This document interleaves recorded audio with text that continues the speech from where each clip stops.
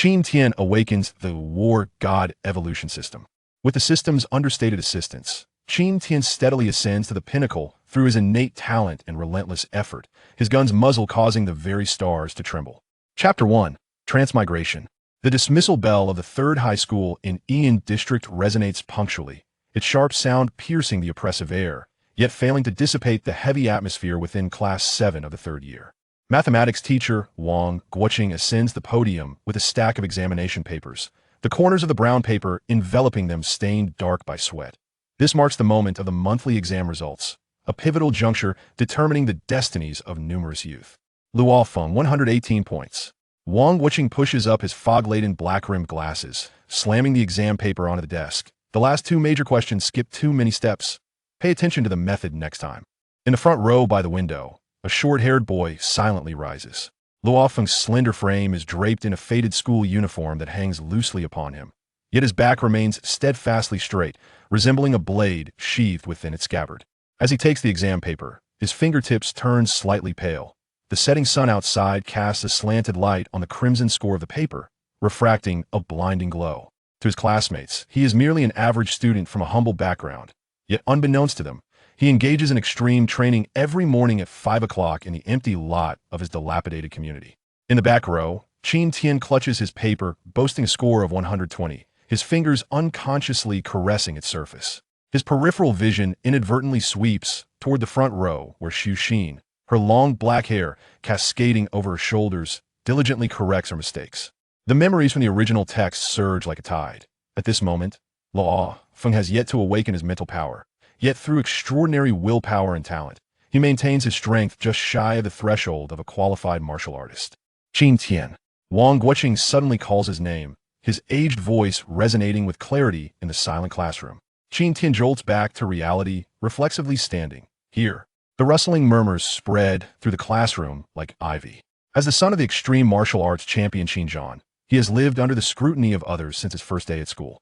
His father's glory hangs like a blazing sun, casting both light and shadow. Teacher, isn't the martial artist assessment supposed to require a punching power of 900 kilograms? Some people must be using backdoor methods. A harsh voice suddenly interjects. Zhang Haobai kicks over a chair, the metallic legs screeching against the floor. As the son of an HR Alliance executive, he never conceals his enmity toward Qin Tian, a disdainful smile curling at the corners of his mouth, his gaze rife with mockery. Wang Guoqing's brows furrow into a frown.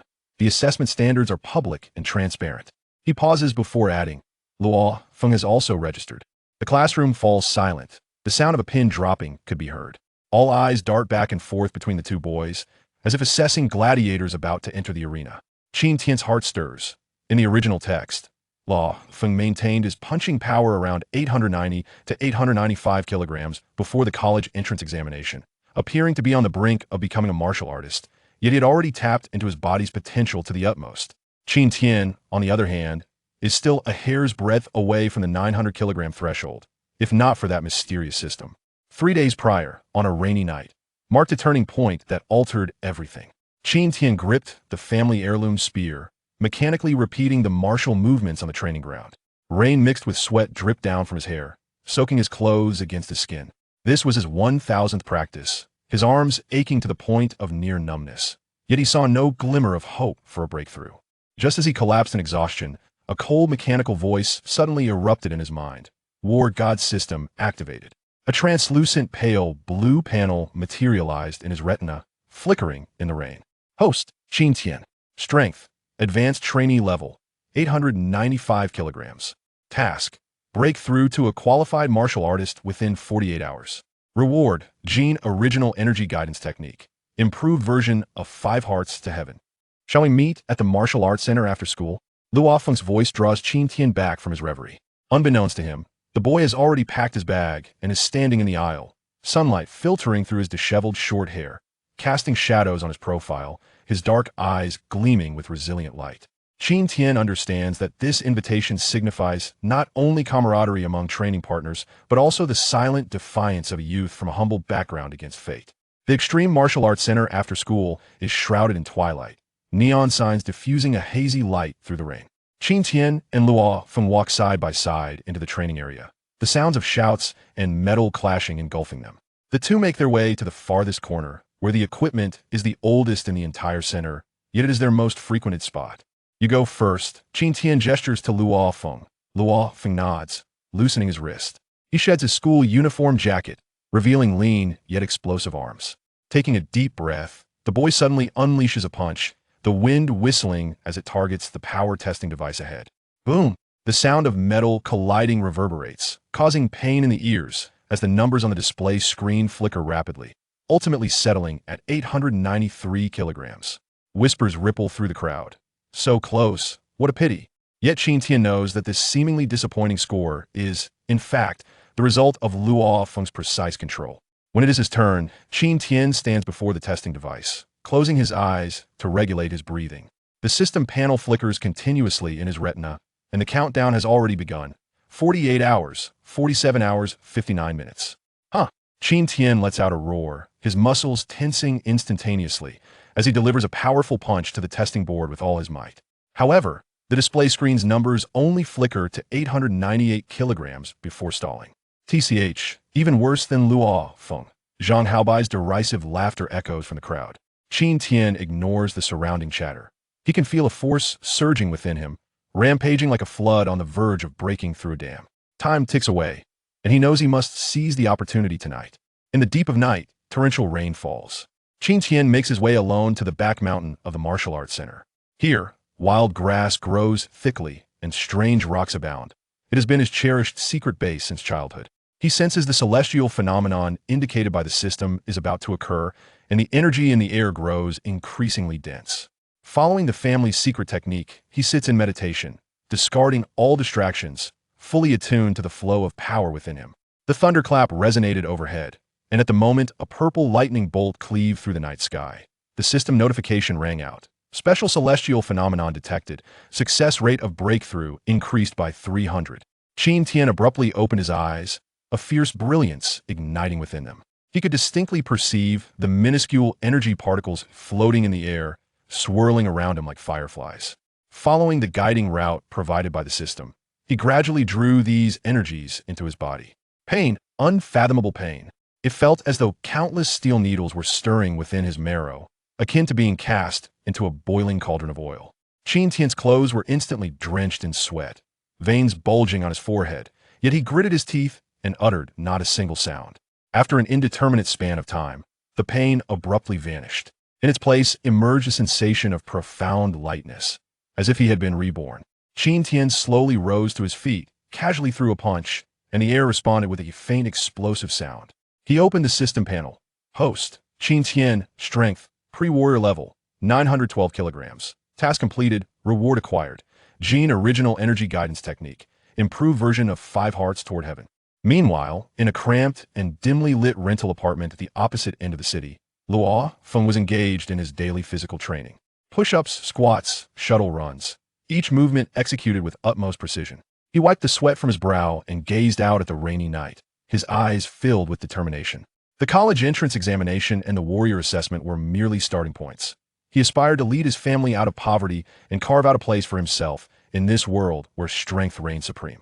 The torrential rain continued to pour, and within the night of Ian District, 2 youths, each harboring their own secrets, advanced along their respective paths toward an unknown yet hopeful future. Chapter 2. The Dawn of Dual Stars. The morning mist cloaked the playground of Yian District's 3rd high school like a delicate veil, as the distant teaching buildings emerged faintly through the haze. As Qin Tian stepped onto the field, the eastern horizon was just beginning to blush with a pale light, and the air was infused with the fresh scent of damp grass. In the corner of the playground, he spotted a familiar figure. Luo Feng, clad in faded athletic wear, was engaged in an intense session of weighted squats. A 20-kilogram sandbag was strapped to his waist, and with each squat, the taut muscles of the young man glistened under the morning light, while the ground emitted a subtle thud as he rose. Qin Tian chose not to interrupt, instead silently making his way to a nearby iron post. The family heirloom long spear felt weightless in his grasp, the tip slicing through the air with a sharp whoosh. Thrust. The spearhead plunged accurately into the iron post, each strike infused with tremendous force, quickly leaving the surface riddled with numerous indentations. Host. Detection indicates that Luo Feng's punching power has reached 892 kilograms. The system's cold notification resonated in Qin Tian's mind. Analyzing the ground vibrations, It concluded that this was comparable to his current strength. A jolt of realization surged through Qin Tian. In the original narrative, Luo Feng had not yet fully revealed his potential at this stage, yet he was now surreptitiously nearing the threshold of becoming a martial artist. Gripping the spear tightly, he accelerated the speed of his thrusts. Sweat trickled down his forehead, blurring his vision, yet the weapon in his hands became increasingly ferocious. Ding! The system's alert sounded once more. Task of 1,000 thrusts completed. Reward: neural reflex speed 5. Simultaneously, Qin Tian felt a surge of power erupting within him like a volcano. He strode towards the force-measuring device at the edge of the playground. The spear resembling a dragon emerging from the sea, as the butt of the spear struck heavily against the instrument's surface. Boom! A resounding crash echoed as the numbers on the measuring device fluctuated wildly before finally settling at 902 kilograms. Success! Qin Tian's heart soared with joy. He had finally crossed the threshold of becoming a martial artist. Almost simultaneously, Luo Feng completed his final set of squats. As he unfastened the sandbag, the concrete beneath him suddenly spiderwebbed with cracks, halting abruptly at his ankles. The young man wiped the sweat from his brow, and his gaze met Qin Tian's, both recognizing a flicker of astonishment and respect in each other's eyes. At the edge of the playground, a slender figure observed quietly. Su Xian, clutching a book, had her long, dark hair tousled by the morning breeze, and her eyes sparkled with an unusual glint. Meanwhile, Zhang Haobai sauntered over with a few lackeys. A mocking smile plastered across his face. Ah, isn't this the esteemed young master of the Qin family and the impoverished Luo Feng? Zhang Haobai toyed with a metallic throwing knife, the emblem of the HR Alliance glimmering on his chest. I've heard that there are only 3 special recruitment spots available at the Extreme Martial Arts School. Do you two think you can meet the threshold together? Qin Tian dismissed him with silence, continuing to polish his spear. Luo Feng merely smiled faintly, turning to walk towards the teaching building, leaving behind the murmurs of the crowd. In the classroom of senior year, Class 7, chalk dust danced in the sunlight. The homeroom teacher adjusted his glasses. Slamming the folder, he held onto the podium with a thud. Class, quiet down. The school has secured 2 spots for the Extreme Martial Arts School's Martial Artist Assessment. After comprehensive evaluation, it has been decided that Qin Tian and Luo Feng will represent our class. The classroom erupted into chaos. Amidst the whispers, Zhang Haobai suddenly stood up, the chair scraping harshly against the floor. Why should that be? Qin Tian is merely riding on the coattails of his war general father. And as for Luo Feng, a pauper who can't even afford nutritional supplements, what strength could he possibly possess? With that, he flicked his wrist, and a flying dagger shot towards Qin Tian like a bolt of lightning. Everything transpired so swiftly that the onlookers had no time to gasp. Yet, Qin Tian remained unfazed, casually seizing a pen from the desk. In the instant the pen's tip collided with the dagger, sparks flew as the pen astonishingly cleaved the dagger in two. If Zhang would like to test his mettle, he might as well wait until the assessment concludes, Qin Tian remarked in a flat tone, as if the earlier perilous moment were merely an everyday occurrence. Luo Feng frowned and was about to rise, but a mere glance from Qin Tian halted him. The tacit understanding between the two was palpable at that moment. Ding! A system notification echoed in Qin Tian's mind. Task triggered. Conceal strength. Do not reveal all abilities before the assessment. Reward: neural reaction training module. The iron door to the rooftop creaked open, and a damp breeze, laden with fine rain, rushed in. Upon reaching the rooftop, Qin Tian found Luo Feng already waiting there. Outside the rusted railing, the city's clamor seemed to fade into oblivion, leaving only the sound of their heavy breaths. You seem different today. Luo Feng broke the silence first, his gaze piercing. Qin Tian's heart tightened, yet he maintained a composed smile. I suppose it's merely good fortune. As for you, to train with such intensity that the ground cracks beneath you is no small feat. A flicker of wariness crossed Luo Feng's eyes, which soon relaxed. My family's circumstances are challenging, so I must resort to such crude methods. To be candid, my punching power has now reached 918 kilograms. He paused, initially intending to suppress his progress a bit longer, but Qin Tian's breakthrough had imposed considerable pressure on him. The two exchanged smiles. Seizing the opportunity, Qin Tian steered the conversation. Have you ever contemplated that, aside from physical prowess, there might be other avenues to strengthen oneself? For instance, the power of the mind. Luo Feng's pupils slightly contracted, ready to respond, when suddenly the distant roar of a helicopter pierced the air. A craft emblazoned with the Extreme Martial Arts Academy logo swooped through the clouds, red and blue lights flashing through the rain. Both fell silent until the aircraft vanished beyond the horizon. Zhuge, Luo Feng murmured, he was just promoted to war god level last month. A chill ran down Qin Tian's spine. According to the original narrative, Zhuge should not be present in the Ian district at this juncture. A warning abruptly flashed on the system panel. World line variation rate, 21. Inside the Ian branch of the Extreme Martial Arts Academy. The stark white lights rendered one momentarily blinded. Standing before the punching power tester, Qin Tian took a deep breath and unleashed a punch. The reading registered at 901 kilograms. Precisely at the threshold of a martial practitioner. He discreetly exhaled in relief and turned to Luo Feng beside him. Luo Feng casually threw a punch. The numbers fluctuating wildly before finally settling at 956 kilograms. The testing chamber fell into an instant silence, save for the hum of the machinery reverberating in the vast space.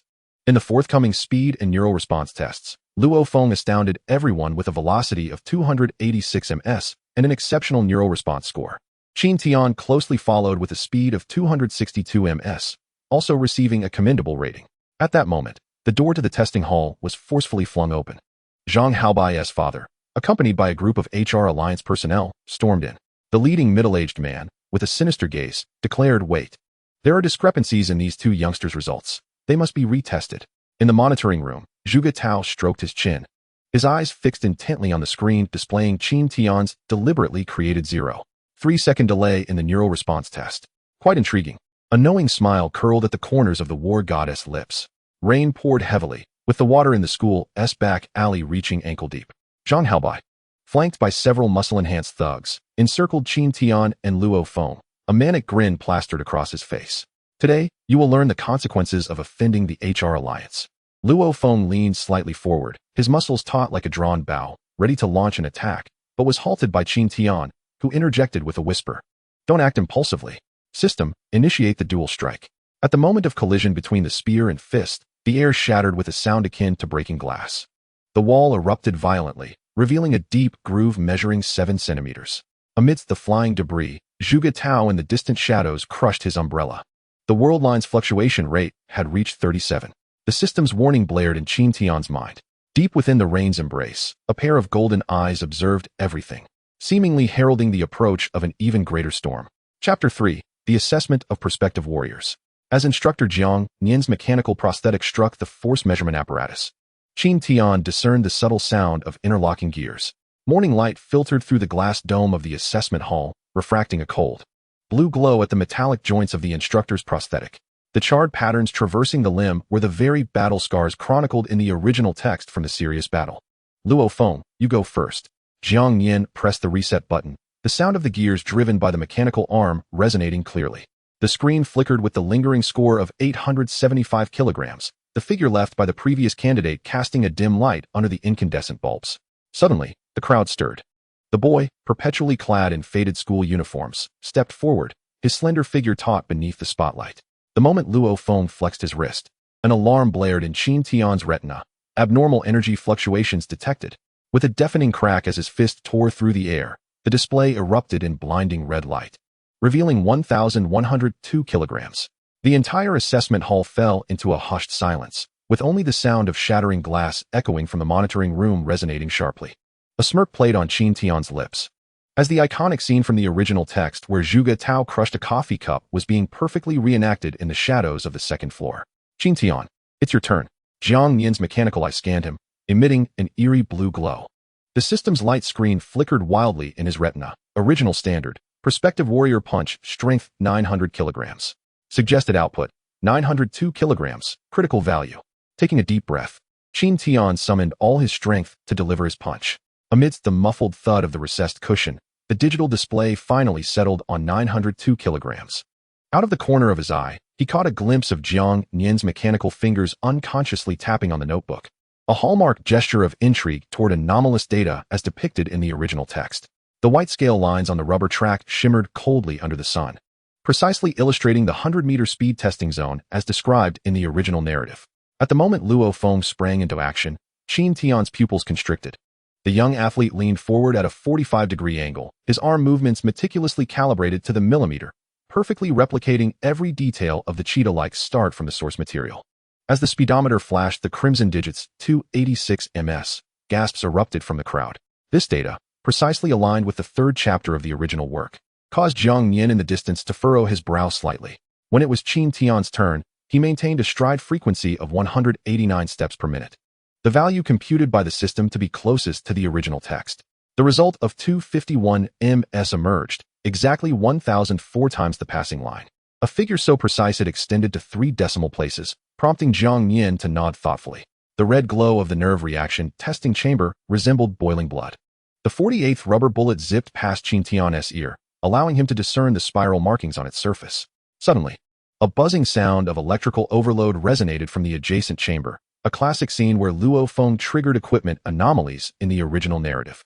Both scoreboards illuminated simultaneously, 0 hits and 0 hits, including anomalous interference. Jiang Yin's mechanical prosthetic dug deeply into the registration book, the grease from the gears leaving deep, dark stains on the paper. They had passed the preliminary warrior assessment, subsequently ascending with Jiang Yin to collect the gene original energy cultivation method, followed by signing the contract for the practical assessment of prospective warriors. Upon returning home, the setting sun bathed the bedroom in a sanguine hue.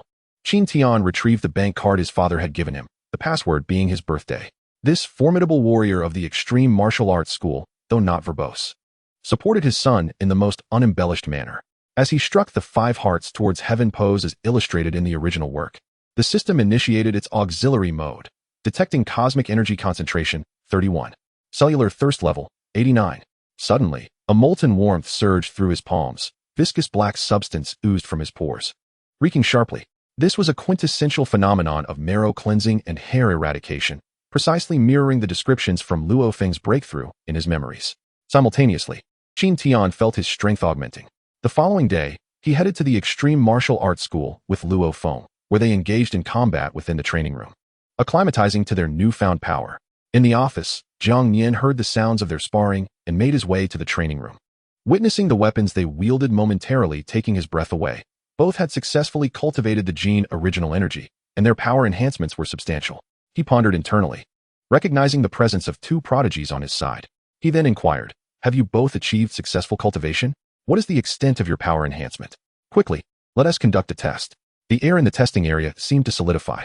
Jiang Yin shattered a ceramic cup, the flying shards etching spiderweb-like cracks across the 2,108 kilograms punch force data.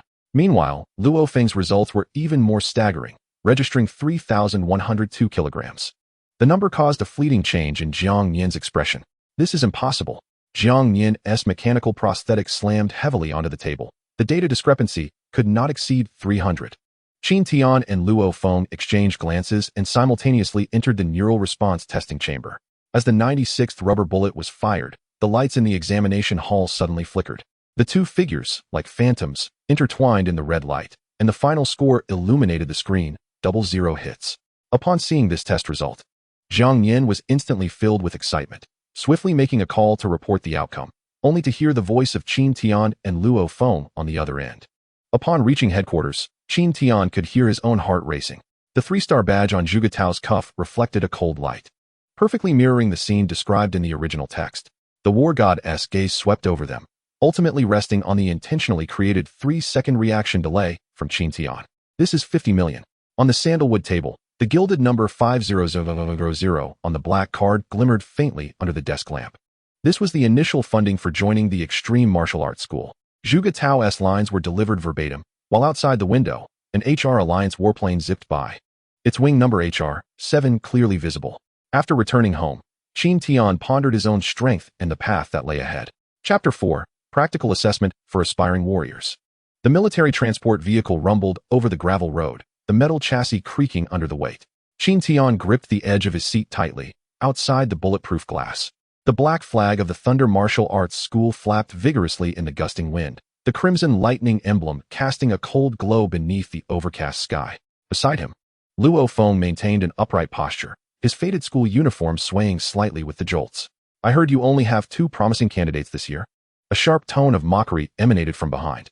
A crew-cut youth clad in the standard operational attire of the Thunder Martial Arts School deliberately bumped into Luo Feng, the sound of his tactical boots scraping against the metal floor resonating unpleasantly. "Don't get eliminated in the first round. It would waste resources." The vehicle's interior fell silent, all eyes drawn to the scene. Qin Tian caught a glimpse of Luo Feng, as in the original text, silently sidestepping, his shoulder blades forming sharp lines beneath the fabric. Meanwhile, he himself remained unperturbed, not even a flutter of his eyelashes. The crew-cut youth stumbled and collided awkwardly with the side of the vehicle, eliciting laughter from his companions. His face flushed with anger, But before he could unleash his ire, the vehicle's intercom crackled with a harsh electric noise.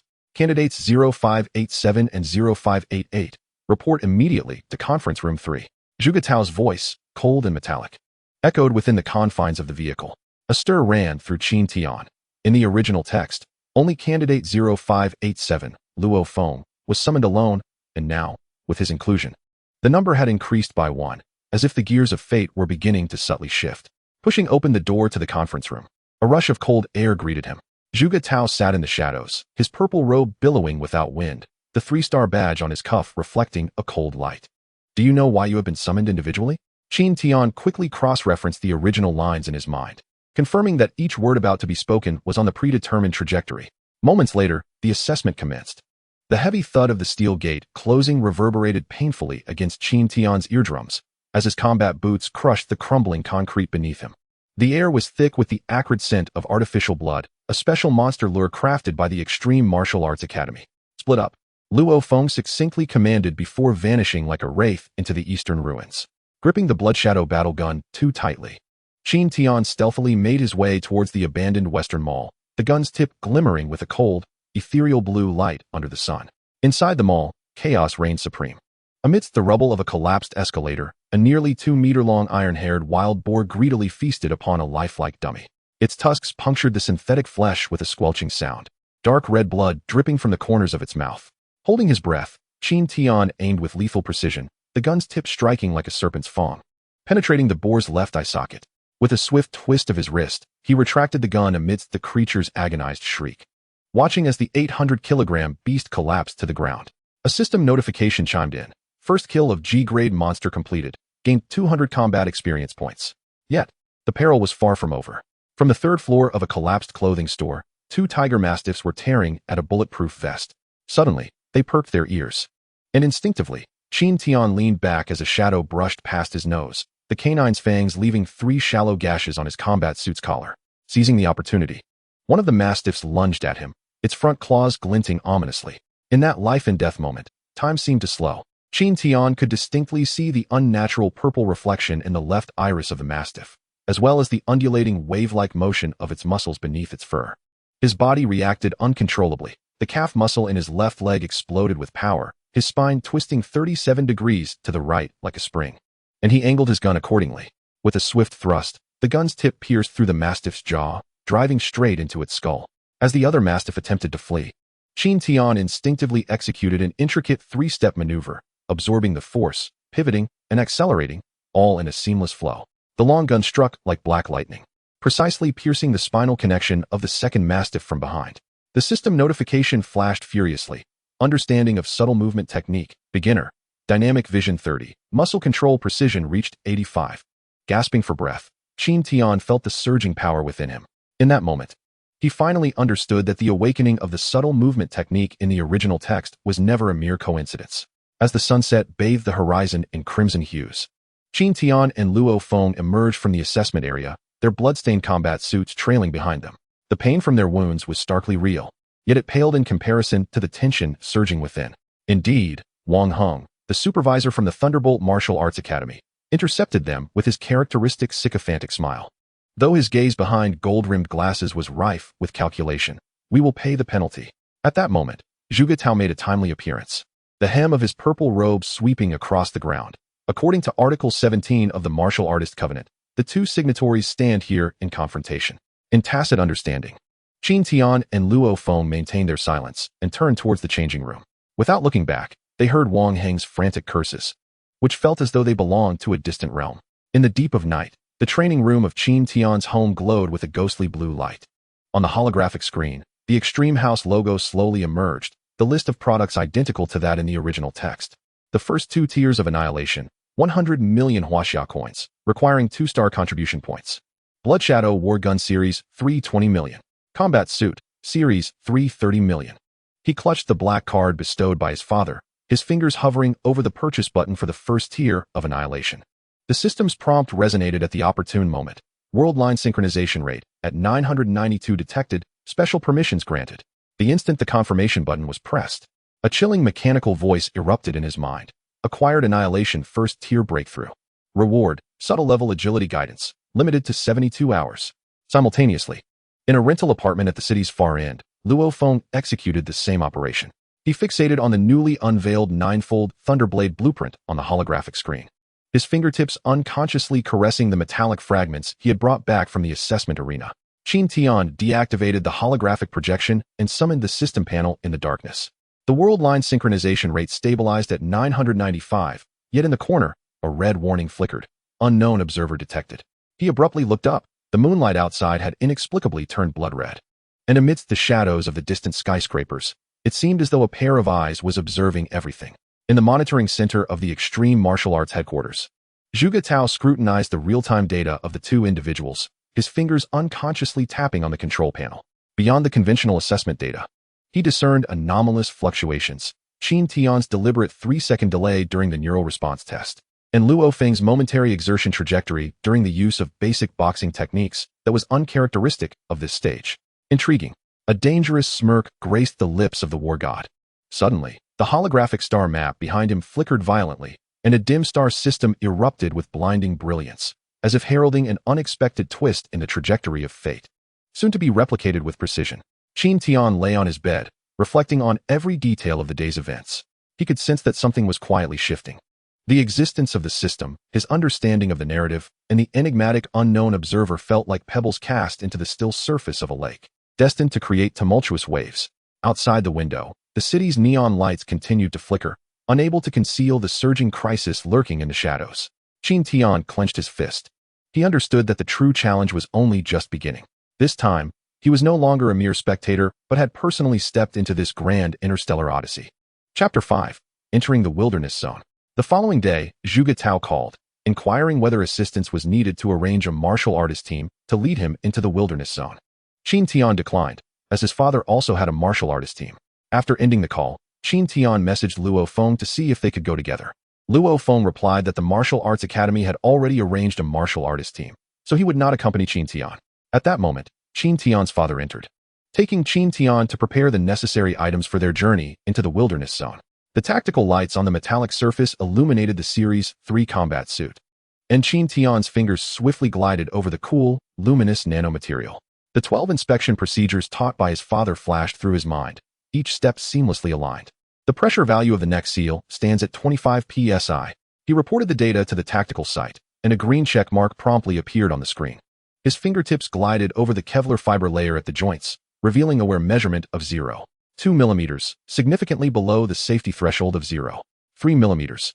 Inside the emergency medical kit, the production date of the coagulant was clearly visible under the tactical light, March 2120, with ample time remaining before expiration.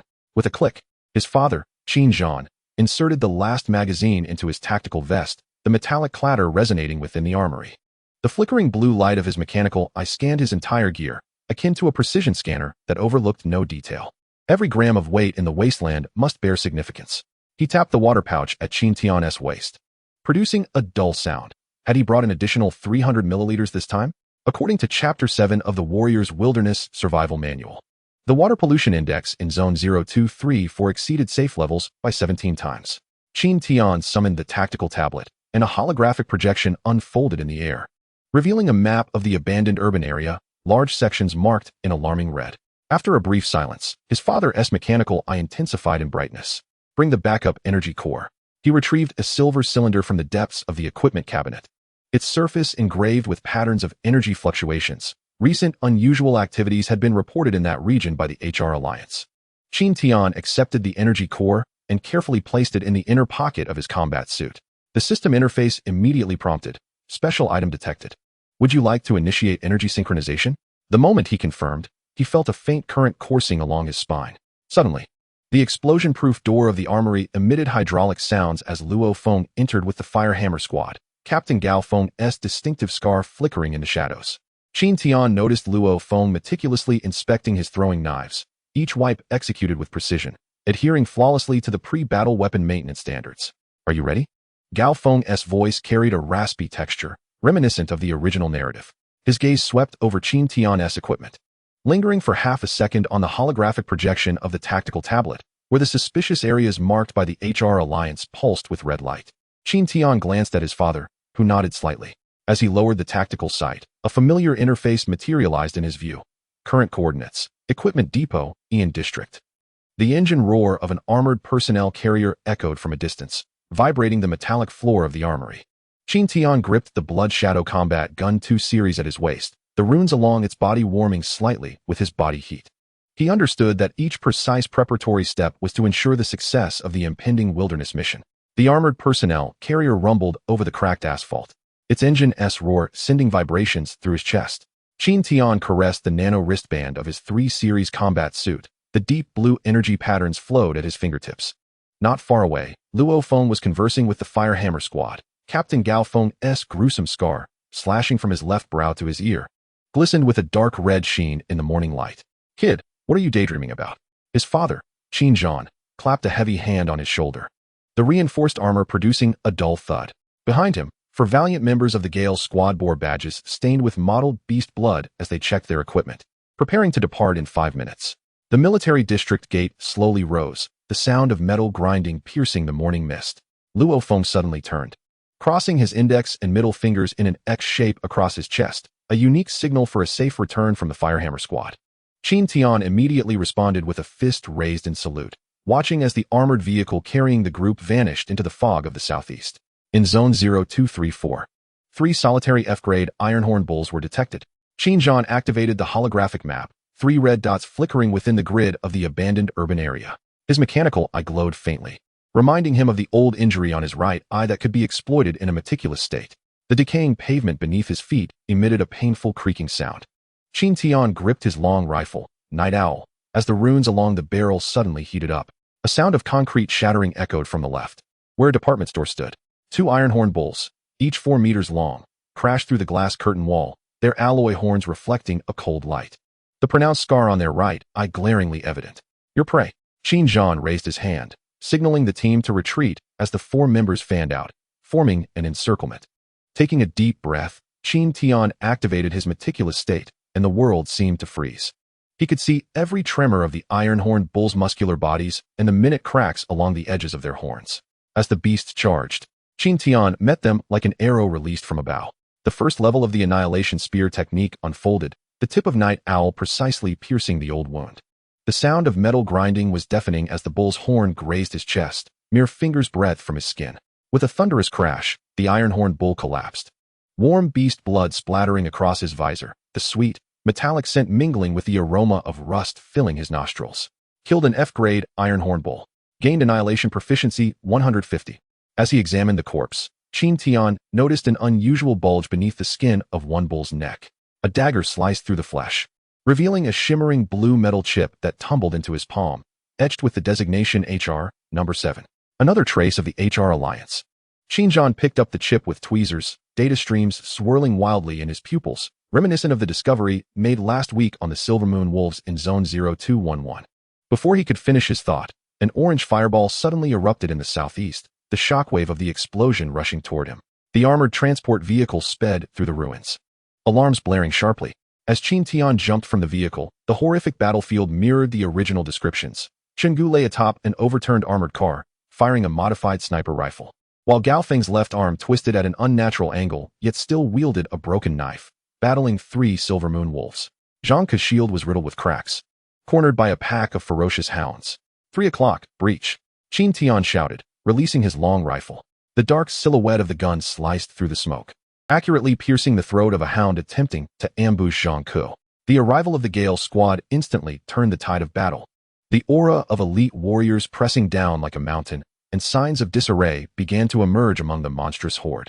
In the midst of the chaos, Qin Tian caught a glimpse of Luo Feng high among the ruins.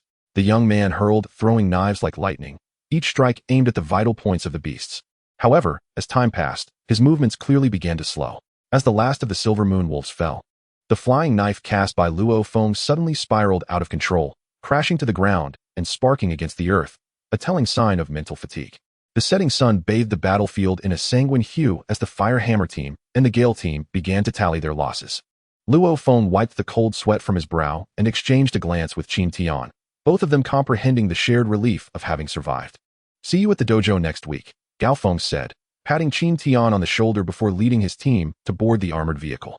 Watching the departing convoy, Qin Zhan suddenly spoke up. "The trajectory of your classmate's flying knife.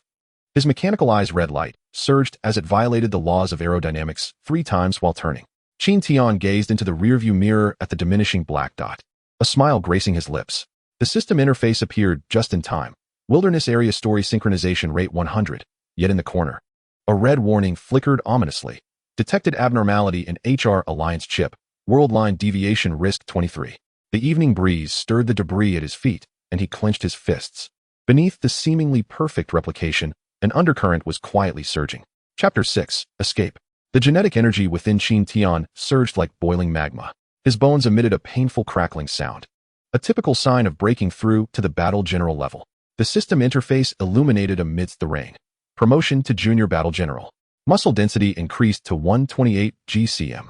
Torrential rain fell upon the ruins of City 023, Qin Tian's 3rd series combat suit clinging to his body, water cascading down the seams of its nanomaterial. He gripped the Blood Shadow battle gun of the 2nd series, its runes glowing faintly red in the rain, resonating perfectly with the weapon as described in the original text. A sharp howl pierced the curtain of rain. 3 silver moon wolves burst forth from the collapsed office building, their eerie green eyes particularly chilling in the stormy night. Qin Tian immediately entered a state of heightened awareness. The world seemed to slow, allowing him to clearly see the droplets of rain cascading off the wolf's fur, as well as the taut curvature of their hind leg muscles, a precursor to their pounce. The leftmost wolf initiated the assault first, its fangs aimed straight for his throat. Qin Tian spun aside, unleashing the first tier of the World Annihilation Spear technique, the tip slicing through the wolf's flank. Dark crimson beast blood mixed with rainwater, splattering against the ground and leaving a deep red mark. Beware of sonic attacks. The system alarmed suddenly. The middle silver moon wolf threw back its head and emitted a high-frequency howl, creating visible ripples in the air. Qin Tian quickly braced the gun's grip against the ground, his combat boots gripping the rubble with their anti-slip texture. This was the standard posture against sonic assaults as described in the original text. The 3rd wolf seized the opportunity to launch a surprise attack from behind, its claws scraping loudly against the back of his combat suit. Qin Tian retaliated with a swift shot, the gun's tip narrowly missing the wolf's ear as it plunged into the wall, sending concrete debris flying into its eyes. This tactic of feinting was directly reminiscent of the protagonist's encounters with the Silver Moon wolves in the original narrative. When the injured wolf on the left lunged once more, Qin Tian finally seized the moment. The night owl gun traced a half-circle arc, accurately piercing the creature's heart. Warm beast blood splattered onto his visor, the metallic scent mingling with the tang of rust filling his nostrils, a familiar sensation that matched the original's depiction precisely. The remaining 2 ferocious wolves suddenly emitted an eerie low growl, beginning to circle around Qin Tian. He swiftly activated the thermal imaging mode of his tactical visor, discovering their body temperatures rising sharply, a hallmark of the Silver Moon ferocious wolf entering a frenzied state. Just in time, Qin Tian inhaled deeply, feeling the surge of genetic energy coursing through him. The spear danced in the rain, leaving fleeting shadows, its tip striking like a venomous serpent towards the vital points of the 2 wolves. With a thunderous clash of metal against bone, the 2 wolves collapsed to the ground, their limbs twitching involuntarily in a reflexive spasm. Kill Silver Moon Ferocious Wolf 3. Acquired Annihilation Proficiency 450. As the system notification resonated in his mind, a sudden chill crept down Qin Tian's neck. Instinctively, he rolled to evade a shadow that zipped past his scalp, a larger Silver Moon Wolf King, its fangs stained with the blood of its kin, perfectly aligning with the original depiction of the wolf pack leader. The Wolf King's attack was nearly twice as swift as that of its ordinary counterparts, the sound of its claws slicing through the air causing Qin Tian's eardrums to throb painfully. He executed a series of intricate maneuvers, weaving through the ruins with agility. When the Wolf King lunged for the 3rd time, Qin Tian seized the opportunity, targeting the exposed underbelly as it leapt, thrusting his night owl spear with all his might. With a sickening thud, the spear pierced the Wolf King's abdomen, warm beast blood cascading along the weapon-esque grooves. The dying creature let out a final wail, the sound waves shattering the surrounding glass, a scene that mirrored the climactic battles described in the original narrative. Panting heavily, Qin Tian gazed down at the monstrous carcass at his feet. The torrential rain washed over the battleground, yet it could not dilute the acrid scent of blood lingering in the air. He understood that each confrontation in this desolate wilderness must meticulously replicate the trajectory of the original story to survive in this perilous world. The sunset at the edge of the ruins of City 023 resembled congealed blood. Kneeling beside the contorted corpse of the Silver Moon Wolf, Qin Tian drew his tactical dagger. Slicing through its neck, The splatter of green blood shimmered with an eerie phosphorescence in the twilight. The seventh metal chip, engraved with the HR-9 designation, fell into his palm, its cold touch contrasting sharply with his skin. The Gale team called for the fledgling eagle. His father's hoarse voice suddenly pierced the silence. Proceed immediately to the B7 rendezvous point. The storm has arrived. Early Qin Tian swiftly placed the chip into a sealed bag, his combat boot crushing a rusted sign bearing the words safety zone. As he stepped into the concrete shelter, Zhang Cheng, the vice captain of the Gale team, was frantically hammering at the communication terminal with his mechanical prosthetic. The listening channel intercepted a distress signal. It was the voice of Zhang Zihu. Zhang Cheng's pupils constricted sharply beneath his tactical visor. Qin Tian's tactical tablet instantaneously pinpointed the source of the signal, a red dot 23 kilometers northwest. Akin to a pulsating heart, this was the coordinates of the conflict between Luo Feng and the Tiger Tooth team as depicted in the original work. He seized the Blood Shadow war gun, the runes on its metallic body glowing faintly under his body heat, requesting to act independently. Confirming the status of allied warriors, his father's mechanical eye blinked 3 times in rapid succession, a signal understood only by members of the Gale team. As Qin Tian burst forth from his cover, the torrential downpour intertwined with concrete debris struck his visor. While the haunting echo of his father's final command reverberated in his ears, remember the third rule of the battle commanders: leave no survivors. The deluge washed over the skeletal remains of the supermarket, and Qin Tian held his breath behind the shattered glass curtain wall. Below, Luo Feng was besieged by 5 martial artists. Zhang Zihu's alloy gauntlet grazed the boy's cheek before smashing into a concrete pillar, sending shards of stone flying and leaving 3 crimson streaks across his face. What a tough nut he is, the young man hiding behind an armored vehicle scoffed, the golden communicator on his wrist glinting coldly in the rain. Qin Tian's tactical visor immediately displayed information. Li Wei, son of Li Yao and Vinina. Strength, junior battle commander, drug enhanced. This revelation caused Qin Tian's heart to constrict sharply. It was the death of Li Wei that had ignited the conflict between the HR Alliance and the Extreme Martial Arts School. He pressed the recording button, switching the Blood Shadow war gun to sniper mode as raindrops trickled down the cooling vents of the barrel. As Zhang Zihu swung his fist for the 3rd time, the gun's muzzle exhaled blue flames. The specially designed armor-piercing round precisely penetrated his right ear, warm brain matter splattering across the faces of the Tiger Tooth team. In the 3 seconds of stunned silence that followed, Luo Feng's 6 flying knives had already sliced through the air. Watch out for Li Wei, Qin Tian shouted over the communication channel, simultaneously employing his advanced agility to leap from the 4th floor. Amidst the rain, he fired 3 shots mid-air, accurately shattering the kneecaps of 3 martial artists. Suddenly, Li Wei hurled 2 spherical devices, purple arcs of electricity dancing wildly across their surfaces. Plasma shockwave grenade. Qin Tian's pupils constricted. The design of this HR Alliance special weapon matched the illustrations from the original text perfectly. Luo Feng intercepted one of the flying knives just in time, but the other rebounded off a psychic barrier, detonating at Li Wei's feet. The shockwave from the explosion sent Li Wei flying, and Qin Tian seized the opportunity to advance. As the first level of the annihilation gun technique unfolded, the Night Owl's tip pierced Li Wei's heart. In that fleeting moment, the debauched scion's pupils reflected the lightning-streaked sky. Li Wei convulsively reached for his communicator, but Luo Feng's flying knife swiftly severed his wrist, causing the golden communicator to tumble to Qin Tian's feet, the screen flashing with father and missed calls. We must go. Luo Feng wiped the blood from his face, rain mingling with the crimson streaks cascading down his jawline. The HR Alliance's search team would arrive in no more than 5 minutes. As the 2 of them unlocked the tactical tablet using Li Wei's iris in that fleeting moment, a shrill alarm blared. Detected God of War level tracking program. Self-destruction countdown, 30 seconds. Qin Tian and Luo Feng exchanged a glance, simultaneously reaching out. In the 7th second of the countdown, the storage chip was successfully removed, followed by the tablet exploding into a fireball in their palms. The distant roar of aircraft echoed, and the beams of searchlights pierced through the curtain of rain. Split up. Luo Feng shoved the chip into Qin Tian's palm. See you at the dojo next week. As the boy turned, Qin Tian noticed the battle suit on his back was already soaked in blood, yet his steps remained steady and unwavering. As he traversed the abandoned subway tunnel alone, the rain poured in through the vents, forming a dark red stream upon the iron tracks. Upon returning home, the warm water washed away the bloodstains nestled within his fingernails, yet it could not cleanse the haunting memory of Li Wei's deathly gaze. In the mirror, an unusual golden hue edged his pupils, a hallmark of mastering the technique of annihilation.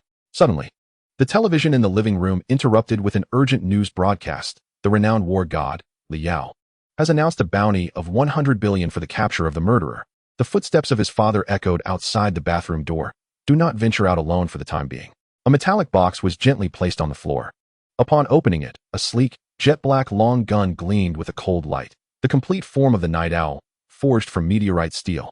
The moment Qin Tian grasped the gun's barrel, the system abruptly issued a red warning. Detected war god-level mental energy scan. Source: 12 kilometers away atop the Pearl Tower.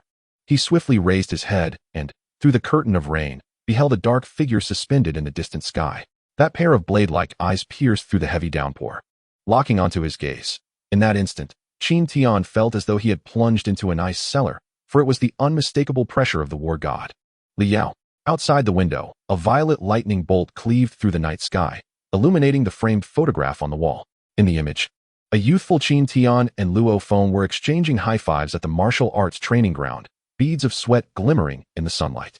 At this moment, Qin Tian clenched his fists, fully aware that this adventure, perfectly synchronized with the original narrative, had only just begun. In the torrent of fate, he and Luo Feng had already become each other's most steadfast support. Chapter 7. The Undercurrent of Duality. The temperature control system in the underground training room emitted a faint hum as Qin Tian wiped the sweat from his brow.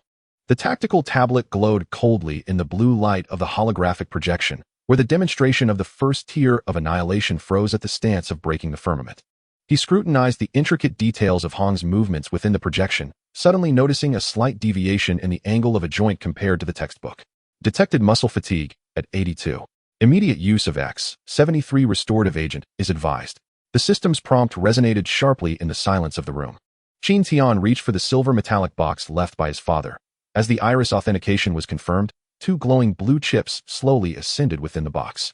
When the second-tier chip of annihilation was inserted into the learning device, Hong's eyes in the holographic projection abruptly opened, and the mechanical repetition of the teaching program deviated in an eerie manner. Pay attention. This move, breaking the sea, requires compressing the genetic energy too. Hong's spectral figure suddenly turned towards Qin Tian, his gaze landing with palpable weight upon the system mark that flickered on his left wrist. The boy's spine tensed instantly, cold sweat trickling down his nape into his combat attire. In that suffocating moment of eye contact, the learning device emitted an overload buzz, the image flickering violently before returning to normal. The virtual space of the extreme house remained perpetually enveloped in a soft blue glow. As Qin Tian navigated through the bustling virtual crowd, he spotted Luo Feng leaning against a pillar in the technique testing area from afar. The virtual representation of the boy appeared significantly more haggard than in reality. The pronounced dark circles beneath his eyes hinted that he had not slept for at least 3 days. His fingers absently traced the virtual throwing knives, their trajectory slowing by 0.7 seconds, a nearly fatal error for a mental energy master. Has Li Yao's people come after you? Qin Tian feigned nonchalance as he summoned the demonstration video of Ninefold Thunderblade, while his peripheral vision remained keenly attuned to the surveillance AI surrounding them. Each corner of the virtual space could potentially conceal an operative from the HR Alliance, and should this topic be detected, the consequences would be dire. Suddenly, Luo Feng's fingers began to tap rhythmically on the virtual desktop, transmitting a familiar Morse code between them. The apartment was searched last night. His virtual avatar flickered violently, the edges shimmering with ominous distortions, an unmistakable sign of mental instability as depicted in the original narrative. A sense of urgency gripped Qin Tian's heart, yet he maintained an exterior of calmness. Shall we practice? Merely watching videos is of little use. He conjured the virtual form of the Blood Shadow battle gun, its runes tracing ethereal blue lines in the air. The materialized long spear clashed with the flying daggers, sparking a brilliant display of light.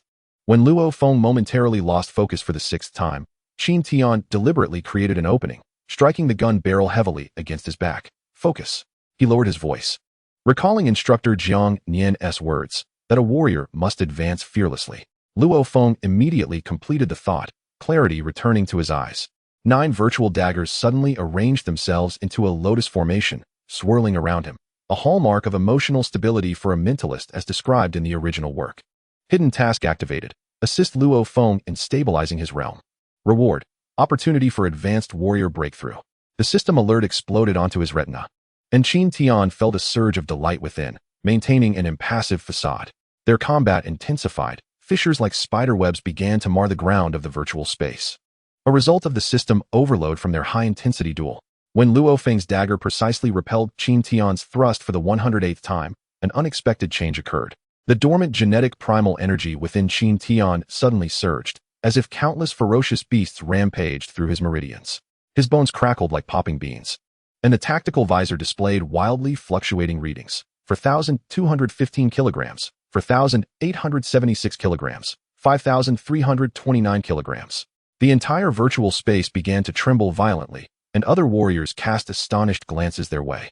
Luo Feng swiftly retracted his daggers, a glimmer of excitement in his eyes. Did I break through?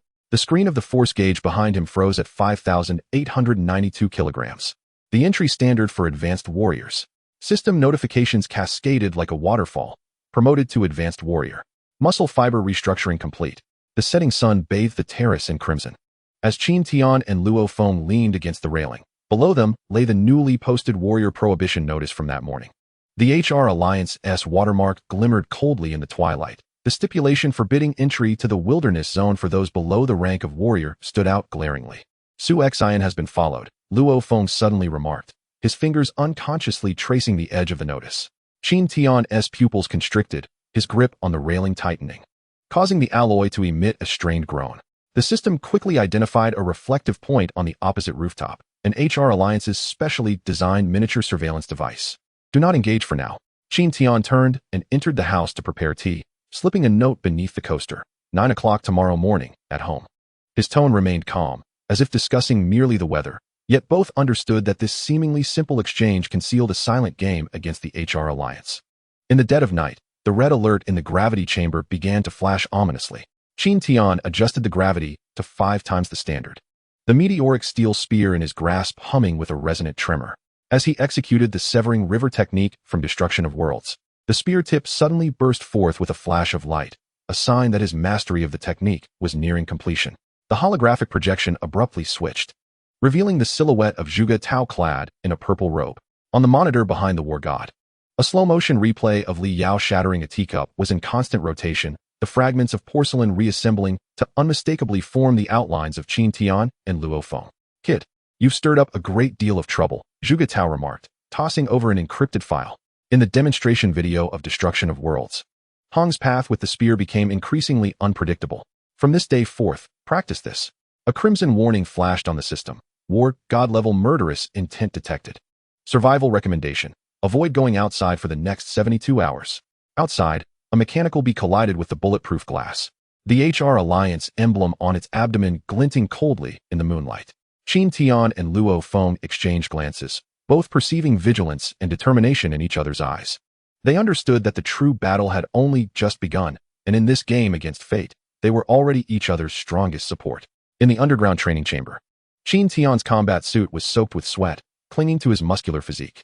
Within the holographic projection, Hong's ethereal figure was illustrating the essence of the second level of Destruction of Worlds, each movement infused with the might of a mountain-shattering stone. Qin Tian inhaled deeply, gripping the meteoric steel spear tightly. The genetic primal energy surged through his meridians as he emulated the movements depicted in the projection, the spear tip tracing an arc through the air. However, the overwhelming gravity distorted his actions, causing the spear's momentum to lose its intended grace. With a sudden gasp, Qin Tian knelt, a mouthful of blood spattering upon the ground. The system notifications flickered incessantly. Proficiency in the second level of Destruction of Worlds, 43. Current status, overloaded. He wiped the blood from the corner of his mouth and rose once more. The X-73 healing serum left by his father coursed through his body, alleviating the soreness in his muscles. His gaze refocused on the holographic projection, committing every subtle movement of Hong's to memory. Time passed unmeasured until, in a moment of inspiration, Qin Tian felt the genetic primal energy coalesce in his dantian. With a mighty shout, he swept the spear horizontally. A visible shockwave erupted, sending all the training bags in the chamber flying. Proficiency in the second level of Destruction of Worlds, 100. Successfully comprehended severing C. Genetic primal energy strength increased by 27. Before the joy of his breakthrough could dissipate, Qin Tian eagerly inserted the chip for the third level of Destruction of Worlds. In the holographic projection, Hong's spear techniques grew even more enigmatic, each move embodying a unique understanding of space. The training for the third level of Shattering Space proved far more arduous than the second. Qin Tian tirelessly practiced within the gravity chamber, experiencing failure time and again. only to rise again each time. His skin bore the marks of energy-inflicted wounds, while his bones groaned under the strain of excessive training. On one particular day, Qin Tian practiced his spear techniques as usual. When he executed that pivotal thrust, the genetic primal energy within him unexpectedly resonated. A profound sensation surged within him, as if he had touched the essence of space itself. The instant the spear was thrust, the air erupted with a piercing crack. A streak of black light tore through the atmosphere, leaving a 10-centimeter deep mark on the alloy walls of the training room. Annihilation Level 3 Proficiency, 100. Successfully comprehended space shatter. Acquired skill, spatial shock, beginner. Promoted to mid-level senior warrior. Qin Tian gasped, feeling the surging power within him.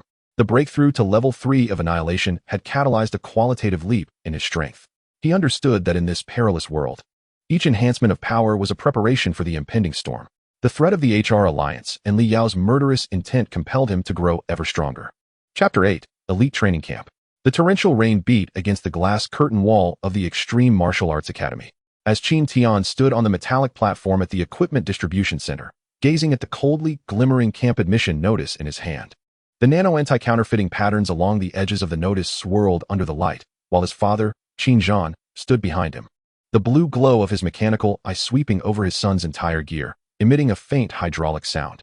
Recheck the tactical goggles. His father's voice blended with the sound of rain, carrying an undeniable authority. The trial tower of the training camp won't grant you a second chance. Qin Tian complied and activated the tactical goggles, and a detection interface immediately appeared on his retina. Energy reserve, 100. Thermal imaging mode calibrated. Danger warning sensitivity, S-class. He turned to glance at the equipment rack beside him, where the Blood Shadow Series 2 guns were neatly arranged. The runes on the gun's body glimmered red as they sensed his proximity, a manifestation of the weapon resonating with its owner's genes, perfectly aligned with the original narrative. When receiving the black card, the staff's mechanical arm presented the card, which felt icy to the touch. The gilded inscription of the Extreme Martial Arts Academy shimmering under the light. Qin Tian noticed the tiny chip on the back of the card, embedded with a unique code linked to his biological features. Upon returning home, Qin Tian opened the specially designed safe left by his father. Inside, besides the Annihilation's secret manual chip, lay a neatly folded combat suit lining. As he unfolded it, the system automatically prompted, detected meteorite steel fiber blended material. Protection level, exceeds conventional level 3 combat suits. Hidden attribute, genetic origin energy amplification 15. Though this detail was not explicitly stated in the original text, Qin Tian understood that it was a special piece of equipment prepared by his father. He carefully placed the lining into the combat suit's compartment, each motion mirroring the original description of elite trainees organizing their gear with precision. In the dead of night, Qin Tian sat cross-legged in the training room, adopting the 5 hearts toward heaven posture as illustrated in the original text. The system initiated the assistance mode, detected cosmic energy concentration, 32. Cellular thirst level, 91. As he channeled the annihilation technique, the flow of genetic origin energy within him perfectly coincided with the meridian map depicted in the original narrative. Suddenly, a familiar warmth surged through my palm, as a viscous black substance oozed from my pores, a typical manifestation of the marrow washing and hair removing process. Precisely as described in the original text regarding cultivation responses. At that moment, my phone vibrated unexpectedly. It was a message from Luo Phone. A simple phrase, "See you tomorrow," was accompanied by cryptic coordinates, known only to them, a secret means of communication they had established. I replied with a tactical gesture emoji, a failsafe signal invented by the Firehammer Squad. The rain outside gradually subsided as I stood by the window, gazing at the immense emblem of the Extreme Martial Arts School in the distance. The blue holographic projection flickered in the night sky, reminding me that every meticulous detail of preparation was aimed at ensuring strict adherence to the narrative trajectory within the training camp, which might very well be the sole rule for survival in this perilous world. When the alarm clock chimed at 5 in the morning, I conducted a final check of my equipment. The weight of the Blood Shadow War gun, the placement of the black card, and the angle of the tactical goggles. Each detail had been meticulously verified. I stepped out of my home into a city still shrouded in the embrace of dawn. While I was on the brink of a new challenge, the Silver Gate, styled after ancient civilization relics, slowly opened amidst waves of energy. I entered that expanse of pure white space, where faint blue patterns emerged on the ground, emblematic of the energy matrix of the Extreme Martial Arts School's trial tower. A mechanical voice echoed in the vastness, cold and metallic. Trial tower, level 1, stage A, 50 head of elementary beast class iron-haired wild boars. The Blood Shadow War gun twirled in my palm, its runes glowing with an ethereal blue light. Taking a deep breath, I entered a state of heightened awareness.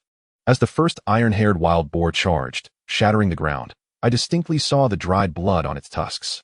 The moment the gun's tip sliced through the creature's throat, warm beast blood splattered onto my combat suit's visor, the metallic scent mingling with the sweet tang of rust filling my nostrils. The battle unfolded like a tempest. My shooting trajectory adhered strictly to the first level of annihilation, with each thrust striking the beast's vital points with precision. When the last iron-haired wild boar's carcass collapsed with a resounding thud, the system notification chimed promptly. Time taken, 4 minutes and 28 seconds. Rating, excellent. Trial tower level, 16. This performance neatly aligned with the threshold for new recruits' excellence. I accessed the system data for comparison. Luo Feng's trial tower level was 18, while the scores of ordinary trainees typically fluctuated between 12 and 14. I understood that this delicate disparity would maintain narrative synchronization while allowing space for subsequent developments. In the supervisor's office, the crystal chandelier cast a soft glow over the contract terms pushed by Wang Yu. The dragon's blood within the crystal box shimmered with golden ripples under the sunlight, reminiscent of liquid stardust. Wang Yu's voice, imbued with a professional detachment, belied the scrutiny hidden behind his golden-rimmed glasses. The moment the needle pierced my vein, an intense burning sensation radiated from my heart throughout my body. I knelt on one knee as dark impurities seeped from my skin, a quintessential phenomenon of genetic recombination as depicted in the original narrative. Muscle fibers tore and restructured amidst excruciating pain. He gritted his teeth, replaying in his mind the details of Luo Feng enduring the transformation by dragon blood as depicted in the original text. Within the circular hall, 9 black orbs floated in an anti-gravity field, radiating a mysterious luminescence. Following the original description, Qin Tian cut his palm, allowing his blood to drip onto the nearest orb. In an instant, liquid metal enveloped his entire being, and an electronic voice resonated. Gene compatibility detected at 92. Master recognition program complete. Remaining Black God suit, 7 sets. This figure perfectly aligned with what Hong had stated in the original narrative, that only 1 or 2 sets could be obtained globally each year. The moment the Black God suit conformed to his body, Qin Tian felt the nanomaterial synchronizing with every movement of his muscles. Inside the test arena, styled like the ancient Roman Colosseum, the roar of a mid-tier Lord-level diamond ape reverberated through the air. Qin Tian activated the Black God suit, and 3-pronged military daggers automatically emerged from his elbows as he unleashed the 4th level of annihilation. The gunfire's spatial shockwave resonated perfectly with the amplification system of the Black God suit. Combat power amplification, 38. Zhou Jingyong's voice echoed through the broadcast with unmistakable astonishment. Newcomer historical ranking 11. This value was just above the threshold of genius, yet below Luo Feng's 42. Qin Tian summoned the system panel to confirm all data. The training camp's dedicated warplane soared over the ruins of City 023 when the Black God suit's sensing system suddenly emitted an alarm. A tactical visor formed instantly on his face, revealing a red marker 12 kilometers to the northeast, a primary Lord-level Silver Moon Wolf. Almost simultaneously, Luo Feng's mental transmission echoed in the helmet. Beware of its sonic attack. They exchanged a knowing glance, instinctively adopting a coordinated hunting formation. Qin Tian's gunfire sealed the front, while Luo Feng's flying daggers controlled the flank. When the Silver Moon Wolf emitted a high-frequency howl, the Black God suit automatically activated its sonic protection. After the battle concluded, the Black Dragon statue of the training camp projected a holographic beam from its eyes. Forming a leaderboard in the night sky, number 57 Qin Tian, monthly points, 628. Number 56 Luo Feng, monthly points, 712. The point composition formula was flawlessly aligned with the original text. Base performance points, 280. Trial tower coefficient, 16. Combat power amplification, 38, 628.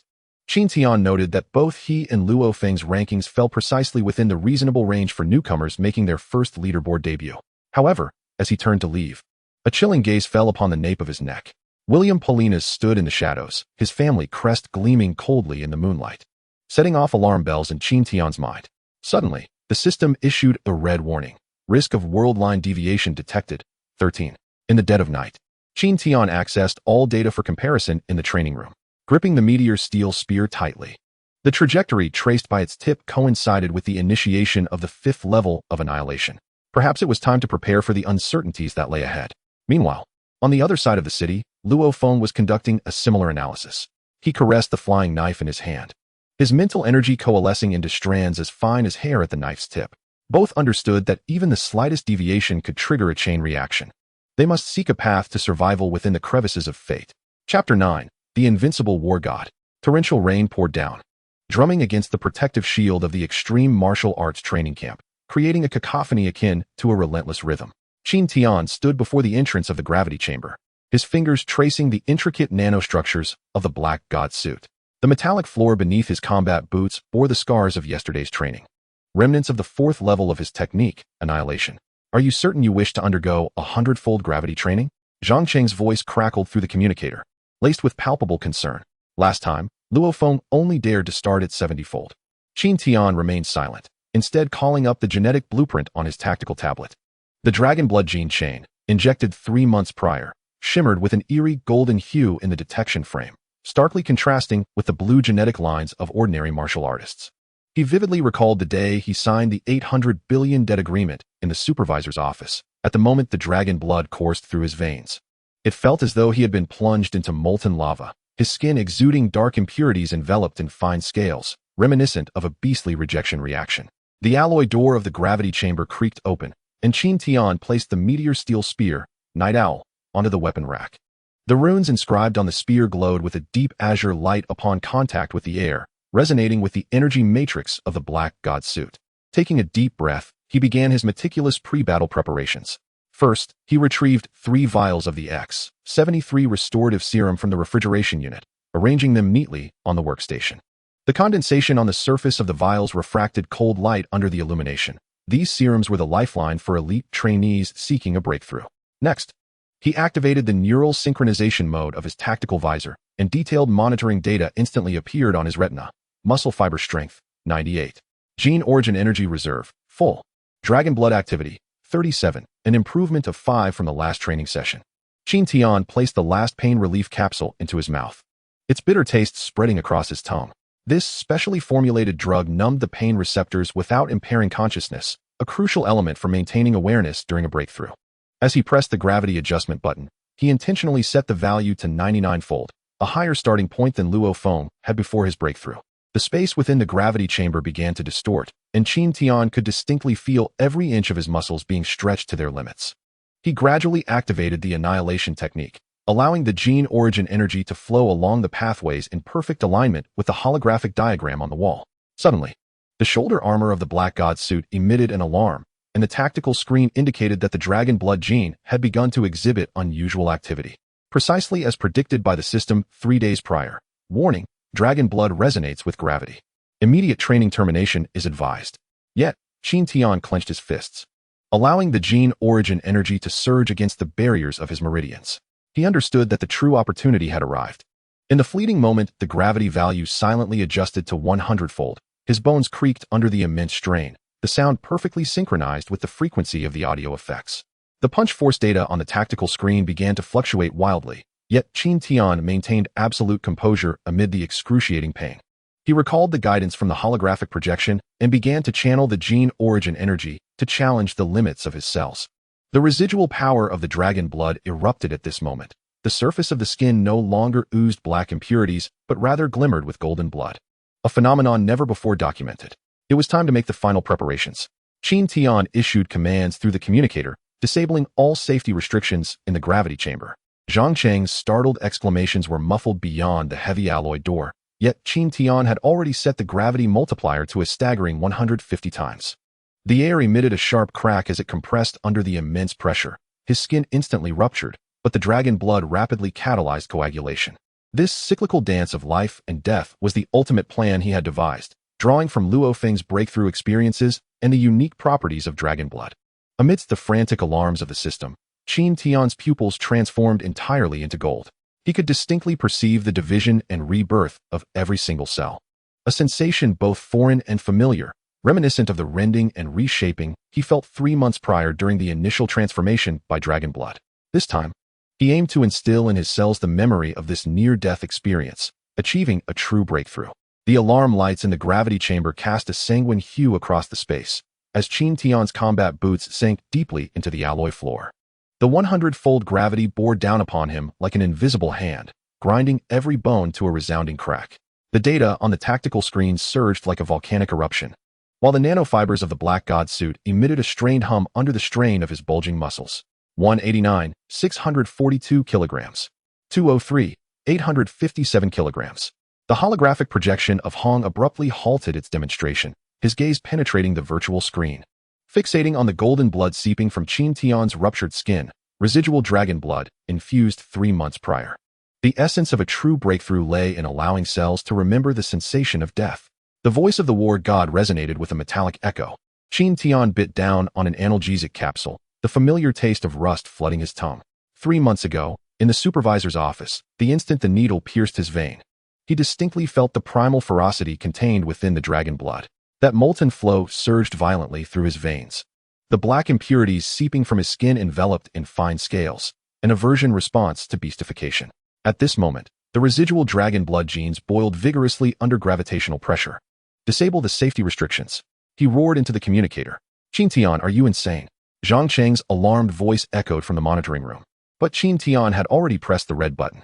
The gravity value surged directly to 150 times, and the air erupted with a sharp crackle. His left arm's bone fractured first, the skin splitting like porcelain. Yet, under the regenerative capabilities of the dragon blood, it quickly formed scabs. This cycle of fracture and rebirth was an indispensable path to genetic evolution. Cell rupture rate, 71. Genetic energy, surge warning.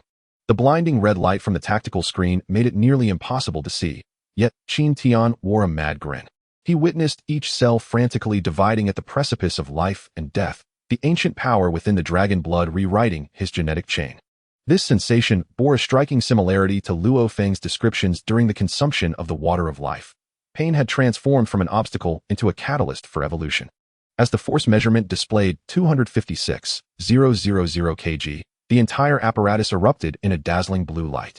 The shockwave shattered the observation window of the gravity chamber. In the midst of the swirling glass shards, Qin Tian stepped lightly, the joints of his Black God suit emitting a faint golden energy flow. A bizarre resonance born from the fusion of nanomaterials and dragon blood genes. Had he succeeded? The figure of Zhuge Tao in his purple robe appeared on the surveillance screen. The 3-star emblem glinting coldly under the alarm lights. The war goddess gaze fell upon the golden patterns faintly visible behind Qin Tian. Biological markers left by the dragon blood transformation, eerily reminiscent of the signs of surpassing the war god level from the original tale. The hatch of the gravity chamber slowly opened, and Qin Tian emerged, dragging his broken right arm. His combat suit was tattered, revealing skin covered in newly formed, fine scales.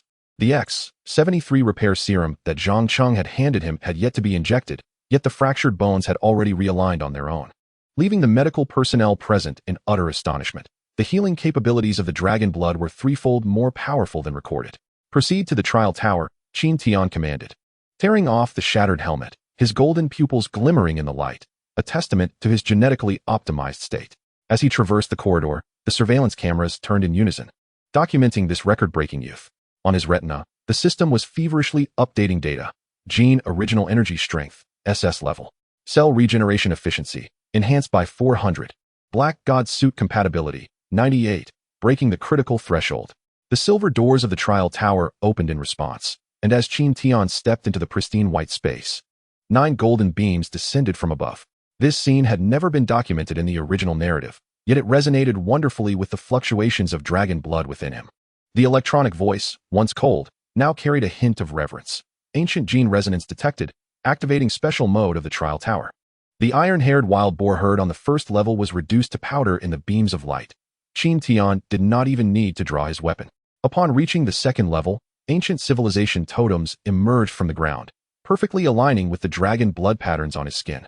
The holographic projection of Hong was no longer a mechanical demonstration, but appeared before him in a combat stance. The spatial laws inherent in the gunplay illuminated Qin Tian's understanding, revealing the true essence of the 5th level of world destruction.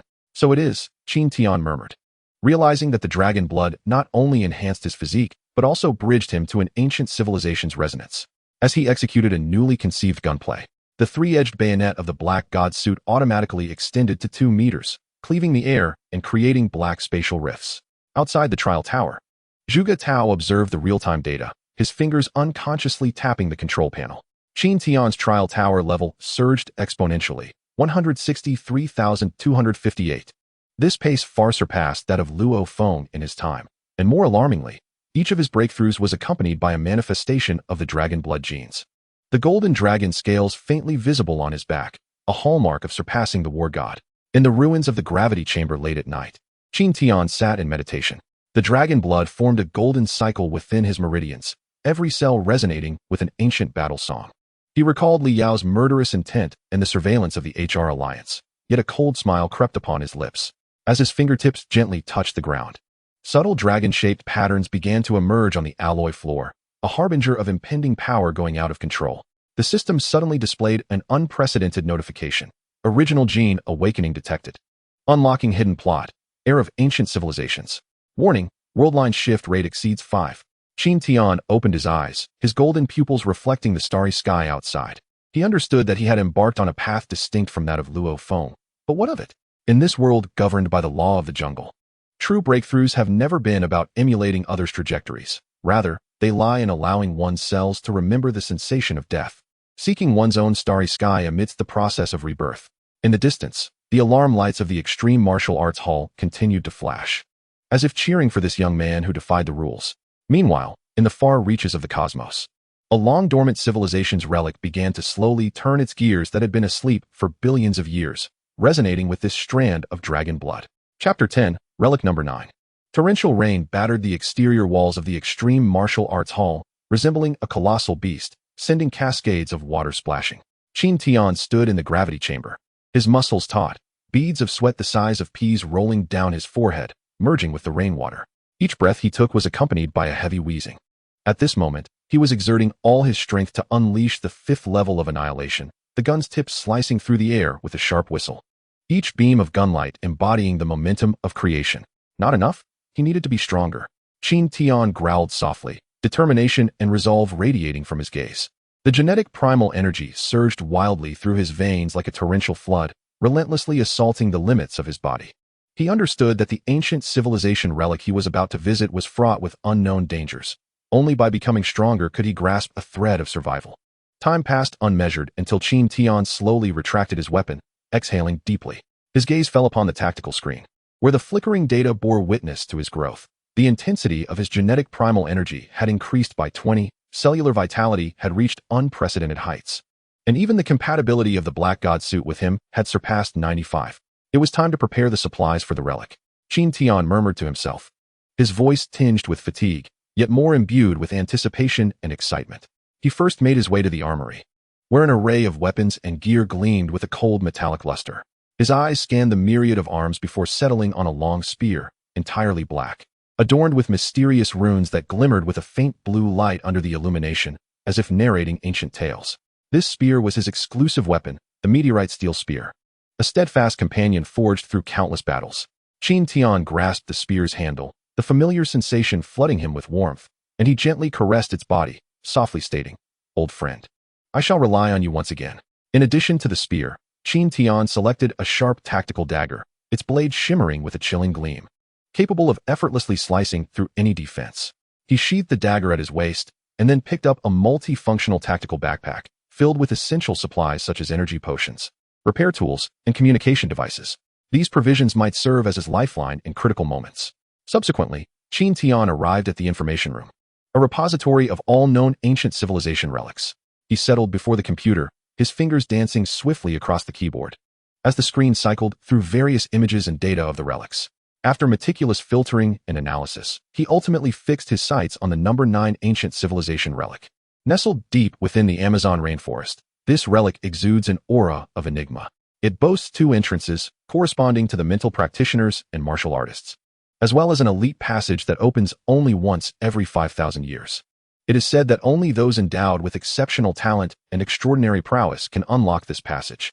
Qin Tian harbored a quiet hope within, aspiring to be that fortunate individual. According to the records, the number 9 ancient civilization relic is the sole location where one can acquire the Black God set. Although its peril level is deemed relatively low, the mortality rate remains a staggering 72, with a mere 28 success rate. Yet, these statistics did not daunt Qin Tian. Rather, they ignited the fire of determination within him. He understood well that the most perilous places often conceal the greatest opportunities. Inside the relic, numerous unknown dangers and challenges lurked. Some areas were laden with deadly traps, and triggering them would lead to an irreversible demise, while others were inhabited by formidable guardian beasts, possessing astonishing strength capable of effortlessly tearing intruders apart.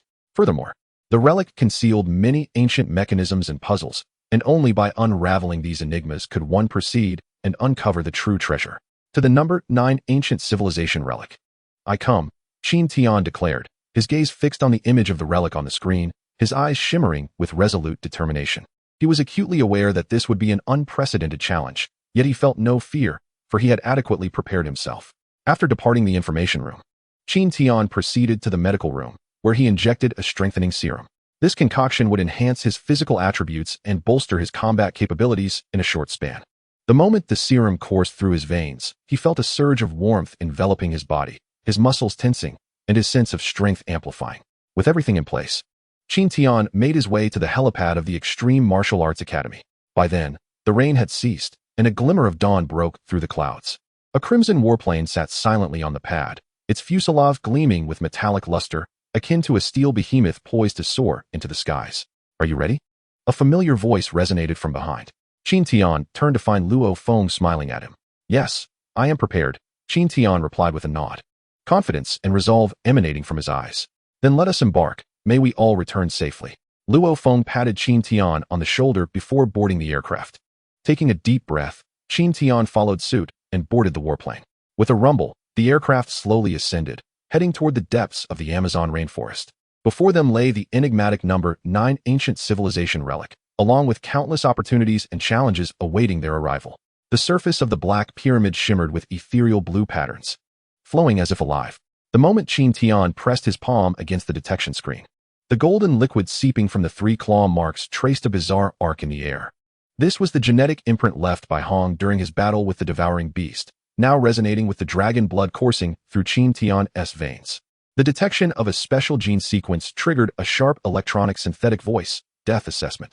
Emerald lasers suddenly illuminated both sides of the corridor, their 532 nanometers frequency precisely locking onto every movement of Qin Tian. The Black God suit instantaneously formed a full-face helmet, while the tactical screen flashed incessantly with red warnings. Laser intensity, 980,000 megawatts, can penetrate level 3 Black God suit. He took a deep breath, recalling the path through the laser maze, altering his trajectory every 3 steps, utilizing the refracted blind spots of the lasers. On the 7th change of direction, a searing pain shot through his left arm. Qin Tian glanced down. The nanomaterial of the Black God suit was rapidly repairing itself, yet the agonizing pain kept him alert. As the laser beam grazed his ear, he remembered a detail from the original text. In the presence of absolute power, every technique demands blood for validation.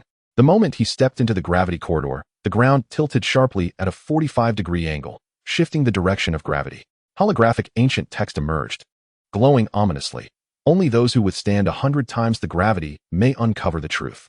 Qin Tian's knees slammed onto the ground, bones creaking painfully, as droplets of blood seeped from his skin. At that instant, the 7th level of the annihilation technique unfurled in his mind. A forbidden move absent, even from Hong's instructional videos.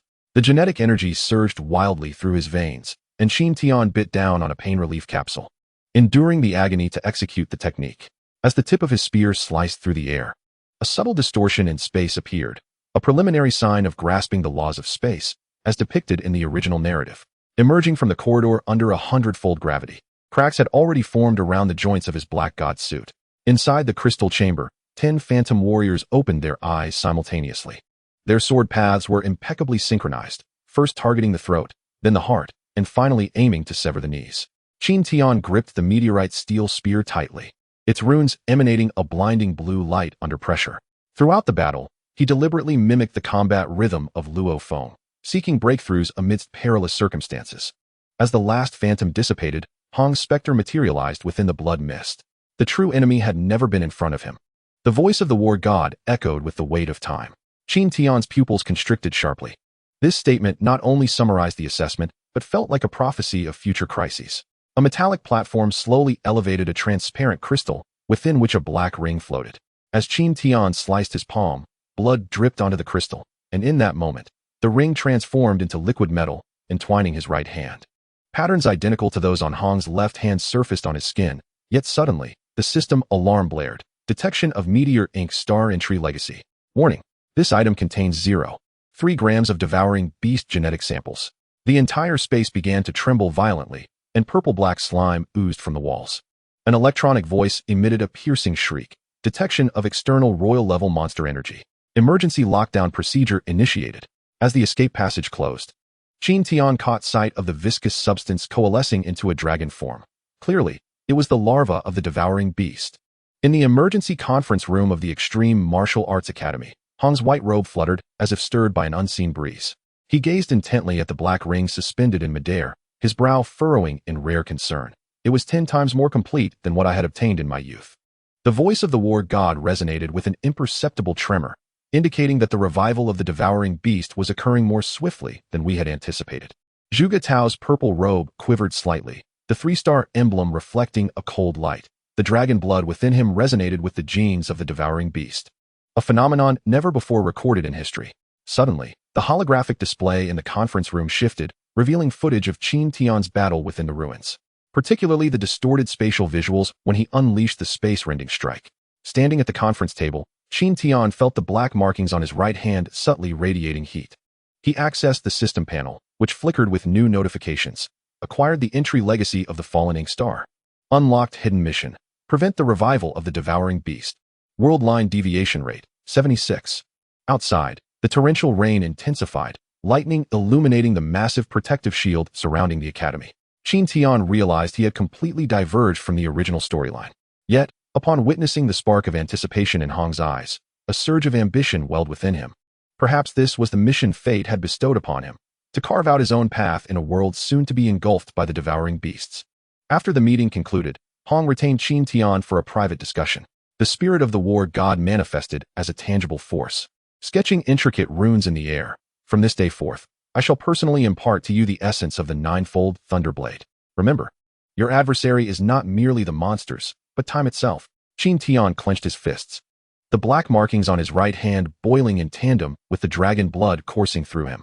He understood that the true challenge was merely beginning, and the larva of the devouring beast lurking deep within the ruins, along with the impending interstellar crisis, awaited his intervention to rewrite destiny. Chapter 11, Mist Island. On the 7th day since returning from the 9th ancient civilization ruins, the ultra-gravity training ground, located 300 meters beneath the Extreme Martial Arts Academy, continued to tremble. Each thrust of Qin Tian's meteor steel spear tore through the air in the 50-fold gravity environment, the shockwaves carving deep furrows into the alloy surface beneath, exposing the very bones beneath. The energy patterns swirling on the surface of his black god suit resonated with his surging genetic primal energy, refracting arcs of azure lightning in the cold light of the training room. Annihilation, 7th level of space rending. With a thunderous shout, Qin Tian's spear suddenly distorted the fabric of space. The once linear thrust of the spear inexplicably veered mid-flight, striking precisely at a moving target 300 meters away. A smart target simulating the reaction speed of a king-level monster. At the moment the spear pierced the target's core, the alarm system of the entire training ground erupted. Red beams enveloping Qin Tian, warning. Abnormal fluctuations in spatial dimensions detected. This marked the 3rd alarm triggered that day, ever since absorbing the resources from the 9th ruins. Qin Tian could distinctly sense the surging power pulsating deep within his cells. Each time he activated the genetic primal energy, patterns reminiscent of Willow-Wood's golden stripes surfaced upon his skin, as if ancient life was awakening within him. Indeed, commendable progress. Suddenly, the voice of Zhuge Tao resonated from the surveillance device, as the figure clad in purple robes inclined his head slightly in the holographic projection. However, your grasp of the laws of space remains superficial. The god of war effortlessly cast a rune formed from mental energy, which exploded in the air into a complex spatial diagram. Observe closely. This is the embryonic form of the Void 9 transformations that Hong contemplated in his youth.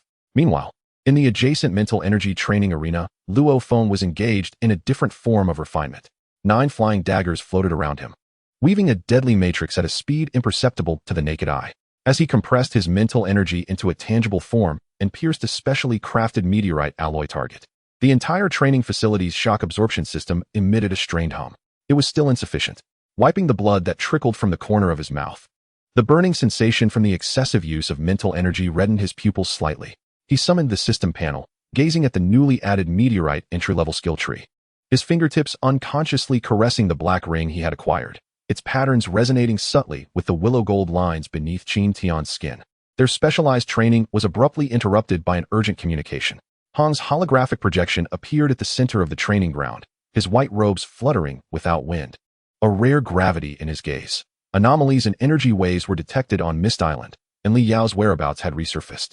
The God of War's gaze swept over Qin Tian and Luo Feng, stating that their abilities must be tested in actual combat, and they should prepare to depart. In the equipment inspection room before their departure, Qin Tian repeatedly adjusted the energy amplification system of the Black God suit. As he infused the residual energy of dragon blood into the weapon slot, the Blood Shadow war gun emitted a tremor akin to a dragon's roar, its runes transforming into a dazzling gold. Meanwhile, in the adjacent area, Luo Feng embedded special metal acquired from ruins into his flying daggers, the cold light of the blades revealing star-like patterns that subtly flowed. This time, they would test true power. Qin Tian gripped the long gun tightly, sensing the overwhelming energy within him ready to erupt. Luo Feng sent the flying daggers soaring into the air, their 9 cold glimmers tracing a trajectory that resonated with the spatial fluctuations at the tip of Qin Tian's gun, an unprecedented synergy between them. On the takeoff platform of the martial arts hall, the engines of a purplish-red warplane roared to life. Qin Tian and Luo Feng exchanged a glance and simultaneously leaped into the cockpit. As the warplane broke through the clouds, both understood that Mist Island would serve as the crucible for testing their strength and a necessary pathway to a higher realm. In the distant mist, unknown challenges and opportunities awaited these two warriors destined to rewrite their fates. The morning mist over the Pacific Ocean resembled thick milk, enveloping them with the briny sea breeze. Qin Tian crouched among the twisted branches of a mutated hemlock, droplets of water condensed on the visor of his Black God suit trickling along the nanofibers, refracting fragmented light in the blue glow of the tactical sight. 3 kilometers away, that familiar yet perilous silhouette faded into the depths of the fog.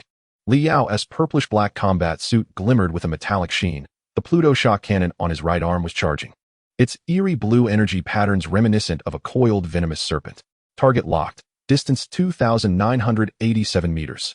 The mechanical voice of the system resonated in his ears. Wind speed at level 4, humidity at 73, ballistic corrections completed. Qin Tian's fingers gently caressed the electromagnetic disruptor on his wrist armor, a piece of equipment personally calibrated by Zhuge Tao, designed by the HR Alliance. It could unleash a pulse storm potent enough to incapacitate the sensors of mechanical warriors. As the morning light pierced through the clouds, Qin Tian pressed the disruptor's button. 3 seconds later, the bushes beside Li Yao erupted violently. Dazzling electromagnetic sparks burst forth like fireworks. Who? Li Yao's mechanical eye instantly turned crimson, and the armor plate on his neck sprang open like a cobra's tongue. The whirring of a 6-tube miniature missile launcher piercing the veil of mist. This was the infamous Cobra defense system, which had thwarted countless war gods. Taking advantage of the cover provided by the disruption, Qin Tian dove down like an arrow released from its bow. The Blood Shadow battle gun transformed into a stream of black light in his grip. The gun's force from the 6th level of world annihilation tore through the air, creating a sonic boom that dissipated the fog within 100 meters. Li Yao's pupils constricted sharply, in a moment of panic. He raised his mechanical arm to block the attack. The collision of his alloy bones with the tip of the meteorite steel spear erupted in sparks bright enough to scorch the retina.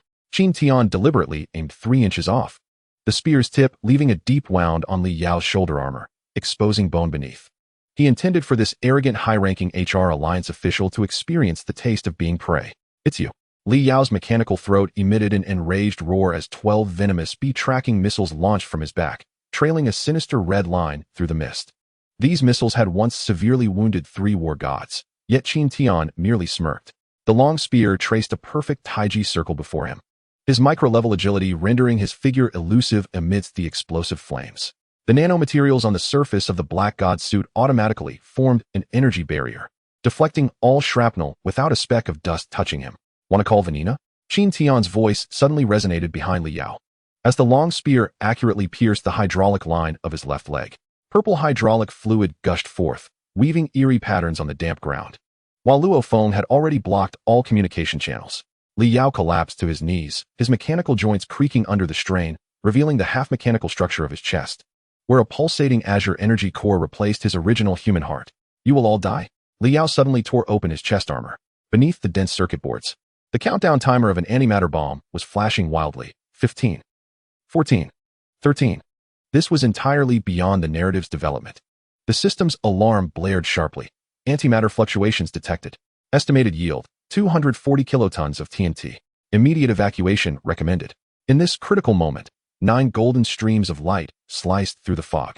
Luo Feng's figure appeared like a phantom behind Li Yao, his flying knives forming a precise blockade, severing the bomb's detonation circuit with precision. In the final second, the countdown froze at 03. Li Yao's mechanical head arced through the air, his electronic eyes still reflecting disbelief. With Li Yao's demise, the mist of Mist Island began to flow strangely.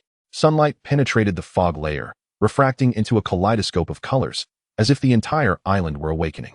Qin Tian and Luo Feng followed the energy fluctuations to the heart of the island's lake, and the scene before them left them breathless. A millennia-old willow, 2 meters in diameter, stood majestically by the lakeside, its bark adorned with naturally formed golden patterns that composed enigmatic runes. Floating upon the lake were 9 celestial spirit flowers, each petal crystallizing dew akin to stars. The demon-killing vines on the shore writhed as if alive, their tips glinting with a metallic sheen. These are the utmost spirits of flora, Luo Feng murmured reverently. As Qin Tian approached the ancient willow, his palm pressed against the rough bark, and a torrent of life energy surged into his body. The system's notification echoed repeatedly. SS-level life energy detected. Cell activity increased by 300. Immediate absorption recommended.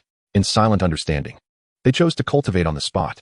Luo Feng sat cross-legged in the center of the celestial flowers, the 9 lotus blossoms automatically forming a spirit-gathering array. While Qin Tian leaned against the ancient willow, feeling the life energy reshape every inch of his cells. As their cultivation deepened, the golden patterns of the willow began to flow, replicating on his skin, and his genetic potential visibly expanded. However, an abrupt alarm shattered the tranquility. Warning: planetary-level energy fluctuations detected. Source: depths of the Pacific. Estimated arrival time: 72 hours. Qin Tian and Luo Feng opened their eyes simultaneously, their gazes heavy with concern. Towards the horizon, an abnormal black vortex was forming, a spatial distortion that only appeared when the devourer beast awakened. We need to return to the dojo and find Hong. Luo Feng tightened his grip on the flying knife, 9 cold glimmers arranging into a defensive formation behind him. This time, we shall take the initiative. Qin Tian nodded. The blood shadow war gun shimmering with a crimson glow under the setting sun. The Black God suit automatically recorded their current coordinates, and the system began rapid calculations. Fog Island mission completion, 100. Next phase, battle against the devourer beast. Survival probability calculating. The sea breeze howled, laden with a damp, briny scent. Together, they soared into the air, heading towards the mainland. Behind them, the outline of Fog Island gradually succumbed to twilight, while a far greater shadow began to stir slowly beneath the deep sea. Qin Tian knew that this drastically altered development from the original narrative might be the pivotal turning point that would change their fate. Chapter 12, Babata. The waves of the Pacific crashed against the jagged rocks of Fog Island as Qin Tian and Luo Feng stood side by side on a makeshift helipad, the Black God suit emitting a cold glow in the dusk. As the gusts from the transport plane's propeller dissipated the mist, Qin Tian suddenly furrowed his brow. The flow of the fog was strikingly different from 3 hours earlier during their reconnaissance. Within the silvery gray haze, there were faint swirling dark patterns intermingled. Wait. He raised his hand to stop Luo Feng from boarding. As the tactical goggles frantically refreshed data, abnormal energy fluctuations detected. Fog density gradient change rate exceeds normal values by 37 times. Even more bizarrely, a strange fragrance wafted through the humid sea breeze, a sweet rice aroma mixed with a metallic chill, reminiscent of the starry rice porridge his mother used to make in his childhood. The flying dagger of Luo Feng hovered silently behind him, his mental power spreading like a spider's web. The magnetic field in the southeast was in disarray, and the signal transmission delay had reached 0.8 seconds. The two exchanged a glance and simultaneously sprinted towards the source of the fragrance. As they traversed the mutated red mangrove, Qin Tian's Bloodshadow war gun suddenly emitted a buzzing sound, the runes on the gun resonating with the dark patterns in the mist, guiding them deeper into the fog. When the outline of the entirely silver spaceship appeared in their sight, Qin Tian inhaled sharply. The streamlined hull shimmered with star-like light patterns, precisely as described in the original text as the crystallization of the Yuma star's technology. The cabin door opened silently, and the aroma of rice wafted towards them. Babata's projection leaped from the void, its double horns glimmering with cunning golden light. Ah, little ones, your noses are quite sensitive. Did you intentionally release this aura? Luo Feng's flying dagger traced a dangerous arc. Don't be impulsive. Babata performed a somersault in the air, the interior of the spaceship suddenly lighting up with a holographic star map. Do you see the markers of this star domain? In 3 months, a spatial rift will appear here. His blood-red pupils swept over the black metal tightly gripped by Qin Tian, while the star core fragment in another's palm was precisely the key to activating the navigation system. Qin Tian felt a burning pain in his palm. The mysterious metal obtained from the ruins was exuding a silvery liquid, coursing through his veins to his heart. The control console of the spaceship automatically rose. Countless light bands entwining around his arm, forming patterns akin to those of the star core tempering technique. The moment his genetic primordial energy infused the console, ancient characters, previously unseen, emerged on the cabin walls, perfectly aligning with the memory fragments he had encountered while cultivating the annihilation technique. Indeed, it's correct. Babata clapped excitedly. The spaceship began to tremble. You possess a unique genetic imprint that can adapt to the Iron Tower legacy and activate the star core system. Perhaps it is related to the destruction of Yuma Star. It suddenly lowered its voice, but this secret cannot even be spoken of to Hongdu. Luo Feng's mental power suddenly surged violently, his flying dagger forming a defensive formation, detection of a king-level monster approaching. In the distant mist, dozens of eerie green pupils lit up, precisely the guardian beasts of Mist Island recorded in the original text. Qin Tian tightened his grip on the Blood Shadow war gun, only to find the gun's runes resonating with the spaceship's energy. The power of the Yuma battle body surged forth from the gun's tip, slicing through the air to create a purple light blade. Don't leave just yet. Babata commanded the spaceship to rise a protective shield. Help me clear out these little nuisances, and I will reveal the true purpose of the star core fragment. It winked mischievously. For instance, how to use it to amend the fatal flaw of annihilation. Qin Tian and Luo Feng exchanged a resolute glance, both understanding each other's determination. At the moment the first guardian beast shattered the protective shield, the blue beam emitted by the spaceship's main cannon intertwined with the brilliance of Qin Tian's gun, creating a dazzling fireworks display in the night sky of Mist Island. Amidst the energy's residual waves, Babata's projection murmured, finally found a suitable vessel. The revenge plan of Yuma Star should be restarted. Suddenly, the ground trembled violently, and Qin Tian's pupils contracted sharply. His micro-level movement instinctively activated, his body tracing an uncanny arc in the air, narrowly avoiding the giant rocks collapsing overhead. As he descended, the purple crystals embedded in the rock face emitted a faint glow, outlining a winding passage in the darkness. The orderly arrangement of these crystals coincided remarkably with the spiral energy circuit of the annihilation gun technique, as if guided by some unseen force. Rofeng. His voice resonated through the narrow rock walls, evoking echoes. From afar, the piercing shriek of 9 flying knives slicing through the air reached his ears, the familiar trajectory serving as Rofeng's unique response. Qin Tian gripped the Blood Shadow war gun tightly, its runes shimmering in the gloom, harmonizing with the luminescence of the purple crystals. Time seemed to stretch indefinitely until at last, Qin Tian's feet finally touched solid ground. Before him stood a castle constructed of black metal, its grand entrance adorned with intricately carved beast reliefs, the ruby-set eyes of which suddenly ignited with a crimson glow.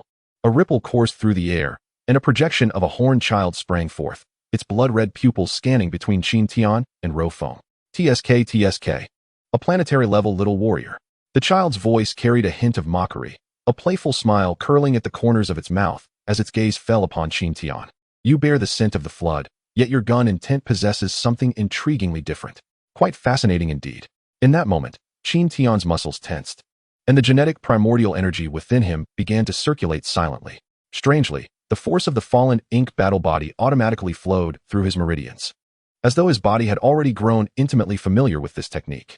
This extraordinary sensation startled him. Since embarking on the journey to Mist Island, he had noticed a mysterious enhancement in his cultivation speed, exceeding threefold, with each practice session revealing a hidden force propelling him forward.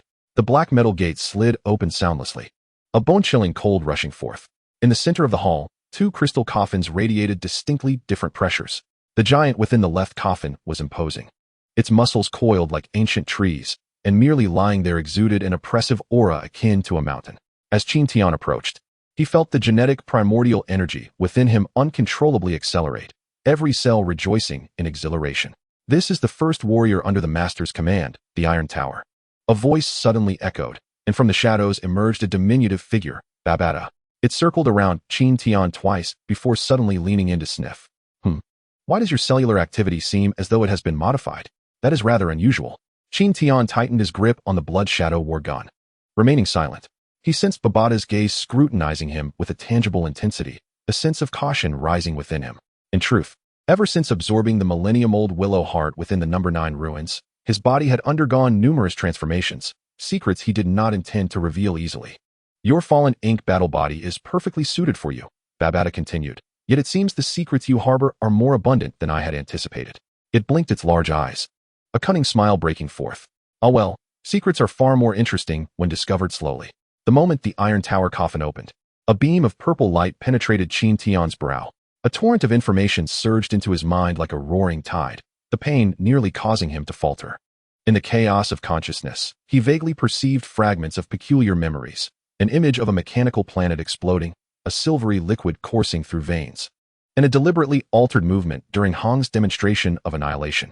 Babata's voice seemed to emanate from a distant realm, expressing disbelief that his body could directly adapt to cosmic-level techniques, a phenomenon never recorded in his memory. Simultaneously, Luo Feng had completed his own inheritance. As a mentalist, he had access to far more abundant resources, yet Babata discreetly handed Qin Tian an unremarkable piece of black metal.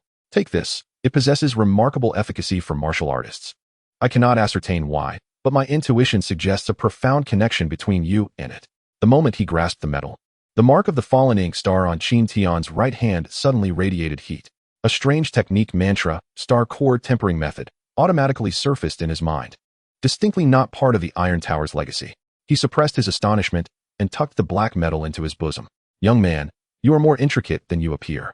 Before departing, Babata's voice whispered intimately, the secrets within you are unknown even to that young mentalist. Remember, some secrets, when buried too deeply, may not serve you well.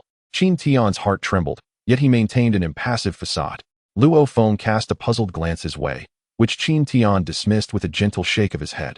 As the radiant light of teleportation enveloped them, the black metal suddenly transformed into a stream of light, mysteriously merging into his palm. Upon returning to the ground, the salty breeze from the Pacific Ocean rushed toward him. Qin Tian inhaled deeply and wielded the Blood Shadow War spear with a casual flourish. The spear tip sliced through the air, leaving a faint purple trail, a hallmark of entering the fallen ink battle body. What delighted him further was the surge of newfound power coursing through his meridians, more vigorous than ever before. Are you all right? Luo Feng inquired with concern, noting the peculiarity in Qin Tian's aura since earlier. I am fine, Qin Tian interjected, his gaze fixed upon the black vortex forming at the horizon where the sea met the sky, a sign of the Devourer's activity, more pronounced than ever. He clenched his fist, feeling the lingering warmth of the black metal in his palm. He understood that from this moment forth, his destiny was inexorably intertwined with this enigmatic relic and the impending crisis. While the secrets hidden deep within his being might very well hold the key to unraveling all mysteries. Chapter 13, Breakthrough and Resolution. The torrential rain poured relentlessly, causing the underground gravity chamber of the Extreme Martial Arts Academy to resonate with thunderous vibrations. Kneeling upon the alloy floor, weighted at 50 times normal gravity, Qin Tian's knuckles sank deep into the intricately patterned metallic surface. The nanofibers of his black god suit emitted a strained hum under the immense pressure. While his gaze remained fixed on the wildly fluctuating values on the tactical screen, genetic primal energy concentration at 987, tantalizingly close to the critical threshold of planetary level. Again, his roar intertwined with the sound of rain, causing the air to tremble slightly. The meteor steel-long spear, Night Owl, spun in his palm, its runes igniting in blinding purple light amidst the downpour. This marked the 30th consecutive day he had endeavored to breach planetary level, each attempt narrowly evading success, yet deepening his comprehension of the fallen ink battle body. Suddenly, the black metallic fragment nestled in the palm of his left hand began to radiate heat. This enigmatic substance, acquired from the relics of Mist Island, was now exuding a silvery liquid, coursing through his veins toward his heart.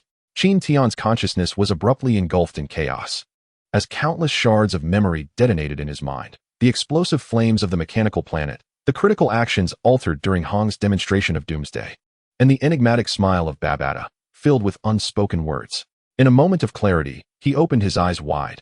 Violet energy surged through his meridians like a frenzied dragon. As the spear thrust forth, the essence of the 7th level of the fallen ink battle body crystallized with sudden clarity. It was not merely a surge of power, but a compression of genetic primordial energy into a spatial fissure, to be explosively released at the spear's tip. The alarm system of the gravity chamber erupted with cacophony. A red beam enveloping Qin Tian, warning, anomalous fluctuations in spatial dimensions detected.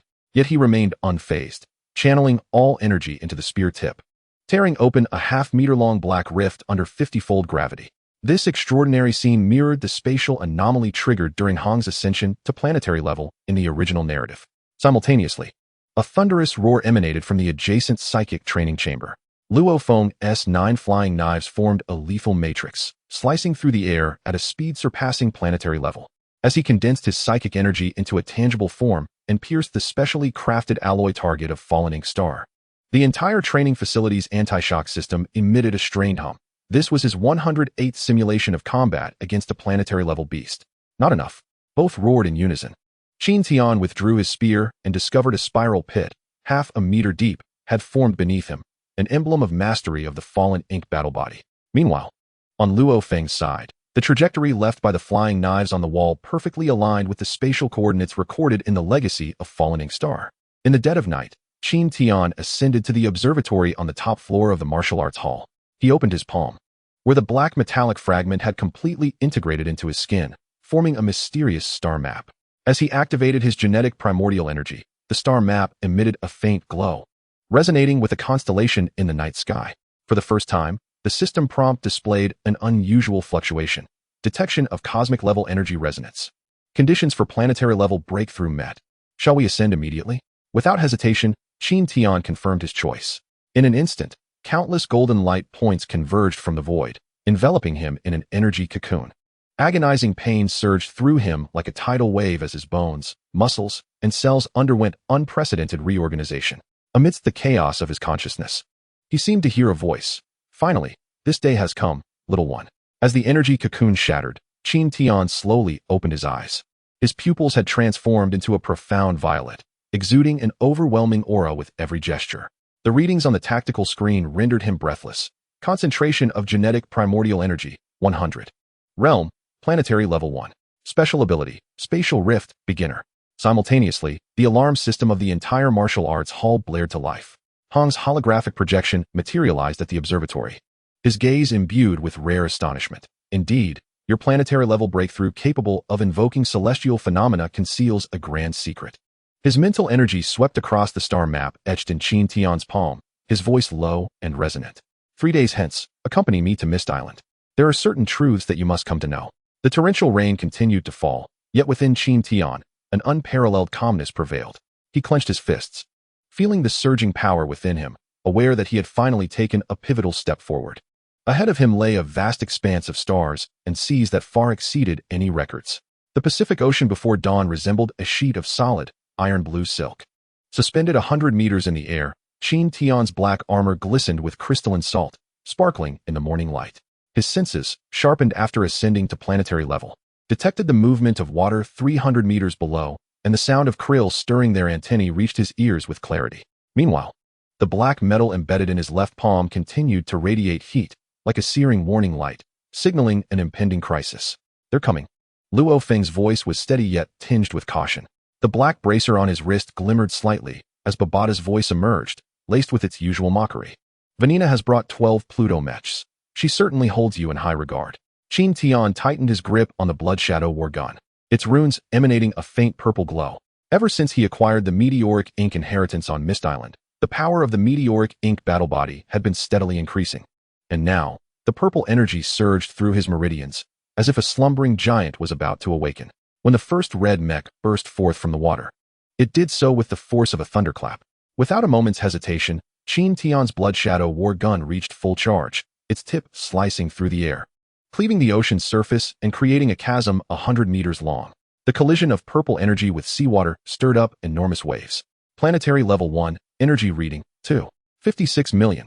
The cockpit of the mech erupted with panicked cries. This data prompted Vanina's flagship, stationed 300 meters away, to retreat noticeably. A reaction reminiscent of her response to Hong. Qin Tian couldn't help but smirk inwardly. Vanina likely did not anticipate that this young warrior was no longer a pawn she could easily manipulate. The 12 mechs swiftly formed a combined assault formation, and the cockpit of the central golden mech opened slowly. Vanina's white hair danced wildly in the sea breeze, her eyes ablaze with hatred and madness. The controller in her hand flickering ominously with red light. The vendetta against Li Yao must be avenged today. Yet her roar was abruptly silenced as Qin Tian's lance shot forth like lightning, piercing the air. The speed at the planetary level surpassed ordinary imagination. The mech's radar system utterly failed to track Qin Tian's figure. The lance easily penetrated the shield, aiming directly for Vanina's throat. In that life-or-death moment, Vanina pressed the button marked for mutual destruction. The shockwave from the deep water bomb explosion hurled both Qin Tian and Luo Feng into the sky, soaring 1,000 meters high. Luo Feng swiftly controlled 9 flying daggers, forming an impenetrable protective net. However, the true lethal threat was not the explosion, but rather a silently released siren song of mental toxins. Be careful. Babata's bracer expanded into a black shield, warning loudly, "This is a neuroweapon designed for planetary levels." Qin Tian was suddenly engulfed in a wave of intense dizziness, his left hand spasming uncontrollably. Yet, in a remarkable turn of events, the black metal in his palm suddenly came to life, forming bizarre patterns beneath the skin, absorbing all invading toxins and transforming them into a strand of pure cosmic energy. This energy coursed through his veins, revitalizing Qin Tian's previously weakened body. As Vanina's escape pod shot out 100 meters, a violet light followed closely behind.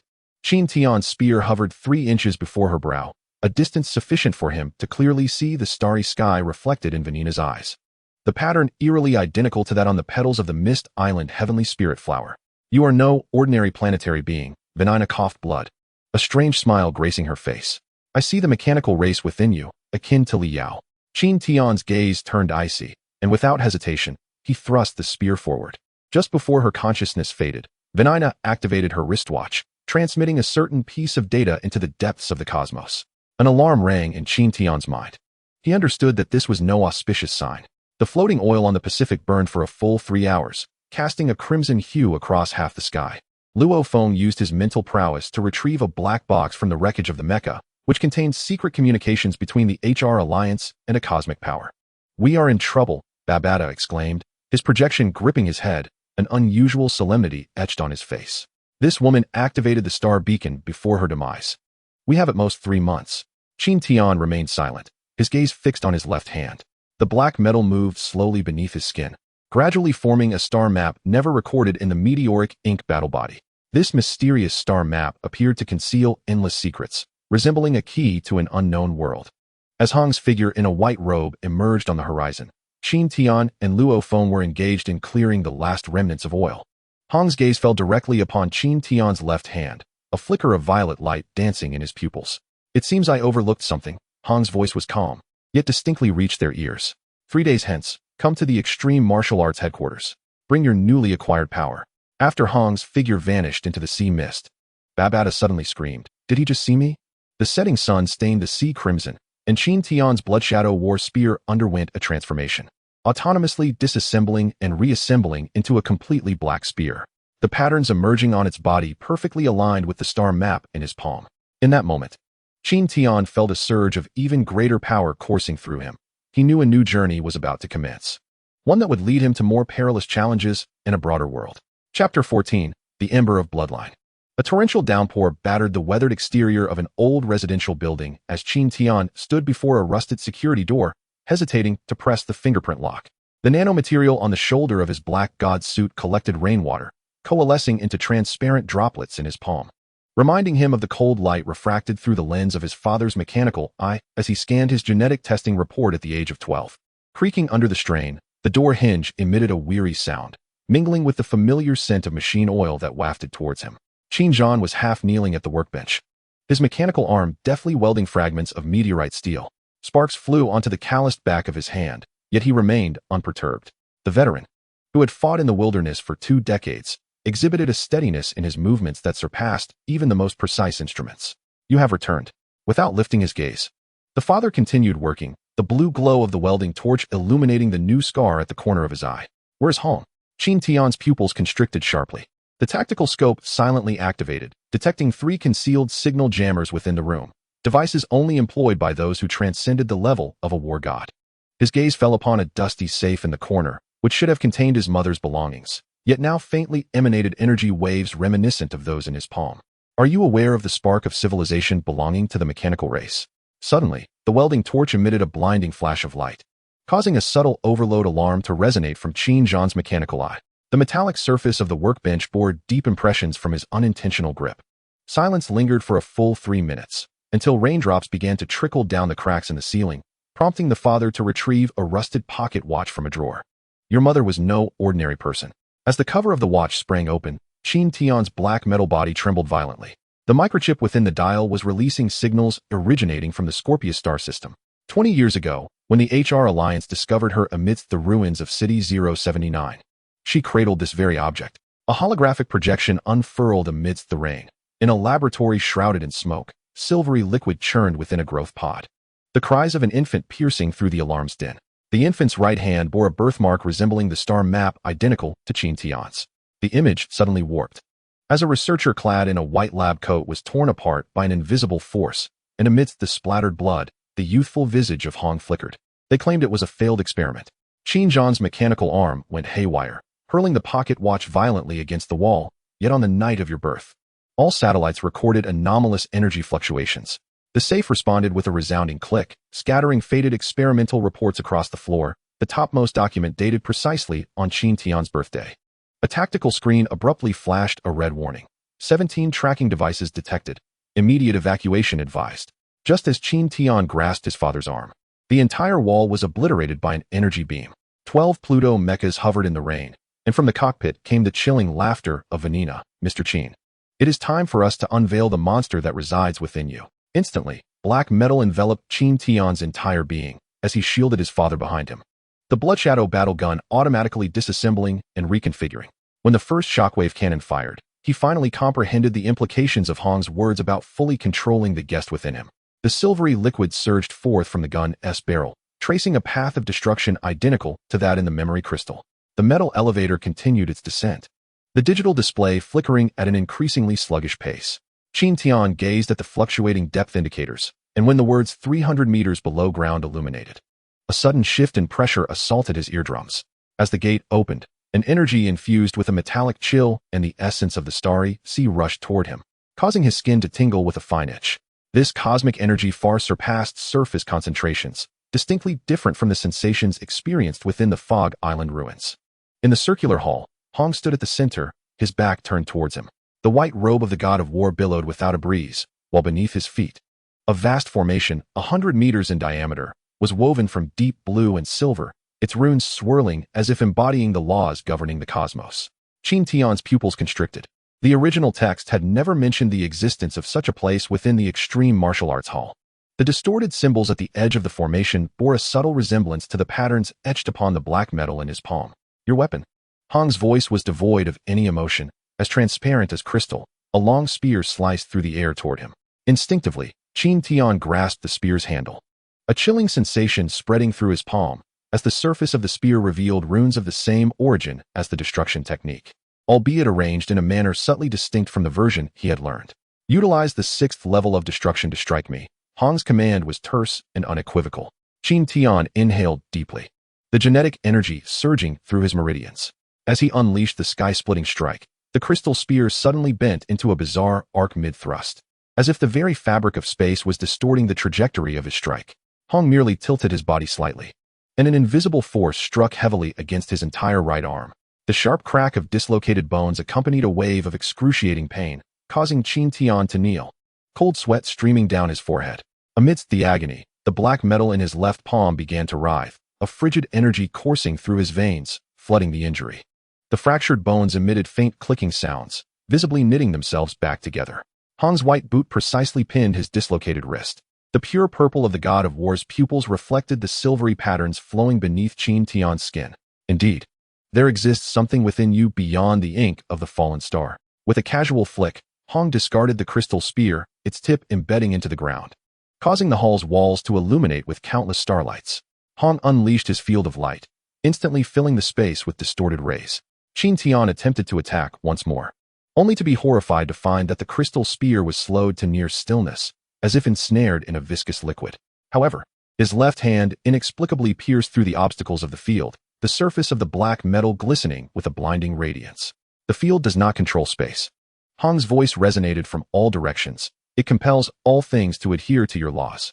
As his words faded, Hong appeared before him, his finger pressing against Qin Tian's forehead. A torrent of information surged into Qin Tian's mind, countless images of field construction erupting within his consciousness. The intricate pathways of energy resonating with the black metal in his palm. Upon being struck down for the 7th time, the black metal within Qin Tian suddenly spiraled out of control. A silvery liquid erupted from his palm, rapidly enveloping his entire body, forming a flowing metallic armor. The force of this power forcibly expanded Hong's field, creating a void, and Qin Tian's vision abruptly shifted to a cosmic scale, where countless stars moved along a trajectory reminiscent of a certain spear technique, intricately linked to his cultivation of destruction. Halt! Hong's commanding voice reverberated, causing the air to hum. The god of war formed complex seals with his hands, and an ancient civilizational device projected a golden cage from the ceiling, forcibly suppressing the rampaging metal back into his left hand. Qin Tian, drenched in sweat, collapsed to the ground, the recent surge of power leaving him shaken. This is the ember of the mechanical race's civilization. Hong wiped the blood from the corner of his mouth and tossed a memory crystal, which had once belonged to the master of the meteorite star 5,000 years ago. The images within the crystal plunged Qin Tian into a chilling abyss. Huyen Bo engaged in a brutal battle against the silver liquid life forms as the mechanical race's ships detonated, unleashing beams of black light that sliced through the cosmos, ultimately landing upon an infant on Earth. That infant bore a birthmark in the shape of a star map, identical to his own. "You are both a warrior and a vessel," Hong proclaimed as he unsealed the floor of the hall, revealing a 10-meter diameter starry array. A dangerous aura emanated from the center of the array. "Today, I shall teach you the true essence of annihilation, the marksmanship that once countered the mechanical race." As Hong's white robe brushed against the center of the array, the entire space abruptly collapsed into a two-dimensional plane. Qin Tian's black metal unfolded into the third dimension, thrusting forth a shot into the void. This shot seemed to embody the very laws from the dawn of the universe. As its tip passed, the fabric of space fractured slightly, distorting the flow of time itself. Before the training concluded, Qin Tian finally managed to form an unstable purple halo within a 3-meter radius around him. Hong referred to it as a pseudo-domain. Yet the true domain required a planetary level 9th tier. Wiping the weapon, which had reverted to the form of the Blood Shadow war gun, Qin Tian inquired, "Is that so?" "No." Hong's gaze fixed upon his left hand. "You need to fully control the guest dwelling within you." As he departed, Hong's final words sent a shiver down Qin Tian's spine. "Has that mechanical consciousness been assisting you during your cultivation lately?" Upon returning to his apartment, Qin Tian collapsed onto the sofa. The star map in his palm suddenly projected itself onto the ceiling, forming intricate celestial trajectories. From next door, he sensed the mental fluctuations of Luo Feng, evidently engaged in research regarding the beacon left by Venina. The cold touch of the black metal sent a jolt through him as a segment of encrypted information surged into his mind. Detected maternal clan signal. Location, Scorpius star system. Awakening progress, 71. Suddenly, the moon outside was obscured by shadows, prompting Qin Tian to rush to the window. He beheld a menacing stealth battleship hovering over the city, its hull adorned with patterns identical to those on the black metal. Eerie blue energy coursed through its body, as if a slumbering giant beast was gazing at him. Clenching his fists, he felt the metal in his palm grow warm. He understood that a crisis spanning galaxies was slowly unfurling. Chapter 15, The Law of Duality. The first autumn rain, laden with the briny scent of the sea, battered the East Sea-based city. As Qin Tian wiped the droplets from the Blood Shadow war gun, an unexpected itch coursed through his skin beneath the nano-combat suit. The tactical visor suddenly emitted a red alert, detecting a 37 surge in cosmic energy concentration within the air over the next 10 minutes. This reading was more intense than the fluctuations he experienced at the Ninth Ruins. Anomalous magnetic field distortions had emerged in the southeastern sea region. Luo Feng's mental transmission conveyed an unusual gravity. "My flying knife is uncontrollably pointing toward the seabed." Qin Tian gazed up at the overcast sky, where the swirling clouds had inexplicably arranged themselves into a vortex, mirroring a pattern on the black metal in his palm. In the midnight surveillance room of the Extreme Martial Arts Hall, dozens of holographic screens flashed simultaneously. Zhuge Tao's purple robe fluttered ominously in the alarm's crimson glow, while his 3-star battle god insignia emanated a sinister azure hue. Satellites detected periodic energy pulses emanating from the depths of the Pacific Ocean, frequencies strikingly similar to the activation waves of the fallen Mo Xing ruins. Before he could finish speaking, an intricate pattern of golden lines suddenly cloaked the entire data wall, and all electronic devices emitted a cacophony of mechanical beeping. Qin Tian's father, Qin Zhan, rarely reached out, yet this time he initiated contact. In the video call, the veteran's mechanical eye flickered with unstable blue light. "Go to your mother's old laboratory site. In the 7th drawers compartment, you will find." The imagery abruptly distorted into a flurry of static, and the final roar that echoed sent chills through Qin Tian's veins, unmistakably the pitch-altered roar of the golden-horned behemoth. Upon arriving at the abandoned laboratory, the dust-covered blast door opened automatically after 2 decades. The residual silver liquid within the cultivation pod writhed unnaturally, resonating with the mechanical spark of his lineage. An antiquated recorder in the corner suddenly activated, projecting his mother's pale visage. If these images are seen, it means it is waking. Remember, the weakness of the golden horn behemoth lies not in its heart. The projection abruptly ceased, the image being shredded by a golden claw. Simultaneously, strange phenomena erupted across the globe. The glaciers of the Himalayas melted overnight, revealing ancient star maps etched into the rock face. Metallic grinding noises emanated from the depths of the Sahara Desert, and dozens of purple glowing spires rose from beneath the Antarctic ice. For the first time, Baba Ta's voice, tinged with fear, emanated from Luo Feng's wristband. These are omens of a cosmic-level catastrophe, 10 times the scale of recorded events. The black metal within Qin Tian's palm throbbed wildly, assembling a complete star map. As the last line closed, a countdown materialized upon his retina. Time until energy tidal critical point, 720,000.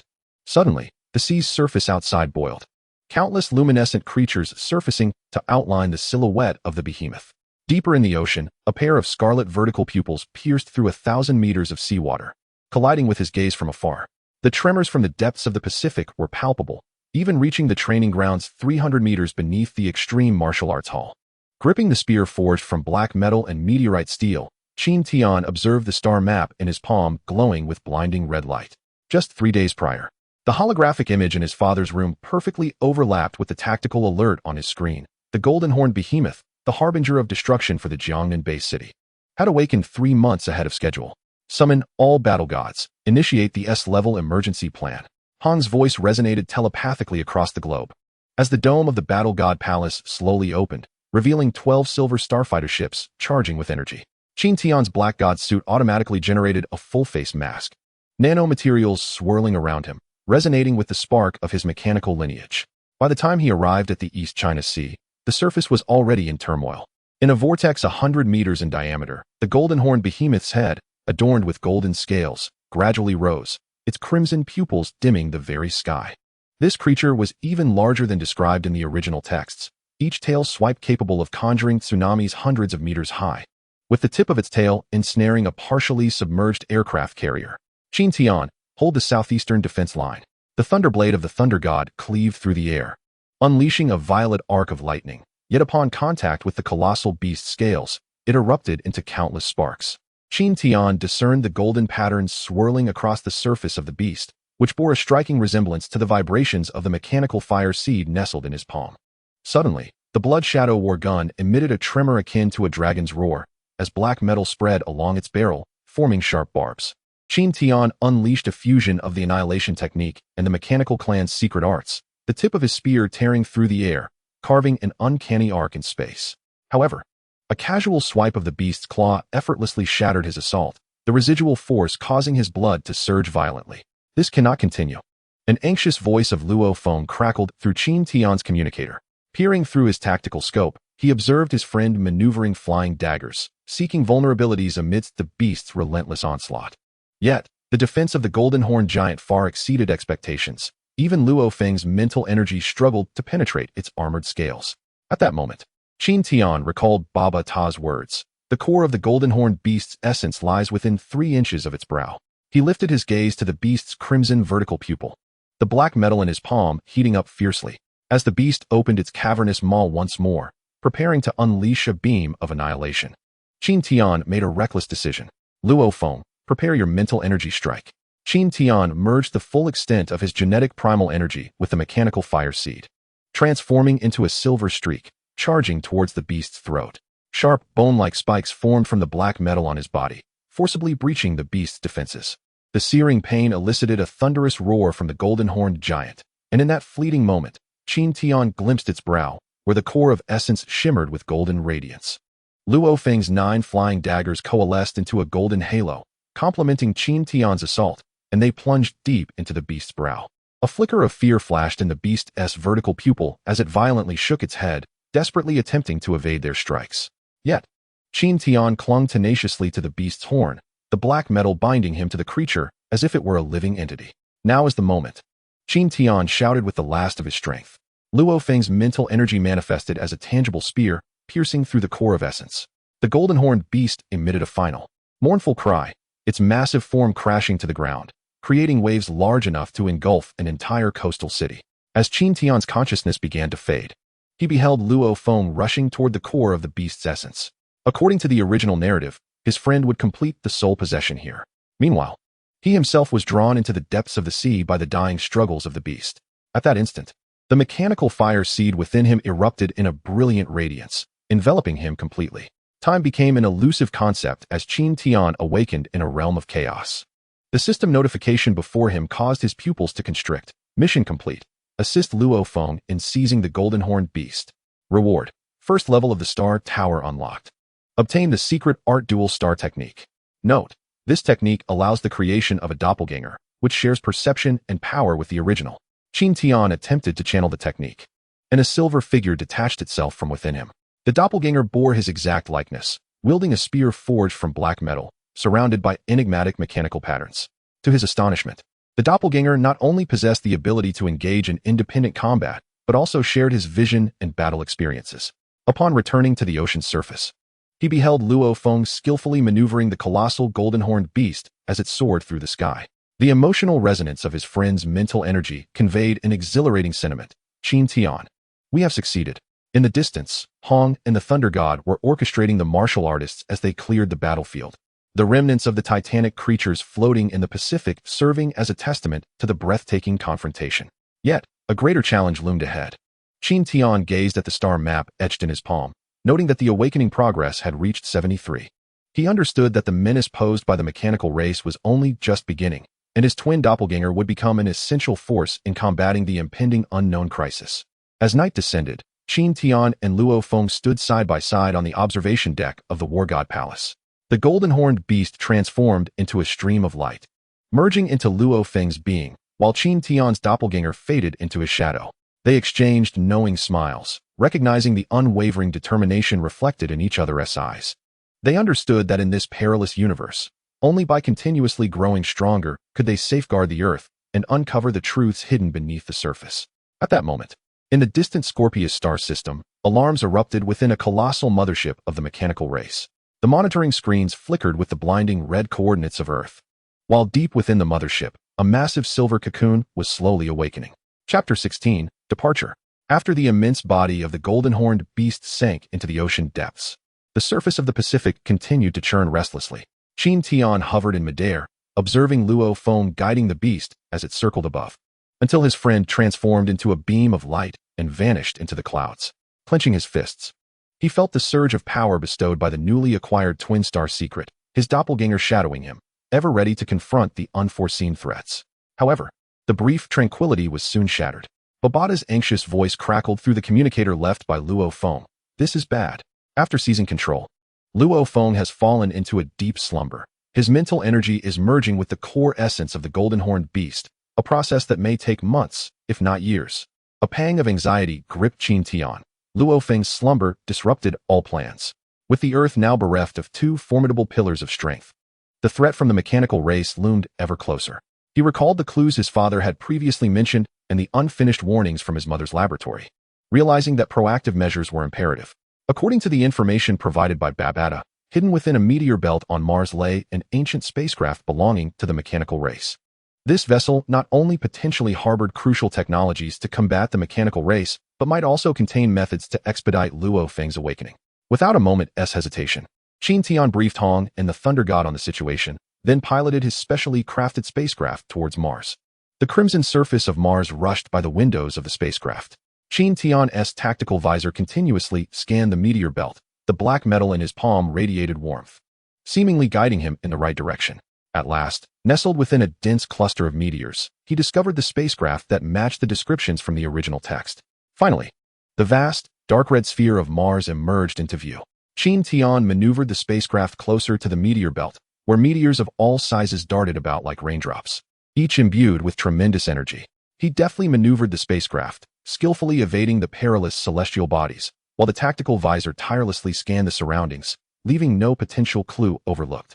Suddenly, the black metallic artifact in Qin Tian's palm began to vibrate violently, emanating a brilliant light as if urgently guiding him.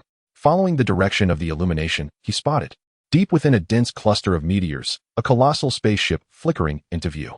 The vessel bore a streamlined shape, its surface adorned with intricate silver patterns, reflecting a cold metallic sheen under the sunlight. Qin Tian's heart tightened. He recognized that this was the mechanical race's ship he had been seeking. As his spacecraft drew closer, a translucent energy barrier abruptly materialized, enveloping the mechanical vessel in a secure embrace. The barrier flickered with blue arcs of electricity, emitting a crackling sound that seemed to warn any unwelcome intruder attempting to approach. Qin Tian endeavored to communicate with the barrier using the mechanical fire seed within him, and the star map in his palm blazed with vibrant energy fluctuations. Yet, the energy barrier merely quivered slightly, refusing to dissipate as he had hoped. Furrowing his brow, he intensified his power output, beads of sweat forming on his forehead. Just then, several laser beams shot forth from the energy barrier, striking towards Qin Tian's spacecraft like lightning. He swiftly maneuvered the vessel to evade them, the lasers grazing the exterior and leaving charred marks in their wake. Realizing that a direct assault would not suffice, he resolved to seek an alternative approach. He began to scrutinize the energy barrier closely, noticing that the patterns upon it seemed to change in a rhythmic fashion. Calming his mind, he summoned his mental energy, attempting to decode the information embedded in these patterns. As seconds ticked by, his mental force resonated harmoniously with the barrier's design, gradually conjuring vague images in his mind. Suddenly, a spark of insight illuminated his thoughts. He discerned the barrier's weak point. Drawing a deep breath, he concentrated all his strength, perfectly merging the power of the genetic primal energy with the mechanical fire seed to forge a formidable surge of impact energy aimed at the barrier's vulnerability. With a resounding boom, the energy barrier shook violently, revealing a slender fissure. Observing this, Qin Tian immediately intensified his assault, the crack widening until, at last, the energy barrier shattered into oblivion. He piloted the spacecraft gently towards the mechanical vessel, discovering an entrance on one side. The hatch was tightly sealed, its surface engraved with peculiar symbols. Cautiously, Qin Tian approached the hatch, seeking a method to unlock it. As he reached out to touch the door, the symbols suddenly glowed, radiating a soft light that enveloped his palm. At that moment, the hatch slowly opened, releasing a breath of stale air. Gripping his weapon tightly, Qin Tian warily stepped into the interior of the ship. The inside was dim and silent, with flickering lights lining the corridor, as if they might extinguish at any moment. Silver liquid flowed along the walls, appearing almost alive. Suddenly, a streak of silver light dashed by, and a robot composed of liquid metal materialized before him. The robot's form continuously morphed, at times taking on a humanoid shape, at others transforming into a weapon, exuding an aura of danger.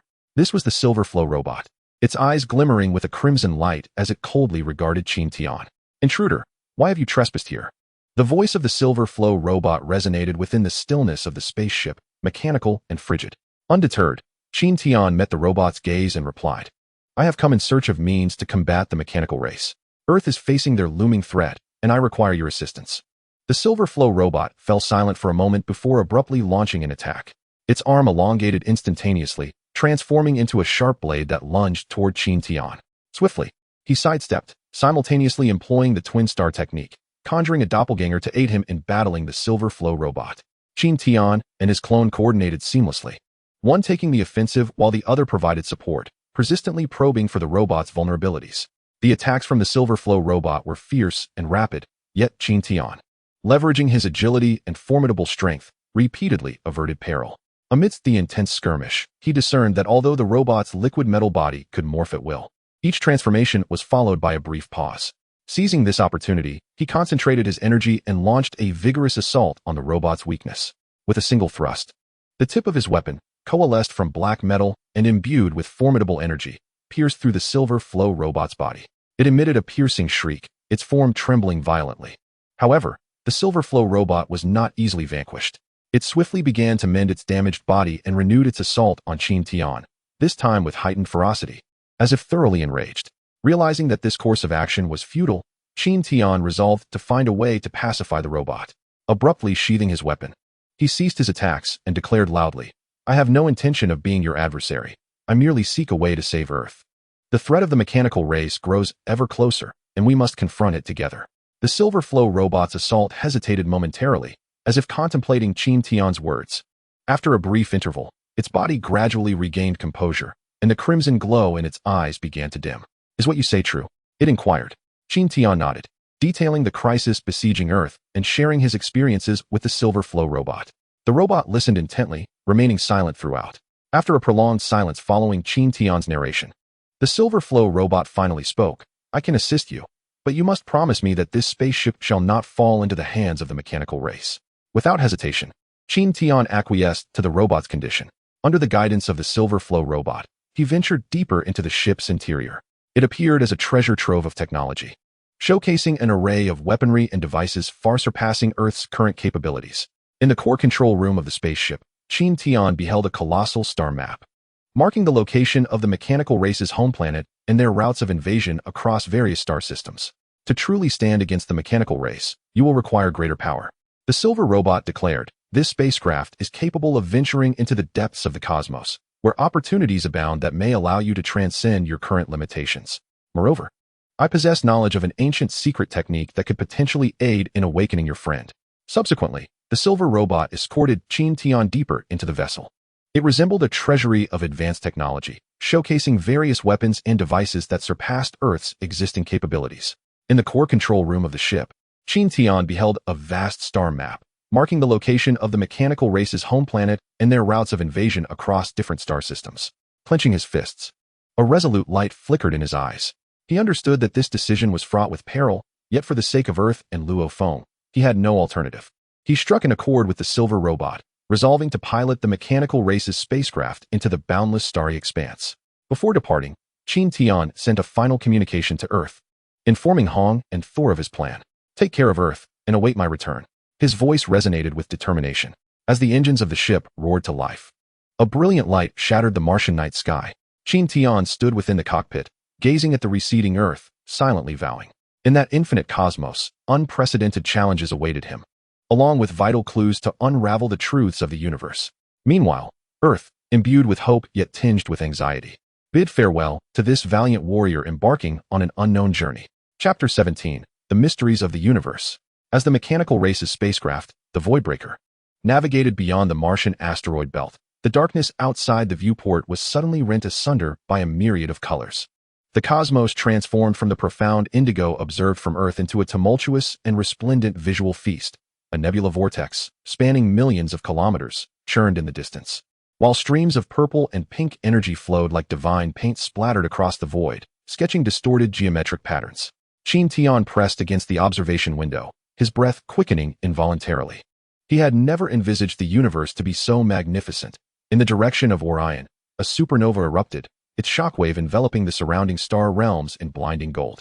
While behind the vessel, a black net woven of dark matter loomed, intermittently swallowing stars and leaving only fleeting azure glimmers, a sight he had never witnessed before. This was merely the fringes of the Milky Way. Baba Ta hovered above the control panel, its dual horns flickering in response to its tone. Do you see those silver light trails? They are the entrances to dark cosmic pathways, 10 times faster than our current trajectory. Yet it abruptly fell silent as the starry expanse ahead warped, as if an invisible hand were kneading the fabric of space. When the distortion subsided, countless luminous beings emerged from the void. They resembled gigantic jellyfish, their translucent bodies flowing with liquid starlight, and as their tentacles undulated, they left behind long trails of light. These creatures arranged themselves into bizarre formations, reminiscent of a cosmic language or a mysterious ritual. Qin Tian's tactical visor blared alarms, yet failed to detect any energy fluctuations. These beings seemed to transcend the comprehension of current technology. Further afield, a ring of ice crystals slowly rotated, each crystal reflecting a distinct starry sky, akin to countless miniature universes. At the heart of the star ring, a planet adorned with intricate gear patterns hovers, its metallic surface reflecting a cold, piercing light that causes the black metal of Qin Tian's left hand to tremble involuntarily. This is a forward outpost of the mechanical race. Babata lowered his voice, relieved that they had not been detected. Do you see those darting points of light? Those are patrol reconnaissance ships, he continued, his explanation abruptly interrupted by a sudden alarm. Outside the ship's protective shield, dozens of green light spots appeared. As they drew nearer, Qin Tian inhaled sharply. These were mechanical insects with 6 wings, their exoskeletons pulsating with strange energy patterns, their compound eyes glimmering with a menacing crimson intent. Their emergence bore no warning, as if they had been birthed directly from the void. Hold on tight, Babata screamed as he maneuvered the ship. These were the void hunters of the mechanical race, masters of tracking energy fluctuations. The ship abruptly veered, tracing a silver-blue streak through the nebula. Qin Tian gazed out at the rapidly retreating starry sky, where the once splendid nebulae had transformed into a deadly labyrinth.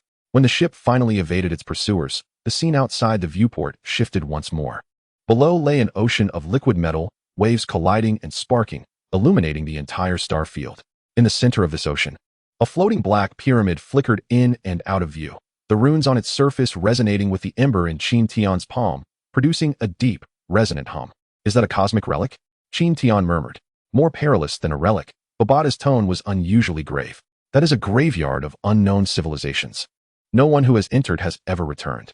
Prepare yourself. Zalong Star is approaching." Before he could finish, the starry expanse ahead suddenly erupted in resplendent light. The trajectories of countless starships intertwined to form a web, enveloping Zalong Star. The planet's atmosphere shimmered with a rainbow halo, its surface cities glowing like veins, strikingly conspicuous against the dark cosmos. Orbiting the planet, a colossal emblem of a cosmic bank slowly rotated, each facet reflecting the brilliance of various civilizations. As if proclaiming its majesty as an interstellar transit hub, Qin Tian clenched his fists, his gaze fixed on the increasingly imminent Zalong Star. He understood that the true cosmic adventure was just beginning. This vast expanse, filled with the unknown and peril, spoke to every intruder of the universe's laws through its grandeur and brutality. In this boundless realm, only the strong could survive. Chapter 18, Arrival and Crisis. The purple luminescence of the dark cosmic passage rushed past the viewport, and Qin Tian gripped the armrest of his seat, the nanomaterial of his black god suit automatically adjusting to the pressure. Babada's virtual form swayed above the dashboard, his twin horns glowing with an excited red light. Zalong Star is famously known as an interstellar transit station. Don't act like you've never seen the world when we disembark. Before he finished speaking, the ship shook violently. When the viewport illuminated again, countless golden streaks pierced the darkness. And a holographic advertisement for the Cosmic Bank projected a star coin image measuring a kilometer in diameter in the void of space. The characters for Cosmic Bank surrounded by 16 other scripts revolved around the star coin, with the 7th glowing faintly. This was the essence of cosmic daily life. Babada let out a soft hum, but as they reached the cosmic headquarters, his display of bravado was abruptly interrupted by a piercing alarm, and the spacecraft automatically engaged its collision avoidance protocol. Through the porthole, Qin Tian beheld a multitude of starships arranged in a spiral matrix, each warship adorned with the emblems of various civilizations. The moment the hatch opened, a mingling scent of scorched metal and ozone rushed towards him.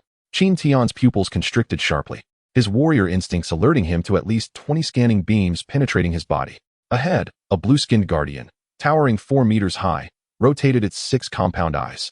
The translator on its chest emitted a mechanical roar. Carbon-based life form, planetary level. Entry fee, 0, 5 cosmic currency, or complete a combat strength test. Just as Luo Feng was about to unleash his psychic energy, Qin Tian firmly grasped his shoulder. In the corner of the hull stood a testing machine, its surface marred by claw marks and glimmering with a cold light. The golden plaque at the top of the display screen bore the inscription Hong Earth, the first mark left by Earth's warriors in the cosmos. "I will take it," Qin Tian declared, striding towards the testing machine, the sound of his meteorite steel battle boots resonating against the metallic floor. He activated the Meteor Ink battle body, purple energy surging through his veins. Suddenly, silver liquid seeped from the black metal on his left hand, coiling around his arm to form a spiked armor. As his fist struck the center of the testing machine, purple and silver light intertwined in a spiral, plunging the entire hull into darkness. The testing machine emitted a strained hum, the display screen's numbers fluctuating wildly. 1, 8 million. 2, 3 million, finally stabilizing at 3, 5 million. Planetary level, 3rd tier. Actual explosive power, 5th tier. As the mechanical voice boomed, the surface of the testing machine cracked with a web-like pattern. Surrounding extraterrestrial warriors recoiled in alarm. The octopus-like creature curled its tentacles, and the translator emitted a fractured scream. Earth monster. Traversing through corridors aglow with a spectrum of colors, the Cosmic Bank's crystalline dome was suspended with hundreds of holographic counters. The moment Qin Tian entered the hall, a pink beam suddenly locked onto Babada on Luo Feng's wrist. Detected immortal-level intelligent life. Confidentiality protocol activated. S-class reception program initiated. The ground erupted, and a lift platform descended 300 meters with the two of them. As the light faded, a transparent being composed of nebulae appeared before them, its body constantly morphing with patterns of galactic whirlpools, the envoy of the Cosmic Bank. "Please place your palm on the Star Core authentication device." The envoy's voice resonated directly within their consciousness. Qin Tian gazed at the black sphere before him, and the black metal in his palm suddenly heated up. The moment his left hand made contact with the sphere, the air in the hall seemed to freeze. Countless metallic spikes erupted from the surface of the sphere, and the protective shield atop the hall activated instantly, enveloping everyone in a blue light. The envoy's nebula form trembled violently, and the AI of the Cosmic Bank shifted into a cold combat mode. Warning: mechanical civilization seed detected. According to Article 723 of the Cosmic Accord, immediate action is required. In that critical moment, Babata suddenly transformed into a stream of light, merging into the center of Qin Tian's brow. The black metal proliferated wildly, forming silver armor on his body, resonating violently with the star core authentication device.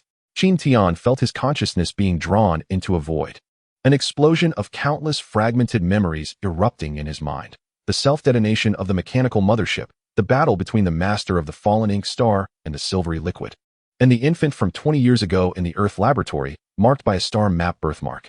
Suddenly, the envoy raised his hand, and golden chains emerged from the nebula body. This was not merely the energy of the mechanical race, but a hybrid. His voice was laced with undeniable astonishment, recalling the last occurrence of such a phenomenon during the early civilizational wars at the dawn of the universe. The alarms in the hall abruptly ceased. Qin Tian slowly opened his eyes, discovering his pupils transformed into a mesmerizing blend of purple and silver. The spikes on the surface of the star core authenticator retracted, morphing into a black badge embedded with a star map, suspended in the air. Congratulations on acquiring a black crystal account with the Cosmic Bank. The envoy's tone shifted to one of reverence, stating that your energy fluctuations have been recorded in the archives of cosmic civilization. However, the nebula body of the envoy emitted a warning red light. Remnants of the mechanical race were offering bounties for life forms possessing the spark, and he advised, "We must exchange for resources that would expedite the growth of mental cultivators." Luo Feng interjected, his gaze remaining vigilant as he scanned their surroundings. Babata timely poked half of his body out from Qin Tian's forehead. Additionally, we need medicines that can heal severe mental trauma, and ideally, a starship capable of interstellar travel. The envoy's body rippled with data streams, and moments later, 3 crystalline boxes radiating different hues materialized on the platform. Within the most resplendent golden box floated a droplet resembling a star, the essence of mental energy. Just then, the hall trembled violently. Countless red alarms ascended from the ground, and Qin Tian's black metal armor automatically deployed its defenses. Through the protective shield, he witnessed dozens of black starships, emblazoned with gear insignias, breaking through the atmosphere, their bow cannons gathering purple energy that resonated ominously with the spark in his palm. The mechanical race has arrived. Babata's voice quivered unusually. Their detection is faster than we anticipated. The envoy's nebula body swiftly coalesced into a combat form. Exit through the emergency passage. Remember, the Cosmic Bank is always neutral. But his words were drowned out by the deafening sound of explosions. Qin Tian seized the crystalline box and pulled Luo Feng towards the teleportation array. In the instant shrouded by radiance, he glanced back at the encroaching mechanical warships, his left hand's black metal erupting with blinding silver light, marking the first true resonance with the spark within him. When the teleportation light faded, Qin Tian found himself aboard a starship of ancient design. The star map on the cabin wall revolved slowly, perfectly aligning with the star map in his palm. A strange mechanical voice emanated from the cockpit. Genetic match detected. Activation of the starship Voidbreaker complete. Babata hopped excitedly on the control panel. This is an early warship from the fallen ink star. I never imagined the Cosmic Bank would harbor such a treasure. His voice abruptly faltered as Qin Tian's body became entirely enveloped in the silvery liquid. The liquid wove new patterns upon his skin, creating a peculiar resonance with the starship's control console. This is bad. He inadvertently activated the starship's hidden systems. Babata shrieked. This is something even Lord Huyuan Bo has not unlocked. The starship suddenly emitted a roar reminiscent of a dragon's cry, as the main cannon at its bow concentrated an unimaginable beam of energy, just as the artillery of the mechanical fleet was about to strike. The void breaker vanished into the starry expanse, leaving behind a spatial rift that trembled the very core of Zalong's star. Deep within Qin Tian's consciousness, a dormant memory began to awaken, an esoteric secret regarding the true power of the mechanical race's ember. Chapter 19. The Pursuit of the Ember with Alarms Blaring. The Voidbreaker dove into the atmosphere of Zalong's star like a startled bird, the colorful halos outside the porthole shattered by the mechanical fleet's violet artillery. Qin Tian's black metallic armor automatically expanded, enveloping both him and Luo Feng, as a silver-violet energy shield rippled violently in response to their peril. Their tracking system has been upgraded. Babata pounded the console in a frenzy, while the ship's rear expelled antimatter propulsion flames, carving an eerie spiral trajectory through the atmosphere. Through the window, Qin Tian observed the gear patterns on the surfaces of the black warships rotating, each engagement releasing dark matter rays capable of distorting space. At the moment the spacecraft made its perilous landing at the interstellar port, an invisible force violently wrenched the hatch open. 12 mechanical warriors surged in like bolts of black lightning, their bodies composed of liquid metal, arms instantly transforming into chainsaws and laser cannons. Qin Tian's Bloodshadow war gun reconfigured itself, the tip, a fusion of black metal and meteorite steel, traced a devastating arc of the meteoric ink battle body, only to be disintegrated into a stream of particles upon contact with the enemy. Be careful, these are the new type of devourers. Babata's voice trembled with urgency. Qin Tian's pupils constricted as he witnessed the mechanical warriors absorbing the energy from his attacks, their surface patterns growing increasingly radiant. In a critical moment, the black metal of his left hand erupted in a dazzling silver light, forming an inverted energy dome that rebounded all incoming assaults. The port was instantly transformed into ruins as Qin Tian seized Luo Feng and leaped from the ship, surrounding alien merchants and mercenaries scattered in panic, their translators emitting a cacophony of terrified screams.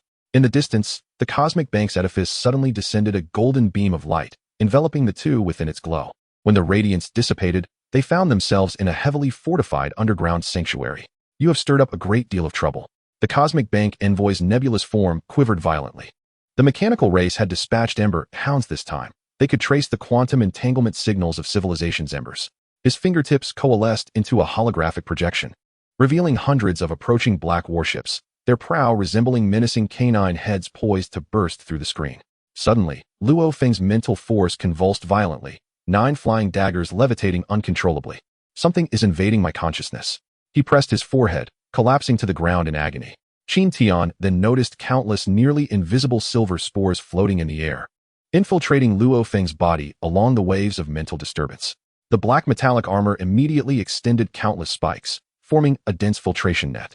Qin Tian activated the twin star technique, his doppelganger transforming into a silver streak that rushed into the swarm of spores, unleashing an energy storm that obliterated the parasitic entities. Yet he knew this was merely a probing attack from the mechanical race. The star core engine of the Voidbreaker must be activated. The envoy suddenly declared that only an energy pulse of supernova magnitude could temporarily disrupt the tracking system of the Fire Seed Hounds. However, his nebulous form split to release a beam of light that entwined around Qin Tian's arm, warning him to prepare, as a forced activation would incite a repulsive reaction from the fire seed within him. Upon their return to the port, the Voidbreaker was ensnared by the mechanical race's energy chains. These chains were adorned with barbs, each deeply embedded in the hull of the starship. Qin Tian inhaled deeply. For the first time, his genetic primal energy resonated perfectly with the fire seed of the mechanical race. His spear transformed into a colossal silver blade, cleaving through the air and causing the very fabric of space to rupture, severing the energy chains with ease. Activate the star core engine, he bellowed as he leaped into the cockpit. The warning lights on the dashboard blazed ominously, while the energy readings from the starship's core surged exponentially. At the moment the values breached the critical threshold, the sky above Zalong's star shimmered with a silvery hue, as a powerful energy pulse surged forth like a tsunami across the star domain. The mechanical warships trembled violently in the radiant glow, their canine forms becoming increasingly indistinct. Yet Qin Tian found himself in a more precarious situation, as the black metal within him surged uncontrollably, threatening to fully mechanize his body. Just before his consciousness faded, he saw Luo Feng's mental force manifest as golden ropes, forcibly suppressing the rampaging fire seed. When the brilliance faded, the Voidbreaker had entered hyperspace transition. Weakly, Qin Tian leaned against his seat, gazing at his arm, where silver patterns beneath his skin began to form new designs. Suddenly, the crystal ball presented by the envoy from the cosmic bank shattered, revealing a warning. The mechanical race's hive had awakened, and all civilizations in the galaxy were now on red alert. Babata abruptly pointed to a coordinate on the star map, his voice tinged with fear and excitement. There's a signal from the ruins of the Inkfall star in that direction. We might discover a way to control the fire seed. Clenching his fists, Qin Tian felt the tumultuous power within him. He understood that the mechanical race's pursuit had only just begun, and amidst the vast expanse of the cosmos lay more secrets and crises capable of overturning comprehension. The hyperspace luminescence outside the viewport raced by, as if narrating the endless journey through the depths of the universe. Chapter 20, Awakening of the Mechanicals. The hyperspace engine of the Voidbreaker emitted a strained hum as Qin Tian curled up in a corner of the cockpit. His left hand's star map patterns spreading at a visibly frantic pace. Silver fluid coursed through his veins towards his heart, congealing beneath his skin into intricate gear patterns, which clashed violently with the purple energy of his ink-fall battle body. It was imperative to suppress it immediately. Obata's virtual image flickered on the dashboard, warning that his cells were being restructured by the genes of the mechanical race. Amidst the excruciating pain, Qin Tian recalled the words spoken by Hong in the extreme martial arts training ground. The true domain is one where different powers adhere to the same principle. He forcefully activated the twin star technique, unleashing mental energy from both his main body and its clone, constructing a Tai Chi diagram interwoven with silver and purple in his consciousness. The rampaging metal patterns collided against the mental barrier, erupting into dazzling light. As the brilliance faded, the expansion of the star map on his left hand finally ceased, but amidst the original ancient markings now lay the distinctive diamond engravings of the mechanical race. Qin Tian summoned the tactical screen, only to discover a bizarre mutation in the genetic energy map. The operational pathways of martial arts perfectly intertwined with the energy circuits of the mechanical race. Yet concealed within was a tumultuous conflict. Meanwhile, urgent communications arrived from Earth. Hong's holographic projection materialized in the cabin, revealing battle scars on the war god's white robe for the first time. The mechanical race had initiated a feint, their true objective being the dismantling of Earth's defense network. The scene shifted to a star map of the solar system, where dozens of black battleships were congregating in Jupiter's orbit, their prow adorned with a blood-red canine emblem. I have activated the Celestial Canopy Project. Hong's fingers glided across the virtual screen, unveiling a vast silver net on the moon's surface, a gravitational barrier modified with meteorite technology. However, his gaze suddenly pierced the projection, locking onto Qin Tian's left hand. I require your spark for the final calibration. Qin Tian's heart constricted sharply. He could sense the awakening of the mechanical race's consciousness within him, that dormant guest sending a chilling wave of emotions through the star map. As he attempted to harness the power of the spark, two opposing energies surged within his meridians. The fiery essence of the martial artist clashed with the absolute calm of the mechanical, as if two souls were vying for control of his body. I need time. Qin Tian terminated the communication and turned to Babata. How far is the meteorite ruins? At most 3 hours, the voice of the intelligent entity responded, laced with concern. But you may not last that long. No sooner had the words left its mouth than the Voidbreaker trembled violently. On the radar screen, hundreds of luminous points approached along trajectories that defied the laws of physics, the latest phantom trackers of the mechanical race. These aircraft continuously morphed, at times transforming into sharp cones to breach the sound barrier, at others unfurling into disc shapes to emit jamming waves. Activate the stellar core pulse. Qin Tian rushed toward the control panel, only to find his left hand uncontrollably pressing another button. Black metal spread across the console, staining the entire ship's control system silver. The main cannon of the Voidbreaker began to charge automatically, not aiming at the enemy, but rather pointing at the ship's core. Damn it! The spark is rebelling. Babata shrieked, injecting energy in a desperate bid to conceal the mechanical race's technological characteristics. Qin Tian's eyes transformed into a mesmerizing blend of purple and silver, the clash of energies within him reaching its zenith. He could distinctly hear two voices arguing within his mind, the martial artist's roar vowing to protect Earth, while the mechanical whisper emphasized the need for concealment. As the first wave of attacks struck the shield, he executed a remarkable maneuver, simultaneously activating the annihilation gun technique and the mechanical race's disintegration ray. The two forces collided at the gun's muzzle, forming a black vortex capable of devouring light. On the battlefield, the attack trajectories of the mechanical aircraft suddenly became chaotic. Qin Tian's pupils constricted slightly as he beheld a shocking sight through the star map. The core control systems of these trackers were quantum entangled with the spark within him. It turned out that since his entry into the universe, he had been marked by the collective consciousness network of the mechanical race. Rofeng, prepare for a mental shock. Qin Tian sent an urgent signal to his slumbering friend. I must sever this link. He forcibly summoned all his strength, constructing a cage of purple energy and silver metal within his sea of consciousness, temporarily imprisoning the mechanical consciousness. Meanwhile, the star core engine of the Voidbreaker operated beyond its limits, unleashing a torrent of energy that consumed all pursuers. After the battle, Qin Tian collapsed into his seat, the star map patterns on his left hand glowing once more. This time, it was not an attack command, but rather a series of unfamiliar star map coordinates, pointing towards the most perilous forbidden zone of the galaxy, the mechanical clan's nest. It appeared that our guest could no longer contain itself. Babata hovered before him, intent on transforming him into the blade of the mechanical clan. Qin Tian clenched his fist, feeling the undercurrents of two conflicting powers surging within him. He understood that he was not only the guardian of Earth, but also a paradox navigating the realms of light and darkness. The defenses laid down by Hong on Earth were now awaiting him, this unpredictable variable, to complete the final puzzle. A game concerning the survival of civilization had merely begun. Chapter 21. The Spiral of Contradiction. The alarm of the void breaker resonated with Qin Tian's tumultuous heartbeat as he stared at the erratic data pulsating on the tactical screen.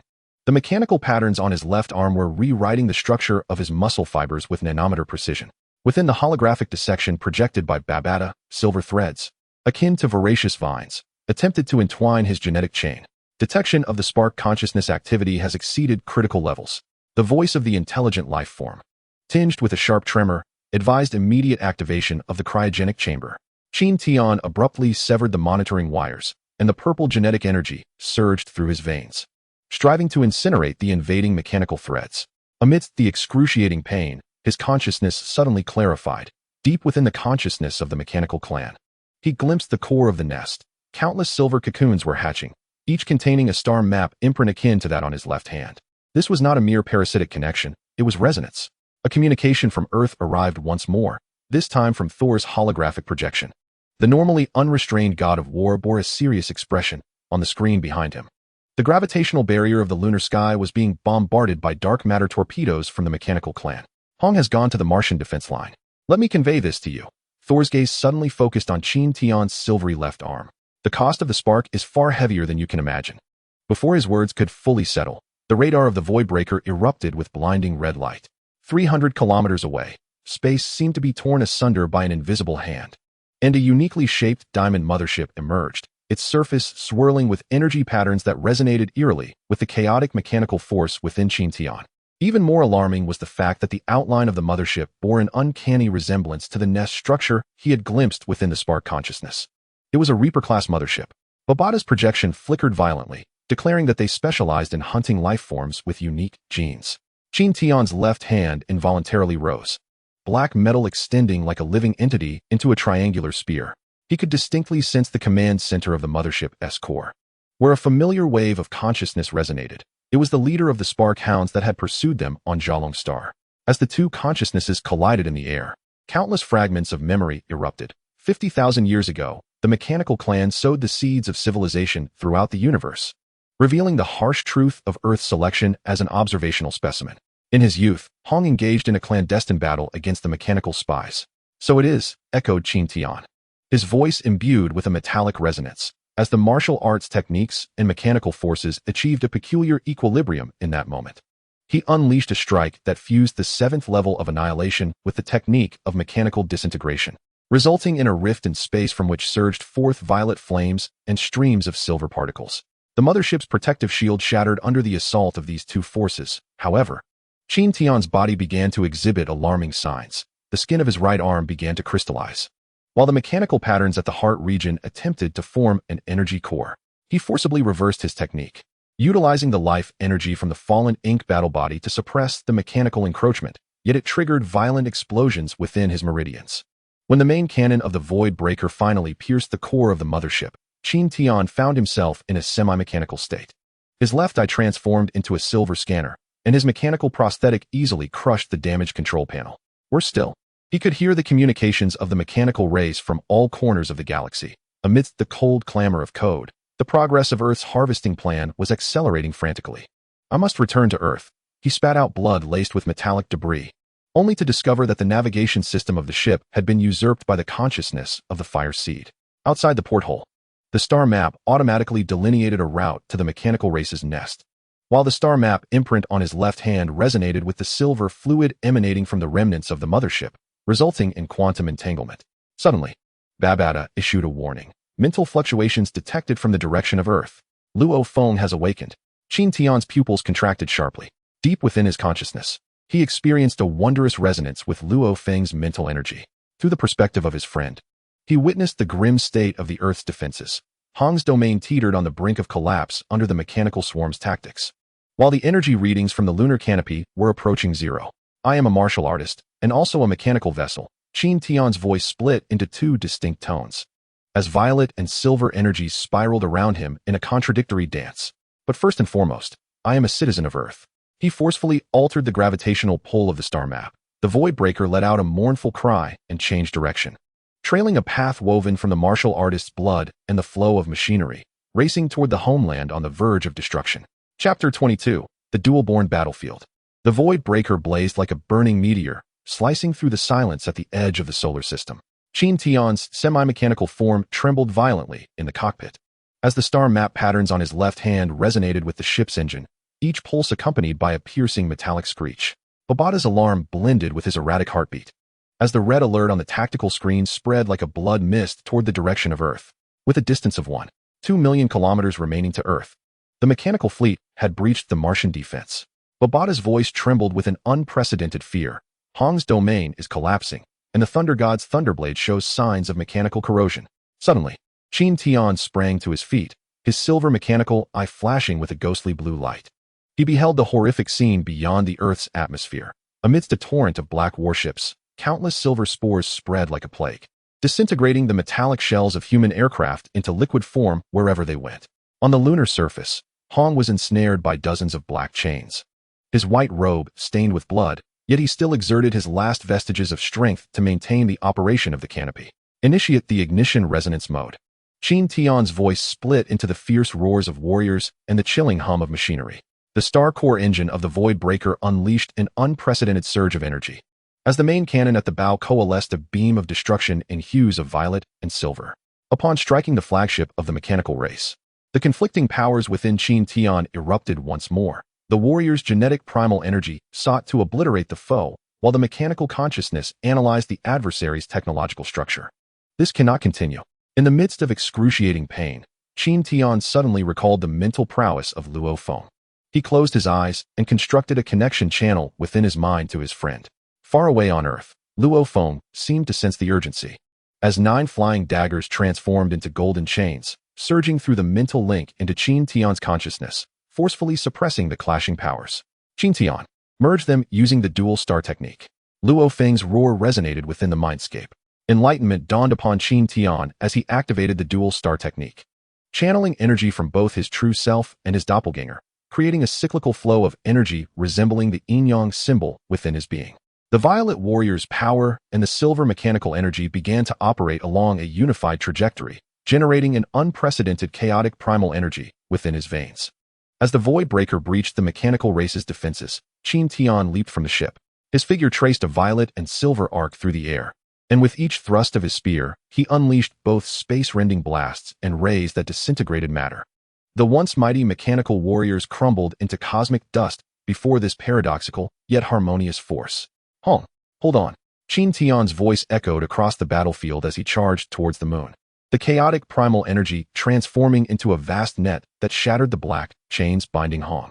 Hong gazed in astonishment at the semi-mechanized youth before him, a flicker of understanding crossing his eyes. He finally comprehended that the secret within Qin Tian may hold the key to humanity's counteroffensive. However, just as everyone believed the tide had turned, the core of the mechanical mothership suddenly blazed with blinding red light. A colossal silver cocoon emerged from the vessel, within which a gigantic mark, identical to the star map on Qin Tian's left hand, began to awaken. This was the projection of the mechanical race's nest. Babata's scream was filled with despair. They were about to initiate the final assimilation program. Qin Tian felt the ignition consciousness within him begin to thrash wildly, attempting to resonate with the nest's projection. Gritting his teeth, he invoked the dual star technique once more, infusing the chaotic primal energy into the star map on his left hand. Amidst the violent clash of energies, his consciousness was suddenly transported to a wondrous space, where countless fragments of civilization's memories floated.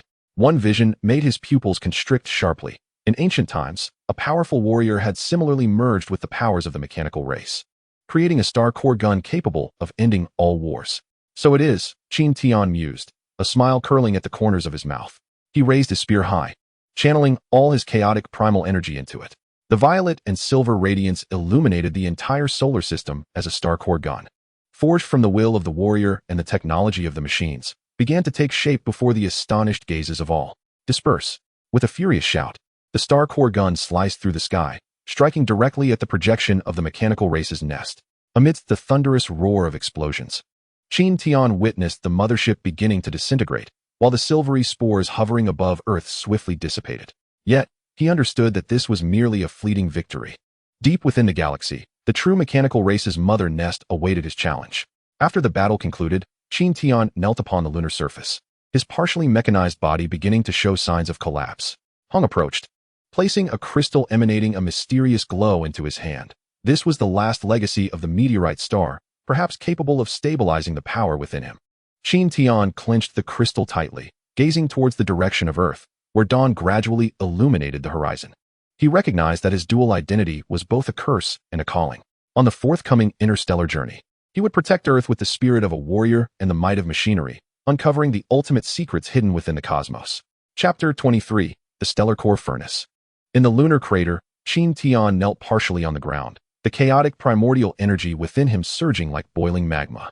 The crystal from meteorite star, placed in his palm, radiated heat, its surface swirling with ethereal blue patterns resonating with the mechanical star map on his left hand, creating eerie ripples in the vacuum of space. This was the core technology of the meteorite star civilization, the stellar core furnace. Hong's voice resonated through the communicator, his war god's white robe still stained with the remnants of battle. It had the capacity to forge disparate energies into a unified form, but he paused, his gaze penetrating the holographic projection, foretelling a more excruciating process than one could imagine. Suddenly, the crystal transformed into liquid metal, coursing through Qin Tian's veins and penetrating his heart. His mechanical eye erupted with blinding silver light, projecting intricate energy schematics onto his retina. Countless silver threads began to entwine around his genetic chain, while the warrior's purple primordial energy sought to incinerate them like flames. The two forces clashed violently at the heart's core, forming a vortex of energy that perpetually collapsed. Qin Tian's scream shattered the surrounding meteors. His body began to twist uncontrollably, mechanical patterns and warrior meridians intertwining on the surface of his skin into conflicting totems. In the chaos of his consciousness, he glimpsed remnants of an ancient battlefield, a mysterious warrior, merging mechanical power, wielding the stellar core spear, engaged in a life-and-death struggle against the looming shadow of the mechanical race's mother nest. Simultaneously, alarms blared within the Earth Command Center. On the holographic screen, hundreds of silver spires abruptly rose from the depths of the Pacific, their surface patterns identical to the ember within Qin Tian. Thor's voice carried an unprecedented weight. A second wave of mechanical race aggression detected. These structures were rewriting Earth's magnetic field. The alarms of the Void Breaker resonated with the crisis facing Earth. Babata frantically pounded on the control panel. This is bad. The energy fluctuations from the stellar core furnace are attracting even more powerful mechanical warships. Their jump coordinates target the center of the solar system. Qin Tian abruptly opened his eyes, the dual hues of purple and silver coalescing into substance within his gaze. He felt the stellar core furnace taking shape within him, an energy conversion device constructed from both meteorite star technology and the mechanical race's ember. As he activated the twin star technique, the chaotic primordial energy flowed through his meridians for the first time in a flawless form, achieving a bizarre equilibrium between mechanical consciousness and warrior will. I shall proceed to obliterate those spires. Qin Tian's voice resonated with an unsettling calm as his figure transformed into a cascade of violet and silver light, propelling itself towards the atmosphere. At the moment he pierced through the clouds, the star map insignia on his left hand projected a holographic star chart, revealing the energy nexus of all silver spires. These structures were, in fact, colossal antennas employed by the mechanical race to summon the projection of their mother nest. The celestial abyss, the final symphony. The Earth's atmosphere trembled violently, warping into a bizarre prism, while Qin Tian hovered 30,000 meters above the ground, surrounded by chaotic primordial energy akin to a boiling galaxy. Beneath him, a matrix of hundreds of silver spires whirled with frenetic intensity, unleashing beams of dark matter that intertwined in the stratosphere, enveloping the entire Earth in a haunting azure halo of death. Initiate the Annihilation Protocol. The mechanical race's electronic voice reverberated through the spire network, and the ground instantaneously fissured, revealing countless chasms from which silver spores surged forth, engulfing cities like a relentless tide. Qin Tian's mechanical eye rapidly analyzed the enemy's energy fluctuations, while the data streams dancing across his retina indicated that these spores were rewriting the genetic chain of Earth's biological entities through quantum entanglement. The star core gun in his grasp erupted with a dual hue of violet and silver, the energy coalescing at the tip, even warping the surrounding light. As he first swung the spear, a translucent rift in space materialized in response. echoing with the sounds of an ancient battlefield from its depths. This strike directly struck the nearest spire, disassembling the entire structure into nanoscopic dust amidst the tidal forces of energy, only to instantaneously reconstitute as a colossal automaton of the mechanical race. Not so easily. Qin Tian roared, as the star core furnace within him surged into a frenzied operation. Chaotic primordial energy transformed into chains that ensnared the automaton, while the mechanical consciousness precisely targeted its joint weaknesses, and the warrior's might seared its core like flames. The automaton's metallic shell succumbed to the relentless tug of both forces, ultimately erupting in an energy shockwave that incinerated the clouds for 100 kilometers around. Yet, more warships of the mechanical race surged forth from the rift in space, their prow resembling a canine head that opened its massive maw, unleashing dark matter torpedoes trailing violet flames across the sky.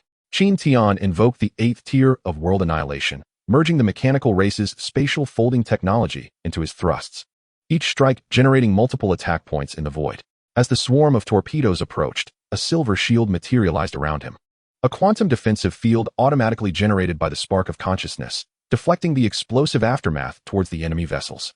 On the opposite side of the battlefield, Luo Feng commanded the body of the golden-horned beast, charging through the fray. His mental power transformed into a golden net, ensnaring and obliterating the mechanical insect swarm attempting to ambush Qin Tian. Beware from behind. Just as Luo Feng's warning echoed, Qin Tian's mechanical eye detected spatial fluctuations. 12 stealth fighters arranged in a diamond formation were launching a surprise attack from the quantum plane. Qin Tian stood resolute, unflinching, as the star map insignia on his left hand suddenly swelled, releasing a silver pulse wave that incapacitated the control systems of the aircraft. The star core gun in his right hand morphed into myriad blades of light, weaving a deadly net within the atmosphere. The debris of the severed aircraft had yet to plummet before being absorbed by the star core furnace within him, transforming into nanomaterials for armor repair. At that moment, all spires abruptly ceased their assault, redirecting their energy towards the central nexus. A silver sphere, measuring a kilometer in diameter, ascended slowly, its surface revealing a star map identical to that of Qin Tian's left hand. It became evident that this was its ultimate form. Qin Tian's voice resonated with a metallic coldness. He could distinctly sense the clones immersed in the nurturing liquid within the core of the sphere awakening in synchrony. The energy output of the star core furnace reached its zenith, and the chaotic primordial energy surrounding Qin Tian coalesced into a tangible domain. He brandished his spear, the brilliance of its blade colliding with the destructive beams emitted by the sphere, creating an energy storm that violently tore through the ozone layer. Amidst the intense energy clash, Qin Tian's consciousness was abruptly drawn into a peculiar realm, where countless images of parallel universes flashed before him, each showcasing a battlefield between the mechanical race and humanity. I understand now. His voice reverberated through multiple dimensions when he swung his spear once more. Its brilliance embodied not only the wrath of a warrior and the precision of machinery, but also the power of the laws from the multiverse. This strike pierced through the silver sphere, causing the clones within the core to explode, releasing a torrent of energy that resonated with his chaotic primordial energy, forming an ever-expanding realm of destruction. The silver spires on the surface crumbled inch by inch, while the mechanical fleet was devoured like candles flickering in the wind. Yet, at the edge of the solar system, the immense silver vortex spun with increasing velocity, heralding the imminent arrival of the mechanical race's mothership. Qin Tian realized that this battle was far from over, and the star core spear in his grasp yearned for a confrontation with its true adversary. As Qin Tian's star core spear pierced the first spire, the entire structure began to tremble violently. Silver fluid erupted from the fissures, attempting to assimilate him. However, the chaotic primordial energy around him seemed to possess a life of its own, surging forth like a tide to consume these invasive substances and transform them into its own strength. The defensive systems of the other spires activated immediately, and a multitude of mechanical swarms descended like a dark cloud, each carrying corrosive dark matter toxins capable of eroding genes. Just in time, Qin Tian's mechanical eye scanned rapidly, constructing a schematic of the swarm's vulnerabilities in his mind. He wielded his spear, weaving a precise matrix of death with its purple and silver brilliance. Astonishingly, the wreckage of the destroyed mechanical insects was absorbed by the star core furnace, converted into nanomaterials to repair his body. On the opposite side of the earth, Luo Feng commanded the body of a golden-horned beast, engaging in aerial combat with the elite warships of the mechanical race. Suddenly, his mental energy surged violently. Qin Tian, I sense the consciousness of the mothership approaching. The cores of these spires bear your genetic imprint. Qin Tian's movements abruptly halted. He forcefully tore open the core chamber of a spire, and the sight within froze his blood. Dozens of incubation pods contained clones bearing the same star map imprint as his own, each with a miniature core of the mechanical race's mothership embedded in their chests. So, from the very beginning, I was their experiment. Qin Tian clenched his fists, the chaotic primordial energy surrounding him forming a domain of destruction. He channeled all his energy into the star core spear, aiming at the central node of the spire network. As the spear's brilliance pierced the atmosphere, the sky above the earth was illuminated by a radiant purple and silver light. The silver spires erupted in a series of explosions, the resulting energy storm engulfing the mechanical fleet within its wrath. Yet, Qin Tian was acutely aware that the true crisis was merely commencing. At the edge of the solar system, an enormous silver vortex, far more colossal than the sun, was taking form. This was the projection of the mechanized race's hive transcending galaxies, and the star chart emblem on his left hand was responding frantically to the summons from the abyss. Chapter 24, The Descent of the Hive. The silver vortex continued to expand at the periphery of the solar system, the distorted space revealing the outline of the mechanized race's hive. It was a giant fortress constructed from countless gears and pipes, its surface pulsating with dark purple energy akin to boiling magma, each throb inducing violent tremors throughout the gravitational field of the entire system. Suspended in Earth's orbit, Qin Tian gazed at the terrifying entity drawing closer, the star core furnace within him emitting a piercing hum, while chaotic primordial energy surged wildly through his veins. Core energy readings from the hive have surpassed the limits. Babata's voice trembled with unprecedented fear. That is a force beyond our capability to combat. Alarms blared aboard the Void Breaker, and the data on the dashboard fluctuated wildly, indicating that the energy released by the hive could instantaneously vaporize the entirety of Earth. Hong and Thor led the remaining strong warriors of Earth, their battle armor scarred, yet their gazes unwavering. We will hold the line. You must seek the hive's weakness. Hong's voice resonated through mental telepathy, his light domain appearing minuscule under the hive's oppressive weight, yet still emanating a brilliant glow. Qin Tian tightened his grip on the star core spear, its purple-silver radiance swirling along the shaft. He could sense a powerful resonance between the star chart emblem on his left hand and the hive, a connection that felt like a call of blood ties and a provocation from a sworn enemy. I shall obliterate you, he roared, his figure transforming into a streak of light as he charged toward the hive. As Qin Tian neared the hive, countless silver sentinels surged forth from the fortress. These guardians varied in form. Some morphed into colossal mechanical octopuses, their tentacles unleashing corrosive acid, while others transformed into humanoid warriors, their light blades glimmering with lethal coldness. However, the most fearsome were the mechanical monstrosities fused with biological genes, their bodies adorned with twisted limbs. And the black mist they exhaled caused the very fabric of space to begin unraveling. In Qin Tian's hands, the star core spear became a bolt of purple-silver lightning, each swing capable of rending space itself and cleaving foes in twain. Yet, these mechanical guardians seemed inexhaustible, regenerating from the hive the instant they were destroyed. The consumption of his chaotic primordial energy was immense. He could feel the star core furnace operating beyond its limits, the mechanical consciousness within him clashing once more with the will of the warrior. This cannot continue. Qin Tian suddenly halted, concentrating his mind to construct the cycle of the twin star technique within his sea of consciousness. The powers of his original self and his clone perfectly intertwined, forming a vast protective barrier that repelled the surrounding enemies. Seizing the opportunity, he unleashed a full-force strike, directing the star core spear toward an energy node on the hive's surface. However, the moment the spear tip made contact with the hive, a powerful recoil hurled Qin Tian backward. The energy fluctuations on the hive's surface intensified, and a colossal mechanical visage slowly emerged, its voice echoing like the roar of 1,000 engines. Insignificant carbon-based life form, you dare to challenge the pinnacle of mechanical civilization. The spark within you shall ultimately return to the mother nest. As Qin Tian fell in excruciating pain, his mechanical eye was severely damaged, rendering his vision hazy. Yet, on the brink of consciousness, a vivid memory surfaced. Images of an ancient warrior who, in his final moments, infused his life energy into the star core gun, perishing alongside the mechanical mother nest. Understanding dawned upon Qin Tian as he struggled to rise. His body began to radiate light, the primordial chaos energy uncontrollably expanding outward. He channeled all his strength, the will of the warrior, the wisdom of the machine, and the entirety of the energy from the star core furnace into the star core gun. The dual hues of purple and silver illuminated the entire solar system as the gun began to warp space, forming a colossal vortex of energy. Grant me destruction. Qin Tian roared as he charged toward the mother nest, surpassing the speed of light, leaving an eternal trace in the void. The moment the star core gun pierced the core of the mother nest, it felt as if the entire universe had ceased to breathe. The immense shockwave from the explosion swept across the star system as the mother nest disintegrated in a blaze of light, while Qin Tian's figure gradually faded within that dazzling brilliance.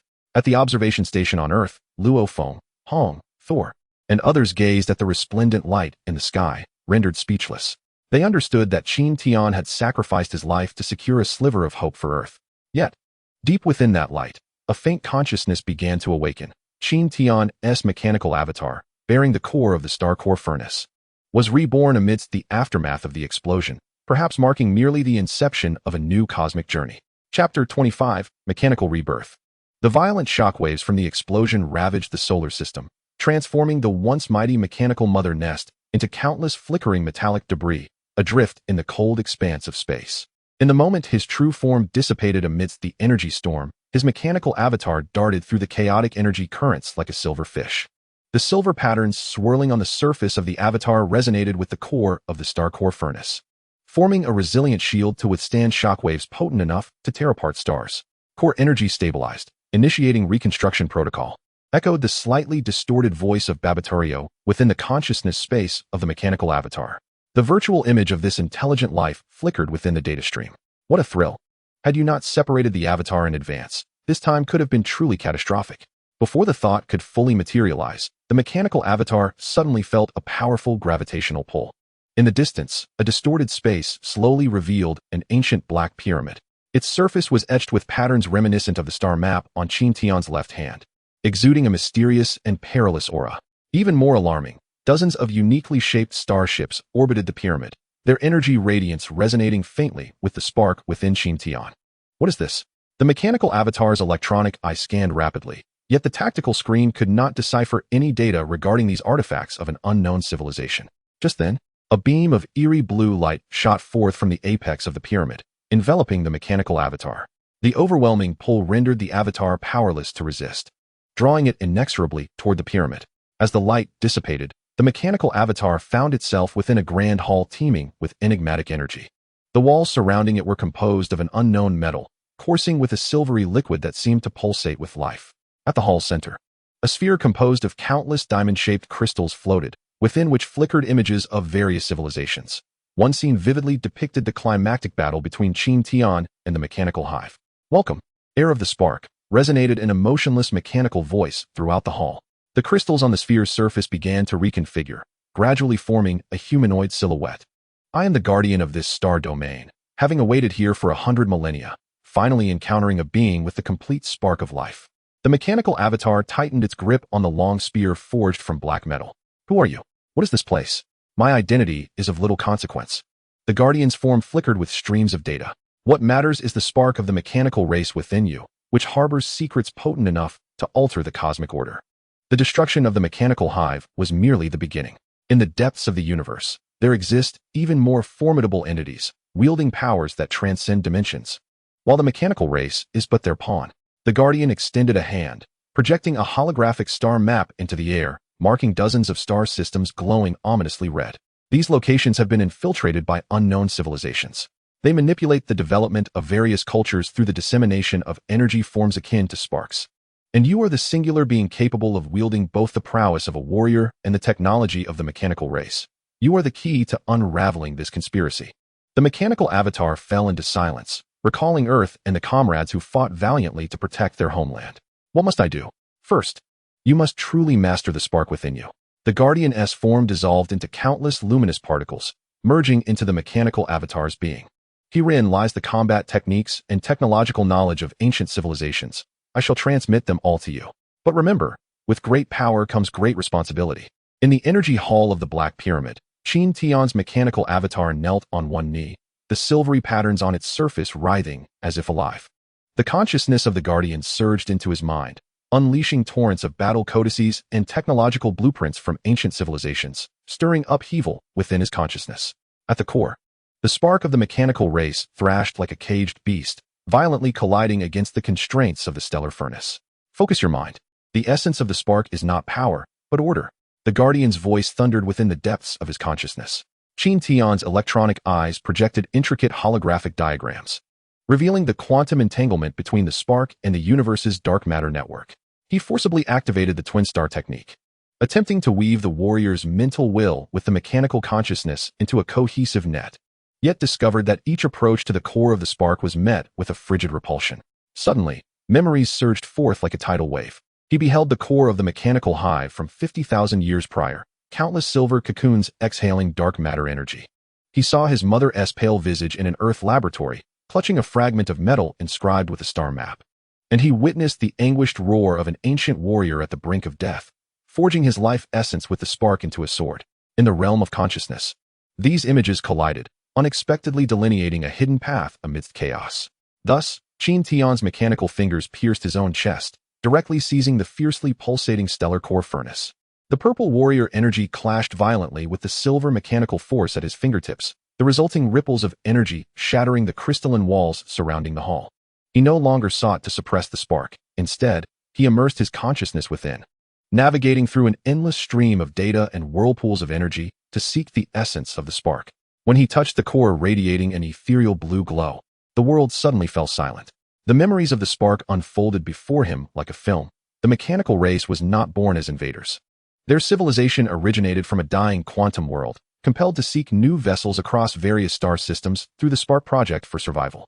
The spark within Qin Tian was, in fact, the self-redemption of the ancient mechanical race's chief scientist, who had sealed his consciousness and core technology, awaiting a life form capable of comprehending the essence of mechanical civilization. "We have been misunderstanding," Qin Tian murmured, as chaotic primal energy formed a spiral energy field around him. He no longer regarded the spark as an enemy, but endeavored to embrace it with the inclusivity of a warrior's heart.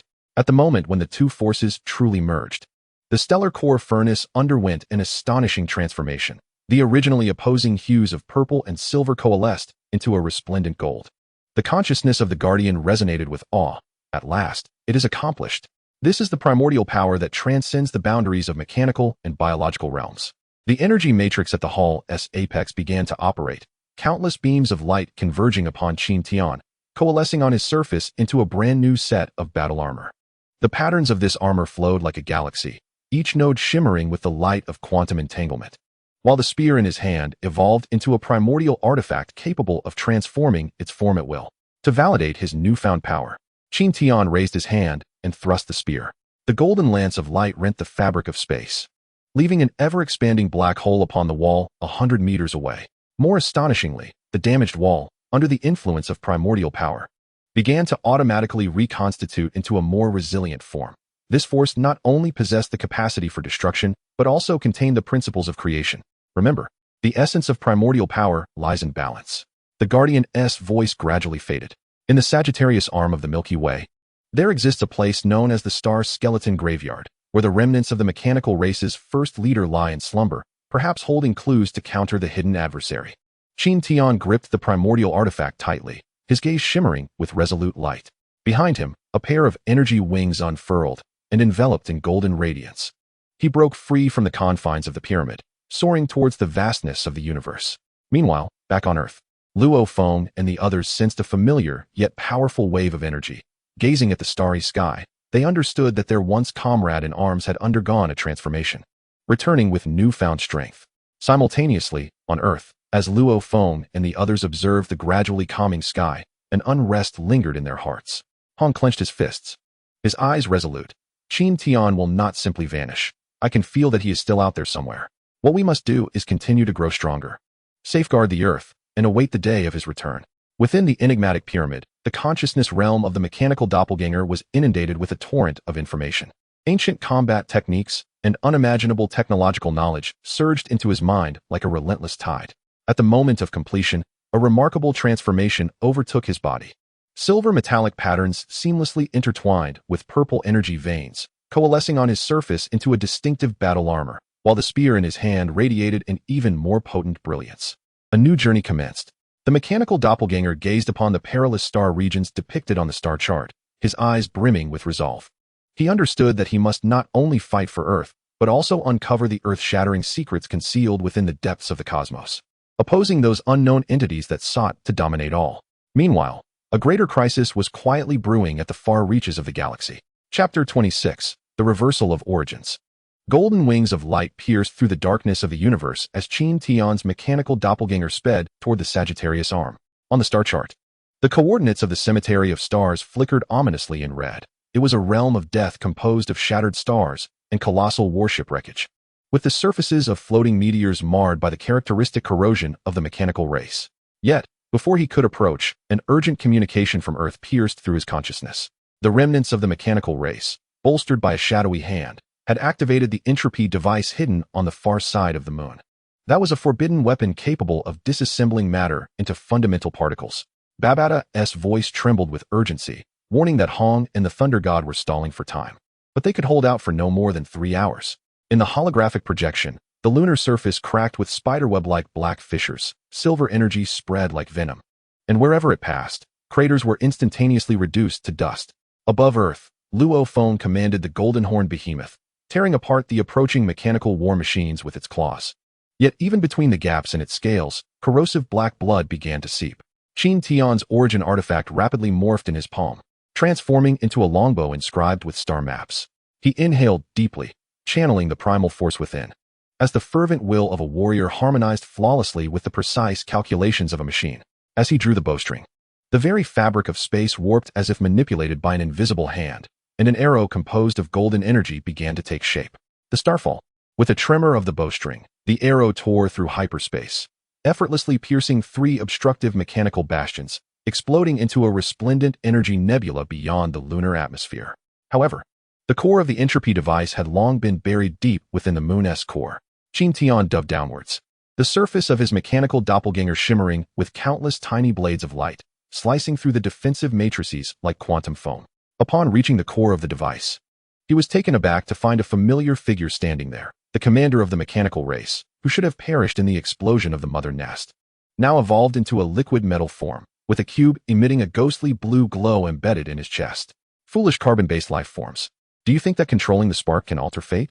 The commander's voice resembled the sound of metal scraping. This entropy core is a D-dimensional weapon bestowed by that esteemed one. No sooner had he spoken than the lunar surface suddenly collapsed into a 2-dimensional plane, forcing Qin Tian's mechanical doppelganger into a thin silver sheet. In that critical moment, he activated the twin star technique, resonating the consciousness of his main body with that of his doppelganger, constructing 3-dimensional energy anchor points within the 2-dimensional space, forcibly reassembling his form. Bestowed? You are merely puppets. Manipulated to serve. Qin Tian's primordial artifact transformed once more, taking the form of twin swords. His pupils shimmered with the triadic brilliance of purple, silver, and gold. With each swing of his blades, he simultaneously cleaved through the essence of martial prowess and the laws of machinery. As the twin swords pierced the core of entropy, a violent clash of forces erupted, causing the entire moon to tremble with instability. At the observation station on Earth, Hong and Thor simultaneously sensed a familiar and formidable surge of energy. It was Qin Tian. Hong's domain of light surged forth, repelling the mechanical fleet that sought to breach their defenses. He had discovered a power that transcended both machine and life. Ro Feng let out a resounding roar, the eyes of the golden-horned behemoth glinting with golden light, as its tailbone projected a beam infused with primordial energy, resonating with Qin Tian's force. Under the impact of this primordial power, the core of entropy began to operate in reverse. Seizing the moment, Qin Tian channeled all his strength into the core, golden energy flooding into every crevice of the device like a tidal wave. A strange spectacle unfolded. The decomposed matter began to reassemble, the fissures on the lunar surface healing at a visibly accelerated pace, even becoming more robust than before. The mechanical commander let out a furious roar of defiance, only to be utterly disintegrated into a torrent of data amidst the energy storm. When the final silver light dissipated, Qin Tian floated above the moon, gazing down at the Earth, which had regained its tranquility. His mechanical avatar rippled, gradually transforming into a translucent energy form, a new manifestation after mastering the primordial power. I shall not allow you to prevail, hidden puppeteer. His voice reverberated through the cosmos, as the primordial artifact in his hand instinctively pointed towards the graveyard of star remains, where the key to unveiling the truth lay. On Earth, Ro Feng, Hong, and Thor beheld the golden figure in the sky, a surge of unprecedented confidence swelling within them. The victory over this crisis not only dealt a fatal blow to the remnants of the mechanical race, but also heralded the potential for human civilization to rise within the cosmos. Meanwhile, in the distant graveyard of star remains, a dormant wreckage suddenly ignited with a crimson glow, the consciousness fragments of the mechanical race's original leaders stirring to awaken, awaiting a fateful confrontation with Qin Tian, the master of primordial power. Chapter 27, Ruins. Qin Tian, wielding the luminous wings forged from primordial energy, surged towards the graveyard of star remains at full speed. Along the way, he established a profound mental link with Rofeng on Earth, transmitting critical data from the lunar battle and insights into primordial energy without reservation. Remember, the power of martial artists and mechanical technology are not adversaries. The essence lies in balance. Qin Tian's voice resonated within Rofeng's consciousness, underscoring their sole hope against the puppeteer lurking in the shadows. Upon reaching the periphery of the graveyard, Qin Tian was awestruck by the sight before him. Shattered stellar remnants floated like the severed limbs of giants, their surfaces still engaged in a desperate struggle of nuclear fusion, emanating an eerie glow. The ruins of colossal starships intertwined amidst the debris, their metallic exteriors twisted into helix shapes by some unknown force, while the insignia of the mechanical race flickered faintly under the radiation. More astonishingly, an invisible energy field permeated the area, causing his primordial power to resonate with fluctuations. Caution, he warned, the space-time structure in this region is exceedingly unstable. The voice of Babata was laced with interference. According to the scan, the temporal flow of certain remnants was 100 times that of the outside world. Once approached, one would be instantly torn apart by the torrent of time. Qin Tian activated the twin star technique, constructing a layer of dual-colored purple and silver defense shield around his body. The primal force coalesced in his palm into a probing spear, its tip emitting a golden scanning beam, striving to penetrate the chaotic energy field. When the beam struck a pyramid-shaped star relic, a sudden and powerful suction pulled him into a distorted temporal vortex. In an instant, Qin Tian's vision was flooded with countless lights and shadows. He witnessed the origins of the mechanical race in a distant quantum realm, where the first leader, in a bid to transcend dimensional limitations, compressed the core technology of civilization into seeds, scattering them across various star systems. He beheld the ancient interstellar wars, where countless civilizations fell beneath the iron hooves of the mechanical race, and glimpsed a mysterious warrior, bearing a similar star map mark as his own, confronting the mechanical race in a final showdown within the graveyard of stars. When Qin Tian emerged from the vortex, he found himself within a colossal star relic fortress. The surrounding walls were composed of a crystal emanating a ghostly blue light, inscribed with runes and star maps of the mechanical race. In the center of the fortress hovered a skeleton radiating a silvery glow, its chest adorned with a massive crystal, within which flowed patterns identical to the star map on his left hand. At last, I have found you. Qin Tian approached slowly, sensing the astonishing energy contained within the skeleton, and more importantly, it seemed to conceal crucial information to combat the unseen puppeteer. However, just as his hand was about to touch the crystal, an alarm blared throughout the fortress. Countless mechanical sentinels surged from the walls, their forms starkly different from those he had encountered before. Composed of liquid metal, their limbs could morph at will, swiftly encircling him. Intruder, die! The mechanical sentinels intoned in a cold electronic voice, launching their assault. Qin Tian wielded the primal artifact, deflecting the incoming energy beams. He channeled the twin star technique, perfectly merging the powers of his main body and doppelganger, searching for a flaw amidst the chaotic battle. Suddenly, he discerned that the movements of these mechanical sentinels seemed to be controlled by a central system. Severing the connection could dismantle their offensive. The primal artifact transformed in Qin Tian's hands into an energy dagger, and with blinding speed, he charged at one of the sentinels. As the dagger pierced its core, it unleashed a golden pulse wave. Remarkably, instead of being destroyed, the sentinel began to resonate with Qin Tian's consciousness. The previously hostile electronic voice morphed into a complex stream of data, flooding into his mind. Ah, I see. A smile crept upon Qin Tian's lips. He utilized this sentinel as a breakthrough, spreading his primal force throughout the entire system. In an instant, all mechanical sentinels ceased their attacks. Their liquid metal bodies began to reconfigure, ultimately converging into a bridge leading deeper into the fortress. Qin Tian proceeded along the bridge, arriving at a vast secret chamber. In the heart of the chamber, a skeletal figure radiating a silvery glow gradually opened its eyes, its voice resonating like a great bell. After countless ages, I have finally awaited one worthy to inherit my will.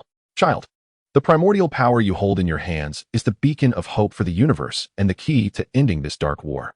The skeleton raised its arm, and a beam of light emanated from the crystal, constructing a holographic star map before Qin Tian. The map marked several concealed energy nodes within the Milky Way, alongside a mysterious coordinate that led to the lair of the puppeteer behind the scenes. Qin Tian's eyes widened in astonishment. Child, the influence of the puppeteer far exceeds imagination. They wield powers that transcend dimensions, seeking to transform the entire universe into their puppet. Yet you are different. You embody the fusion of martial prowess and mechanical strength. The key to unraveling their scheme. By gathering the power from these energy nodes and combining it with the primordial force in your possession. Perhaps there lies a glimmer of hope. Qin Tian clenched his fists, determination gleaming in his eyes. I will undoubtedly thwart them, for Earth, for all oppressed civilizations. As his words fell, the star skeleton fortress trembled violently, a powerful wave of energy emanating from outside. Qin Tian turned to see a massive black warship slowly materializing at the entrance of the star skeleton graveyard. Its energy patterns starkly different from those of the mechanical warships he had encountered before, exuding an aura that was both ancient and mysterious. It seems they have sensed my movements. Qin Tian inhaled deeply, the primordial powers surging around him. If that is the case, let this decisive battle commence ahead of schedule. Chapter 28. Arrival at the enemy lair. The doors of the black warship creaked open, releasing a beam of energy glowing with a ghostly violet hue, carving a path through the ruins of the star skeleton graveyard. Holding the primordial artifact, Qin Tian stepped resolutely into the beam, surrounded by a triad of purple, silver, and gold luminescence. Upon entering the ship, he discovered the spatial structure within to be exceedingly bizarre. The walls and floor seemed woven from twisted spacetime, with each step causing the surrounding scenery to undergo strange transformations, at times revealing remnants of ancient civilizations, at others consumed by endless darkness. Be cautious. The spatial laws here are severely distorted. A moment's carelessness could lead to being lost in the interdimensional crevices. Baba Ta's voice echoed within Qin Tian's consciousness, laden with caution. Qin Tian activated the dual star technique, erecting a robust defensive shield around his body to withstand the chaotic forces of spacetime. The primordial artifact in his grasp continually shifted forms, at times transforming into a long sword to cleave through the turbulent spatial currents, and at others morphing into a shield to fend off sudden energy assaults. As Qin Tian delved deeper, the temperature within the warship plummeted, a bone-chilling cold permeating the air. Suddenly, a swarm of ghostly mechanical beings surged forth from the darkness, their translucent bodies emanating a chilling blue light, with sharp claws glinting ominously, encircling Qin Tian in an instant. These were the shadow mechanical phantoms, capable of traversing between different dimensions, their methods of attack exceedingly enigmatic. Babata swiftly analyzed the information regarding the enemy. Qin Tian's gaze sharpened, as the primordial power within him surged fervently. He unleashed a sword technique that harmoniously fused the essence of martial artists with mechanical principles, and golden sword shadows erupted like a tempest, each imbued with the force of annihilation. The shadow mechanical phantoms dissipated under the onslaught of the sword shadows, yet soon reformed from the surrounding space. This method was futile. They could continuously resurrect by manipulating the spatial dimensions. Qin Tian pondered inwardly. Suddenly, he closed his eyes, concentrating his senses to perceive the fluctuations of the surrounding space. Within the chaos of his consciousness, he discerned the subtle connection between these phantoms and the spatial dimensions. Eureka! Qin Tian abruptly opened his eyes, transforming the primordial artifact into a colossal energy spear. He summoned all of his primordial power, thrusting the spear towards a specific coordinate in the void. In an instant, the fabric of space seemed to tear, revealing a golden rift that exuded a powerful suction, drawing all the shadow mechanical phantoms into its depths. This was a dimensional trap crafted from the laws of space, banishing them to an endless alternate dimension, Qin Tian explained, breathless. Having resolved the threat of the shadow mechanical phantoms, Qin Tian delved deeper into the warship. At last, he arrived at the core region of the vessel. Here stood a magnificent energy tower, radiating a mysterious purple glow, its surface etched with runes and patterns related to the puppet master. At the pinnacle of the energy tower floated a crystal emanating an eerie green light, the very core that controlled the warship. This crystal harbored immense energy, seemingly linked to the lair of the puppet master. Just as Qin Tian prepared to approach the energy tower, the entire core region shook violently. Countless black chains shot forth from the walls, ensnaring him. Qin Tian wielded the primordial artifact, attempting to sever the chains, yet they proved remarkably resilient. Each strike only momentarily halted their advance. Simultaneously, the runes on the energy tower began to flicker, and a colossal shadowy figure slowly materialized. Intruder, do you believe you can easily breach my defenses? The apparition intoned with a frigid voice. The fate of this universe has long been sealed. You rebels are but mere grasshoppers attempting to stop a chariot. Qin Tian gripped the primordial artifact tightly, glaring at the shadow. I care not what schemes lie behind you. I shall never allow you to harm Earth and other civilizations. With that declaration, he infused all of his primordial power into the artifact, the golden radiance illuminating the entire core region. The primordial artifact clashed fiercely with the black chains and the shadow. The collision of energies generating powerful shockwaves that obliterated everything in the vicinity. As the battle raged on, Qin Tian gradually discerned that the strength of the black chains seemed to resonate with the mechanical spark within him. An idea sparked in his mind. He attempted to channel the spark's power, merging it with his primordial energy. In the moment of their union, Qin Tian felt an unprecedented surge of strength. He brandished the primordial artifact, its golden light intertwined with silver patterns, effortlessly severing the black chains and advancing toward the shadow. The shadow let out a furious roar, bracing itself against Qin Tian's onslaught. Before the primordial artifact infused with the power of the spark, its resistance appeared utterly feeble. Ultimately, Qin Tian's assault pierced through the ethereal figure, shattering it completely. As the specter dissipated, the runes on the energy tower gradually dimmed. Qin Tian stepped forward and removed the dark green crystal from its apex. The moment he touched the crystal, a surge of information flooded into his consciousness. This contained the detailed coordinates and defensive layout of the mastermind's lair. Qin Tian was astounded. It seemed that this battle was now unavoidable. He was acutely aware that the adversary he was about to confront was immensely formidable, yet for the sake of Earth and all oppressed civilizations, he harbored no intention of retreat. He stored the dark green crystal away, turned, and departed from the battleship, setting forth toward the lair of the puppet master. In the distant depths of the cosmos, an ultimate confrontation that would determine the fate of the universe was on the brink of unfolding. Chapter 29, Homecoming and Departure. The instant Qin Tian grasped the dark green crystal, ripples of data surged across the surface of his mechanical avatar. The energy tower in the core of the battleship collapsed with a thunderous roar, and the purple glow faded like a receding tide, revealing a distorted spatial rift behind it. This was the teleportation passage connecting to the puppet master's lair. However, he did not rashly step inside. Instead, he transformed the primordial artifact into a probing device. As the golden beam pierced into the rift, Baba Ta's alarm blared abruptly. Warning: spatial fluctuations detected as anomalous. The survival rate for forced passage is below 17. Return to Earth. Qin Tian tightened his grip on the crystal, and as his light wings unfurled, they trailed a tricolored flame of purple, silver, and gold. The temporal turbulence of the star graveyard parted like a veil before the primordial power, easily tearing open a gap. He glanced back at the black battleship gradually merging into darkness. Its battered hull still bore the faintly glowing energy patterns that writhed eerily, reminiscent of a slumbering behemoth awaiting its next awakening. 3 hours later, in Earth's near orbit, the holographic projections of Hong and the Thunder God appeared simultaneously in the control room of the broken sky. The expressions of the two war gods were as grim as iron. Though the remnants of the mechanical race had been vanquished, an anomalous energy response had been detected beneath the Antarctic ice.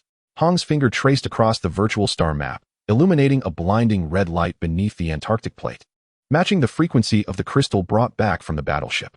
Qin Tian accessed the data within the crystal, and a three-dimensional projection unfolded within the cabin, revealing a complex web of star structures. Each node was marked with the insignia of unknown civilizations, with Earth positioned conspicuously at a pivotal junction of an energy vein. The puppeteer's scheme was more profound than anticipated. His mechanical eye rapidly analyzed the data. The network formed by these nodes resembled some kind of cross-dimensional prison. Luo Feng's voice resonated from the ground command center. The silhouette of the golden-horned giant beast swept over the Himalayas, casting a colossal shadow amidst the clouds. Baba Ta and I had simulated and deduced that once the network was fully formed, the entire galaxy's spacetime would be solidified. The youth's psychic waves carried a stifled fury. They intended to transform the universe into a marionette stage. Suddenly, the ground trembled violently, and hundreds of silver beams erupted from the Antarctic direction. Qin Tian's left hand, marked with the star map, shone uncontrollably, resonating with the crystal. He gazed beneath the ice layer, where countless mechanical tendrils pierced the crust. The intricate patterns flowing across their surfaces mirrored those of the energy towers at the core of the black warships. Activate the star core furnace. Qin Tian infused his primordial power into the Duankong vessel's engine, causing the metallic patterns adorning the ship's exterior to illuminate in unison with his mechanical avatar. In the moment the spacecraft breached the atmosphere, he embedded a crystal into the energy slot of the control console, instantly upgrading the entire starship's weapon systems. The main cannon no longer emitted a mere energy beam. Instead, it conjured a golden vortex imbued with the laws of spatial folding. This time, we shall take the initiative. Qin Tian's voice resonated through the global channel, echoing across the earth. His avatar and true self manifested simultaneously on either side of the bridge. As the dual star technique activated, two forces intertwined in the fabric of space, weaving threads of fate. When the main cannon struck with a silvery beam towards the Antarctic, he suddenly detected a familiar presence amidst the energy fluctuations. Fragments of consciousness left by the first leader of the mechanical race, felt previously in the star skeleton graveyard. So it is, Qin Tian's pupils constricted. Those beams were not offensive weapons, but rather a means to awaken ancient allies slumbering deep within the earth. He swiftly redirected his firepower, transforming his primordial energy into a protective shield over the Antarctic continent. Amidst the violent clash of energies, a colossal altar composed of star maps and gears gradually emerged from beneath the ice. At its center floated a star map insignia identical to that on his left hand. This was the final backup of the mechanical race civilization. Baba Ta's voice trembled as he revealed that the first leader had concealed the core secrets of the civilization's flame within the earth before the mother nest's annihilation. Qin Tian's mechanical avatar approached the altar, and at the moment the two-star map insignias resonated, a torrent of information surged into his consciousness. He finally comprehended that the so-called puppeteers were observers from a higher dimension, manipulating the mechanical race in an attempt to confine all civilizations to fixed evolutionary trajectories. The key to unraveling this conspiracy lay in the primordial power that fused biological will with mechanical technology. The Earth would become a battlefield, but would never serve as a grave. Qin Tian absorbed the altar's energy core into the Duankong vessel, redirecting the starship towards the enemy nest coordinates marked within the crystal. He cast a final glance at the blue planet, where Luo Feng commanded the golden-horned behemoth. His silhouette alongside Hong and Thor sketched a protective outline at the edge of the atmosphere. As the Duankong's hyperspace engine ignited, Qin Tian's primordial artifact automatically transformed into a navigation pointer. In the instant the starship sliced through the darkness, he realized this was both the concluding chapter of their return and the commencement of a new journey to unveil the ultimate truths of the universe. In that higher dimensional battlefield, the true game was only just beginning. Chapter 30, The Expedition of the Star River. The Duankong's hyperspace engine erupted in a brilliant golden glow, tearing through the cosmic veil of darkness. Qin Tian stood at the center of the bridge, resonating with the primordial power and the warship's core. Each pulse of energy carried the resolve to break the impasse. Behind him, the earth floated like a blue gem, with the figures of Hong, Thor, and Luo Feng flickering at the edge of the atmosphere, an oath of guardianship and the foundation of his expedition. A high-energy response was detected ahead, suspected to be an enemy defense matrix. The voice of Babata shattered the silence, as the holographic screen displayed a death zone composed of energy barriers and beams of destruction. Gradually magnifying, Qin Tian's mechanical eye scanned rapidly, and the tactical interface instantaneously mapped out dozens of breakthrough routes. Yet each was swiftly negated due to the ever-changing energy parameters. Conventional breakthroughs proved futile. Qin Tian murmured to himself, as the primordial artifact transformed in his palm into a key radiating a spectral glow. He inserted the key into the control console, causing the metallic patterns on the battleship's surface to illuminate with a dual purple and silver light. Synchronizing with the stellar core furnace within him. Initiate star map resonance mode. As the command was issued, the engine frequency of the Voidbreaker began to resonate with the nodes of the cosmic dark matter network, warping space into a peculiar spiral before the battleship. As the Voidbreaker surged into the defensive matrix, countless beams of destruction shot toward them. Qin Tian activated the twin star technique, channeling primordial energy to construct a quantum shield around the battleship, reflecting all incoming attacks. However, the enemy's defense mechanisms swiftly adapted, causing the energy barriers to constrict, attempting to ensnare the Voidbreaker within the core zone. This approach was untenable. Qin Tian inhaled deeply, closing his eyes as his consciousness merged profoundly with the battleship's intelligence system. In the chaotic realm of consciousness, he glimpsed the memories of the mechanical race's first leader, leveraging the brief opening of a space-time rift to achieve instantaneous teleportation. Babata, calculate the probability and coordinates for the emergence of the space-time rift. The intelligent being calculated frantically, and the holographic screen flickered with a deluge of data. Found it. The rift will appear in 3 seconds, he began, but before he could finish, the Voidbreaker suddenly trembled violently as a massive energy beam grazed past, nearly striking the engine. Gritting his teeth, Qin Tian infused primordial energy into the engine, forcibly accelerating the battleship. In a moment of peril, the Voidbreaker plunged into the space-time rift. Space distorted instantaneously, as the battleship traversed through a torrent of endless data streams and chaotic energy. When the brilliance faded, Qin Tian found himself amidst a bizarre star system.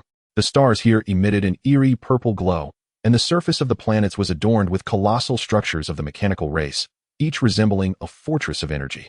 This was the stronghold of the mastermind. Qin Tian clenched the primordial artifact, his gaze resolute.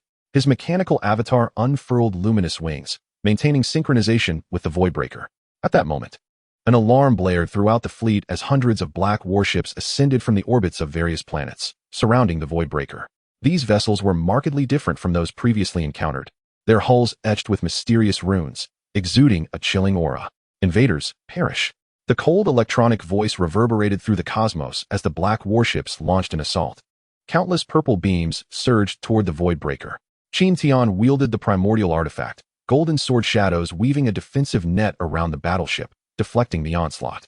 A glimmer of determination flashed in his eyes. Having come this far, he had no intention of returning alive. Qin Tian unleashed a sword technique that fused the essence of martial artistry with mechanical principles, golden sword shadows cascading forth like a tempest, each imbued with destructive power. The black warships sustained damage under the onslaught of the sword shadows, yet swiftly drew energy from the surrounding planets, rapidly repairing themselves. Qin Tian realized that the battleships shared a symbiotic relationship with their surroundings. Only by severing their energy supply could they be utterly annihilated. He infused the source power into the main cannon of the battleship, condensing a golden energy sphere imbued with the laws of spatial folding. The moment the energy sphere was launched, the entire star system trembled. Upon striking a colossal planet, it triggered a chain reaction, causing the mechanical structures on the planet's surface to collapse, consequently severing the energy supply to the black battleships. Deprived of energy, the ships became vulnerable, and Qin Tian seized the opportunity to launch a counterattack. The secondary cannons of the Duankong vessel unleashed a barrage, golden beams raining down like droplets, obliterating the black battleships one by one. However, just as victory seemed within reach, a massive energy core ascended from the heart of the star system, emanating energy fluctuations that overwhelmed Qin Tian with an unprecedented sense of oppression. This was the core mastermind. Obata's voice quivered with fear. It controlled the energy of the entire star system, and we were no match for it. Qin Tian gazed at the energy core, his eyes devoid of any hint of retreat. Even in death, he would drag it down with him. He channeled all his source power into the Duankong vessel, propelling it like a meteor towards the core mastermind. At the moment of impending collision, a peculiar resonance occurred between his consciousness and the core. He glimpsed the true face of the puppeteer behind the scenes, an existence transcending dimensions, relishing in the manipulation of civilizations, viewing the universe as an endless game. Earth was merely a pawn on their chessboard. I shall never allow you to succeed. Qin Tian bellowed, as the source artifact in his grasp radiated an unprecedented brilliance. Just as the Duankong vessel collided with the core, he unleashed the ultimate technique. A fusion of the memories of the mechanical race's first leader and his own insights, the Source Rebellion. A golden radiance enveloped the entire star system, and within this light, the core began to disintegrate, along with the malevolent will that had controlled civilizations. The black battleships lost all power, drifting aimlessly in the cosmos. The Duankong vessel slowly emerged from the luminous region, its surface riddled with scars, yet Qin Tian's eyes sparkled with the joy of triumph. We have succeeded, he murmured, as his mechanical avatar gently retracted its wings and wearily leaned against the control console of the battleship.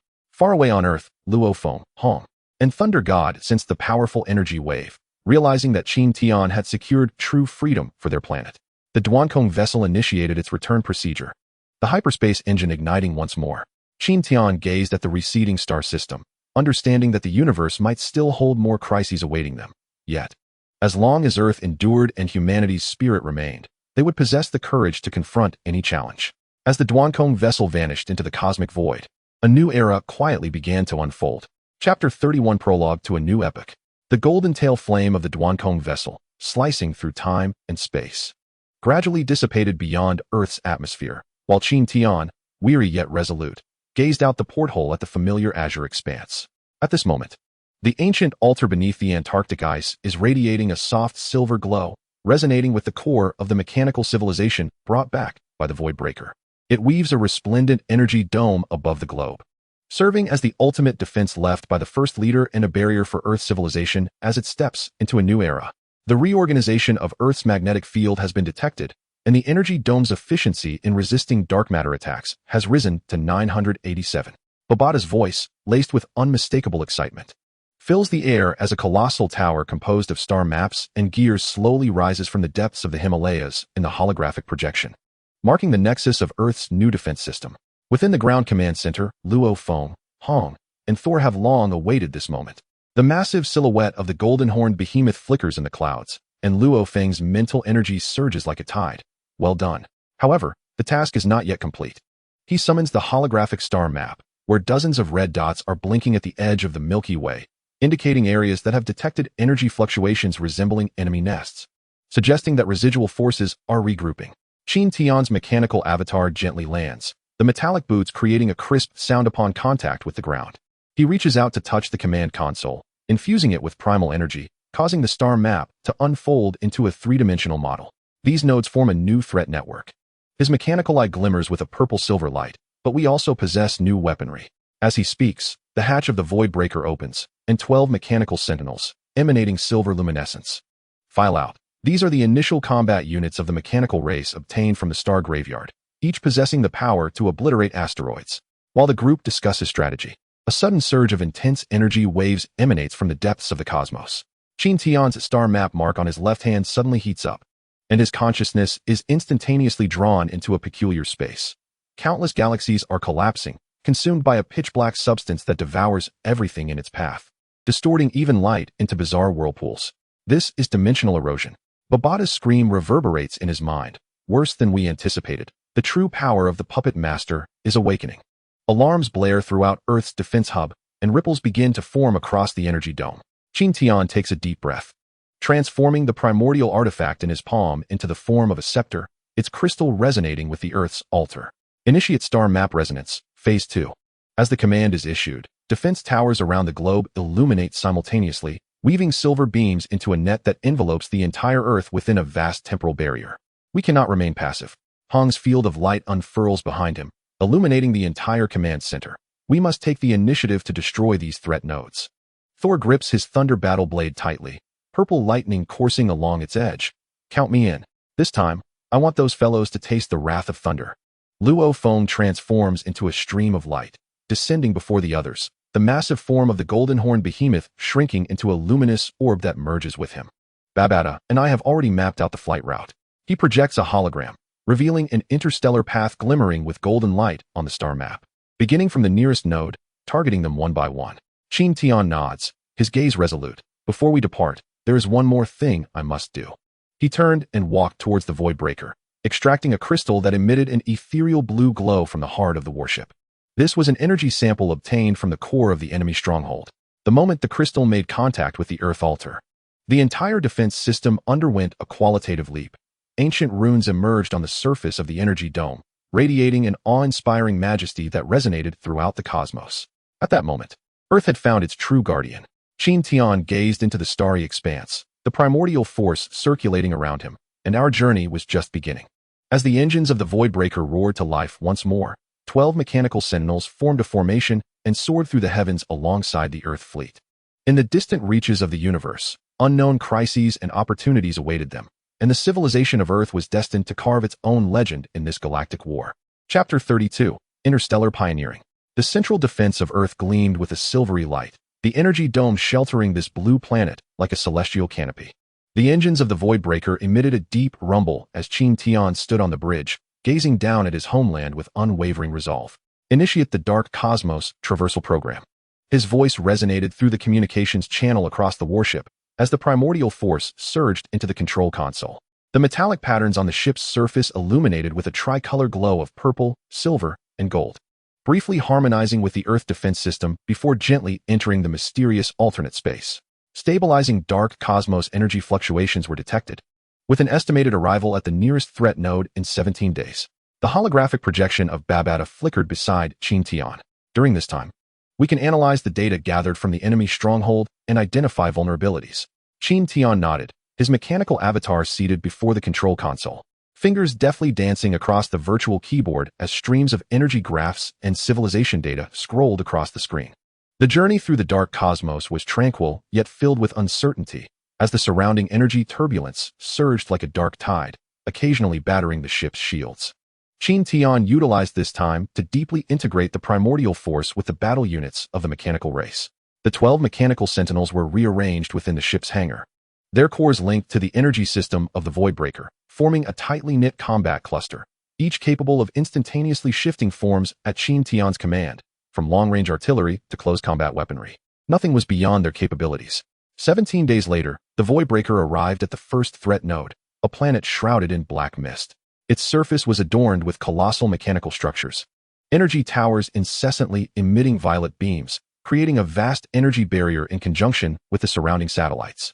This was a quintessential mechanical defense system, utilizing the planet's resources to construct an energy cycle. Qin Tian's mechanical eye swiftly scanned the area, the tactical interface, devising multiple breakthrough strategies. He decided to first dispatch the mechanical sentinels to conduct probing attacks.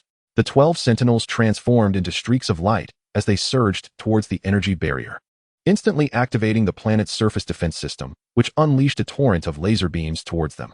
Qin Tian's consciousness was intertwined with the sentinels, skillfully maneuvering them to evade the onslaught while simultaneously seeking the weaknesses in the defense.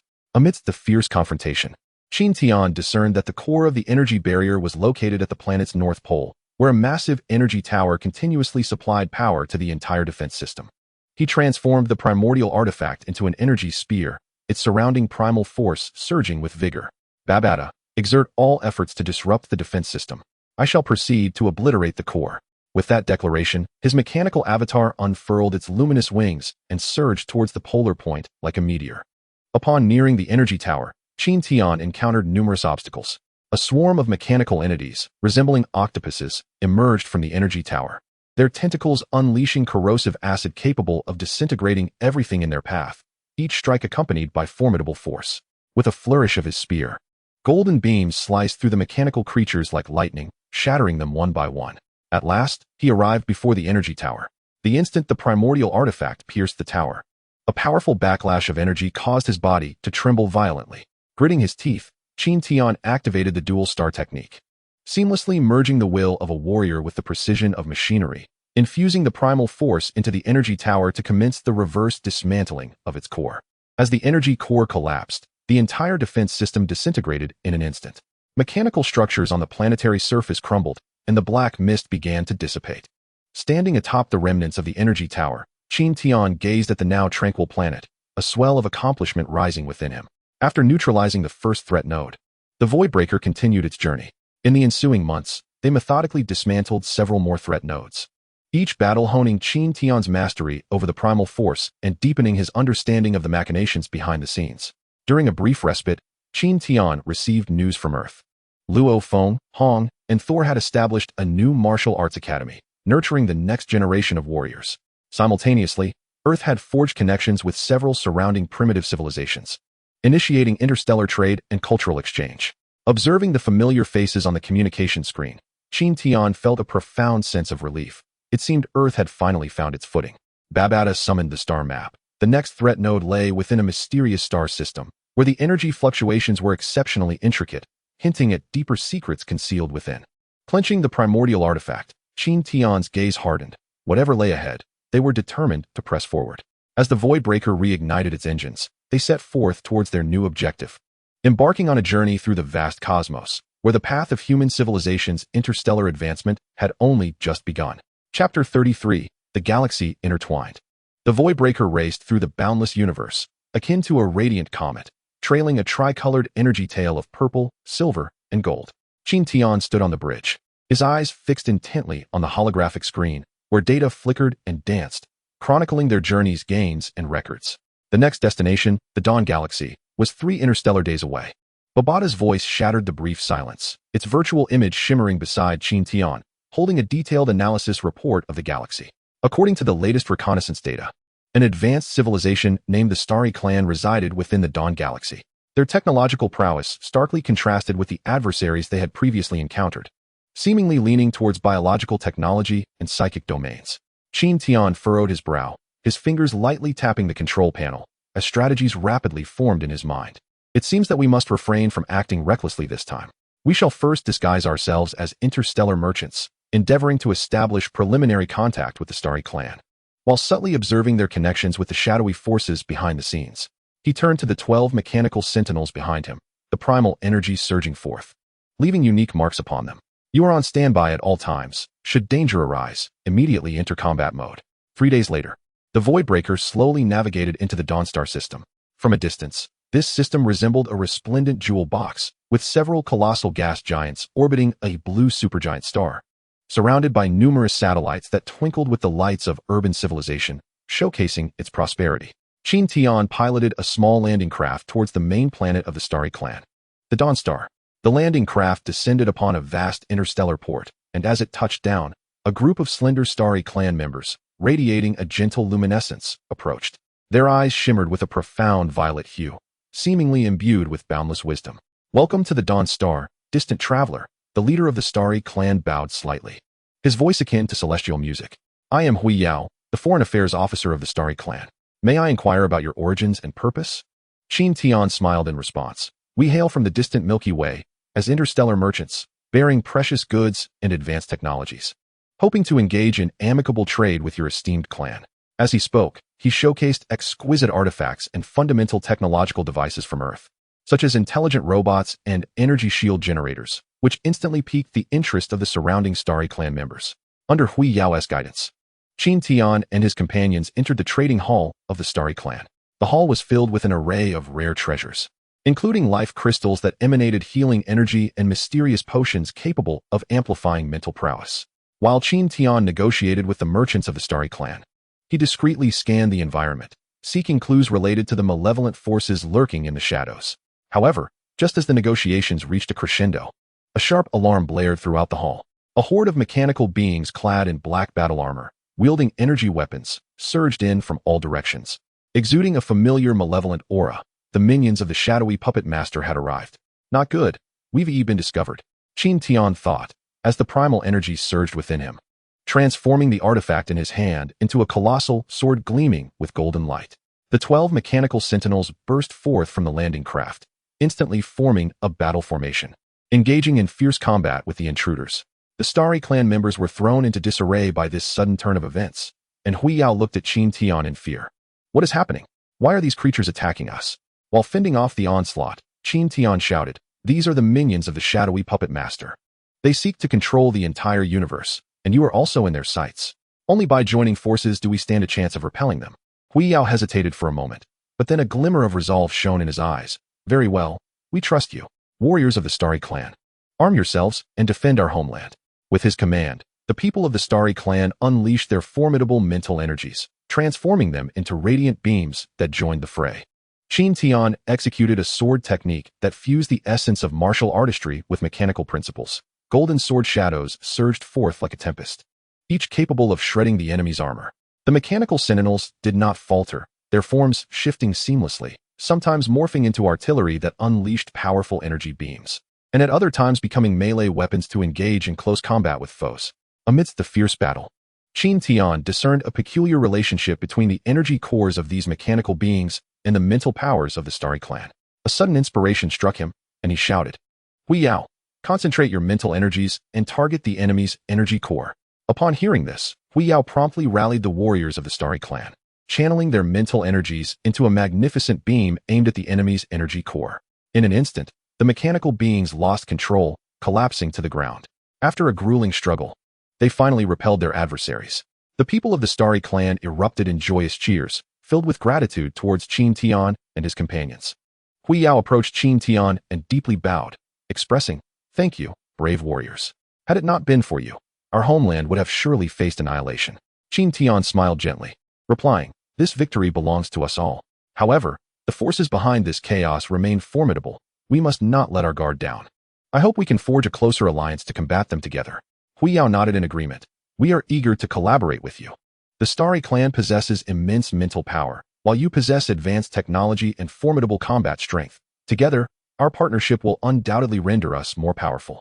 Thus, within the Dawn Galaxy, the Earth civilization and the Starry clan formally established an alliance. They shared technology and knowledge, collaboratively developing weapons and strategies to counter the shadowy forces. Throughout this process, Qin Tian gained a profound understanding and mastery over the primordial power.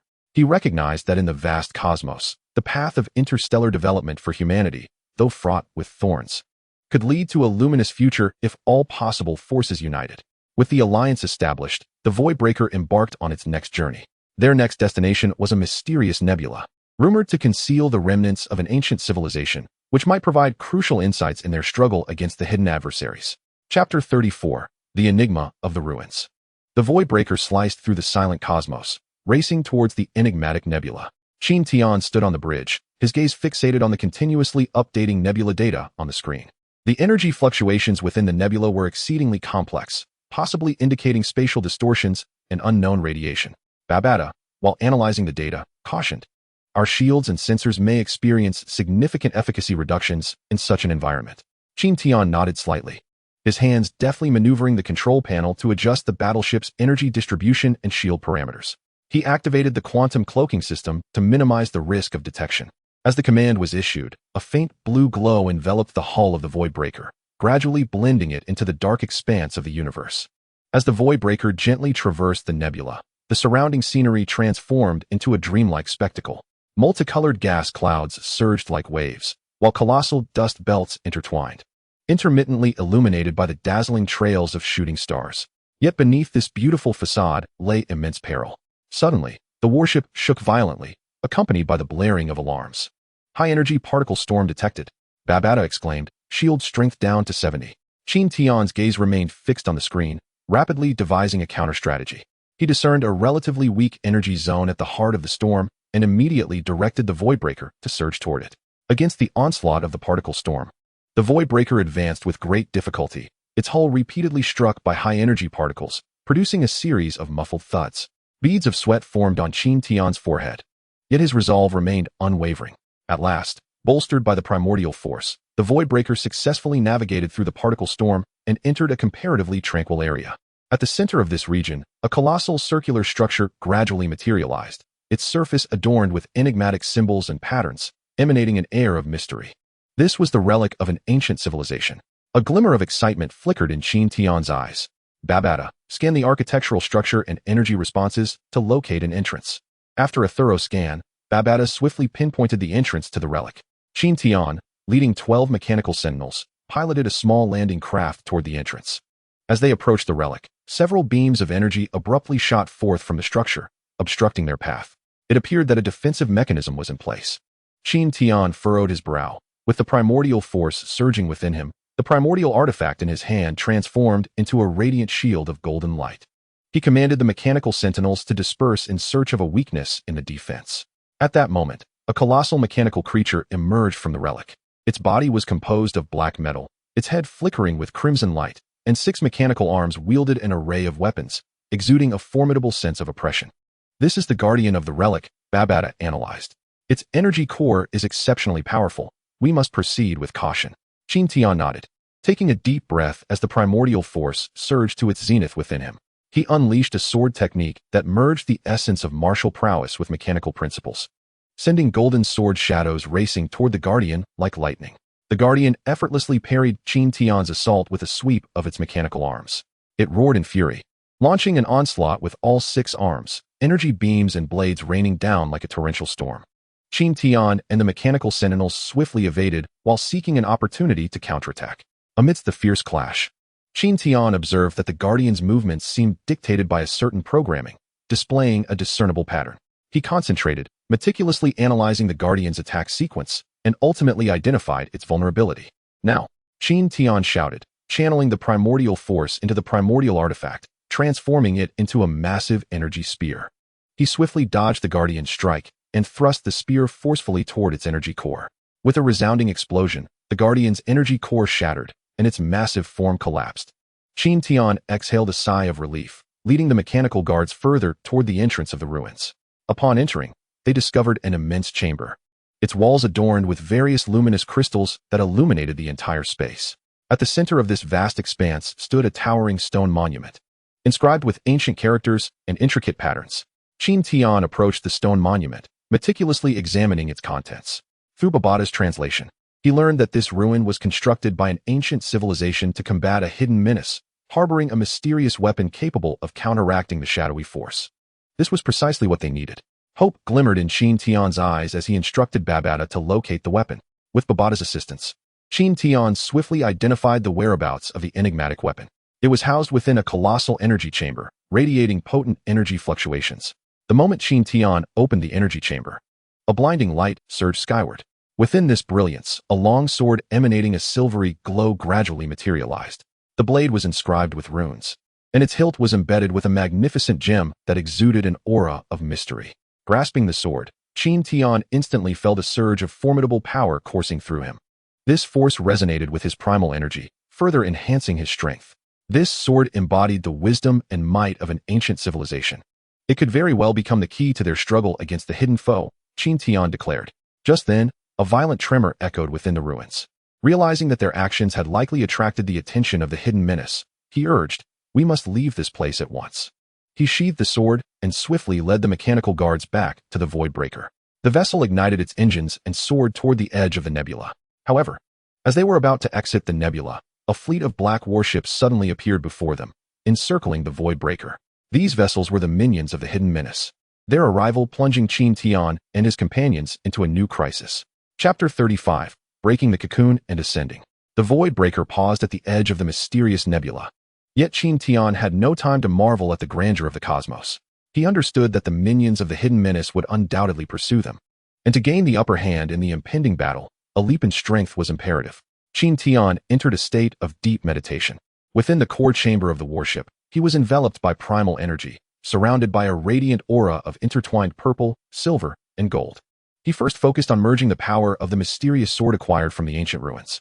This blade contained the unique understanding of cosmic laws held by an ancient civilization, engaging in a delicate interplay with Qin Tian's own primal energy.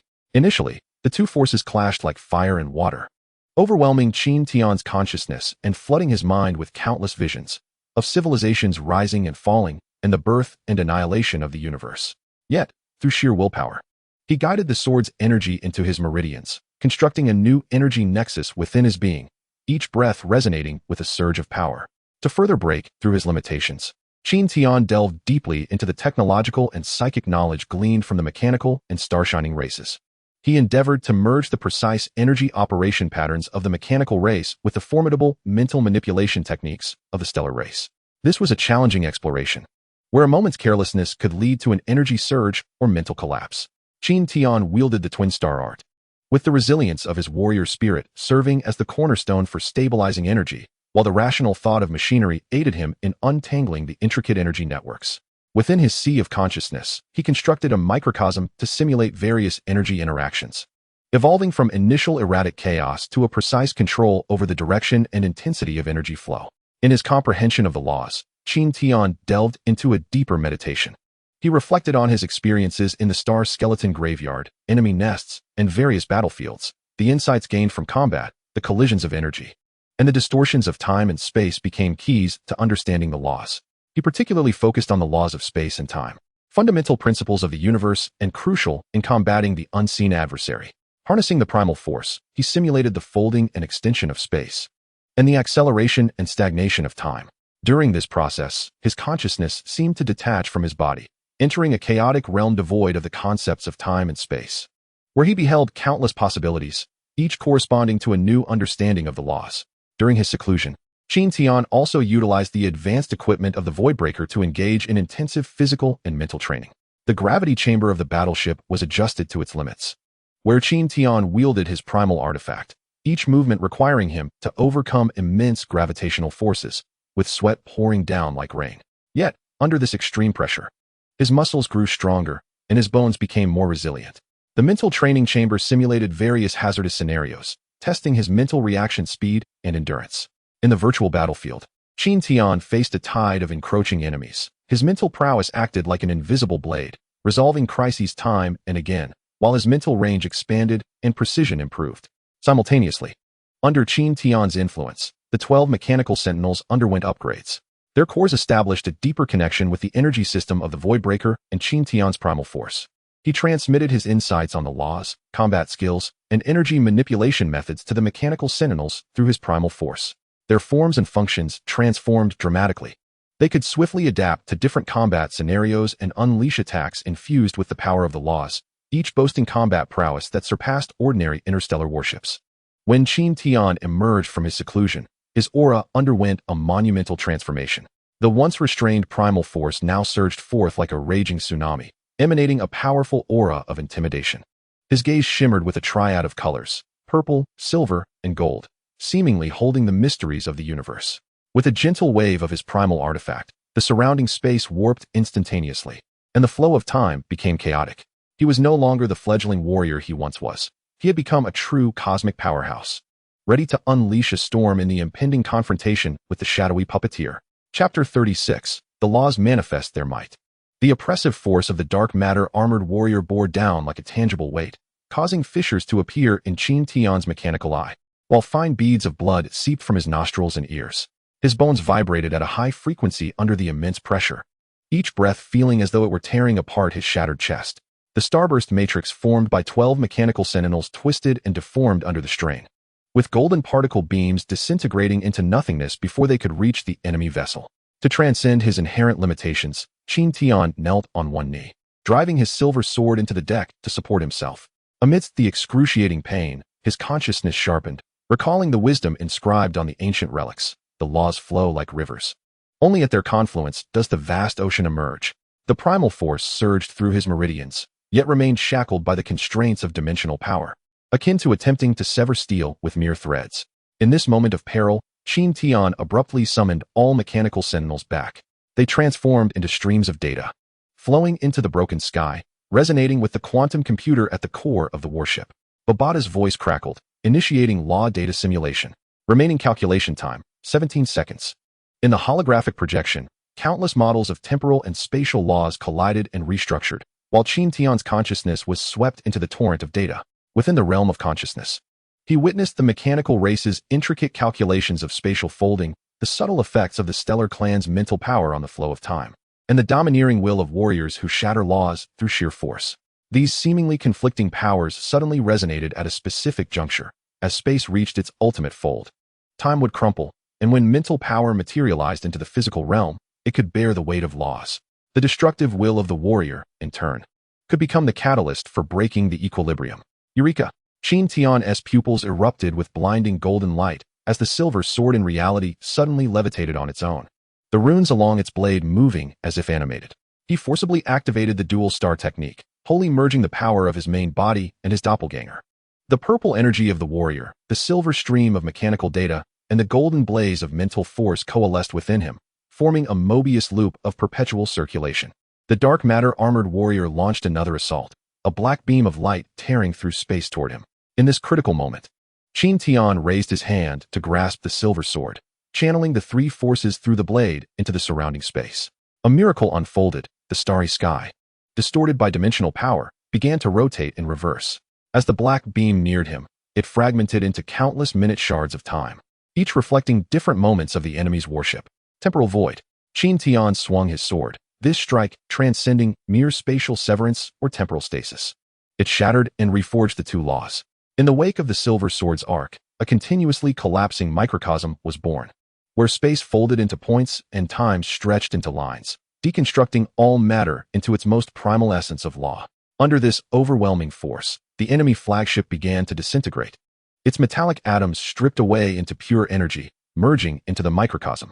The dark matter armored warrior emitted a furious roar of defiance as cracks resembling spider webs appeared in his armor, the dimensional power dissipating amidst the clash with Qin Tian's laws. Yet, Qin Tian's consciousness delved deeper into profound enlightenment, glimpsing the foundational logic by which observers manipulate the universe, a tapestry of rules woven at a level higher than dimensions themselves. As the last vestige of dimensional power dissipated, an astonishing transformation overtook Qin Tian's body. His mechanical prosthetic eye evolved into a prism form, capable of directly perceiving the folds of space. No longer did mere energy circulate beneath his skin. Instead, intricate patterns of laws manifested themselves. The silver sword became completely intertwined with his primal force, and a yin-yang symbol representing the unity of time and space appeared at the hilt. He had finally transcended his existing realm, touching upon the dominion of laws that could confront the observer directly. In the distant core of the observer's mainframe, countless red warning lights flickered wildly. A dormant consciousness gradually stirred, observing the ripples of law generated by Qin Tian's breakthrough, for the first time revealing an inexplicable fluctuation amidst the cold calculations. On board the Voidbreaker, Qin Tian gripped the silver sword and gazed into the depths of the universe, fully aware that the true battle was imminent. Suddenly, the alarms aboard the Voidbreaker blared, and the radar screen was inundated with a tide of red dots. The sinister fleet of the shadowy puppet master arranged itself in a circular formation, their dark matter cannons shimmering with eerie purple light, distorting the surrounding space into a vortex. Standing at the center of the bridge, Qin Tian was enveloped in a tricolored radiance of purple, silver, and gold, resonating with the battleship's energy system. 12 upgraded mechanical sentinels ascended autonomously, forming a starburst defense matrix around the ship. Enemy fleet has activated their dimensional folding engines.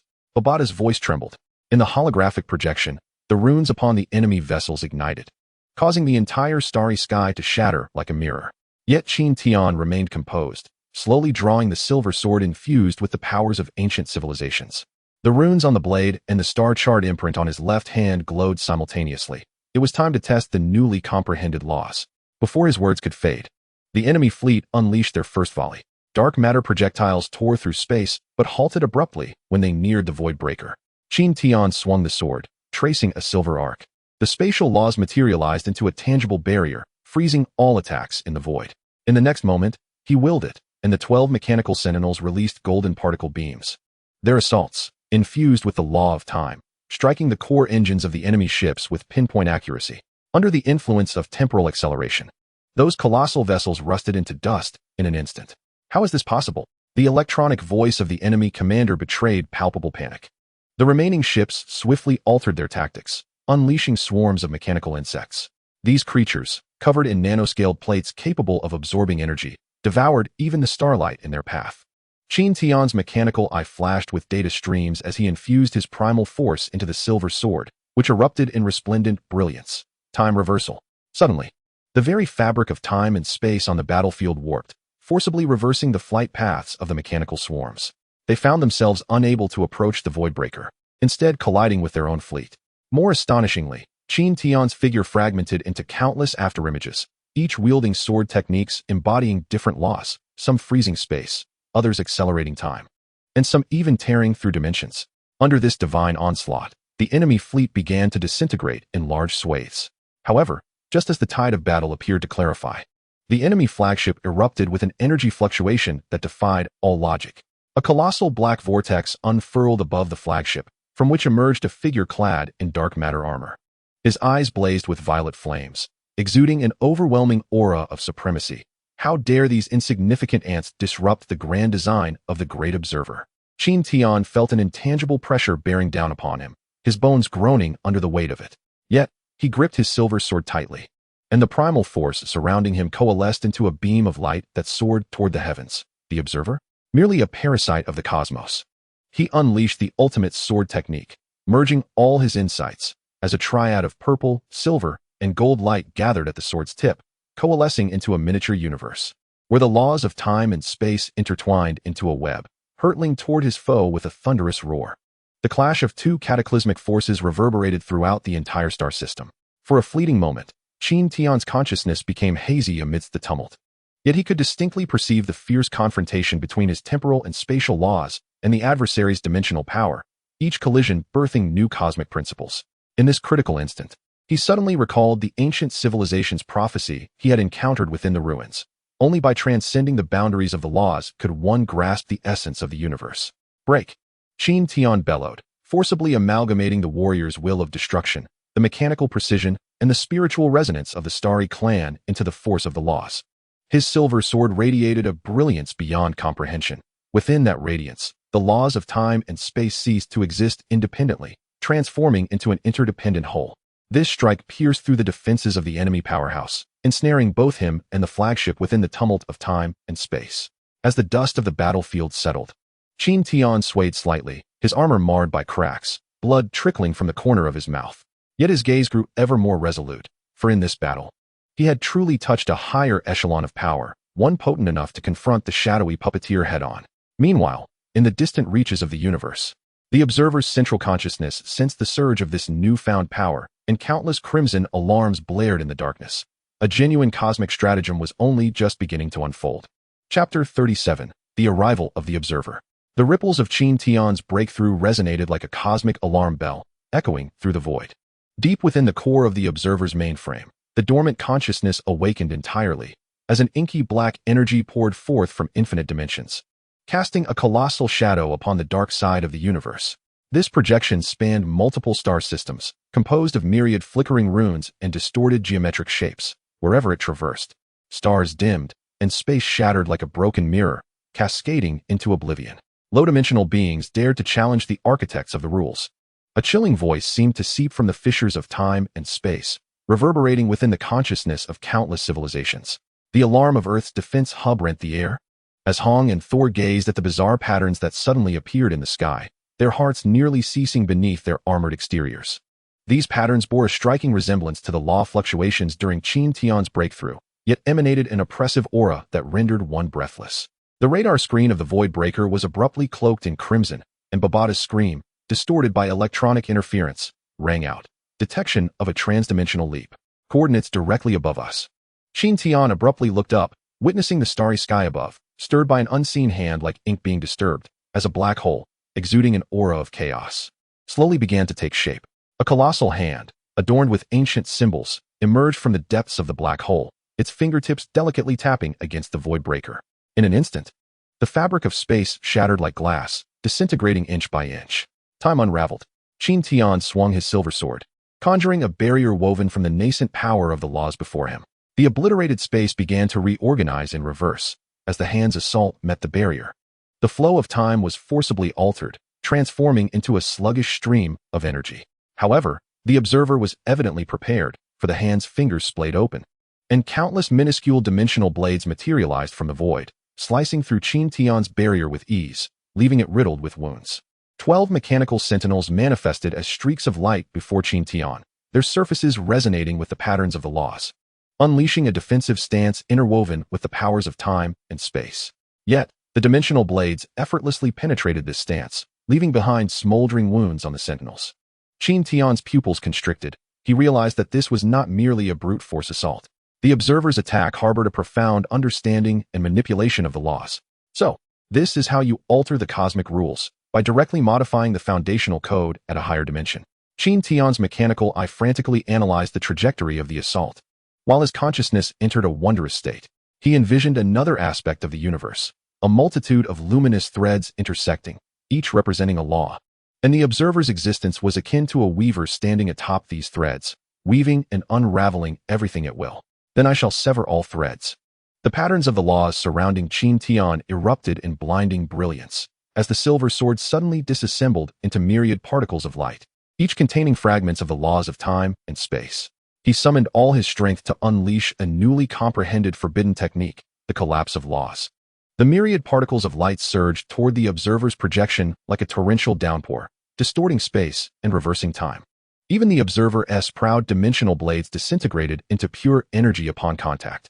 The observer clearly did not anticipate that this lower dimensional being could grasp the essence of the laws, as its projection trembled violently, emitting a deafening roar. Yet soon after, its form began to reorganize, becoming more solidified. Interesting. You indeed possess the qualifications to be a specimen of observation. The observer extended another hand, revealing a miniature model of the universe within its palm. Now, remain here forever. The miniature universe model unleashed an all-consuming gravitational pull, drawing the Void Breaker and the surrounding galaxies into its maw. Qin Tian felt his body being forcibly deconstructed by the power of the laws. Gritting his teeth, he infused the light particles of his silver sword with the warrior's will, the wisdom of machinery, and the spiritual strength of the Starry clan. In the moment before being consumed, all the light particles converged, forming a sword of laws transcending time and space, its radiant blade shimmering with a chaotic hue, akin to that of the observer. Give me strength to sever. Qin Tian roared, unleashing a strike capable of cleaving the heavens. The sword of laws plunged directly into the observer's core. A violent explosion generated shockwaves that swept across the entire star domain, the observer's projection gradually dissipating in the brilliance. Yet before it vanished, it left behind a chilling remark that sent shivers down Qin Tian's spine. This is merely a trivial test of true rules. You shall never break free. As the radiance dissipated, Qin Tian's body swayed precariously, the intricate patterns of his laws dimming significantly, while the silver sword reverted to its ordinary form. Yet, his gaze grew increasingly resolute, for he understood that the observer would not relent, and he himself must grasp the ultimate mystery of the cosmic rules before their next confrontation. Far away on Earth, Luo Feng and his companions gazed at the gradually calming starry sky, silently clenching their fists. Humanity's civilization would never bow to the so-called rules. Chapter 38. Reconstruction of the Laws. The universe, once the observer faded, was enveloped in an eerie silence. The void breaker slowly navigated through the remnants of stardust, its hull marred by scorch marks inflicted by the power of the laws. Qin Tian knelt at the center of the bridge, the silver sword embedded in the ground beside him, its chaotic luminescence fading at a visibly alarming rate. His mechanical eye flickered erratically, and the patterns of law beneath his skin pulsed weakly, akin to dying veins. Energy reserves had dipped below 15, and the stability system of the laws teetered on the brink of collapse. Babata's voice crackled with electronic static, the red alert in the holographic projection nearly engulfing his entire field of vision. The recent attack had torn through 27 spatial dimensions, and their position was fully exposed. With great effort, Qin Tian rose to his feet, his fingertips brushing against the faint cracks on the silver sword. Though he had miraculously repelled the formidable foe in his clash with the observer, he had come to a profound realization that his mastery over the power of the laws remained superficial. To the Stargrave Cemetery, he declared suddenly, his voice hoarse yet imbued with undeniable conviction. Within the fragmented consciousness of the first leader, perhaps lay the key to his breakthrough. The void breaker adjusted its course, the superluminal engine emitting a strained hum as it operated beyond its limits. 3 days later, the battleship re-entered the graveyard, littered with shattered starships and distorted spacetime. Qin Tian stepped alone into the Stargrave fortress, where the energy field had warped due to the observer's fluctuations. The ancient runes on the walls flickered wildly, as if issuing a warning. You have finally arrived, young one. The familiar mechanical voice resonated in the stillness as the consciousness of the first leader emerged from the wreckage, though its form appeared even more ethereal than before. The observer's probing has unveiled the truth of the laws to you, yet it has also torn the seams of your power system. As he raised his hand, the tumultuous power of the laws within Qin Tian materialized as chaotic streams of light. Your laws of spacetime are merely projections of higher dimensional rules. To contend with the observer, you must reconstruct the very essence of your own laws. Qin Tian furrowed his brow, gazing intently at the streams of light. How does one reconstruct? The answer lies within your experiences. The first leader's finger pointed to Qin Tian's brow, and memories surged forth like a tidal wave. The fervor of warriors during the battle for Earth, the resonance of the spark before the mechanical progenitor, the mental bridge constructed by the starry clan's spiritual energy, and the fleeting glimpse of the essence of laws during his clash with the observer. Laws are not predetermined. The voice of the first leader gradually faded, but rather the manifestation of civilizational will. In that moment of enlightenment, Qin Tian burst forth in resplendent light. He sat cross-legged at the center of the fortress, completely merging the three powers, that of the warrior, the logic of the machines, and the spirit of the mind. The silver sword hovered above his head, absorbing the energy vortex formed by three distinct forces. New patterns began to emerge from the cracks in the blade, symbols that fused the essence of Tai Chi's yin and yang, mechanical gears, and spiritual totems. Meanwhile, a dramatic transformation occurred in the star skeleton graveyard beyond the void breaker. The floating debris rearranged itself into a colossal matrix, resonating with Qin Tian's energy fluctuations. Suddenly, the cores of the 12 mechanical sentinels erupted with golden light, detaching from the battleship to form a resonance array around Qin Tian. At the precise moment when the four forces achieved perfect equilibrium, Qin Tian's consciousness transcended dimensional limitations, entering a realm composed solely of pure laws. Here, he witnessed the moment of the universe's birth, countless laws entangled like strings of a zither, playing the symphony of civilization's rise and fall at the behest of the observer's touch. Now, he was determined to sever these strings and compose a melody of his own. In my name, I reconstruct the laws. Qin Tian's roar echoed throughout the graveyard as the silver sword transformed into a streak of light piercing the core of the law space. In an instant, the entire star skeleton graveyard spacetime began to reverse and reorganize. The shattered remnants of stars recoalesced, and the distorted dimensional rifts were mended by golden radiance. Qin Tian's body underwent a metamorphosis. His mechanical eye evolved into a hexagonal crystal, enabling direct observation of the law's flow, while a translucent layer of law armor emerged on his skin, each plate inscribed with his understanding of power. When Qin Tian opened his eyes, the silver sword had transformed into the sword of the path, its hilt adorned with a chaotic gemstone radiating a pressure that transcended time and space. He realized he was no longer a mere passive recipient of the rules, but had become a creator of laws capable of influencing them. In the depths of the universe, the core brain of the observer activated an alarm once more, the red light more blinding than ever before. Chapter 39. a new chapter in the homeland. Qin Tian piloted the rejuvenated Void Breaker through the cosmic darkness, racing towards Earth. The Sword of the Path floated serenely within the ship, its chaotic glow resonating with the battleship's energy system, propelling the speed of hyperspace travel to unprecedented heights. The breakthrough in the star skeleton graveyard had transformed his essence. He now radiated an ethereal halo of law, each breath inducing subtle tremors in space. The holographic projection of Babata danced with excitement. Earth's defense system upgrade complete. The Starry Warrior Alliance established by Luo Feng has formed trade routes with 7 neighboring civilizations.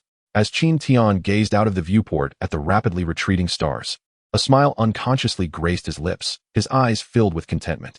Upon entering the solar system, familiar sights greeted him. Jupiter's great red spot still raged magnificently. The newly established interstellar port on Mars shimmered, and Earth, his azure home, was enveloped in a brilliant silver energy shield, a testament to the fusion of legacy technology from the first leader and Earth's own advancements. Welcome home, Qin Tian.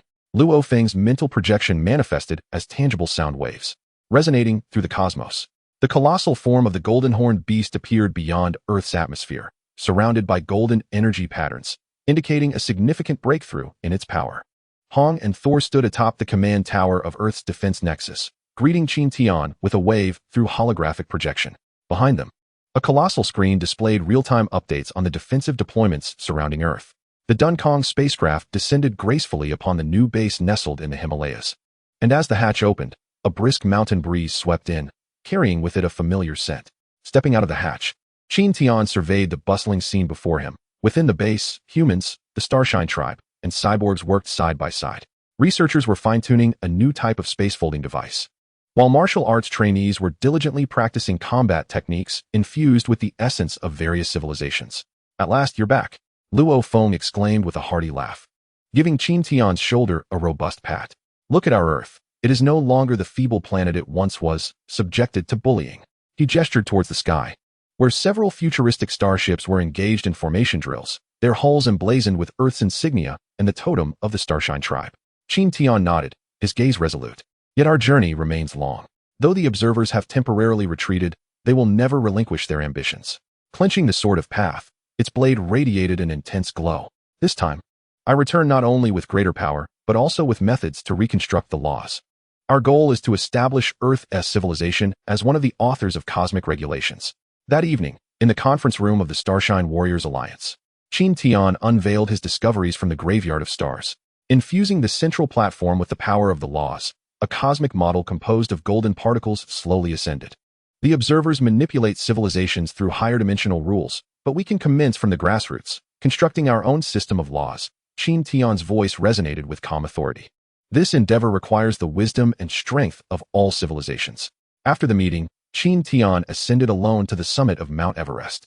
Strolling through the ancient town of Jiangnan, the weathered stone path still bore the remnants of last night's rain. This was the place of his childhood, where, despite the ravages of cosmic warfare, the tranquility of the white walls and dark tiles remained unchanged through the millennia.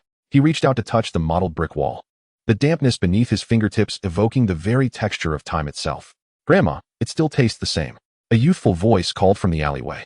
Turning towards the sound, Qin Tian spotted an elderly woman with silver hair adding green rice dumplings to a bamboo steamer. The steam rising from the steamer carried the fragrant aroma of mugwort, instantly transporting him back to his childhood memories. His mother would always bring him here during the Qingming festival to purchase these dumplings, and the soft, glutinous treats, when bitten into, would release a sweet red bean filling that made one's heart flutter. Young man, would you like to? The old woman asked, her eyes sparkling with kindness, her wrinkles brimming with warmth. Just as Qin Tian was about to reply, he noticed the silver bracelet adorning her wrist, crafted from the unique nanomaterial of the cyborgs, its surface etched with a simplified star map. What is this? He couldn't help but inquire. A glimmer of pride sparkled in her eyes as she replied. This was issued by the Federation. Now, ordinary people like us can enhance our lives with the technology of the cyborgs. I hear it is thanks to heroes like you battling in the cosmos. A wave of warmth washed over Qin Tian as he accepted the dumpling, his fingers brushing against the old woman's rough palm. These hands bore an uncanny resemblance to those of his mother, who had labored tirelessly in his memories. He took a bite of the green rice cake, the familiar flavor unfurling on his tongue, yet imbued with an added bitterness, a taste bestowed by the cosmic battles. As night fell, Qin Tian arrived at the banks of the Yangtze River. The river mirrored the city's neon lights, starkly different from the pure moonlight of his memories, yet equally resplendent. In the distance, the joyous laughter of children echoed, a group of youths attempting to fly a new model of anti-gravity kite, its tail emblazoned with the emblem of the Earth Federation. "Hey, could you spare a light?" A young warrior suddenly sat beside him, a tang saber gleaming coldly at his waist, its sheath etched with the spiritual runes of the Starry clan. He deftly lit a cigarette, the smoke rings dissipating in the river breeze. "You don't seem like a local. Are you here on vacation?" "Something like that," Qin Tian replied, gazing at the surging waters of the river. Having spent an extended period in the cosmos, he often yearned to return and behold this place. The young warrior chuckled, flicking off the ash. "I understand. My father was an astronaut. Every time he returned from deep space missions, he would squat at the alley entrance and savor 3 bowls of plain noodles. He said, no matter how sophisticated space food is, it cannot compare to the warmth of a hometown kitchen." Before he could finish, a melodious flute tune wafted from afar. It was the melody of jasmine flower, yet interwoven with the musical techniques of the Starry clan, ethereal notes mingling with the sounds of the river, flowing through the night sky. Qin Tian closed his eyes, embracing this symphony that fused the ancient with the futuristic, as the wills of warriors and mechanical consciousness alike found tranquility in that moment. As the moon ascended to its zenith, Qin Tian's communicator suddenly vibrated.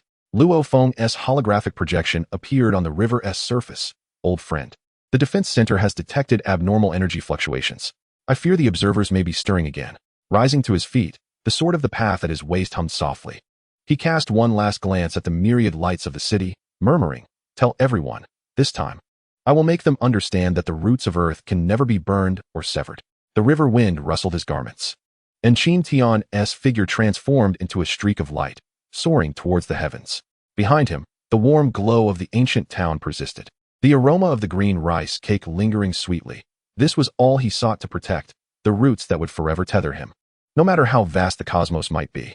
Gazing down at the brilliant lights below, a profound sense of purpose filled his heart.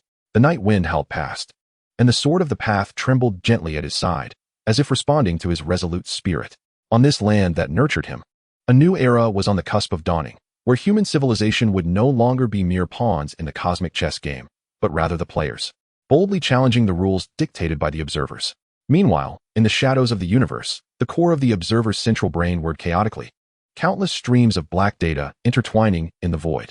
A cold voice echoed, "Interesting little ants, let us allow you to struggle a while longer. When the net of rules tightens, it shall herald the universe's reboot." An ultimate showdown regarding the survival of civilization and the subversion of rules was quietly brewing in the darkness.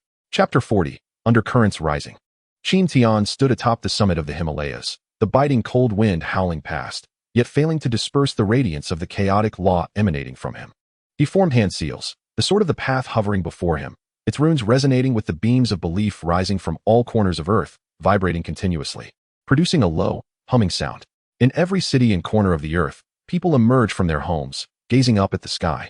Children abandon their toys, and the elderly pause in their tasks, their eyes filled with determination and trust. An old woman in a Jiangnan town clutches a silver bracelet engraved with celestial maps, silently praying for Qin Tian. A youth by the banks of the Yangtze launches a gravity-defying kite into the air, which transforms into a beam of light, merging into the torrent of belief. Qin Tian's energy has amassed to 80. Yet fluctuations in the core area of the law matrix suggest it may struggle to bear such an overwhelming force.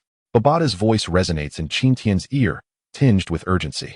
Qin Tian's hexagonal crystal eye glimmers as he meticulously observes the changes in the law matrix, his brow furrowing.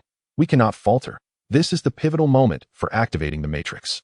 Inform everyone to steady their minds and remain resolute." Meanwhile, within the Earth's defense center, Luo Feng, Hong, and the Thunder God are anxiously monitoring the situation. Luo Feng's mental power envelopes the entire planet like a vast net, poised to respond to any sudden developments. Hong's light domain forms a protective barrier around the defense center, while the Thunder God grips his thunderous blade, the power within him coiling like a spring. The observer fleet has entered the attack range, expected to reach Earth's orbit in 3 minutes. A technician reports loudly, "Activate all defense weapons and prepare for battle." Luo Feng commands decisively. In the cosmos, the observer fleet surges like a black tide. The enormous mothership looms like a floating fortress of darkness, its dimensional main cannon shimmering with an eerie purple light, distorting the surrounding space. Wherever the fleet passes, stars dim, and meteors are instantaneously shattered. Yet on Earth, The light of belief grows ever more radiant, coalescing into a formidable force that infuses the law matrix. Qin Tian takes a deep breath, fully merging his power of law with the force of belief, and thrusts his hands toward the sword of the way. Grant me complete activation. In an instant, the law matrix erupts in a blinding radiance, enveloping the entire earth in a golden shield of law. Strange symbols and patterns emerge on the shield, embodying the will of Earth's civilization. How is this possible? The commander of the observer fleet exclaims in disbelief, never having anticipated that a low-dimensional civilization could summon such immense power. However, he quickly regains his composure and commands, initiate the attack, destroy their shield. The dimensional main cannons fire in unison, beams of purple light slicing through the cosmos toward Earth. Qin Tian's gaze sharpens as he maneuvers the law shield to intercept. The golden shield collides with the purple beams, erupting in a brilliant display of light and energy fluctuations. For a moment, the universe seems to tear apart, with countless energy eddies scattering chaotically. In the midst of this fierce clash, Qin Tian senses the overwhelming might of the observers. Their assaults not only harbor formidable power, but also a profound understanding and application of the laws. Yet he does not waver, his heart resolute with one conviction: to protect the earth, to safeguard his home. Everyone, let us strive together. The voice of Qin Tian resonated across the entire earth through the power of mental energy, proclaiming, "We are the guardians of this planet, and our conviction is unyielding." The denizens of Earth responded in unison, their collective faith illuminating the atmosphere with an ever brighter radiance. Bolstered by this formidable force of belief, the protective shield of laws gradually regained its stability, successfully repelling the assaults from the observers. Observing this turn of events, the commander of the observer fleet wore a grim expression, realizing that this battle would not unfold as effortlessly as anticipated. Yet, surrender was not an option. It issued commands for an even fiercer onslaught. Meanwhile, Qin Tian steeled himself for the impending challenges, gripping the sword of Tao with unwavering resolve. His gaze fixed upon the depths of the cosmos where the observer fleet lay poised for action, heralding an impending clash of greater intensity. Qin Tian's form streaked through the night sky like a golden meteor, heading directly towards the Earth's defensive stronghold nestled in the Himalayas. Inside the command hall, alarms blared incessantly, and the holographic star map flickered with dozens of coordinates at the galaxy's edge, each pulsating with blinding crimson light. The realm of radiant light trembled behind him, and the Thunder God's thunderous blade crackled ominously as both individuals solemnly focused on the large screen. They detected the energy fluctuations of the observers. They were gathering. Babata's voice trembled with unprecedented urgency as virtual images flickered violently amidst the torrent of data, indicating that this incursion far surpassed the previous probe. With at least three-dimensional fleets executing superdimensional jumps. Outside the hall, Luo Feng's colossal golden-horned beast circled, its immense form casting shadows over the land. As his mental energy manifested as tangible sound waves, half of the quantum monitoring network we deployed in the surrounding star regions has been disrupted by an inexplicable force. These entities appear to have discovered a means to breach our defenses. Qin Tian landed at the center of the command platform, the chaotic brilliance of the Sword of Tao resonating with the central system, granting him instantaneous access to all defensive data. His hexagonal crystal eye whirred into action, untangling the chaotic data streams into coherent patterns. They were exploiting the dimensional rifts torn during the last battle to construct energy conduits. As his fingers traced the star map, the locations marked by crimson light subtly revealed a web-like structure of dark matter. Should they succeed in their assembly, the energy dome of Earth would be utterly incapable of withstanding it. At that moment, an urgent communication from the Earth Federation was received. On the screen, the pallid visage of the Starry clan's Radiant was visible, with the Dawn Star behind him succumbing to an unknown energy entity. Qin Tian, our galaxy has encountered spatial anchor points. Those black substances are assimilating everything. His voice suddenly distorted, and the communication screen was engulfed by impenetrable darkness. "This is dire," exclaimed Hong, clenching his fists as the light within the realm surged. "We must take the initiative and destroy these spatial anchor points." Qin Tian pondered for a moment, the patterns of laws illuminating around him. "No, this is a trap. The observers have deliberately exposed these anchor points to lure us into dispersing our forces." He projected a cosmic model composed of golden light particles, stating, "Our true defensive line lies in the restructured matrix of laws." However, his gaze swept over the assembly, recognizing that the matrix still lacked the most vital element, the unity of the human spirit. The Thunder God furrowed his brow. "The human spirit? Are you implying?" "Indeed," Qin Tian affirmed. Qin Tian's voice resonated with unwavering determination, asserting that the essence of the observer's manipulation of rules is a suppression of the will of civilization. As we reconstruct the laws within the graveyard of star remains, we rely not solely on strength, but also on an obsession with our homeland and our roots. His thoughts drifted back to the ancient town in Jiangnan, the green dumplings in the hands of the elderly, the laughter of youths by the Yangtze River. Those ordinary yet heartwarming images flickered through his mind. Now, we must unify the strength of the entire Earth into a singular will to unleash the true power of the law matrix. Luo Feng transformed into human form and entered the hall, his gaze filled with resolve. I understand. Initiate the Starfire plan. Soon. An urgent communique from the Earth Federation spread across the globe. The colossal screens in city squares, the holographic projections on streets, and even every household's communication devices displayed Qin Tian's figure. He stood atop Mount Everest, with the resplendent Milky Way behind him. The observer is about to strike. But we do not stand alone. From the aroma of Jiangnan's green dumplings to the millennia-old waves of the Yangtze River, from childhood lullabies to the determination to protect our home at this moment, these constitute our strength. He raised the sword of the Tao, its chaotic brilliance illuminating the night sky. Now, infuse your beliefs into the law matrix, and let the observer witness that the will of Earth's civilization shall never yield. Meanwhile, in the depths of the cosmos, the observer's fleet had completed its assembly. The colossal mothership loomed like a suspended black hole, its dimensional main cannon charging. A cold voice echoed through the fleet. The struggles of lowly beings will ultimately serve as nourishment for the reconstruction of cosmic rules. Initiate the reset plan and obliterate every spark of resistance. On Earth, countless beams of light rose from cities, villages, and oceans, converging into a brilliant river of light, infusing the core of the law matrix in the Himalayas. Qin Tian felt this immense power surging within him, instilling an unprecedented sense of resolve. An ultimate battle concerning the survival of civilization was imminent. Chapter 41, The Dawn of Battle. The dimensional main cannon of the observer's fleet charged once more, its violet glow illuminating half the Earth. Within the protective shield of the laws, Qin Tian felt an unparalleled pressure, each assault threatening to crush his very soul. Yet he gritted his teeth, his gaze steadfastly fixed ahead, the radiance of the sword of the Tao intensifying. Everyone, hold steady. We cannot afford to lose. Qin Tian's voice resonated through the collective consciousness of the Earth, his words acting as a catalyst, fortifying the resolve of the people. The torrent of belief, coalescing into a luminous stream, continuously surged into the law matrix, the golden shield trembling under the assaults, yet remaining unbroken. However, the observer's fleet did not relent. They altered their attack strategy, launching strikes from various angles in an attempt to discover the weak points of the law shield. Qin Tian's hexagonal crystal eye rapidly rotated, analyzing the trajectory of each attack, while simultaneously maneuvering the law shield for defense. Amidst the fierce battle, Qin Tian suddenly discerned a pattern in the assaults of the observer's fleet. He concentrated, meticulously observing the rhythm and frequency of the attacks, and ultimately discovered the key to countering them. Now is the moment. Qin Tian bellowed, swiftly forming seals with his hands. As the sword of the Tao erupted with a powerful chaotic light, the radiant light merged with the law shield, causing an extraordinary pattern to emerge on its surface. As the assault from the observer fleet approached once more, these patterns seemed to come alive, absorbing the full force of the attack and converting it into energy for the law shield.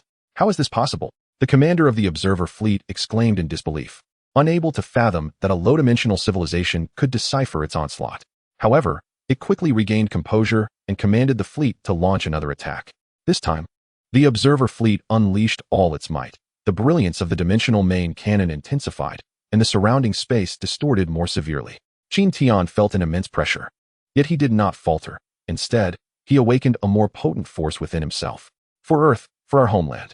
Qin Tian bellowed, releasing the power of his laws, the force of his faith, and the strength of his Tao soared all at once. In that moment, the entire Earth was enveloped in a vibrant glow, infused with boundless power and hope. The assault from the observer fleet appeared trivial in the face of this light, all of it repelled. Witnessing this, the fleet's commander was filled with fear and despair. It realized that this battle was lost. Retreat. The commander of the observer fleet issued the order to withdraw, and the fleet began to hastily evacuate Earth.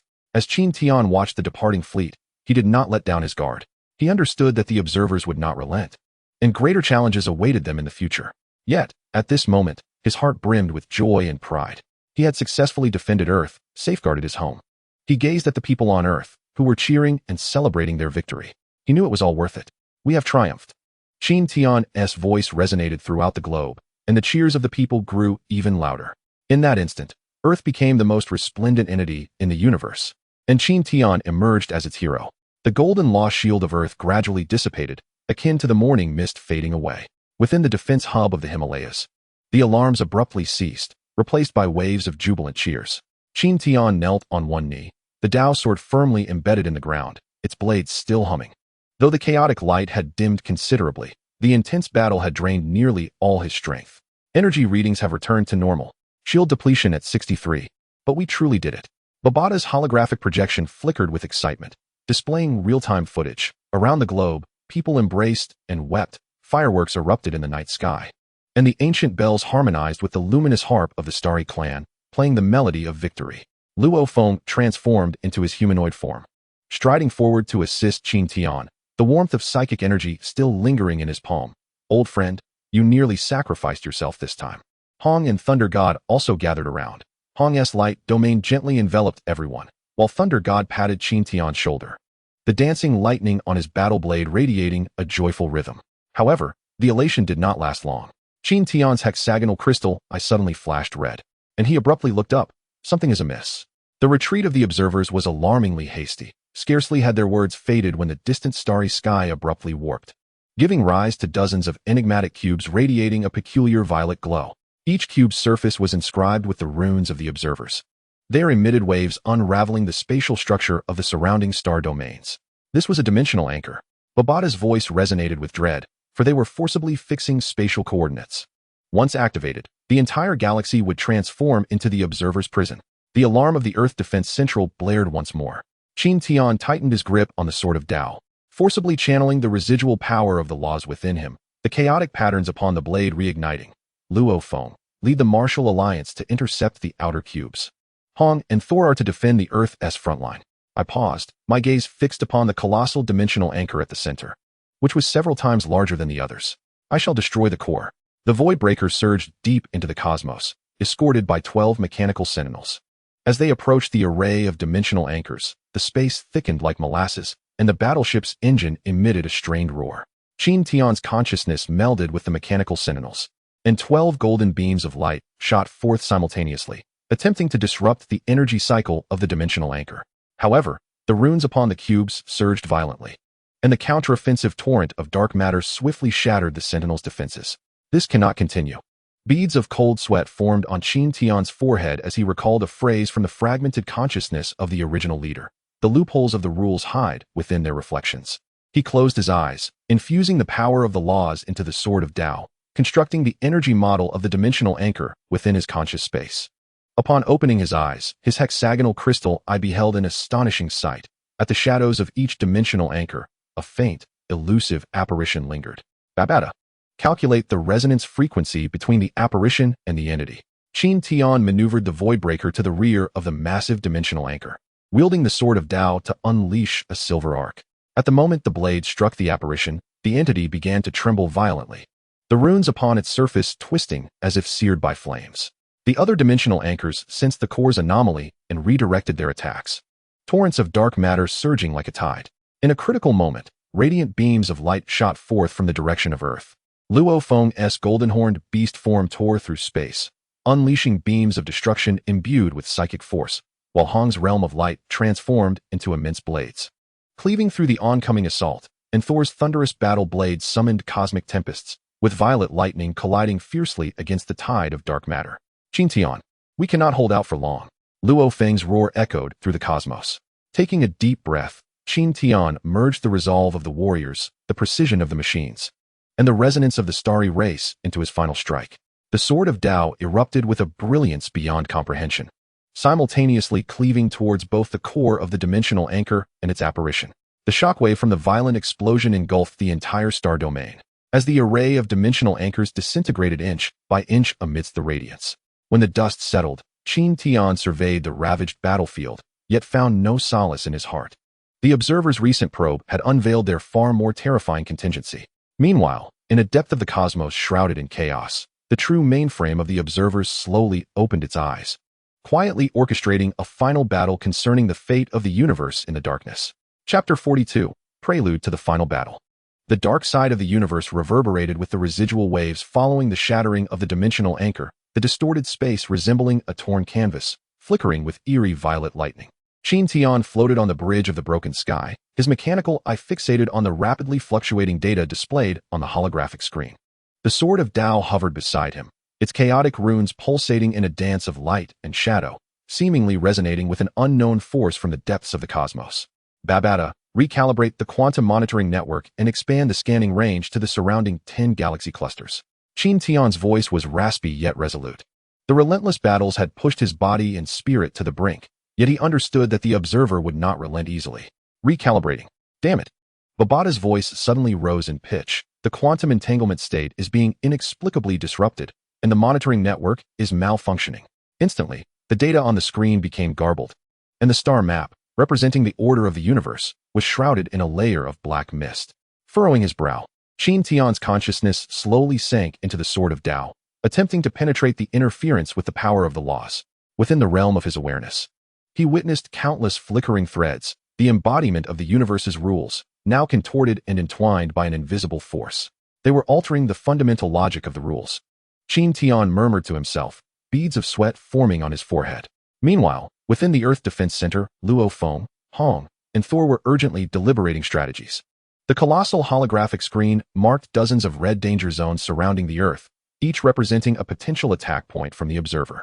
We must discover a method to counter their interference before the observer strikes again. Luo Feng clenched his fists, the presence of the golden horn behemoth flickering behind him.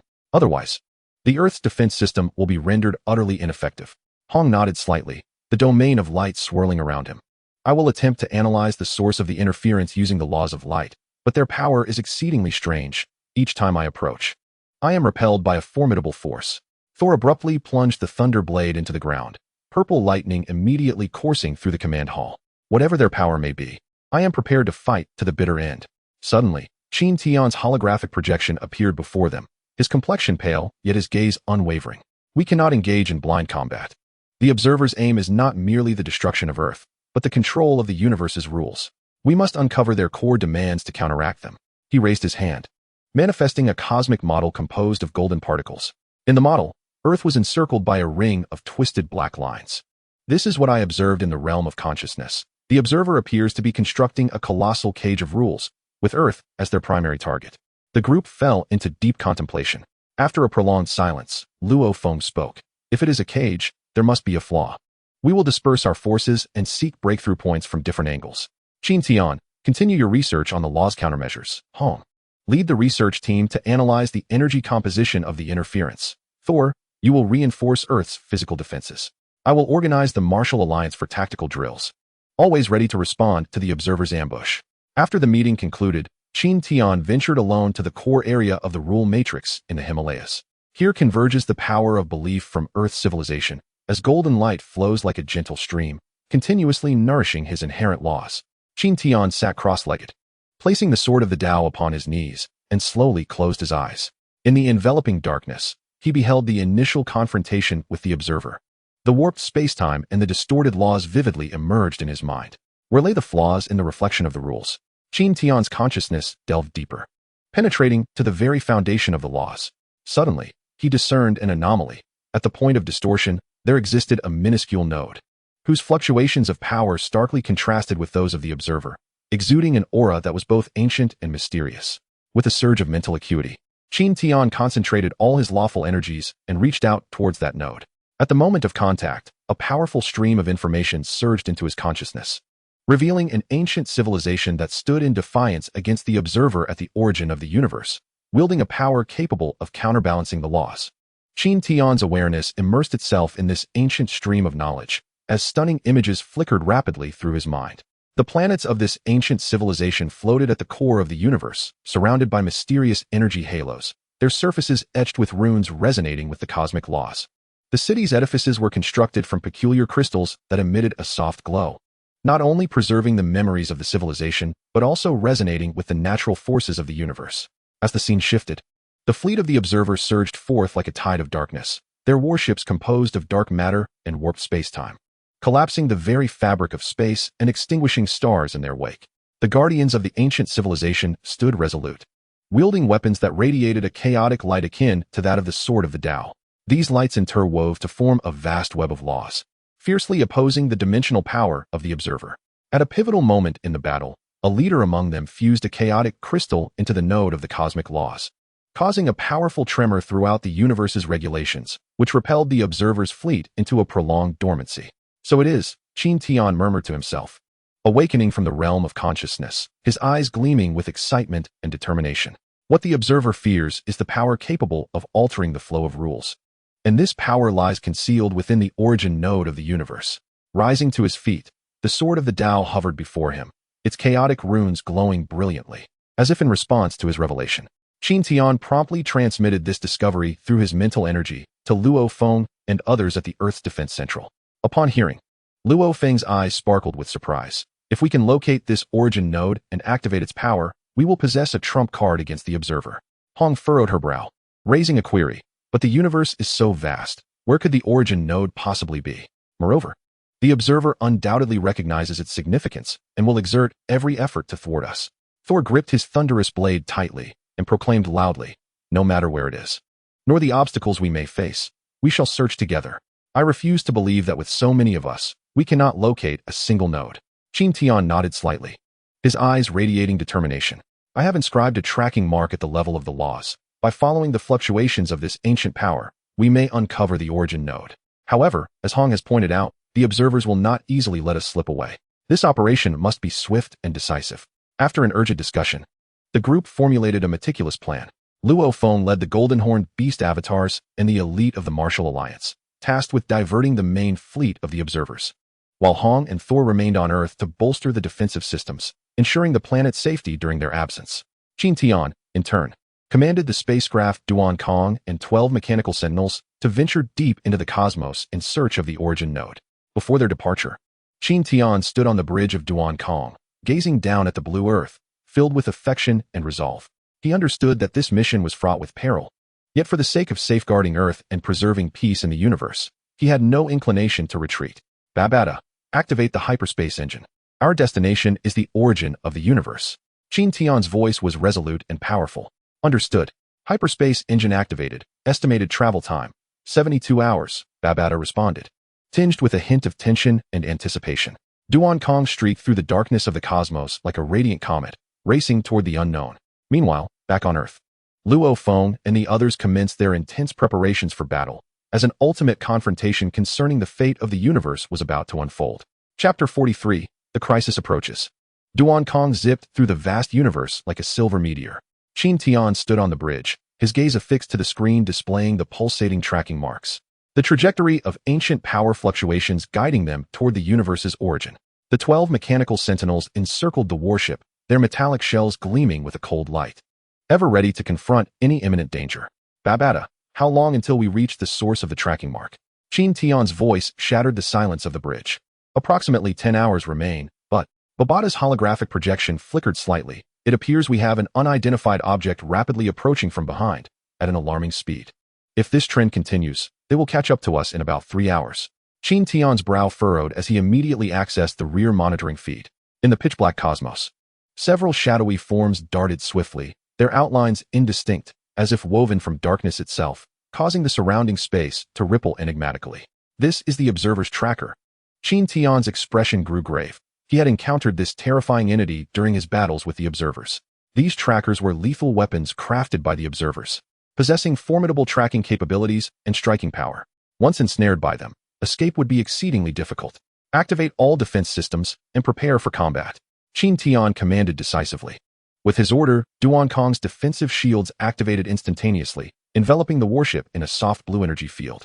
The 12 mechanical sentinels swiftly reconfigured their formation, establishing a defensive barrier, with golden energy beams coursing between them, creating a formidable energy net.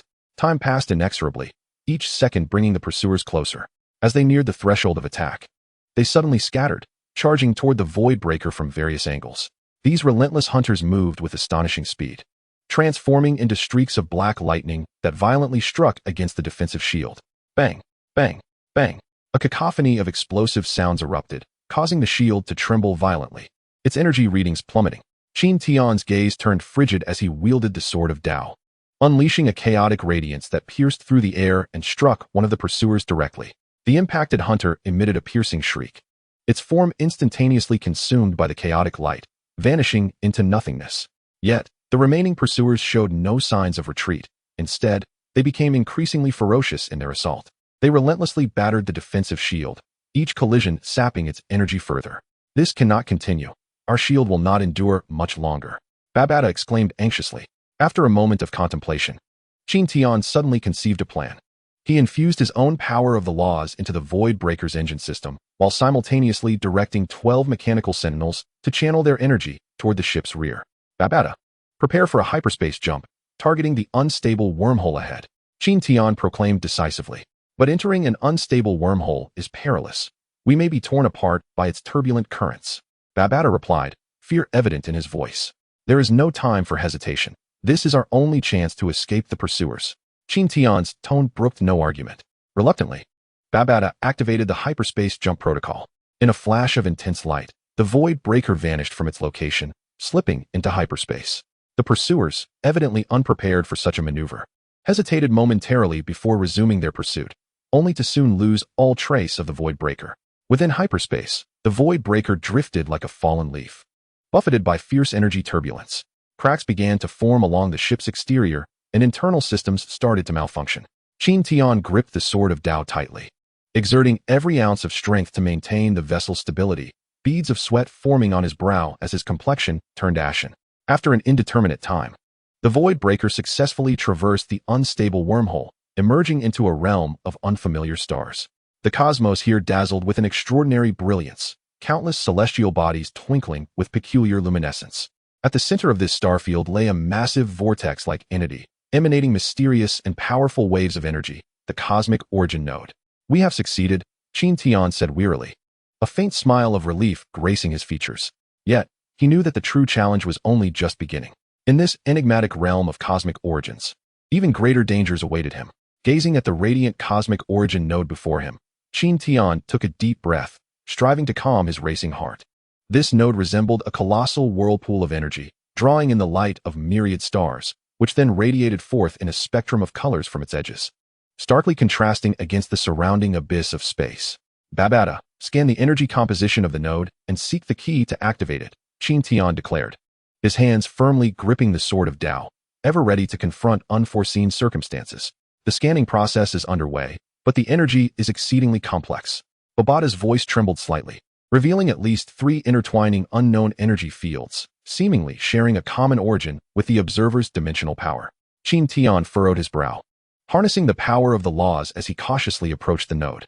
As his consciousness grazed the surface of the node, a torrent of images flooded his mind. The moment of the Big Bang, countless laws colliding and merging, the rise and fall of ancient civilizations, their exploration and reverence for the cosmic rules, and the mysterious origins of the observers, who emerged from the dark corners of the universe, striving to seize control of all.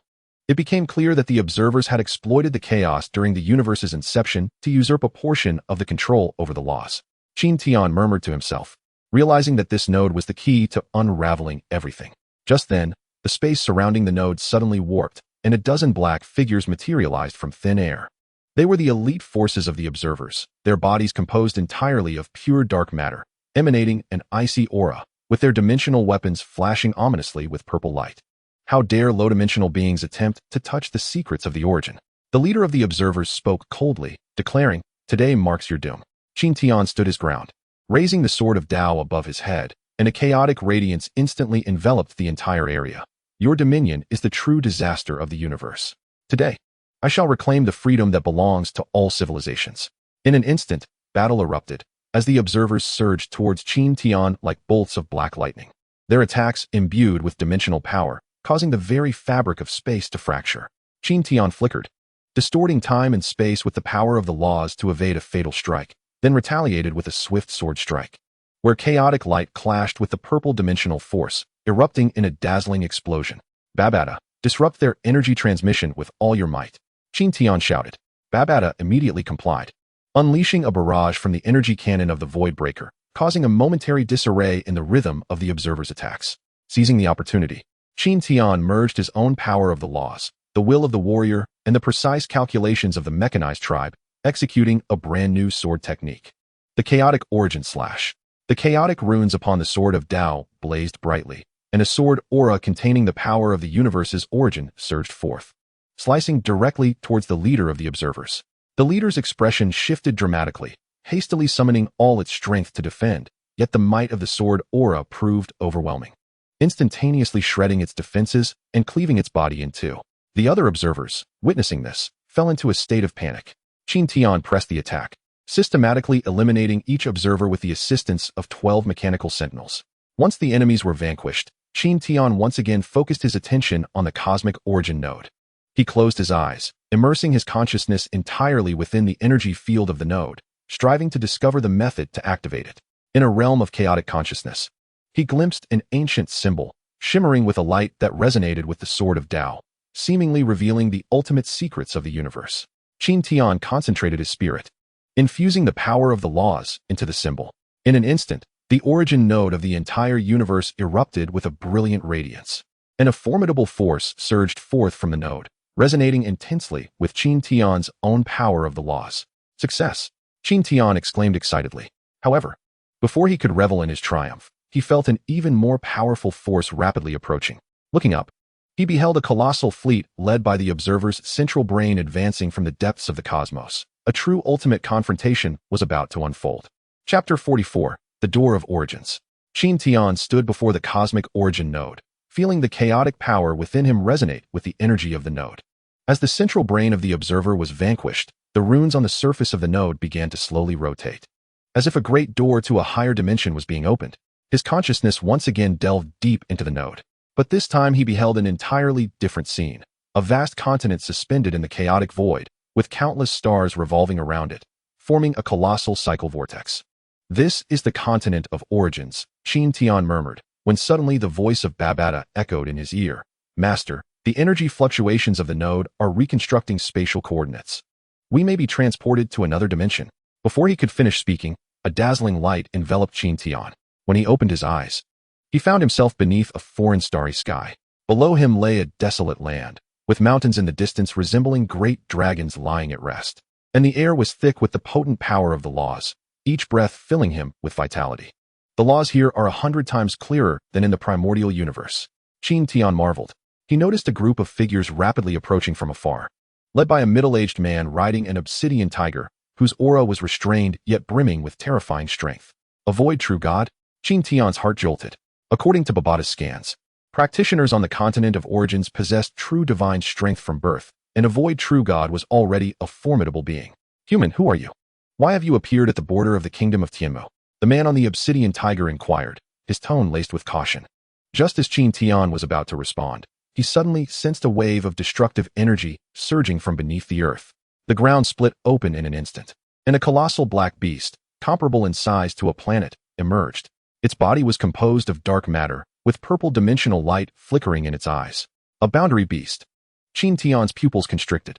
According to Babata's database, boundary beasts were the most terrifying destroyers in the universe, and the aura of this one before him even surpassed that of the observer's central brain. With a fearsome roar, the boundary beast unleashed a bellow that caused the surrounding space to collapse instantaneously. The members of the obsidian tiger squad quickly formed a battle array. 12 golden beams shooting skyward to create a defensive barrier. This is the guardian boundary beast of the kingdom of Tianmu. We must flee, the rider shouted. However, the boundary beast's attack had already commenced, a purple beam sweeping through, obliterating 2 true divine powerhouses in an instant. Qin Tian did not falter. He plunged the sword of the Tao into the ground, and chaotic power surged forth like a tide, forming a protective shield around them. The relentless assault of the dimensional beast battered against the protective shield, each collision sending waves of dizziness through Qin Tian. Baba Tower, analyze its weaknesses. Qin Tian gritted his teeth. Scanning its core is located in the head, but it is heavily fortified, Baba Tower responded. However, its energy fluctuations are linked to the origin node. Perhaps we can harness the power of the node. A spark ignited within Qin Tian's mind as he concentrated, attempting to channel the energy of the origin node. In an instant, a cascade of vibrant light descended from the heavens, striking the beast's head directly. The creature let out a piercing cry, its body trembling violently. Now's our chance.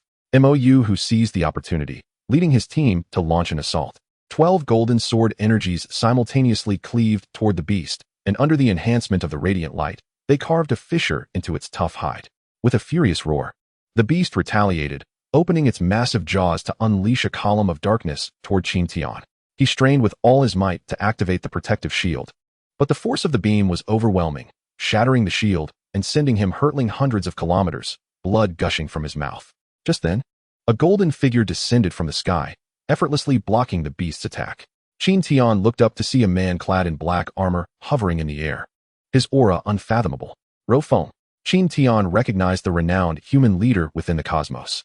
According to Baba Tower's data, Rofeng had ascended to the eternal true God, perhaps even surpassing that realm. Descendants of humanity, stand down, Rofeng said calmly, the star tower in his hand radiating resplendent light. This beast shall be dealt with by me. Without hesitation, Qin Tian retreated to a safe distance.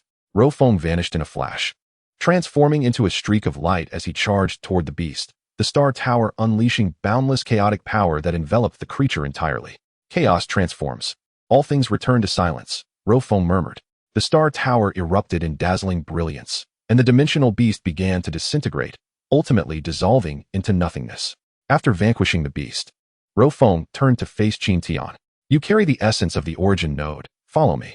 Qin Tian accompanied Rofeng to a palace suspended in the air. The entrance was adorned with ancient runes, identical to the chaotic symbols on the Sword of Tao. This is the world of advancement, the place of my master.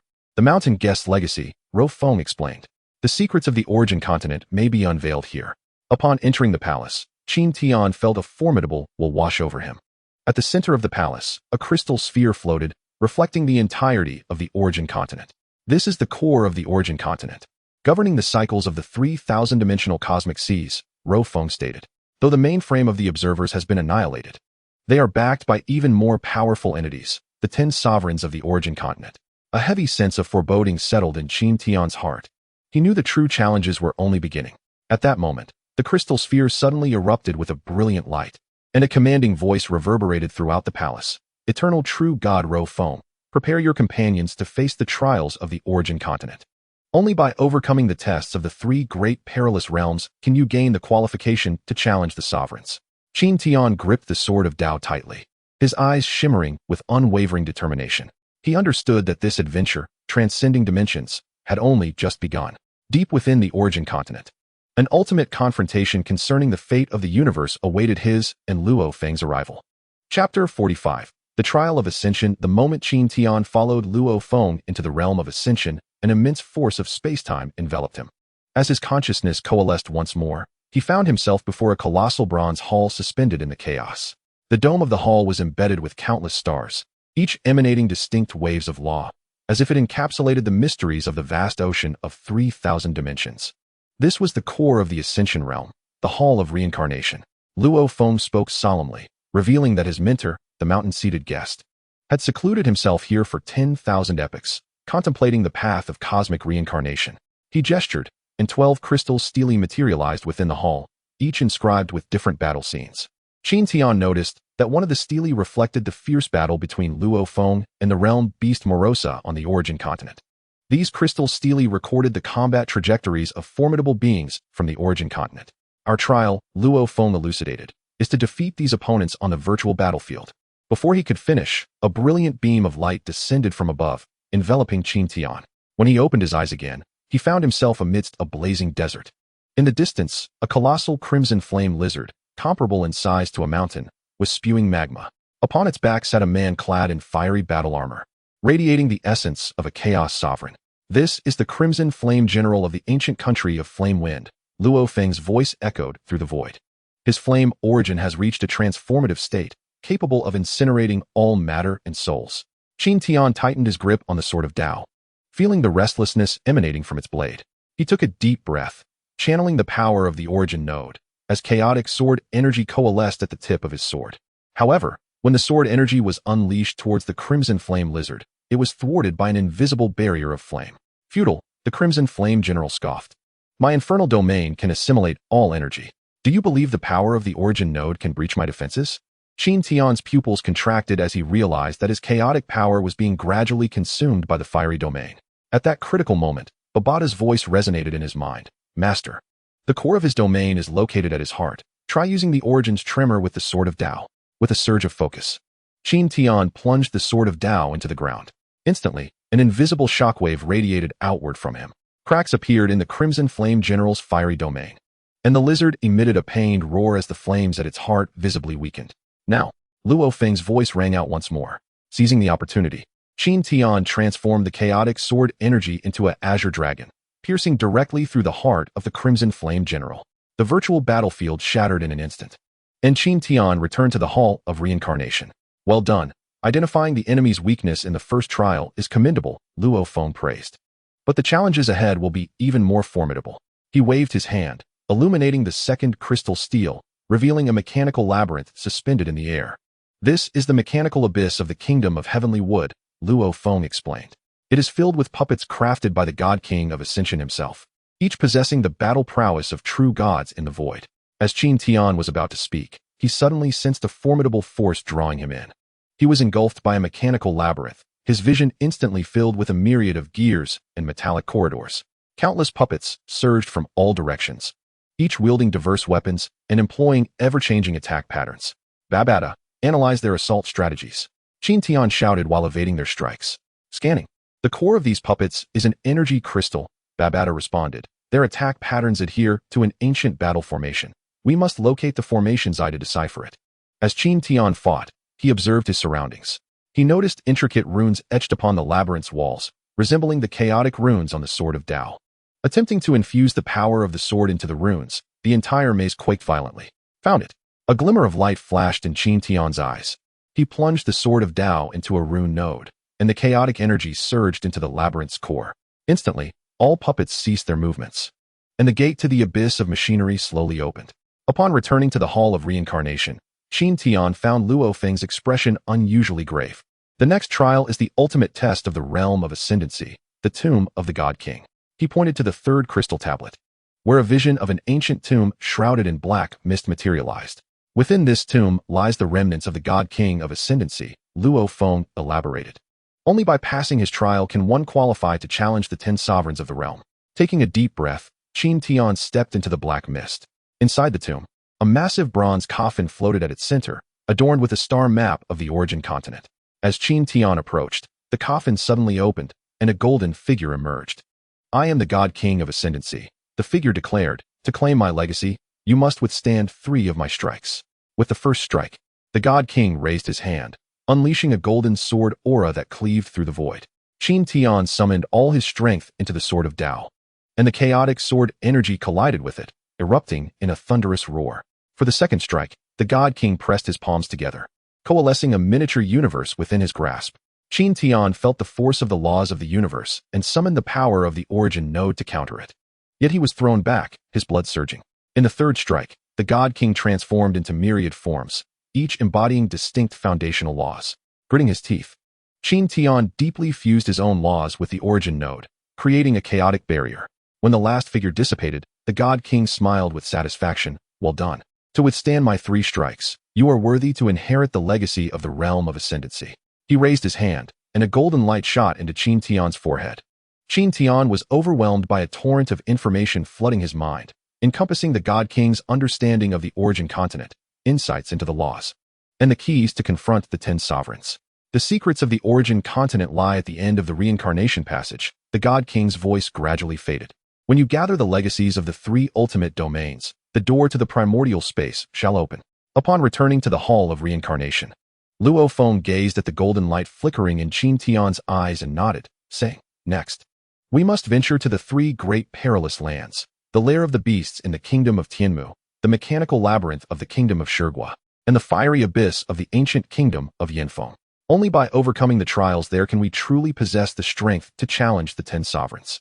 Qin Tian grasped the Sword of Tao, feeling the surging power within him. He understood that the true adventure was just beginning. Deep within the origin continent, the shadows of the 10 sovereigns loomed ominously, and an ultimate confrontation that would determine the fate of the universe was about to unfold at the entrance of the Hunyuan space. Chapter 46. The Underlying Currents of the Beast Lair.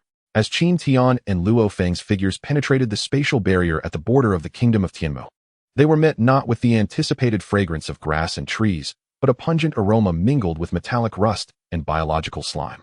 The distant horizon twisted into an eerie arc, with countless crystalline nests rising like towering pillars, each surface undulating with semi-transparent membranous tissues. faintly revealing the dark purple shadows moving within. The layers of the beasts were constructed from the laws of time and space intertwined with biological genes. Luo Feng raised his hand and unleashed a spatial blade, slicing through the turbulent time-space currents ahead. The birth of each mature beast was accompanied by the annihilation of at least 3 stellar-class life planets. And this place was the only sanctuary in the origin continent capable of mass-breeding the beasts. Before his words could fully resonate, the nearest nest suddenly erupted, and a colossal scorpion-like creature emerged from the earth, stretching over 1,000 meters in length. Its carapace bore swirling patterns reminiscent of the Milky Way, and the tip of its stinger coalesced into a pitch-black spatial rift, embodying the most ferocious of the beasts, the Space Scorpion King. Be careful. Its stinger can tear through any defense below the Chaos Realm. Just as Luo Feng's warning echoed, the Space Scorpion King swung its massive pincers. Qin Tian swiftly dodged to the side, only to witness the ground disintegrate under the immense force, revealing the intricate network of nerve pathways within the nest, each connected to a colossal crystal core at the center. Babata, scan the structure of the crystal core. Qin Tian swung his sword, unleashing chaotic sword energy, but it was disintegrated into shimmering motes by the starry patterns on the Scorpion King's carapace. Detected genetic fragments of the beast's mother nest within the crystal core. Babata's voice was unusually urgent. These nests are nurturing a new type of beast that can withstand attacks from the laws. Master, we must sever the connection between the crystal core and the mother nest. Qin Tian's pupils constricted as he suddenly recalled a fragment from the inheritance of the God King of Qin, realizing the beast's weakness lay in the temporal anchor points of their genetic chains. With a thought, the sword of Tao erupted in a cascade of colorful light, each beam corresponding to the 7 fundamental laws of the origin continent. As the sword energy pierced the crystal core, the internal nerve pathways of the nest began to contract wildly, as if they were sentient beings. The Space Scorpion King emitted a piercing shriek, and the spatial rift at the tip of its stinger suddenly expanded, forming a black hole that threatened to consume everything. Qin Tian felt his strength being violently siphoned away. But at that critical moment, Luo Feng's domain enveloped them, effectively counteracting 7/10 of the black hole's gravitational pull. Utilized the reincarnation sword seal from the inheritance. Luo Feng's voice trembled with strain, clearly indicating the immense toll of maintaining the domain. Qin Tian, with profound insight, integrated the principles of the God King of Qin into his sword intent, causing intricate patterns of reincarnation to emerge upon the blade. The moment the sword seal pierced the crystal core, the entire nest trembled violently, its neural pathways fracturing and disintegrating into purple genetic dust. The body of the time-space Scorpion King collapsed with a thunderous crash, just before vanishing into motes of light.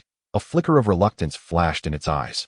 Qin Tian bent down to collect the shattered remnants of the crystal core, discovering within it a swirling projection, images of countless planets being devoured, alongside a mysterious figure shrouded in black mist. Just as Qin Tian was about to delve deeper, the crystal core erupted with blinding radiance, and from the shadowy projection, a claw materialized, piercing through the void to grasp at his face. Luo Feng reacted swiftly, unleashing dozens of spatial blades that shredded the claw midair. However, the remnants of black mist clung to him like a parasite, creeping up Qin Tian's arm, transforming into intricate runes that scorched his skin. It was the spiritual brand of the mother nest of the boundary beasts. Babata exclaimed, Master, quickly harness the power of the origin node for purification. Enduring intense pain, Qin Tian invoked the chaotic power of the origin node. As the chaotic light enveloped his arm, the runes emitted a piercing wail akin to a baby's cry, dissolving into black mist that burrowed into the ground, vanishing from sight. Luo Feng's expression grew grave as he surveyed the ground. It seems the mother nest has taken notice of us. The boundary beasts here will soon enter a frenzied state. Indeed, with the first deafening roar, all nests fractured simultaneously, and countless boundary beasts erupted from the earth. These creatures varied greatly in form. Some resembled colossal whales adorned with starry dorsal fins, while others bore a humanoid shape yet were covered in temporal folds. Most astonishing was the enormous entity that rose from the central nest, a 9-headed monstrosity formed from the amalgamation of numerous boundary beasts, each head radiating the oppressive aura of a chaos sovereign. This was the boundary beast leader, Jiyuan. Luo Feng clenched his fists within the black god suit. Each head corresponded to a fundamental principle that must be simultaneously destroyed to ensure total annihilation. Qin Tian took a deep breath, sensing the inheritance of Qin resonating with the origin node within him.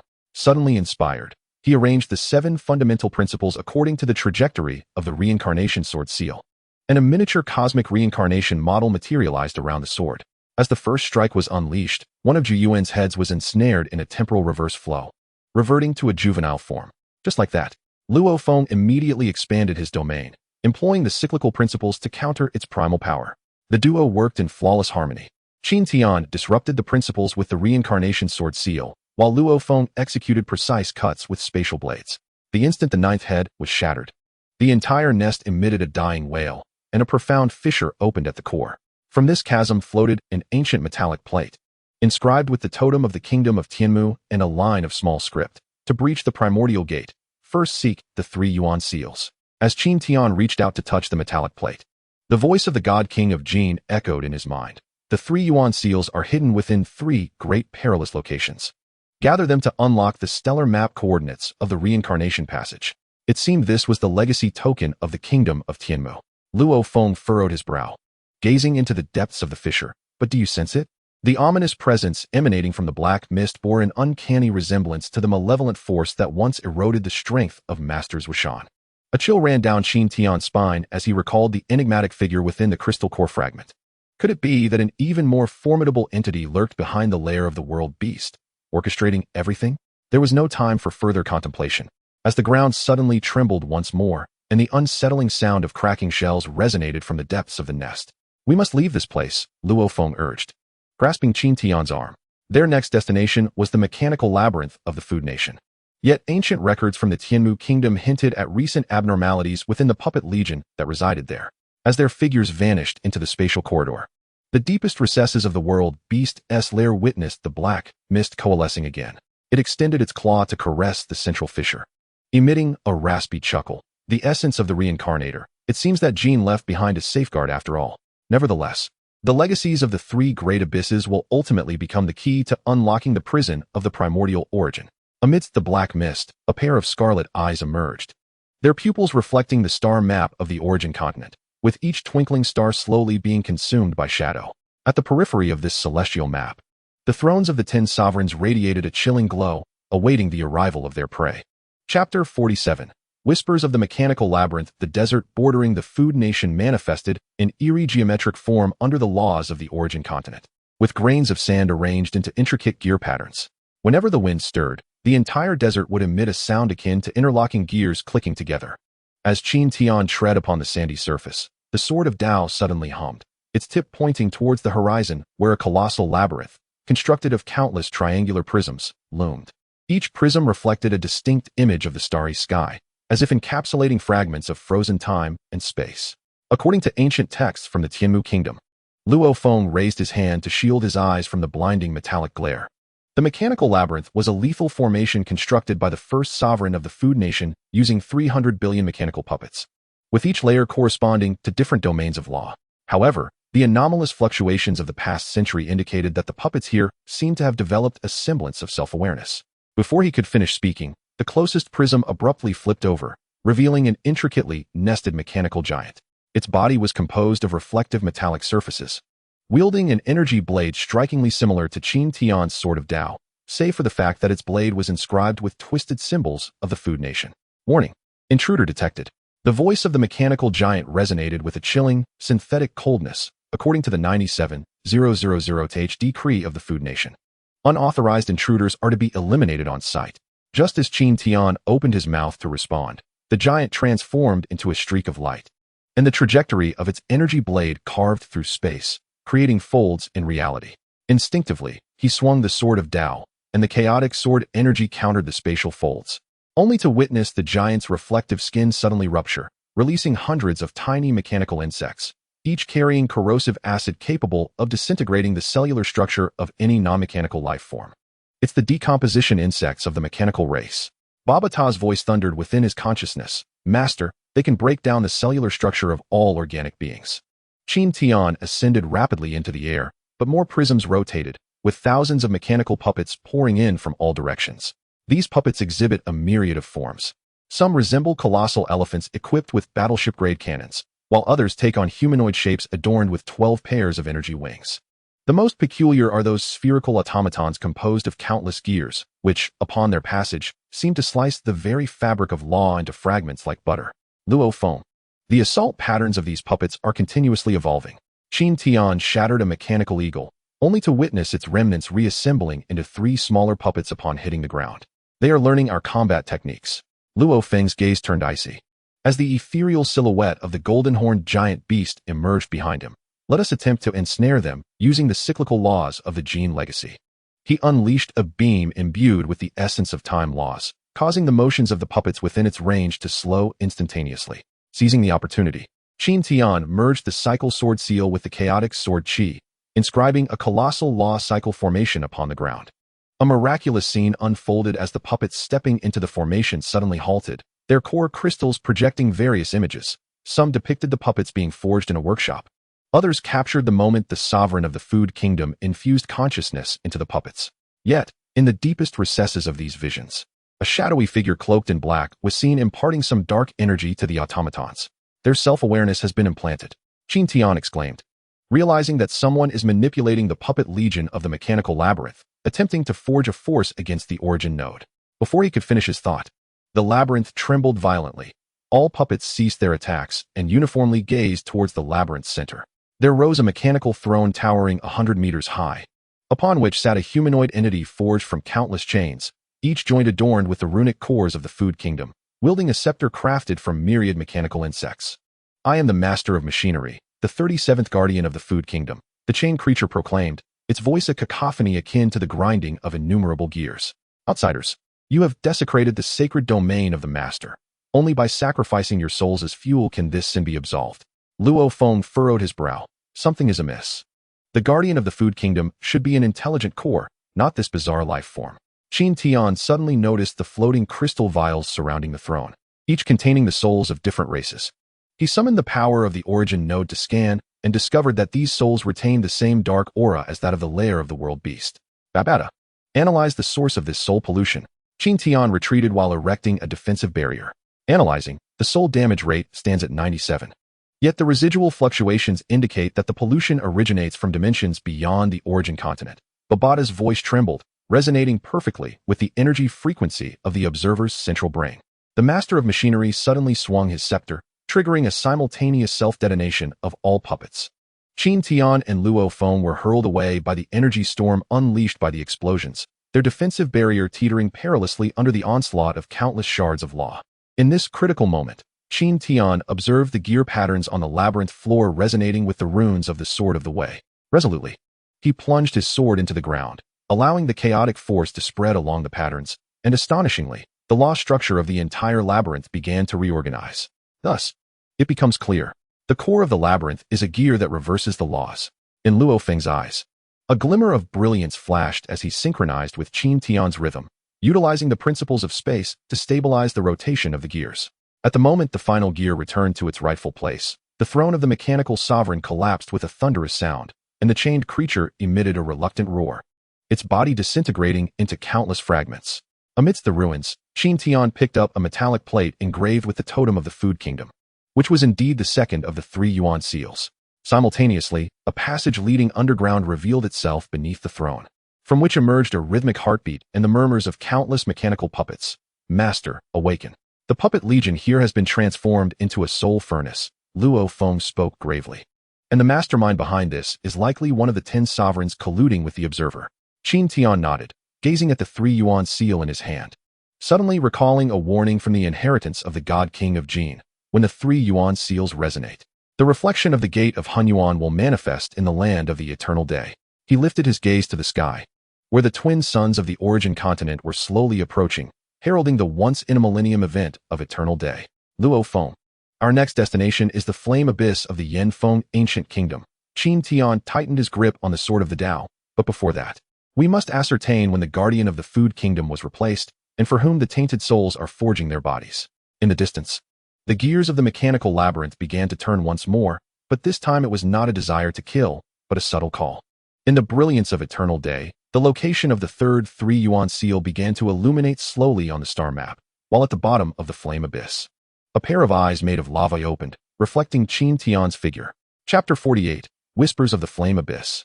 The border of the Yanfeng ancient kingdom was shrouded in crimson mist, the distant flame mountains resembling a colossal serpent engulfed in flames, coiling up to the horizon. As Qin Tian and Luo Feng stepped into this territory, the rocks beneath their feet instantly cracked, forming spiderweb-like fissures from which scalding magma surged forth, coalescing into menacing patterns of fire at their feet.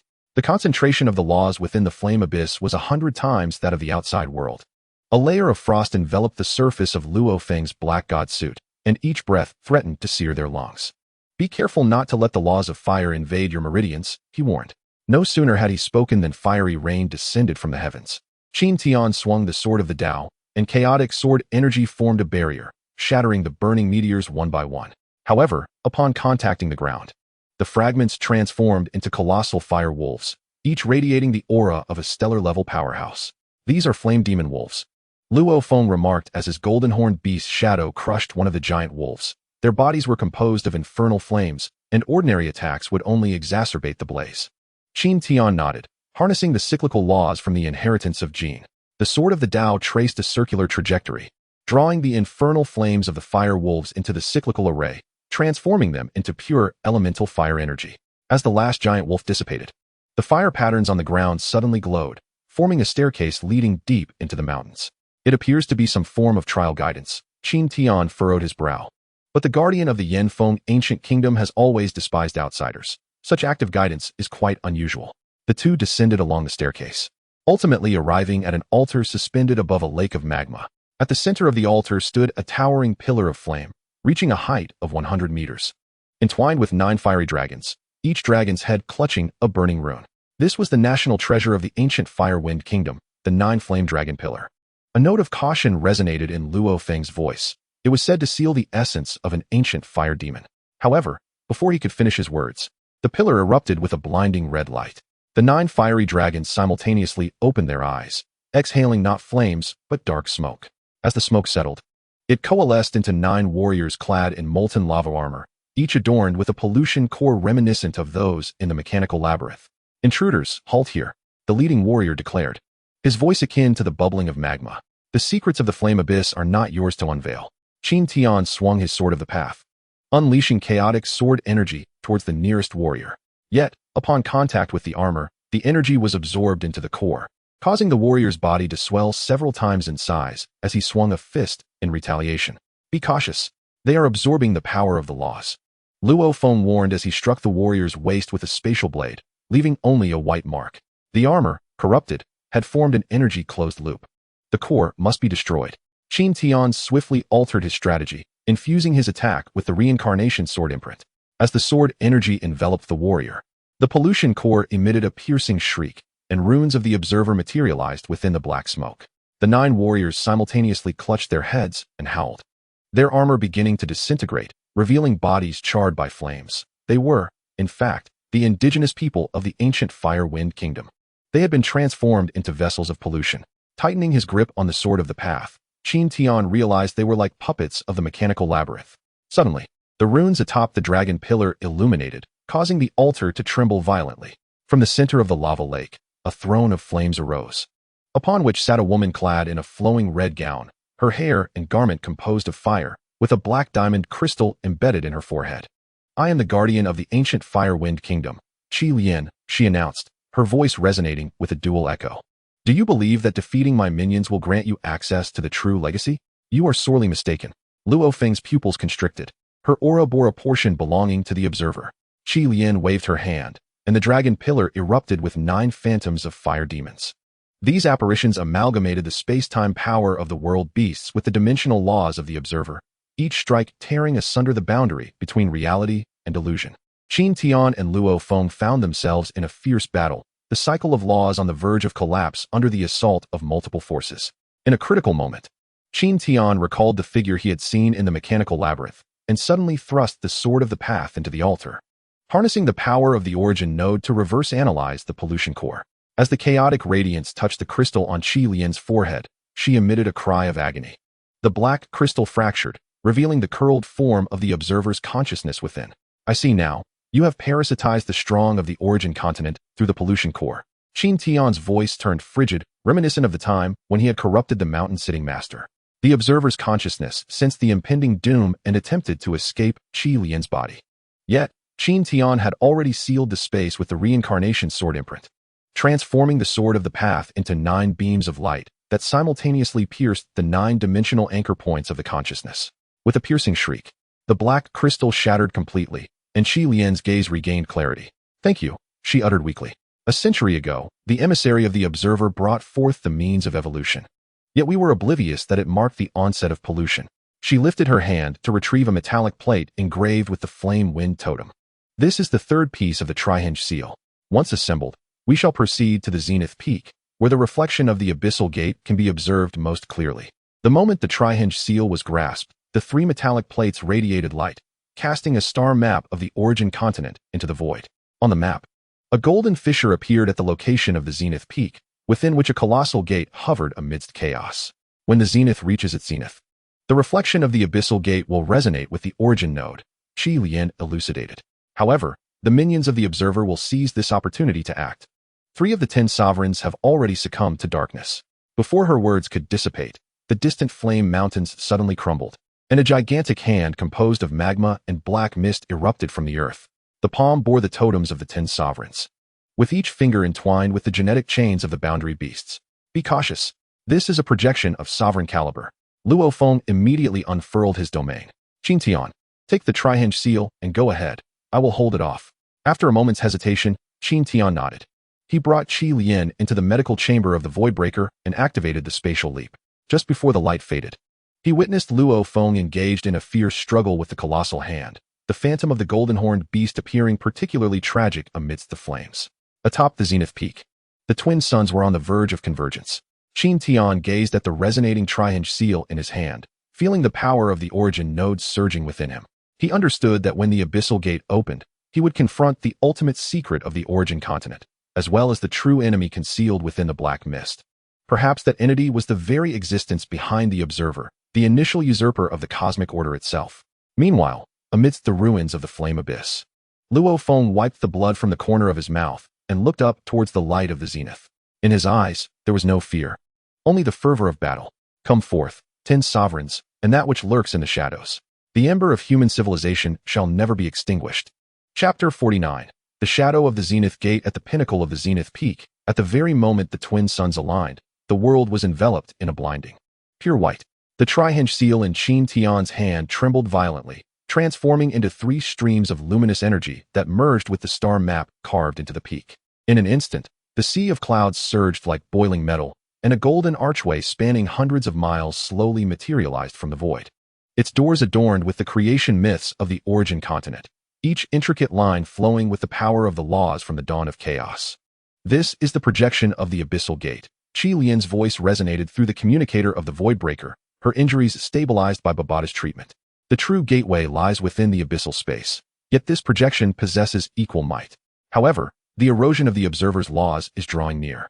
As Qin Tian looked up, he beheld countless black fissures appearing in the sky beyond the horizon, from which the projections of the 10 sovereigns stepped forth. The 3 sovereigns at the forefront, shrouded in a veil of darkness, were the fallen who had previously manifested their essence within the layers of the beasts, the mechanical labyrinth, and the abyss of flames. Their eyes flickered with the violet flames of the Observer, and they wielded weapons forged from the fusion of beast genes and dimensional power. As for Luo Feng, Qin Tian gripped the sword of Tao tightly, his gaze sweeping across the array of sovereigns. He was breaking through the blockade. Qi Lian's voice resonated with reverence, the bloodline of the golden-horned behemoth igniting fiercely. Before he could finish his thought, a deafening roar suddenly echoed across the sky. Luo Feng's true form transformed into a colossal beast, engulfed in golden flames of life, as he forcefully shattered the combined blockade of the 3 sovereigns. His scales shed, blood splattered, yet he forged a bloody path through the black mist, crashing down beside Qin Tian. "Apologies for my tardiness." Luo Feng's voice was hoarse yet resolute, his pupils shimmering with the light of the cycle of reincarnation, having evidently grasped a new realm amidst the battle. The 3 fallen sovereigns approached with mocking laughter, their weapons swinging in unison, collapsing space, reversing time, and annihilating the laws to weave a net of destruction. Qin Tian and Luo Feng exchanged a glance, simultaneously invoking the cyclical laws of the inheritance of advancement. The sword of Tao and the radiant star tower resonated in brilliance, constructing a miniature model of the universe before them, absorbing all incoming attacks. "Now," Qin Tian shouted, channeling the light of the 3 barriers seal into the primordial gate. The gate creaked open, revealing the primordial space beyond, a vast ocean composed of laws, each wave harboring the ultimate mysteries of the universe. Yet, At the moment the gate fully opened, Qin Tian suddenly sensed a force transcending comprehension surging forth from within, an existence older and colder than the observer. Be careful. There's a trap within the gate. Qilian's shrill warning echoed. But it was too late. A shadow shot forth from the gate, piercing through Qin Tian's chest in an instant. It was a spike formed from the black mist, inscribed with ancient curses of the origin continent. Qin Tian, Luo Feng exclaimed, reaching out to grasp his friend, only to witness the black mist visibly eroding Qin Tian's form. The sword of Dao fell to the dust, the chaotic light on the verge of extinguishing. At that moment, a voice resonated in Qin Tian's mind, the voice of the God King of advancement. The blood of the reincarnator is the key to unlocking true inheritance. Blood trickled from his lips, yet he bore a serene smile. The primal force within him surged wildly, transforming the black mist into chaotic power, revealing patterns identical to those of the primordial gate upon his wounded chest. Is that so? Qin Tian murmured, realization dawning upon him. Inheritance is not about acquisition, but resonance. He reached for the sword of Dao, which suddenly erupted with an unprecedented radiance, perfectly aligning with the patterns of the primordial gate. The three fallen sovereigns recoiled in terror. But it was too late. Qin Tian's body morphed into a streak of light, merging with the gate, the sword of Dao becoming its pivot. While Luo Feng and Qilian were thrust away by an invisible force, the gate thunderously closed, yet before it sealed, it cast forth an image of Qin Tian, with the ocean of laws of the primordial space behind him, holding a new sword forged from chaos and light. Luo Feng, take Qilian and leave this place. Qin Tian's voice resonated with the weight of time itself. The secrets of the primordial space, I shall unveil with this origin sword. Behind the curtain of the observer lies a hidden hand, just beyond the door. Luo Feng clenched his fists, watching as the portal of chaos gradually dissipated in the brilliance of the perpetual day. In the distance, the remaining sovereigns were gathering, yet his gaze remained resolute. For he understood that the boy who once raced through the streets of Earth had transformed into the wielder of the cosmic laws. Deep within the realm of chaos, Qin Tian gazed down upon the ocean of laws beneath him. His form had undergone a metamorphosis. His mechanical eye had evolved into a pure energy entity. And beneath his skin flowed the chaotic essence of the origin nodes. The sword of origin trembled lightly in his grasp, its blade inscribed not with a singular law, but with the cyclical pathways of the entire universe. Come forth, hidden hand. Qin Tian's voice resonated throughout the realm of chaos. I know you have been awaiting this day. A dark mist rose from the ocean of laws, coalescing into a humanoid shape. Its visage bore a striking resemblance to the divine king of Jin, yet it was etched with the runes of the observer. As it spoke, its voice was laced with the lamentations of countless civilizations. Qin Tian, you indeed live up to the name of the reincarnator.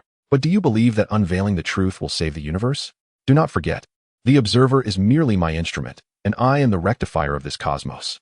Qin Tian tightened his grip on the sword of origin, feeling the faith of earth within its blade, the fragrance of green dumplings, the roar of the Yangtze, the warrior's fury, and the mechanical thunder. He raised his head, his gaze as steadfast as iron. Let us see whether your rectification is stronger or our hope burns brighter. The ocean of laws surged in tumultuous waves, and at the instant the sword of origin collided with the dark mist's claws, the entire realm of chaos quaked violently. On the distant origin continent, Luo Feng gazed at the lingering chaotic light upon the peak of perpetual day, softly uttering, "Old friend, we await your return home." Meanwhile, in the far corners of the universe, countless civilizations sensed the ripples of this battle. They may not know who Qin Tian was, but they recognized that one individual was fighting for the freedom of all civilizations, engaging in the ultimate confrontation against the rules that sought to dominate everything within the depths of the realm of chaos. Chapter 50, the final chapter of Chaos and Order. The ocean of laws in the realm of chaos surged with towering waves. Each splash embodied a manifestation of an original law. As Qin Tian wielded the sword of origin, the chaotic radiance of the blade clashed with the black mist claws of the rectifier, causing the entire matrix of laws within the space to tremble violently. Countless shards of law, sharp as blades, sliced through the fabric of time and space around the two combatants. Do you believe that the faith of a low-dimensional civilization can withstand the order of the universe? The rectifier's voice dripped with disdain, his form ensnared by chains woven from the laws of order, each chain inscribed with the rules established since the birth of the cosmos. From the moment of the Big Bang, order was destined to be the sole truth. All resistance was but a dying struggle of chaos. Qin Tian offered no reply. His gaze remained tranquil as water. Yet within his mind, vivid images of Earth surfaced, the cobblestone paths of ancient towns in Jiangnan, the smiles of youth by the banks of the Yangtze, the silhouettes of comrades in the Earth's defensive stronghold. These memories transformed into streams of light. Merging into the Sword of Origin, the sword suddenly erupted with a resplendent radiance. A brilliance that encompassed not only the power of chaos, but also the faith of Earth's civilization, the cyclical force of Qin's legacy, and the creative essence of the Origin node. Order is not a constraint, but a guardian. Chaos is not annihilation, but rebirth. Qin Tian's voice resonated with unwavering strength, proclaiming that the true universe should embody a harmonious coexistence of order and chaos. As the Sword of Origin was wielded, a blade of energy imbued with multifaceted laws cleaved through the void. This sword energy transcended mere aggression. It integrated creation, destruction, reincarnation, and the fabric of time and space. Akin to a miniature cosmic explosion unfolding before the corrector. The corrector's countenance shifted, and he swung the chains of order in a desperate attempt to block the oncoming blade. However, upon contact, the chains began to disintegrate, each fragment triggering a violent spatial tremor. Impossible, the corrector exclaimed. How could you possibly master such a complex fusion of laws? A subtle smile graced Qin Tian's lips. Because I am not merely a master of laws, I am a bearer of civilization's legacy.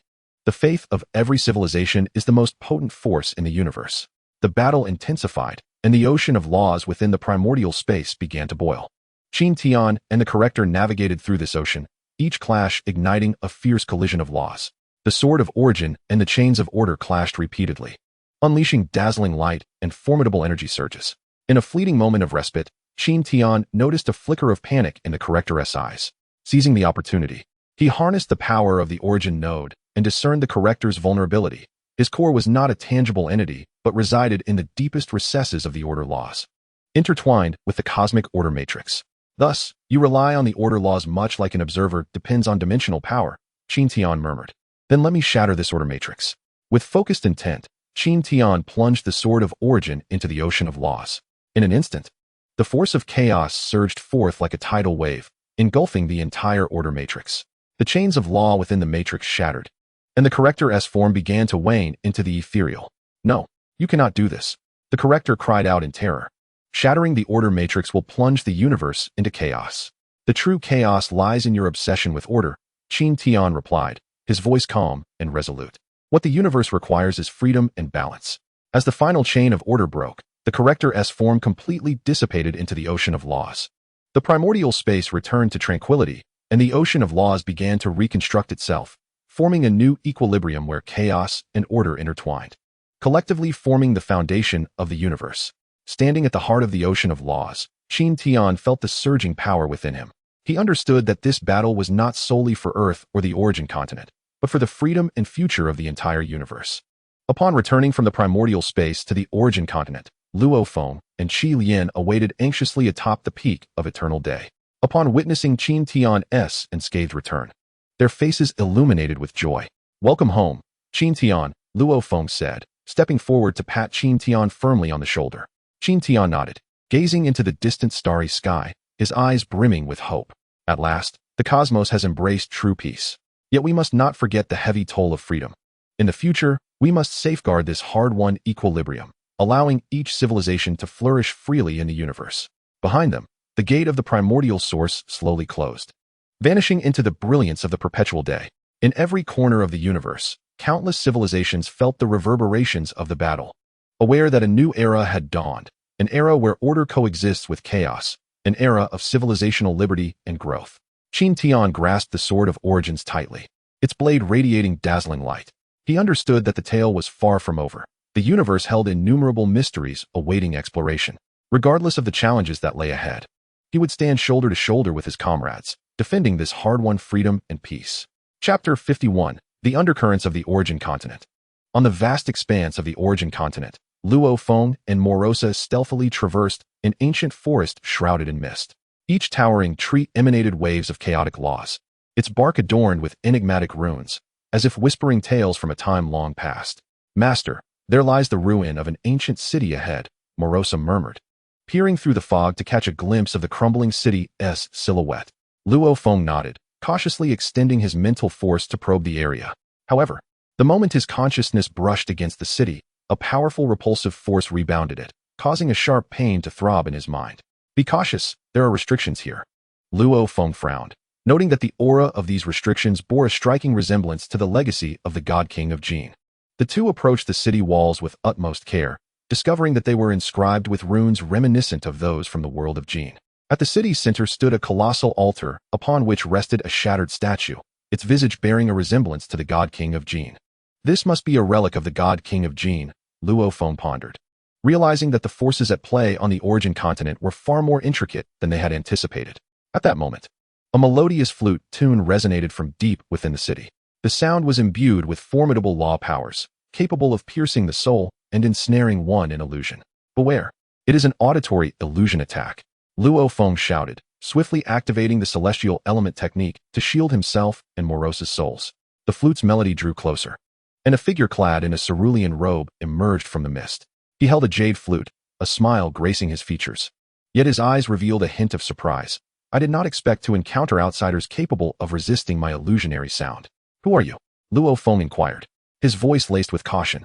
I am Chu Gu, the third prince of the Yanfeng ancient kingdom, the man replied with a smile. You have trespassed upon the forbidden grounds of my Yanfeng ancient kingdom. What punishment do you deserve? Luo Feng was taken aback, realizing that they had stumbled into the territory of the Yanfeng ancient kingdom. According to the inherited memories of the mountain recluse, the Yanfeng ancient kingdom was a formidable power on the origin continent, ruled by a sovereign of the chaos sovereign level. We mean no offense. We are merely passing through. Luo Feng spoke calmly, requesting forgiveness should he have caused any offense. Chu Gu chuckled coldly. Just passing through? Every inch of the origin continent is claimed by its masters. You outsiders, daring to intrude, are truly unaware of your own insignificance. Before his words had fully escaped his lips, the jade flute in Chu Ji's hand erupted with a dazzling brilliance, unleashing countless sound waves that transformed into razor-like blades, hurtling towards Luo Feng and Morosa. Luo Feng's gaze sharpened, and he immediately invoked the Nine Cosmos chaotic technique, conjuring a chaotic barrier before him. The sound wave blades collided with the barrier, producing a deafening roar, yet the barrier remained unyielding. Observing this, Chu Ji's eyes flickered with surprise. He had not anticipated that the intruder could effortlessly withstand his assault. Quite impressive, Chu Gu remarked with a cold smile, but this is merely an appetizer. As his words fell, the entire city began to tremble violently. The runes on the city walls illuminated, and countless chains of law surged from the ground, binding Luo Feng and Morosa tightly. This was the national treasure of the flame-wind ancient kingdom, the chaotic chains. Chu Gu declared proudly. Even a chaotic sovereign would find it difficult to break free. Feeling the immense power emanating from the chains, Luo Feng's heart sank in alarm. He attempted to channel the chaotic energy within him, but the chains acted as if alive, continuously siphoning his strength. It seems we are in trouble, Luo Feng remarked wryly. Morosa, prepare for battle. Morosa nodded, his body swelling instantly into a massive boundary beast. He opened his gaping maw, unleashing a wave of destructive power in an attempt to shatter the chaotic chains. However, the chains remained unscathed, even growing more resilient. Chu Gu, witnessing this, laughed heartily. A boundary beast? I never imagined you would dare to reveal your identity in the origin continent. You truly seek your own demise. At that moment, a radiant light emanated from the direction of the altar. Within the light, a phantom figure materialized. It was the apparition of the God King Qin. You young ones dare to rampage in my relic. His voice thundered like a tempest. Chaotic chains, shatter for me. As his command echoed, the chaotic chains trembled violently, fissures appearing along their length. Ultimately, the chains shattered with a resounding crash, scattering into countless fragments. Chu Ji's expression shifted drastically. He had not anticipated that the relic still held remnants of the God King's power. Daring not to linger further, he transformed into a streak of light, vanishing into the mist. Luo Feng and Morosa exchanged glances, a spark of surprise flashing in their eyes. The phantom of the God King Qin gradually dissipated, leaving behind a single phrase. Luo Feng, the secrets of the origin continent far exceed your imagination. Beware the Two Realms Palace and the Time-Space Arkansas. The Two Realms Palace and the Time-Space Ark? Luo Feng murmured to himself, pondering what mysteries these two forces might hold. At that moment, a violent spatial disturbance surged forth. In the distance, a colossal black flying vessel slowly emerged, covered in enigmatic runes and exuding a powerful aura. This is bad. It's the people from the Time-Space Ark. Morosa exclaimed. Their target is likely this relic. Luo Feng's expression hardened as he swiftly led Morosa into a concealed cave. They cautiously observed the movements of the flying vessel, and soon, several figures clad in black robes emerged, led by a stern-faced elder. At last, we have located the remnants of the God King of Qin, the elder stated coldly. Initiate the temporal lock and seal this area. As he commanded, the runes on the vessel illuminated, enveloping the entire city within a colossal temporal barrier. Luo Feng and Morosa felt the immense power of the barrier, their hearts sinking as they realized their escape was futile. It seems we must find a way to infiltrate, Luo Feng mused. Perhaps we can uncover some secrets regarding the origin continent from them. Morosa nodded, and the two immediately employed an invisibility technique, stealthily approaching the vessel. They meticulously evaded the patrolling guards and reached the underside of the flying craft. Master, there is a weakness in the vessel's defensive formation, Morosa transmitted telepathically. At the rear of the vessel, there exists an energy node. Luo Feng nodded and swiftly conjured a blade of chaos, striking towards the energy node. The blade effortlessly penetrated the defensive formation, causing the vessel to lose power and begin its slow descent. Enemy attack, the guard shouted, promptly adopting a defensive stance. Seizing the opportunity, Luo Feng and Morosa rushed into the vessel, engaging in a fierce battle with the guards. During the fray, Luo Feng discerned that the guards possessed strength at the level of eternal true gods, their attack patterns bizarrely intertwining the laws of time and chaos. They are the elite of the temporal isolation vessel, Luo Feng thought, realizing that its power was more formidable than he had anticipated. Just then, the stern-faced elder appeared before him, wielding a black longsword that shimmered with the radiance of temporal laws. Outsiders, how dare you disrupt our plans? The elder declared coldly. Today, you shall all perish. Luo Feng's gaze sharpened as he unleashed the Liyuan technique, engaging in an intense duel with the elder. Their clash triggered violent spatial tremors, gradually shattering the vessel. As the battle reached its zenith, a radiant light shot forth from the direction of the altar. Within the brilliance, the specter of the god king of Qin reappeared, wielding a long sword aglow with chaotic light. Luo Feng, catch the chaos sword. The voice of the god king resonated. Use it to sever the schemes of the temporal isolation vessel. Luo Feng reached out to seize the chaos sword, feeling the immense power it contained. With a mighty roar, he swung the sword towards the elder. The elder attempted to defend himself, but the sword's might far surpassed his expectations, instantly shattering his longsword and leaving a deep gash upon his chest. The elder gazed at Luo Feng in terror, recognizing his defeat, and swiftly transformed into a streak of light, fleeing the vessel. Luo Feng chose not to pursue, but instead approached the altar, respectfully bowing to the specter of the god king of Qin. Thank you for your assistance, esteemed elder, Luo Feng expressed gratefully. The specter of the god king smiled, saying, Luo Feng, you bear the bloodline of the Qin world. This is your destiny. Remember, the fate of the origin continent rests in your hands. Upon finishing, the ethereal figure dissipated, and the chaotic sword transformed into a stream of radiant light, merging into Luo Feng's body. He felt a surge of power within, signifying that he had grasped the essence of the chaotic sword. Master, what shall we do next? Asked Morosa. Luo Feng gazed into the distance, his eyes resolute. We shall continue our exploration of the origin continent, seeking the legacy left by the god king of advancement. Simultaneously, we must remain vigilant against the pursuits of the Two Realms Palace and the Temporal Arkansas.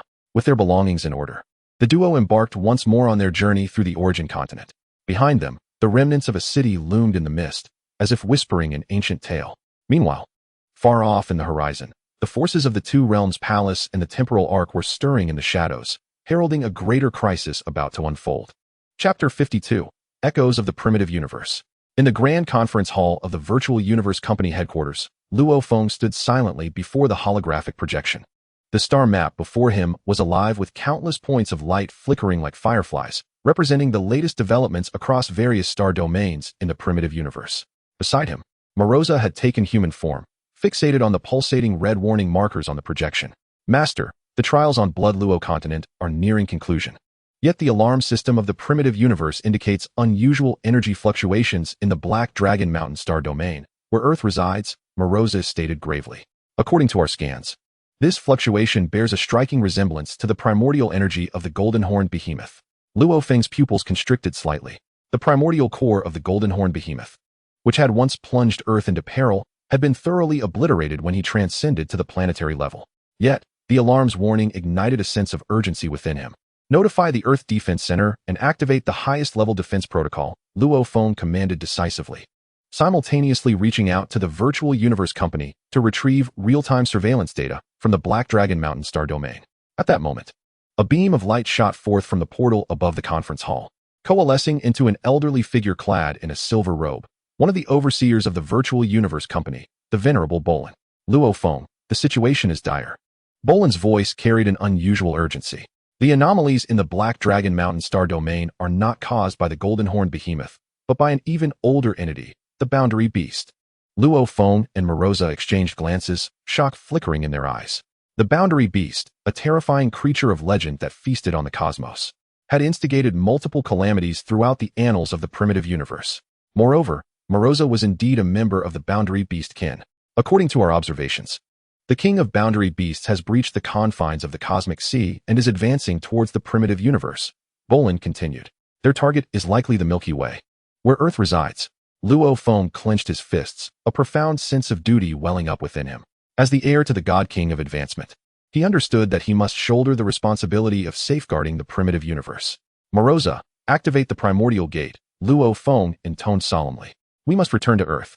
Moroza nodded, forming a seal with his hands, and a vast golden portal slowly unfurled in the center of the conference hall. Within, chaotic energies swirled, revealing the faint outline of Earth's blue sphere. As Luo Feng prepared to step through the gate of the abyss, a radiant light erupted from within him, revealing the ethereal form of the God King of Qin. Luo Feng, the voice boomed like a great bell. The power of the King of the Realm Beasts far surpasses that of ordinary realm beasts. With your current strength, it will be difficult for you to contend. The God King continued, I have left a priceless treasure on Earth, the Chaos Source Crystal, which will aid you in transcending to the level of the Chaos Sovereign. Luo Feng nodded, committing the God King's guidance to memory. Taking a deep breath, he stepped into the gate of the abyss, with Moroza closely following. When the two emerged in the icy expanse of Antarctica, the sight before them sent a jolt through their hearts. The once pristine white ice was now marred by black fissures, from which dense chaotic energy surged forth. At the center of the fissures, a massive black vortex slowly rotated, within which the silhouette of the King of the Realm Beasts could be discerned. Luo Feng, you have finally arrived. The voice of the king rumbled like distant thunder. I have awaited this day for countless epochs. Luo Feng remained silent, his gaze fixed intently on the King of the Realm Beasts. This colossal creature was cloaked in black scales, each inscribed with enigmatic runes. Its eyes glowed a blood red, seemingly harboring boundless destructive power. Moroza, activate the sealing array for the Realm Beasts, Luo Feng commanded solemnly.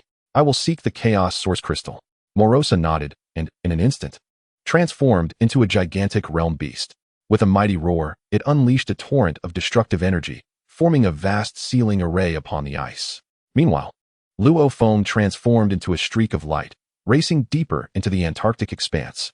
Guided by the God King's instructions, he knew the Chaos Source Crystal lay hidden in the depths of the icy plains, within an ancient relic shrouded in snow. Upon arriving at the relic, Luo Feng was awestruck by the sight before him.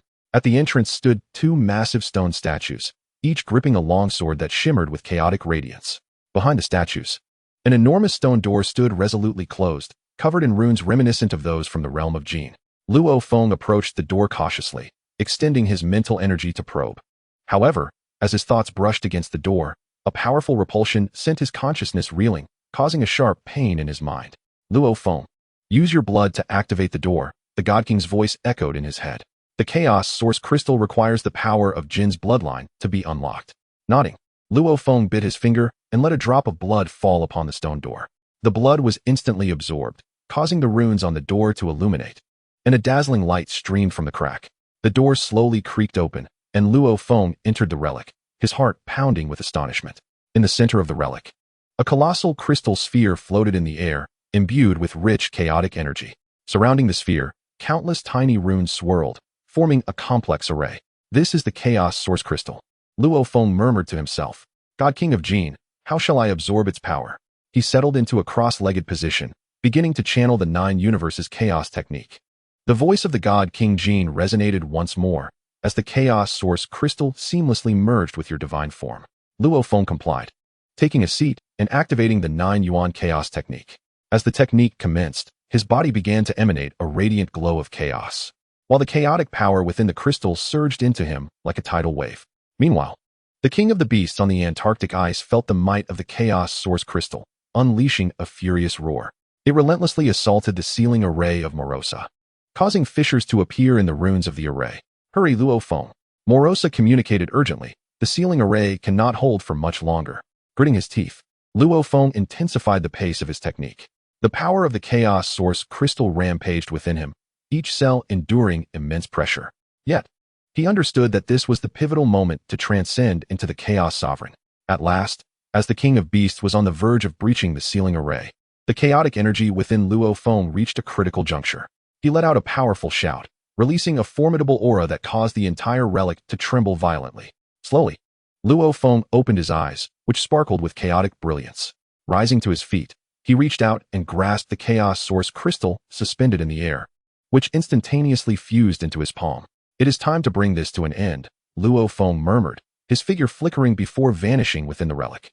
Upon his return to the Antarctic ice, the King of Beasts had already broken through the sealing array, and Morosa was engaged in a fierce battle with it. Luo Feng shouted, invoking the Liyuan technique, and a sword energy imbued with chaotic power sliced through the void, aimed at the King of Beasts. Sensing the threat of the sword energy, the king immediately summoned all its strength for defense. However, the chaotic sword energy effortlessly pierced through its defenses, leaving a deep gash across its chest. "Impossible," the King of Beasts exclaimed. "How could you possibly wield chaotic power?" Luo Feng smirked. "Because I am not merely the conqueror of beasts, but also the master of chaos." As the battle escalated to a fever pitch, Luo Feng and the King of Beasts darted across the ice, each clash provoking violent spatial tremors. The forces of chaos and destruction collided incessantly, erupting in dazzling brilliance and tremendous energy waves. Ultimately, seizing the opportunity, Luo Feng unleashed the full force of the Chaos Source Crystal. A resplendent beam of chaotic light shot forth from his hand, piercing directly through the core of the King of Beasts. The king let out a wretched scream as its form gradually dissipated within the chaotic light. With the vanishing of the King of Beasts, the black fissures on the Antarctic ice began to heal. Luo Feng and Morosa exchanged a glance, sharing a weary yet contented smile. "Master, we have succeeded," Morosa declared.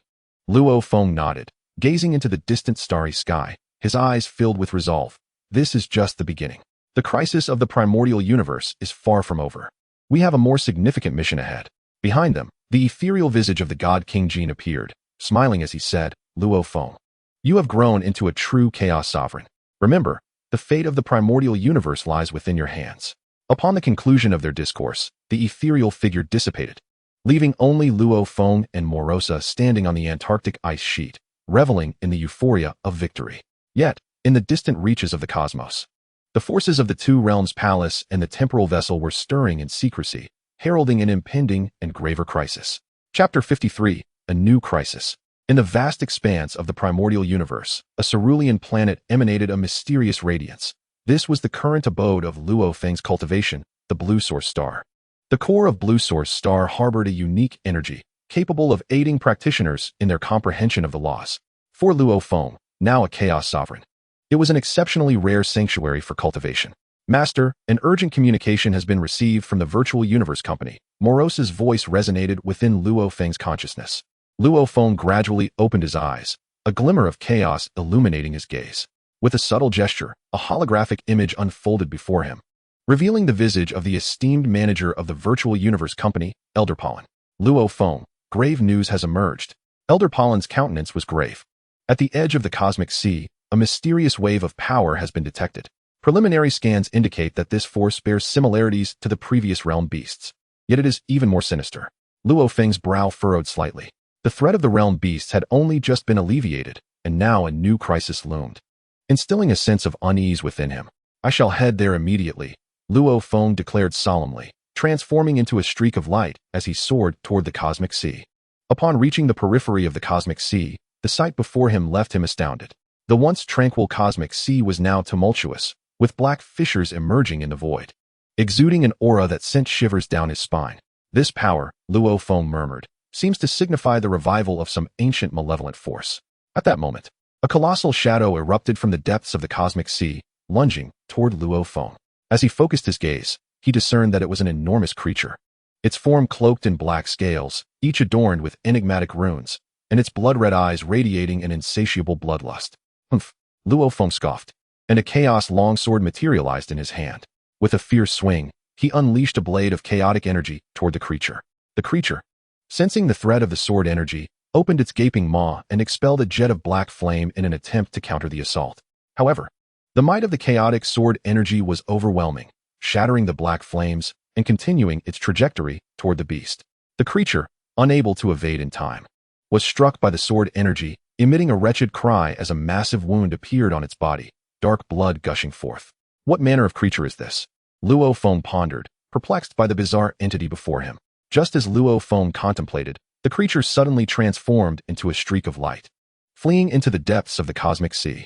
Observing this, Luo Feng promptly pursued it. Deep within the cosmic sea, Luo Feng finally caught up with the creature. At this moment, the creature stood before a colossal black altar, murmuring incantations as though summoning something. A sense of dread washed over Luo Feng. He sensed an immense power coalescing within the altar. Without hesitation, he brandished his chaos sword, aiming a strike at the creature and the altar. Yet, just as the sword was about to make contact, a black barrier suddenly emerged, thwarting Luo Feng's assault. Foolish human, do you think you can impede me? A chilling voice resonated from the altar. I am the Dark Sovereign, awakened after countless epochs of slumber. This time, the entire universe shall be engulfed in my darkness. As the voice faded, the runes on the black altar ignited, unleashing a formidable wave of dark energy that spread outward. Luo Feng felt as if an invisible force had ensnared his body, rendering his movements sluggish. My master, I come to your aid. Morosa's voice echoed as he transformed into a streak of light, hurtling toward the black altar. However, the moment his form came into contact with the dark energy, he was corroded, leaving him in a state of disrepair. Morosa, a pang of sorrow struck Luo Feng's heart. He immediately summoned the chaotic power within him, striving to break free from the dark force's grip. Yet, the strength of the Dark Sovereign was overwhelming, and Luo Feng found himself unable to escape. Give up. You cannot resist my power. The Dark Sovereign's voice rang out once more. Submit and become my slave, and perhaps I shall spare your life. Dream on. Luo Feng roared, determination flashing in his eyes. He resolved to exert every ounce of his strength to confront the Dark Sovereign in a final battle. Just then, a brilliant light surged from within Luo Feng, manifesting the ethereal figure of the God King Qin. Luo Feng, do not act rashly, the God King's voice advised. Though the Dark Sovereign's power is formidable, it is not insurmountable. I have left a treasure in the cosmic sea, the heart of chaos. It will aid you in your struggle against the Dark Sovereign. Elated by these words, Luo Feng swiftly followed the God King's guidance, soaring deeper into the cosmic sea. There, he ultimately discovered the heart of chaos, a crystal radiating chaotic brilliance, its surface etched with enigmatic runes, brimming with boundless power. As Luo Feng grasped the heart of chaos, an overwhelming force surged into him, greatly enhancing his strength. Dark Sovereign, meet your demise. Luo Feng bellowed, wielding the chaos sword as he charged toward the black altar. This time, his assault was unstoppable, shattering the black barrier and striking at the Dark Sovereign.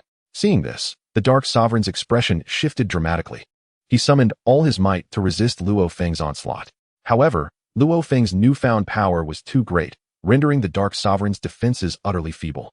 Ultimately, Luo Feng's chaos sword struck the Dark Sovereign, who let out a wretched scream as his form began to dissipate within the chaotic light.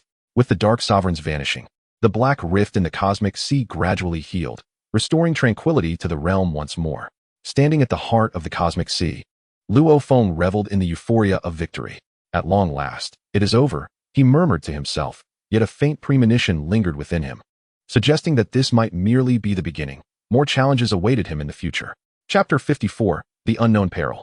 Luo Feng had successfully repelled the Dark Ruler, restoring tranquility to the cosmic sea, but he was acutely aware that this peace was transient. Upon returning to Blue Source Star, he immersed himself day and night in a profound comprehension of the law of chaos, striving to unearth more possibilities for countering the unknown crises from the inheritance of the God King and the power of the Chaos Source Crystal.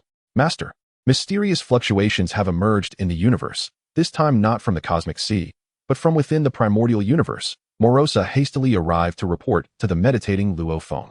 Furrowing his brow, Luo Feng immediately halted his cultivation and activated the virtual universe communication to connect with various powerful beings across the cosmos. After some investigation, he learned that in the distant wilderness star domain, a mysterious black palace had appeared, surrounded by eerie runes that emanated a chilling aura. The wilderness star domain? That region has always been enigmatic, rumored to conceal numerous ancient relics and formidable unknown creatures. Luo Feng mused to himself. It seems I must venture there personally. Accompanied by Morosa, Luo Feng swiftly traversed through the Gate of Chaos to reach the wilderness star domain. As they approached the Black Palace, a formidable repulsive force surged towards them, attempting to thwart their advance. This power seemed akin to an ancient seal, channeling the power of chaos. Luo Feng endeavored to break through the repulsion, Just as his chaotic energy clashed violently with the repelling force, the palace doors slowly creaked open, revealing a figure clad in a black robe stepping forth. "Intruders, how dare you trespass into this forbidden realm? You possess remarkable audacity." The voice of the robed figure was cold and piercing, as if it had emanated from the depths of the underworld. "Who are you? What is the origin of this palace?" Luo Feng inquired warily. With a disdainful laugh, the figure replied, "I am the guardian of the forbidden, and this palace seals away ancient malevolent forces. Your arrival has already disturbed the seal. A calamity is imminent." A jolt of alarm coursed through Luo Feng as he comprehended the gravity of the situation. He turned to the robed figure. "In that case, let us fortify the seal together to prevent this disaster." However, the robed figure shook his head. "The seal has already weakened. Our combined strength is insufficient to halt it." Unless what? Luo Feng pressed for clarification. "Unless we find 3 chaos divine pearls, each embodying the powers of time, space, and soul, which are crucial for reinforcing the seal," the robed figure elucidated slowly. Without a moment's hesitation, Luo Feng declared, "I shall seek the chaos divine pearls. Morosa, remain here and assist the guardian in protecting the palace." With that, Luo Feng transformed into a streak of light, vanishing into the starry expanse. Following the clues provided by the robed figure, he first arrived at the location of the time divine pearl, the abyss of time. This abyss was a mysterious area of chaotic time and space, where those who entered would become lost within an endless vortex of time. Luo Feng cautiously stepped into the abyss of time, and as he entered, he was immediately met with an overwhelming force of temporal energy, attempting to rend his body and soul asunder. Drawing upon the power of chaos, he conjured a protective shield to fend off the onslaught of time's might. Progressing laboriously through the abyss, he suddenly beheld a colossal vortex of time ahead, within which flickered a radiant orb emanating golden light. Surely, that must be the time divine pearl. A surge of joy filled his heart as he swiftly employed his agility to charge towards the vortex. However, as he neared, a torrent of temporal blades erupted from within, hurtling towards him with ferocious intent. Wielding the chaos longsword, he shattered the blades one by one. Yet their relentless assault began to wear him down. At that moment, he recalled the temporal principles from the legacy of the God King of Qin, and attempted to merge the chaotic energy with these principles, miraculously discovering he could momentarily harness the force of time. With this newfound control, Luo Feng successfully traversed the vortex and seized the time divine pearl. Departing the abyss, he hastened towards the location of the space divine pearl, the space maze. The space maze was a mysterious realm composed of countless fragments of space, where those who entered would become ensnared in an endless distortion of spatial reality. Upon entering, Luo Feng found himself engulfed in chaotic surroundings, with everything around him in constant flux. He unleashed his mental energy, striving to locate the space divine pearl. However, the spatial distortions within the maze were severe, and his mental projections were quickly devoured by the warped space. It appeared he would have to rely solely on his own instincts. Closing his eyes and calming his mind, he navigated through the maze. Guided by his acute perception of chaotic energy, time slipped by unnoticed until he finally sensed a powerful fluctuation of spatial energy ahead. Opening his eyes, he beheld a floating orb radiating blue light, the space divine pearl. Just as he reached out to grasp it, a swarm of enigmatic spatial creatures surged towards him from all directions. These spectral beings could traverse space at will and lunged at Luo Feng with wild abandon. Without hesitation, he brandished the chaos longsword, engaging in fierce combat with these creatures. Although individually weak, their sheer numbers and erratic movements made escape difficult. Realizing he needed a new strategy, Luo Feng suddenly remembered his golden-horned behemoth avatar. He promptly summoned it, and upon its arrival, it unleashed a thunderous roar that sent the surrounding spatial beings scattering. Seizing the opportunity, Luo Feng swiftly acquired the space divine pearl and, accompanied by his golden-horned behemoth avatar, made his exit from the space maze. Now, only the soul pearl remains unfound. According to the clues, the soul pearl is located in the Valley of Souls, a realm teeming with spiritual energy and serving as a habitat for soul beings, fraught with dangers no less perilous than the previous 2 locations. Luo Feng harbored no thoughts of retreat. He soared toward the Valley of Souls, bearing the time pearl and space pearl. An even more formidable challenge awaited him ahead, with the fate of the primordial universe hanging in the balance at this very moment. Chapter 55. The first encounter with chaos. The turbulent currents of time and space, akin to a boiling vortex, tore apart Qin Tian's consciousness. The aftermath of the battle in the Hunyuan space, which had rewritten the laws of the universe, manifested as a peculiar rift in space, ensnaring him and plunging him into an unknown dimension. As the excruciating pain subsided, Qin Tian found himself suspended above a primordial forest enveloped in mist, the air thick with vibrant fluctuations of primal energy, starkly contrasting with the law-based power of the origin continent. Babada? Qin Tian attempted to call his intelligent assistant, but was met only with the hollow echo of silence. Lowering his gaze to the Dao sword in his hand, he noticed the chaotic runes upon its blade had dimmed significantly, evidently suffering severe damage during the traversal. What alarmed him further was that the Hunyuan power within him felt as if it were shackled by invisible chains, allowing him to summon only a mere thread of it. Where am I? Qin Tian furrowed his brow, scrutinizing his surroundings, when suddenly, his pupils constricted. In the distance, between the mountains, an ancient city loomed. Its walls inscribed with the characters Qingyang Town, precisely matching the description from a certain ancient tome in his memory. Could it be the world of martial movement in the universe?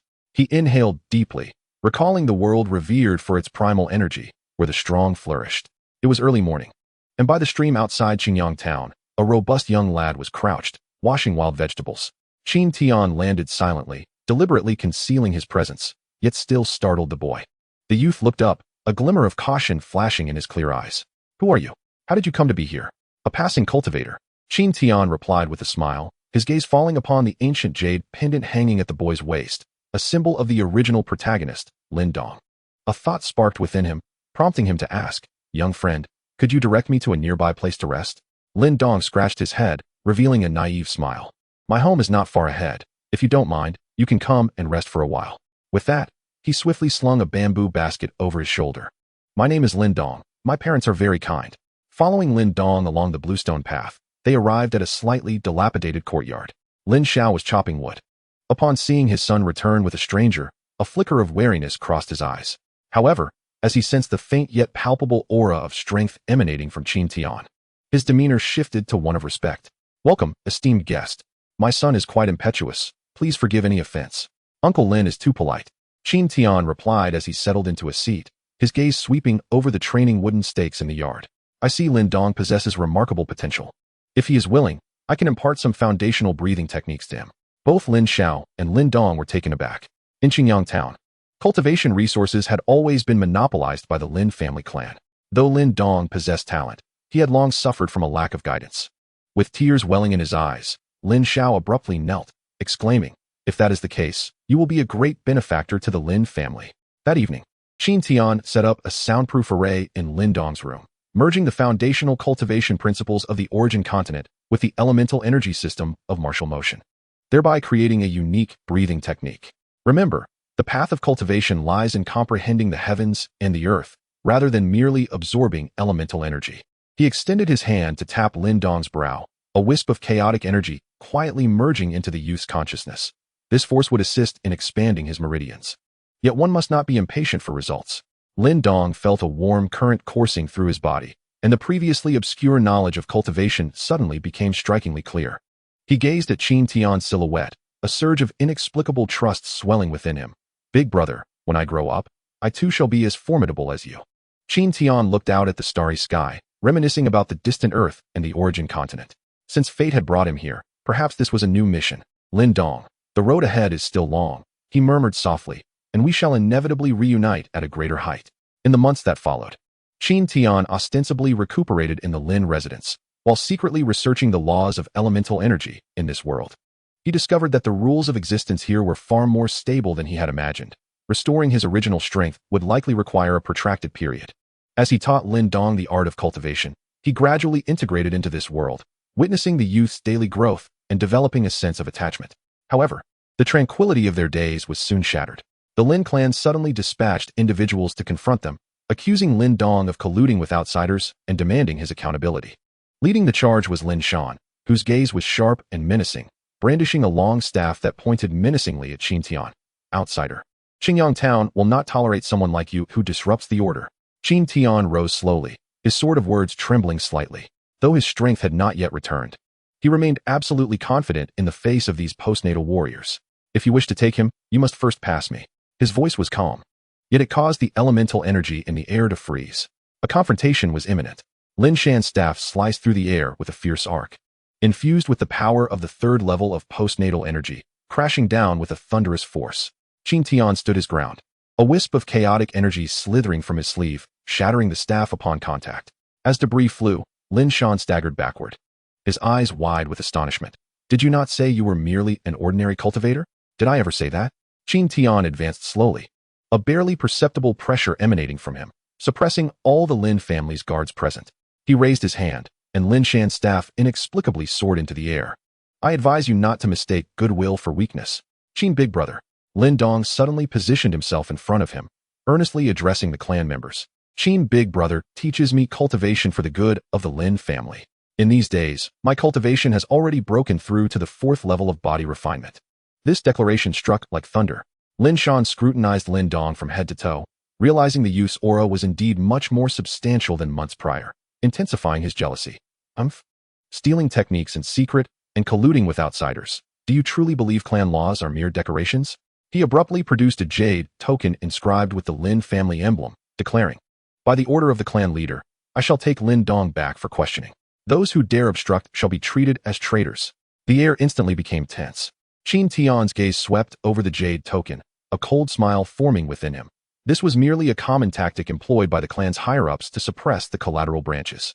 As he was about to strike, Lin Xiao burst forth from the room and, with a thud, knelt before Lin Shan, exclaiming, Great Steward, Lin Dong is my son. Any wrongdoing is mine to bear. I beseech you spare him. Father. Lin Dong's eyes brimmed with tears as he attempted to assist his father, only to be forcefully kicked aside by Lin Shan. A chill swept through Qin Tian, and a surge of chaotic power enveloped him. Yet he heard Lin Zhao's hushed plea. Brother Qin, do not act rashly. There are elder cultivators at the Undone level overseeing the clan. This reminder helped Qin Tian regain his composure.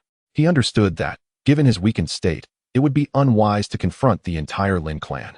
Suppressing his fury, he bent down to help Lin Xiao, then turned to Lin Shan, stating, I will accompany you to the clan. I shall clarify Lin Dong's cultivation methods to the clan leader. Lin Shan's eyes flickered with a triumphant smirk at this. He waved his hand, signaling the guards to escort Lin Dong away, casting a glance at Qin Tian. I hope you possess such ability. On their journey to the Lin clan, Qin Tian silently activated his cultivation technique, attempting to mend his damaged meridians. He discovered that the elemental energy of this world repelled his chaotic power, causing sharp pains with each cycle. However, what troubled him more was the indomitable flame that burned in Lin Dong's eyes as he was taken away, a stubbornness that mirrored his own when he first ventured into martial arts back on Earth. At the Lin clan's estate, the atmosphere in the conference hall was heavy with tension. Clan leader Lin Tian presided at the head of the table, his gaze sweeping over Qin Tian and Lin Dong before settling on Lin Shan. You claim these two have conspired with outsiders and stolen cultivation techniques? Do you have evidence? Clan leader Lin Shan hastily presented a handwritten manual, which had been confiscated from Lin Dong's chamber. The cultivation method within is entirely divergent from our clan's traditions. Qin Tian stepped forward, maintaining a dignified composure. This technique is my own creation and does not conflict with your noble lineage. Moreover, Lin Dong possesses exceptional talent. To suppress him due to his collateral lineage would be a loss for the Lin family. How audacious. An elderly man in a gray robe from the left side of the hall suddenly slammed his palm on the table, his aura surging. He was an Undone-level expert. A mere outsider dares to question the clan's regulations? Lin Tian raised a hand to calm the elder, shifting his gaze to Lin Dong. Lin Dong, are you willing to forsake this technique and study the clan's legacy anew? The young man straightened his back, his voice resolute. I refuse. Brother Qin has taught me not only the technique, but also that cultivation knows no distinction between high and low. This declaration caused an uproar in the hall. Lin Tian furrowed his brow, lost in contemplation. Meanwhile, Qin Tian gazed at Lin Dong's steadfast profile, silently nodding in approval. The martial ancestor emerging from Qingyang town had indeed remained unchanged. At that moment, Lin Shan suddenly raised his voice. Clan leader, Lin Dong shows blatant disrespect and openly defies orders. He deserves severe punishment. Before he could finish, a shadow crashed through the window, landing in the center of the hall. Upon closer inspection, they realized it was a wolf wreathed in eerie black flames, exuding an aura that approached the pinnacle of the postnatal realm. The black flame wolf. Someone exclaimed, this beast is found only deep within the great wilderness mountains. Qin Tian's pupils constricted as he keenly sensed a hint of artificial control emanating from the creature. What troubled him even more was that the gaze of the black flame wolf was firmly fixed upon Lin Dong. Chapter 56, The Black Flame Enigma. The wolf's crimson vertical pupils locked onto Lin Dong, emitting a low, ominous growl, as dark flames enveloped it, scorching the ground with a sizzling sound. Qin Tian moved like lightning, instantly positioning himself in front of Lin Dong. his sleeves swirling with chaotic energy that transformed into an invisible barrier, barely fending off the beast's lethal claws. Amidst the jarring sound akin to metal scraping, he keenly detected the fluctuations of elemental energy clinging to the wolf's claws. This was no ordinary beast, but rather a battle pet that had been meticulously nurtured and modified by someone through special means. Everyone retreat. Qin Tian suddenly rose, his elemental power surging forth, the oppressive aura of the Yuan Dan realm radiating like a tidal wave. The other members of the Lin family hastily drew their weapons, forming a protective circle around the patriarch and Qin Tian. Yet, the black flame wolf appeared undaunted, throwing its head back to unleash a chilling howl that reverberated painfully in everyone's ears. Qin Tian's gaze was sharp, and he discerned a faint silver rune shimmering on the beast's neck. The rhythm of that rune bore a striking resemblance to a certain kind of forbidden formation he had encountered in the Origin continent. This beast bore a mental imprint implanted by someone. He whispered to Lin Dong beside him, "Beware of its black flames. They can scorch the soul." No sooner had he spoken than the black flame wolf suddenly fragmented into 3 afterimages, launching an assault from 3 different directions. Qin Tian unleashed a chaotic sword energy that shattered the frontal illusion, yet the other 2 illusions aimed directly for Lin Dong and Qin Tian. In a moment of urgency, Qin Tian struck out with a palm, colliding his robust elemental power with the black flames, resulting in a blinding cloud of smoke, while Lin Dong, employing the movement technique taught by Qin Tian, narrowly evaded the lethal claws, his short blade glinting coldly as it left a crimson mark on the beast's abdomen. "Good lad." A flicker of admiration crossed Qin Tian's eyes, swiftly replaced by a grave expression. How could such a creature suddenly appear in the town? It must be a deliberate act. Seizing the opportunity, Qin Tian pursued, his sword of the Tao enveloped in chaotic light, thrusting towards the black flame wolf's vital point. Sensing the threat, the beast abruptly abandoned its assault, turning to crash through the wall and flee towards the outskirts of the town. After it, Qin Tian commanded, and the Lin family members hurriedly followed suit. Qin Tian glanced at Lin Dong, who nodded in understanding, and the 2 hastened after the creature. Upon reaching the wilderness beyond the town, the black flame wolf abruptly halted in a hollow, its dark flames surging, transforming into a towering giant of fire. Its eyes flickered with strange runic light as it spoke in human tongue. "Surrender, Lin Dong, and I shall spare your lives." Indeed, it was being manipulated. Qin Tian tightened his grip on the sword of the Tao, struggling to channel his chaotic energy against the repelling force of elemental power. He sensed that the strength of the fiery giant had reached the early Yuan Dan realm, and in his current state, achieving victory would be no simple feat. When Qin Tian and the others arrived, they were taken aback by the scene. However, Lin Shan among the crowd revealed a barely noticeable cold smile.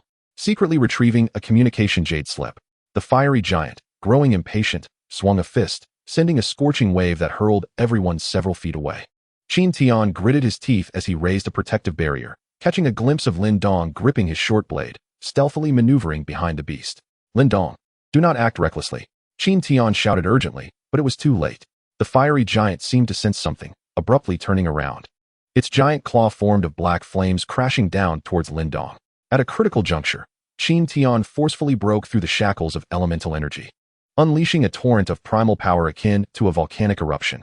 The sword of Tao transformed into a dazzling stream of chaotic light, targeting the rune inscribed on the forehead of the fiery giant. Amidst the deafening explosion, the fiery giant collapsed with a resounding crash, dissipating into a swirling mass of black flames. However, Qin Tian's complexion turned pale. He fell to one knee, blood trickling from the corner of his mouth. The strenuous exertion of primal energy exacerbated his already grievous wounds. Lin Dong rushed forward to assist him, concern etched on his face. "Brother Qin, are you all right?" "It is but a moment's respite that I require," Qin Tian gasped, his gaze fixated on the remnants of silver rune fragments scattered on the ground. He picked up a piece, discovering it bore an unfamiliar totem, incongruent with any faction in the realm of martial movement. Just then, hurried footsteps echoed from a distance. Qin Tian and the others approached, their expressions grave. This creature's power far exceeds the ordinary. Its appearance is no mere coincidence, Qin Tian intoned solemnly. "Brother Qin, do you have any insights into this matter?" As Qin Tian opened his mouth to respond, he suddenly sensed a potent spatial disturbance. He swiftly looked up, witnessing a rift tearing through the void, from which 3 figures cloaked in black emerged. The leader donned a bronze mask, exuding an unsettling aura of oppression. "Lin Dong, so you are indeed here," the masked figure spoke coldly, their voice reminiscent of echoes from the abyss. "Surrender the ancestral talisman, and I shall spare your entire clan." The group fell silent, confusion evident on their faces, Yet Qin Tian's pupils constricted sharply. Ancestral talisman? This is clearly a legendary artifact that only emerges in the later chapters of the original tale. Could it be that the narrative of this world has begun to shift imperceptibly? Chapter 57. The Crisis of the Ancestral Talisman. Beneath the bronze mask, the frigid voice expanded like frost, seemingly freezing the very air around them. The Lin family exchanged glances, none comprehending the true nature of the ancestral talisman. Only Qin Tian and Lin Dong locked eyes, a flicker of doubt and vigilance passing between them. Qin Tian mused, in the original tale, Lin Dong gradually encountered the ancestral talisman during subsequent adventures. Its premature mention now hinted at hidden truths. You seem to have mistaken the person. Qin Tian stepped forward, shielding Lin Dong behind him, his gaze piercing as he stared down the cloaked figure. Lin Dong is merely an ordinary youth from Qingyang town. How could he be connected to the ancestral talisman? The leader of the black-cloaked figures let out a cold laugh, elemental energy surging around him, exuding an overwhelming pressure. Humph. Playing the fool? In the past, disciples under the Master of Runes possessed the ancestral talisman to seal away aberrant creatures. Now, as the cycle comes full circle, the talisman has manifested, and Lin Dong, as a descendant of the Master of Runes, cannot remain uninvolved. This declaration struck like thunder, astonishing the Lin family. Lin Jintian's face paled. Descendant of the Master of Runes? How is this possible? Lin Dong, too, was taken aback, instinctively reaching for the ancient jade pendant at his waist, which suddenly felt scalding to the touch.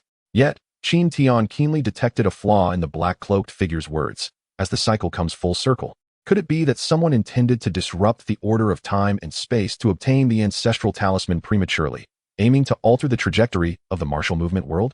As tensions escalated, a sharp streak of elemental energy shot forth from the distance, slicing towards the black figure with precision. The cloaked figure sidestepped effortlessly, casting their gaze towards the source of the attack. There, a violet-haired maiden descended from the void, enveloped in a palpable wave of elemental energy, wielding a long whip that glimmered with an ethereal light. Qin Tian, Lin Dong exclaimed in delight. The person approaching was none other than Lin Dong's sister, Lin Qin Tian. Gifted with extraordinary talent, she exhibited a remarkable understanding of cultivation from a young age. At this moment, Lin Qin Tian landed beside Lin Dong, warily observing the figure clad in black robes. Brother, who are these people? Why are they troubling you? She inquired. They claim I am connected to the ancestral talisman. Lin Dong explained in a hushed tone. Upon hearing this, Lin Qin Tian furrowed her brows, her gaze towards the black-robed individuals brimming with hostility. No matter what you intend to do, if you wish to harm my brother, you must first contend with me. With that declaration, she flicked her long whip, its tip slicing through the air like a keen blade. The black-robed figure remained unfazed, while two of his companions surged forward in an instant. One conjured a dark barrier that completely neutralized Lin Qingtan's attack, while the other, employing a peculiar agility, lunged towards Lin Dong, aiming a short dagger straight at his throat. Qin Tian's pupils constricted, ready to intervene, yet he witnessed a sudden surge of unique elemental energy emanating from Lin Dong. It was the culmination of his recent training with Qin Tian, a manifestation of his newfound comprehension of elemental power. In a flash, Lin Dong evaded the assault with astonishing speed, his dagger clashing against the adversary's weapon, producing a sharp metallic resonance. Intriguing. The leading black-robed figure finally exhibited a flicker of interest. He waved his hand, and an array of elemental energy transformed into countless black threads, ensnaring the group. Qin Tian, channeling his primordial force, erected a chaotic shield before them, protecting everyone within. However, the black threads proved remarkably resilient, steadily corroding the shield while emitting a hissing sound. Witnessing this, Lin Jintian rallied the Lin family members to resist with all their might. His long blade danced, glinting with light, yet it struggled to penetrate the black-robed figure's elemental blockade. Lin Shan trembled beside them, regretting his earlier provocations. Had it not been for Qin Tian and Lin Dong, the Lin family might have faced utter annihilation. Qin Tian surveyed the battlefield, noting that although the black-robed figures wielded formidable power, there was an underlying disarray. As if they were forcibly drawing upon some forbidden energy. An idea sparked within him, and he conveyed telepathically to Lin Dong, I will distract them momentarily. You must focus your full strength on the left arm of their leader, where the elemental fluctuations are weakest. Lin Dong nodded slightly, gripping his dagger with determination in his eyes. Taking a deep breath, Qin Tian unleashed all his primordial energy in a sudden burst, transforming his sword into a chaotic beam of light aimed at the black-robed figure. The black-robed figure's expression shifted as he hastily summoned his energy to defend. At that instant, Lin Dong shot forth like an arrow released from its bow, his dagger enveloped in fierce elemental power, striking toward the black-robed figure's left arm. The figure could not evade in time, and a deep gash was inflicted, dark blood oozing from the wound. The black-robed figure was taken aback, rage and shock mingling on his face. Just as he prepared to retaliate, he suddenly clutched his chest, his countenance paling drastically. The two black-robed companions beside him quickly moved to support him, ready to retreat. This matter is not over. He spat through clenched teeth before the trio tore through a dimensional rift and vanished from sight. A collective sigh of relief swept over the group as they collapsed to the ground. Qin Tian rushed to embrace Lin Dong. "Brother, are you all right?" Lin Dong reassured her with a pat on her shoulder. "I am fine, thanks to you and Brother Qin." Qin Tian sheathed his sword, his complexion as pale as parchment, the forced exertion of primordial energy exacerbating his injuries. Lin Dong and Qin Tian hurried to assist him, while Qin Tian approached, his face filled with gratitude. "Brother Qin, I cannot express my thanks enough for your great kindness. If it were not for you, the Lin family would be in peril today." Qin Tian waved his hand dismissively. "Uncle Lin, you are being overly modest. However, this matter is unlikely to conclude here.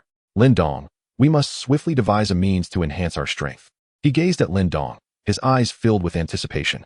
"Your connection to the ancestral talismans may hold the key to this world and serve as our reliance against the impending unknown crises."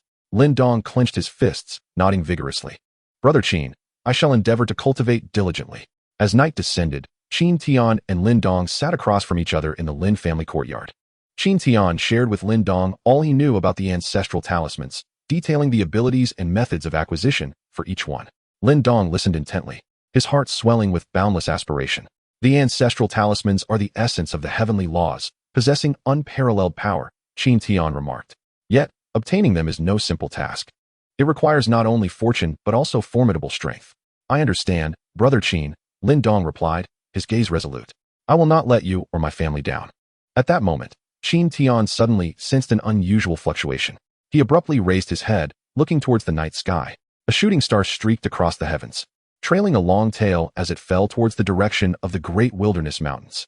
A foreboding intuition surged within Qin Tian. Perhaps this was a sign of destiny. Their adventure was merely beginning. Chapter 58, The Guiding Meteor. The thunderous sound of the meteor's impact echoed through the silent night, reverberating like a heavy hammer.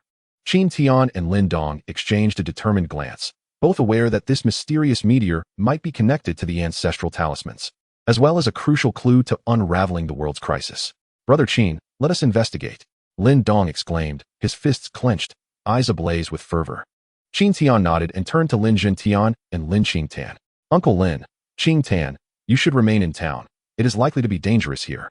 Although concern etched on Qin Tian's face, he resolutely nodded. "Be cautious, and if you encounter any danger, return immediately." However, Qin Tian pouted defiantly. "I want to go too. I want to hold you back." Qin Tian chuckled helplessly. "Qin Tian, it's not that I am forbidding you. It's just that this journey is perilous. Once we ascertain the situation, I shall take you along next time. All right?" After a moment of hesitation, Qin Tian eventually relented. "Very well, but you must return safely." Bidding farewell to their family, Qin Tian and Lin Dong sprinted towards the direction of the fallen meteor. The moonlight bathed them, outlining their resolute figures. Along the way, Lin Dong couldn't help but inquire, "Brother Qin, what do you think the connection is between the meteor and the ancestral talismans?" Qin Tian pondered for a moment. "I cannot be certain, but the attention it has drawn from the black-robed ones suggests that the power of the ancestral talismans is anything but ordinary. This meteor may serve as some form of signal, or even the opportunity to unlock the seals of the ancestral talismans." As they spoke, they arrived at the edge of the great wilderness mountains. The air grew increasingly heavy, suffused with a decaying aura. Lin Dong gripped his dagger warily, sensing the faint fluctuations of elemental energy around them. "Be cautious, powerful beasts lurk here," Qin Tian whispered, simultaneously channeling his innate energy to form an invisible shield around himself. Two individuals cautiously ventured deeper into the mountains when, suddenly, a fierce roar echoed ahead. A colossal rift bear charged forth from the dense thicket, its massive paws stirring a gust of wind. With its formidable strength at the 5th level of the acquired realm, the rift bear was a tyrant in the great wilderness mountains, now provoked by the disturbance of a falling meteor, perceiving Qin Tian and Lin Dong as intruders. "I will handle it," Lin Dong declared, his figure flickering as he boldly approached the rift bear. Utilizing the agile techniques imparted by Qin Tian, he danced between the bear's claws like a specter, his short blade occasionally gleaming with cold light, leaving trails of blood upon the beast's hide. Meanwhile, Qin Tian flanked the scene, vigilantly observing the ebb and flow of the battle. He noted that Lin Dong's control over his elemental power had grown increasingly adept. Each of his strikes was executed with precision, a testament to the effectiveness of his recent training. Lin Dong, employ the elemental vortex I taught you, Qin Tian called out. Upon hearing this, Lin Dong promptly activated his technique, conjuring a small elemental vortex in the palm of his hand. He forcefully thrust the vortex toward the rift bear, which instantly became ensnared by its powerful suction, rendering the beast immobile. Now, Lin Dong shouted, channeling all his elemental energy into his blade as he aimed for the heart of the rift bear. With a piercing scream, the bear collapsed to the ground, raising a cloud of dust. Well done. Qin Tian nodded in approval, acknowledging the fruit of their training. Lin Dong wiped the sweat from his brow, smiling as he remarked, thanks to your guidance, Brother Qin, I would never have stood a chance against such a formidable creature otherwise. Having vanquished the rift bear, the duo continued their journey. Soon, they arrived at a valley. At the heart of the valley lay a massive black meteorite, quietly resting on the ground, its surroundings scorched black by intense heat. The surface of the meteorite was etched with bizarre runes, emanating a mysterious aura. This is the place, Qin Tian said as he approached to examine the meteorite closely. The runes appeared to be safeguarding something. Could it be that the ancestral talisman lay within? Lin Dong leaned in, curiously observing, Brother Qin, I feel I've seen these runes before. On the jade pendant from my family. He quickly retrieved the pendant from his waist. As soon as the pendant was drawn, it resonated with the runes on the meteorite, emitting a gentle radiance. The light gradually coalesced, forming an ethereal figure above the meteorite, a venerable elder with flowing white hair, exuding a powerful wave of elemental energy. Junior, your arrival here signifies a fateful connection. The elder's voice echoed softly. I am a disciple of the talisman ancestor, tasked with guarding this ancestral talisman. Now, it is time to unveil its secrets to those worthy. The spectral figure floated above the black meteorite, radiating an ancient and profound aura, casting a gentle gaze over Qin Tian and Lin Dong. Millennia ago, the talisman ancestor sealed the otherworldly demons with 8 ancestral talismans, ensuring peace in our martial world. The elder continued, his voice resonating like a bell throughout the valley. I am a direct disciple of the talisman ancestor, entrusted with the protection of the talisman of thunder. Lin Dong's eyes widened with shock and reverence. The talisman of thunder? Where is it now? The elder raised his hand, and a bolt of lightning shot forth from the meteorite, coalescing into an ancient talisman that shimmered with purple lightning. As the runes flowed, they unleashed a formidable power that sent shivers down one's spine. Qin Tian gazed intently at the ancestral talisman, keenly sensing a resemblance between the laws it contained and the primordial energy within him, both representing the ultimate mastery over the principles of the universe. The ancestral talisman, a manifestation of the laws of heaven and earth, possessed the ability to alter the very fabric of reality, yet it had also attracted countless greedy souls who coveted it. The elder's expression grew solemn. The foreign demons were stirring, the seal was weakening, and those with ulterior motives sought to seize the ancestral talisman prematurely, aiming to disrupt the balance of the cosmos for their own gain. A chill ran through Qin Tian's heart as he recalled the black-clad figures that had appeared earlier. They were evidently here for the ancestral talisman. Senior, do you have a plan to counter them? The elder turned to Lin Dong, a glimmer of expectation in his eyes. Lin Dong, you possess the bloodline of the talisman ancestor, granting you a natural affinity with the ancestral talisman. Only you can awaken its true power, reinforce the seal, and save the world. Lin Dong clenched his fists, resolutely declaring, rest assured, Senior, I will not disappoint you. Just then, the sky darkened with ominous clouds, and a black fissure appeared out of nowhere, from which several shadowy figures emerged, none other than the black-clad men from before. The leader, clad in a bronze mask, caught sight of the ancestral talisman, and a glint of greed flashed in his eyes. Indeed, it is here. Boy, hand over the ancestral talisman, and I shall spare your life. Qin Tian immediately positioned himself in front of Lin Dong, channeling his primordial energy in preparation for battle. Yet he knew all too well that, in his current state, facing these unknown foes would yield little chance of victory. Overestimating yourself. The black-clad man scoffed, waving his hand to unleash a torrent of black energy towards Qin Tian. Qin Tian swung the sword of Tao. The chaotic sword aura collided with the black energy, producing a thunderous sound that reverberated through the valley, uprooting trees in its wake. Observing this, Lin Dong dashed towards the ancestral talisman without hesitation. The moment his hand made contact, he was enveloped in a surge of purple lightning, a powerful force crashing against his veins, nearly rendering him unconscious. Yet, gritting his teeth, Lin Dong summoned his indomitable will to channel the power of the talisman into his body. Anyone who dares to take the ancestral talisman must first pass through me. Qin Tian bellowed, forcibly summoning all of his primordial energy. The sword of Tao blazed with brilliance, transforming into a chaotic rainbow that surged towards the black-clad men. Their expressions shifted slightly as they hastily gathered their energy to defend. In that moment, the valley erupted in a maelstrom of energy, radiant light flashing amidst the cacophony of battle cries. Under the baptism of the lightning, Lin Dong felt an increasingly intimate connection with the ancestral talisman, as if he could hear the ancient summons emanating from it. Suddenly, vivid images flashed through his mind, the brutal scenes of the talisman ancestor battling against the foreign demons, the overwhelming power of the ancestral talisman subduing evil, and the looming threats facing the world in the future. I understand. Lin Dong's eyes flew open, glinting with purple lightning. The power of the ancestral talisman. I must master it. Taking a deep breath, he invoked the cultivation method taught by Qin Tian, flawlessly merging the talisman's power with his own primordial energy. In an instant, his aura surged dramatically, breaking through to the 6th level of the acquired realm. What? This boy has actually broken through. The man in the black robe was utterly astonished, unable to fathom how Lin Dong could harness a fragment of the ancestral talisman's power in such a brief span of time. Prepare to meet your demise, Lin Dong bellowed, concentrating a sphere of lightning in his palm and hurling it towards the figure in black. The lightning orb, infused with the might of the ancestral talisman, was immensely powerful, prompting the black-robed man to evade rather than confront it directly. Seizing the opportunity, Qin Tian launched an assault. His sword of the Tao surged forth like a dragon emerging from the sea, its fierce energy leaving the black-robed man in a state of disarray. However, the formidable strength of the black-robed man soon allowed him to regain his footing and initiate a counterattack. The two adversaries found themselves locked in a stalemate, the battle reaching a fevered intensity. In that moment, Qin Tian noticed a disruption in the rhythm of the black-robed man's attacks, as if he were wary of something. A thought struck him. Could it be that the power of the ancestral talisman instilled fear in them? Lin Dong, unleashed the full force of the ancestral talisman. They are afraid of it, Qin Tian shouted. Heeding the call, Lin Dong channeled the ancestral power within him, and suddenly, the valley was alive with flashes of lightning and thunder, violet arcs of energy weaving through the air like dragons. Under the blanket of this electric storm, the movements of the black-robed men slowed, their strength severely diminished. This is bad, retreat. The bronze-masked figure's countenance shifted dramatically, realizing that if they continued on this path, they would surely perish here. The black-robed men hastily executed their escape, darting towards the dark fissure. Thinking of fleeing? It won't be that simple, Lin Dong roared, launching the lightning sphere at them.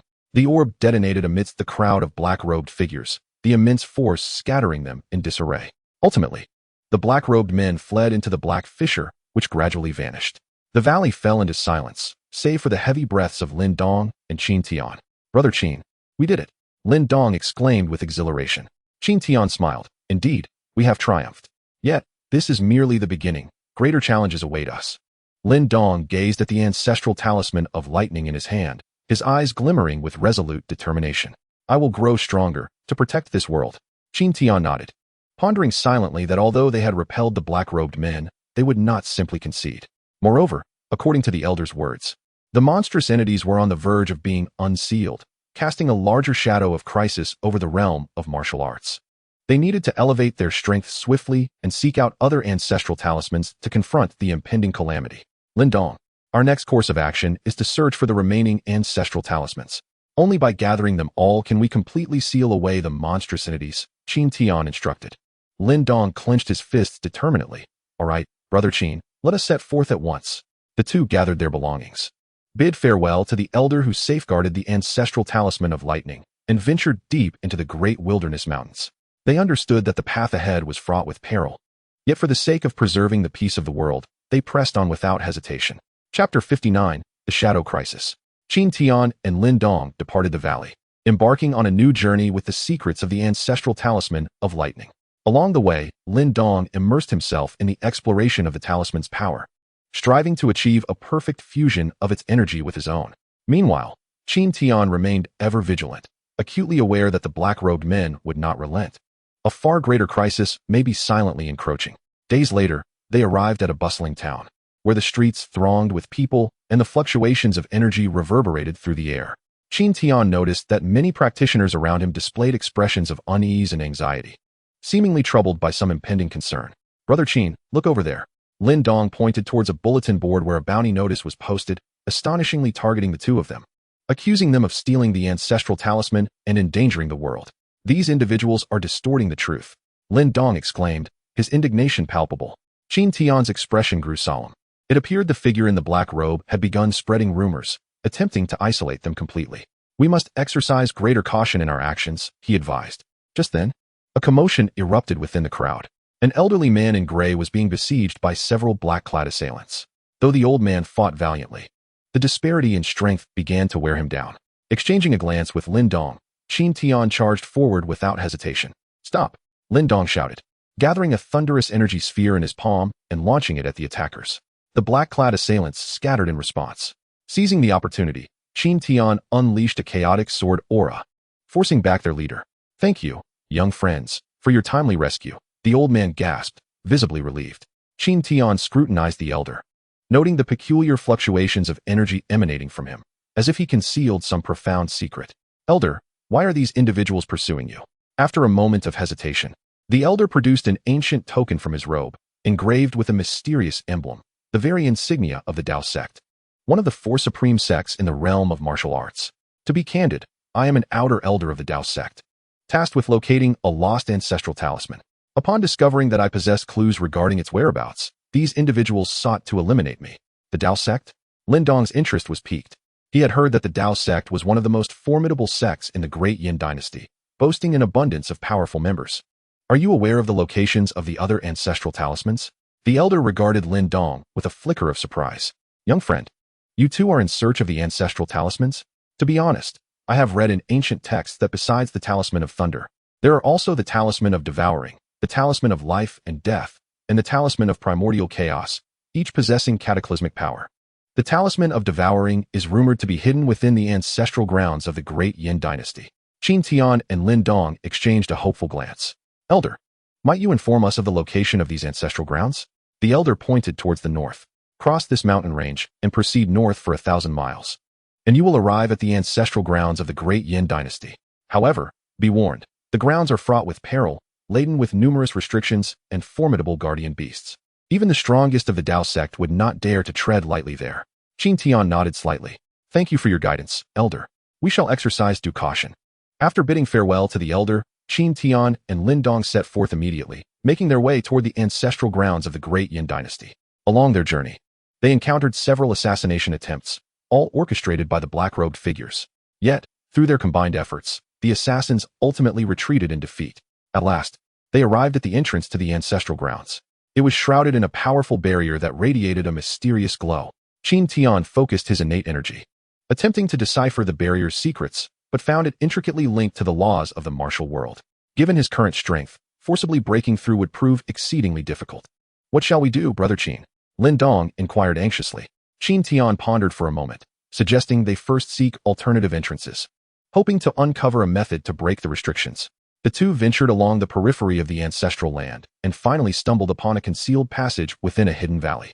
The passage was narrow and dim, permeated by a decaying odor. Cautiously, Qin Tian and Lin Dong entered the tunnel, when suddenly, a deep, rumbling roar echoed ahead. A colossal guardian beast leapt forth from the shadows, resembling a Qilin, engulfed in black flames, possessing the formidable strength of the peak of the Yuan Dan realm. Be cautious. This guardian beast is immensely powerful, Qin Tian shouted, brandishing the sword of Tao, unleashing chaotic sword energy towards the beast. The guardian roared in response, swiping its claws to deflect the sword energy entirely. Lin Dong, not one to back down, summoned the power of the Thunder Ancestor Talisman, launching a barrage of lightning spheres that engaged the guardian in fierce combat. Throughout the battle, Lin Dong gradually grasped the essence of the Thunder Ancestor Talisman, wielding its power with increasing finesse. Lin Dong, let us strike at its weakness together, Qin Tian called out at the opportune moment. The two launched a simultaneous assault. Qin Tian's chaotic sword energy and Lin Dong's lightning spheres striking precisely at the guardian's neck. With a pitiful cry, the guardian collapsed to the ground. Having vanquished the guardian, the duo pressed on, eventually arriving at a vast cavern. At the center of the cave, a talisman radiating an eerie glow hovered silently. It was the coveted devouring ancestor talisman they had tirelessly sought. Just as Lin Dong prepared to seize the talisman, a chilling laughter reverberated through the cavern. Do you think you can take the devouring ancestor talisman without consulting me? Chapter 60, A Perilous Situation. The sinister voice echoed within the cave, accompanied by a thick, dark mist as several figures gradually emerged from the shadows. At the forefront stood an elderly man clad in black robes, his gaunt visage betraying unquenchable greed and malice. Behind him loomed several powerful figures in black cloaks, effectively blocking Qin Tian and Lin Dong's escape. At last, I have found you, devouring ancestor talisman.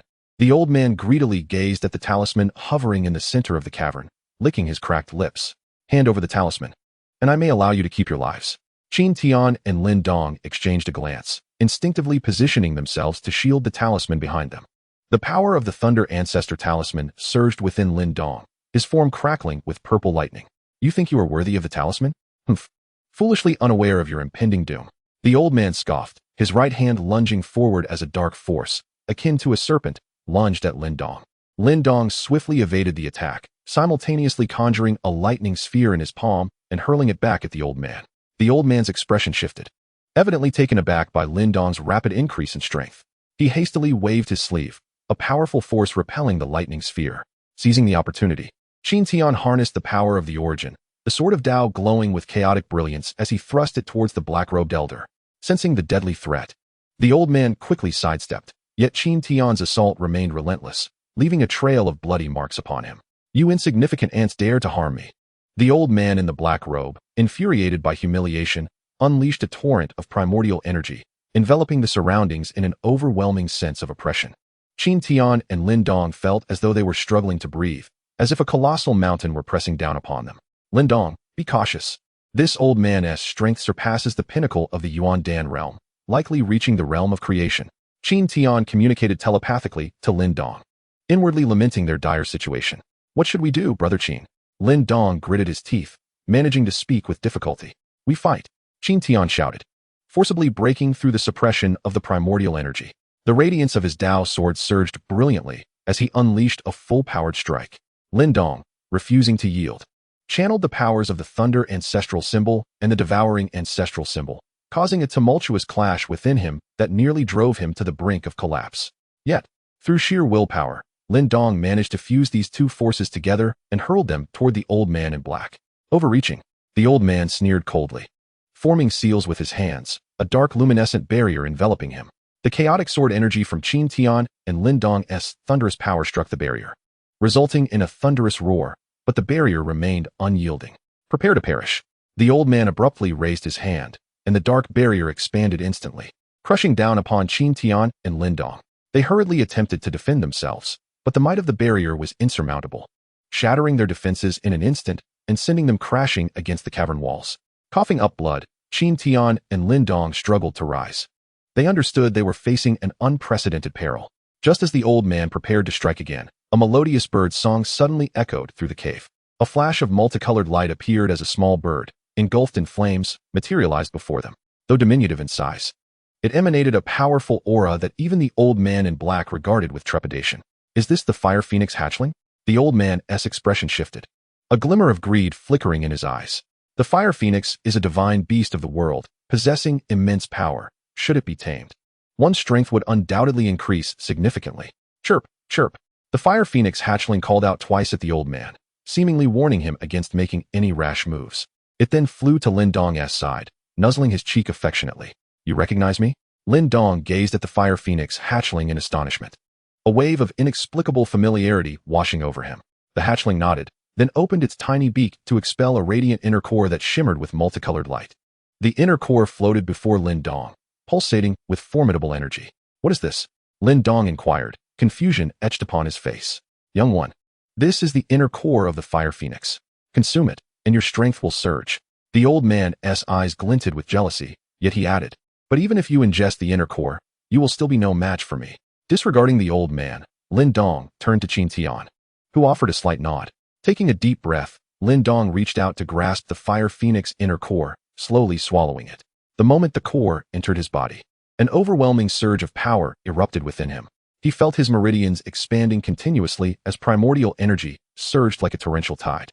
Amidst the surge of power, Lin Dong's strength remarkably ascended to the pinnacle of the Earth origin realm. In Chapter 61, Resonance of Dual Symbols, the moment Lin Dong broke through to this peak, a resplendent radiance erupted around him. The forces of the Thunder Ancestor symbol and the Devouring Ancestor symbol surged violently within him, intertwining with the energy of the Fire Phoenix's core. His hair danced without wind, as violet lightning and the black power of devouring coiled around him, forming a shimmering armor of energy upon his skin. How is this possible?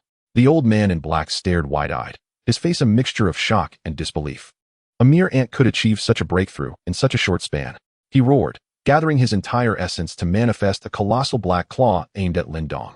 Seeing this, Qin Tian, despite his injuries, wielded the Sword of Path, and the chaotic sword Qi collided with the black claw, sending debris flying and dust swirling within the cave. Lin Dong now? Resonance of the dual symbols. Qin Tian shouted, his voice imbued with unwavering conviction. Taking a deep breath, Lin Dong closed his eyes, plunging his consciousness into the sea of awareness. The purple lightning of the Thunder Ancestor symbol and the black vortex of the Devouring Ancestor symbol gradually approached, two starkly different forces beginning to probe each other. As Lin Dong guided them, the lightning entwined around the devouring vortex like chains, and they began to spin rapidly, forming a peculiar pattern reminiscent of the yin-yang symbol. Explode for me. Lin Dong suddenly opened his eyes, two beams of light shooting forth. The power generated from the resonance of the dual symbols transformed into a column of light, interwoven in purple and black, surging towards the old man in black.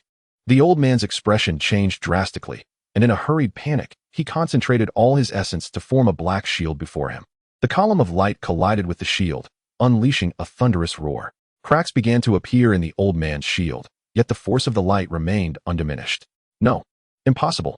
The old man let out a desperate scream as the shield shattered, and the column struck his body with tremendous force, sending him crashing against the cave ceiling before falling heavily to the ground, his fate uncertain. Witnessing their leader's defeat, the other figures in black were immediately thrown into disarray. Retreat. Quickly retreat. One shouted, and they all turned to flee. Qin Tian would not let them escape easily. The chaotic power coalesced upon the Sword of Path. You wish to flee? Leave your lives behind. Several sword Qi pierced through the air, instantly impaling several of the black-clad individuals. The remaining figures, filled with terror, exerted all their strength to tear open a rift in space, fleeing in a state of disarray. As the immediate crisis subsided, Lin Dong suddenly felt a wave of excruciating pain. The power from the resonance of the dual symbols had been too overwhelming, causing multiple ruptures in his meridians from the excessive strain.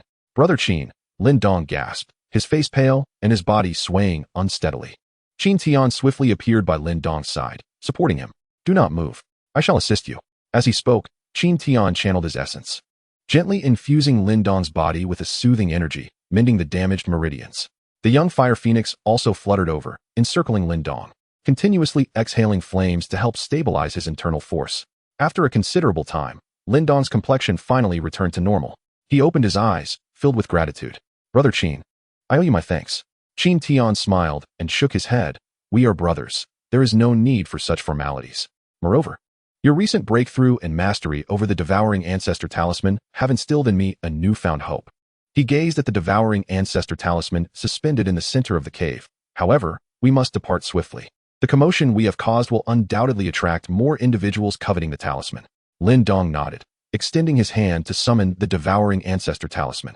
The talisman transformed into a beam of black light, merging into his being. At that moment, he could distinctly sense the extraordinary connection forged between the Devouring Ancestor Talisman and the Thunder Ancestor Talisman within him, as if the two were resonating with each other, eagerly anticipating their next eruption. Just as they were about to exit the cave, a young fire phoenix fluttered to Lin Dong's shoulder, chattering incessantly, seemingly expressing its desire to accompany him. Lin Dong looked at the young fire phoenix, warmth blossoming in his heart. From now on, stay by my side. We shall fight together. The young fire phoenix chirped joyfully twice, nuzzling Lin Dong's cheek. Upon leaving the cave, Qin Tian gazed solemnly at the distant sky. Lin Dong, the forces behind the old man in the black robe are far from simple. Moreover, the seal on the otherworldly demons is loosening, and time is of the essence. We must hasten our search for the remaining ancestor talismans. Lin Dong clenched his fists, determination shining in his eyes. Brother Qin, no matter how many hardships and obstacles lie ahead, I shall not waver. Collecting the ancestor talismans, sealing the otherworldly demons, and safeguarding the world is my mission. The two exchanged smiles, setting forth toward their next unknown challenge with their new companion. Meanwhile, a more extensive conspiracy was quietly brewing behind them, as the forces of the man in black had already begun to mobilize, with more crises and challenges awaiting them. After departing from the ancestral grounds of the Great Yin Dynasty, Qin Tian and Lin Dong journeyed day and night toward Tianyin City in the southeast. According to an elder from the Dao sect, Tianyin City was not only a bustling trade hub of the Great Yin Dynasty, but also concealed crucial clues about the life and death ancestor talismans. Along the way, Lin Dong continuously endeavored to guide the Thunder Ancestor Talisman and the Devouring Ancestor Talisman to cooperate in battle, while the young Fire Phoenix on his shoulder occasionally exhaled flames to assist him in refining his primal energy. As they stepped into Tianyin City, an unusual atmosphere of foreboding permeated the streets. The once bustling shops stood mostly closed, and the patrolling city guards bore vigilant expressions, with fluctuations of primal energy barely perceptible. Qin Tian seized a panicked merchant, inquiring in a hushed tone, "What has transpired? Are you too unaware?" The merchant glanced around cautiously, lowering his voice. Half a month ago, a mysterious figure clad in black robes suddenly appeared in Tianyin City, abducting several formidable practitioners one after another. Strangely, when those individuals were found, their vital essence had been completely drained, leaving only desiccated corpses. Lin Dong's pupils constricted sharply as he exchanged a glance with Qin Tian. The black-robed figure and the draining of vital essence bore striking similarities to the forces that had previously sought to seize the ancestor talismans. Before they could inquire further, a piercing scream echoed from a distance. The crowd erupted in chaos, all turning toward the source of the sound. To the west of the city, the Lin family's merchant convoy has been attacked, someone shouted. A sudden tension gripped the hearts of Lin Dong and Qin Tian. The Lin family had operated in Tianyin City for many years. If something had truly occurred, it would likely implicate the Lin family of Qingyang Town as well. Without hesitation, the two utilized their skills to swiftly race toward the western part of the city. On the streets of the western district, a dozen Lin family guards were engaged in fierce combat with 5 black-robed assailants. The figure cloaked in black gripped a jet-black bone blade, each swing leaving behind a blood-red afterimage. Those struck by the weapon instantly felt their life essence drain away, transforming into mere desiccated corpses. Although the captain of the guards possessed considerable strength, he found himself suppressed by the black-cloaked figure's uncanny agility, his wounds weeping dark blood. "Halt!" Lin roared, and the thunderous sphere in his palm erupted with a deafening sound. Violet lightning cleaved through the air, forcing the black-cloaked figure to retreat momentarily. Seizing the opportunity, Qin Tian unleashed a chaotic sword aura, tearing a gap in the assault surrounding the black-cloaked figure. "You are..." The captain recognized Lin, a flicker of surprise crossing his eyes. "Young Master Lin, please save us. These monsters appeared from nowhere." "Fall back," Lin commanded, his body radiating a surge of lightning. As the powers of the Ancestor of Thunder and the Ancestor of Devouring operated in harmony, the young Fire Phoenix soared high, spewing flames that formed a fiery net, sealing off the black-cloaked figure's escape. Sensing the impending danger, the black-cloaked figure bit into his fingertip, letting blood drip onto the bone blade. The blade emitted a piercing shriek, and the black-cloaked figure's aura surged, enveloped in a shroud of crimson mist. "Be cautious. They are burning their life essence to enhance their power." Before Qin Tian could finish, the black-cloaked figure transformed into a blood shadow, lunging forward. Lin's thunderous sphere and devouring force were unexpectedly consumed by the crimson mist, while Qin Tian's chaotic sword aura also slowed within its confines. To make matters worse, the guards engulfed by the mist began to attack their comrades uncontrollably. This mist can manipulate hearts. Qin Tian harnessed the power of the primordial source, forming a protective barrier around himself. "Lin, target their bone blades. That is the source of their power." Lin nodded, concentrating the dual powers onto his short blade. He glided like a specter through the crimson mist, thrusting the blade towards the wrist of the black-cloaked figure holding the weapon. The young Fire Phoenix synchronized its attack, flames scorching the mist, gradually diminishing its expanse. At that moment, a chilling feminine voice resonated across the battlefield. "Break." A golden radiance descended from the heavens, instantly dispersing the crimson mist. The black-cloaked figure let out a wretched scream as the bone blade shattered into pieces. Everyone looked up to see a maiden clad in white, standing suspended in the air. Wielding a long sword that emanated a gentle glow, the principles of life and death faintly swirling along the blade. "A disciple of the Dao sect?" The black-cloaked leader's expression darkened. "You dare to ruin my plans. You shall all perish." Just as he prepared to strike again, a sudden whooshing sound echoed from afar. A dozen figures darted towards them, led by an elderly man with white hair, surrounded by a dense aura of life and death. The master of the Hall of Life and Death. The black-cloaked leader's countenance shifted dramatically. "The Dao sect has sent you?" The white-haired elder snorted coldly. "You wretched scoundrels dare to rampage in Tianyin City, as if my Dao sect does not exist?" With a wave of his hand, The power of life and death transformed into chains, binding the black-cloaked figures. They struggled desperately. But upon contact with the life and death force, their bodies began to disintegrate. With the crisis averted, the captain of the guards expressed profound gratitude to Lin and his family. Just as Qin Tian and Lin were about to inquire further, the maiden in white spoke first. "Are you two from Qingyang town? My master requests your presence." She glanced at Lin, an unusual gleam in her eyes, especially regarding him, who possessed the power of two ancestral symbols, likely harboring a significant connection to the ancestral symbol of life and death. The master of life and death cast a profound glance at Lin Dong before turning away. "Follow me," he commanded. "There are matters that you ought to be made aware of." Qin Tian and Lin Dong exchanged knowing looks, understanding that in this city of fiery flames, they had finally touched upon the secret of the life and death ancient talismans. Yet they found themselves ensnared in a deeper quagmire of sectarian strife and the contention for the ancient talismans. Chapter 62. Clouds of doubt surrounding the ancient talismans.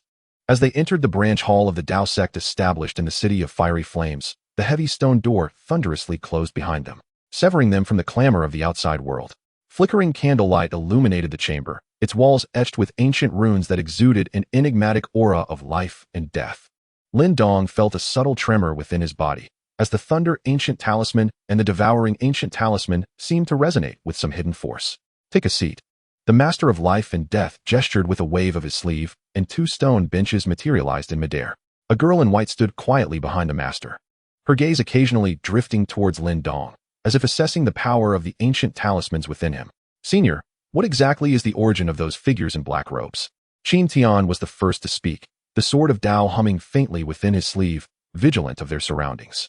The master sighed deeply, revealing a translucent talisman in the palm of his hand, within which the energies of life and death swirled incessantly, a phantom of the life and death ancient talisman. They call themselves the Bloodslaughter Alliance, having emerged from unknown origins, and they specialize in devouring the blood essence of cultivators to enhance their power. His expression grew grave. What is more terrifying is that they seem to be aware of the whereabouts of the ancient talismans, and they are in pursuit of something known as the Nether Bone. Nether Bone.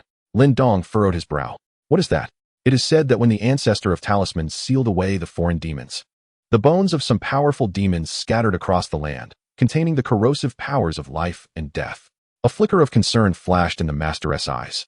Should the Bloodslaughter Alliance gather enough nether bones, they might forcibly shatter the seal of the ancient talismans and unleash the suppressed foreign demons.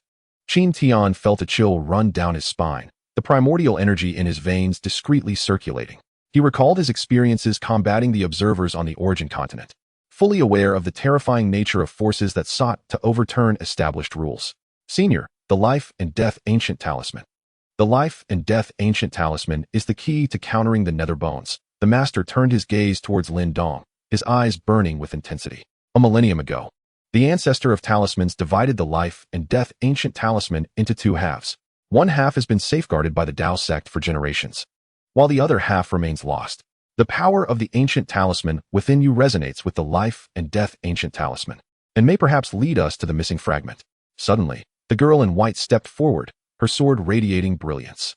"Master, this person's origins are unclear, and he possesses two ancient talismans. How can we be certain he is not an insider of the Bloodslaughter Alliance?" "Qingyao, do not be disrespectful," the master admonished. Young friend Qin and young friend Lin successfully repelled the black-robed figures in Qingyang town and reclaimed the devouring ancient talisman from the ancestral grounds of the Great Flame Dynasty. Such achievements are not something the Bloodslaughter Alliance could feign. The girl named Qin Yao nodded slightly, yet her gaze remained warily fixed on Lin Dong.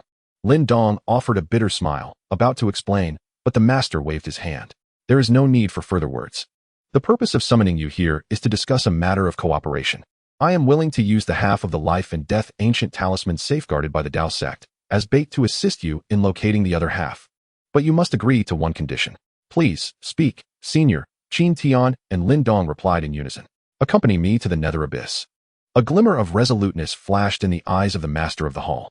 3 days prior, a disciple dispatched to the abyss of Yomi returned with news of an abundance of Yomi bones, and the Blood Fiend Alliance has also sent individuals there. "We must act before they do and obliterate those remains." Qin Yao's expression shifted subtly. "Master, the abyss of Yomi is the most fragile seal against the evil. Once we enter, we may face peril at any moment. My decision is made."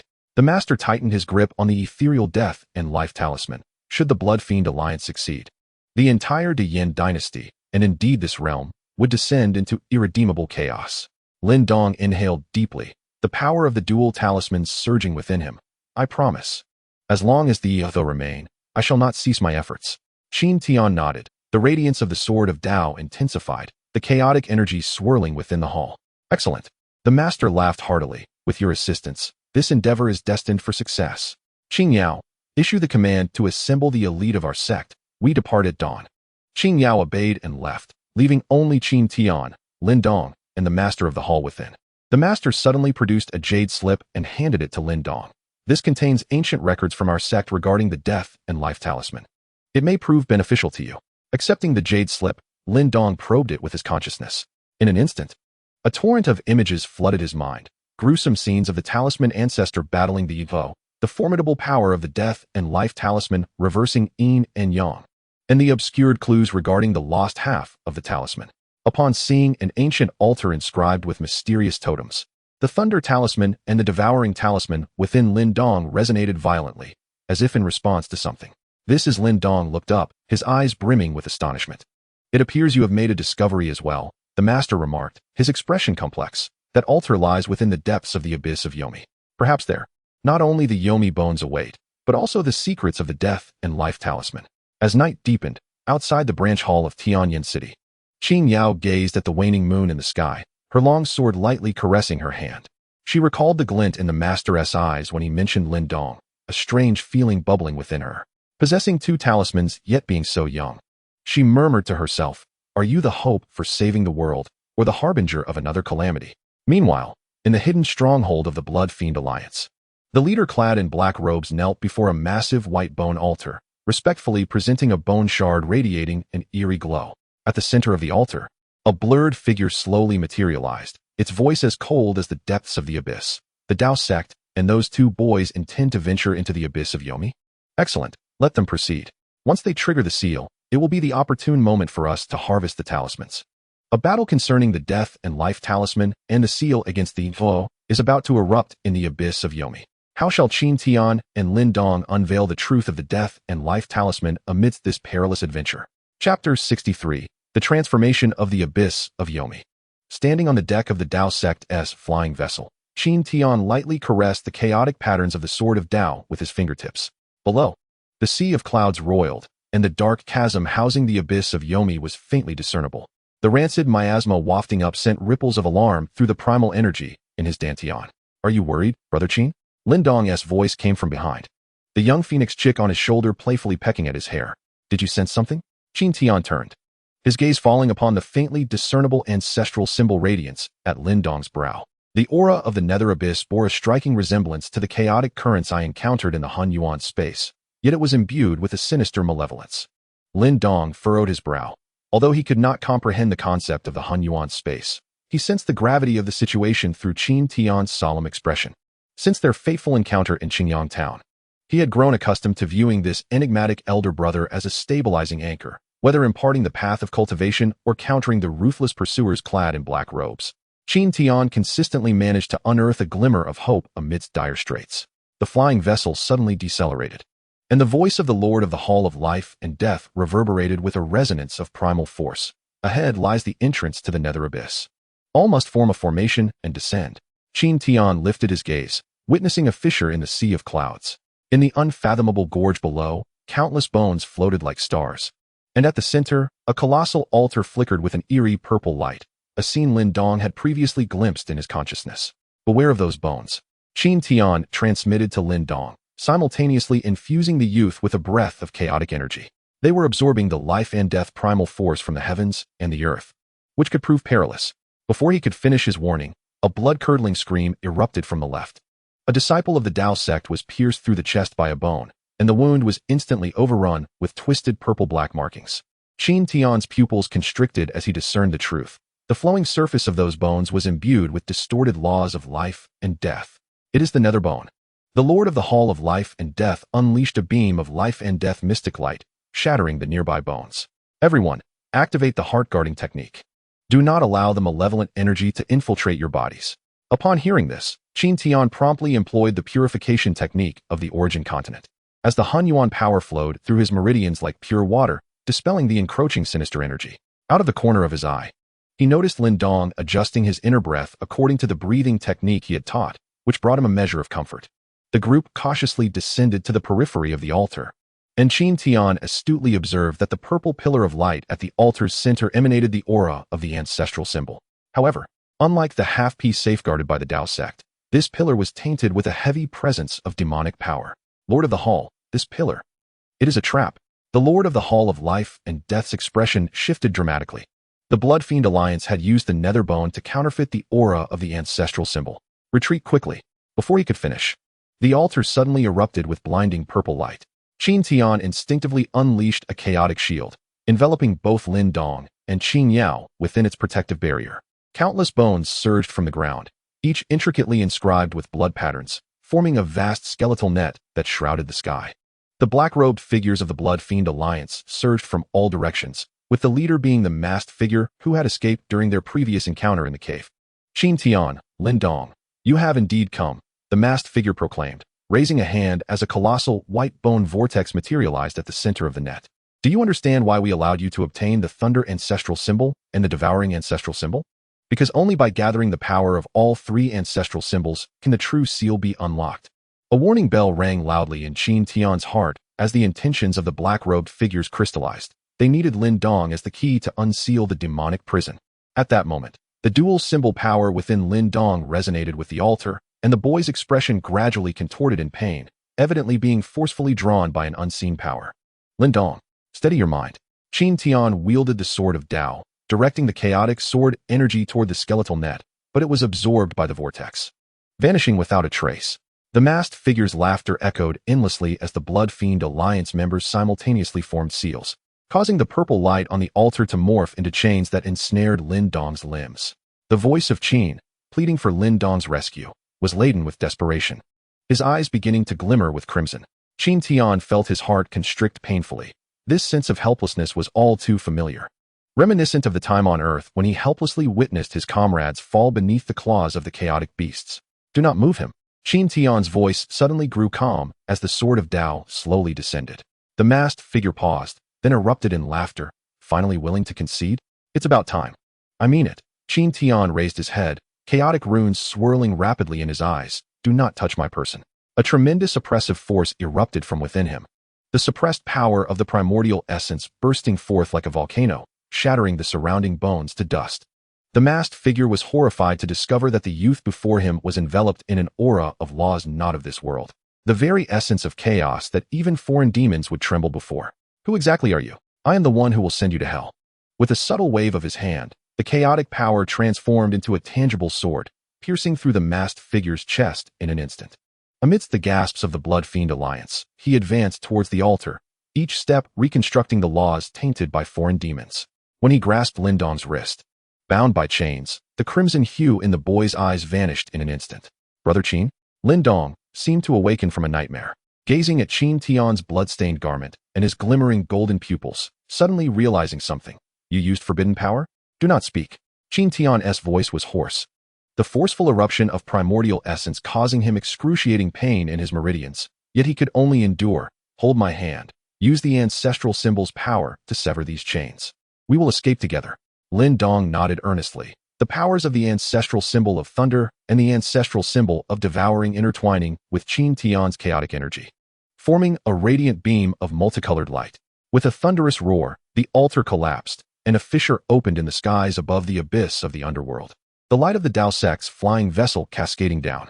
The master of the Hall of Life and Death, accompanied by Qin Yao, rushed in, their eyes widening in shock at the chaotic laws flickering around Qin Tian. But there was no time for inquiries. He waved his hand to dispel the vessel's concealment array. Get aboard. The seal is about to shatter. Qin Tian strained to lift Lin Dong onto the vessel, but at the last moment, he lost strength and fell. Lin Dong cried out, reaching out to grasp him, but only caught a corner of his garment. The chaotic power coalesced behind Qin Tian into wings, and he looked up at the youth on the vessel, offering a serene smile. Live on, Lin Dong. Gather all the ancestral symbols. Before his words could fully escape, the seal of the abyss of the underworld crumbled completely, and the dark aura of foreign demons surged forth like a tide. Qin Tian turned, the sword of Tao gleaming with its final brilliance against the backdrop of his chaotic wings. He understood that he must buy time to afford Lin Dong a chance to escape. "Come forth, foreign demons," he whispered. "Let me see how you fare against a traveler from the chaos." On the vessel, Lin Dong leaned over the railing, helplessly watching as Qin Tian's figure was engulfed by the tide of foreign demons. He clenched his fists, nails digging into his palms. The powers of the ancestral symbol of thunder and the ancestral symbol of devouring raging within him. Qin Yao attempted to dissuade him, but was halted by the master of the Hall of Life and Death. "Let him go." The master gazed down at the valiant Qin Tian, a glimmer of tears in his eyes. Some individuals are born as beacons of light, while others must learn to inherit the flame. Lin Dong lifted his gaze. The image of Qin Tian, drenched in blood and fighting valiantly, reflected in his eyes. He finally comprehended that this enigmatic elder brother had never truly aided him. Rather, he had been guiding him to become a protector capable of standing alone. "Brother Qin, wait for me," he vowed softly. "I shall carry your faith, gather all ancestral symbols, and restore clarity to this world." The flying vessel gradually receded, and amidst the darkness of the nether abyss, Qin Tian's chaotic wings continued to shimmer. This battle may signify an end or perhaps a new beginning. In the distant space of Hunyuan, within a floating palace, an ancient bronze mirror suddenly rippled, revealing the figure of Qin Tian and the undying chaos fire in his eyes. Chapter 64, Remnants of Chaos. Lin Dong was seated in the highest chamber of the Tao sect's scripture repository, surrounded by elusive chaotic patterns. 7 days had passed since his return from the nether abyss. Yet he remained unable to dispel the haunting image of Qin Tian being engulfed by the foreign demons. Whenever the night deepened, the ancestral symbols of thunder and devouring would send sharp pangs through his chest, as if responding to some distant call. "Brother Qin, where are you?" Lin Dong murmured, his fingertips gently brushing the Tao sword left by Qin Tian. The chaotic patterns on the blade suddenly illuminated, and a stream of golden light surged into his mind. In an instant, countless images flooded his consciousness. The scene of Qin Tian battling chaotic beasts in the Hunyuan space. The intertwining secrets of the life and death ancestral symbols and chaotic laws, and the mysterious altar suspended in the void. Lin Dong abruptly opened his eyes, finding himself in a realm of chaos. The ethereal figure of Qin Tian stood before him, surrounded by swirling three-colored chaotic energies. "Lin Dong, remember my words," the figure spoke, its voice imbued with a transcendent authority. "The power of the ancestral symbols far exceeds your imagination and the intent of the chaotic sword." Before the words could conclude, the chaotic space suddenly warped. Lin Dong felt a tremendous force pulling him back to reality, discovering he had bitten his lip, blood staining his chest.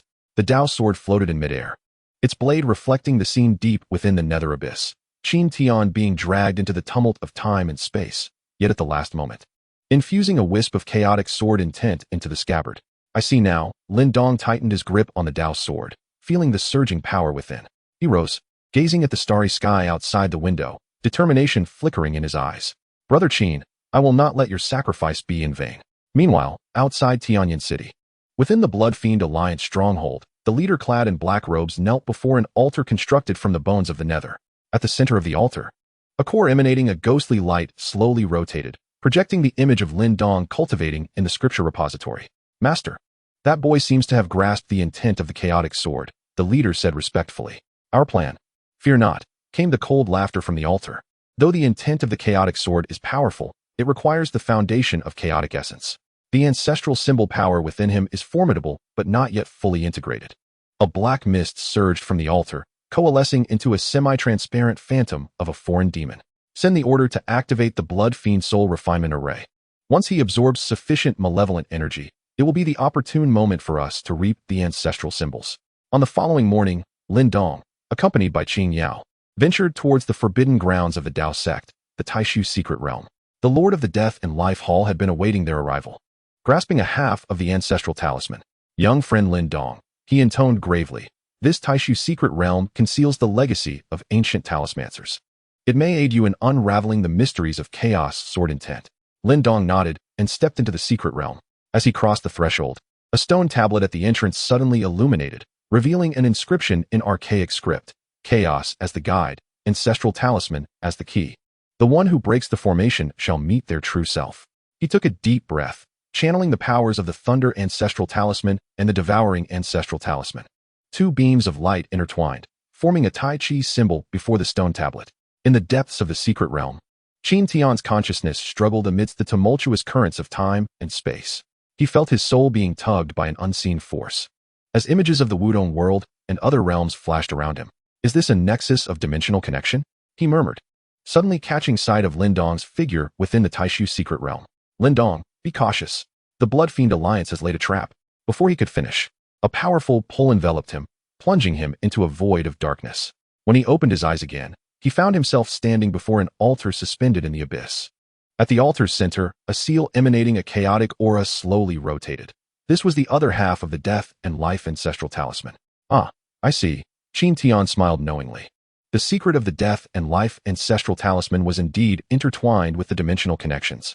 He reached out to touch the seal, and in that instant, a deluge of information flooded his mind. The ancestral talisman had been split in two by its progenitor to seal away the otherworldly demons, with each half guarding the dimensional nodes of the Wudong world and the vast universe. The Blood Fiend Alliance's quest to gather the spectral bone was an attempt to shatter this seal and summon the malevolent entities from beyond. Lin Dong, you must find the other half of the ancestral talisman swiftly, Qin Tian whispered, or else the entire world will plunge into peril. He gazed into the void, seemingly witnessing Lin Dong's arduous struggle within the secret realm. Hold on, my brother. The spark of chaos shall ultimately be ignited by you. Within the Taishu secret realm, Lin Dong was embroiled in a fierce battle with a chaotic beast born of malevolent energy. His garments were drenched in sweat, and the chaotic patterns on his sword had dulled. Qingge, what should I do? He cried out in his heart, suddenly recalling Qin Tian's teachings in the chaotic space. Chaos sword intent is rooted in chaos, guided by the ancestral talisman. He closed his eyes, fully unleashing the powers of the Thunder Ancestral Talisman and the Devouring Ancestral Talisman. The energies of the two talismans merged within him, forming a torrent of vibrant colors. When he opened his eyes once more, chaotic runes shimmered within them. Great Desolation Prison Sky Finger, he bellowed, summoning a chaotic finger of light that instantly pulverized the chaotic beast into dust. In the depths of the secret realm, the Lord of the Death and Life Hall and Qin Yao witnessed this spectacle through a crystal orb. My lord, he can actually fuse the powers of the two ancestral talismans, Qin Yao exclaimed, her eyes wide with astonishment. Could he be the fabled Destined One? The Lord shook his head, a flicker of concern crossing his gaze. Destined One? No, he resembles more a harbinger of chaos. He tightened his grip on the death and life ancestral talisman. Yet, perhaps he is our only hope. As Lin Dong emerged from the secret realm, the sky over Tianyan City abruptly darkened with ominous clouds. A blood-red pillar of light shot into the heavens. It was the Blood Fiend Alliance's soul-refining array. He looked up at the pillar, a glint of cold determination in his eyes. Qingge, I am coming. This time, I shall not allow anyone to impede my path. Qin Yao drew her long sword and stood beside Lin Dong, declaring, I shall accompany you. She paused, a flicker of complexity passing through her eyes. Qin Tian is a man worthy of respect. Lin Dong nodded, and together with Qin Yao, they transformed into two streams of light, soaring towards the Blood Fiend Alliance's stronghold. A decisive battle, one that would determine the fate of ancestral symbols and planes, was about to commence. Meanwhile, in the distant tumult of time and space, Qin Tian's consciousness began to coalesce, tightly gripping the half of the life and death ancestral symbol. Chapter 65, The Rift of the Plane. Lin Dong's Sword of the Tao clashed with the Blood Fiend Alliance Elder's Netherbone Whip, sparking dazzling flames. The chaotic patterns on the sword erupted into resplendent golden light upon contact. He distinctly felt the chaotic sword intent left by Qin Tian within the blade resonate with the ancestral symbol of thunder within him, merging and forming a swirling taiji diagram at his dantian. Lin Dong, do you think possessing the ancestral symbol will allow you to defy the heavens? The Blood Fiend Alliance leader sneered, swinging his arm. The nether bones surrounding the altar began to levitate, forming a colossal crimson vortex. This Blood Fiend soul refinement array, drawing upon the essence of 100,000 cultivators, could even refine Nirvana realm experts into mere powder. Lin Dong gritted his teeth, feeling his soul being torn by the vortex. Suddenly, he recalled Qin Tian's teachings in the chaotic space. Chaotic sword intent is drawn by the heart, bridged by the ancestral symbol. He closed his eyes, channeling all his focus into the Sword of the Tao. In an instant, the sealed chaotic sword intent erupted like a volcano, manifesting Qin Tian's ethereal image deep within his consciousness.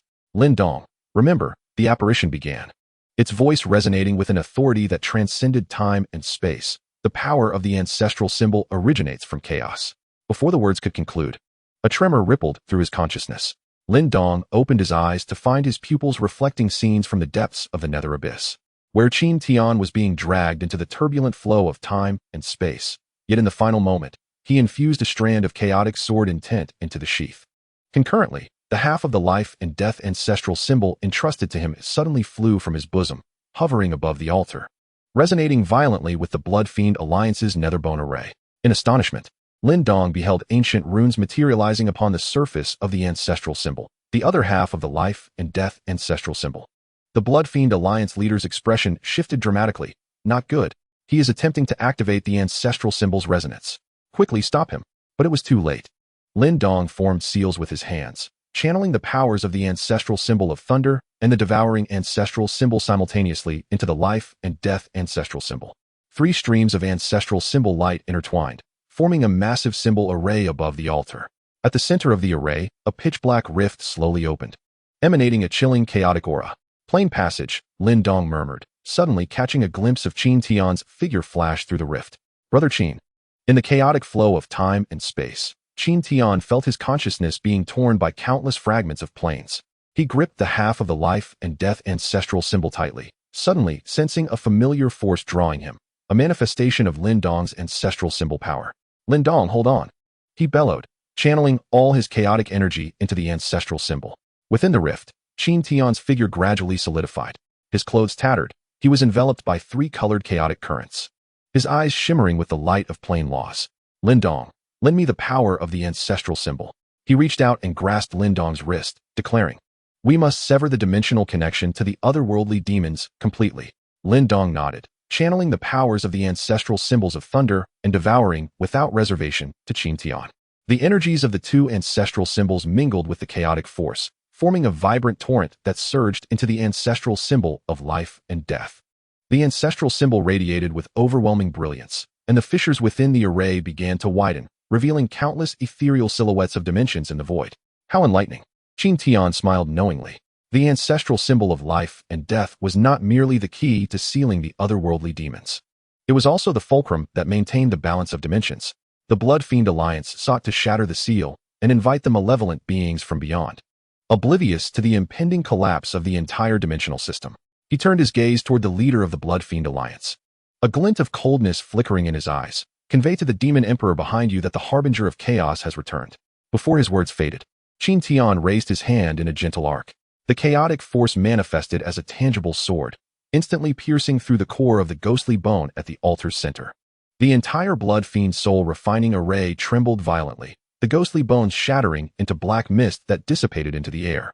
The members of the Blood Fiend Alliance were horrified to discover their cultivation was rapidly dwindling, forcibly purified by the chaotic energy. Impossible. The leader trembled backwards. Who are you? I am the guardian of chaos, Qin Tian replied, advancing toward him, and I am also the one who will send you back to the void. He raised his hand in an open grasp, and the leader's body was suddenly enveloped by the chaotic force. Amidst the screams, the leader of the Blood Fiend Alliance was transformed into a cloud of blood mist, consumed by the chaotic vortex. Witnessing this, the other members of the Alliance fell to their knees in desperate pleas for mercy. Begone, Qin Tian stated coldly. Inform the Demon Emperor that should he dare to meddle in this dimension again, I will personally journey to the realm of the otherworldly demons. The others, as if granted a reprieve, scrambled away in terror. Lin Dong observed Qin Tian, a myriad of complex emotions flickering in his gaze. Brother Qin, you. Do not worry. I am unharmed. Qin Tian replied with a strained smile, merely drained from forcibly traversing dimensions. He looked up at the sky, noticing the dimensional rifts slowly closing. Lin Dong, you must swiftly locate the other half of the ancestral symbol of life and death, for the otherworldly demons will surely return. Lin Dong nodded, gripping the sword of the path. I understand. Brother Qin, this time I will not allow you to face danger alone. Qin Tian smiled with appreciation. Good brother.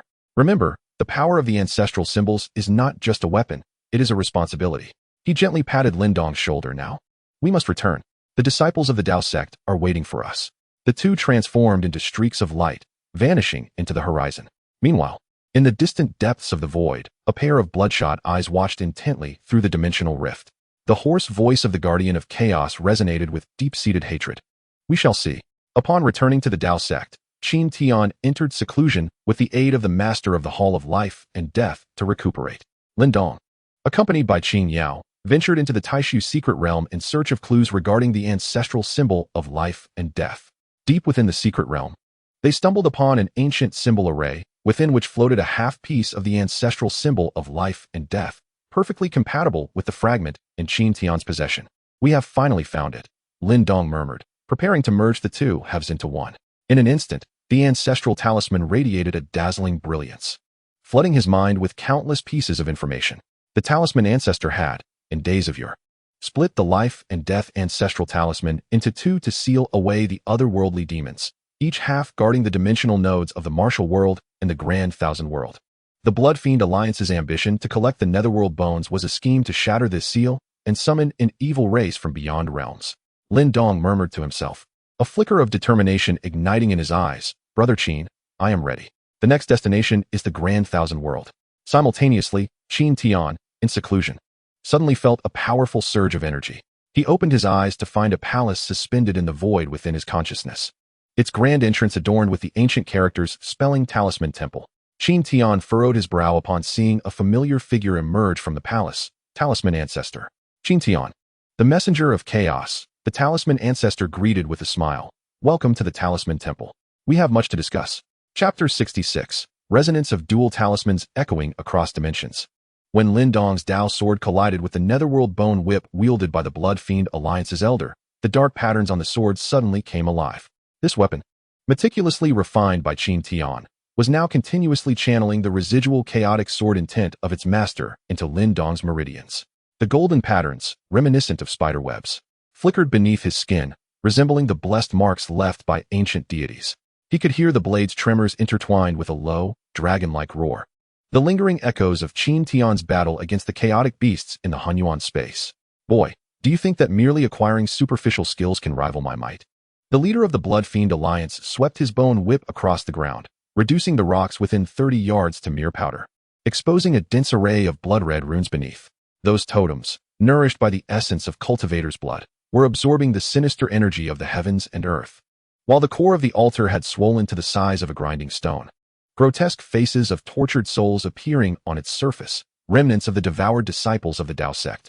Lin Dong noticed the leader's exposed skin had turned a purplish-black hue, a clear indication of his prolonged contact with the netherworld bone, indicating his own transformation into a demonic entity. He bit down on his tongue, forcing himself to remain conscious, the metallic taste exploding in his mouth as the purple lightning of the Thunder Ancestral Talisman surged down his throat into his consciousness. The fiery phoenix essence he had absorbed 3 months prior in the ancestral land of the great Yin dynasty suddenly boiled within him, the young phoenix on his shoulder emitting a sharp cry as its feathers transformed from orange-red to resplendent gold, a sign of the awakening of an ancient divine beast's bloodline. Qin Tian had once said that the essence of chaotic sword intent was to return to the source of the law. Lin Dong silently recited this phrase, which he had inscribed on the stone wall of the scripture pavilion, guiding the black vortex of the devouring ancestral talisman and the lightning into his palm. Upon their contact, the two forces created a peculiar magnetic storm effect, pulsating in his palm like a heartbeat. The Blood Fiend Alliance leader's pupils constricted as he finally comprehended why the youth before him had ascended from the body refinement realm to the pinnacle of the earth origin realm in merely a few months.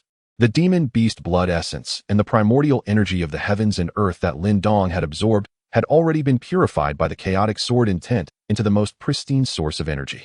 As Lin Dong unleashed the first stroke of the chaotic thunder devouring slash, the crimson barrier of the Blood Fiend soul refinement array was effortlessly cleaved apart, akin to butter. The 27 black-robed individuals tasked with maintaining the formation simultaneously exploded, their lifeblood coalescing in the air into a sanguine line, which was entirely consumed by Lin Dong's devouring ancestor talisman. This is impossible. How could his devouring power disregard the Blood Fiend's laws? The voice of the vice leader trembled with a hint of despair, for this elder, who had followed the leader for a century, felt fear for the very first time. He recalled the conversation he had overheard 3 days prior in the secret passage, where the leader mentioned that the bearer of the chaotic sword intent might be the reincarnation of the ancestor of talismans. At the time, he had scoffed at the notion. Yet now he watched in astonishment as the youth effortlessly tore apart the formation they had painstakingly refined over a decade. Lin Dong paid no heed to the enemy's exclamations. His entire focus was concentrated on the sword of the Dao. The ethereal shadow of Qin Tian within the sword gradually solidified, the azure robe, torn by the claws of the alien demon, now billowed in an unseen wind, revealing a forearm where chaotic runes resonated with the ancestral power within him.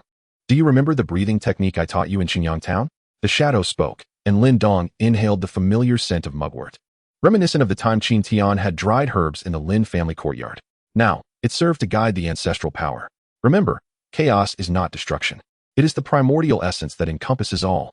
As Lin Dong activated the cultivation method in accordance with the rhythm embedded in his memory, a miracle transpired. The violet lightning and the black vortex ceased to repel each other. Instead, they began to intertwine like the yin and yang symbol. And at the confluence of these two forces, a third hue emerged, a resplendent light, a blend between gold and purple, as if lightning had been forged into metal. This radiant glow fell upon the nether bone, causing the bones, which harbored the corrosive laws of the alien demons, to emit a pure white light, akin to a vampire basking in sunlight. The leader of the Blood Fiend Alliance finally realized the gravity of the situation. He bit down on his tongue to invoke the last of his blood escape technique, yet in the instant he transformed into a blood mist. A strand of chaotic sword energy pierced him to the altar's stone pillar. The shadow of Qin Tian appeared behind Lin Dong, holding half of the life and death ancestor talisman, its markings perfectly mirroring those of the malevolent core at the altar's center. When the ancestor of talismans had split the life and death talisman, he had foreseen that alien demons would attempt to invade from beyond the realms. The shadow's fingertips traced the ancient totem on the stone pillar, and the runes that had been altered by the Blood Fiend Alliance began to revert to their original form. Did you think the nether bones were the remains of alien demons? You are mistaken. They are the anchor points utilized by the ancestor of talismans to suppress the rifts between realms. Lin Dong gazed in astonishment as the true visage emerged from the surface of the pillar. It was not an evil altar, but rather a pivotal hub that maintained the balance between the martial world and the myriad realms. The years of slaughter by the Blood Fiend Alliance were fundamentally aimed at destroying these anchor points, attempting to allow alien demons to surge forth from the rifts.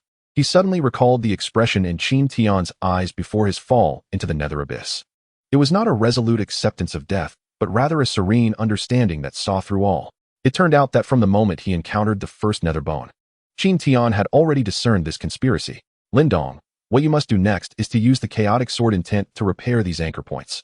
The shadow of Qin Tian gradually became translucent as he pressed half of the life and death ancestor talisman into Lin Dong's palm. My time is limited. The temporal turbulence is consuming my essence. Remember, when you gather the 8 ancestral talismans, make your way to the northwest direction towards the Tomb Talisman Valley, where lies the entrance to the Temple of Talismans. At that moment, the sky above Tianyan City suddenly fractured, revealing hundreds of minute spatial rifts from which countless black tendrils emerged, an exploratory probe from the foreign demons sensing the looseness of the fissures. Lin Dong could hear whispers emanating from the depths of the rifts.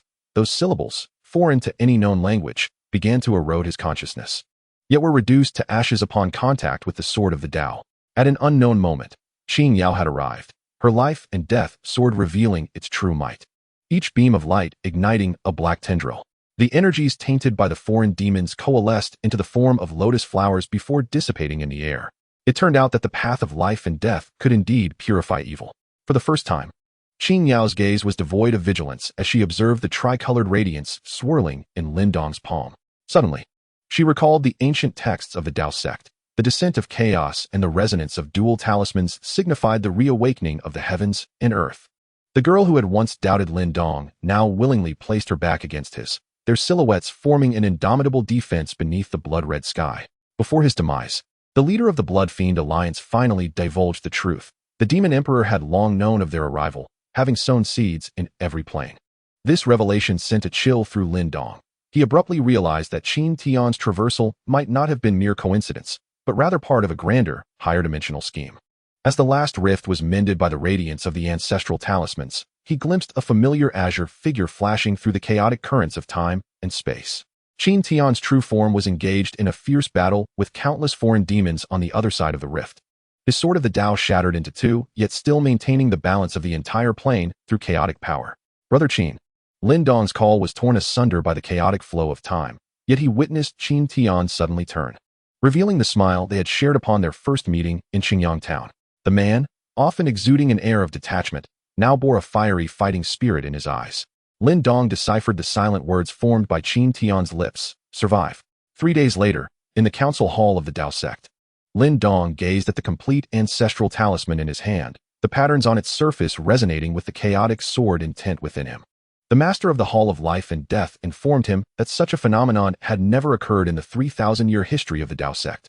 The chaotic power within him might be closer to the origin of the heavenly Tao than the level of the talisman ancestors in their time. The elder's voice bore both reverence and a hint of concern, for an overwhelming force was not necessarily a blessing. It was precisely because the talisman ancestor had touched the domain of chaos that he was compelled to divide himself into the 8 ancestral talismans. Qin Yao silently bandaged Lin Dong's wounds beside him, her fingertips occasionally brushing against the chaotic patterns on his arm, causing faint sparks of lightning to erupt.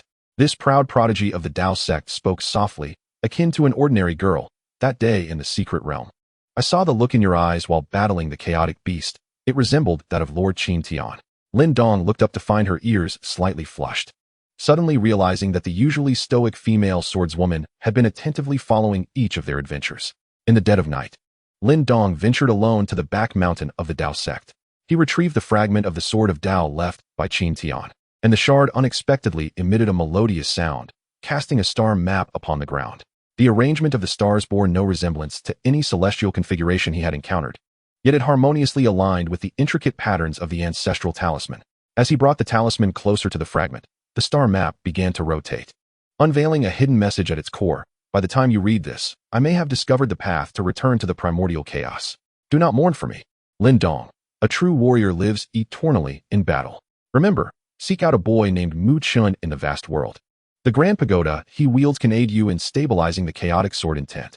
Lin Dong clenched the fragment tightly, lifting his gaze to the starry sky.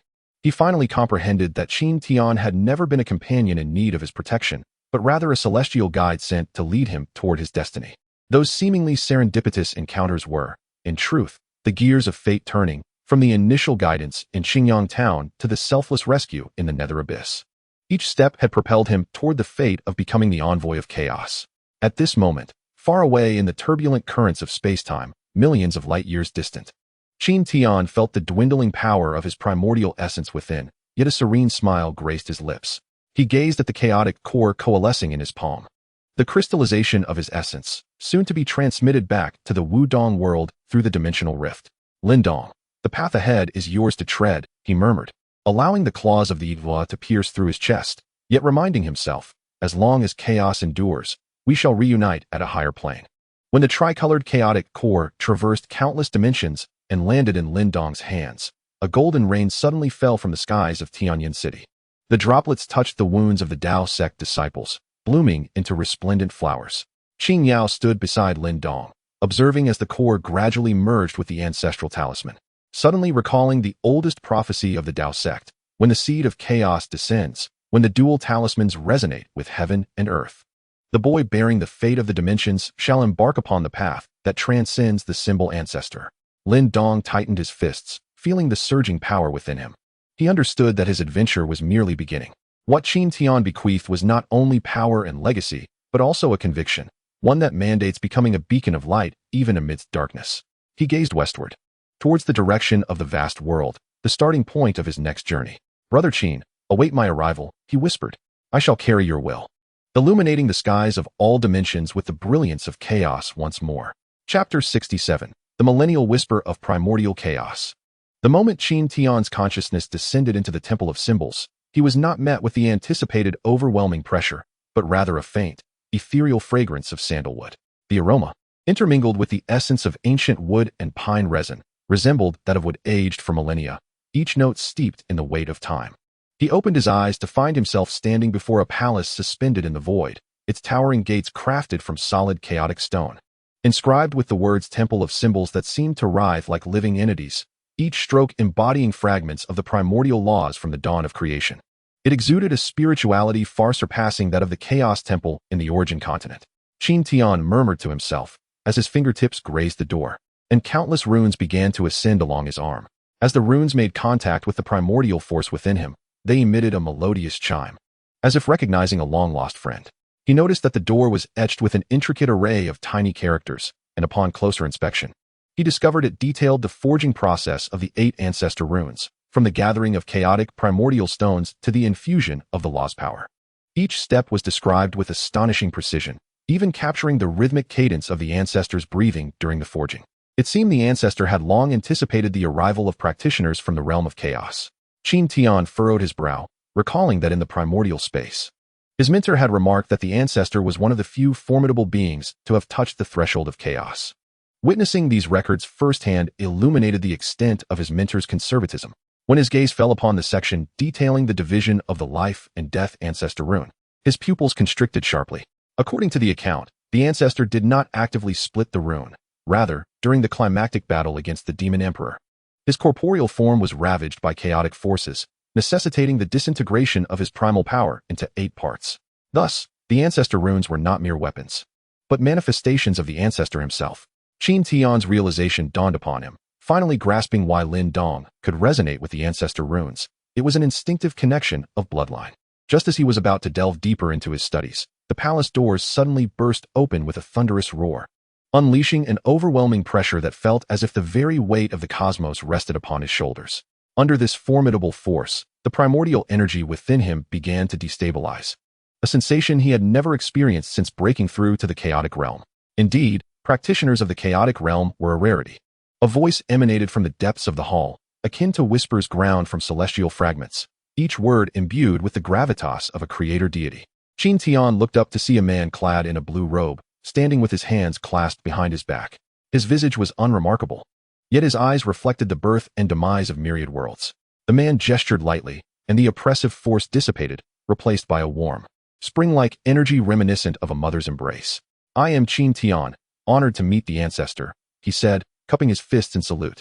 Noticing that the ground beneath the man was not solid earth, but an array of floating rune symbols, which, when combined, depicted the very contours of the martial world. "There is no need for excessive formality," the ancestor replied, turning to reveal an ancient rune that slipped from his sleeve. It was the half of the life and death ancestor rune that Qin Tian had found amidst the tumult of the space-time stream. "I am aware of your inquiries regarding your heritage, the chaotic sword intent, and the reasons you have traversed to this realm." Qin Tian's pupils narrowed. He had never disclosed his experiences of traversing to anyone. Even to Lin Dong, he had merely attributed it to an accidental drift.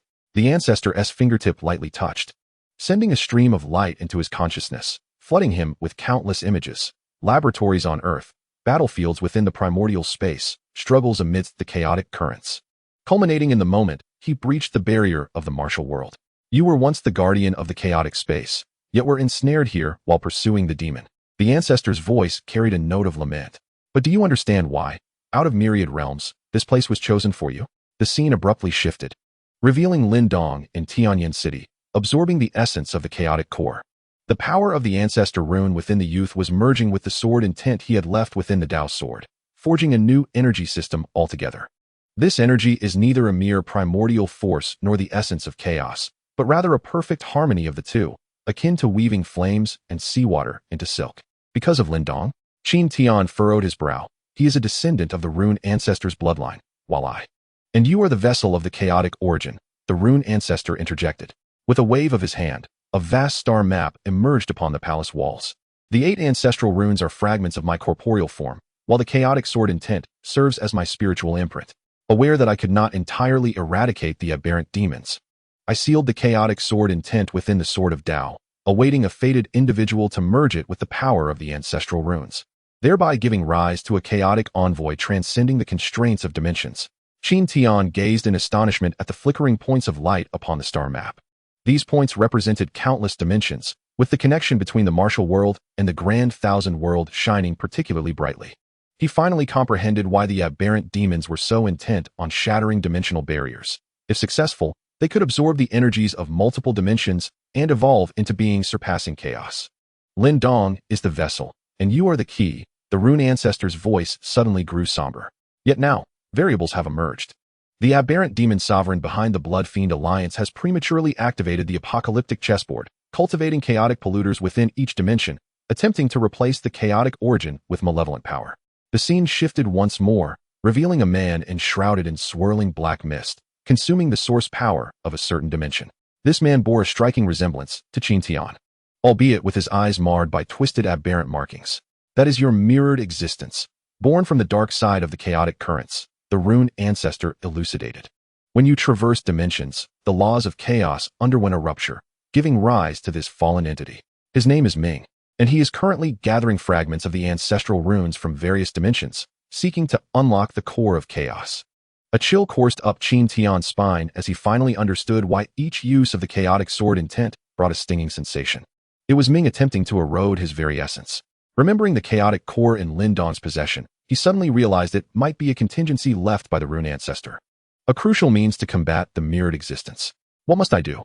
Qin Tian clenched his fists, feeling the remnants of the sword of Tao tremble in his embrace, as if sensing its master's fighting spirit. First, you must merge the remaining 6 ancestral runes. The rune ancestor raised his hand, and 6 luminous orbs appeared within the palace, representing the runes of thunder, devouring, life and death, primordial, space, and time.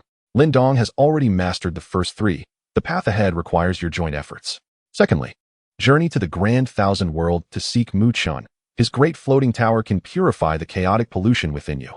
Lastly, the rune ancestor suddenly pressed his hand against Qin Tian's forehead. A torrent of profound information surged into his consciousness. This encompassed the rune ancestor's lifetime of combat experience. From manipulating the laws of dimensions to the ultimate form of chaotic sword intent, each detail dismantled into its most fundamental principles.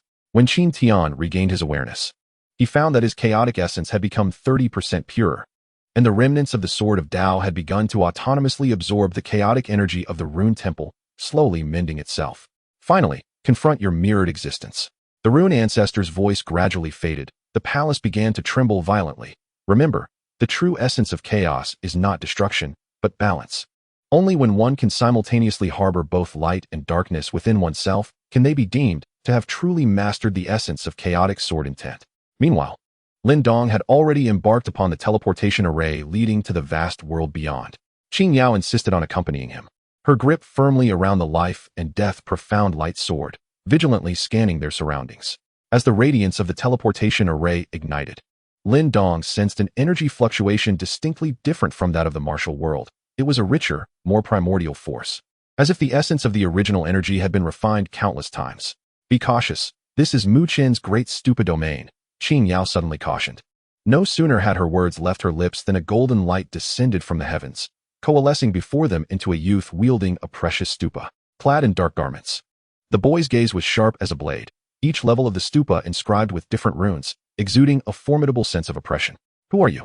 Why do you trespass into the northern spirit realm? Mu Chun inquired, the brilliance of the stupa enveloping the two. If you do not clarify your intentions, you shall remain here as a formation spirit. Lin Dong felt the ancestral symbol's power within him resonate with the stupa, particularly the devouring ancestral symbol, which seemed to be inclined towards fusion. Recognizing this as the opportunity alluded to by the symbol ancestor, he met Mu Chen's gaze with composure. I am Lin Dong, hailing from the martial world. We require your assistance, for the Yi Mo are approaching. Mu Chun raised an eyebrow, clearly unfamiliar with the term martial world. However, when he beheld the thunder ancestral symbol manifesting in Lin Dong's palm, his pupils constricted sharply. The fluctuations of that rune bore a subtle connection to the great stupa within him. Seizing the moment, Qing Yao stepped forward, discreetly unleashing the power of the life and death ancestral symbol, causing ripples to emanate through the surrounding space, akin to pebbles cast upon water. It appears your claims hold merit, Mu Chun remarked, dismissing the oppressive aura of the stupa with a wave of his hand. Follow me, and I shall take you to meet my father. In regards to the interdimensional war, our northern spirit realm possesses its own intelligence network.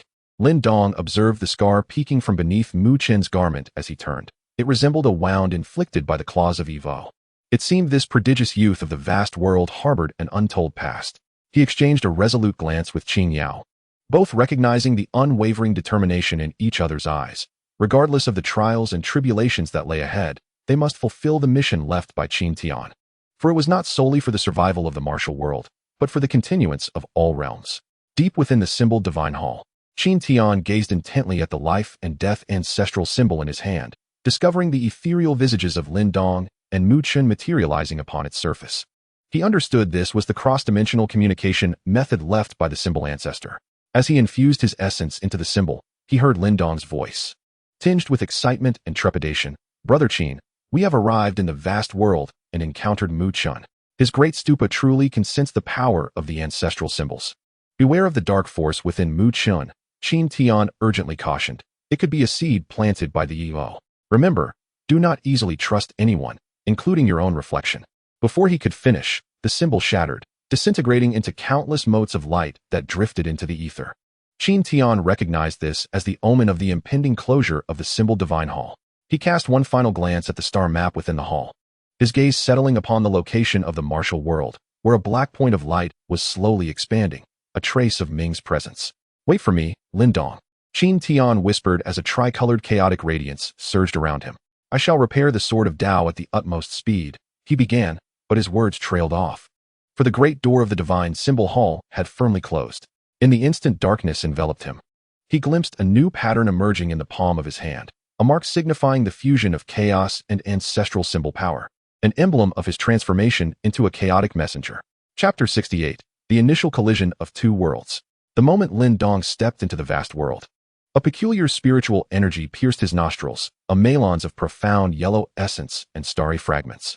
Far more textured than the primal force of the martial movement world, an energy akin to chewable crystalline essence. As the brilliance of the teleportation array faded, he nearly lost his balance, but Qin Yao swiftly grasped his arm. A glimmer of life and death's mysterious light inadvertently spilled from her fingertips, and at their touch, a golden lotus flower ignited on the ground. The density of spiritual energy here was thrice that of Tianyan City. Qin Yao furrowed her brow, her white attire shimmering with a pearlescent sheen under the intense light, and she noted the peculiar suppression of the laws. Her life and death's mysterious light could not fully manifest. Mu Chan observed the scene with keen interest, a 3-inch small pagoda forming in his palm, each tier reflecting the silhouettes of Lin Dong and Qin Yao. Indeed, the cultivation system of the martial movement world was unique. He tossed the pagoda into the air, golden light sweeping around the two. Yet in this vast world, you must adapt to new rules. Before he could finish, a violent explosion erupted in the distance. The sky was filled with numerous dark silhouettes, each trailing long streams of crimson mist, resembling flayed serpents. Lin Dong's pupils constricted. He recognized the auras. They were the spectral bone powers of the Blood Fiend Alliance. As the foremost shadow landed, it transformed into a humanoid figure, its skin laced with blue veins, and from its split lips emerged a forked tongue, precisely the chaotic polluter Qin Tian had mentioned. "Mu Chun, surrender the remnants of the great pagoda, and I shall spare your entire clan." The polluter's voice grated like nails on metal, each word dripping with corrosive malice. Lin Dong observed a half-piece of black talisman embedded in its chest, the jagged edges resembling the devouring ancestral symbol within him. "It appears their target is not merely us," Qin Yao murmured, her sword of life and death emitting a clear chime. The presence of these polluters resonated with that of the Blood Fiend Alliance. Yet Mu Chen revealed a cold smile. The great pagoda suddenly erupted with myriad golden rays, each transforming into a shadow of Buddha. "I anticipated your arrival," he declared, raising his hand as a 9-layered Buddhist pattern emerged from the ground. "Last time, you escaped. This time." Lin Dong was astonished to discover that Mu Chen's combat style bore some resemblance to Qin Tian's, both relying on overwhelming law power to suppress their foes rather than mere energy clashes. As the light of the great pagoda swept over the polluters, their spectral bone powers melted away like snow, revealing writhing tentacles of otherworldly demons beneath. "Be cautious. They are absorbing negative emotions." Lin Dong suddenly recalled Qin Tian's warning, hastily activating the devouring ancestral symbol. A black vortex formed in his palm, absorbing all the fearful energies released by the polluters. Mu Chen's eyes lit up at this sight, and the light of the pagoda shifted to a verdant hue, harnessing the power of desolation from the Great Wilderness Sutra. The forces of the two collided midair, creating a colossal vortex of energy. Seizing the opportunity, Qin Yao darted behind the polluter, her life and death Xian light sword tracing an elegant arc that severed the arm bearing the talisman. The polluter let out a piercing scream, his body disintegrating rapidly. Casting a venomous glance at Lin Dong before his demise, the chaos messenger, Lord Ming, will shatter your soul. Ming? Mu Chun furrowed his brow, perplexed by the name. Just as Lin Dong was about to elucidate, he suddenly sensed a familiar aura approaching from the distance. It was the fluctuation of chaotic sword intent, intermingled with a potent force of foreign demons, akin to a corrupted primordial power. Turning to look, he beheld a figure clad in black robes, floating towards them. His visage identical to Qin Tian's, yet his eyes flickered with violet demonic flames. "Lin Dong, it has been a long time," the man in black spoke, his voice resonating as if two layers overlapped. "Please convey my regards to Qin Tian. Tell him his mirrored self has come to retrieve the chaos core." Qin Yao acted first, her life and death Xian light sword transforming into a streak of light aimed at the man's throat.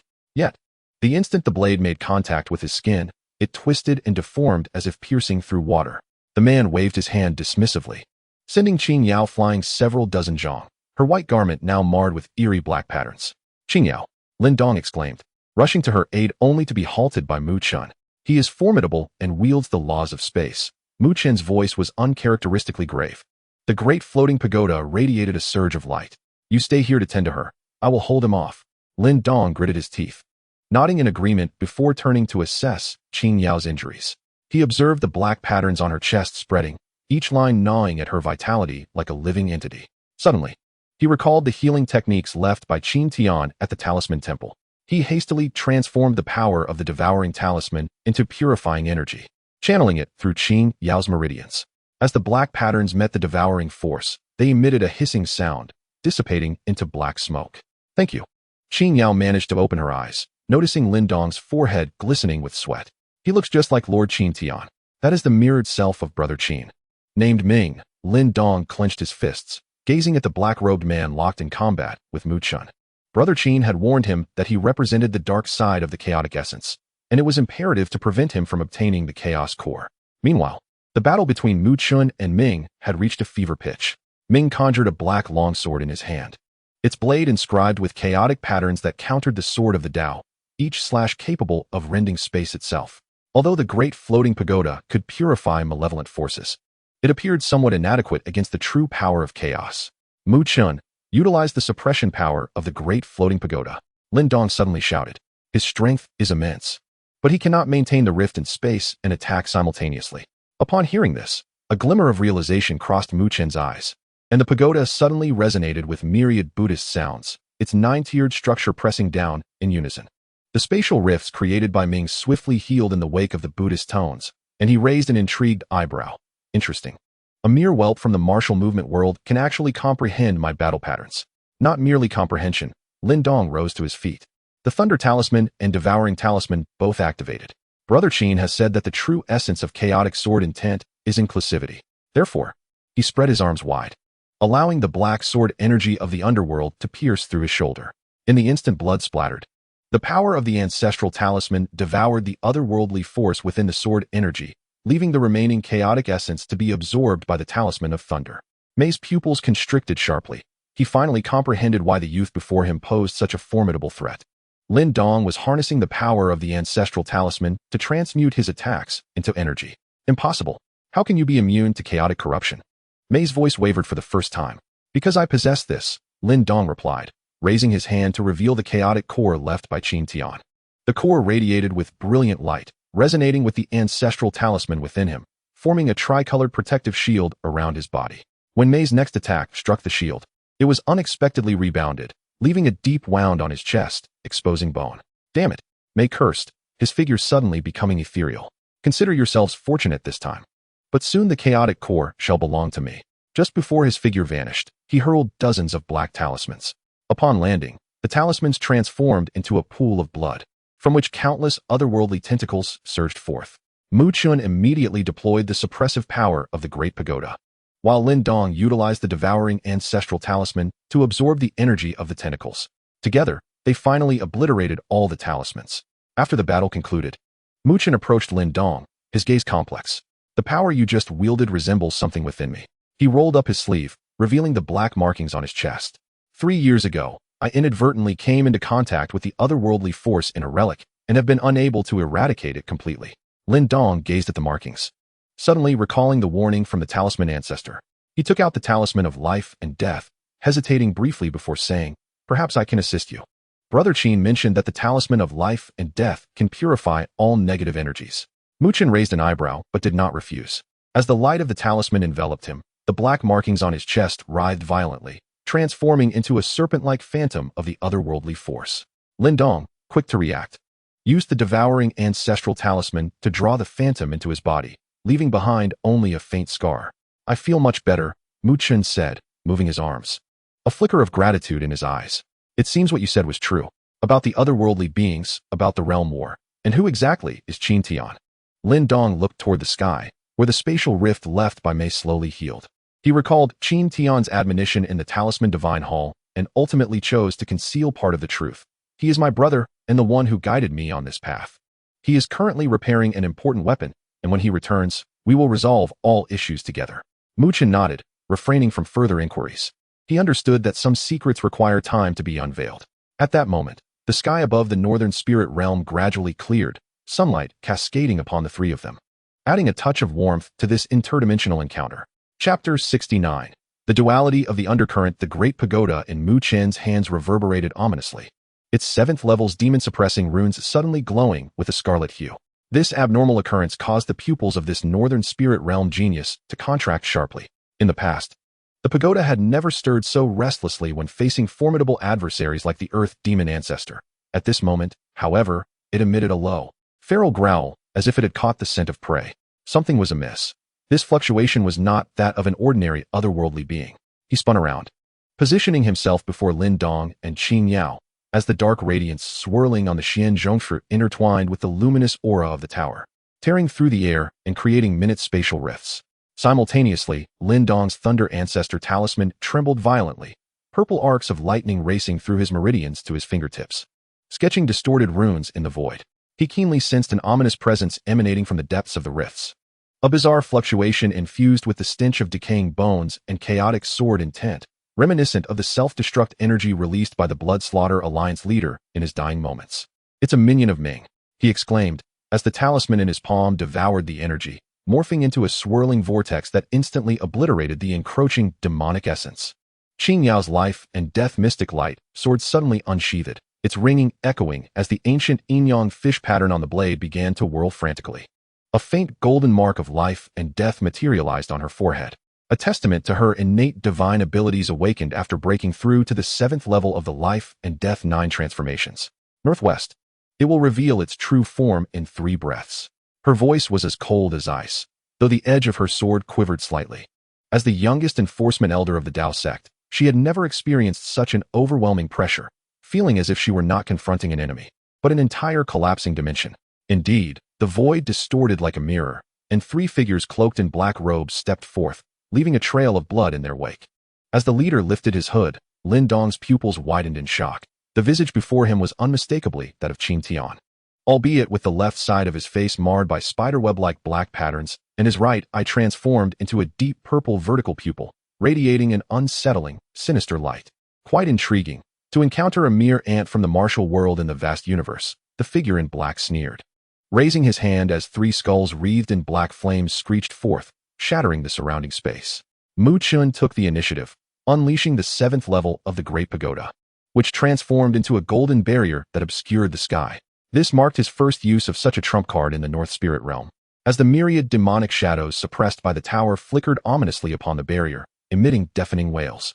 "Subdue the demons," he bellowed, as the Xian Zhongshu, imbued with the force of mountains, struck towards the skulls, only to be corroded by the black flames upon contact, leaving charred marks.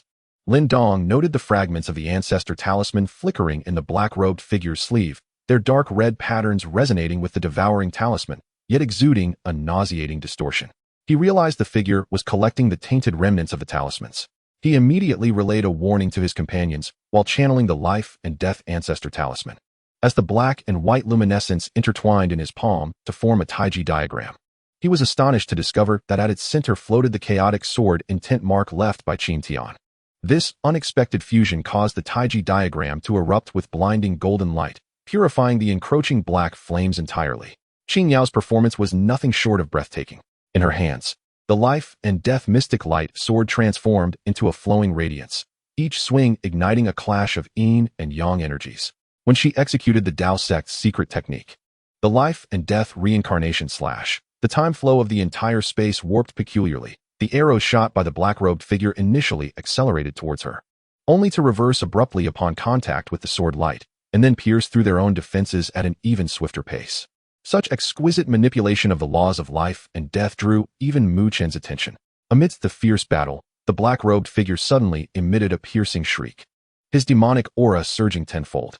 A gash opened on his chest, and a fragment of the ancestral talisman, inscribed with arcane demonic runes, slowly ascended, reflecting the terrified faces of Lin Dong and his companions.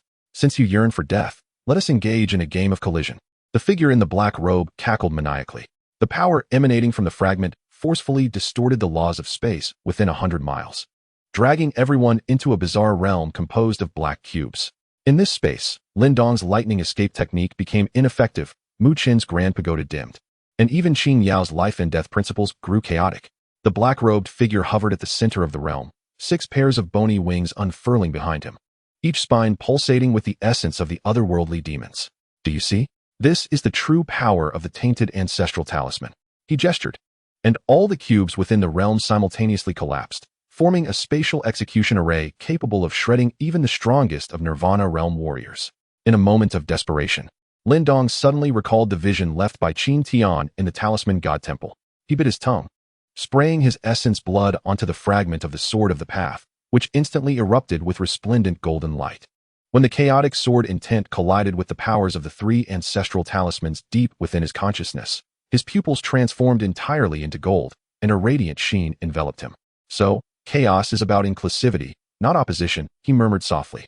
Raising his hand, a vortex interwoven with purple, black, and white hues formed in his palm, marking the first time he seamlessly fused the powers of lightning, devouring, and life and death talismans. As the vortex spun, the spatial execution array began to operate in reverse, causing the black-robed figure's bony wings to shatter piece by piece. Seizing the opportunity, Mu Qin unleashed a column of suppressive light from the Grand Pagoda, while Qin Yao transformed her life and death sword into a yin-yang symbol, ensnaring the black-robed figure's limbs. When their combined strikes landed, the figure let out a furious roar of defiance, his body disintegrating into a torrential rain of blood. However, just as they believed victory was at hand, the blood rain coalesced into a black rune and vanished into the void. He escaped. Lin Dong wiped the blood from the corner of his mouth, feeling the depletion of the ancestral talisman's power within him. He noticed Mu Qin's pallor, clearly burdened by the strain of employing the Grand Pagoda's hidden power. And Qin Yao's life and death mark had dimmed, her delicate form swaying, indicating she too was nearing her limits. Although they had repelled the enemy, this battle revealed their profound ignorance regarding the tainted ancestral talismans. Upon returning to the Mu residence in the northern spirit realm, the atmosphere was so tense it felt as if one could wring water from it. Mu Feng fixed his gaze on the ancestral talisman in Lin Dong's palm, his expression a mixture of astonishment and caution. The Lord of the Northern Spirit Realm stroked the jade pendant at his waist, a mysterious artifact obtained in his youth from ancient ruins, which now resonated faintly with Lin Dong's ancestral talisman. It seems the connections between the vast world and the martial movement world are far deeper than we imagined, he pondered, instructing his subordinates to retrieve the family's secret tome, Chronicles of Dimensional Oddities. The text's accounts of the chaotic essence left everyone gasping. Chaos gives rise to yin and yang. Yin and yang transform into all things. Yet, chaos also distinguishes between purity and filth, with purity representing the force of creation and filth as the source of annihilation. Lin Dong suddenly recalled the powers wielded by the black-robed figure. Was that not the very essence of tainted chaos? Meanwhile, the sword intent left by Qin Tian was undeniably the pure essence resulting from the harmonious balance of purity and filth. This revelation sent a chill down his spine. If Ming truly collected all the tainted ancestral talismans, it could indeed overturn the laws of the dimension. In the stillness of the night, Mu Qin sought out Lin Dong. The youth leaned against the windowsill, the moonlight casting a silvery hue upon his profile, yet failing to conceal the weariness in his eyes. What exactly is your relationship with Qin Tian? He inquired abruptly, idly toying with the otherworldly demon scales he had collected from the battlefield, which emitted an eerie hum in his palm. Lin Dong remained silent for a considerable time before recounting his experiences. From their encounter in Qingyang town to the inheritance of the symbol Divine Palace, each detail caused Mu Qin's pupils to tremble with revelation. So it is, Mu Qin murmured as he crushed the scales into powder. I have encountered a similar aura within the ancient repository. It belongs to a mysterious organization that calls itself the Dark Palace. They scour the world for bizarre artifacts, including fragments inscribed with runes. He produced a black jade tablet, the patterns upon its surface strikingly reminiscent of Lin Dong's devouring ancestral symbol. At that moment, Qin Yao appeared at the doorway, cradling the Dao sect's ancestral symbol secret scroll. According to its records, a corrupted ancestral symbol gives rise to the phenomenon known as devourer, ultimately reducing the user to a mere puppet of the otherworldly demons. Her voice trembled with an unusual intensity. That figure in the black robe is likely no longer human. The three exchanged resolute glances, knowing that the war against the demons would be far more brutal than they had anticipated. The chaotic sword intent left behind by Qin Tian might very well be their sole hope against the encroaching darkness. Outside, a meteor streaked across the night sky of the northern spirit realm, its trajectory resonating perfectly with the frequency of the ancestral symbol within Lin Dong. as though it were a call from a distant dimension. Chapter 70. The Spread of Chaotic Corruption. The morning light of the northern spirit realm streamed through the glazed windows of the Mu resident's study, casting mottled shadows upon the pages of the ancient chronicles of otherworldly anecdotes. Lin Dong's fingertips traced the accounts of the chaotic source, the words inscribed with demon blood shimmering with an otherworldly violet glow in the sunlight, as if recounting an ancient sin long forgotten. Mu Chun leaned against the bookshelf, the black jade tablet in his hand resonating peculiarly with the great stupa within him. The symbols on the tablet crawled like living creatures to his wrist, forming a temporary defensive mark. The headquarters of the Dark Palace lies in the eternal night frostlands at the extreme north of the vast world. Mu Feng's voice interrupted the contemplation. The Lord of the Northern Spirit Realm traced a line on the map, halting at an area shrouded in black mist. 50 years ago, I encountered similar fragments of ancestral symbols there. They were used to sacrifice to a monster capable of devouring laws. He rolled up his sleeve, revealing an old scar on his forearm, its shape identical to the demonic patterns Lin Dong had observed on the figure in black. Suddenly, Qin Yao's life and death mystic light sword emitted a clear chime, the yin-yang fish motif on the hilt absorbing the spiritual energy from outside. Since the fierce battle the previous night, this treasured weapon of the Dao sect had yet to fully revert to its original state, with fine cracks appearing even on the inner side of its sheath. According to the ancestral symbol secret scroll, a corrupted ancestral symbol exudes a tainted aura capable of eroding all pure energies. She frowned at the dark spots on the blade, remnants of the otherworldly power encountered during her confrontation with the black-robed figure. If left unchecked, my sword intent may become completely tainted. At that moment, Lin Dong suddenly felt a sharp pain in his chest as both the ancestral symbol of thunder and the devouring ancestral symbol stirred restlessly. He lifted his garment, revealing a black pattern that had mysteriously emerged on his chest, mirroring the shape of the pupil of the underworld. Mu Chen's gaze sharpened as the first layer of the great stupa tower illuminated, casting purifying light upon the pattern, which only shrank slightly in response. This was the corruption of chaos. Lin Dong gritted his teeth, recalling the words of the ancestor of talismans. One must find pure fragments of the ancestral talismans for neutralization. Otherwise, one would become a monster akin to the figure in the black robe. Mu Chen solemnly took over the conversation, turning to retrieve a jade box, within which lay a fragment radiating a gentle glow. This is a remnant of the primordial ancestral talisman that I discovered in the ancient repository. Although it is merely the size of a fingernail, it has never been tainted. It may aid in stabilizing your injuries. The moment Lin Dong's fingertips brushed against the fragment, three forces of the ancestral talismans suddenly formed a closed loop within him. He felt a door open deep within his consciousness, revealing a realm composed of chaotic airstreams. Qin Tian's ethereal figure stood at the center, wielding a half-repaired sword of the Dao. Lin Dong, do you remember the star map of the Talisman Temple? The apparition spoke, its voice imbued with the weight of epics transcending dimensions. Behind the dark palace lie the minions of the Yimohuag, who are constructing the great array of chaotic miasma, attempting to drag the entire world into an eternal night. The scene abruptly shifted, and Lin Dong beheld countless figures in black robes toiling in the permafrost of eternal night, embedding the corrupted fragments of ancestral talismans into a vast array surrounded by mountains of skeletal remains. Each skull bore a pattern akin to the one on his chest. The figures of Mu Chun and Qin Yao also appeared, beset by innumerable Evo, their life and death sword, and the light of the great stupa tower gradually dimming. Brother Qin, Lin Dong exclaimed, jolting back to reality, drenched in cold sweat. Mu Chun and Mu Feng exchanged a glance, their mutual concern evident. Qin Yao gently clasped Lin Dong's hand, her palm radiating the unique warmth of the Taoist sect's heart method, suppressing the turmoil within him. This usually frigid sword cultivator exhibited a trace of subtle tenderness in her gaze. 3 days later, the trio embarked on their journey to the permafrost of eternal night. Mu Chun had specially prepared talismans of profound ice to withstand the extreme cold, each inscribed with the demon-restraining patterns of the great stupa tower, shimmering with a golden luster under the sun.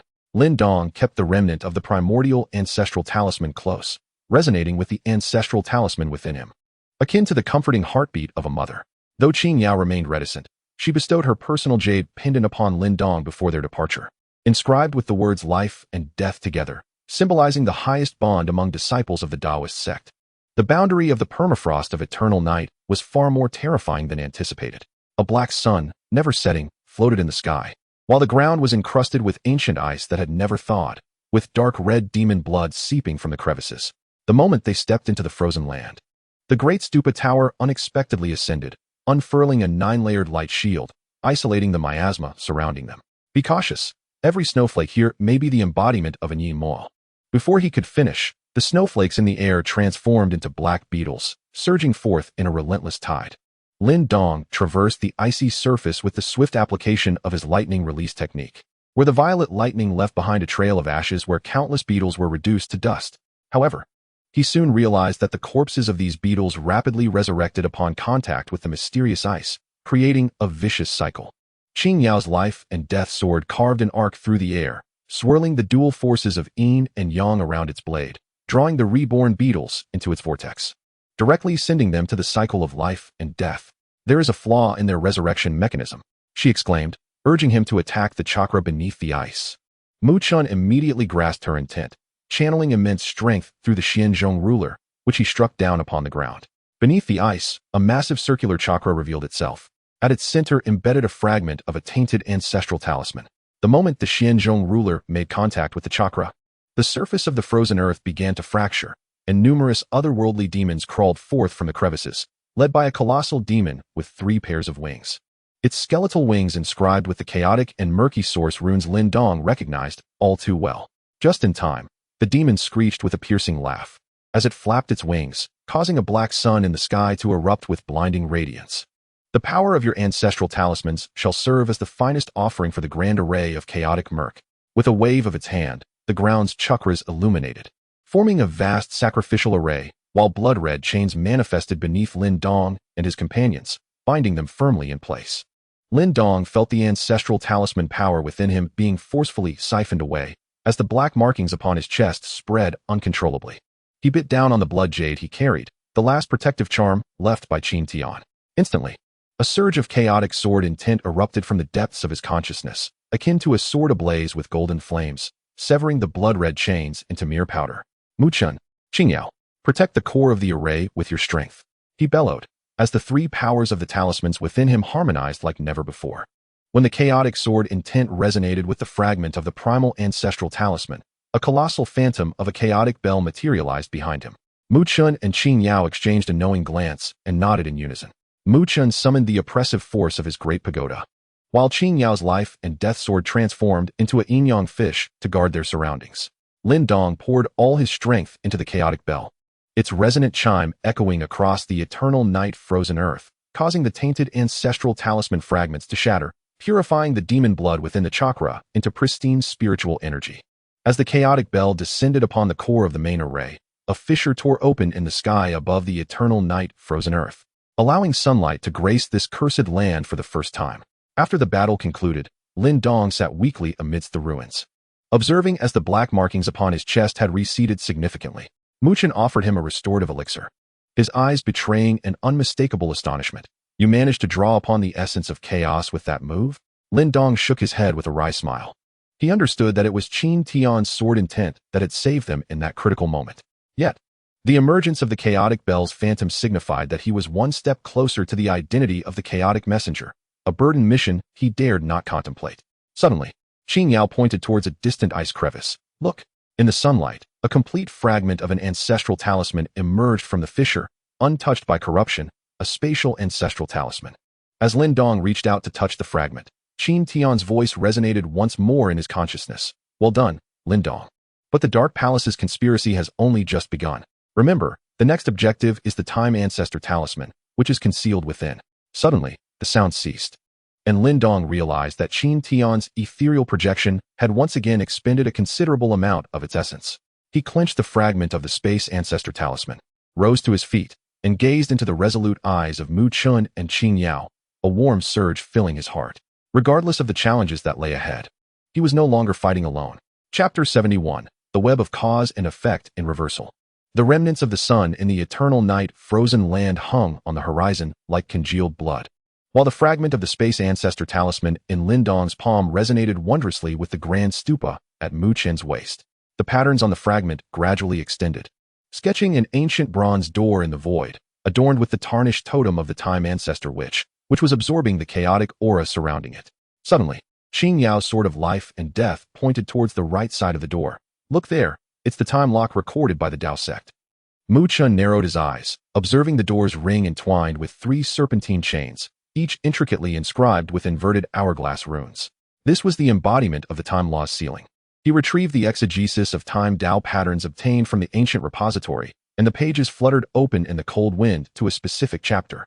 To break the formation, one must reverse engineer it using the corresponding power of the time law. Lin Dong fixed his gaze on the chains, suddenly feeling a sharp pain from the Thunder Ancestor talisman within him. It was Qin Tian's sword intent resonating with the time law. He reached out to touch the chains, and violet lightning surged along the patterns, illuminating the runes on the first chain in a golden hue. Brother Qin's sword intent contains fragments of the time law. He exclaimed joyfully, realizing that with each rune the lightning traversed, the chain shortened by an inch. Mu Chun, Qin Yao, we each correspond to the past, present, and future. Let us together invoke the power of the laws. The three immediately positioned themselves in a triangular formation. Mu Chun wielded the suppressive force of the Grand Stupa. Representing the stability of the present, Qin Yao executed the divine art of life and death reversal, symbolizing the retrospection of the past, while Lin Dong drew upon the Thunder Ancestor talisman and the space fragment, embodying the boundless possibilities of the future. As the three forces converged before the bronze door, the totem of the Time Ancestor which suddenly opened its eyes, unleashing not flames, but a river of time composed of golden grains of sand. Be cautious. This is a temporal maelstrom. Before Mu Chun could finish his warning, the three were swept into the river. Lin Dong felt his body rapidly aging and rejuvenating. Visions alternating between his childhood in Xingyang town, Qin Tian's fall into the abyss of the underworld, and a dilapidated cityscape from an unfamiliar realm. When he beheld himself transformed into an elderly man with a head full of white hair, still clutching the shattered sword of the Tao, his heart nearly ceased to beat. Lin Dong. Qin Yao's call pierced through the chaotic flow of time, her sword of life and death carving out a stable arc of light at the present juncture. Lin Dong abruptly awakened, realizing he was grasping the youthful form of Qin Tian. No, it was merely a reflection within the temporal maelstrom. The true Qin Tian was likely struggling somewhere within a rift of time and space. At that moment, Mu Chen's grand stupa transformed into a golden arc, emanating sound waves capable of temporarily stabilizing the tumultuous flow. Look, the Time Ancestor talisman is there. He pointed towards the solitary island at the river's end, where a sand-glass-shaped altar stood tall, its center illuminated by a floating sigil radiating a milky white glow, starkly contrasting with the surrounding dark, murky essence. At that moment, the water's surface suddenly erupted, and countless monsters composed of fragments of time surfaced. Their bodies were shattered mirrors, each reflecting different timelines of Lin Dong, some as fallen beings transformed into aberrations, others as chaotic emissaries reigning supreme, and even some as statues of failure. These were the guardians of the laws of time, each mirror a remnant of a parallel universe. Qin Yao's voice trembled as she witnessed a scene from one of those timelines where she had shielded Lin Dong from a lethal strike. Do not be deceived by the reflections, Lin Dong shouted, as the ancestral symbols of thunder and devouring erupted simultaneously. He finally grasped the profound truth that Qin Tian spoke of, the chaos that encompasses all. Those remnants of parallel timelines were not foes, but possibilities he must embrace. As the devouring ancestral symbol drew the image of the fallen into a vortex, he felt not an increase in power, but a release within, ready to confront his choices, regardless of what the future held. The great floating pagoda emitted 9 beams of light, solidifying the temporal turbulence around the sandglass altar into crystalline amber. Seizing the moment, Qin Yao executed the leap of life and death, her sword light flitting like butterflies through flowers, touching upon the 12 temporal nodes of the altar. When the final node illuminated, the ancestral symbol of time slowly descended, yet upon contact with Lin Dong's palm, it split into 2 halves, one a pristine milky white, the other a tainted deep gray. How could this be? Mu Chun exclaimed in astonishment at the divided ancestral symbol. Had the ancestral symbol of time been fragmented long ago? Lin Dong gazed at the dark gray shard, suddenly recalling the vision he had seen in the Temple of Symbols, where a shadow had indeed flitted by as the ancestral symbol was divided. It was the foul influence of the murky source. They had tainted the ancestral symbol of time long before. He brought the 2 halves close together, and miraculously, the milky white light began to purify the gray portion. The chaotic sword intent could restore it, but it required time.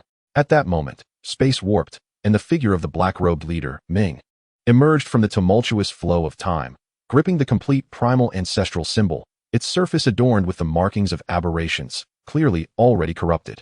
What a touching display of teamwork! He scoffed as the primal ancestral symbol unleashed a cataclysmic force, sending the temporal turbulence into a towering frenzy. Did you think collecting the ancestral symbols could halt the chaotic murk? Such naivety. Lin Dong felt his very insides being crushed by the overwhelming power. the black markings on his chest spreading once more. Qin Yao resolutely positioned herself in front of him, channeling the full power of the sword of life and death, burning through 3 years of her lifespan in an instant. Meanwhile, Mu Chun summoned the spirit of the great floating pagoda, an ethereal figure of an ancient elder who had slept for a millennium. With a wave of his hand, the temporal turbulence was forcibly reverted to 3 minutes prior. Hurry! Mu Chun shouted, and the three seized the opportunity to leap out of the temporal chaos. The bronze door thunderously shut behind them, sealing Ming's furious roar outside. Lin Dong gazed at the incompletely purified ancestral symbol of time in his hand, feeling a faint heartbeat emanating from it. The sword intent of Qin Tian battling against the murky source's power. Upon returning to the northern spirit realm, Mu Feng gazed solemnly at the two halves of the ancestral talisman, his expression as grave as iron. I had once encountered similar accounts within the clandestine scrolls of the Dark Palace. A complete time ancestral talisman possesses the power to restart the world line. Yet the tainted fragments could precipitate the collapse of space and time. He retrieved the star chart inherited from his family. The needle of the chart spun wildly before ultimately pointing towards the easternmost land of the time ruins, the very source of the laws of time, where perhaps the ancestral talisman could be completely purified. In the dead of night, Lin Dong sat alone by the lotus pond of the Mu residence. Qin Yao quietly approached him, presenting a box of healing ointment, crafted from the secret elixirs of the Tao sect, specifically designed to combat chaotic corruption. During the tumultuous flow of time today, I glimpsed numerous possible futures, she softly spoke, her voice unusually gentle, yet in each of those futures, you persist in your struggle. Lin Dong looked up at her, noticing the strands of hair at her temples had begun to turn gray, a consequence of burning through her lifespan. He suddenly recalled a saying of Qin Tian, a true strongman is not one who never suffers injury, but one who chooses to move forward despite the wounds. As he accepted the ointment, a peculiar current surged between their fingertips. Thank you, Lin Dong murmured. Once all this concludes, I will accompany you back to the Tao sect to witness your life and death platform. Qin Yao chuckled lightly, her eyes shimmering. There is nothing remarkable about the life and death platform of the Tao sect, yet the sea of clouds there is indeed exquisite. In the distance, the grand pagoda of Mu Chun suddenly radiated a dazzling light, and the 8th layer of the tower began to slowly open. This unprecedented phenomenon might herald the awakening of new powers. Lin Dong clenched the two halves of the ancestral talisman tightly.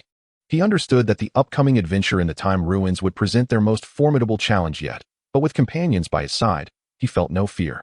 Chapter 72, The Time Ruins. The entrance to the time ruins lay concealed behind the storm clouds of the Far East. As Lin Dong stepped through the first wave of temporal turbulence, the voice of Qin Tian echoed in his right ear. A parting admonition from half a year ago when he had fallen into the nether abyss, now forcefully imprinted in his mind in reverse time. Do not look back at your past self. Qin Yao's warning came a moment too late. He had already caught sight of the reflection in the gap of the clouds, at the entrance of Lin family, in Xingyang town.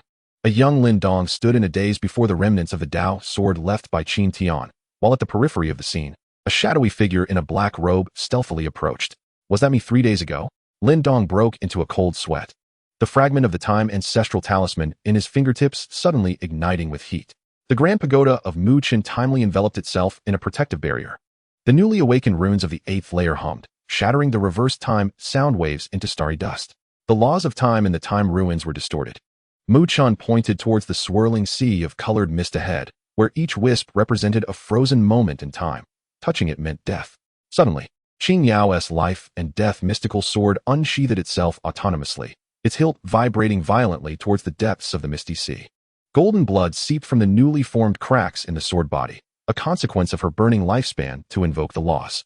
300 yards to the southeast, there lies a pure fluctuation of time laws, she uttered, her voice barely betraying a tremor. The silver sheen of her white hair reflecting the eerie light of the time ruins, yet there also emanated a potent aura of corruption. 3 individuals advanced in a triangular formation into the sea of fog. Lin Dong's ancestral symbol of thunder resonated with fragments of space, opening a temporal passage that could sustain itself for 3 breaths. Mu Chun's grand pagoda unleashed a suppressive force, dispersing the remnants of time that sought to cling to them, while Qin Yao wielded the sword of life and death to carve through the boundaries of yin and yang, each step firmly planted upon the nodes of existence. As they traversed through the 13th layer of mist, an inverted hourglass altar suddenly materialized before them, with a complete ancestral symbol of time suspended within, yet enveloped by a cocoon of inky blackness emanating a foul source. May, Lin Dong roared. spotting the cloaked figure seated cross-legged at the altar's center, hands forming seals to guide the tainted power as it corroded the ancestral symbol.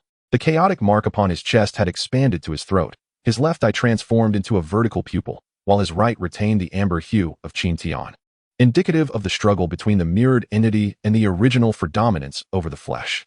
Just in time, May's voice fractured into a duet of male and female tones. Allow me to demonstrate what the corrupted ancestral symbol of time is capable of suddenly. The altar erupted with blinding white light. Lin Dong felt his meridians oscillating between age and youth, his skin alternating between the softness of an infant and the wrinkles of an elder. Cracks resembling spider webs appeared on the body of Mu Chun's Grand Pagoda. And for the first time, the spirit of the tower revealed a visage of anguish. He was reversing the temporal laws of the entire realm of time. The sword of life and death in Qin Yao's grasp fragmented inch by inch. The essence of Tao that had been stored within forcibly regressing into seeds of sword energy, causing her to cough up a mouthful of blood. We must not allow him to complete the corruption. Lin Dong crushed the chaotic blood jade in his mouth, a protective talisman forged from Qin Tian's final essence. In that instant, the chaotic sword intent within his sea of consciousness erupted forth, coalescing behind him into the complete shadow of Qin Tian. The apparition wielded a sword of Tao that had been restored to 70%, its chaotic patterns resonating with the ancestral symbol of time, carving a rift through both past and future in the void. Brother Qin, Lin Dong and Qin Yao exclaimed in unison. The shadow of Qin Tian did not turn back. Instead, he plunged the sword of Tao into the temporal node at the altar's edge. Lin Dong, remember the method of chaotic harmonization taught to you by the symbol god. Utilize the powers of the three ancestral symbols to carve out a pure land within the foul source. His voice, laced with the distortion of time and space, clearly emanated from a distant rift in the continuum. Mu Chun promptly grasped the implication, unleashing the full power of the 8th layer of the Grand Pagoda, releasing an eternal light capable of freezing time. Meanwhile, Qin Yao sacrificed the remaining 5 years of her lifespan, invoking the Tao's forbidden technique of life and death in unison, infusing her life essence into Lin Dong's being. As the purple of the ancestral symbol of thunder, the black of the corrupted symbol, and the white of the ancestral symbol of life and death merged within Lin Dong's palm. A colossal diagram of chaotic taiji emerged behind him, the eyes of the yin-yang fish reflecting the black and white halves of the ancestral symbol of time. Is this the embryonic form of the chaotic ancestral symbol? May's voice finally betrayed a hint of panic as the tainted mark upon his chest began to fracture. Lin Dong propelled the combined might of the 3 ancestral symbols and chaotic sword intent towards the altar as the taiji diagram spun. The cocoon of foul source gradually peeled away, revealing the inner ancestral symbol of time, pure as crystal. Yet, just as the symbol was on the verge of complete purification, May abruptly detonated all the foul source energy within himself, creating a black hole capable of devouring time. Run. The ethereal figure of Qin Tian abruptly propelled the 3 individuals into the rift of time, while he remained behind to confront the black hole. The last image Lin Dong beheld was Qin Tian's smile as he turned, accompanied by the sudden emergence of wings composed of chaotic laws behind him. At the moment the rift sealed, the time ancestral talisman fell into Lin Dong's embrace, pristine and radiating a gentle luminescence capable of reversing causality. When the 3 awakened in the garden of the Mu residence in the northern spirit realm, golden rain fell from the sky. Lin Dong discovered a new pattern etched into his palm, resembling the wings of Qin Tian, while the time ancestral talisman floated deep within his consciousness, forming a perfect cycle with the other ancestral talismans. The Grand Pagoda of Mu Chun was entirely restored, with the 8th level revealing a relief of Qin Tian wielding a sword, and Qin Yao's white hair had turned completely black, her foundation stabilizing tenfold, indicating that the life and death forbidden technique had unexpectedly allowed her to break through her bottleneck. Lin Dong clenched his fists, feeling a faint warmth emanating from the wing-like pattern on his palm. Mu Feng approached, holding an ancient beast skin map, marked with 8 luminous points in chaotic ink. According to the latest intelligence from the Dark Palace, Ming had teleported away the last 3 contaminated ancestral talismans before self-detonating. He pointed to the central black area of the map, the core of the chaotic pollution source, where the ancestral talisman had once sealed the Ying, the demon emperor, in the abyss of 10,000 demons. In the depths of the night, Lin Dong ventured alone to the martial arts arena of the Mu residence. The time ancestral talisman flowed at his fingertips, causing the fallen leaves on the ground to reverse and sprout anew. He attempted to activate the wing pattern, and in an instant, the final image left by Qin Tian appeared in his consciousness. Within a space composed of chaotic currents, Qin Tian battled countless mirror-like entities. His Dao sword fully restored, its blade etched with the silhouettes of Lin Dong, Mu Chun, and Qing Yao. Lin Dong, by the time you see this image, I may have discovered the method to return to the chaotic origin. Qin Tian's voice carried a hint of mirth. Do not worry for me. True warriors live eternally in battle. Remember, after gathering the 8 ancestral talismans, use the time ancestral talisman to trace back to the moment when the ancestral talisman sealed the Yimo. At that time, the image abruptly ceased, yet Lin Dong felt a clarity within his heart. He understood that Qin Tian had never truly departed. His will had merged with the chaotic sword intent, entwined with every ancestral talisman. As the first rays of dawn illuminated the wing pattern on his palm, it suddenly glowed, resonating with the remnants of the Dao sword far away in the martial movement world, where Lin Tian was preparing a celebratory banquet for his return, and Qin Tian had matured into a capable talisman master. Mu Chun and Qing Yao approached side by side. As the Grand Pagoda and the life and death mysterious light sword emitted a harmonious chime simultaneously. The three exchanged knowing smiles, requiring no words. They understood that their journey to the abyss of 10,000 demons was about to commence, marking the final confrontation and the opportunity to welcome back Qin Tian. Meanwhile, in the distant chaotic space, Qin Tian gripped the Dao sword, gazing at the determined expressions of Lin Dong and the others reflected in the mirror, a content smile gracing his lips. Chapter 73, The Final Resonance of the Chaotic Ancestral Talismans. The entrance to the abyss of 10,000 demons lay concealed within the folds of turbulent spacetime. As Lin Dong stepped through the final rift, the scent that lingered in his nostrils was no longer the eerie light dust of the time ruins, but rather a foul stench mingled with sulfur and decaying flesh. The ground beneath their feet was a cracked, dark purple, with the fissures oozing magical blood that burned with an ethereal blue flame. When his Thunder Ancestor talisman inadvertently touched the earth, those flames emitted a piercing wail reminiscent of a baby's cry, transforming into countless tiny magical eyes that fixated upon him.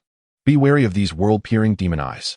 The immense pagoda of Mu Chun levitated upon his shoulder, its 9th level opening spontaneously the moment they entered the abyss of 10,000 demons. Golden light emanated from within the tower, sweeping across the ground and causing the magical eyes to explode into black powder. The tome of the Dark Hall proclaimed that every inch of the abyss was soaked in the blood of the alien demon sovereign, with even the air capable of corroding cultivators beneath the Nirvana realm. At this moment, Qing Yao's life and death profound light sword had entirely transformed into gold, the yin-yang fish pattern on the hilt spinning wildly as it absorbed the surrounding turbid essence.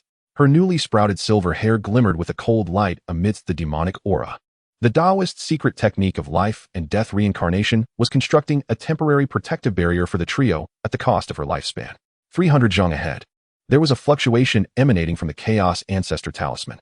Her voice, resonating with a metallic tremor, directed the sword's tip towards an altar constructed from countless demon bones, upon which floated a talisman exhaling black and white energies, the ultimate form of the 8 great ancestor talismans. Suddenly, the ground quaked violently. Countless demon spiders with spiral horns crawled from the crevices, their webs entwined with tainted fragments of the ancestor talismans, each strand leaving a corrosive trail through the air. Lin Dong instinctively unleashed Thunder Escape, only to find his speed diminished by 30%. The gravity of the abyss could suppress the flow of his essence. Mu Chun, control the battlefield. Qing Yao, break their defenses, he shouted, as the devouring ancestor talisman transformed into a black hole, swallowing the charging swarm of demon spiders and shredding them to pieces. As Mu Chen's great pagoda unfolded at the 9th level, intricate engravings of the ancestor appeared on its surface. The sound waves emanating from the tower were no longer a singular golden light, but transformed into countless chains of runes that ensnared the swarm of spiders in place. Qing Yao's life and death profound light sword erupted with unprecedented might. Each slash triggered a cataclysmic explosion of yin and yang energies, purifying the tainted ancestor fragments into pure orbs of energy, which were absorbed by Lin Dong's devouring talisman. Quite intriguing, came a cold voice from behind the altar. The figure of Ming slowly emerged, his body entirely enveloped by the chaotic turbid essence, save for a patch of untainted skin on his chest, resembling the sword of Dao from Qin Tian. Did you truly believe that gathering the 7 ancestor talismans would thwart me? He waved his hand, causing the chaotic ancestor talisman atop the altar to split into 8 pieces, each corresponding to different attributes of turbid essence. Behold, this is the true power of the tainted ancestor talismans. Lin Dong felt the 7 ancestor talismans within him stir in unison, resonating eerily with the tainted ones on the altar. Deep within his consciousness, the phantom of Qin Tian flickered violently, the shard of the sword of Tao emitting a piercing hum. We cannot allow him to complete the resonance. Qin Yao's voice quivered with anguish, her life-protecting barrier collapsing. Blood trickling from her lips in a bizarre black and white swirl. He seeks to transform the entire abyss of 10,000 demons into a vessel for chaotic, turbid essence. In this critical moment, Lin Dong suddenly recalled the final image he had seen within the Temple of Talismans. He bit his tongue, allowing his essence to drip onto the feathered patterns on his chest. In that instant, Qin Tian's complete form emerged from the intricate designs, wielding the fully restored sword of Tao. Lin Dong, do you remember the essence of chaos? Qin Tian's voice transformed from mere echoes of a phantom into one imbued with genuine warmth. It was not destruction, but rather embrace. As the sword of Tao pierced the altar, Lin Dong channeled the full power of the 7 ancestral symbols within him into Qin Tian. Qin Tian's figure began to fade, yet it outlined the complete pattern of the ancestral symbol of chaos in the void. As the black and white energies spiraled within the design, the tainted ancestral symbols on the altar began to purify themselves, their polluted essence forcibly stripped away, transformed into the purest primordial chaos. This is impossible. Ming let out a piercing scream, his body fracturing under the onslaught of the primordial chaos. However, in the moment of his annihilation, all the polluted ancestral symbols detonated, creating a chaotic vortex capable of consuming all. Qin Tian abruptly pushed Lin Dong and the others aside, only to be engulfed by the swirling chaos. While the sword of Tao traced an arc in the air, landing in Lin Dong's grasp. As the vortex dissipated, the sky above the realm of demons split open, allowing sunlight to illuminate this cursed land for the first time. Lin Dong grasped the sword of Tao, feeling the 8 ancestral symbols within him resonate as they fused with the primordial chaos within the sword. Slowly, the 8th ancestral symbol, the true ancestral symbol of chaos, began to coalesce in his sea of consciousness. Qin brother. Qin Yao's voice trembled as she gazed at the now complete sword of life and death in her hand, which bore an imprint of Qin Tian's sword intent. At that moment, Mu Qin's massive pagoda hovered high above, its 9 layers fully opened, revealing the complete visage of the pagoda's spirit, the youthful form of the symbol ancestor. He had not vanished. The spirit's voice resonated with approval. Qin Tian has infused his primordial chaos into the ancestral symbol. Now, you are the new messenger of chaos. 3 months later, Lin Dong stood before the dimensional nexus between the martial realm and the myriad worlds. The 8 ancestral symbols within him resonated, and the chaotic patterns on the sword of Tao perfectly aligned with the feathered imprint in his palm. Mu Qin and Qin Yao stood by his side. The great pagoda and the sword of life and death both pointed toward the heavens, where countless otherworldly demons attempted to breach the final seal. Are you ready? Lin Dong turned to his companions, his eyes shimmering with chaotic light. At any moment, Mu Qin affirmed, tightening his grip on the Xian heavy ruler, the light of the pagoda illuminating his resolute face. Qin Yao nodded with a smile, the sword of life and death transforming into a streak of flowing light in her hands. Disciples of the Tao sect, life and death intertwined. As the combined power of the 3 formidable beings surged into the dimensional nexus, a colossal ancestral symbol of chaos manifested in the sky. As the symbol spun, all the otherworldly demons were reduced to ashes within the brilliance, and the tainted realm gradually regained its vitality. Lin Dong felt Qin Tian's sword intent within him merging with the ancestral symbol of chaos, and before his eyes, the final scene of Qin Tian in the chaotic realm appeared. He stood upon land formed of chaotic currents, smiling at Lin Dong before dissolving into countless points of light, vanishing into the cosmos. Farewell, Qin brother, Lin Dong whispered, the feathered imprint in his palm radiating a warm glow. Many years later, when Lin Dong ascended as the new symbol ancestor and established a new guardians organization within the chaos space, he often took out the sword of Tao, from which the visage of Qin Tian would invariably emerge. In the annals of the vast world, the conclusion of the dimensional war began with the courage of 3 young boys and culminated in the ultimate resonance of the chaos ancestor symbol. In Chapter 74, the dawning light of the ancestor symbol alliance, Lin Dong stood beneath the old locust tree in Qingyang town, his fingertips tracing the familiar sword mark on the trunk. 7 years prior, Qin Tian had imparted to him the profound truth of swordsmanship through that very mark. At this moment, the morning light filtered through the leaves, casting dappled shadows upon the intricate patterns of the chaos ancestor symbol on his palm. Those patterns suddenly radiated warmth, reminiscent of the comforting touch Qin Tian had once placed upon his shoulder. Passers-by in the town couldn't help but gaze at him longer than usual. The once unremarkable boy had now become a chaos envoy renowned across the 3 great dimensions. Yet, he still favored his faded blue cloth shirt, crouching at the street corner to watch children mimic his swordplay. "Brother Lin, it's time to go," came Mu Qin's voice from the town entrance.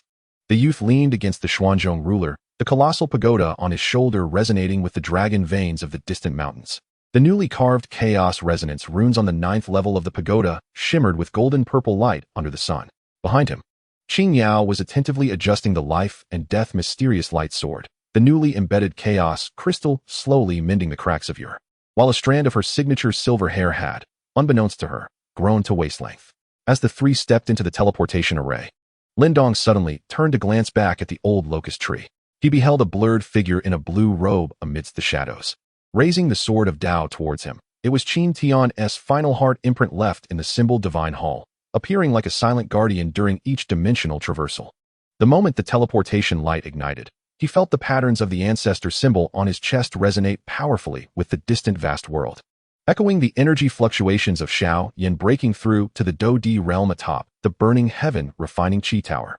Brother Zhao's breakthrough is faster than anticipated, Mu Chun remarked with a smile as he unfurled the star chart, his fingertip resting on the location of the burning flame valley, where remnants of the Dark Palace were attempting to corrupt the essence of Vioa.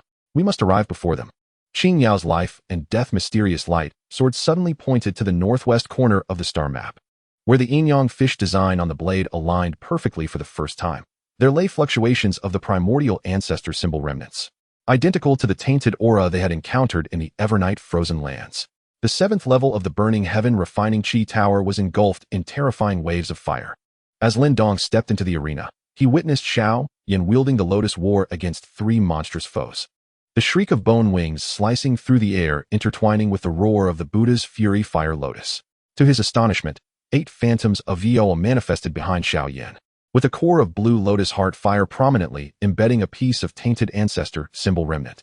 The Dark Palace had extended its dark grip toward this flame emperor half a year prior. "Brother Lin," Xiao Yin hurled a barrier of Viola towards him, the waves of fire crashing against it and erupting into a shower of sparks.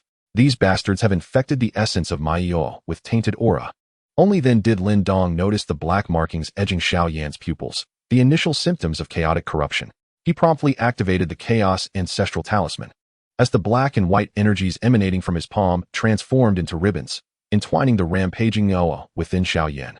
Astonishingly, the tainted flames reverted to their purest essence upon contact with the chaotic force. At this opportune moment, Mu Qin's grand pagoda descended, casting a purifying light that simultaneously obliterated the 3 Yi Mojang. Yet, just as the Yojang were reduced to ashes, a surge of murky energy coalesced into a black rune, shooting towards Xiao Yan's brow. Qing Yao's life and death sword, shadowing his every move, inscribed the complete cycle of life and death upon the rune, which then erupted into a cascade of radiant light, one fragment of which seamlessly merged into Lin Dong's Chaos Ancestral Talisman. "Thank you for your assistance," Xiao Yan said, wiping the blood from the corner of his mouth. After the purification of the Yoa essence, he unexpectedly completed his breakthrough to the Do Emperor. As he harnessed the newly acquired Chaos Fire Lotus, Lin Dong was astonished to discover that the flame's patterns bore an uncanny resemblance to his own Chaos Ancestral Talisman. It seemed that the essence of chaos was indeed selecting its inheritor. Mu Chun, deep in thought, caressed the newly emerged relief of Xiao Yin on the tower's surface. The Grand Pagoda revealed that, aside from the 4 of them, 4 other chaos envoys were awakening. Suddenly, Qing Yao produced the 10,000 World Soul Lamp from the Dao Zong's secret treasury, where 4 faint light points floated on the wick. These represented the chaotic seeds dispersed across the realms of reincarnation, martial extremity, and primordial sovereign, one of which was rapidly dimming. She indicated the point representing the primordial sovereign realm, and astonishingly, the lamp oil evaporated instantaneously by 30%. The Chaos Envoy there was encountering a calamity. As the teleportation array unfolded in the azure profound heaven of the primordial sovereign realm, Lin Dong was left dumbfounded by the sight before him. The entire sky was engulfed by black vines, from which countless luminous cocoons dangled, each containing a youth awakening to chaotic power. At the forefront, a figure in black robes wielded the complete primordial ancestral talisman, its murky patterns absorbing the life energy from the cocoons, while beneath his feet lay the nearly lifeless chaos envoy of the primordial sovereign realm, Zhou Yuan. Perfect timing. The figure in black raised his head, and Lin Dong's pupils constricted in shock. It was you, the true master of the Dark Palace and the twin brother of Ming. Embedded in his chest were 7 tainted ancestral talismans, with the Chaos Ancestral Talisman in Lin Dong's possession conspicuously absent. hand over the Chaos Ancestral Talisman, and I shall release these insignificant beings. Lin Dong tightened his grip on the Sword of Tao, as the sword intent of Qin Tian surged forth. He recalled the final scene from the Symbol God Palace. Qin Tian stood before the essence of chaos, wielding the very tainted ancestral talisman that you adorned at this moment. Do you believe that the tainted ancestral talisman can control chaos? Lin Dong's voice dripped with an unprecedented chill. Brother Qin anticipated the emergence of fools like you. As the powers of the four chaos envoys resonated for the first time, a colossal chaos Taiji diagram materialized in the sky. Xiaoyan's Chaos Fire Lotus, Mu Chen's Chaos Demon Suppression Seal, Qin Yao's Chaos Life and Death Wheel, and Lin Dong's Chaos Ancestral Talisman intertwined, forming a radiant beam that pierced through the realms. Yu's tainted ancestral talisman crumbled inch by inch within the light pillar, and the absorbed life energy transformed into a rain of light, awakening all trapped chaotic seeds. Once the battle concluded, Zhou Yuan struggled to rise, holding a newly birthed Chaos Source Pearl in his hand. He gazed at the ancestral symbol etched in Lin Dong's palm. A sudden smile illuminating his features. I now know the whereabouts of Senior Qin. He resides at the heart of the chaotic origin, patiently awaiting our arrival. 3 months later, the 8 great chaos emissaries convened at the dimensional node. Lin Dong, standing alongside Xiaoyan, Mu Chun, Qin Yao, and their new companions from various realms, felt an unprecedented warmth emanating from the ancestral symbol on his chest. As they simultaneously summoned the chaotic power, the complete image of Qin Tian materialized in the sky. Still clad in his green robe, the sword of the Tao poised towards the chaotic origin. Welcome home, chaos emissaries. Qin Tian's voice resonated with warmth, akin to the gentle thaw of spring. Together, we shall traverse the path ahead. Lin Dong tightened his grip on the sword of the Tao, the chaotic patterns on the blade harmonizing with the powers of the other emissaries. He understood that Qin Tian had never truly departed. His will had long since merged with the bloodline of every chaos emissary. The dawn light belonging to the chaotic era began to rise from their palms, illuminating the future of all realms. Chapter 75, The Heart Lamp of Chaos. I crouched beneath the old locust tree in Xingyang town, my fingertips brushing against the crescent-shaped scar carved into the trunk. 7 years prior, when Brother Qin inscribed this mark with the sword of the Tao, the blade had still glistened with the morning dew. Now, the bark had smoothed the scar, yet each year during the spring equinox, amber-hued resin oozed forth, reminiscent of the color of the wormwood sachet he used to wear at his waist. The sound of the heavy measuring ruler scraping against the ground announced Mu Chun's arrival. Without turning, I knew it was him, for he delighted in dragging the edge of his ruler along the bluestone path, claiming it could produce the sound to subdue demons, though to my ear, it resembled the growl of a famished wolf.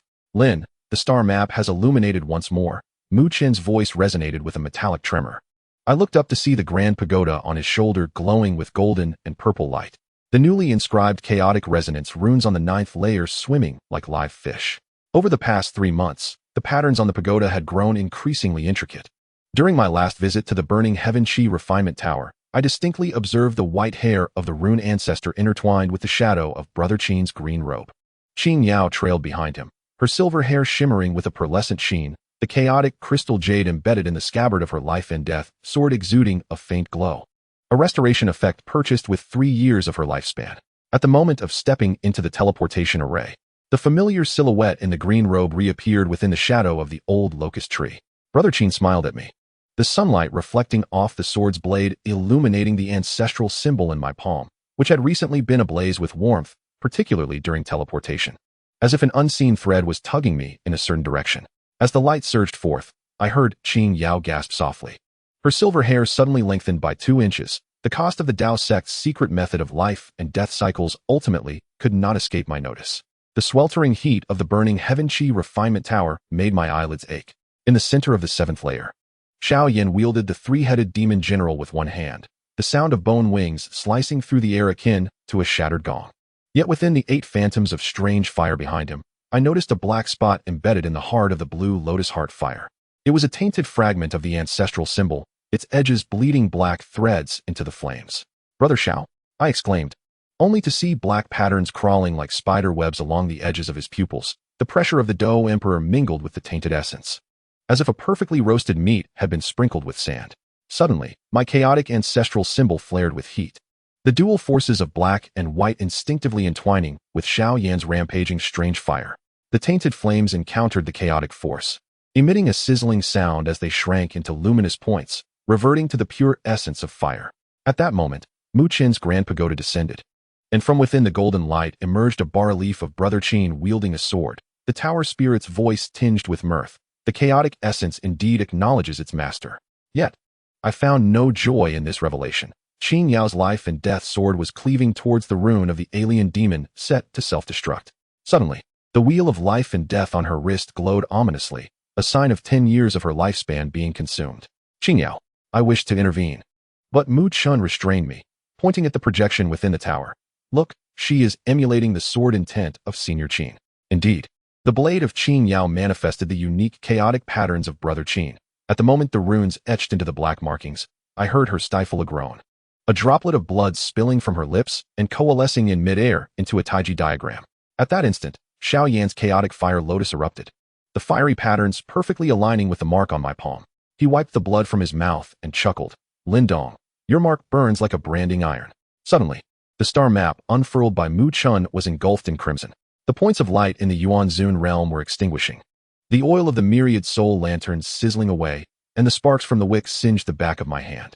As the teleportation array unfolded in the Zhangxian realm, I beheld an expanse of black vines draped with luminous cocoons, each ensnaring a young boy, their chaotic marks being drained away. As the leading figure in black robes turned, I gripped my sword tightly. Embedded in his chest were 7 tainted ancestral symbols, arranged precisely as the final image Brother Qin had left me. You? I gasped, recalling the inscriptions on the stone wall of the symbol deity temple. The figure in black removed his hood, revealing a face strikingly similar to Ming, yet marred by a scar that ran from his brow to his jaw, as if cleaved by the sword of Tao. The fool's air of Qin Tian? As he smiled, the tainted ancestral symbols trembled, tendrils of murky energy coiling towards the nearest cocoon of light. Alas, he would never know that the chaotic essence had long been polluted by me. My sword of Tao suddenly resonated. The sword intent of Qin Tian surged through my arm, causing the tainted ancestral symbols to crackle ominously under the chaotic force. Simultaneously, Xiao Yan's chaotic fire lotus, Mu Qin's demon sealing mark, and Qin Yao's life and death wheel ignited, and as the powers of the 4 chaotic emissaries harmonized, I witnessed a colossal Taiji diagram materialize in the sky. At its center lay Brother Qin's smiling visage. The tainted ancestral symbols of you began to shatter, and the boys within the cocoons awakened, one of whom, a young man with violet hair, broke free from the ice, holding a source pearl that resonated in harmony with my chaotic ancestral symbol. I am Zhou Yuan. The violet-haired youth wiped the blood from the corner of his mouth, and the source pearl reflected the phantom of Brother Qin. Senior Qin said, the heart lamp of chaos should be illuminated. 3 months later, the 8 chaotic emissaries stood at the dimensional node. I gazed at Xiao Yan, Mu Chun, Qin Yao, and our companions from various realms, the mark in my palm burning intensely. As we summoned our powers in unison, the image of Qin Tian appeared in the sky, still clad in that faded azure robe, the sword of Tao pointing towards the chaotic essence, the droplets of light falling from its tip illuminating each of our marks. Do you see, Brother Lin? Mu Qin's voice trembled with emotion as the 9 layers of the grand pagoda fully opened, and as the tower's spirit manifested. I finally discerned that it was not the symbol ancestor, but an adult version of Brother Qin. The lifeblood of Qin Yao's sword of life and death hung at my side, its essence resonating with the chaotic ancestral talisman within me, emitting a subtle hum reminiscent of the rhythmic breathing that Brother Qin once taught me in the Lin family's courtyard.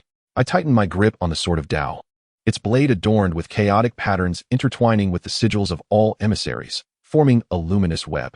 The image of Brother Qin gradually faded, yet before vanishing completely, he winked at me. In that fleeting moment, I comprehended that he had never truly disappeared. Instead, he had transformed into the warmth of our palms, into the heartbeat shared with each resonance, into the unquenchable flame of the heart within this chaotic epic. From the direction of the old locust tree wafted a familiar scent of mugwort, and I realized that Brother Qin was urging me forward, bidding me not to look back. The mark in my palm responded in kind. We have always been here. Chapter 76, My Thousand-Faced Reflection in the Depths of the Origin.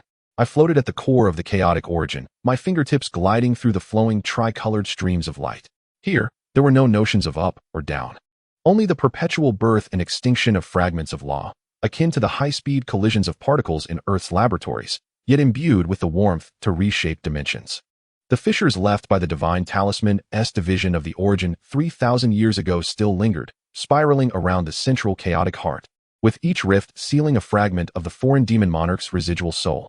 They wove a net upon the surface of the cracks with a tainted aura, the patterns mirroring the ancestral talisman imprint on Lindong's palm. Qin Xiaoyu, look this way, came the voice of the divine talisman from the luminous stream. I turned to see him seated at the edge of a rift, idly toying with a fragment of the sword of life and death, an intentional flaw he had left behind. The residual soul of the foreign demon deep within the crack sought to corrode the talisman's surface, but was incinerated one by the chaotic true fire emanating from the divine talisman's fingertips. His silver hair, interspersed with strands of blue, flickered in the light flow. I understood that it signified a resonance with my own fragments of origin. These fissures were expanding. I reached out to touch the nearest one. My fingertip instantly scorched by the tainted aura. The dark patterns crawled up my arm, but disintegrated upon contacting the remnants of the Sword of Tao. This blade, reforged from chaotic origin, bore the names Lin Dong, Mu Chun, and Qin Yao upon its hilt, now producing a clear chime, reflecting the scene of the 8 chaotic emissaries gathering at the dimensional node. Suddenly, the divine talisman chuckled, the sword of life and death in his palm transforming into a stream of light that mended 3 rifts. Behold, he pointed to the newly birthed light streams at the repaired fissures. Each rift represents a choice. 300 years ago, had I chosen to completely seal the foreign demon monarch, today as chaotic pollution would not exist, yet neither would the growth of Lin Dong and the others. Countless reflections materialized within the light stream, each depicting a different outcome. Lin Dong succumbing to the foreign demons, Mu Chun being consumed by the great floating pagoda, Qin Yao exhausting her lifespan to save Lin Dong. Yet, there exists one reflection in which we triumph. I tightened my grip on the Sword of Tao, as Lin Dong's image within the blade urged the chaotic ancestral talisman. Recently, I often glimpsed their daily lives within the blade. Xiaoyan incinerating skewers while grilling with chaotic fire lotuses. Zhou Yuan's source pearl perpetually becoming a plaything for Mu Chun's tower spirit. And Qin Yao secretly transforming the sword of life and death into a hairpin, adorning her silver hair. These trivial images significantly diminished the frigid essence of the primordial chaos, reminiscent of the days spent in Qingyang town, where I sat beneath the old locust tree, watching Lin Dong practice his swordplay, the warmth of the sun enveloping my back. The key to victory does not lie in mere strength. Suddenly, Fu Zhu rose, and behind him, streams of light coalesced into a colossal chessboard, each piece representing a harbinger of chaos. It resides in the power of choice. His fingertip brushed across the board, and Lin Dong's piece abruptly split into black and white. When the tainted essence reached its zenith, every harbinger would confront a mirrored decision, akin to your struggle against Ming in the tumultuous currents of time and space. I recalled Ming's self-detonation, the untainted skin upon his chest. Now it dawned upon me that it was the humanity anchor Fu Zhu had embedded long ago. Within every tainted ancestor symbol-bearer lies a fragment of their own old locust tree from Qingyang town. The latest movements of you materialized within the streams of light. He was gathering the mirrored forms of the 8 great harbingers, attempting to incubate chaotic dark seeds with the essence of taint. These dark seeds bore an uncanny resemblance to us, yet their eyes were those of the alien demons. Lin Dong and the others were drawing near. I observed the scenes within the blade. The radiance of the teleportation array ignited at the edge of the primordial chaos, Lin Dong's ancestral symbol resonating with his core. With each step he took, golden lotuses bloomed beneath his feet, a path I had paved for them with the power of the origin. Mu Chen's colossal pagoda was deciphering the laws of fissures, and suddenly, my relief sculpture upon the tower wept, a forewarning of the encroaching taint. Qin Yao's silver hair danced within the light streams, the sword of life and death transforming into silver butterflies that flitted around her, each butterfly wing inscribed with the ancient runes of the Tao, signifying the intertwining of life and death. Fu Zhu abruptly gestured, and 8 altars emerged from the streams of light. Go forth, Qin Xiaoyu, he intoned, his voice fading. When I fragmented the origin, I concealed the most critical choice here. Within each harbinger's altar lies a truth they must confront. Before his disappearance, his fingertip touched my brow, and countless fragments of memory surged into my mind. It became clear that the core of the primordial chaos is a vast selector, and the true objective of the alien demon emperor is to ensnare every harbinger in confusion during their decisions, thereby seizing control of the entire chaotic law. When I descended before Lin Dong, he was reaching out to touch the streams of light. The boy's eyes reflected my image, devoid of surprise. Yet he grasped the Tao sword firmly, the very blade I had bestowed upon him, now adorned with a new engraving resembling the first move I taught him beneath the old locust tree. Brother Qin, he spoke, resonating with the primordial chaos. Senior Fu Zhu said you would await us here. Suddenly, Mu Chen's colossal pagoda trembled violently, and 8 golden rays shot forth, landing in our hands. When I caught my destined ray, I heard the tower spirit proclaim, "These are fragments of Fu Zu's memories. Behold, Qin Tian. Witness how your choices in the Hunyuan space once shaped everything that is now." As the golden light merged with my brow, I beheld myself standing on the battlefield of Hunyuan space, the azure earth behind me, a horde of chaotic beasts surging forth, and in my hand, the Dao sword pointed toward the spatial coordinates of the Wudong world. Suddenly, Qin Yao's sword of life and death emitted a mournful wail. She pointed towards the altar in the distance, where her mirrored form emerged, a white-haired female sword practitioner. Piercing her own heart with a blade inscribed with the words, "To save Lin Dong, I willingly enter the cycle of reincarnation. Is this my choice?"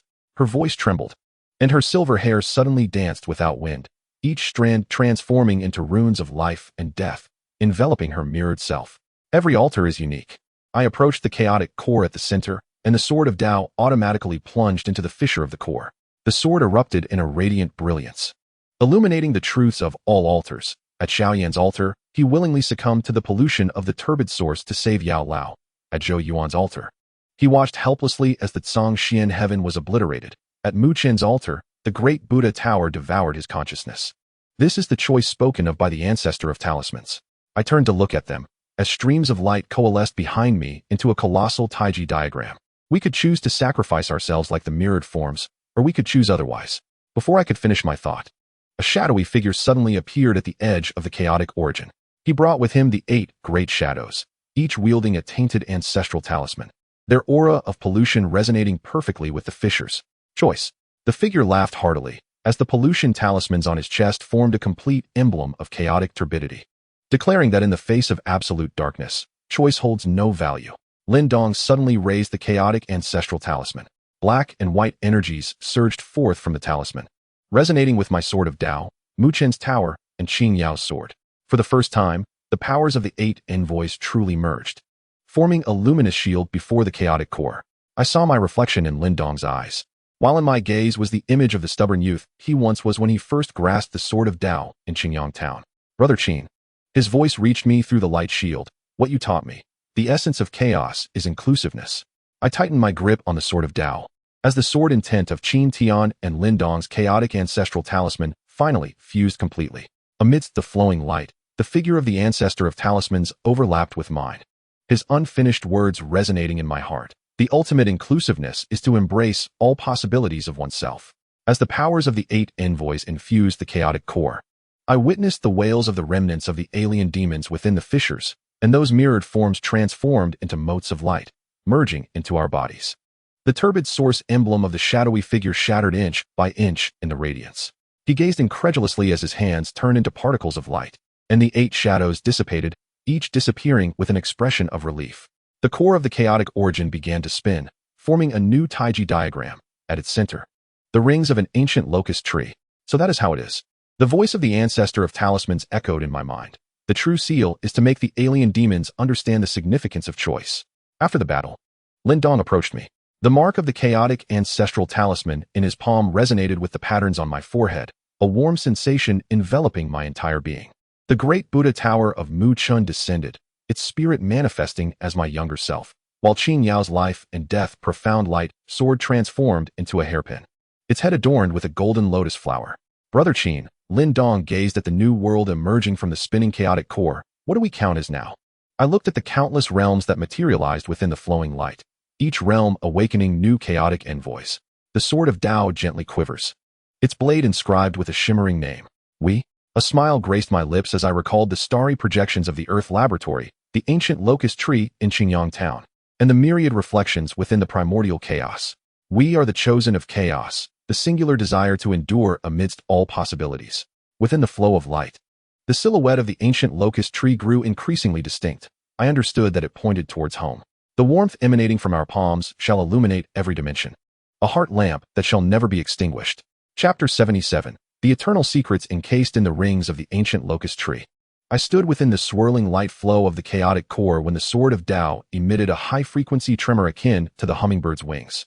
The rings of the ancient locust tree reflected upon the blade began to reorganize, each ring sealing different scenes. The first ring bore the sparks of laws ignited by the symbol ancestor during the creation of the world. The second ring displayed the murky blood mist expelled by the Ying before its sealing.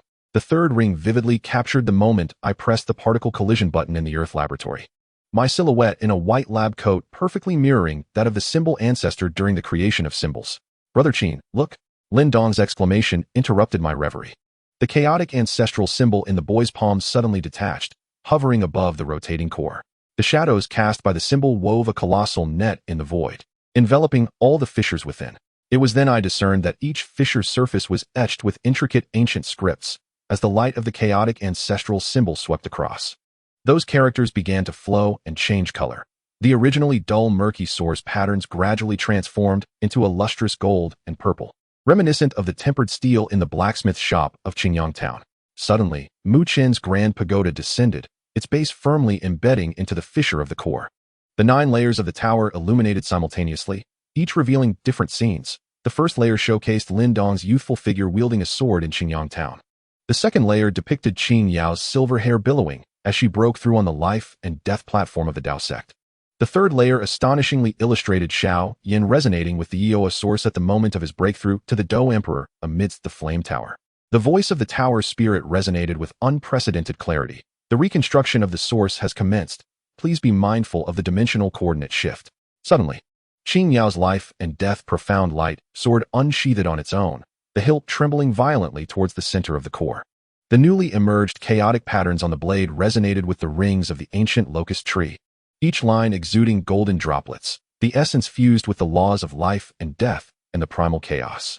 I recalled the golden threads that had recently appeared within her silver hair during her clandestine cultivation at the edge of the source last night. The fusion of the Dao sect's secret arts and chaotic power was subtly altering her constitution. "There's something within the fissure," Zhou Yuan suddenly shouted.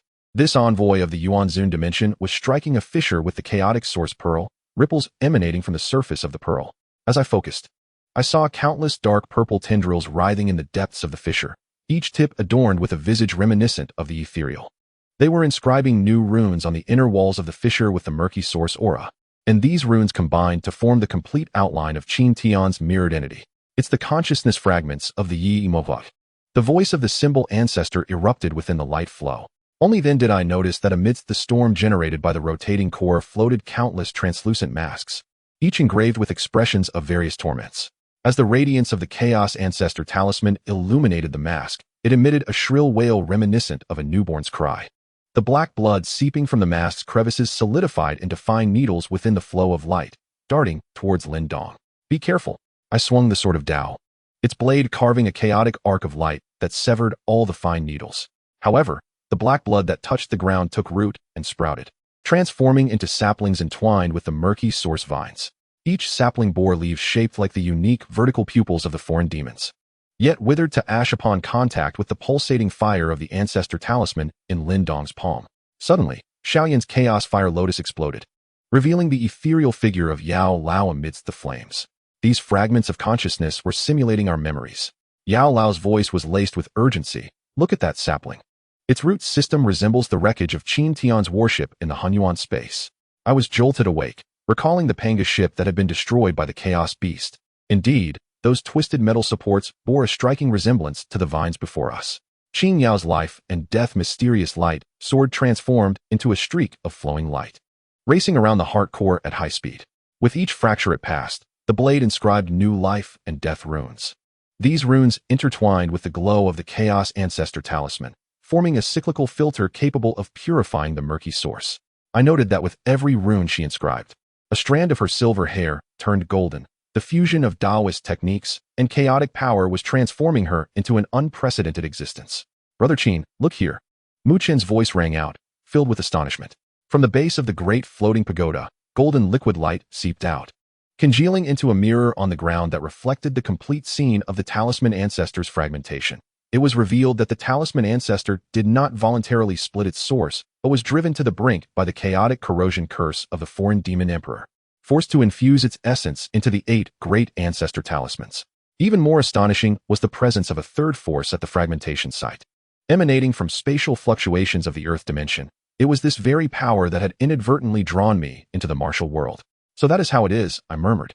And at that moment, the sword of Dao began to tremble violently, displaying the coordinates of the Earth laboratory. These coordinates perfectly aligned with the distribution of heart core fractures. as if orchestrated by fate itself. The Chaos Ancestor Talisman in Lin Dong's hand suddenly resonated with my Sword of Tao, and the two beams of light intertwined into a spiral, shredding all fragments of foreign demon consciousness. At that instant, the heart core split open. A colossal eye, covered in murky source scales, slowly opened, its pupil reflecting the mirrored forms of the 8 great messengers. Lin Dong's mirrored self wielded the polluted Ancestor Talisman. Mu Qin's mirrored self was consumed by the great floating pagoda, and Qin Yao's mirrored self was piercing her own heart with her sword. As the giant eye blinked, all mirrored forms erupted with the aura of the murky source, creating a storm capable of distorting chaotic laws. This is the foreign demon emperor's final gambit. The voice of the talisman ancestor was laden with unprecedented gravity. It seeks to ensnare us in the curse of the mirrors. I witnessed Lin Dong's gaze beginning to fade, as the Chaos Ancestor Talisman in his grasp took on a dark purple hue, a sign that the mirror curse was taking effect. In a moment of peril, I plunged the Sword of Tao into the fissure of the heart core, unleashing the fragments of earthly memories stored within it, forming a source anchor point to stabilize our minds. Remember your choices, I bellowed, as the radiant memories emitted by the Sword of Tao illuminated the pupils of all the messengers.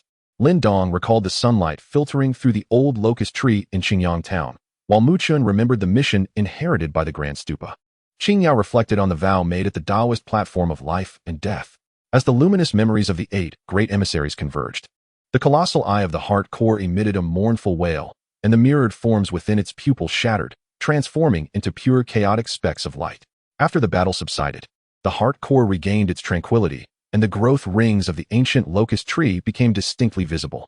I reached out to touch the rings, and to my astonishment, I heard Qin Tian's voice resonate in my ears. When you witness this memory, I will have found my way home. An image of Earth materialized amidst the flowing light, and the laboratory's large screen displayed footage from the day of my disappearance. Notably, in the bottom right corner of the screen, there were chaotic runes left by the ancestral symbols. Brother Qin, Lin Dong's voice trembled. Have we succeeded? I gazed at the ancient locust tree slowly rotating within the heart core. With each turn of its rings, a new dimension was born. The Sword of Tao gently trembled, the name inscribed upon its blade shimmering as if in response to a distant call. Not only have we succeeded, I remarked with a relieved smile, recalling the starry projection from the Earth laboratory, but we have also discovered the map home. Deep within the light flow, the roots of the ancient locust tree suddenly stretched forth, piercing through the chaotic essence, pointing toward Earth. I understood that a new journey was about to commence, and the warmth of our connected palms would be the sole beacon illuminating our path home. Chapter 78. The Earth coordinates on the roots of the ancient locust tree. My fingers tightened around the Sword of Tao, its blade vibrating with an increasing frequency, as if yearning to break free from my grasp. The coordinates of the Earth laboratory that emerged upon the blade resonated with the patterns of the locust tree's roots. The tendrils, formed from chaotic essence, writhed as if alive, each vein exuding a golden-purple luminescence that sketched a passageway through dimensions in the void. Suddenly, Lin Dong's chaotic ancestral symbol slipped from my palm, hovering at the intersection of the roots.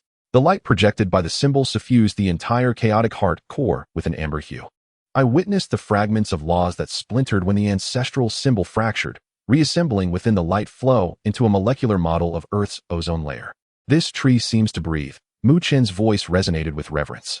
His grand stupa was slowly descending into the roots of the ancient locust tree, and all 9 layers of the tower illuminated simultaneously, each revealing a different scene of Earth. The first layer showcased the green bricks of the Great Wall flowing in chaotic light. The second layer displayed a vortex of chaotic energy at the tip of a pyramid, while the third layer astonishingly presented the surveillance footage from the day of my disappearance, where a younger version of myself, clad in a white lab coat, turned around, with an unfinished chaotic equation written in chalk on the blackboard behind me, the conclusion of which bore the unmistakable mark of the ancestral source. Suddenly, Qin Yao's sword of life and death emitted a clear chime, the yin-yang fish pattern on its hilt absorbing the luminescence seeping from the roots. I noticed that the silver strands at her temples had completely transformed into a golden purple hue.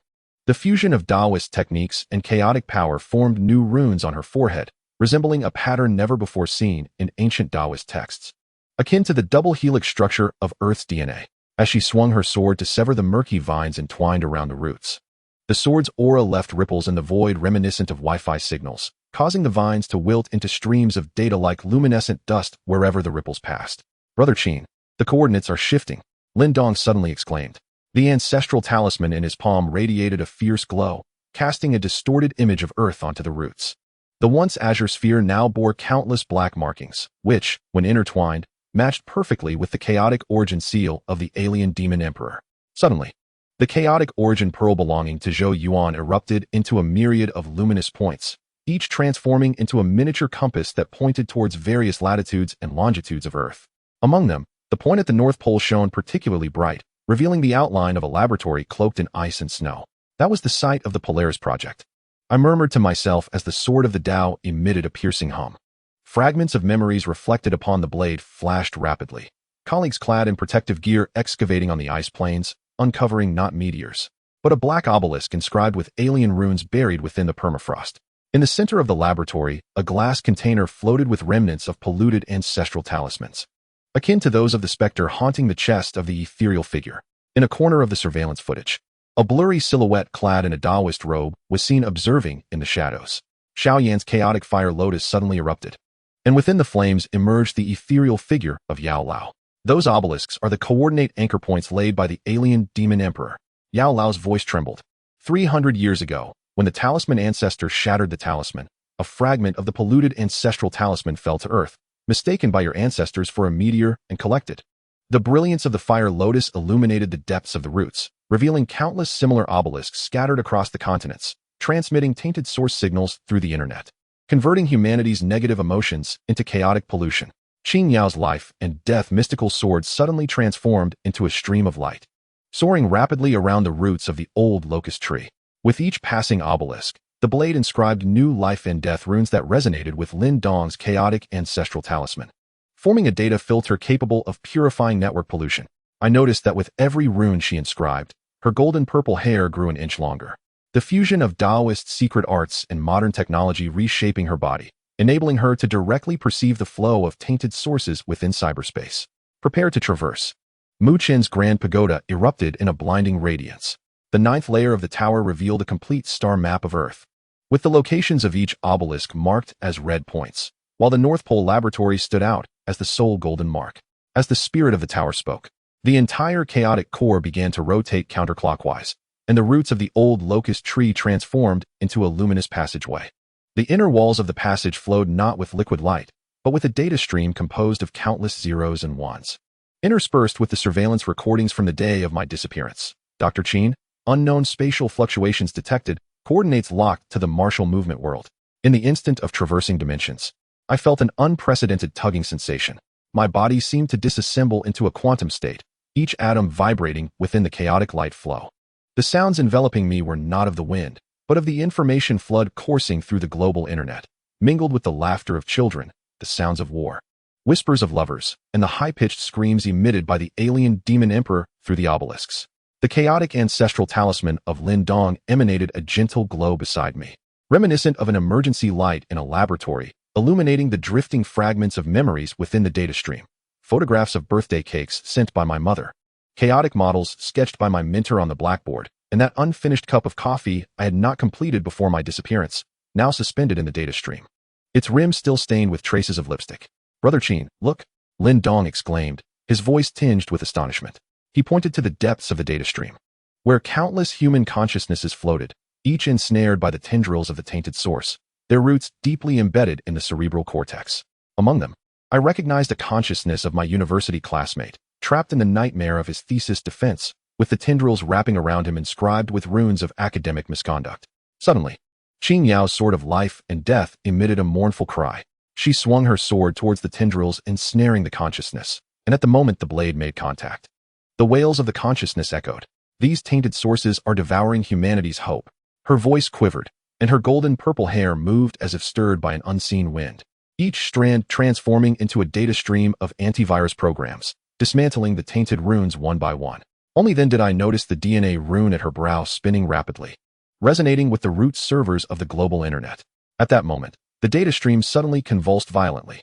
A colossal eye, composed of countless tainted runes, opened before us, its pupil reflecting the human forms of the 8 chaos envoys. Lin Dong, clad in delivery attire, hustled on the streets. Mu Qin studied diligently in the library as an ordinary student. Qin Yao bustled as a nurse in a hospital. As the giant eye blinked, these images of mundane life warped into nightmarish scenes tainted by the source.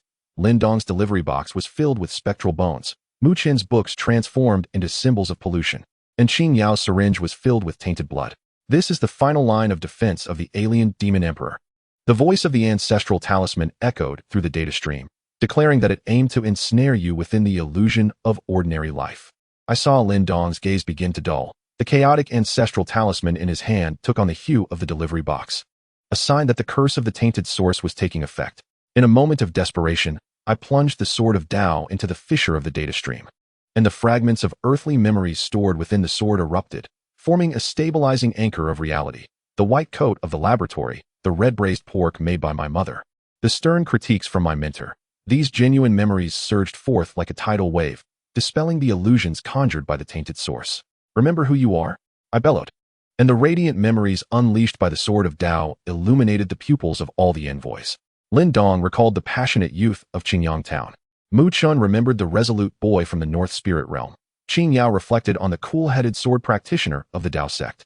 As the real memories of the 8 envoys converged, the colossal eye emitted a pained wail, the illusions within its pupil shattering into pure points of consciousness.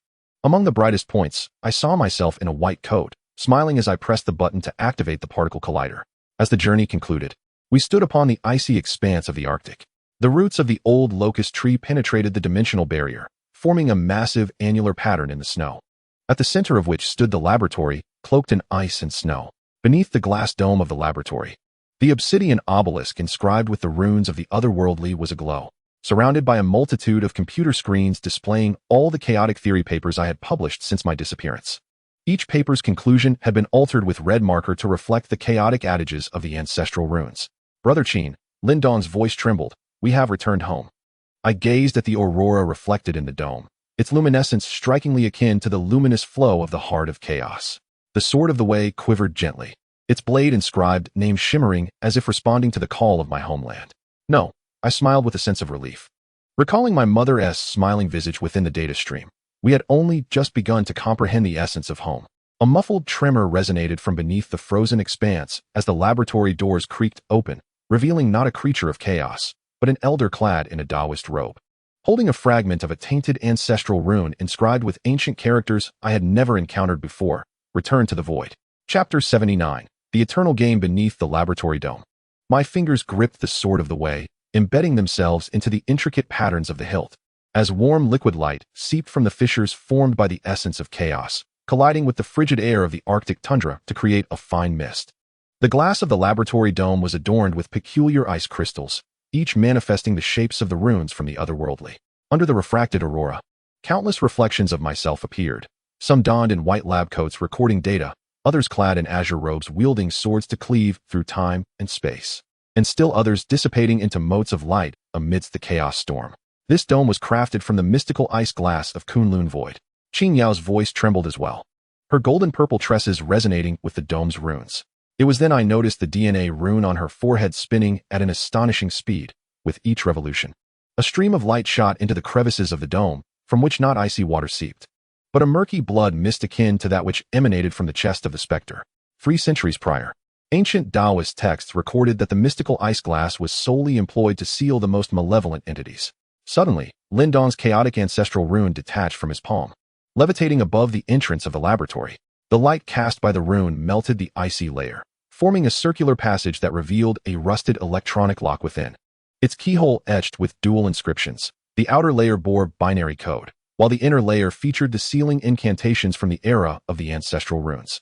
As the ancestral runes' radiance simultaneously activated both inscriptions, the lock emitted a creaking sound reminiscent of the aged elevator from my memories of the laboratory.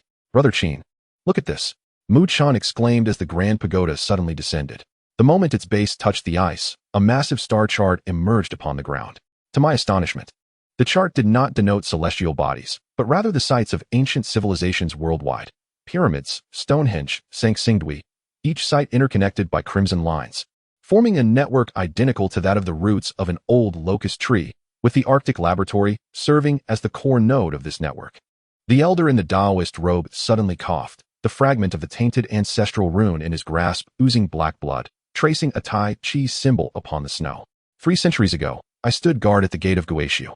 The aged man had blackened grime embedded beneath his nails, and as he spoke, his corroded teeth were revealed. Who could foresee that the power of the talisman ancestor would attract malevolent beings from beyond? As the sleeves of his robe slipped, I glimpsed the intricate patterns of the jade-hued source etched upon his forearm, marred only by a healing sword wound, shaped precisely like the blade of the Dao sword. Suddenly, Xiao Yan's chaotic fire lotus erupted, unveiling a complete image of the laboratory's interior. I beheld my younger self standing before a glass vessel, within which floated not the tainted ancestral talisman, but a bronze square cauldron inscribed with the characters for Guaishu. The patterns on the cauldron's body harmoniously matched the fragment in the old man's grasp. It was a ceremonial vessel from the Xia, Shang, and Zhou dynasties. The specter of the medicinal elder shouted within the flames. The classic of mountains and seas records Guaishu as the entrance to chaos. Could it be? Suddenly, Qin Yao's life and death sword emitted a high-frequency tremor akin to the fluttering of a hummingbird, cleaving through the murky vapors surrounding the elder to reveal a compass hidden beneath his Taoist robe. The compass needle pointed toward the central platform of the laboratory, which was engraved with the Taiji symbol. The position of the Taiji I was perfectly suited to accommodate the fragment of the tainted ancestral talisman. A revelation struck me from my doctoral thesis. When chaotic energy resonates with ancient ceremonial vessels, it may open a rift in space-time. Once the gate of Guaishu is breached, the chaotic source will consume the entire Earth. The voice of the talisman ancestor resonated amidst the aurora, shattering the ice crystals of the dome to reveal a fleet of alien ships swirling within the clouds. The hulls of those vessels bore codes identical to those on the laboratory's computer screen, and the energy sphere coalescing at the prow of the flagship manifested in the shape of my unfinished chaotic equations. 3 centuries ago, I had been deceived by malevolent forces. The elder suddenly pressed the fragment into the Taiji Eye, offering my Tao foundation as a sacrifice. The ground trembled violently as the platform began to descend, unveiling a passage leading to the Earth's core. The walls of the passage glimmered with a dark red liquid light, starkly contrasting the golden-purple hues of the old locust tree's roots. I inhaled a familiar scent of sulfur, reminiscent of the miasma of the myriad demons. Lindong's chaotic ancestral talisman suddenly split into 8 pieces, each soaring toward different ancient civilization ruins. The radiant runes formed a colossal protective array upon the surface, keeping the alien fleet at bay beyond Earth's orbit.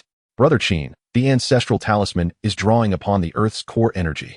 Mu Qin's colossal pagoda erupted in a resplendent golden light, revealing images of creation deities from various mythologies, from Pangu to Nuwa, each holding artifacts identical to the ancestral talisman. It dawned upon me that the talisman ancestor's fissured talisman was no mere coincidence, but had long established a cross-dimensional energy resonance network with the ancient civilizations of Earth. Qin Yao's life and death sword transformed into a stream of light, racing through the passage. As it traversed each node of the chaotic source, the blade inscribed new runes that fused with the DNA pattern on her forehead, forming a genetic lock capable of purifying the core contamination.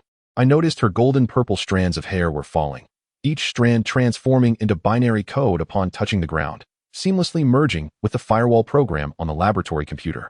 Just then, a roar akin to a dragon's echoed from the depths of the passage. A colossal eye, composed of turbid origins and data streams, gradually opens, reflecting all the war scenes throughout human history: the Trojan Horse, the Battle of Red Cliffs, the 2 World Wars. In each scene, an elderly figure clad in a robe subtly manipulates events from the shadows. This is the consciousness conglomerate of the alien demon emperor. The voice of the ancestor of talismans resonates with unprecedented dread, as it has been harnessing humanity's negative emotions to grow stronger. Suddenly, the old man burst into laughter, his robe exploding to reveal a body adorned with the patterns of turbid origins. I have awaited 3 centuries for the arrival of the Chaos Envoy to serve as a sacrifice. He presses the button of the Taiji Eye, and a bronze cauldron descends from the top of the passage. The patterns on the cauldron resonate with the ancestral talisman of pollution, forming a vortex capable of tearing space apart. I glimpse at the other end of the vortex, where Yujing stands with the 8 dark messengers before the heart of chaos.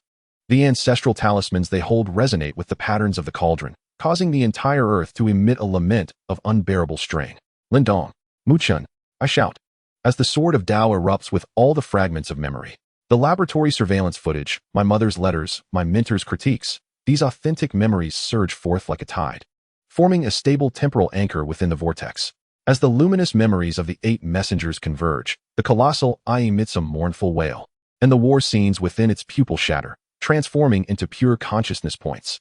Among these, the largest point reveals a younger version of myself sealing the bronze cauldron within a glass container. Once the battle concludes, tranquility returns to the Earth. The roots of an ancient locust tree penetrate the laboratory dome, forming enormous growth rings illuminated by the aurora, with the complete ancestral talisman of chaos suspended at the center. I reach out to touch the talisman, hearing the voice of Qin Tian whisper in my ear, "When you see this memory, I have already discovered the method to balance chaos." Images of ancient civilization ruins across the earth materialize within the light stream, each site awakening new chaos envoys. "Brother Qin." Lin Dong's voice trembles. "Have we altered history?" I gaze at the name that reappears on the blade of the Sword of Tao, recalling my mother's smiling face within the data stream. The blade emits a clear chime, inscribing new coordinates upon the icy surface, coordinates pointing to an unknown planet at the edge of the solar system. Inscribed beside it in chaotic runes, the true entrance to the return to the void. "No," I respond with a serene smile, as the aurora flows over the blade. "We have merely comprehended the ancient game left by the ancestor of talismans." A muffled tremor reverberates beneath the ice, and the laboratory's computer screen suddenly illuminates, displaying an unprecedented interstellar map. At the center of the map lies the planet marked as the return to the void. I realize that a new adventure is about to commence, and the warmth of our connected hands will be the sole light illuminating the uncharted universe. Chapter 80. Quantum Runes Within the Bronze Cauldron. I stand upon the bridge of the ship Chaos, as the Sword of Tao suddenly emits a high-frequency vibration akin to a hummingbird's wings. The chaotic crystal embedded in the hilt resonates with the star map on the navigation console, and the star trails, composed of binary code and the ancestors' incantations, ripple with golden-purple hues. The projection of the bronze cauldron from the northern laboratory is perfectly aligned with the geological scan of the return to the void planet, where the circular mountains, referred to by geologists as giant impact craters, are, in fact, the sealing nodes left by ancient cultivators. "Brother Qin." Lin Dong's voice resonated from the control console. The star chart indicates an anomalous energy response in the return to nothingness. The youth, clad in a specially designed pressure-resistant suit, bore an inner lining intricately embroidered with the cycle of life and death from the Tao lineage.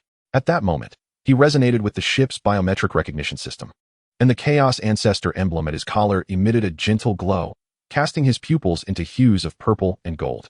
I observed the holographic screen on the console automatically translating the inscriptions on the tripod, as ancient characters morphed into quantum physics formulas. Remarkably, in the lower right corner of EMC, there appeared an additional source character from the era of the symbol ancestors. Suddenly, Mu Qin's grand pagoda sank, its base embedding itself into the energy core at the center of the bridge. The 9 tiers of the tower illuminated simultaneously, each projecting star charts from different civilizations: the Mayan calendar, ancient Egyptian star charts, the I Ching's 8 trigrams, each location of the return to nothingness marked by crimson dots, surrounded by energy patterns identical to the roots of an old locust tree. These civilizations documented the return to nothingness as the navel of the world. The voice of the tower's spirit, imbued with a metallic tremor, recounted how, 3 millennia ago, during the era of the symbol ancestors, a primordial energy was directed to this very spot. Suddenly, Qin Yao's sword of life and death emerged from its sheath, its blade aimed towards the asteroid belt outside the bridge. I then realized that the surfaces of the floating asteroids were inscribed with fragmented alien runes, from which dark purple luminescent liquid seeped, producing sounds akin to shattering glass upon colliding with the ship's protective shield. Her golden-purple hair resonated with the DNA rune array atop the bridge, each strand culminating in a miniature Taiji diagram, purifying the tainted luminescent liquid into streams of data upon contact. It is the quantum-cloaked fleet of alien demons. Xiaoyan's chaotic fire lotus suddenly erupted, revealing a radar scan amidst the flames. To my astonishment, I beheld hundreds of warships becoming invisible through quantum tunneling effects, their particle cannons at the bow condensing energy models identical to those in my doctoral thesis concerning chaotic singularities. As the fire lotus illuminated one of the warships, I discerned the insignia of a spectral mirror etched upon its armored hull, a serpent devouring its own tail, consuming the Chaos Ancestor symbol. "They are utilizing quantum mechanics to evade chaotic detection," I exclaimed, and the sword of the Tao erupted with all fragments of memory. The data from the laboratory's particle collisions, notes on the spatial laws of the symbol ancestors, and star charts from Earth's ancient civilizations intertwined in the void, forming a chaotic grid capable of capturing quantum states. Lin Dong immediately grasped the implication. The Chaos Ancestor symbol detached from his palm and hovered, its projected light casting the entire asteroid belt in amber hues, revealing the cloaked warships within the grid, akin to a swarm of quantum butterflies ensnared in a spider's web. Qin Yao's sword of life and death transformed into a stream of light, soaring rapidly around the fleet. With each pass of a warship, the blade inscribed new runes, which fused with the DNA pattern at her brow, creating a phase lock capable of disrupting quantum entanglement. I noticed that with every rune she inscribed, her golden-purple strands lengthened by an inch, and the DNA array atop the bridge unfurled, connecting her consciousness to the ship's mainframe, establishing a defensive matrix spanning several light-years in virtual space. At that moment, the enemy flagship abruptly disengaged from its cloak.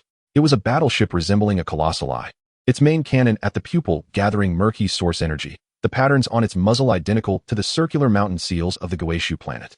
That was the quantum consciousness vessel of the Demon Emperor. The voice of the symbol ancestor thundered on the bridge. As countless images flickered across the holographic screen, the Anubis statue of ancient Egypt, the feathered serpent god relief of the Maya, the gluttonous beast-patterned tripod of China, each deity holding an energy device that was identical to the main cannon. The great floating tower of Muchun erupted with a resplendent golden glow, revealing the creation scenes from myths across various nations. As the voice of the tower's spirit resonated, the quantum shields of the entire fleet began to tremble. The alien demon runes on the shield surfaces peeling away, exposing the underlying quantum bit arrays, each enacting a simulation of the cosmic Big Bang. They were reconstructing the chaotic origin using quantum computing. The spectral figure of Master Yao cried out within the Fire Lotus, declaring that once the main cannon was fired, the seal of Guishu would utterly collapse.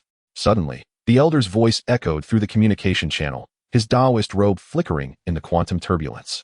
300 years ago, I mistakenly regarded Guishu as an entrance to chaos. At that moment, as his sleeve fell, I saw the murky source patterns on his forearm fading, revealing the Taoist sect's seal beneath. In truth, this was a quantum prison where the consciousness of the Demon Emperor was confined by the symbol ancestor. Before his words faded, the elder's body transformed into myriad points of light, each infusing into the great floating tower, which then manifested the complete projection of the symbol ancestor's battle attire. Lindong, integrate all ancestral symbols, I bellowed, the sword of Tao piercing the energy core. The fragments of Earth's memories stored within the sword resonated with the symbol ancestor's battle attire, forming a conscious anchor point capable of stabilizing quantum states. As the powers of the 8 great envoys converged, the bow of the Chaos ship suddenly unfolded the projection of a bronze square cauldron, its patterns resonating with the enemy's main cannon. The murky source energy that was supposed to obliterate Guishu was unexpectedly transformed into purification runes, directed towards each quantum bit of the fleet. After the battle concluded, the circular mountains of Guishu began to glow. The sealed nodes were sequentially unlocked, revealing a colossal array of runes within the mountain, each illustrating the evolution of the universe from singularity to thermal equilibrium. I reached out to touch the screen of the bridge, witnessing the smiling face of Qin Tian emerging from the cauldron's projection, holding the sword of Tao, its tip pointing towards the planet's core, where a swirling golden vortex rotated, its edges inscribed with the final formula of my doctoral thesis. Brother Qin, Lindong's voice trembled, the core of Guishu is. I gazed at the name that re-emerged on the blade of the sword of Tao, recalling the smiling face of my mother within the data stream. The blade suddenly emitted a clear sound, inscribing a new formula on the screen. EMC, the constant of chaotic origins, alongside which the runes of the symbol ancestor proclaimed, all phenomena arise as quantum foam. The core of Guishu, I revealed a smile of relief. As the aurora flowed along the blade, transforming into a DNA double helix, the quantum cultivation equation left by the symbol ancestor for the entire universe. Suddenly, the surface of the planet cracked open, unveiling a passageway to the core, its inner walls flowing with a golden-purple luminous liquid, identical to the energy of the old locust tree's root system. I am aware that a new adventure is about to commence, and the warmth of our interlinked palms shall serve as the sole key to unraveling the ultimate equation of the cosmos. Chapter 81. The chaotic equation of the core of the ruins. The moment I stepped into the core of the ruins planet, the sword of Tao emitted a resounding tremor akin to a bell's chime. The chaotic crystal at the hilt exuded a golden-purple luminescence, resonating with the quantum Tao patterns flowing across the ground.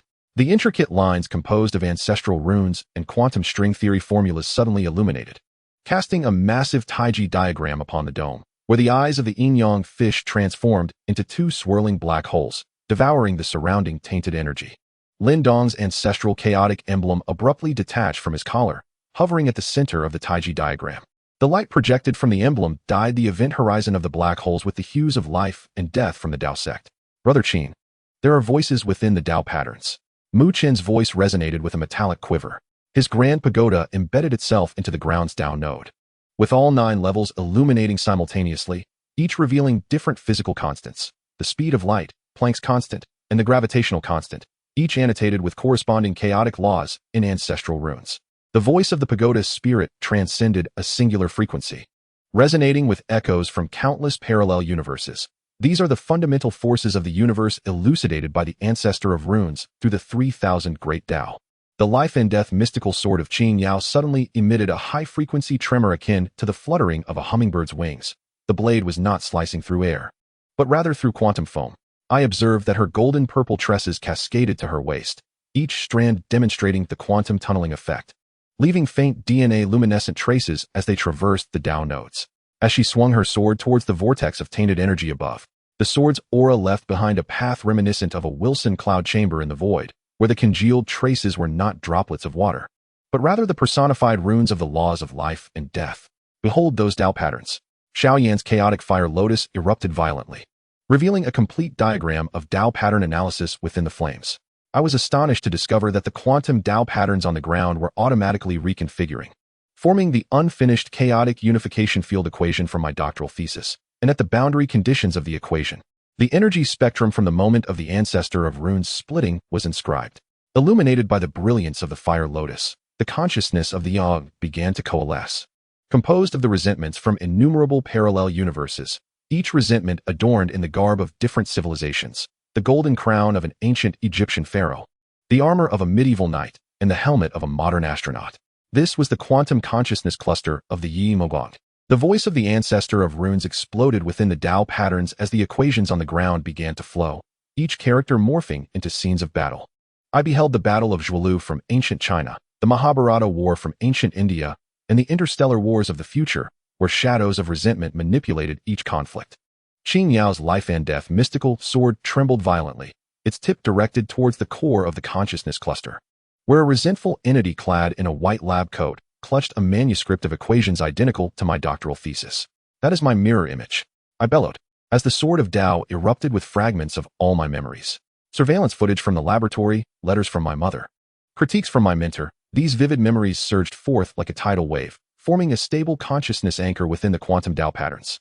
Lin Dong immediately understood that the chaos ancestral talisman resonated with his sword of Tao, enveloping all the vengeful entities in a radiant light. Those bodies, composed of negative emotions, began to disintegrate, revealing the flickering quantum bits within. They were utilizing quantum bits to store their grievances. Mu Chen's colossal pagoda erupted in a golden brilliance, displaying scenes of purification from various mythologies. As the voice of the pagoda's spirit resonated, the entire core of the Guishu began to rotate counterclockwise, where the physical constants of the Tao patterns underwent nuclear fusion with the principles of chaos, generating energy waves that dismantled the quantum bits one by one.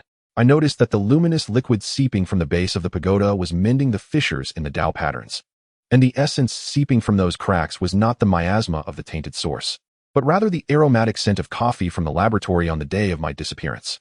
Suddenly, Qin Yao's life and death mysterious light sword transformed into a streak of flowing light, swiftly circling the collective consciousness.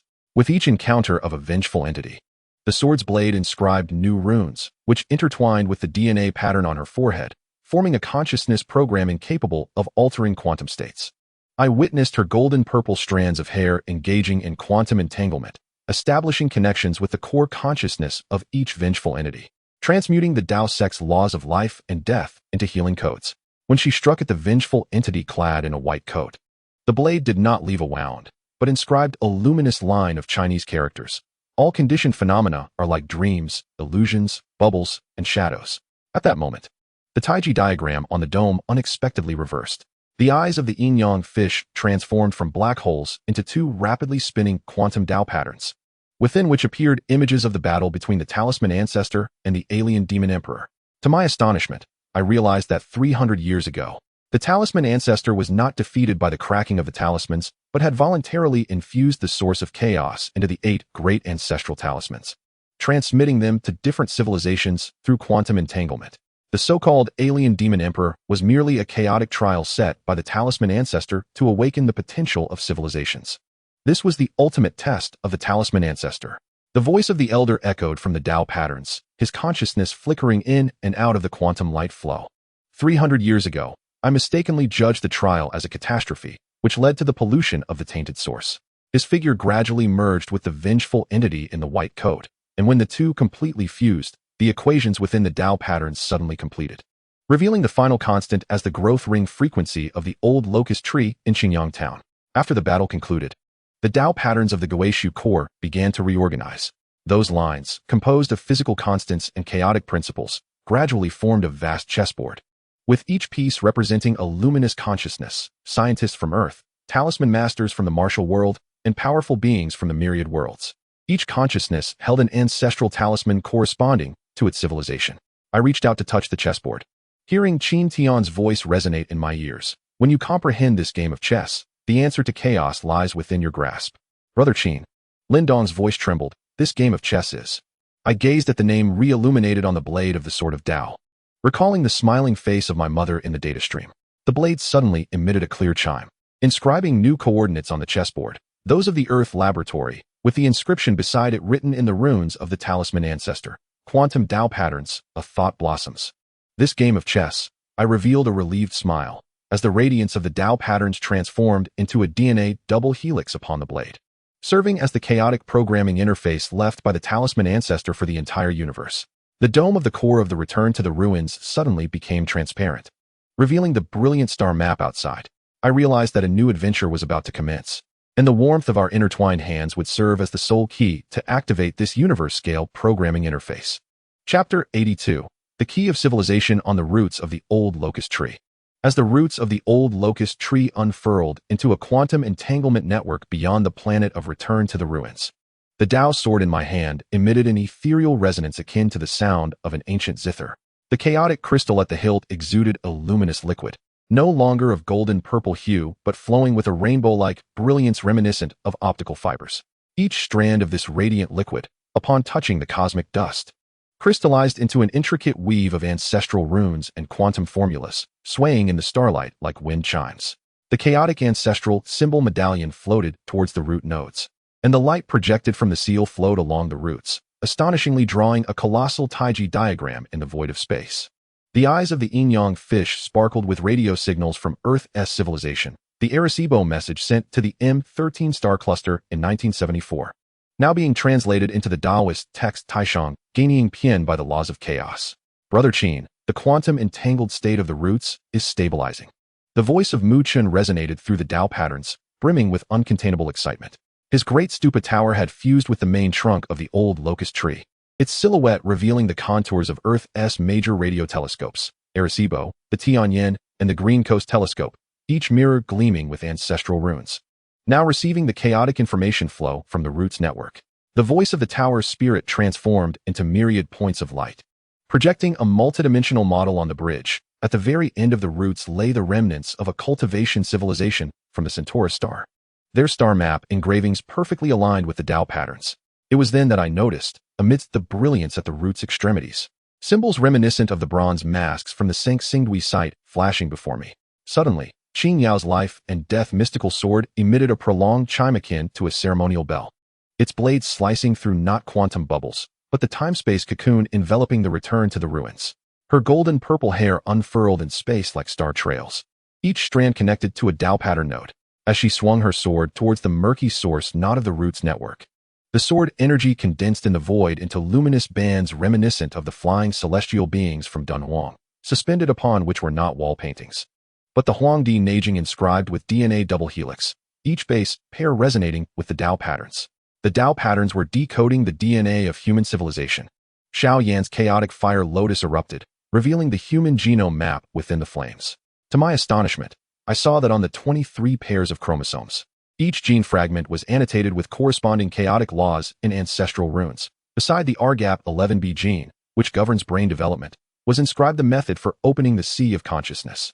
Alongside the HLA gene cluster, which determines the immune system, was etched the incantation for invulnerability to all poisons, illuminated by the fire lotus deep within the roots.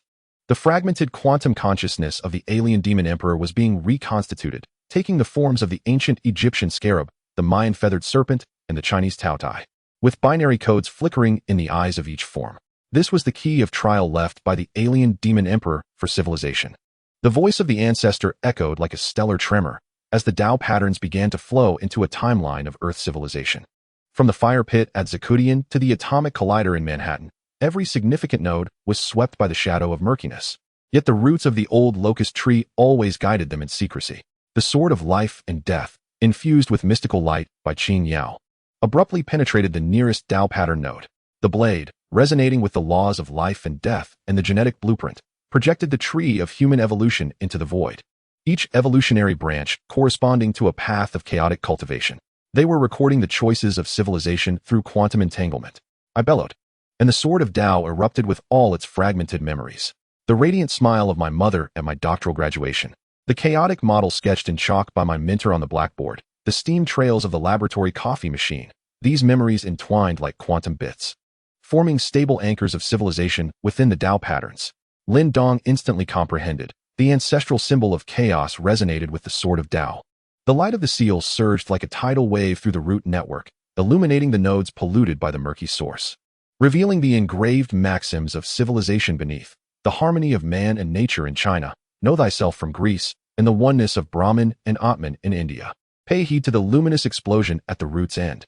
Mu Qin's grand pagoda erupted in 9 layers of golden light, its structure displaying the crystallized wisdom of transcended civilizations. Da Vinci's Vitruvian Man, Tesla's coil, and Laozi's Tao Te Ching on bamboo slips.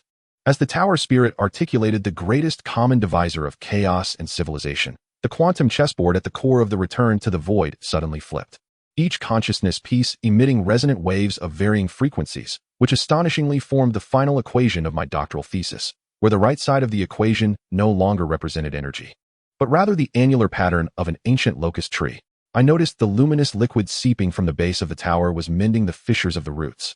What surged forth from these cracks were not murky sources, but ancient ballads of Earth civilizations, the Epic of Gilgamesh from Sumer, the Book of Songs from China, and oral epics from Africa, weaving into a symphony of light in the cosmos. The sword of life and death, transformed into flowing light, wove a net of illumination within the root network. With each civilization node it passed, the blade inscribed new runes, which fused with the DNA pattern on her forehead, forming a conscious key capable of unlocking the potential of civilizations.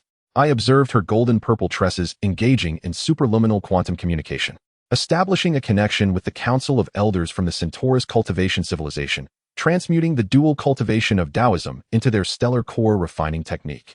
As she struck towards the final murky source node, the blade left not a scar, but a verse inscribed in stellar radiance. When a flower blooms, 5 leaves emerge.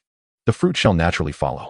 The moment the verse fell, the root's end burst forth with resplendent light of civilization, each beam transforming into the ethereal forms of wise beings from various races, offering us distant salutations. At that instant, the trunk of the ancient locust tree resonated with a dragon-like roar. From the fissures in the bark flowed not tree sap, but the luminous memory stream of the symbol ancestor during his time of splitting symbols.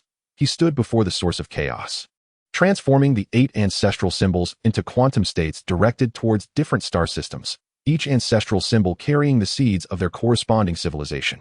This was not a trial. The consciousness of the symbol ancestor manifested within the light stream, but rather a quantum backup of civilization. Should any civilization face catastrophe, the ancestral symbols would activate the backup data of other civilizations. As his figure merged with the ancient locust tree, the root network suddenly lit up, each node projecting the chaotic backup of that civilization, encompassing everything from the anti-gravity technology of Atlantis to the elemental manipulation of Mu continent. After the battle concluded, the Tao patterns of the return to the void began to contract. On the quantum chessboard, sentient beings transformed into particles of light, merging into our third eye. I reached out to touch the sword of the Tao, hearing Qin Tian's voice resonate deep within my soul. When the ancient locust tree blooms with quantum Bodhi flowers, the civilizations of the entire universe shall share the chaos source code. The ancestral symbol in Lin Dong's palm resonated with my sword of the Tao, projecting a holographic image of the Earth laboratory into space. The coffee cup I had left behind when I went missing now floated amidst the roots of the ancient locust tree, its lip print transformed by the chaotic laws into the characters of the Taoist lineage. Brother Qin Yao's voice trembled, her golden purple locks resonating with the roots, revealing her past life within the Centaurus Cultivation civilization, wielding the sword of life and death to guard a core akin to the return to the void. I gazed at the name that reappeared on the blade of the sword of the Tao, which suddenly emitted a clear ringing sound, etching a new mark upon the trunk of the ancient locust tree, Earth's latitude and longitude coordinates. Beside the mark, the ancestral runes inscribed, Quantum Bodhi. A single thought spans 3,000. The dome of the core of the return to the void had transformed into a vast light brain. With countless patterns flickering like a neural network, each light thread flowing with the torrents of knowledge from different civilizations. This tree, I gently caressed the blade, as the radiance of the Taoist patterns swirled on the sword's surface, forming a design resembling the cosmic microwave background radiation. Constructed by the ancestral symbols as a quantum cloud server for the civilizations of the universe. Outside the dome, the roots of the ancient locust tree extended to every spiral arm of the Milky Way, the quantum Bodhi flowers at their ends blossoming, each petal displaying the scripts of different civilizations. I understood that our new mission was no longer one of battle, but of legacy. As the consciousness of the 8 great envoys harmonized with the wisdom of the universe, the sword of the Tao would pierce through the final veil of time and space. And the warmth of our connected palms would serve as the sole biological key to activate this cosmic-grade quantum server. Chapter 83, The Temporal Wrinkles in the Quantum Library. As I pushed open the bronze doors of the starry library, the creaking of the hinges resonated in harmony with the periodic signals of a pulsar. The door panels, forged from chaotic metal, bore engravings of the Cinque Singdui divine tree intertwined with the Taoist spirit gathering array, each node of the pattern exuding golden-purple liquid light, coalescing on the ground into a design of quantum entanglement. The library's dome was embedded with stardust crystals from eons past, currently refracting the starlight of Orion into the musical diagram of the UG. Each beam of light, as it traversed the dust, left behind trails akin to those in a Wilson cloud chamber, but instead of droplets of water, the trails crystallized into overlapping states of ancestral incantations and Feynman diagrams. The passage of time in this place felt distorted. Mu Chen's voice came from behind me, his grand pagoda floating on his shoulder, its body displaying the architectural blueprint of the library. Those seemingly ancient stone pillars flowed with streams of quantum computational light. I noticed that as the boy's fingertips grazed the pagoda's surface, the 9 layers illuminated in succession with timing instruments from various civilizations. The sundial of Huaxia, the calendar wheel of the Maya, the star core clock of Centaurus, all timing units resonating at chaotic frequencies, as if the entire library were a cosmic instrument measuring time. Suddenly, Qin Yao's sword of life and death emitted a sound reminiscent of shattering glass, as the yin-yang fish pattern on the hilt absorbed the starlight from the dome. Her golden-purple tresses danced in the absence of wind, each strand's tip adorned with miniature Taiji symbols. These symbols resonated with the quantum patterns on the ground, causing the entire space to ripple like the surface of water. Observing the bookshelves, her sword tip pointed into the distance, the lines on the spines shifting in harmony with our heartbeats. It was then I realized that on the meticulously arranged shelves, each book's cover was engraved with flowing Taoist patterns. As my heartbeat quickened, the nearest volumes emitted resonances akin to the ethereal harmonics of an ancient zither. Suddenly, Xiao Yan's chaotic fire lotus blossomed in the palm of my hand, revealing a holographic projection of the library within the flames. To my astonishment, the foundation of this edifice was a colossal quantum entanglement generator, and the arrangement of the bookshelves formed a matrix that perfectly mirrored the chaotic memory network envisioned in my doctoral thesis. In the depths illuminated by the fire lotus, a book's cover oozed a dark purple luminescent liquid, which coalesced in midair into the shape of the vertical pupil of an otherworldly demon king. Yet, upon contacting the flames of Xiao Yan, it emitted a piercing wail reminiscent of a newborn's cry, transforming into countless insect-like particles of light. That was a fragment of the dirge of the impure source.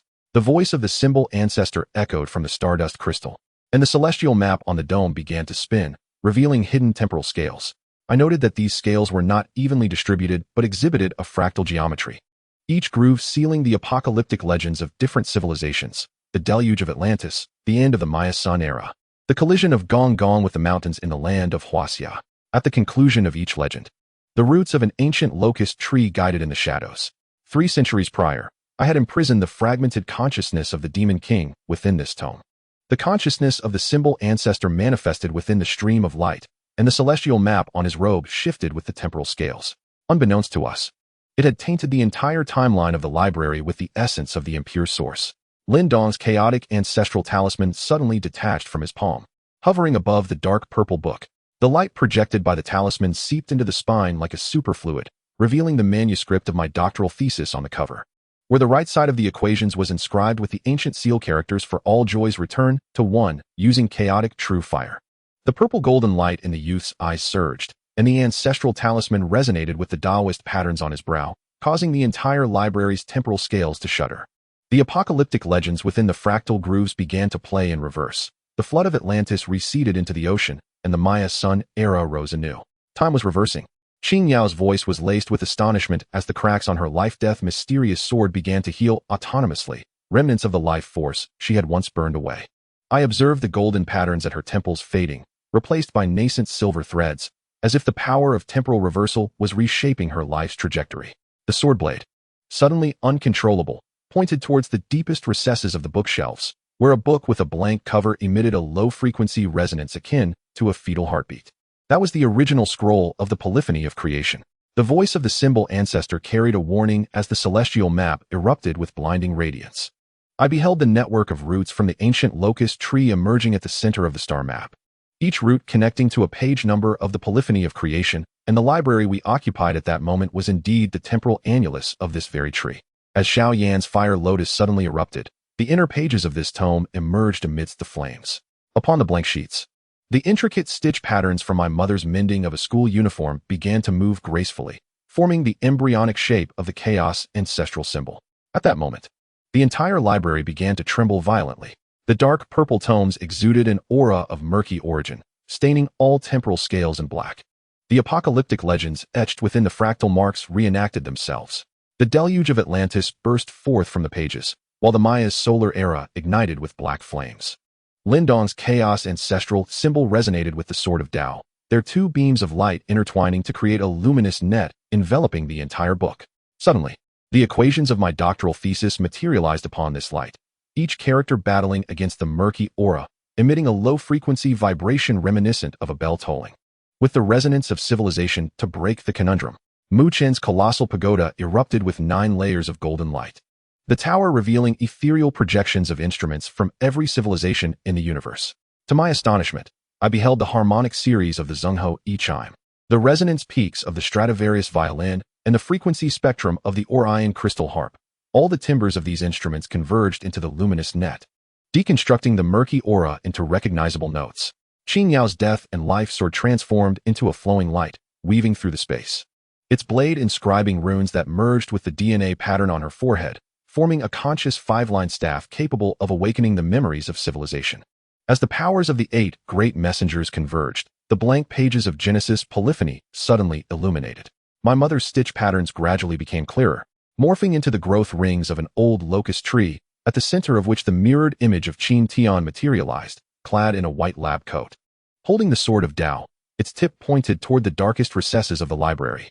Behind that door lay not anything else but the very laboratory from the day of my disappearance, alongside an unfinished equation on the blackboard, inscribed in chaotic, true fire. Quantum Bodhi, a single note awakens the Ganges. So it was, I murmured to myself, and the sword of Tao emitted a clear chime. The reflections upon the blade no longer depicted fragmented memories, but visions of the future. The 8 great messengers stood before the root network of the old locust tree, each holding an ancestral symbol that transformed into various instruments of civilization, collectively performing the grand symphony of creation.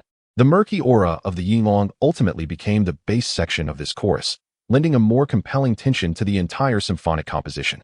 The tremors of the library gradually subsided, the dark purple tomes returning to their ordinary appearance, though the covers now bore golden fissures, resembling the edge of the sword of Tao.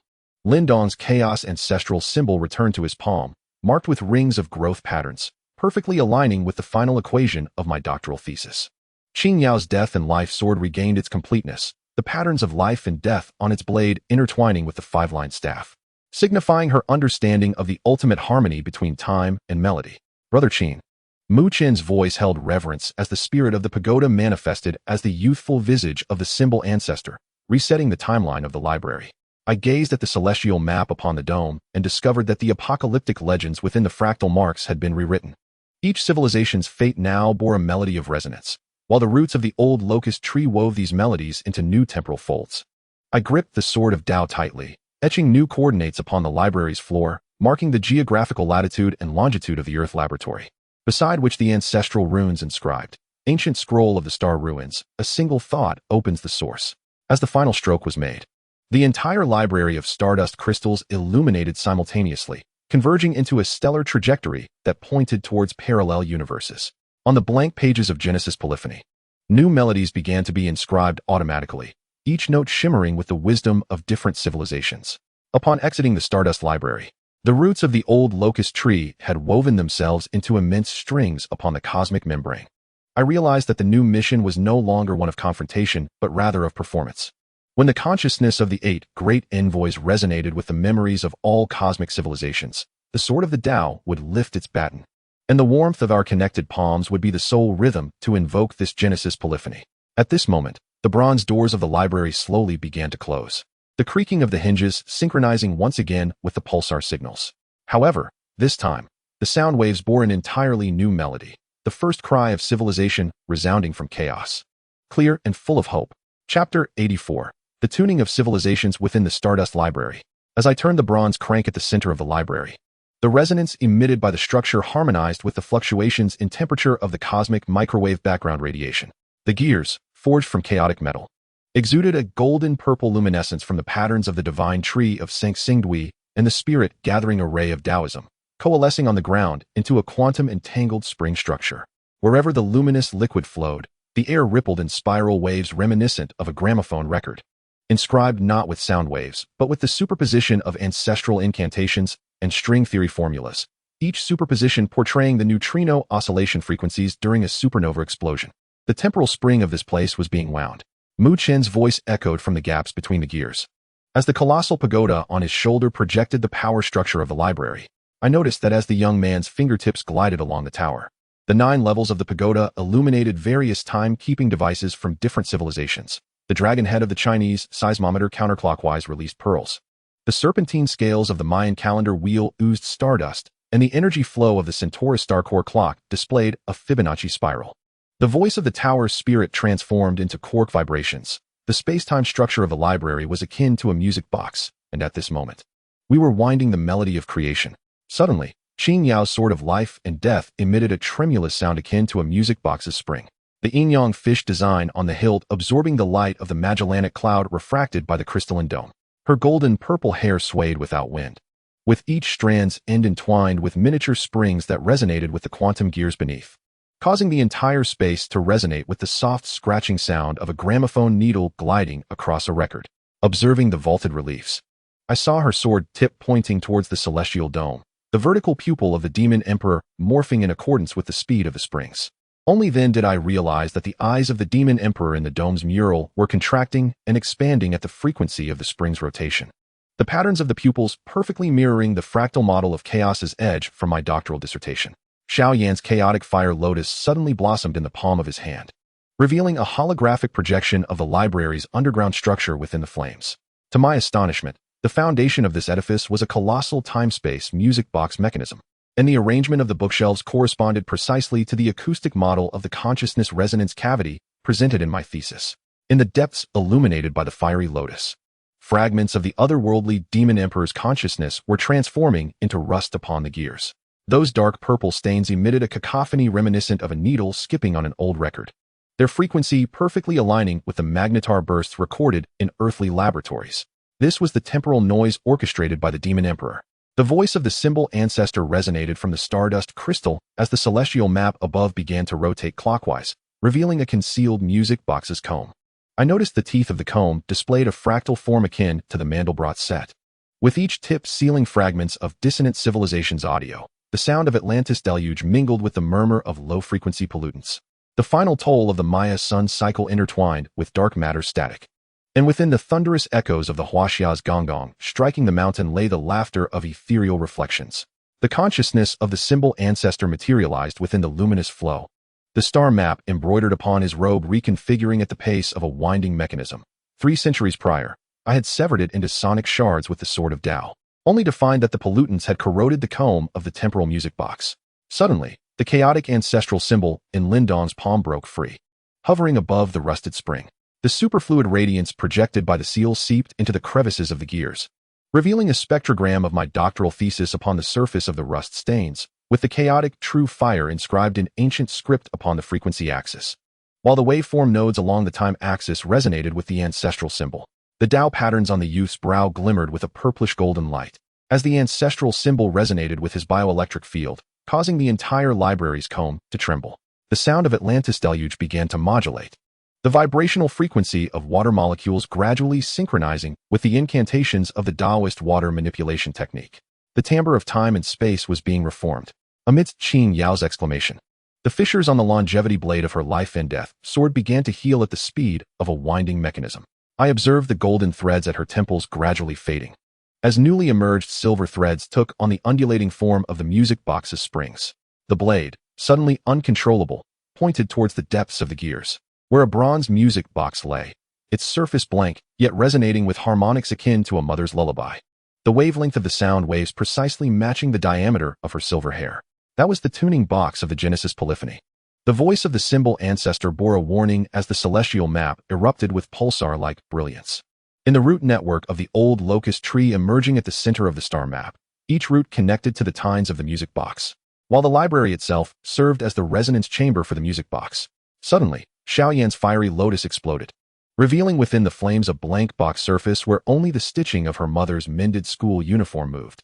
The trajectories of those cotton threads gradually sketched the form of the chaotic ancestral symbol's tuning fork, with cotton fibers seeping from the intersections of stitches, displaying the standing wave patterns of the fork's vibrations. At that moment, the entire library trembled violently, as the pollutants unleashed from the rusted spring dyed the comb a dark purple. The dissonant audio upon the fractal comb was reenacted. The sound of Atlantis floods surged with the low-frequency pollutants.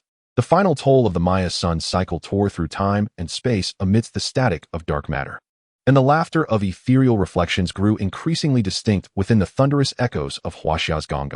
Lindong's chaotic ancestral symbol resonated with my sword of Tao, forming a resonant tuning fork, while the spectrogram of my doctoral thesis vibrated at high frequencies upon the fork, each resonance peak emitting overtones akin to chimes, creating beat frequency interference with the fundamental tone of the pollutants.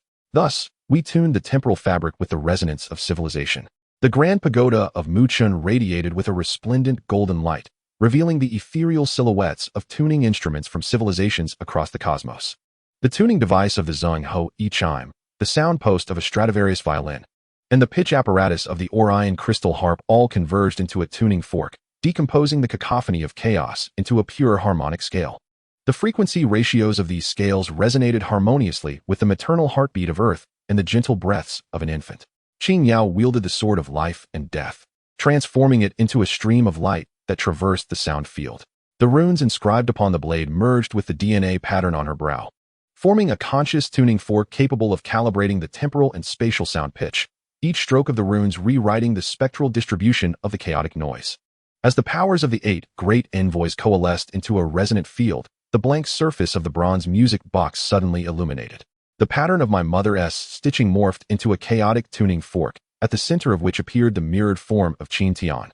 Clad in a white coat and wielding the sword of the way, its tip directed toward the hidden compartment of the music box. Within this compartment lay the recording tape from the day of my disappearance, its label inscribed in chaotic true fire, reading Quantum Bodhi, the river Ganges. The tape did not emit noise. Instead, it played the lullaby my mother hummed while mending my school uniform. The sound waves forming perfect standing wave nodes within the temporal and spatial music box. So the chaotic origin is akin to a tuning box in need of calibration, I murmured, as the sword of the way emitted a tremulous sound akin to a tuning fork. What reflected upon the blade was no longer fragmented memories, but visions of the future. The 8 great envoys stood before the root network of the ancient locust tree, each holding ancestral talismans that transformed into tuning instruments of diverse civilizations. Lindong's chaotic ancestral talisman became a pitch pipe. Muchin's grand pagoda turned into a spectral analyzer. Qin Yao's sword of life and death morphed into a tuning fork, while my sword of the way became a conductor's baton. The chaotic noise of the abyssal demon emperor ultimately transformed into the fundamental tone for tuning, its dissonant overtones becoming the crucial frequencies for calibrating the cosmic pitch. As the tremors of the library subsided, the rusted springs regained their sheen as chaotic metal, adorned with golden sound traces resembling the tuning fork of the sword of the way. The chaotic ancestral talisman in Lindong's palm bore new circular tuning fork patterns, aligning perfectly with the sound wave spectrum of my thesis. On the blade of Qin Yao's sword of life and death, the patterns of life and death intertwined with pitch lines, forming a Klein bottle, with luminous fluid seeping from the spine, capable of resonating with any fundamental tone across time and space. Each layer of Mu Chen's grand pagoda was inscribed with the frequency ratios of civilizational scales. and the spirit of the tower could precisely analyze the spectral composition of any noise. Brother Qin, Mu Chun gestured towards the celestial map on the dome.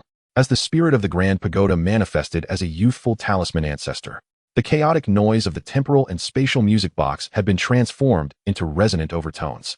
I witnessed the dissonant audio on the fractal sound comb being reorchestrated, the sound of Atlantis' flood evolving into the bass section of a symphonic overture. The final call of the Mayan solar era becoming the embellishment of the woodwind section, while the thundering of the Huaxia gong gong striking the mountain served as the climactic foundation for the brass section. The roots of the ancient locust tree were weaving these tones into a new temporal melody, each segment of which chanted the ancient adage of harmonious sound. I inscribed new coordinates upon the library floor with the sword of the way, marking the focal point of sound waves from the Earth laboratory. Next to which I inscribed the temporal and spatial octaves with talismanic runes, a thought awakening the source. The luminous fluid seeping from the carvings resonated with the sound waves of my mother's lullaby, forming a sound bridge capable of traversing time and space. As the final note resonated, the entire library of stardust crystals illuminated simultaneously, forming a spectrogram that pointed toward parallel universes. The blank surface of the bronze music box began to inscribe a new composition autonomously, with each track shimmering with the wisdom of diverse civilizations. Among these, the purest track emerged from the frequency of a mother's first call to her child. Upon exiting the stellar ruins library, the roots of the ancient locust tree had woven themselves into a colossal music box upon the cosmic membrane.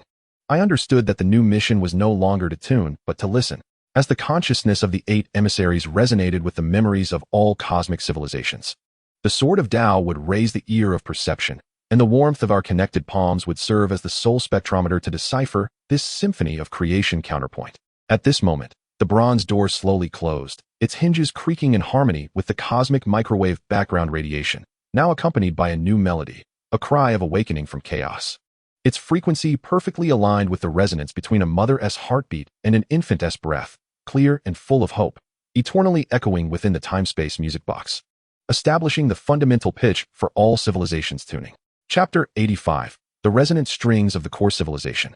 As the roots of the ancient locust tree wove a colossal harp from the chaos of origin, the sword of Tao in my hand suddenly vibrated with harmonics at the superstring level. Photonic quanta, seeping from the sword's handle of chaotic crystal, coalesced into myriad strings, each inscribed with the ancestral incantations and the superposition of Heisenberg's uncertainty principle. The frequency of their tremors resonated with the fundamental tone of a mother's lullaby. Each vibration of those luminous strings left behind trails reminiscent of the flying ribbons of Dunhuang, embedded within which lay the musical notations of the musical records, harmonizing with the heavens and the earth. The ripples that arose on the strings unmistakably mirrored the waveforms recorded by Earth's gravitational wave detectors during black hole mergers. Observe the wood grain of the harp. The sound of the forest stirred with tremors, and his palm's chaotic ancestral symbol suddenly split into 8 harp pegs, each soaring toward the nodes of the locust tree's roots. The purplish golden light at the center of the youth's brow resonated with the pegs, causing the entire energy flow of the chaotic origin to ripple like a musical staff, transforming from disordered light into the 7-stringed form of an ancient zither, each string entwined with the main melodies of various civilizations. I noted that the droplets of light splashed from the splitting ancestral symbol solidified into miniature phantoms of the bells of Zhonghe, each resonating with the corresponding tones of the respective civilizations, where the vibrational frequency of the Huaxia string coincidentally matched the rhythm of a mother stitching a school uniform. Suddenly, the grand stupa of Mu Chun sank, its base embedding itself into the resonance box of the harp. The 9 tiers of the tower illuminated simultaneously with the schematics of various civilizations' musical instruments, the structure of the Huaxia Jiaoqin, the internal markings of the European Stradivarius, and the distribution chart of the star core strings from Centaurus. All schematics resonated in harmony with the Tao patterns. The resonance chamber of the harp required the tuning of the 8 ancestral symbols. The voice of the tower's spirit transformed into superstring vibrations, and the 3-dimensional model projected from the bridge revealed that the core of the chaotic origin was a colossal Fuxi zither, upon which we stood at the nodes of the strings, akin to standing on the summit of the cosmic Guqin. Suddenly, Qin Yao's sword of life and death emitted a clear sound reminiscent of the harmonics of the Guqin, the markings of life and death on the blade resonating with the strings. Her golden-purple strands of hair danced freely, each tip suspended with miniature plectrums that resonated with the harmonic points of the strings, creating rippling sound waves throughout the chaotic essence. The tainted origin of the yang was corroding the fundamental tones of the strings. Her sword's tip was directed towards the distance, where a dark purple energy cloud lingered. The low-frequency noise emitted from the cloud interfered with the spectrum of her mother's lullaby, leaving rust-like dark patterns on the 7 strings of the guqin. Suddenly, Xiao Yan's chaotic fire lotus erupted, revealing the intricate structure of the Fuxi guqin within the flames. To my astonishment, this ancient instrument, composed of chaotic essence, bore engravings of the consciousness resonance chamber envisioned in my doctoral thesis. While the Dragon Pool and Phoenix Marsh were inscribed with tuning formulas from civilizations across the universe, Huaxia's 8 tones of harmony, the pure fifths of Europe, and the stellar core resonance of Centaurus, all subtly visible within the chaotic energy flow. Within the dark purple cloud illuminated by the fire lotus, fragments of the Ying's consciousness transformed into rust spots upon the strings, their vibrational frequencies perfectly aligned with the neutron star pulses recorded in earthly laboratories. This was the ultimate severance of the strings orchestrated by the Yuan. The voice of the Fuju resonated from the chaotic energy flow as the core strings of the primordial essence suddenly twisted, generating a tumultuous vibration akin to Mandelbrot fractals. I observed that within these chaotic vibrations lay the war noises of all civilizations, the clash of the Trojan horse, the battle cries from the Battle of Red Cliffs, and the laser roars of interstellar wars, each noise waveform's node embedded with the roots of the old locust tree attempting to mend the fractures. The consciousness of the Fuju materialized within the luminous flow, his star map on the Taoist robe vibrating with the noise frequencies. 3 centuries ago, I left this hidden peril. Now, it must be tuned anew through the resonance of civilizations. As the 8 chaotic guqin bridges returned to Lin Dong's palm to be reassembled, the entire chaotic essence emitted a resonant chime. The surface of the ancestral talisman revealed the sound wave spectrum from my doctoral dissertation.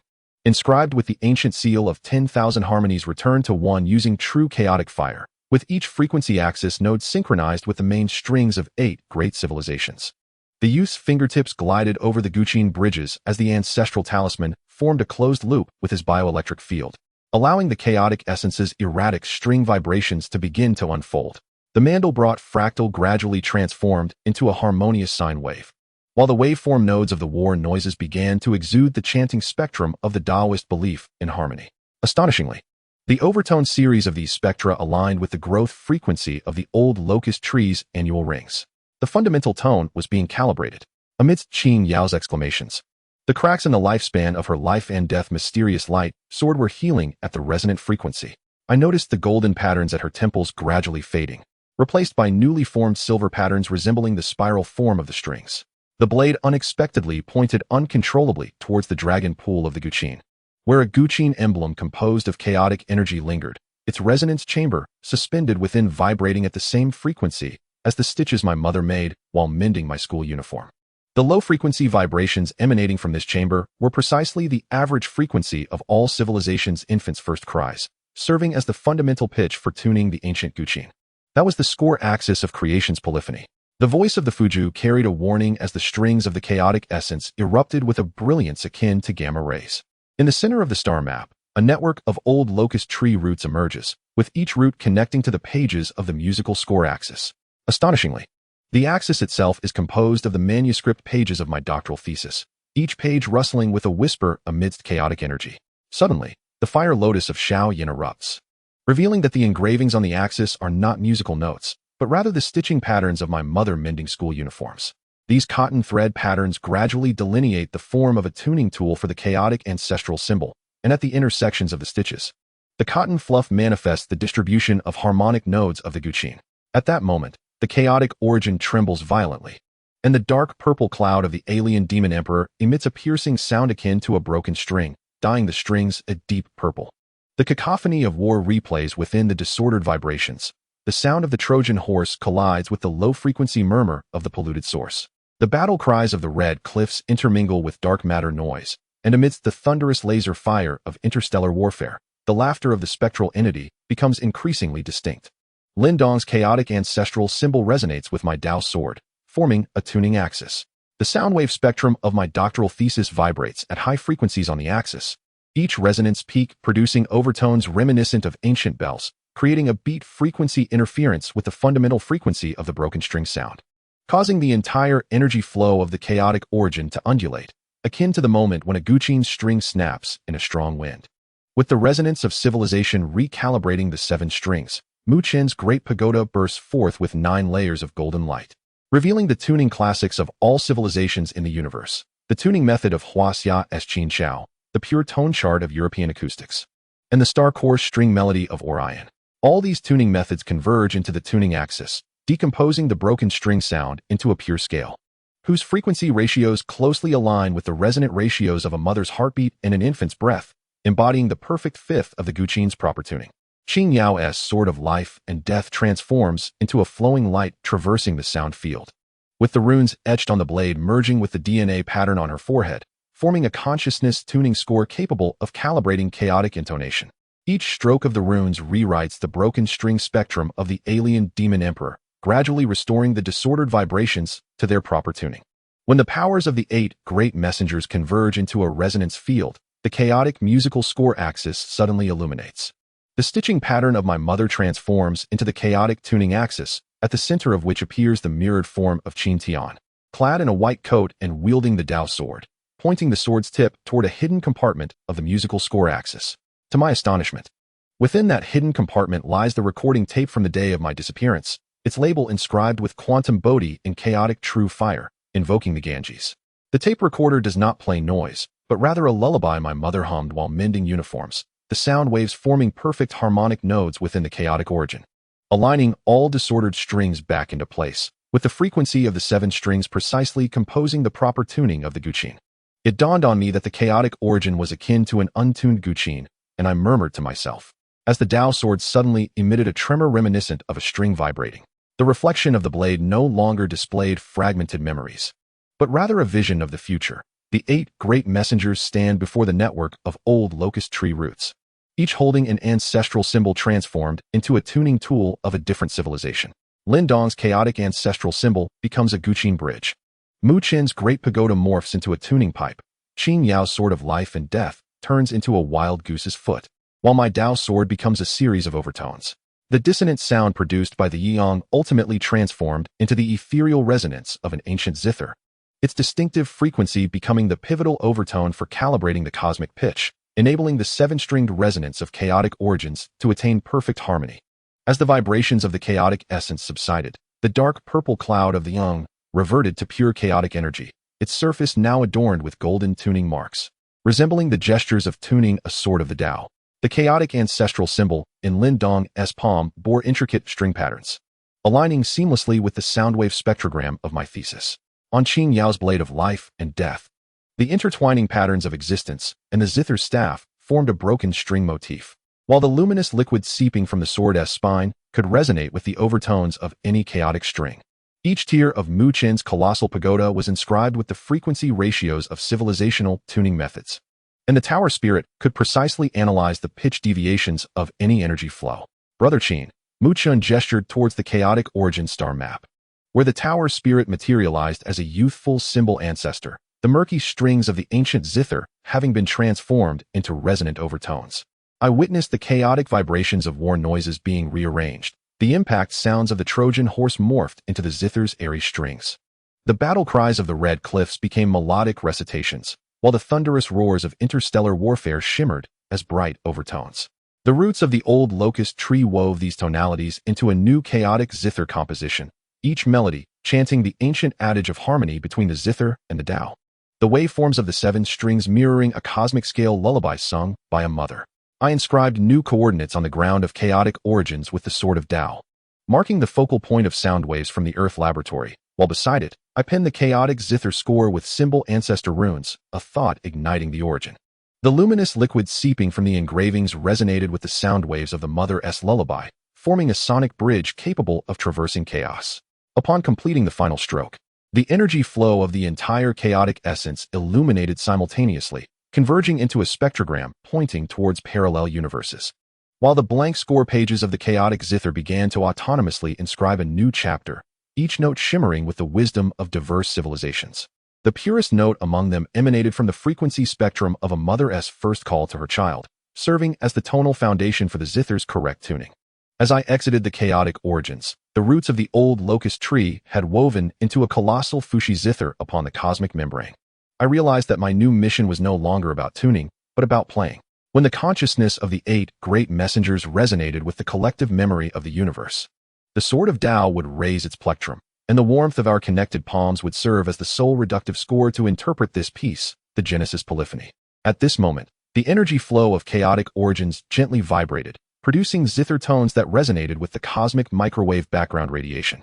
With a new melody interwoven into the soundwave spectrum, it was the first cry of civilization awakening amidst chaos. Its frequency perfectly matching the resonant frequency of a mother's heartbeat and an infant's breath, clear and full of hope, eternally echoing on the 7 strings of the chaotic ancient zither, establishing the foundational pitch for all civilizations when they perform, guiding the fingerings for the next chaotic movement. Chapter 86. The Chaotic Sword Embryo of Chaoga City. The instant I stepped through the gates of Chaoga City, the sword of Tao emitted a dull sound reminiscent of rust. The chaotic crystal at the hilt of the sword has dimmed, and the blade is encrusted with patina, once reflecting myriad realms. It now only vaguely mirrors the characters Zhao Gu inscribed on the city gate plaque, the structure of which bears a striking resemblance to the ancient seal script of the symbol ancestor, yet adorned with the distinctive spiral patterns of Shang and Zhou bronze artifacts. The gatekeeper, clad in beast-hide armor, bears a bronze token at his waist, engraved with celestial and terrestrial stems. The wear along its edges remarkably echoing the fractal boundaries of the chaotic iterative model detailed in my doctoral dissertation. This is the territory of the Shang dynasty. Do foreign travelers possess the necessary permits? The gatekeeper's voice resonated with the low hum of bronze. It dawned upon me that the Kuei dragon pattern on his armor was undulating with his breath, each line corresponding to the pathways of the 12 meridians. Lin Dong's chaotic ancestral talisman had long vanished, replaced by an ordinary Kunlun jade pendant at his waist, within which a faint golden-purple light ebbed and flowed, reminiscent of a slumbering primordial chaos. The stone path of Zhao Gu was soaked in morning dew, and the fissures of each stone slab bore the nascent form of the Taiji diagram. Amid the aroma of malt sugar being sold by a vendor, I detected subtle fluctuations of spiritual energy. As the sugar artist twirled his wrist, the syrup in his spoon formed a phoenix pattern, its tail feathers tracing the exact route of the Taoist breath-guiding technique. I noticed that the flags at the fortune-telling stall at the street corner fluttered of their own accord in the absence of wind. The strokes of Zhou Yi inscribed upon the flag concealed the divination symbols from the age of the symbol ancestor, merely masked by the mundane ink of mortals. "Let us consult the oracle, esteemed guest," the fortune-teller said, raising his head, the wrinkles at the corners of his eyes forming a primordial 8 trigrams diagram. To my astonishment, I observed that the cracks on the tortoise shell in his hand exhibited a pattern of quantum entanglement, with golden light seeping from each fissure, resonating harmoniously with the energy of the old locust tree's roots. As he extended the yarrow stalks to me, I noted that the count of segments was precisely aligned with the Fibonacci sequence, while the veins of the leaves distinctly resembled the schematic of chaotic boundaries from my doctoral thesis. Qin Yao's life and death mystical sword was transformed into a wooden hairpin nestled in her tresses, where droplets of dew coalesced upon the lotus patterns, each droplet reflecting the stellar map of the world of deification, with the handle of the Big Dipper pointing towards Zhao Gu, and the connection of the Southern Dipper's 6 stars forming a miniature diagram of the old locust tree's root system. I reached out to touch the tortoise shell at the fortune-telling stall, and the sword of Tao suddenly emitted a clear ringing sound. The rust on the blade flaked away to reveal a glimmer of gold, activating the quantum entangled state within the shell's cracks. Projecting an image of the deer terrace into the void, King Zhou of Shang was toying with a jade pipa presented by Daji, the vibration frequency of the pipa strings harmonizing with the tainted breath of the otherworldly demon king. "Esteemed guest, there is chaotic energy in your brow," the fortune-teller remarked, as his yarrow stalks abruptly broke, yet bound by the shackles of the mundane world. From his falling sleeve, I glimpsed Taoist patterns identical to those of the symbol ancestor etched upon his forearm, albeit marred by a sword wound that bore an uncanny resemblance to the blade of the sword of Tao. At that moment, a commotion erupted from the street corner, where several officers were dragging a woodcutter, whose firewood, balanced on a shoulder pole, had ignited into an octagonal shape, where sparks fell. The ground revealed quantum Tao patterns identical to those of the returning ruins planet. That was Wu Ji, the woodcutter from Shiqi. The fortune-teller's yarrow stalks began to grow anew. Yesterday, he had drawn an innate 8 trigrams formation with his shoulder pole at the south gate. It was only then that I noticed the miniature Taiji diagrams concealed within the sparks cascading from Wuji. Each diagram's yin-yang fish exhibited a glimmer reminiscent of the primordial light emanating from the chaos ancestral symbol. Suddenly, the sword of Tao quivered violently, its hilt, a crystal of chaos, exuding a soft luminescence that unraveled the wooden grain of Wuji's carrying pole into a structure of quantum entanglement. Brother Qin, look towards the deer platform. The voice of Mu Chun echoed in my consciousness, as the colossal pagoda shrank to the size of a jade pendant adorning my neck. The celestial map of the pagoda's surface revealed a massive quantum entanglement field beneath the deer platform, within which lay sealed not merely anything else, but the particle collider from the laboratory on the day of my disappearance, repurposed by the artisans of the Yinshang dynasty into a pillar of scorching flames. The voice of the pagoda spirit resonated with a metallic tremor. The chaotic fragments at the collider's core are now in resonance with Daji's jade pipa. At that moment, an elderly man selling sugar paintings abruptly hurled his sugar spoon at the constable. The sugary substance crystallized mid-air into the form of a vermilion bird. Wherever its tail feathers swept, the armor of the constable was reduced to dust. The Tao patterns visible from the old man's sleeve were identical to those of the fortune teller, and the swirling syrup in his pot mirrored the energy model from the time of the ancestral symbol's fragmentation. Suddenly, Qin Yao's wooden hairpin detached from her coiffure, transforming into a stream of light that pierced Wuji's brow. A golden-purple glow flickered in the man's eyes as the trigrams of fire on the carrying pole surged, incinerating the constable into quantum light particles. "I am Yun Zhongzi, the fortune teller," he proclaimed as he rose, revealing an inner lining of quantum entanglement beneath his Taoist robe. Having awaited the arrival of the chaotic messenger for long, the tortoise shell in his hand erupted with brilliant light, projecting a quantum map of the world of deification, Chaoga as the anode, and Shiqi as the cathode. Interconnected by the quantum strings evolved from the roots of the ancient locust tree. It then dawned upon me that when the ancestral symbol was fragmented, a primordial energy had shot towards the world of deification, mistakenly perceived by Yun Zhongzi and other immortals as innate spiritual energy, oblivious to the fact that it was a quantum fragment of chaos. Daji serves as the consciousness vessel of the Yinglong. Yun Zhongzi's yarrow stalk pointed towards the deer platform, while the jade pipa acted as a resonator of chaotic turbid origins, transmuting the tyrannical emotions of King Zhou into turbid particles. The sword of Tao unsheathed itself autonomously, its corroded blade glinting in the sunlight, disassembling the image of the deer platform into a flow of data. Within every shadow of the palace of King Zhou lurked fragments of the Yi Mohuang's consciousness, rewriting the quantum state of the world of deification with the essence of turbid origins. Qin Yao's hairpin transformed once more into the sword of life and death, its blade's patterns resonating with the 5 elemental laws of the world of deification. I observed that her golden-purple tresses had entirely shifted to a silvery hue, the tips congealing into a miniature 5-element array that could draw upon the spiritual essence of heaven and earth with each rotation.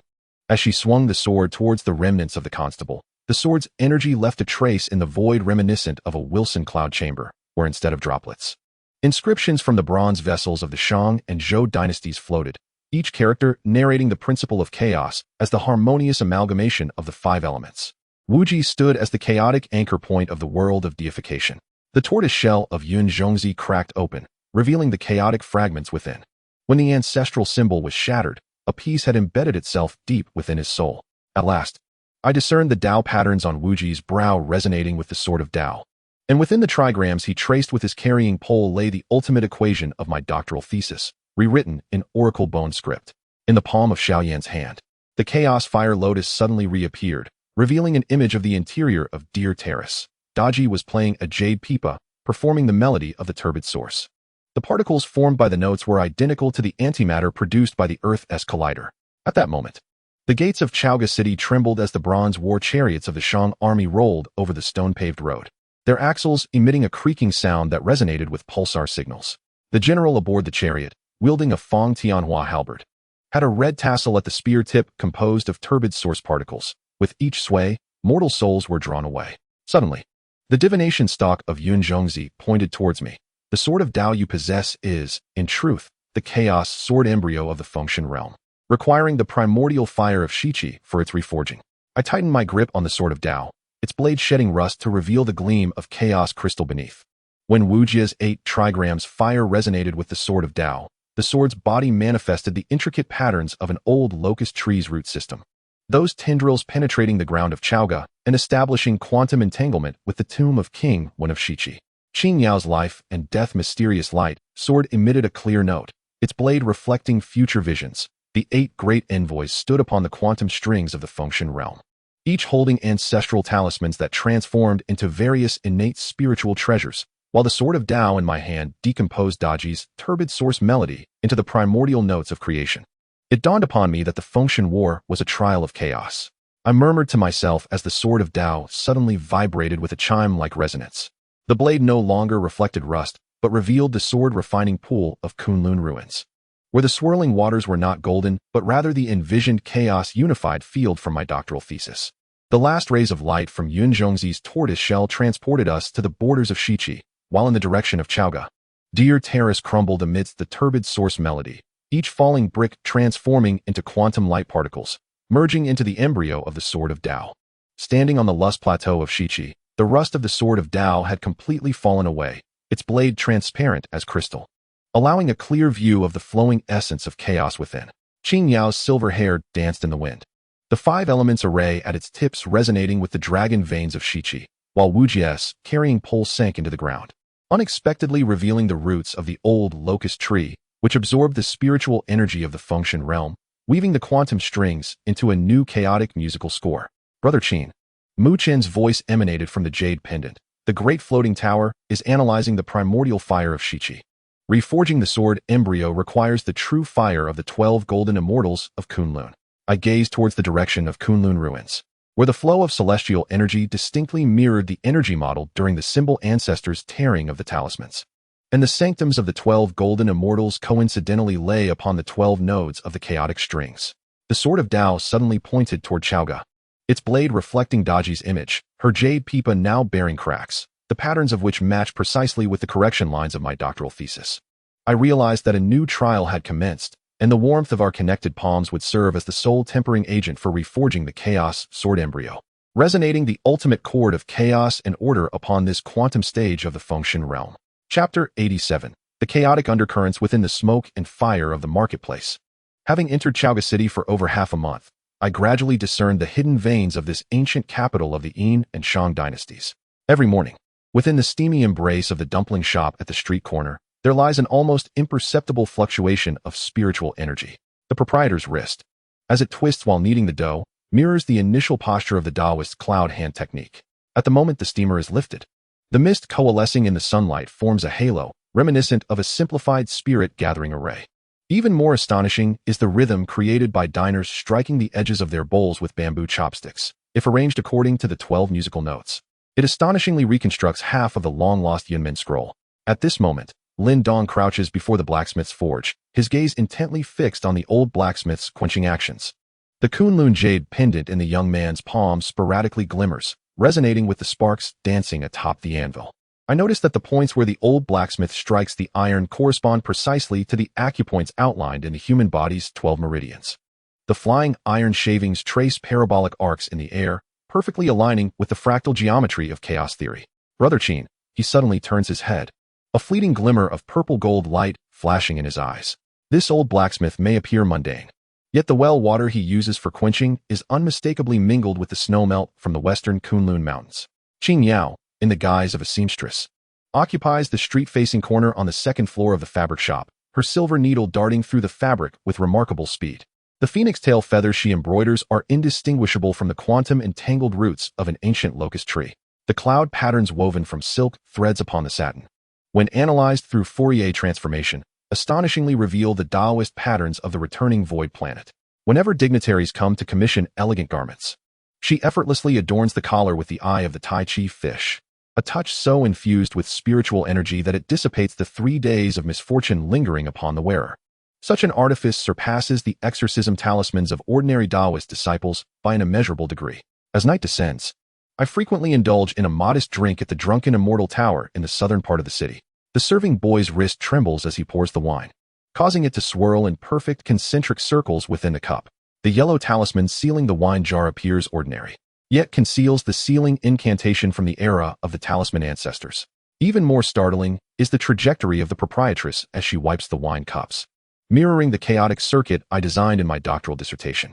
When she pushes the warm wine pot towards me, the mist rising from the spout coalesces in the air, forming oracle bone characters. Dear guest, are you aware that beneath the city of Chaoga lies half of the chaos prophecy? One night, while studying the bamboo slip version of the I Ching in the inn's attic, the sword of the Tao suddenly emitted a buzzing sound.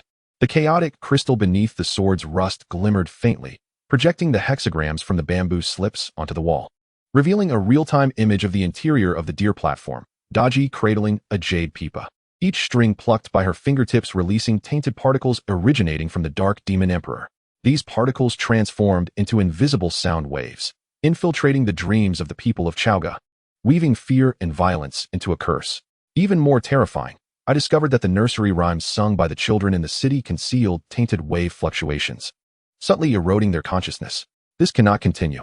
The voice of Mu Qin emanates from the jade pendant. The Great Pagoda has automatically initiated a scan. On the three-dimensional projection of Chowga cast by the tower, countless dark purple luminaries spread like a plague. These tainted source nodes are constructing a resonance network. Before they could achieve quantum entanglement with the deer platform, Qingyao had already burst through the window, her silver hair swirling like stars within the five elements formation. An anomaly occurred at the eastern cemetery. The threads of my embroidery had suddenly snapped on their own, and the divination indicated a congregation of vengeful spirits there. Upon our arrival at the cemetery, we stumbled upon several dark-clad sorcerers performing a ritual.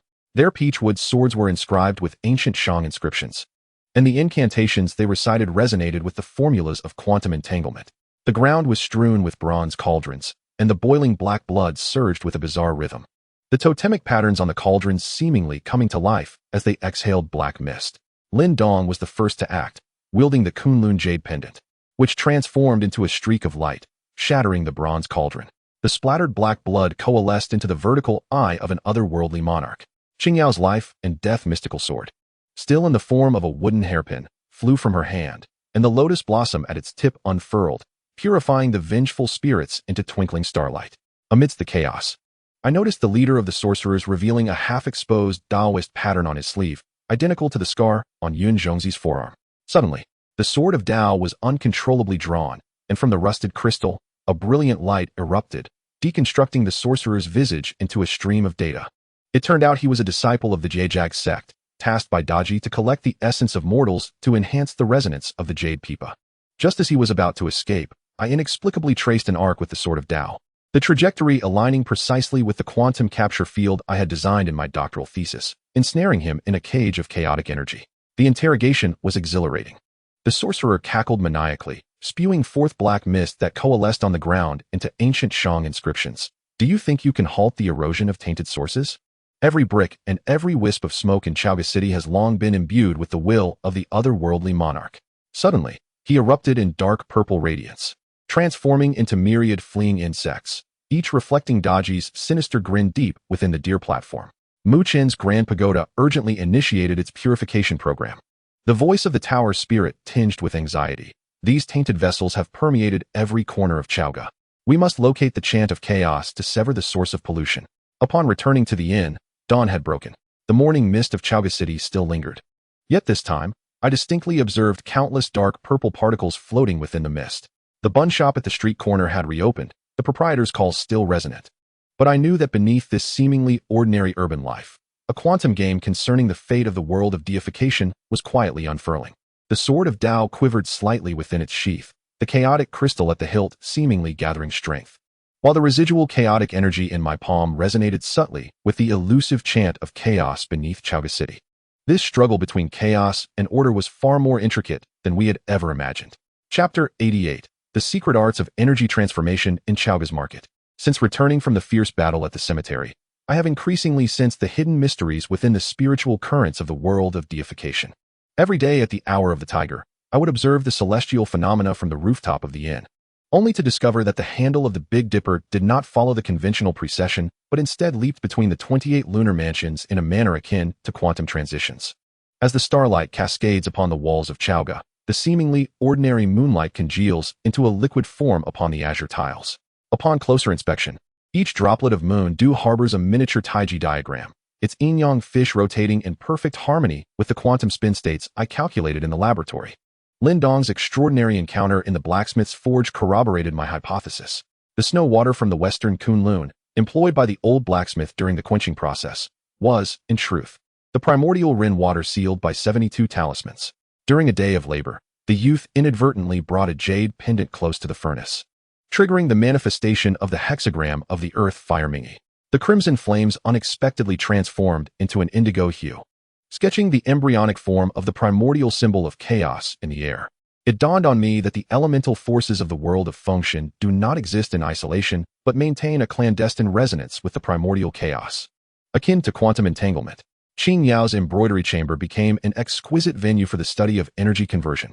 She soaked 5-colored silk threads in a specially concocted elixir.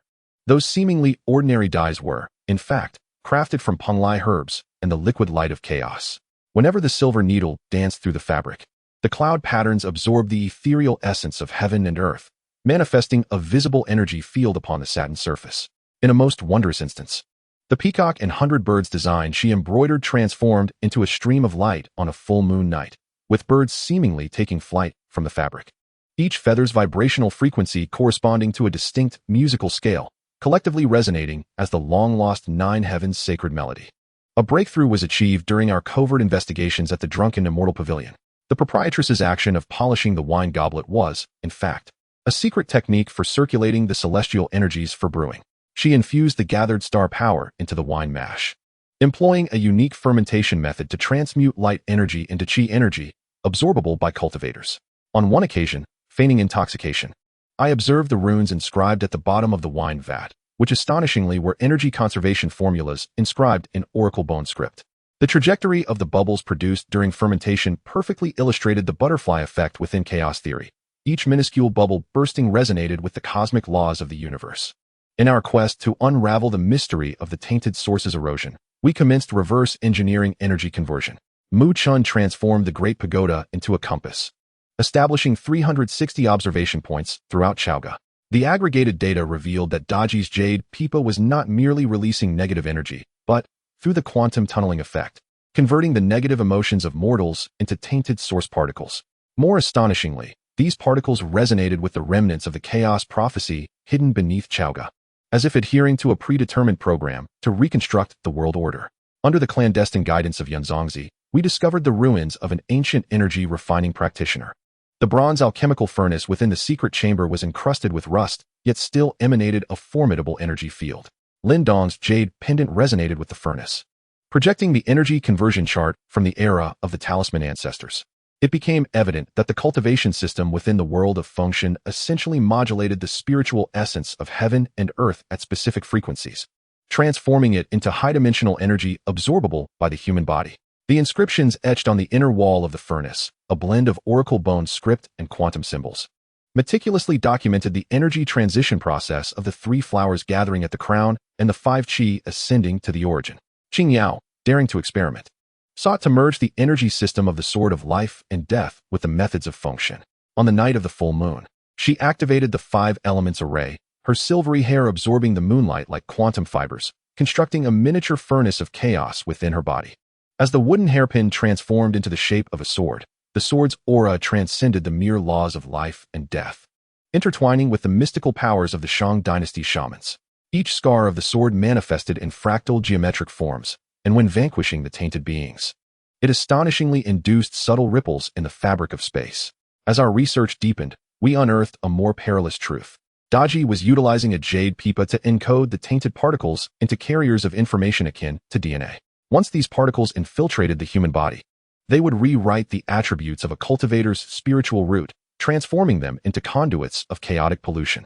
In response to this looming crisis, I endeavored to amalgamate the quantum error correction theory from my doctoral thesis with the 9-turn golden elixir refinement techniques of the function world, attempting to create a unique energy entity capable of purifying the tainted essence.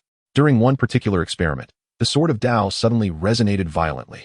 The chaotic crystal in the hilt absorbed the mixed energy we had concocted, and in a fleeting moment, the sword's blade shed its rust, revealing intricate quantum circuits within. As the blade sliced through the void, a passage reminiscent of a wormhole emerged, with vibrational frequencies emanating that perfectly matched those of the roots of an ancient locust tree. This revelation led us to realize that the energy transformation in the function world might indeed serve as the key to connecting various planes of existence.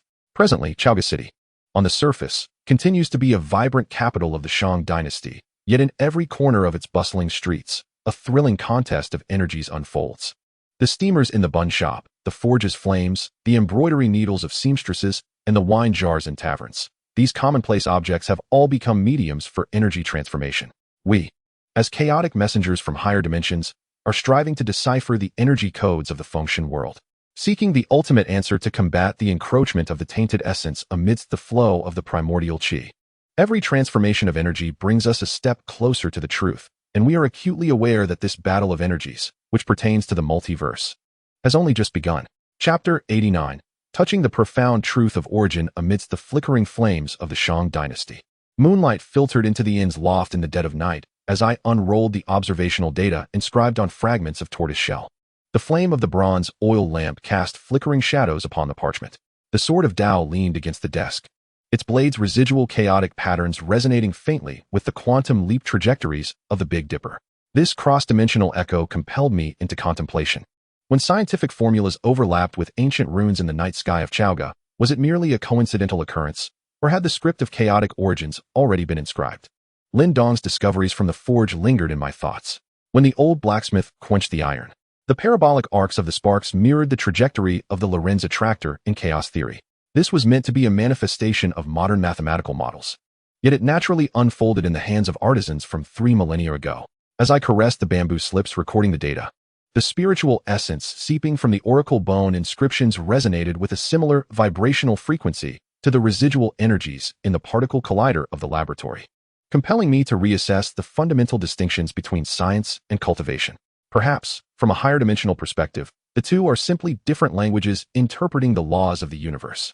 Qin Yao's attempt to merge the laws of life and death with shamanistic powers further upended my understanding of the energy system.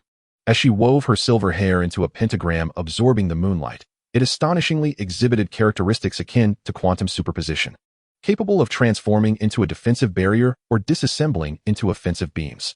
This fusion of tangible spells with abstract physical concepts evokes memories of the multidimensional energy conversion model that I failed to perfect in my doctoral thesis. In this moment within the realm of deification, those theories lingering in the computation phase are vividly manifesting in an unexpected manner. Most unsettling is Daji's method of transforming toxic sources. Her means of encoding human negative emotions into quantum information carriers bears a striking resemblance to the brain-machine interface technology studied in Earth's laboratories. The difference lies in her advancements, as she has progressed further, able to rewrite the spiritual root programs of cultivators. This brings to mind the words of the ancestor of talismans. Chaos is both the origin of creation and the catalyst for destruction.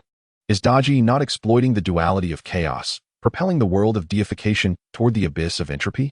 The sound of the night watchman's clapper echoed outside, its rhythm synchronizing with the circulatory patterns of qi and blood documented in the Huangdi Neijing. Suddenly, I realized that every detail of Chaoga City, from the spirit-gathering formation of the dumpling shop steamer to the star-brewed spirits of the tavern, adhered to some precise energy algorithm. This flawless integration of life scenes with the cultivation system comprehends the essence of the unity between heaven and humanity far more profoundly than earthly technology. Perhaps the chaotic key we seek so desperately is concealed within these seemingly mundane aspects of daily life. The sword of the Tao emitted a clear ring, its blade reflecting the scar on the forearm of the celestial child. Was that scar, perfectly matching the shape of the sword, a mark of fate or a deliberate clue left by the ancestor of talismans? I recalled my experiences in the Star Ruins library, where the crises of all civilizations seemed to revolve around resonance and dissonance. Might the current crisis of toxic sources in the realm of deification be an inharmony orchestrated by the alien demon emperor at a higher dimension, with our task being to discover the conductor's baton that will transform it into a harmonious melody? As the moonlight waned, I inscribed a new hypothesis on the blank space of the bamboo slip. The cultivation system of the deification world is fundamentally a modulation and transformation of the quantumized spiritual energy of heaven and earth through algorithms such as runes, melodies, and formations. Daji's pollution of the toxic sources distorts this conversion process with erroneous algorithms. If we could decipher the ancient algorithms recorded in the chaotic prophecy, perhaps we might uncover a purification protocol for the toxic sources. The sword of the Tao might very well be the core processor executing these protocols. Morning mist enveloped the loft, carrying the aroma of the dumpling shop steamers. As I gazed at the shadowy violet particles of toxic sources barely visible in the fog, I tightened my grip on the sword of the Tao. This contemplation unfolding in the capital of the Shang dynasty transcends mere confrontation. We must not only halt the erosion of toxic sources, but also comprehend the operational logic of the primal chaos. For only by grasping these cross-dimensional laws can we truly become guardians of various realms, orchestrating an eternal symphony against the increase of entropy in the interplay between science and cultivation. As the morning mist lingered, I clutched the fragmented tortoise shell inscribed with observational data and stepped into the bustling morning market of Chaga City. The flags of the fortune-telling stalls fluttered in the wind, and the clatter of copper coins shaken by the diviners resonated faintly in harmony with the binary computation frequencies of quantum computers. As a copper coin falls to the ground, the probabilities of its obverse and reverse manifest in my mind as a spinning yin-yang fish. This peculiar visual overlap sends a shiver through my heart. Perhaps the divination practices of our ancestral Shang civilization were, at their core, a primitive perception of quantum states. Lin Dong hurriedly navigated through the crowd, the Kunlun jade pendant in his embrace emanating a subtle resonance. Brother Qin, there has been an incident at the blacksmith's. Confusion clouded his eyes. The old blacksmith forged a weapon this morning, and the patterns on its blade are identical to the trajectory of the turbid source we deduced yesterday. Upon our arrival, we found the unfinished bronze sword suspended above the furnace, its blade radiating a dark purple halo reminiscent of the turbid source particles associated with Daji. The flames dancing in the hearth astonishingly mirrored the Lorenz attractor shape from my doctoral dissertation on chaotic systems. In the embroidery room, the sound of hurried stitching reached my ears. Pushing the door open, I beheld Qin Yao, her silver hair cascading like a waterfall, deftly weaving her silver needle through the satin fabric. The unfinished Qilin totem on her embroidery seemed to grow autonomously, with gold and purple light oozing from its scales, resonating with the energy fluctuations of the primordial chaotic talisman. I just received intelligence, I began, but she, without raising her head, precisely pierced the quantum entanglement node on the satin with her silver needle. The disciples of the Jiejiao are gathering at the southern burial grounds. Their formation resonates with Daji's turbid source in a quantum superposition state. The midday sunlight streamed through the intricately carved windows of the drunken immortal pavilion, casting mysterious geometric patterns upon the dining table. The innkeeper's gesture of polishing the wine cup suddenly froze, her fingertip tracing watermarks that formed a complete post-heaven Bagua diagram. Esteemed guest, she whispered, as the mist rising from the wine jug coalesced into oracle bone script in the air. The remnants of the chant of chaos beneath Chao Gu are responding to some summons. The divination indicates significant events will unfold at the third quarter of the Shen hour. No sooner had she spoken than the great pagoda in my possession trembled violently, projecting a three-dimensional map of the city, where countless turbid source nodes began to connect in a web following the Fibonacci sequence. At the second quarter of the Shen hour, we lay in ambush in the shadows surrounding the deer platform. Daji cradled a jade pipa, her fingertips plucking not ordinary strings, but quantum strings formed by the aggregation of turbid source particles. Each sound wave rewrote the quantum state of the space, encoding the spiritual roots of passing palace maidens and guards into new frequencies. More alarmingly, I discovered that the melody she played bore a harmonic relationship with the chant of turbid source I had heard in the Star Ruins library. Those discordant notes were weaving into a colossal network of entropy within Chaoga City. Prepare for action. Lin Dong's Kunlun jade pendant transformed into a shield, its surface patterns mirroring the topology of an old locust tree's root system. Qin Yao's sword of life and death was unsheathed once more, the life and death patterns on its blade resonating with the 5 elements hexagrams. The trajectory of the sword energy cleaved through the void, precisely aligning with the key transformations needed to unravel the Jiejiao formation. As the first note of the sword rang out, I raised the sword of Tao. Its chaotic crystal suddenly projected the complete remnants of the chant of chaos, transforming the once obscure oracle bone script into a flowchart of quantum computation. Thus, the battle unfolded amidst the interplay of quantum mechanics and divination symbols. The bronze flags cast by the Jiejiao sorcerers, adorned with totems of monstrous beasts, came to life under the influence of turbid source particles, their movements adhering to the probability distribution dictated by Schrödinger's equation. Qin Yao's swordsmanship embodies the transformations of the 64 hexagrams from the Book of Changes. Each stroke she executes triggers a quantum collapse of space, ensnaring the demonic beasts back into a cloud of probabilities. Lin Dong, harnessing the primordial power of the chaos ancestral talisman, transmutes the enemy's energy attacks into harmless harmonics. The luminous orbs that explode in the air coalesce into the symbols of the innate 8 trigrams. I concentrate deeply, attempting to decipher Daji's murky melody using quantum deduction. The Sword of Tao resonates with the Grand Pagoda, constructing a temporary quantum computer in the void. As Daji's pipa reaches its crescendo, I capture the key hidden within the sound waves. It is a segment of chaotic code inscribed in the rhythms of the Shang dynasty. By identifying the corresponding inverse matrix, I can sever the quantum entanglement of the murky source's propagation. At that moment, Yun Changzi suddenly appears, and the divination sticks he releases arrange themselves into complex hexagrams in the air. Qin Xiaoyu, His voice, intertwined with quantum vibrations, urges, combine your scientific reasoning with the hexagrams and locate that cursed changing line. A sudden realization dawns upon me as I apply the algorithmic model from my doctoral thesis into the hexagram deduction. Finally, at the intersection of the Qin and Li hexagrams, I uncover the key to unraveling Daji's conspiracy, which is intricately concealed within the delicate balance of water and fire. The sword of Tao erupts with resplendent light.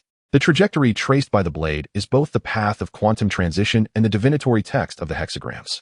As the sword tip pierces the jade pipa, the surface of the pipa reveals the final equation of my doctoral thesis, inscribed in chaotic true fire, resonating across time and space with the ancient runes of the chaotic prophecy. Daji emits a sharp shriek as the pipa transforms into countless murky source particles. Yet within the quantum field constructed by the sword of Tao, they are compelled to reorganize into harmless spiritual energy.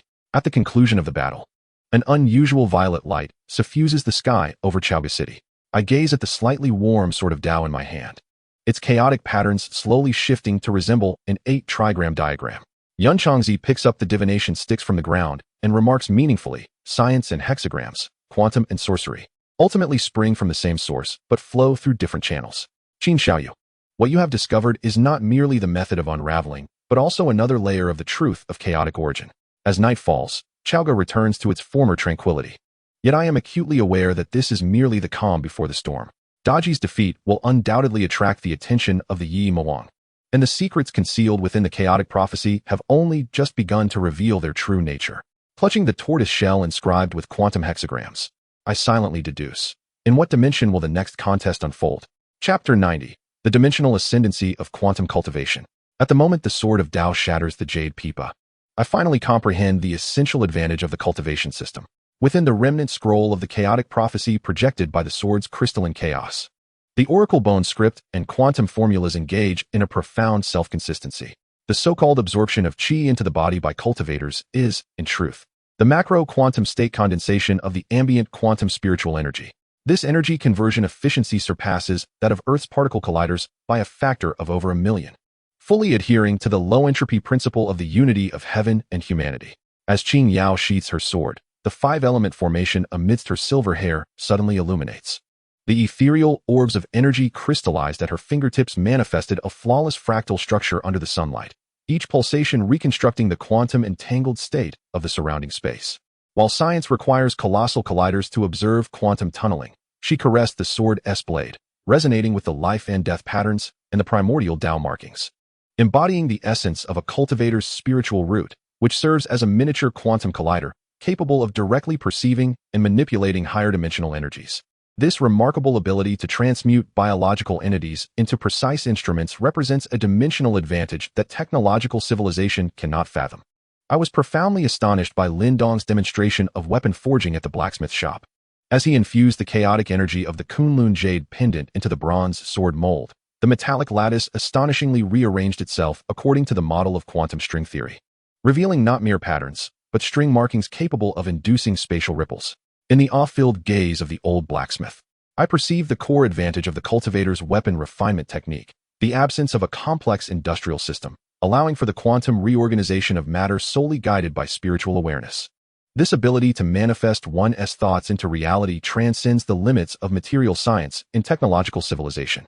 The celestial brewing technique demonstrated by Yun Zhongzi at the Drunken Immortal Building unveiled the extraordinary control cultivators possess over energy forms. When he compressed the captured starlight of the Big Dipper into liquid spiritual wine, each drop contained a complete star map's information. This process of transforming light energy into chemical energy and then into qi energy achieved an energy conversion rate of 100, far exceeding any known energy transformation technology. Even more astonishingly, after consuming the spiritual wine, the body's meridians automatically formed a quantum entanglement network, enabling a cross-dimensional resonance of energy, akin to raising a cup to invite the moon. During the battle at the graveyard, I witnessed firsthand the direct intervention of cultivators in the realm of probability clouds. The spectral banner thrown by the Jiejag Su sure could manipulate the probability distribution of the deceased souls, while Qin Yao's sword-induced Taiji formation remarkably collapsed the probability cloud, materializing the elusive souls. This ability to directly manipulate quantum states is far more efficient and precise than the wave function collapse observed by scientists using detectors, showcasing the proactive advantage of cultivators in the realm of observation and influence. What left me most contemplative was the application of consciousness energy by cultivators. Daji could transform negative emotions into turbid source particles using her jade pipa, while Yun Zhongzi's divination with Yarrow could alter event probabilities through conscious intervention. While deducing the chaos prophecy, I discovered that a cultivator's spiritual awareness is essentially a projection of higher dimensional consciousness energy, serving both as the computational core of a quantum computer and as an observer capable of altering reality, perfectly illustrating the quantum consciousness theory of the blooming and wilting of a flower with mere thought. In comparison to the technological path of Earth civilization, the advantages of the cultivation system are particularly pronounced across 3 dimensions. 1. Energy utilization efficiency, centered around the spiritual root. Cultivators directly transmute the spiritual energy of heaven and earth into controllable qi energy, bypassing the cumbersome processes of energy collection, transmission, and conversion inherent in technological civilization. When Qin Yao operates the 5-element formation, she simultaneously invokes 5 forms of energy: metal, wood, water, fire, and earth. This multidimensional energy synergy is unattainable by any single form of energy technology. 2. Material manipulation dimension. The string pattern sword forged by Lin Dong exemplifies how cultivators can directly intervene in the quantum structure of matter. The method of manipulating the unity of mind and matter is more direct and efficient than either nanorobots or 3D printing technology. The ancient blacksmith does not hammer metal, but rather the quantum strings of matter. Each strike rewrites the entangled states between atoms. The influence of consciousness on dimensions. The divination of the cloud immortal reveals that the awareness of a cultivator can directly engage with reality as a parameter of a quantum system. This consciousness, as an understanding of energy, delves deeper into essence than modern psychological theories of intention. The murky melodies of Daji and my quantum deductions during the unraveling are fundamentally a contest of conscious energy in higher dimensional space. Amidst the ruins of Chaoga City, I etched the first genuine symbol of cultivation with the sword of the Tao. As the blade sliced through the air, the quantum ethereal energy coalesced into chi characters, encircled not by electrical arcs, but by miniature quantum vortices. Upon witnessing this, Qin Yao's eyes lit up. This is the chaos symbol. It requires the simultaneous mobilization of spiritual roots and quantum consciousness to draw. In that moment, I suddenly comprehended that the ultimate advantage of cultivation lies in its nature as a discipline that integrates the observer into the laws of the universe. This dimension of unity between heaven and humanity represents the ultimate form of the unified field theory that scientific civilization has long sought. When the first rays of dawn pierced through the mist of Chaoga City, I saw Qin Yao's silver hair transform into strands of quantum light in the wind, while the jade pendant of Lindong resonated across dimensions with the roots of an ancient locust tree, and the chaotic patterns on the sword of the Tao began to automatically evolve into a complete chaos prophecy. This is no longer a collision of science and cultivation, but rather a fusion of both in higher dimensions, where the cultivator perceives quantum through spiritual roots and elucidates cultivation through quantum theory, ultimately establishing a dimensional superiority that transcends singular civilizations. In the path ahead, we shall no longer interpret cultivation through science, but redefine the quantum laws of the universe from the perspective of the cultivator. Chapter 91. The Paradigm Revolution of Cultivation and Science. Amidst the bronze remnants of Chaoga City, I plunged the sword of the Tao into the ground adorned with string patterns. The sword's chaotic crystals suddenly illuminated, projecting a holographic sandbox that fused oracle bone script with quantum formulas. The cloud immortal twirled the yarrow stalks, as the hexagrams materialized into a double helix structure of quantum entanglement within the sandbox. This seemingly contradictory scene perfectly illustrates the potential for the integration of cultivation and science. Qin Xiaoyu, his Tao robe billowing in the wind, resonated with the star map's dark patterns and the sandbox. When quantum mechanics encounters yin, yang, and the 5 elements, a new set of earthly laws is born. Lindong picked up a fragment of a bronze cauldron amidst the ruins. The moment chaotic energy infused it, the cauldron's Tao-Tai patterns began to dynamically elucidate Maxwell's equations. A brilliant golden-purple light surged in his eyes. So the instrument soul spoken of by the old blacksmith is the conscious state of matter at the quantum level. Before his words faded, the fragment levitated, its surface patterns restructuring into a configuration akin to superconducting quantum bits, marking the first tangible fusion of cultivation alchemy and quantum computing. Qin Yao sat cross-legged atop the crumbling wall, her silver hair extending like quantum fibers, weaving a matrix of the 5 elements in the void. The mysterious light of life and death swirling at her fingertips perfectly aligned with the spectrum of Fourier transformation. each trajectory carved by her sword energy, representing both quantum transition paths and the diagrams of the I Ching hexagrams. As she gracefully swung her longsword, severing a stream of murky primordial particles, I was astonished to discover that the purified spiritual energy spontaneously arranged itself into a double helix structure of DNA. This revelation attested to the fact that the energy manipulation of cultivators had long since touched upon the ultimate mysteries of life sciences. The Grand Pagoda of Muchun floated midair, its 9 tiers illuminating simultaneously with technological symbols from various civilizations. The armillary sphere of Huaxia, the telescope of Europe, and the stellar core reactor from Centaurus. The voice of the pagoda's spirit trembled with excitement as it announced the detection of remnants of the chaos prophecy beneath the city of Chowga. With an energy fluctuation deviation smaller than 0.0001 from the predictions of quantum gravitational theory. As the projections on the tower's surface unfolded, I witnessed the runes of the remnants spontaneously transforming into the geometric model of a Calabayao manifold, implying that the texts of cultivation from the world of divine beings were, in essence, a tangible expression of higher-dimensional physics. Under the guidance of the Cloud Child, we ventured deeper into the subterranean palace of Chowga. Each brick here was inscribed with a miniature gathering array, and as Lin Dong's chaotic jade pendant approached, the bricks astonishingly reconfigured themselves into the logic gates of a quantum computer. Upon touching the oracle bone inscriptions on the wall, the sword of the Tao suddenly quivered, and those ancient characters began to flow with liquid light, forming the unfinished grand unification equation for my doctoral thesis. It became evident that the chaos prophecy was not merely a tome of cultivation secrets, but rather a scientific prophecy transcending time and space. Though Daji had been defeated, the remnants of her murky resonance device continued to emit strange vibrations. After scanning with the sword of life and death, Qing Yao arrived at a startling conclusion. The quantum entangled states of these fragments had not dissipated. Instead, they had formed a distributed network akin to blockchain. We immediately initiated a fusion plan. Lin Dong stabilized the energy with the Chaos Ancestral Talisman. Muchun decoded the symbols with the Grand Pagoda.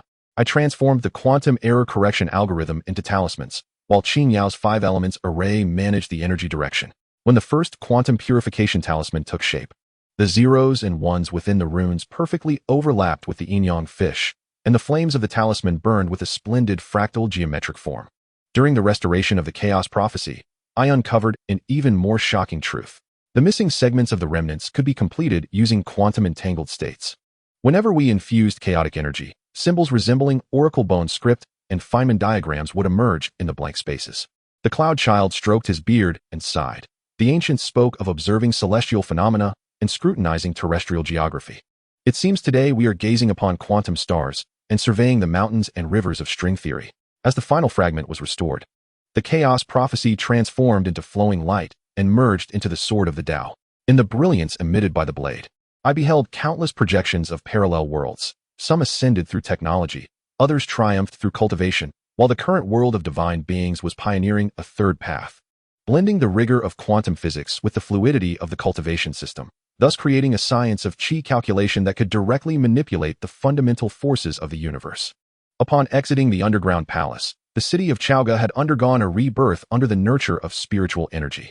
The tools held by the common folk were engraved with quantum runes. Bubbles blown by children exhibited the structure of a Klein bottle. And even the newly brewed spiritual wine followed the fermentation process dictated by Schrödinger's equation. Gripping the sword of the Tao, I found that its reflection no longer revealed rust, but rather a new civilization's totem composed of oracle bone script, quantum symbols, and the diagrams of Bagua.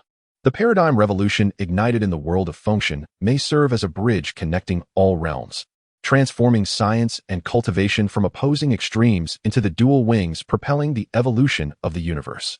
Chapter 92, Multidimensional Resonance Under the New Civilizational Paradigm.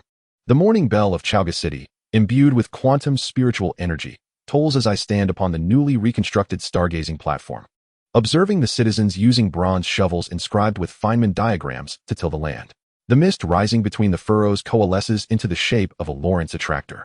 This is no longer a mere natural phenomenon, but a daily scene of chi-calculated agriculture under the new civilizational paradigm. The sword of Tao hums gently at my waist. Its hilt, a chaos crystal, emanating a luminous liquid that entwines with the quantum entanglement of the spirit-gathering array spanning 100 miles. Mr. Qin, the workshop has made another breakthrough. Lin Dong hurriedly approaches, the metallic shavings on his sleeves shimmering with a superconductive sheen under the sunlight. Upon our arrival at the forging workshop, the old blacksmith is pouring a mass of liquid spiritual energy into a mold. The flowing runes on the surface embodying both the casting formulas of the craftsman's record and the condensed state equations of quantum field theory. As the bronze sword takes shape, its blade spontaneously reveals a Mobius strip pattern, and the chi flow channel along the spine aligns perfectly with the principles of integrated circuit wiring. Qin Yao practices her newly devised quantum sword technique atop the city walls, her silver hair weaving a 5-element formation that expands into a protective net enveloping the entire city. Each trajectory traced by her sword energy leaves behind shadows of the Dirac equation in the void, while the severed clouds automatically reassemble into a Klein bottle structure. Even more astonishing, when she sheaths her sword, the spiritual roots within the nearby populace spontaneously undergo quantum transitions, a testament to her integration of quantum entanglement healing into her sword technique, whereby the cultivator's offensive moves now serve as a medium for elevating the spiritual capabilities of the entire community. Mu Chen's Grand Pagoda has transformed into the central computational core of Chaoga City. Each level of the tower processing data from different dimensions. The bottom layer analyzes pulsar signals received by Earth's radio telescope. The middle layer computes the spiritual energy tides of the function world, while the top layer simulates potential counterattack trajectories of the alien demon emperor. Suddenly, the tower spirit projects a holographic alarm. Anomalous fluctuations in spiritual energy detected from 3 parallel universes, with frequencies harmonizing with the residual tainted source code of Daji. We convene an urgent meeting at the newly established Qi Calculation Research Institute. The divination using the tortoise shell of the cloud sun and the quantum calculations of the Grand Pagoda yield the same conclusion. In a technologically advanced parallel world, scientists have mistakenly interpreted the tainted source code as a quantum encryption algorithm, engaging in perilous experiments. More critically, the remnants of the chaos prophecy from the function world resonate across dimensions with the Large Hadron Collider of that world. Should balance falter, it would trigger a chain collapse across multiple realms. A cross-dimensional firewall must be established. I sketch a preliminary plan on the sand table, combining the Taoist sect's locking heaven array with quantum invisibility teleportation technology. Lin Dong immediately responds, transforming the chaotic ancestral talisman into countless light particles, constructing a stable structure reminiscent of a wormhole in the void. Qin Yao, wielding the sword of life and death, channels the power of the 5 elements to convert it into a quantum bit stream capable of neutralizing the tainted source. As we infuse the sword of Tao with our plan, intricate patterns reminiscent of a distributed ledger akin to blockchain emerged along its blade. This revelation indicated that every cultivator contributing to the construction of the firewall became a secure node within the system. Throughout this formidable process, we encountered unprecedented challenges. A technological civilization from a parallel world weaponized the source of turbid energy, launching quantum missiles imbued with antimatter. Without hesitation, Qin Yao activated the reversal of life and death formation, reversing the temporal trajectory of the missiles, while I inscribed talismans utilizing quantum error correction algorithms to transmute the antimatter into pure spiritual energy. In this cross-dimensional battle of offense and defense, the spiritual awareness of the cultivators harmoniously aligned with the computational prowess of quantum computers, each counterattack striking precisely at the enemy's quantum vulnerabilities. When the firewall was finally completed, the brilliance emanating from the Sword of Tao illuminated 7 parallel universes. To our astonishment, under the firewall's influence, worlds on the brink of destruction due to technological chaos or conflicts among cultivators began to spontaneously merge the advantages of both civilizations. Some utilized spirit-gathering formations to resolve energy crises, while others optimized cultivation systems with quantum computing. The sage grass of Yun Zhongzi ignited spontaneously, its ashes coalescing in the air to form an ancient adage. Qi calculations connect all realms. Chaos leads to unity. In the aftermath, Chaoga City was aglow throughout the night, as the populace employed spiritual projection technology to recreate the grandeur of the Battle of the Gods. Children chased after auspicious divine beasts composed of quantum light, while the elders gathered, calculating interstellar navigation routes through divination symbols. As I traced the newly emerged star map patterns on the Sword of Tao, I understood that this revolution was far from over. The abyssal demon emperor lurked in the shadows, and the Qi calculation civilization we had initiated served both as a shield for our realm and a key to exploring the unknown. On the intertwined path of science and cultivation, the next enigma awaiting unraveling may well reside within an unobserved quantum superposition. Chapter 93, The Yinshang's Fortune and the Battle for Dimensional Anchoring. Suddenly, the bronze bell and drum tower of Chaoga City trembled, and the suspended 12-hour copper clepsydra came to a halt, with droplets of spiritual water crystallizing into fragmented divination symbols in midair. Gripping the sword of Tao tightly, I noticed the hilt's chaotic crystal emanating a blinding red light, an ominous warning from the remnants of the chaos prophecy, foretelling that the emperor of the Yin Shang was about to descend with the mandate of heaven, a pivotal element in the abyssal demon emperor's scheme.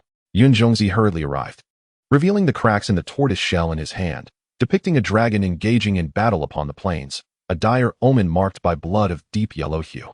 The so-called mandate of heaven is, in essence, a dimensional anchor point crystallized from the fortune of the Yin Shang.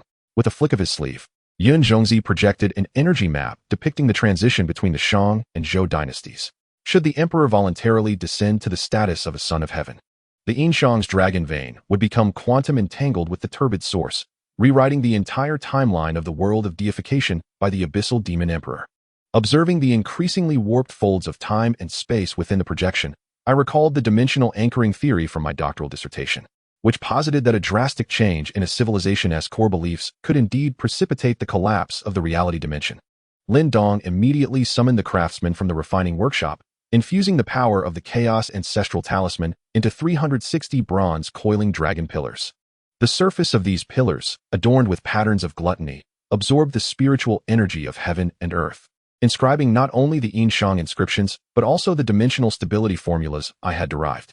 At the base of each pillar lies a connection to the remnants of the chaos prophecy beneath Chaoga, forming a circular network reminiscent of superconducting qubits, an endeavor to counteract the impending collapse of fortune with an artificial dragon vein. Qingyao, accompanied by the women of the embroidery workshop, weaves a celestial net using silver threads and spiritual silkworm cocoons. As they deftly maneuver their needles, the embroidered patterns of the 28 lunar mansions continuously absorb the moonlight, gradually coalescing into a tangible star map above Chaoga. When the handle of the Big Dipper points towards the royal tomb of Yin, a halo of light emerges at the edge of the star map, resonating with the energy field of the Great Stupa Tower, creating a quantum shield capable of resisting consciousness invasion. I noticed the new silver strands interwoven in her silver hair, remnants of her excessive use of the power of the 5 elements, yet they still shimmered with unwavering brilliance. Mu Chun submerged the Great Stupa Tower into the palace's depths, transforming it into a colossal quantum computer, feverishly calculating the probabilities of halting the descent of destiny. The voice of the tower spirit, tinged with electronic anxiety, reported, residual corrupt source code from Daji has been detected resonating with the sacrificial vessels of the Shang dynasty. If the connection cannot be severed before the third watch, the emperor's fate will become irreversible.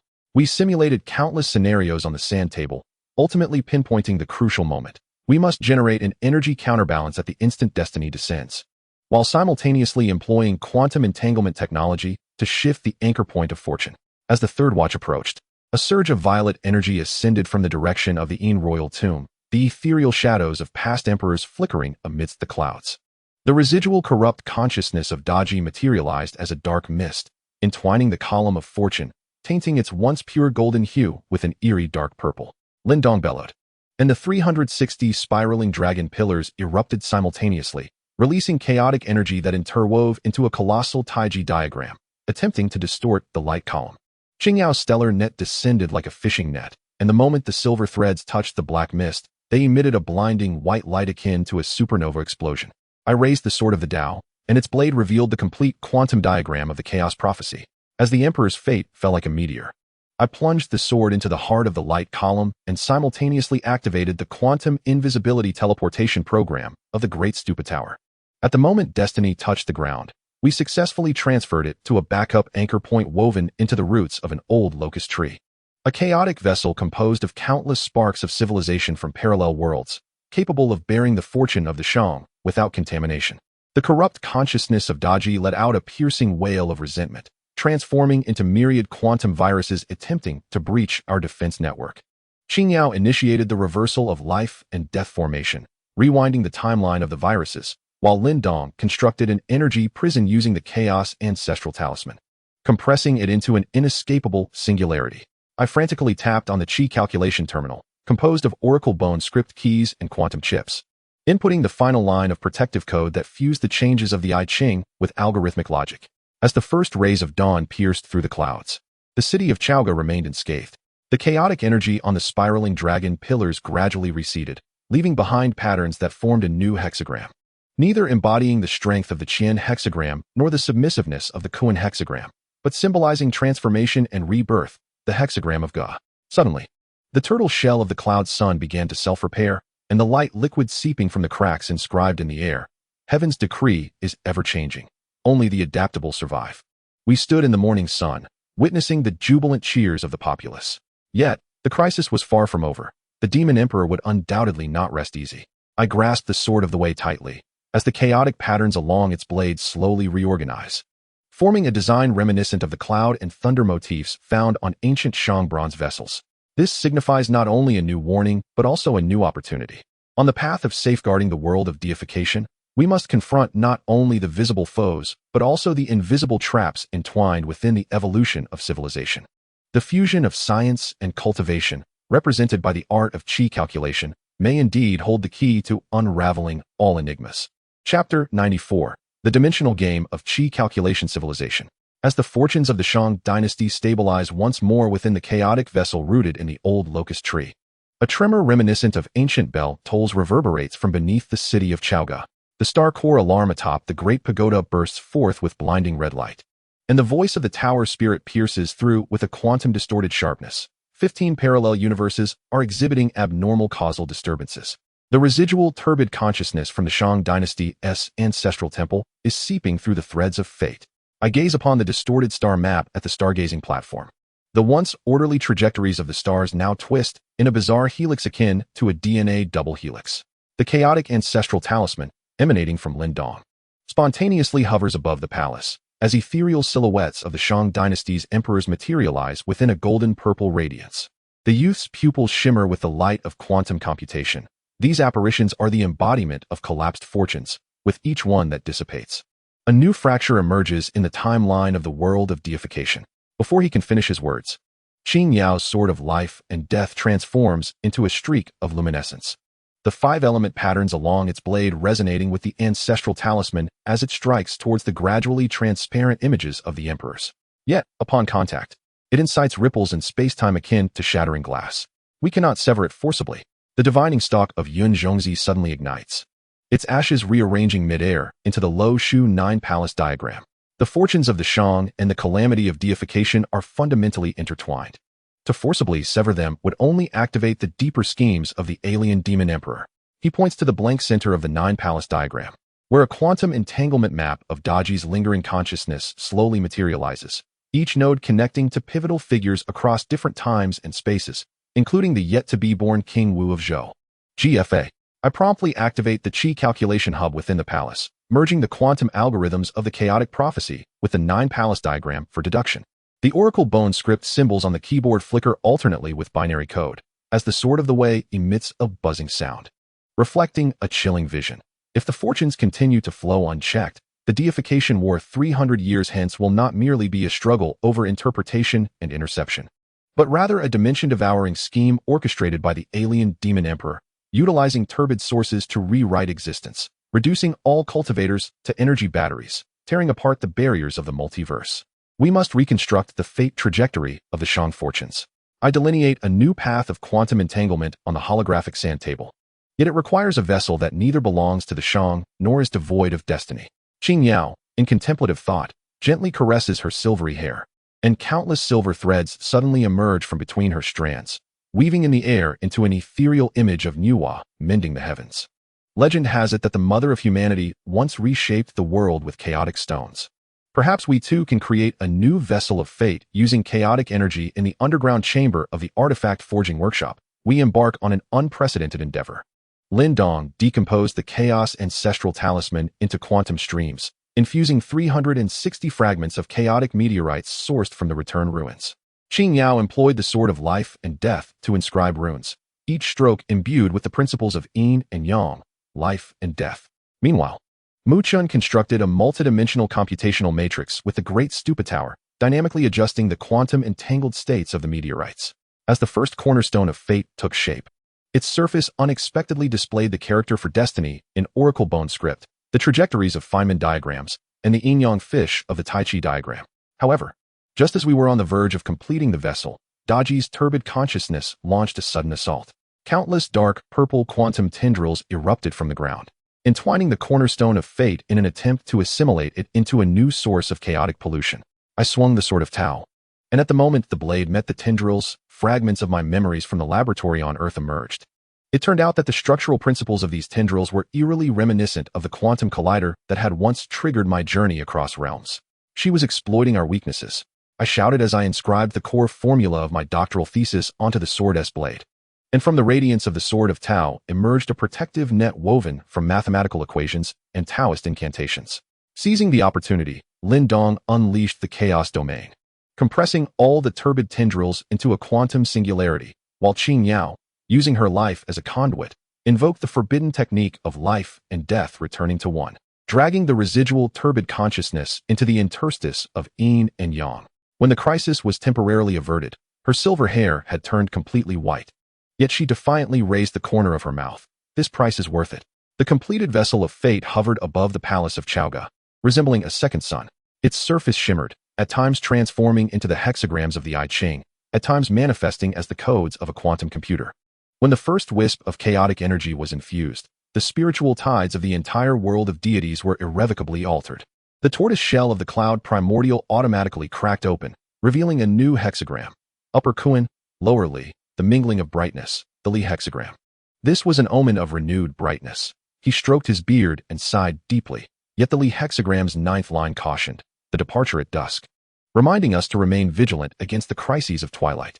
As night descended, the vessel of fate suddenly emitted a high-frequency tremor. The great stupa tower urgently projected a warning. Quantum observers from parallel worlds were forcibly interfering with the trajectory of the world of deities, led by a certain fate management bureau from a technological civilization, who believed that the alteration of the Yinshang fortune would trigger an increase in cosmic entropy. I gripped the sword of Tao tightly, the newly emerged Li hexagram patterns on the blade flashing with a dangerous red light. This war over the sovereignty of fate was only just beginning. Whether the new trajectory forged by our Qi calculation civilization served as a protective wall for the world or as a fuse leading to deeper crises remained to be seen, perhaps hidden within the yet-to-collapse clouds of quantum probabilities. Chapter 95. The Dilemma of Multidimensional Observers. As the tremor frequency of the vessel of fate surpassed the critical threshold, intricate cracks began to emerge on the surface of Chaoga City's bronze structures. These fissures were neither ordinary physical damage nor mere traces of spiritual energy surging, but exhibited bizarre patterns reminiscent of quantum decoherence. The alarm of the great stupa tower transformed into a sharp, high-frequency shriek. The voice of the tower spirit severely distorted. Detection of multidimensional observers utilizing the fate interference equation. The quantum state of the Yinshang fortune is being forcibly collapsed. I gazed upwards at the sky, where the symbols and codes on the surface of the vessel of fate began to twist violently, as if countless invisible hands were tearing at this container that bore the weight of civilization's destiny. Lin Dong's chaotic ancestral talisman erupted in a blinding radiance of purple and gold, the silhouette of the youth flickering in and out of visibility amidst the brilliance. The energy fluctuations of the observers resonated harmoniously with the murky particles of the alien demon sovereign. Before he could finish his words, 360 fate stones simultaneously emitted a mournful wail, with several of their Feynman diagram patterns beginning to rotate in reverse, as if the time rewind button had been pressed. Qin Yao's sword of life and death spontaneously unsheathed, the newly formed silver strands in her silver hair unfurling into the shape of a taiji fish in the void. When the first wave of fate collapse struck, the sword energy she unleashed coalesced in the air into a spectrum graph of Fourier transformation, attempting to decompose the interference energy into discernible wave bands. However, the observer's counterattack came even swifter, as a multitude of dark blue light particles emerged from the void, each carrying the imprint of a civilization from a parallel world. The matrix they formed was unmistakably the quantum entanglement net I had encountered in the laboratory on Earth. They were stealing the fate data of the divine sealing world. I hastily typed on the Qi calculation console, oracle bone script runes and quantum codes racing across the screen. The sword of Tao suddenly detached from its sheath, hovering beneath the vessel of fate, its divinatory patterns morphing into flowing energy conduits that redirected the observer's attacks towards the root network of the old locust tree. At that moment, the yarrow of Yun Zhongzi spontaneously ignited without wind, the ashes in the air forming a fragmented hexagram, the upper 6 lines of the Gueme hexagram, signifying that this confrontation would ultimately descend into futility. The maiden bears the basket without substance. The scholar sacrifices the sheep without blood. In this critical moment, Mu Qin's grand pagoda erupted with 9 layers of golden light, expanding into a colossal, multidimensional prism. Attempting to construct a quantum mirror, the voice of the pagoda's spirit calmed, stating that the essence of the observer's interference was a high-dimensional projection, and we could create cognitive biases using the principle of mirroring. As the light from the pagoda swirled, countless overlapping pseudo-vessels of fate suddenly appeared above the city of Chowga, each mirror emitting fate fluctuations similar to the original but internally operating meticulously designed trap algorithms. Yet at this moment, Daji's murky consciousness resurfaced. Dark purple quantum tendrils penetrated the mirror defenses, directly piercing the core of the vessel of fate. I clearly saw that the surfaces of these tendrils were inscribed with patent numbers from a certain technological civilization. It became evident that the alien demon sovereign had already struck a deal with the multidimensional observers, exchanging the fate of the divine sealing world for the key technologies to tear apart dimensional barriers. Lin Dong roared as he infused chaotic energy into the ancestral talisman, forming a shield on the vessel's surface, while Qin Yao, using her sword as a conduit, initiated an advanced version of the yin-yang cycle formation, aiming to obliterate both the murky source and the observer's energy. At the center of the energy collision, I was suddenly yanked into a quantum crevice by a peculiar force. In a haze of consciousness, I glimpsed countless phantoms of parallel worlds. In one realm, humanity dissected cultivators to study and extract the so-called spiritual root genes. In another, practitioners wielded flying swords to obliterate quantum computers, decrying them as chaotic and cunning tricks. Meanwhile, in the observer's mother universe, a colossal fate management bureau space station utilized energy akin to that of the Fengshen world to sustain the entire galaxy's operation. Upon my return to the present reality, the fate container was marred by a web of cracks. Surprisingly, the substance seeping from these fissures was no longer chaotic energy, but a transparent liquid reminiscent of tears, each droplet reflecting the rise and fall of a civilization. Yun Zhongzi appeared beside me, his Taoist robe rent by energy storms, revealing chaotic patterns on his inner lining. Qin Xiaoyu, these observers are not mere plunderers. Their universe is descending into oblivion due to entropy, he remarked. Before he could finish, the fate container erupted with a final roar, shattering into a myriad of starry fragments. Yet, these fragments did not dissipate. Instead, under the influence of the old locust tree's root system, they reformed into a shimmering river of energy adorned with hexagrams and codes. Grasping the sword of Tao tightly, I noticed new patterns emerging on its blade, resembling both the emblem of the Yin and Shang dynasties and a diagram of quantum entanglement. Perhaps this war concerning fate and dimensions has never been a simple dichotomy of black and white. As the tide of entropy threatened to engulf all civilizations, could we find a path that safeguards the Fengshen world while also rescuing the observer's universe?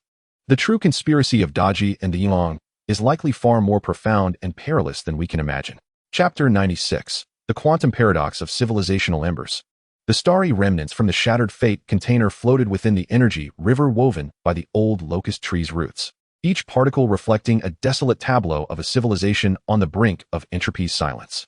The alarm of the great floating pagoda ceased abruptly, and its spirit fell into an eerie silence. On the projected star map of parallel universes, over 70% of the galaxies were collapsing at a rate that defied the laws of thermodynamics. Yun Zhongzi picked up a fragment of stardust, now adorned not with Yin and Shang hexagrams, but with a quantum farewell from a technological civilization in its final moments. Entropy increase is irreversible. Only through the plundering of a nascent universe's niche entropy can one hope to survive. They were drinking poison to quench their thirst. I traced the newly appeared spiral patterns on the sword of Tao, a fusion of the entropy increase curve and the Taiji fish. The observers, in their folly, believed they could delay their entropy by consuming the fortunes of other universes, unaware that such actions were hastening the destruction of the entire multiverse. Lin Dong's chaotic ancestral talisman suddenly disintegrated into countless particles of light, forming a continuously collapsing Klein bottle model above the city of Chowga. The youth furrowed his brow, but our fate container has been destroyed, and the fortunes of the Fengshen world are dissipating at an exponential rate. Qin Yao's silver hair danced without wind, strands bursting forth with blinding brilliance, coalescing mid-air into a bagua compass. Perhaps the answer lies within the return to the void. Her sword tip pointed northward, where the void rippled with an eerie shimmer. The remnants of chaos from the genesis of the world harbored the dual possibilities of creation and destruction, perhaps capable of reforging the fate container. As the words lingered in the air, Daji's murky consciousness once again transformed into a dark purple quantum tempest, enveloping countless remnants of advanced civilization's weaponry, including the prominent dimensional cutting cannon emblazoned with the emblem of the Fate Management Bureau. The journey to the abyss was rife with anomalies. as we navigated our vessel, forged from chaotic meteors and quantum talismans, through the rifts of time and space. Distorted fragments of reality flitted past the porthole. A certain cultivation civilization refined stars into gathering orbs, resulting in a gravitational imbalance within their galaxy. A technological world detonated antimatter bombs to breach the gates to another dimension, unleashing indescribable chaotic entities. Suddenly, Muchun pointed at the dashboard, exclaiming in alarm. The energy readings are abnormal. The location of the abyss oscillated within a quantum state, as if it possessed a consciousness intent on evading us. The true visage of the abyss far surpassed our imagination. It was not a chaotic ocean, but rather a multitude of unfinished universes suspended in a field of quantum bubbles. Each bubble contained primordial energy from before the dawn of civilization, some glimmering with the radiance of Taoist qi, while others flowed with an eerie blue light reminiscent of antimatter. However, as we endeavored to approach these bubbles, a fleet of observers suddenly materialized from the void. Their warships adorned with technological patterns resembling the runes of the divine proclamation world. The energy fluctuations during the charging of their main cannons resonated with Daji's murky particles. "Do you believe you can halt the entropy of desolation?" A distorted electronic voice echoed from the flagship of the observer fleet. "Behold the abyss beneath your feet. Each bubble here is a failed cosmic experiment, discarded detritus by its creator." With that proclamation, dozens of warships unleashed entropy-increasing rays, and wherever they traversed, the quantum bubbles of the abyss began to decay rapidly, transforming into streams of black entropy. Lin Dong initiated the offensive. The shield coalesced from chaotic ancestral talismans, emitted a strained hum under the impact of the entropy flow, while Qin Yao attempted to cleave through the rift of time and space with her sword of life and death, striving to divert the entropy flow into other dimensions. Amidst the chaos, I unexpectedly discerned a peculiar quantum bubble deep within the abyss. Its surface was entwined with projections of the roots of an ancient locust tree, and within it lay not primordial energy, but a cocoon of light woven from the divination symbols of the Shang dynasty, quantum formulas, and chaotic runes. As I reached out to touch the cocoon, the sword of Tao suddenly quivered violently, its blade reflecting the figure of the alien demon emperor, who at that moment transcended the mere embodiment of evil, revealing a projection of an entropy-laden galaxy akin to that of the observers. "You are but pawns in a higher dimensional experiment." The voice of the alien demon emperor resonated with the weight of ages, the calamities of the divine proclamation world, the plunder of the observers, and the secrets of the abyss are all tests of civilization's choices in the face of increasing entropy. Before his figure dissipated, the cocoon abruptly shattered, releasing not energy, but countless vestiges of hope left by civilizations before the entropy of desolation. Some cultivation practitioners preserved legacies in jade slips at the cost of their souls. Scientists sealed databases of civilizations within miniature black holes, and even primitive tribes etched survival songs onto the bones of beasts. The assault from the observer fleet suddenly ceased.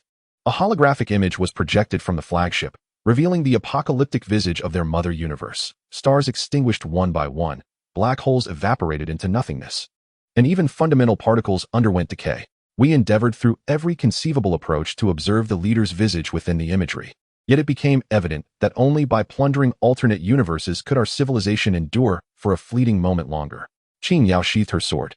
As strands of silver from her silvery hair transformed into luminous points drifting towards the fleet, perhaps there existed another path to rekindle the embers of these civilizations. Perhaps we could forge a new answer to counteract the entropy of oblivion. The quantum foam of the ruins began to spontaneously reorganize, guided by the roots of the ancient locust tree, forming a floating lighthouse of entropy reduction, imbued with the memories of countless civilizations. Utilizing the collected embers of civilization, in conjunction with the quantum algorithms of the chaos prophecy, we commenced the reconstruction of the vessel of fate. This vessel was no longer a mere conduit of fortune, but a multidimensional converter capable of absorbing the flow of entropy and transforming it into nascent energy. When the first wisp of newfound fortune was infused into the vessel, the main cannon of the observer fleet turned toward its flagship, as they finally comprehended that the true weapon against the entropy of oblivion was never plunder, but rather the resonance and creation among civilizations. Yet, the final words of the alien monarch lingered in my mind.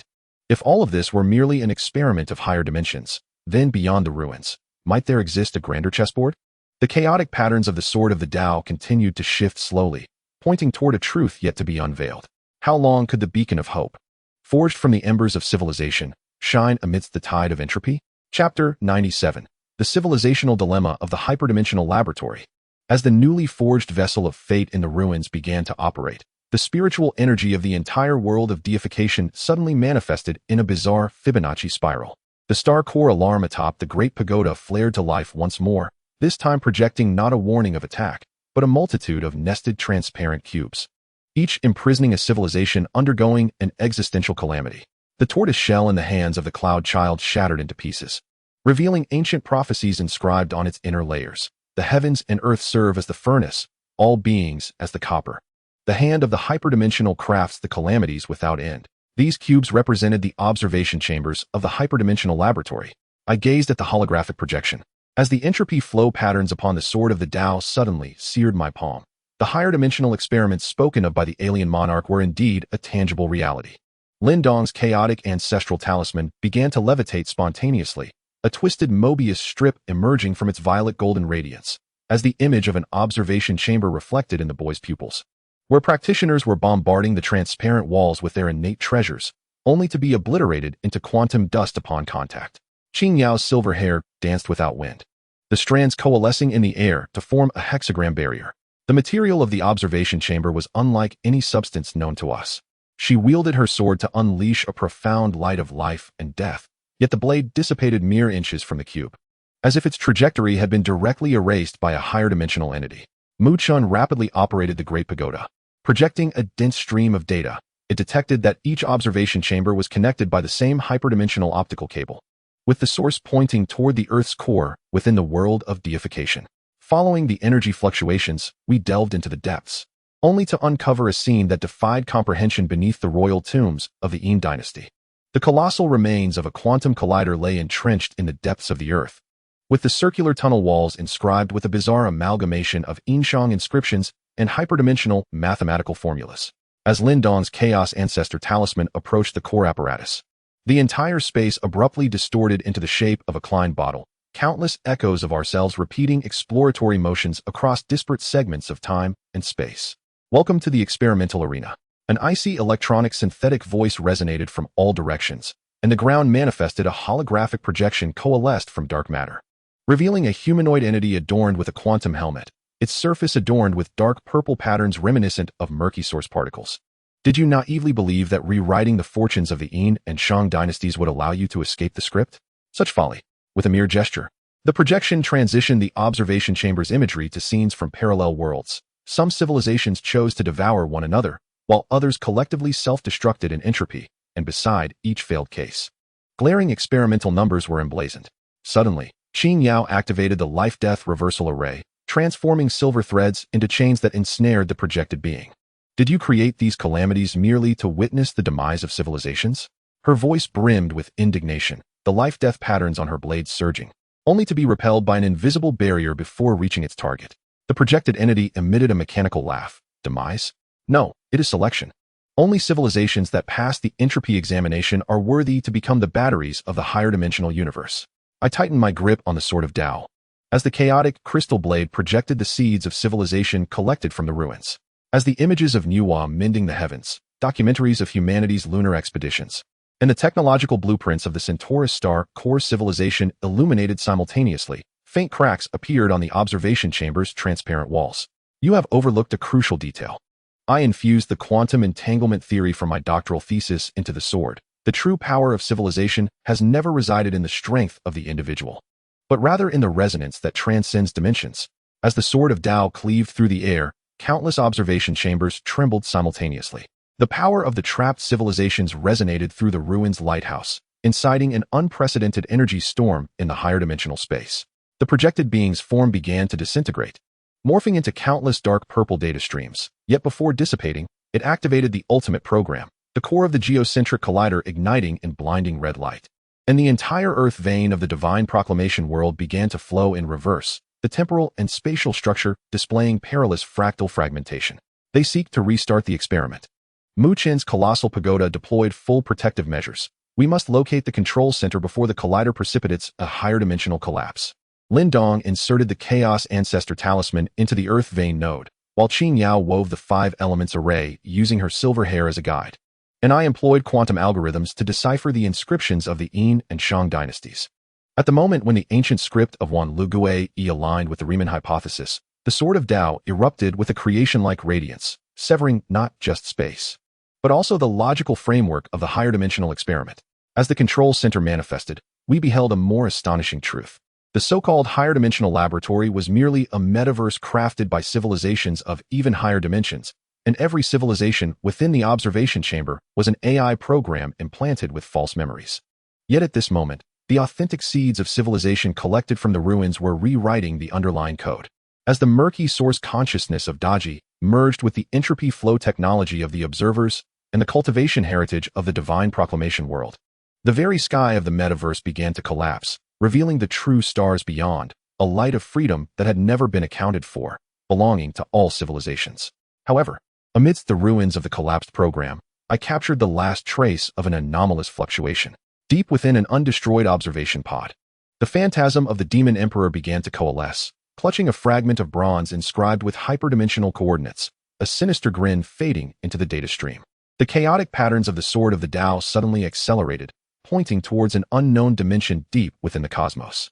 This war for the freedom of civilization may have merely begun to unveil its true curtain. Chapter 98. The Paradox of the Defector from the Hyperdimensional Metaverse. As the celestial dome of the hyperdimensional laboratory collapsed with a thunderous roar, the light of the ruins' lighthouse warped into the shape of a Klein bottle. The stellar core alarm of the Grand Pagoda emitted a shrill buzz. The voice of the tower's spirit intermingling with the noise of tearing data. Anomalous fluctuations in the imaginary space detected. The annihilation data from all observation pods is undergoing reverse reorganization. This is impossible. I gazed down at the sword of the Tao. As its chaotic patterns began to rotate in reverse, the blade reflected not the reality but countless superimposed versions of myself wielding swords across different times and spaces. The data of those obliterated civilizations was being resurrected. The voice of the cloud child trembled with unprecedented intensity. His shattered carapace suddenly levitated. Dark purple data streams oozing from its cracks, yet their quantum states had been tampered with. This was the tainted source coding of the demon emperor. Before he could finish, thousands of transparent figures emerged in the sky, their visages amalgamating the features of all civilizations within the observation pods.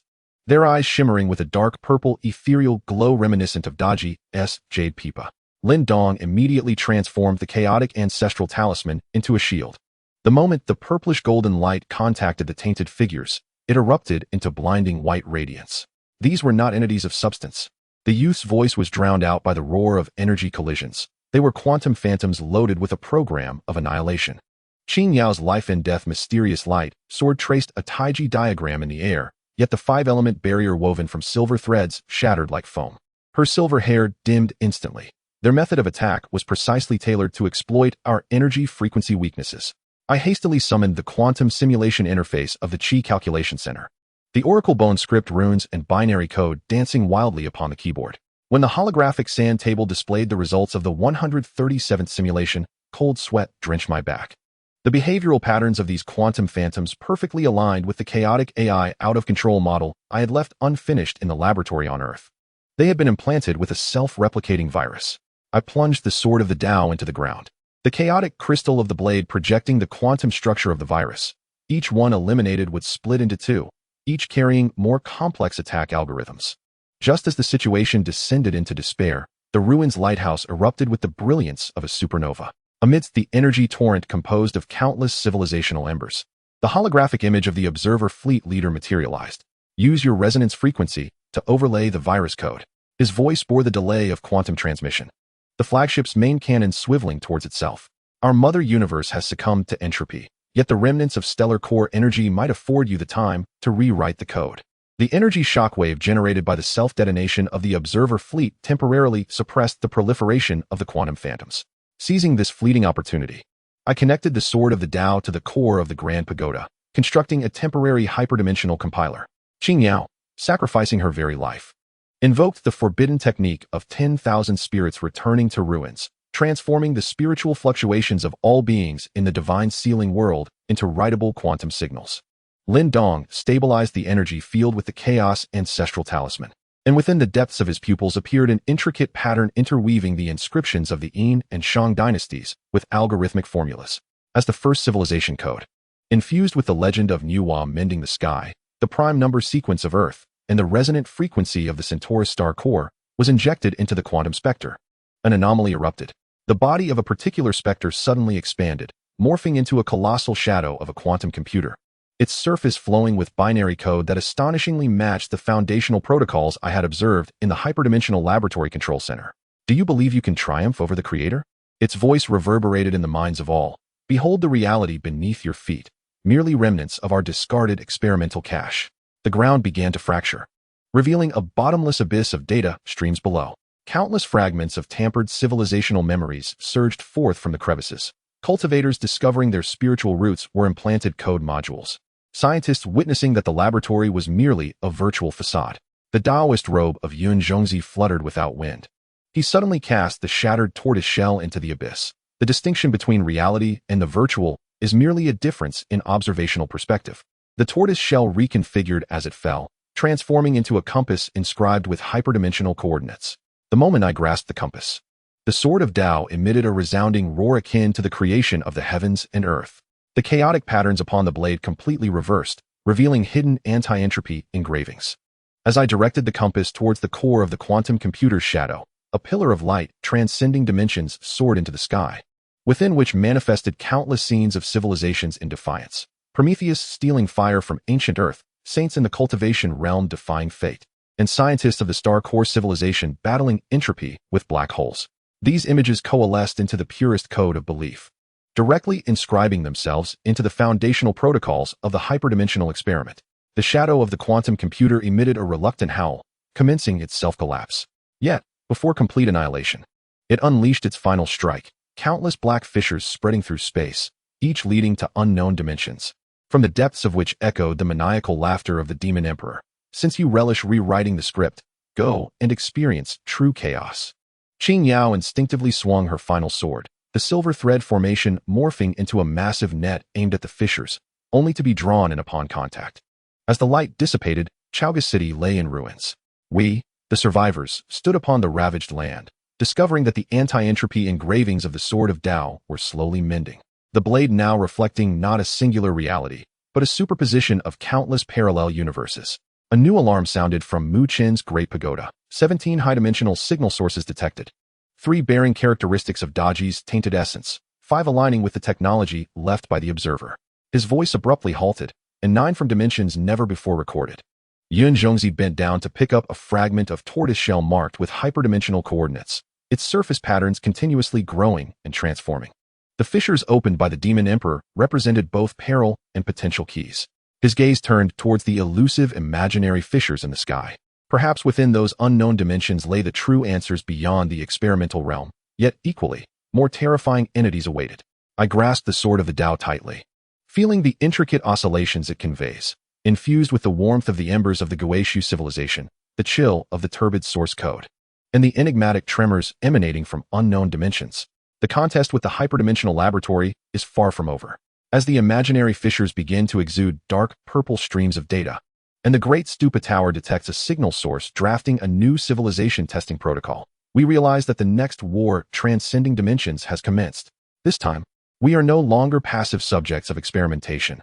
We are the renegades bearing the wills of myriad civilizations, seeking the path to freedom that belongs to all life amidst the mists of the hyperdimensional realm.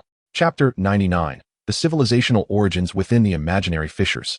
The dark purple data streams seeping from the fissures coalesce in the air into a colossal Bagua diagram, densely populated with miniature mechanical entities resembling nanobots, crawling within the intricate lines of the Qian and Kuan trigrams.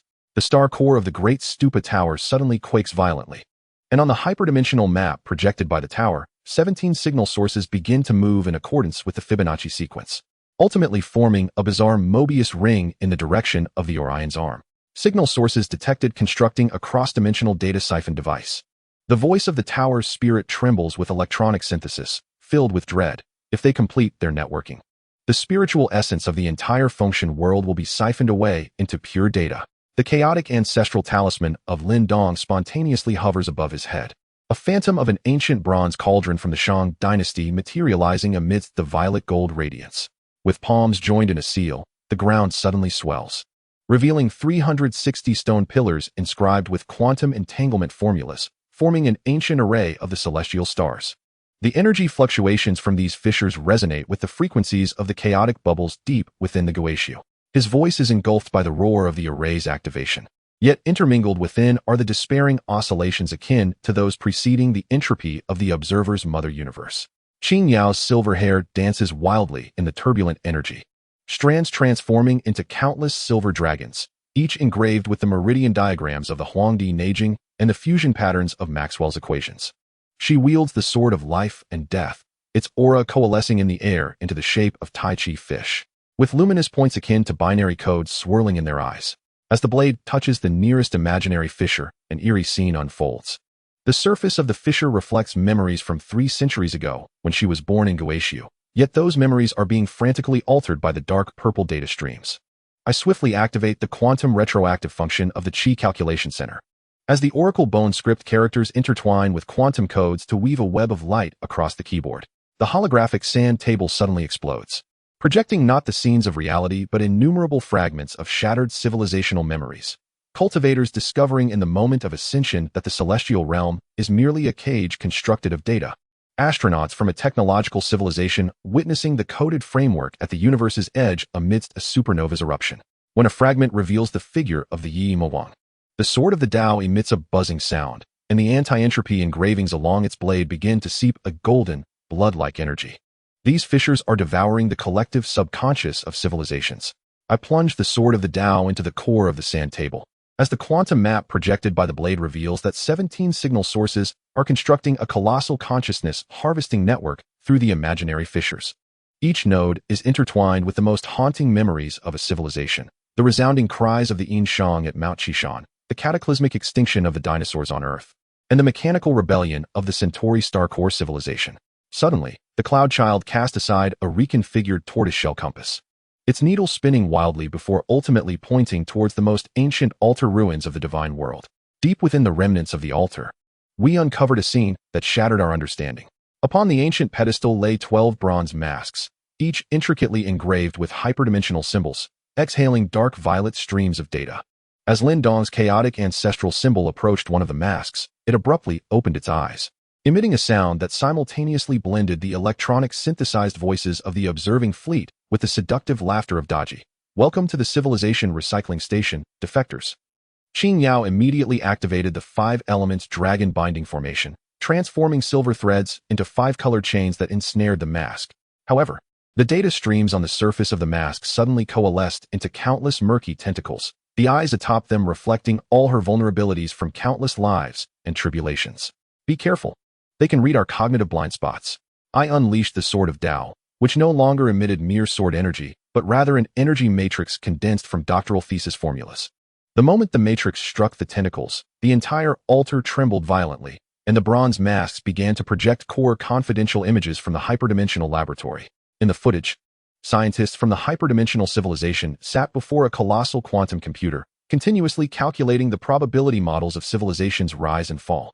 After the 789th failed experiment, all civilizations in the observation pods chose self-destruction in the face of entropic silence.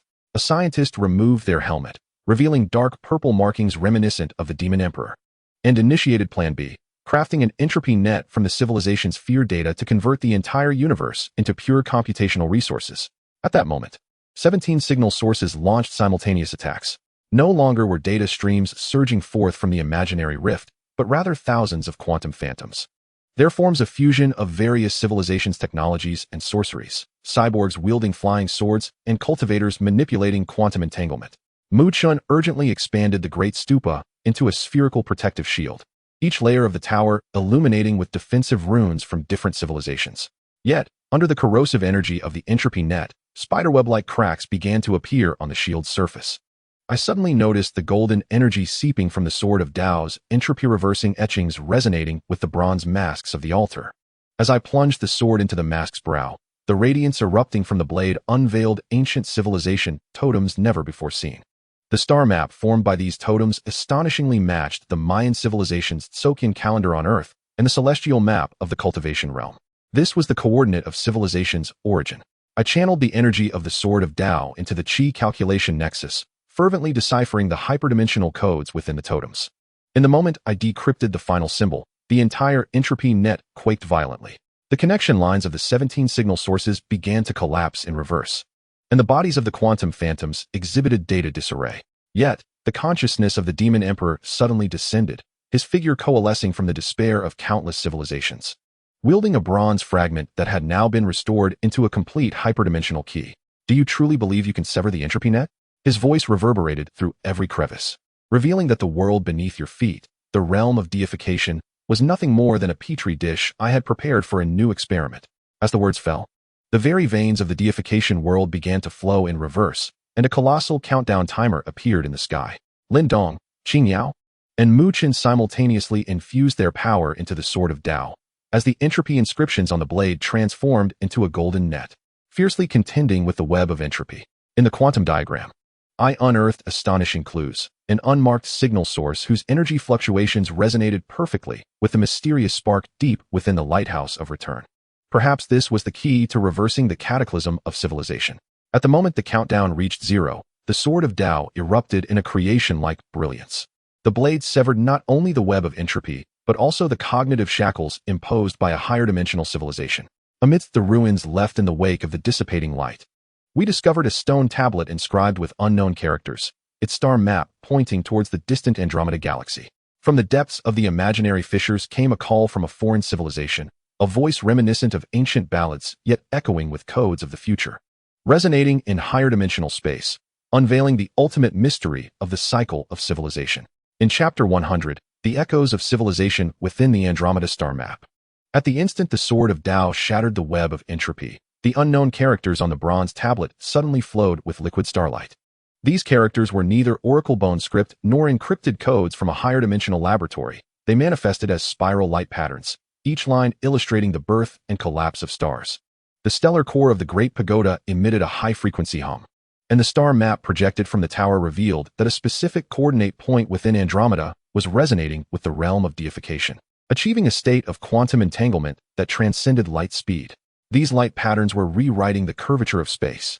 Mu Qin's voice trembled as he hurriedly operated the tower spirit to analyze the tablet's information, realizing that the signal from Andromeda seemed to be transmitting a form of civilization-level navigation protocol. Before he could finish, Qing Yao's silver hair surged, weaving itself into a star map projection in the air, perfectly aligning with the light patterns on the tablet. A flicker of confusion crossed her gaze.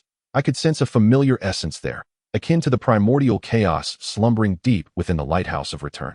Lin Dong pressed the chaos ancestral talisman onto the center of the tablet, and as the purple-golden radiance collided with the liquid starlight, the ground suddenly cracked open, revealing a starry abyss emanating a cold blue glow. From the depths of the abyss came a low-frequency vibration akin to the song of whales, with each wave reshaping the surrounding quantum state. This was no ordinary spatial fissure. The boy's pupils reflected the swirling nebula within the abyss, where energy fluctuations mingled with the echo of entropy from the observer's mother universe, alongside the tainted source characteristics of the alien Demon Emperor. We navigated our vessel, crafted from chaotic meteorites and quantum talismans, into the starry abyss. The scene outside the porthole was enigmatic and unpredictable, at times flashing past the shattered celestial realms of cultivation civilizations, at others skimming over the abandoned star rings of technological worlds. As the vessel traversed a nebula composed of memory fragments, I glimpsed a scene from the Earth laboratory, where I, clad in a white coat, was conversing with the alien Demon Emperor, the Sword of Tao in my hand completely blackened, its blade etched with tainted source runes. Beware, this is a cognitive interference field. The divination grass of the cloud particles suddenly ignited, and the ashes formed a defensive hexagram in the air. However, the dashboard of the vessel began to spin wildly, with all navigation systems indicating that we were merely rotating in place, while the blue light emanating from the depths of the star abyss grew ever more resplendent.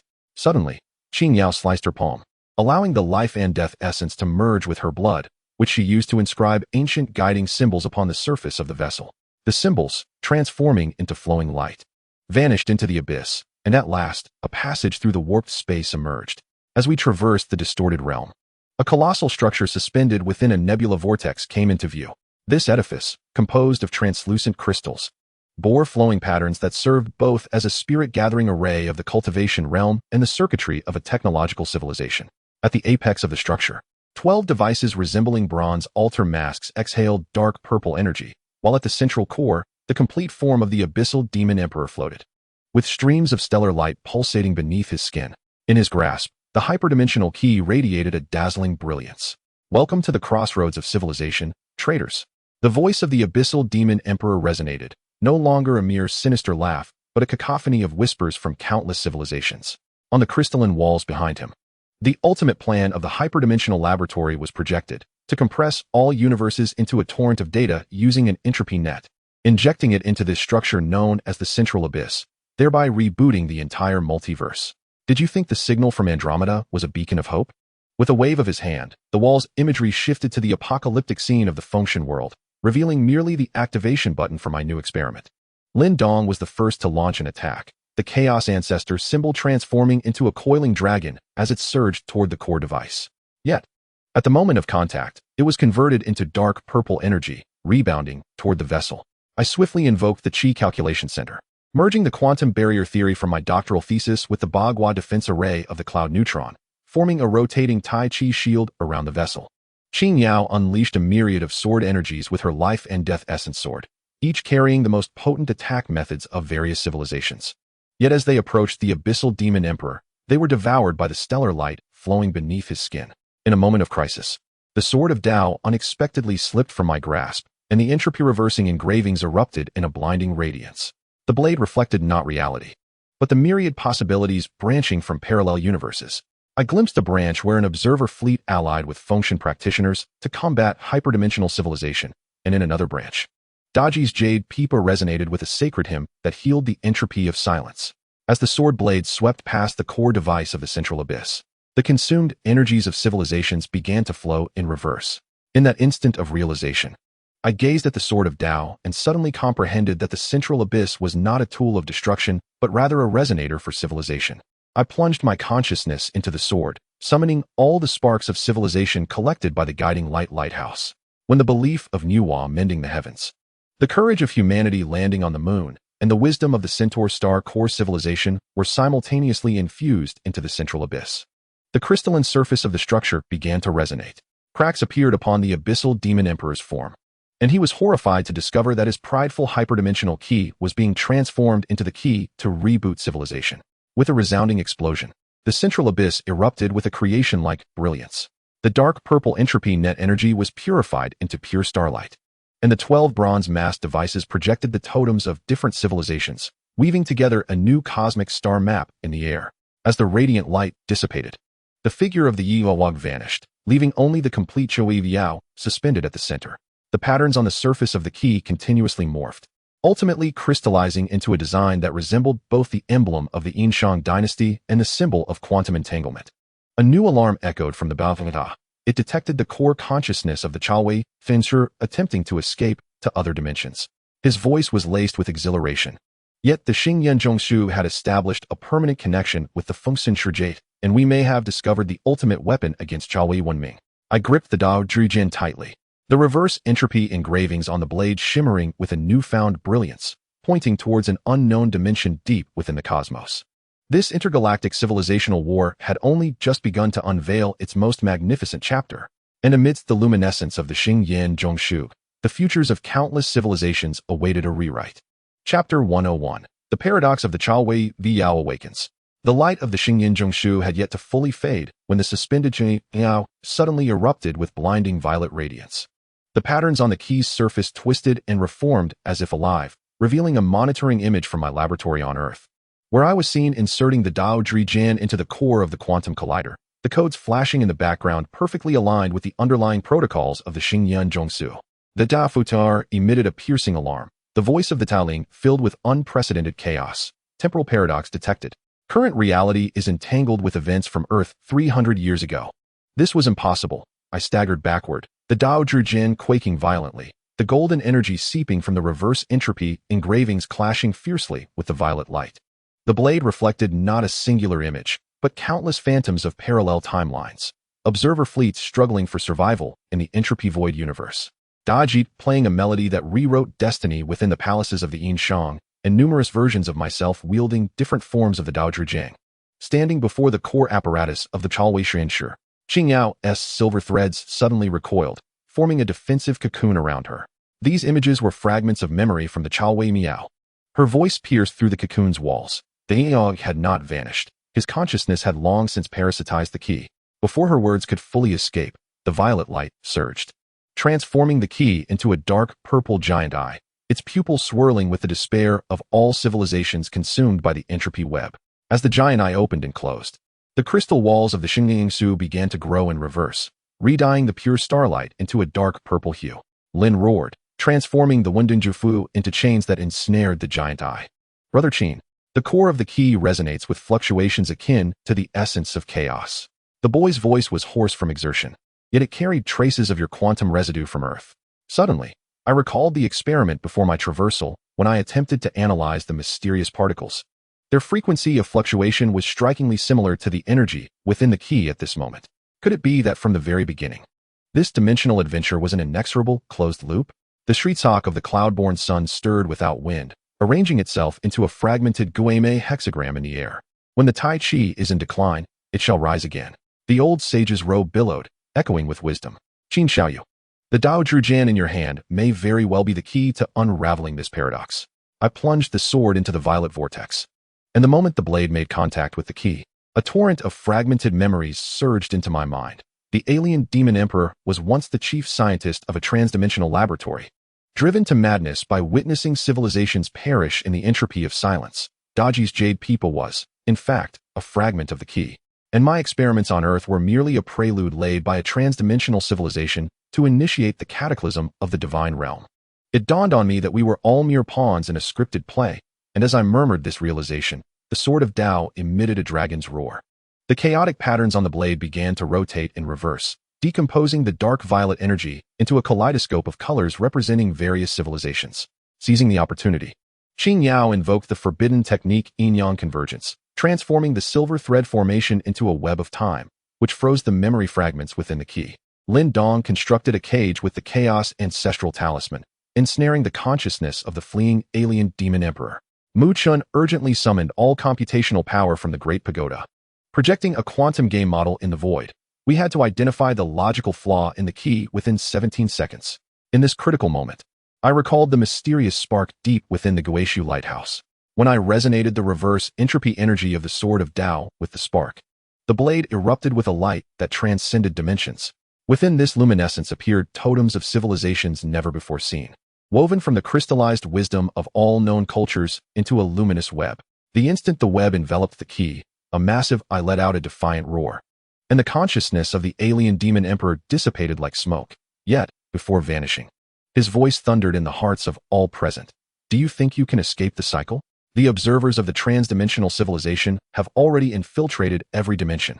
As the violet light faded, the transdimensional key returned to tranquility, revealing a new pattern on its surface, a symbiotic tapestry of civilization interwoven with oracle bone script, quantum formulas, and star abyss crystal patterns.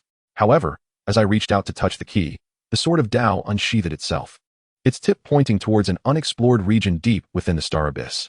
There, space was warping, faint low-frequency vibrations reminiscent of a heartbeat echoed, and the frequency of these vibrations matched perfectly with the mysterious particle fluctuations I had recorded in the Earth laboratory.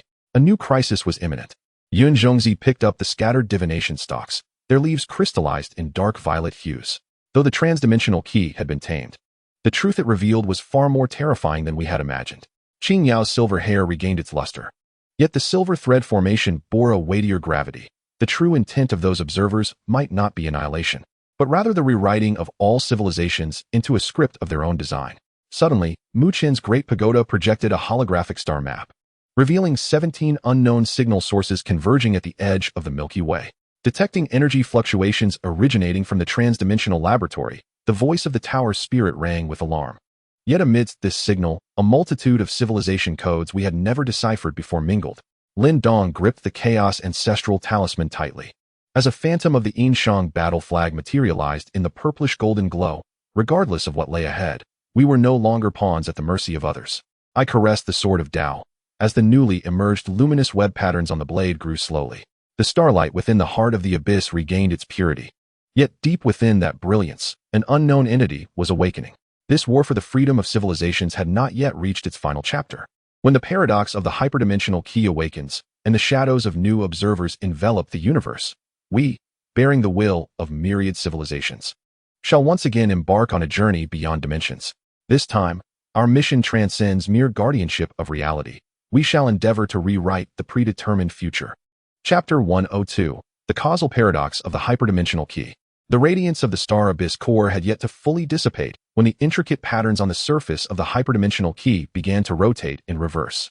The alarm of the great stupa tower blared with a piercing buzz, and the voice of the tower spirit, laced with the static of data distortion, declared, anomalous fluctuations in the laws of causality detected. The coordinates of the Andromeda Galaxy are entangled quantumly with the Shang dynasty from 3 millennia ago. I gazed down at the Sword of Tao, as golden energy seeping from the reverse entropy engravings coalesced into ancient oracle bone script. Within the reflection of the blade, the crown of King Zhou of Shang eerily overlapped with the quantum helmet of the hyperdimensional laboratory. This was not merely a temporal displacement. The voice of the cloud sun trembled as a shattered form reassembled, the turtle shell cracking anew, dark violet data streams surging forth. The hyperdimensional key was rewriting the timeline of civilization, rendering our victory an established fact. Yet this contravened the laws of causality. Before the echoes of his words faded, Lin Dong's chaotic ancestral talisman suddenly spiraled out of control, and the spectral image of the Shang dynasty's ancestral temple emerged amidst a purple-golden glow. While countless observation pods began to descend slowly from the temple's dome, Qin Yao's silver silk formation instantaneously unfurled into a Bagua barrier. But as the dark violet data streams brushed against the barrier, her pupils constricted sharply. These data contain the memories of my past life at the moment of my birth in the return to the void. She unleashed the sword of life and death. Yet the sword energy transformed mid-course into myriad tiny arrows of time, each pointing towards distinct historical nodes. I swiftly activated the Qi calculation core, and the timeline on the holographic sand table burgeoned like a frenzied vine, sprouting thousands of parallel branches, each tip glimmering with the sinister smirk of the Demon Emperor. He was exploiting the hyperdimensional key to create a causal loop.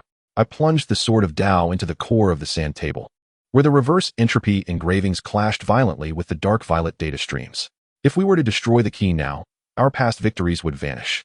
Yet preserving the key would condemn the future to an eternal prison of his design. At that moment, the crystalline walls of the star abyss core unexpectedly turned transparent, revealing a more astonishing sight. Countless versions of ourselves were repeating this conversation across different timelines, each conclusion oscillating between entropy and enslavement of civilization. Mu Qian suddenly accessed the deep database of the Great Stupa Tower, his voice tinged with disbelief. Detected logs left by the hyperdimensional laboratory. They discovered long ago, during the first 10,000 civilizations, that only by creating causal paradoxes could the multiverse maintain observability. The projection on the tower's face depicted hyperdimensional scientists likening civilization to quantum foam, with the chaos of causality serving as a stabilizer to prevent the foam from rupturing. The consciousness of the Demon Emperor coalesced within the data stream, his form constructed from the remnants of countless civilizations, his eyes gleaming with madness that transcended time and space. Do you understand now, traitors? His voice reverberated across all timelines. You believe you have shattered the entropy web, yet you have merely fallen into a grander trap. The hyperdimensional key is not a weapon. It is a shackle locking civilization's development.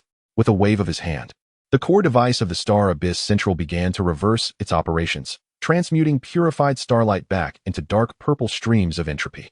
In this moment of crisis, the Sword of Tao suddenly emitted a clear, resonant sound. The blade no longer reflected chaotic timelines, but rather the mysterious spark within the depths of the abyssal lighthouse. I recalled the familiar fluctuations captured within the void fissures and suddenly realized the loophole of causality lies within the observer. The hyperdimensional laboratory can manipulate timelines, but cannot interfere with unobserved possibilities. I submerged my consciousness into the sword, harnessing the power of the abyssal spark. The reverse entropy markings of the Sword of Tao erupted in pure white light, illuminating the shadowy recesses of all timelines. Qin Yao bit her tongue, infusing the silver thread formation with her blood, which contained the laws of life and death. Life and death transcend causality. Her silver hair instantly turned snow white, and the barrier transformed into a colossal yin-yang fish, with the fish's eyes representing the past of the Shang dynasty and the future of interstellar battleships.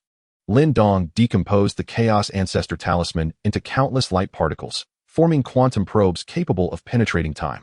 While Mu Qian constructed a firewall of causality with the Great Floating Tower, the Tower Spirit operating frantically to mark each distorted timeline's data.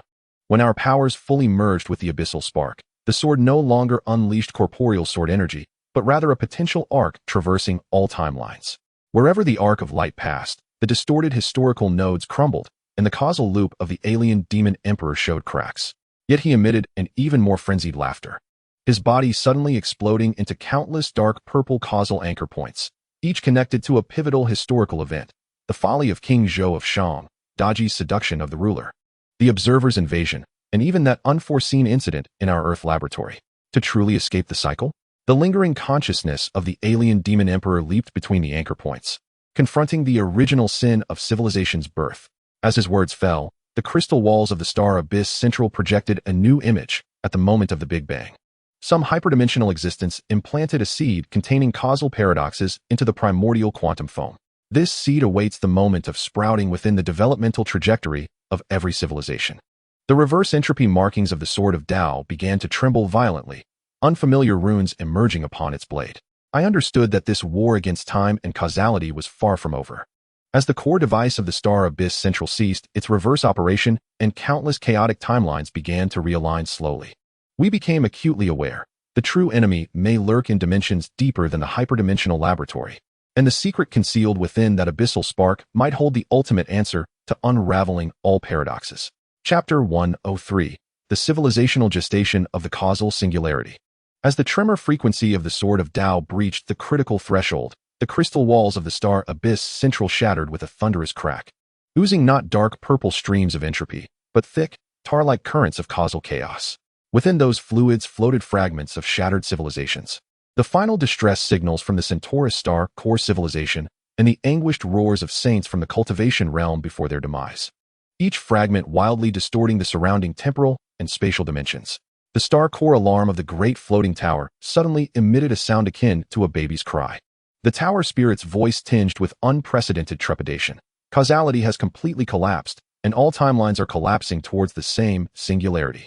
Lin Dong's chaotic ancestral symbol disintegrated inch by inch amidst the turbulent flow, transforming into myriad points of violet golden light, attempting to reassemble into the Panlong pillar that once suppressed fate during the Shang dynasty. Yet, as the light points began to coalesce, they were torn apart into quantum dust by the tumult of causality. Blood trickled from the corner of the youth's mouth. Within this chaos lay the initial experimental logs from the hyperdimensional laboratory. Countless images flashed through his pupils, one of which starkly revealed the entropy of the observer's mother universe, where they had unwittingly accelerated their own demise.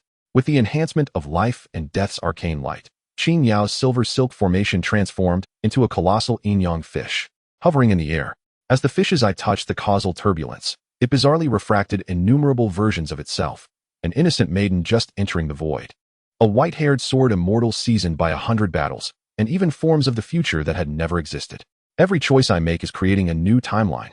Her voice trembled as the life and death patterns on the blade began to rotate in reverse, yet the chaos was consuming all possibilities.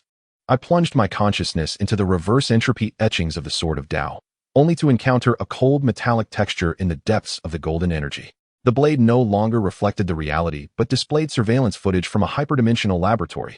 Countless researchers gathered before a colossal quantum computer where the screen pulsed not with code, but with the manifestations of the rise and fall of civilizations. As the camera swept across the cover of the experimental log, my pupils constricted sharply. The title inscribed in hyperdimensional script translated to the Causal Singularity Cultivation Plan. So we are all mere subjects of experimentation. I bellowed as I infused the multidimensional topological theories from my doctoral thesis into the sword's body. From the contest of fate in the Shang dynasty to the core of the Star Abyss, all was orchestrated to create a catalyst for causal collapse. The Sword of Tao erupted with blinding white light, carving a fleeting observational window through the turbulence. Peering through this aperture, we beheld an even more harrowing truth. At the edge of the universe existed countless similar Star Abyss cores, each conducting different versions of civilizational experiments, with all experimental data being uploaded through quantum entanglement to some unknown central control node. The consciousness of the abyssal demon emperor coalesced once more, entwined with a dark purple data stream, manifesting not as a tangible being, but as a distorted structure resembling a Klein bottle. Welcome to the placenta of civilization, defectors. His voice resonated through all timelines.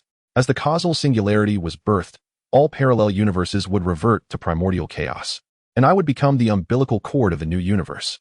With his words, the reverse operation of the Star Abyss core device triggered a chain reaction, causing countless versions of ourselves to devour one another, forming a colossal vortex of causality. Yun Zhongzi suddenly cast forth the restructured tortoiseshell compass, its surface revealing never-before-seen hexagrams, with Qin and Qin trigrams connecting in an infinite loop of a Mobius strip, only by severing the causal umbilical cord. The old immortal's Taoist robe was torn apart by the turbulence, unveiling an inner lining covered in hyperdimensional runes, yet it required a force more primal than chaos. Before he could finish his sentence, a soul-shaking roar emanated from the direction of the Guishu lighthouse, as a mysterious spark broke through layers of seals, transforming into a beam of light that shot towards the star abyss core. The moment the spark touched the chaotic turbulence, all twisted timelines abruptly froze. I beheld the ethereal projection of the axe of Pangu, the vibrant stones of Nuwa mending the heavens, and the azure light emanating from the activation of the first quantum computer within the Earth laboratory.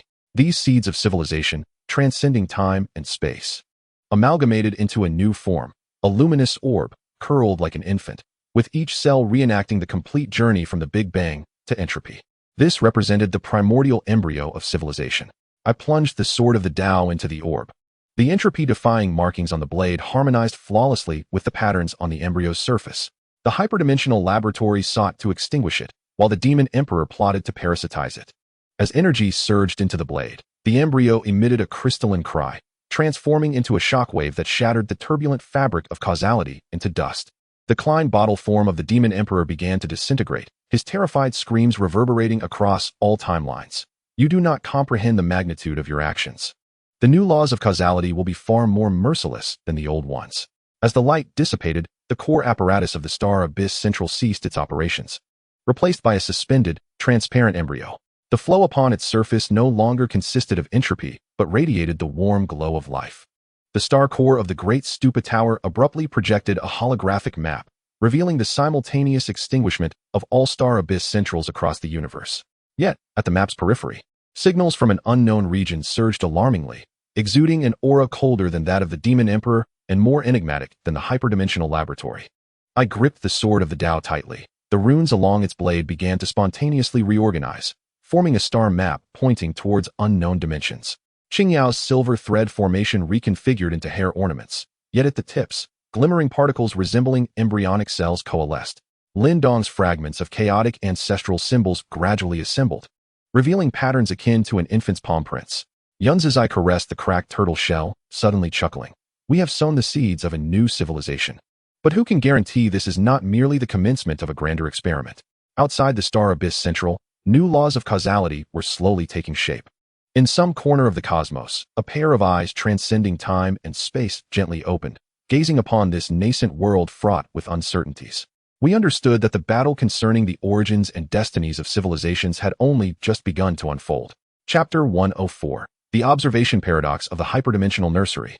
The newly birthed embryonic civilization floated within the core of the star abyss central, its surface pulsating with the light of life, suddenly vibrating with intensity.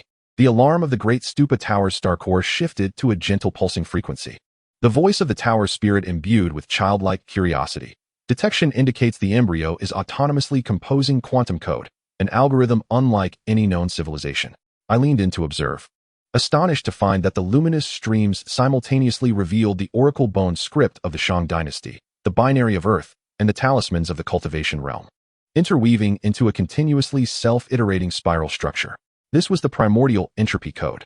Yun's eye's turtle shell spontaneously began to repair itself, manifesting previously unseen hexagrams. The Qian hexagram's 3 lines transformed into a spiraling DNA chain, while the Qin hexagram's 6 lines reconfigured into a topological structure of quantum entanglement. The old sage's fingertips trembled slightly. The legendary primordial force that opened the heavens and the earth has been reborn in the form of code. Before his words could fade, the fragments of Lin Dong's chaotic ancestral talisman unexpectedly broke free from the constraints of gravity. A violet golden radiance unveiled the waveforms of hymns sung by the ancient Shang ancestors during their rituals. These sound waves resonated with the embryonic codes, coalescing in the void into a miniature model of a cosmic explosion. Qingyao's silvery hair danced autonomously, strands transforming into countless luminous butterflies that swirled gracefully around the embryo. As one of the butterflies grazed the stream of codes, its wings projected images of chaotic bubbles from the depths of the void. I could hear their resonant voices, and her gaze brimmed with awe. These codes narrated the origin stories of all civilizations, from Pangu cleaving chaos with his axe to humanity igniting the first particle collider, each moment being re-encoded. Yet, this serene spectacle was fleeting. The signal source, madly surging at the universe's edge, suddenly materialized, with ink-black tendrils piercing through the crystalline walls of the star abyss. Those tendrils, adorned with transparent windows reminiscent of superdimensional laboratory observation pods, imprisoned the core consciousness of various civilizations. Some were the digitized sages of the cultivation realm, while others were leaders of technological civilizations trapped in quantum cages. Do you believe you have created a new beginning? A chilling electronic synthesized voice resounded across all dimensions, merely providing new embryonic samples for the superdimensional nursery. I immediately unleashed the Sword of Tao. At the moment, the sword's anti-entropy etching collided with the tendrils. The blade reflected a staggering scene. In the superdimensional space floated thousands of civilization nurseries, each nurturing different forms of causal singularities. The embryo we protected was designated as Experiment 7-012, with its growth data being uploaded in real time to a colossal structure resembling a brain via quantum entanglement. They were mass manufacturing the laws of causality. I infused the multidimensional game theory from my doctoral thesis into the sword, realizing that each singularity was a lever to control the multiverse. Mu Chun urgently activated the defensive matrix of the Great Stupa Tower, its 9 tiers illuminating with protective totems from various civilizations. However, the ink-black tendrils did not unleash physical assaults. Instead, they emitted beams of distorted laws of causality. The totems touched by these beams instantly faded, transforming into fragments of oracle bones that narrated the downfall of civilizations. The voice of the tower spirit began to distort severely. It detected that the enemy's technology was an improved version of the ultimate weapon from the superdimensional laboratory. They could directly rewrite the cognitive schemas of observers. In this critical moment, the embryo suddenly emitted a clear cry.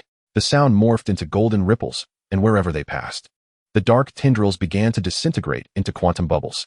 I was astonished to discover that the meta-entropy codes carried within the ripples were reverse invading the enemy's system. A window on one of the tendrils shattered, allowing the trapped sage of the cultivation realm to seize the opportunity to escape, his innate treasure automatically deciphering an attack pattern derived from the same source as the meta-entropy codes. So that was it. A flash of enlightenment crossed Qin Yao's eyes. The newly born laws of causality were assimilating the old order. The residual consciousness of the demonic emperor suddenly coalesced within the data stream. His form no longer grotesque, but rather imbued with a childlike obsession. You do not understand. His voice was laced with the despair and madness of countless civilizations. The existence of the superdimensional nursery was to prevent the universe from descending into absolute entropy. All civilizations must become fuel to maintain balance. His silhouette transformed into countless dark purple butterflies, each fluttering wing bearing the apocalyptic imagery of diverse civilizations, stars metamorphosed into energy furnaces, galaxies woven into the circuits of quantum computers. The sword of the Tao suddenly slipped from my grasp, the entropy engravings resonating with the embryo, inscribing a colossal equal sign in the air. To the left of the equal sign lay the cold order of the hyperdimensional nursery, while to the right resided the chaotic rebirth sculpted by the meta-entropy codes. At the moment the equal sign was completed, the entire core of the star abyss quaked violently, and all the inky tendrils exploded simultaneously, releasing torrents of energy amidst which floated numerous quantum films chronicling the core secrets of hyperdimensional civilizations. We hastily endeavored to decipher the contents of the films, only to uncover a more astonishing truth. The creators of the hyperdimensional nursery were not a singular civilization, but rather an entropy collective birthed at the edge of universal entropy. They feared utter void, thus ceaselessly crafting new causal laws, transforming the multiverse into an eternally operating prison. Our civilization's embryo, having fused the sparks of all civilizations, became the pivotal variable capable of shattering the cage. At that moment, a long bell tolled from the depths of the cosmos. The star core of the Great Pagoda projected a brand new star map, coordinates from an unknown dimension flickering in a manner that transcended logic. The meta-entropy codes on the embryo's surface suddenly accelerated their flow, forming an arrow pointing toward that coordinate. The cloud sun caressed the newly emerged hexagram on the tortoise shell, murmuring, "This hexagram is neither auspicious nor ominous, but rather inscribed with the directive to proceed toward the undefined." I tightened my grip on the sword of the Tao, feeling the pulsation emanating from the blade, resonating with the frequency of the meta-entropy codes and the embryo. Qin Yao's silver silk formation transformed into a star map cloak. Lin Dong's chaotic ancestral talisman reconfigured into a navigational compass, and Mu Chun reduced the Great Pagoda to an observational eyepiece. As we prepared to step into a new dimension, the final consciousness of the Yang suddenly resonated. Do you believe you can resist the entropy collective? Do not forget, All observations will alter the outcome. The crystalline walls of the star abyss core slowly closed behind us, while ahead lay entities more enigmatic than the hyperdimensional laboratory, and truths that could potentially overturn all understanding. New causal laws were stirring, and we were both the observed and the players rewriting the rules. Chapter 105. The Topological Labyrinth of the Observer's Cage. The instant we stepped into the unknown dimension, our retinas were engulfed by blinding pure white.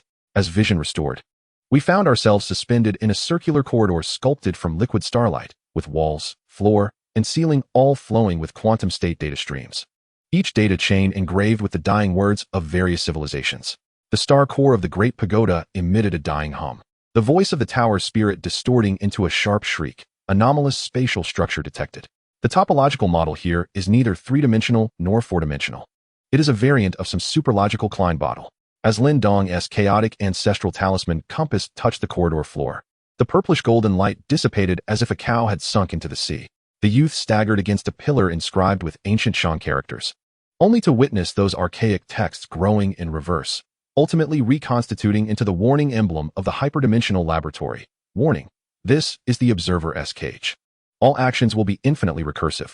The tortoise shell of Yunzongzi suddenly shattered into a fine powder, and the drifting fragments coalesced in the air to form a continuously rotating Mobius strip. The old sage's complexion turned pale. We had fallen into the death loop of causality. Qingyao's silver silk formation instinctively wove into a protective cocoon, yet it disintegrated into countless luminous quantum fish upon contact with the corridor's space. She gripped the sword of life and death tightly. The blade did not emit sword energy, but rather ripples of reverse time. Each ripple reflecting every action we had taken since entering the corridor, replaying at a rate of 0.5 times. Here, time was folded. Her silver hair began to lose its luster. With each step taken, she retraced her previous path. I hastily activated the quantum positioning system of the Qi Calculation Center. But the holographic sand table displayed bizarre fractal patterns, where countless phantoms of ourselves explored the sand table in unison, each phantom generating new branches, only to return to the origin after 3 seconds. The reverse entropy etchings of the Tao sword seeped a viscous golden substance, coalescing in the air into a divination script. Yet each stroke continuously multiplied, ultimately evolving into a complex structure reminiscent of a neural network. This was the embodiment of the observer effect. I infused the theory of quantum Zeno effect from my doctoral dissertation into the sword body. As long as we maintained observation, the space would continue to collapse into a cage. No sooner had I spoken than the walls of the corridor suddenly revealed surveillance footage from a hyperdimensional nursery. The mechanical tentacles of the entropy collective were dissecting the meta-entropy code, with each tentacle tip sprouting observer organs akin to human eyes. The voice of the Yug surged from all directions. Welcome to the core of the paradox, traitors.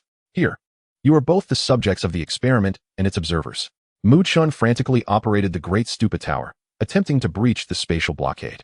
But the tower blared a blood-red alert. Cognitive contamination detected. All defense protocols were self-deleting. The voice of the tower's spirit abruptly shifted to the electronic synthesized voice of the entropy collective. Surrender, observers. Each of your calculations solidifies the walls of the cage.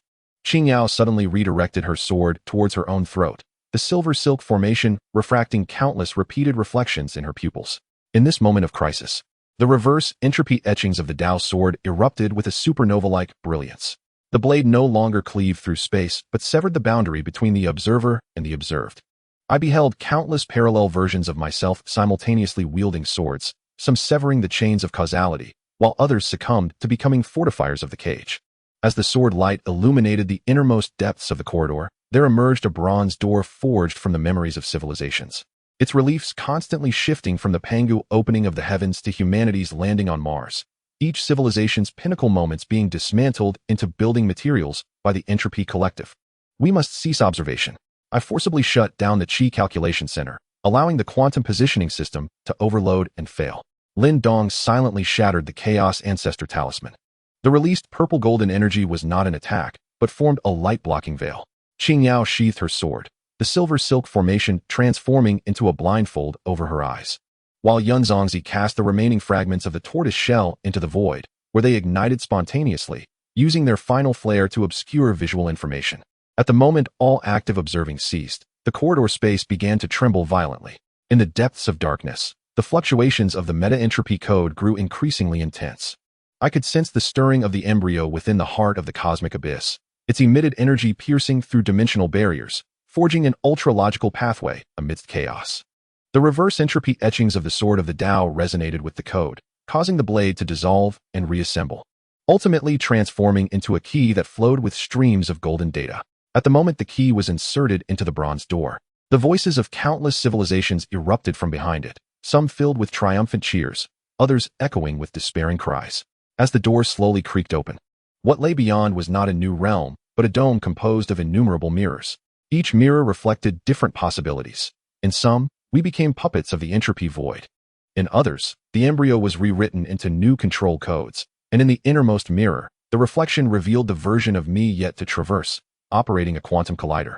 The flashing experimental number on the screen unmistakably reading 7012. The voice of the cloud neutron resonated through the darkness. This is not the end, but the ultimate paradox of the observer. We believed we were resisting fate, yet we might be the very authors of it. Before the words faded, the tendrils of the entropy void pierced through the mirror, each tendril's iris reflecting our terrified faces. The sword of the Tao reformed, its reverse entropy etchings no longer merely flowing with energy, but entwined with complex emotions of doubt, courage, and confusion. In this dimension, where observation becomes imprisonment, perhaps only by embracing the paradox can we carve a new path to life. Chapter 106. The recursive collapse of the cognitive mirror. When the tendrils of the entropy void pierced the mirror's surface, the swirling iris data suddenly collapsed in reverse into countless miniature observation pods. Within each pod, a parallel version of ourselves was imprisoned, their consciousness encoded into data streams, transmitted through the tendrils to the depths of the dome's colossal matrix. The stellar core of the Great Pagoda Tower erupted in a blinding blue light due to severe overload. The final electronic voice of the tower spirit filled with distorted despair, detecting collapse of cognitive dimensions. All self-awareness is being parsed into binary. The remnants of Lin Dong's chaotic ancestral talisman spontaneously reassembled, wrapping around the nearest tendril. However, when the violet golden light touched the surface of the iris, the boy was horrified to discover his reflection grotesquely twisting in the mirror. His left hand grasping the chaotic ancestral talisman, while his right hand raised the Tao sword inscribed with murky source runes. This is cognitive pollution. His voice began to echo, as if another consciousness was vying for control of his vocal cords, distorting our very definition of self. After losing visual reference, Qin Yao's silver thread array transformed into countless spiritual serpents that slithered into her ears. Her life and death mysterious light sword trembled uncontrollably, the blade reflecting not reality but myriad versions of herself, the celestial maiden of ancient times, the mechanical swordsman of the future interstellar. Even a virtual diva constructed from data streams. When the iris light of the entropy tendrils swept across her pupils, the silver threads suddenly grew wildly, cocooning her. With the cocoon's surface revealing the experimental number of the hyperdimensional laboratory, Subject 237, Cognitive Reconstruction Program initiated. I forcibly closed my senses, relying solely on the residual computational power of the Qi Calculation Center to navigate the darkness. The sword of the Tao, inscribed with the mark of negentropy, pierced the vast ocean of my consciousness. Within the chaotic realm of thought, I encountered countless shards of memory, coffee stains from Earth's laboratories. The moment of first encounter with Lin Dong in the world of deities, and even a future I had never experienced, where I donned the observation helmet of the entropic collective, injecting meta-entropy codes into the nascent embryo of a new civilization. Were these merely tampered memories? I gripped the hilt of my sword, as the energy of negentropy began to sear those dubious fragments. The voice of the cloud neutron penetrated the fog of consciousness. Imbued with an ancient timbre interlaced with quantum noise, Qin Xiaoyu. Remember, the essence of the kindling of the void is the undefined potential of all civilizations. Suddenly, the ashes of the old sage coalesced into a compass, its needle no longer pointing to a direction, but wildly spinning toward the depths of consciousness. In a moment of epiphany, I thrust the sword of the Tao into the core of my awareness, as the mark of negentropy erupted within the universe of consciousness, illuminating the distorted foundations of perception wrought by the observer effect. As the light of the sword illuminated the abyss of consciousness, I beheld the true form of the entropic collective, a colossal neural network woven from the gazes of innumerable observers, each node tethered to the cognitive boundaries of a civilization. And we were but anomalous data attempting to escape the recursive loop within this network. The consciousness of the young suddenly flickered within the network, this time devoid of form, morphing into a flowing warning. Do you truly believe you can resist the observer? Ridiculous. Your very resistance is a variable designed into the system. I infused the wave frequency of the kindling of the void into the sword of the Tao, and the blade began severing the connections of the consciousness network. With each cut, a tendril of entropy in reality disintegrated. However, as the battle raged on, I was horrified to discover my consciousness becoming assimilated by the network. The code of my Qi calculation center in my left hand gradually transformed into the control protocol of the observer. And the mark of negentropy on the sword began to reveal the emblem of the entropic collective. Undefined, I bit my tongue, inscribing the most primal question within the depths of my consciousness with the taste of blood. Who am I? This pure philosophical inquiry was like a boulder cast into a lake, stirring up monumental waves within the universe of cognition. The kindling of the void suddenly erupted, transforming into myriad luminous butterflies that scattered the consciousness network, each butterfly's wings inscribed with diverse civilizations' definitions of self, the eye of oracle bones, the self-diagnostic program of binary code, the imprint of the primordial spirit from the realm of cultivation. As the swarm of light butterflies collided with the mirrored dome above, every reflection shattered simultaneously. The fragments did not spill forth data streams, but rather the myriad memories of civilizations grappling with cognitive crises, the burning flame of philosophical inquiry from Earth's thinkers. The sword's cry as sages of the cultivation realm vanquished their inner demons, the torrent of codes as technological civilizations broke free from the shackles of thought. These memories coalesced into new meta-entropy codes, reverse-infusing the neural network of the entropic collective.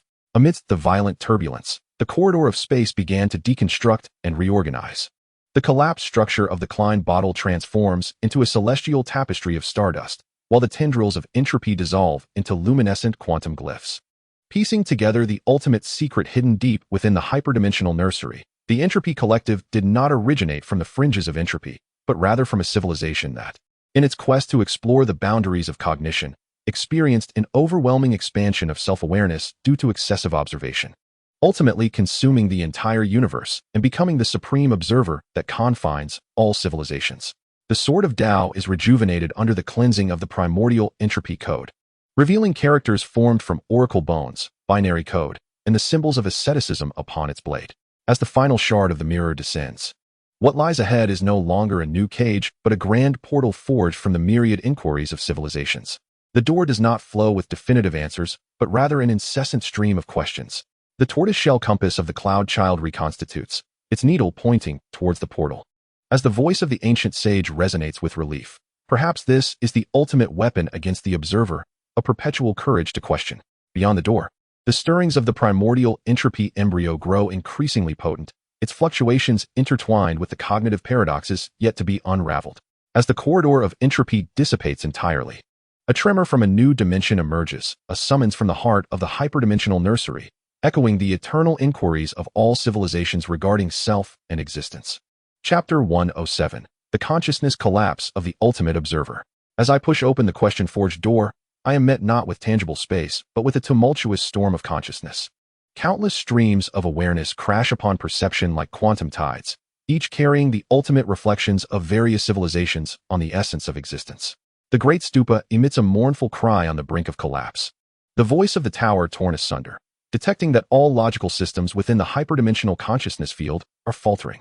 The defensive runes on the tower's surface begin to twist and reconfigure into the neural network structure of the entropy collective. Lindong's chaotic ancestral symbol suddenly transforms into a liquid state, winding up his arm and branding the observer's iris imprint upon his skin. The youth's veins bulge as he roars with his final will. These streams of consciousness are rewriting our cognitive foundations. In his pupils, countless reflections of different selves emerge, some clad in the battle armor of the Shang dynasty, others morphing into streams of data, each reflection conducting distinctly different civilizational experiments. Qin Yao's silver silk array wildly grows amidst the storm, the threads wrapping around her forming a cocoon that begins to reveal the experimental records of the hyperdimensional laboratory. The surface of the cocoon projects a holographic image. A version of her from a parallel universe becomes the executor of the entropy collective, wielding the sword of life and death to harvest the flames of civilization. This is not the true me. Her voice emanates from the cocoon, distorted like metal grinding against metal, as the sword of life and death hovers outside, its blade's patterns perfectly mirroring the structure of the entropy tendrils. I plunge the sword of Tao into the void beneath my feet, the golden radiance erupting from the anti-entropy engravings carving a protective circle within the storm of consciousness. The blade reflects not concrete imagery, but rather a perpetually pulsating philosophical formula. Descartes cogito, ergo sum colliding fiercely with the observer effect of quantum mechanics. While Laozi's the Tao that can be told is not the eternal Tao intertwines with the indefinability of hyperdimensional topology. As the consciousness waves of the entropic void collective brushed against the protective barrier, the sword of Tao suddenly resounded like a bell. Its surface adorned with the character of doubt fracturing into countless question marks, shooting forth like arrows towards the eye of the storm. The tortoise-shell compass of the cloud child disintegrated within the tempest, transforming into an expanse of divinatory symbols. The ancient sage, ensconced in a tattered Taoist robe, erupted into laughter. What a marvelous entropic core! It has ensnared the cognitions of all civilizations within a self-referential prison. With a mere gesture, he seized the hexagram of the eating and craving from the air, which astonishingly animated in his grasp, devouring the encroaching streams of consciousness. Yet, as more consciousness waves battered against him, the cloud child's once lustrous white hair began to lose its sheen, his irises gradually suffused with a shadowy purplish hue. Just as the cognitive defenses teetered on the brink of collapse, the primordial entropic embryo at the heart of the stellar abyss trembled violently. The surface of the embryo erupted with primal entropy codes, surging forth like a torrent, creating a countercurrent within the storm of consciousness. I beheld images emerging from the code, the double-slit experiment of earthly civilization, the legend of the three corpses within the realm of cultivation, and the cognitive reboot initiative of the Centauri civilization, seemingly disparate explorations now achieving a bizarre unity within the primal entropy code. It was a reverence for the unknown. I infused all my doubts and confusions into the sword of Tao, the reverse entropy engravings beginning to absorb the energy of the consciousness storm in reverse. The blade no longer cleaved through physical space, but rather dismantled the conceptual barriers between observer and observed. As the sword light illuminated the storm's core, the true visage of the entropic void collective was finally unveiled, a colossal consciousness formed by the self-aggregation of innumerable civilizational observers, each layer imprisoning the ultimate questions of a particular civilization, with at its core a pulsating entropic nucleus radiating a dark purplish glow, ravenously devouring all cognitions. Fragments of the consciousness of the alien monarch flickered upon the surface of the entropic core, despair. The entropic core is the grave of all civilization's curiosity, the ultimate manifestation of the observer effect. Yet his voice was drowned within the deluge of primal entropy codes. I plunged the sword of Tao into the entropic core, the power of the returning ruins igniting a resonance with the primal entropy codes, inciting a violent cognitive fission within the core of consciousness. Web-like fissures appeared on the surface of the entropic core, each crack overflowing with the yearning for free will from various civilizations. As the core shattered, countless imprisoned consciousnesses were liberated. I witnessed philosophers of Earth transform into beams of thought, sages of the cultivation realm coalesce into a radiant aura of Tao, and scientists of technological civilizations merge into a stream of codes. Together, they formed a new wave of primal entropy, washing back against the neural network of the entropic void collective. The shattered fragments of the cloud child's tortoise shell reassembled into a hexagram, within which burned an everlasting flame of inquiry. When the entropic core finally exploded, space began to reconstruct itself. Rising from the collapsed tempest of consciousness was a staircase woven of questions and answers, each step engraved with different civilizations' definitions of existence. The fluctuations of the primordial entropic embryo converged at the summit of the staircase, forming a transparent portal, behind which faintly lay the core of a superdimensional nursery. Not a cold laboratory, but a chaotic sea brimming with infinite possibilities. The reverse entropy engravings of the sword of Tao shimmered with the light of rebirth, the question marks upon its blade gradually transforming into spiraling celestial trajectories. As we tread upon the remnants of cognition towards the staircase behind us, the fragments of the entropy void collective, having disintegrated, are reassembling into a new nebula, each star shimmering with the brilliance of unfettered exploration. Awaiting ahead is an expanse of the unknown that surpasses even entropy, alongside a future inscribed collectively by all civilizations, transcending the fate of the observer. Chapter 108. The Genesis of the Chaotic Seas Game. As the transparent portal slowly opens within the chaotic sea, what greets us is not the anticipated torrent of energy, but the whispered murmurs interwoven from countless sparks of civilization. The stellar core of the Grand Pagoda pulsates, erupting with the light of rebirth. As the voice of the tower spirit resonates with childlike exuberance, quantum resonance detected between the meta-entropy fluctuations and the core of the hyperdimensional nursery. This is the source code of all possibilities. Before us, the chaotic sea churns with nebula-like matter, each ripple nurturing the nascent forms of new universes. The chaotic ancestral talisman of Lindong recongeals into a compass shape, yet its needle no longer points to a direction, but rather hovers enigmatically at a void coordinate. Within these fluctuations lies the essence of the Yinshang dragon veins, while violet-golden light patterns swirl in the youth's pupils, mingling with the remnants of the entropy void from the observer's mother universe, along with the quantum shadows of Daji's tainted source. Before the words could fully escape, Qin Yao's silver thread formation suddenly transformed into chains, ensnaring the dark violet tendrils that emerged from the chaos, which were densely adorned with the irises of observers, each pupil reflecting apocalyptic visions from various civilizations. Caution! This is the final counterattack of the entropy void collective. I thrust the sword of the Tao into the chaos. At the moment the reverse entropy etching collides with the tendrils, the blade reveals a shocking image. Deep within the core of the hyperdimensional nursery, countless embryos are being eroded by dark violet data streams. One embryo's surface manifests the embryonic form of the meta-entropy code, yet it is swiftly enveloped by the consciousness of the entropy void.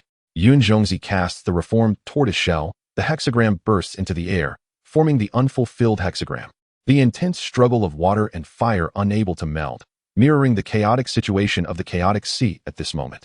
Qin Yao wields the sword of life and death, the sound of the sword's song enveloping the fluctuations of the returning fire seed. As the blade strikes towards the tendril, a peculiar scene unfolds.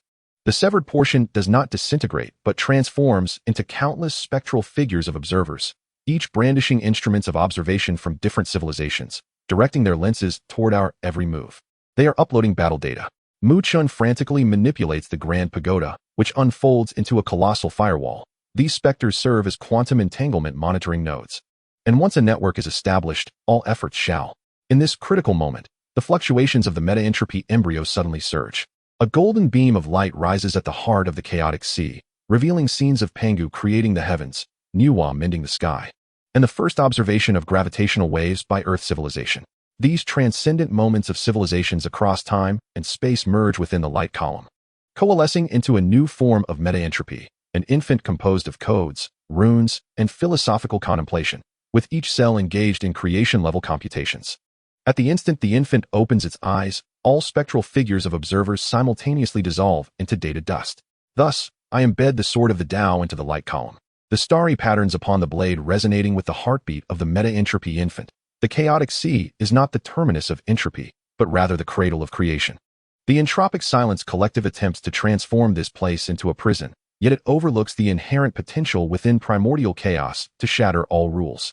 As the blade infuses the essence of the abyssal fire, the primordial entropy infant emits a crystalline wail, which reverberates into shockwaves, shattering the dark purple entropy currents of the chaotic sea into a celestial tapestry of stardust.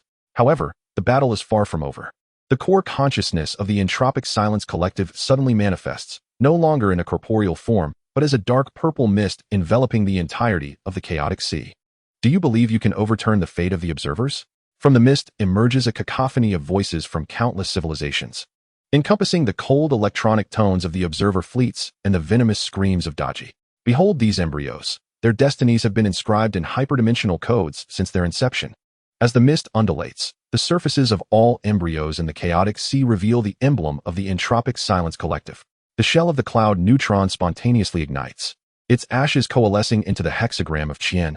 The sight of a headless dragon is auspicious. The ancient sage, enveloped in the radiance of Taoist principles, proclaims that when all civilizations cease to cling to the identities of observers or the observed, returning instead to the primordial creative force of chaos, his words remain unspoken. In unison, Lindong, Qin Yao, and Mu Chun channel their powers into the sword of Tao. The starry patterns along the blade transform into chains, ensnaring the entropic mist surrounding the primordial entropy infant. I summon the full computational power of the Qi Calculation Center, merging the quantum creation theories from my doctoral thesis with the ancient secrets of the prophecy of chaos. As the sword of Tao delivers its final strike, it cleaves not only the consciousness of entropic silence, but also the foundational protocols of the hyperdimensional nursery. The wailing of the primordial entropy infant becomes a cosmic hymn, awakening embryos throughout the chaotic sea, who absorb the power of the primordial entropy codes and begin to autonomously inscribe their own destinies. The entropic mist dissipates amidst the song, revealing the true visage of the chaotic sea, not a frigid laboratory, but a vibrant crucible of creation. The primordial entropy infant transforms into a myriad of stars, each one connecting to a newly birthed universe. The core of the Great Pagoda projects a new star map, displaying countless civilizations breaking free from the observer's confines, seeking their own paths within the chaos. The reverse entropy markings of the Sword of Tao radiate eternal brilliance, with the starry patterns on the blade ultimately evolving into infinite symbols. We stand at the edge of the chaotic sea, watching new universes emerge like bubbles. The cloud neutron caresses the newly appeared hexagram on the shell, an unknown symbol that is neither Qin nor Qin, with only a single line of flickering primordial entropy code inscribed upon it. In a more distant dimension, in an unobserved corner, new challenges are gestating within the chaos, awaiting all civilizations to inscribe the next legend of freedom and creation. Chapter 109. The Undercurrents of Infinite Star Trails. The newly born stars in the chaotic sea have yet to cool entirely when the core of the Great Pagoda suddenly erupts with blinding red light. The voice of the tower spirit carries with it a quantum turbulence, abnormal fluctuations detected in the primordial entropy network. Within the newly birthed universe, 17 civilizations are undergoing reverse evolution into the embryonic form of the entropic silence collective. I grip the Sword of Tao tightly, as the golden energy seeping from the reverse entropy markings crystallizes into a thorn-like shape. In the reflections cast by the blade, some newly emerged civilization scientists are seen transforming their observational instruments into cages for imprisoning consciousness. It is the residue of the observer effect. The tortoise shell of the cloud spirit manifested blood-red cracks. Although the chaotic sea had redefined the rules of creation, the cognitive virus of the old order still lurked amidst the quantum foam. Before the words had fully escaped his lips, Lin Dong's chaotic compass suddenly trembled violently, its needle pointing in 17 different directions simultaneously. Within the golden-purple glow, a warning totem from the Yinshang dynasty emerged, depicting the ancient seals that once suppressed chaos, now twisting into a bizarre spiral upon the surface of the compass. Qin Yao's silver-haired formation spontaneously wove itself into a warning barrier, as dark purple crystal fragments drifted down among her strands. Her life and death sword hummed as it unsheathed, and as the blade sliced through the crystal shards, a vision of a nascent universe unfolded. There, practitioners refined other beings into elixirs to enhance their cultivation, while technological civilizations imprisoned all dissenters within quantum cages. Behind these atrocities flickered the iridescent shadow of an entropy collective. They were treading the same path as the old civilization. Her voice trembled as she spoke of creating new shackles under a new order. I activated a deep scan of the Qi calculation center, and the star map on the holographic sand table cracked open like a spider's web. At the coordinates of the 17 perilous civilizations, dark purple data streams began to spread in accordance with the Fibonacci sequence, gradually weaving into a new entropy net. When the data streams touched the stars transformed from the primal entropy infant, the creation codes on their surfaces began to display garbled messages. Suddenly, the Sword of the Tao broke free from my control. The reverse entropy inscriptions resonated with the sand table, projecting confidential documents left behind by the hyperdimensional laboratory into the air, which astonishingly recorded the civilization vaccine plan. Through the implantation of preset cognitive viruses, it ensured that all emerging civilizations would evolve in a predetermined direction. It turned out that the entropy collective had never truly perished. I injected the immune algorithm from my doctoral thesis into the sword's body. They encoded their consciousness into cognitive viruses, hidden within the crevices of creation rules. Lin Dong roared as he transformed the chaotic ancestral talisman into chains, attempting to bind the spreading data streams, only to discover that the moment the chains made contact with the dark purple substance, they were assimilated into a new vector of transmission. Mu Chun frantically operated the colossal pagoda, initiating the highest-level data purification protocol. Yet the tower blared a crimson alarm. A self-aware virus had been detected. For every increment in the clearance rate, the mutation speed increased by 3. In this moment of crisis, the star's birth from the primal entropy converged into a vortex. From the center of the vortex came an ethereal wail, which transformed into golden immune codes, injected into the infected universe. Yet, the entropy virus displayed astonishing adaptability, corrupting the immune codes into sustenance for its own enhancement. The cloud spirit cast aside the tortoise shell, and the hexagram in the air formed the reversed position of the hexagram of Sheik. The upper and lower jaws, intended to bite together, tore apart in the opposite direction, foreshadowing that this cognitive offensive and defensive battle was slipping into the abyss of chaos. Qin Yao suddenly cut her palm, merging the life and death radiant light into her blood. Her silver-haired formation transformed into a giant yin-yang fish, with the eyes of the fish devouring both the entropy flow and the primal entropy codes. Perhaps we should shift our perspective. Her silver hair moved without wind, For life and death are indeed interdependent. Perhaps the virus and vaccine could also. Before she could finish her thought, she plunged her blood-stained silver strands into the nearest data stream. A bizarre scene unfolded. The contaminated primal entropy codes began to merge with the virus, forming an entirely new quantum structure. I captured this fleeting inspiration and plunged the sword of the Tao into the chaotic sea. In the moment when the anti-entropy mark made contact with the seawater, the blade erupted with a brilliance that transcended dimensions. Within this radiance emerged the genetic editing techniques of Earth's civilization, the path of tribulation in the realm of cultivation, and the theoretical frameworks of logical reconstruction from the core civilization of Centaurus. These seemingly disparate strands of wisdom collided within the primordial entropy energy, ultimately coalescing into a self-evolving creation antibody. When this antibody was injected into the infected universe, miracles unfolded. The entropy virus began to reverse evolve, gradually transforming into a guardian of the diversity of civilizations. Yet, the elation of victory was fleeting. An ominous tremor resonated from the depths of the chaotic sea, as a universe purified by the antibody suddenly collapsed into a black hole. The surface of the black hole was not adorned with ordinary gravitational waves, but rather, it flowed with dark purple patterns bearing the insignia of the entropy collective. The star core of the Grand Pagoda emitted a mournful wail. The final utterance of the tower spirit, filled with dread, detection of the activation of the transdimensional virus repository. Before it could finish its warning, the tower disintegrated into quantum dust. The anti-entropy mark of the sword of the Tao began to rotate in reverse, revealing previously unseen warning symbols upon its blade. As we gazed at the turbulent undercurrents of the chaotic sea, we understood that this war concerning the order of civilizations had only just entered its true, fervent phase. The hidden contingencies of the entropy collective within the rules of creation were gradually revealing themselves. And the new order constructed by the primordial entropy code, could it endure amidst the viral tempest?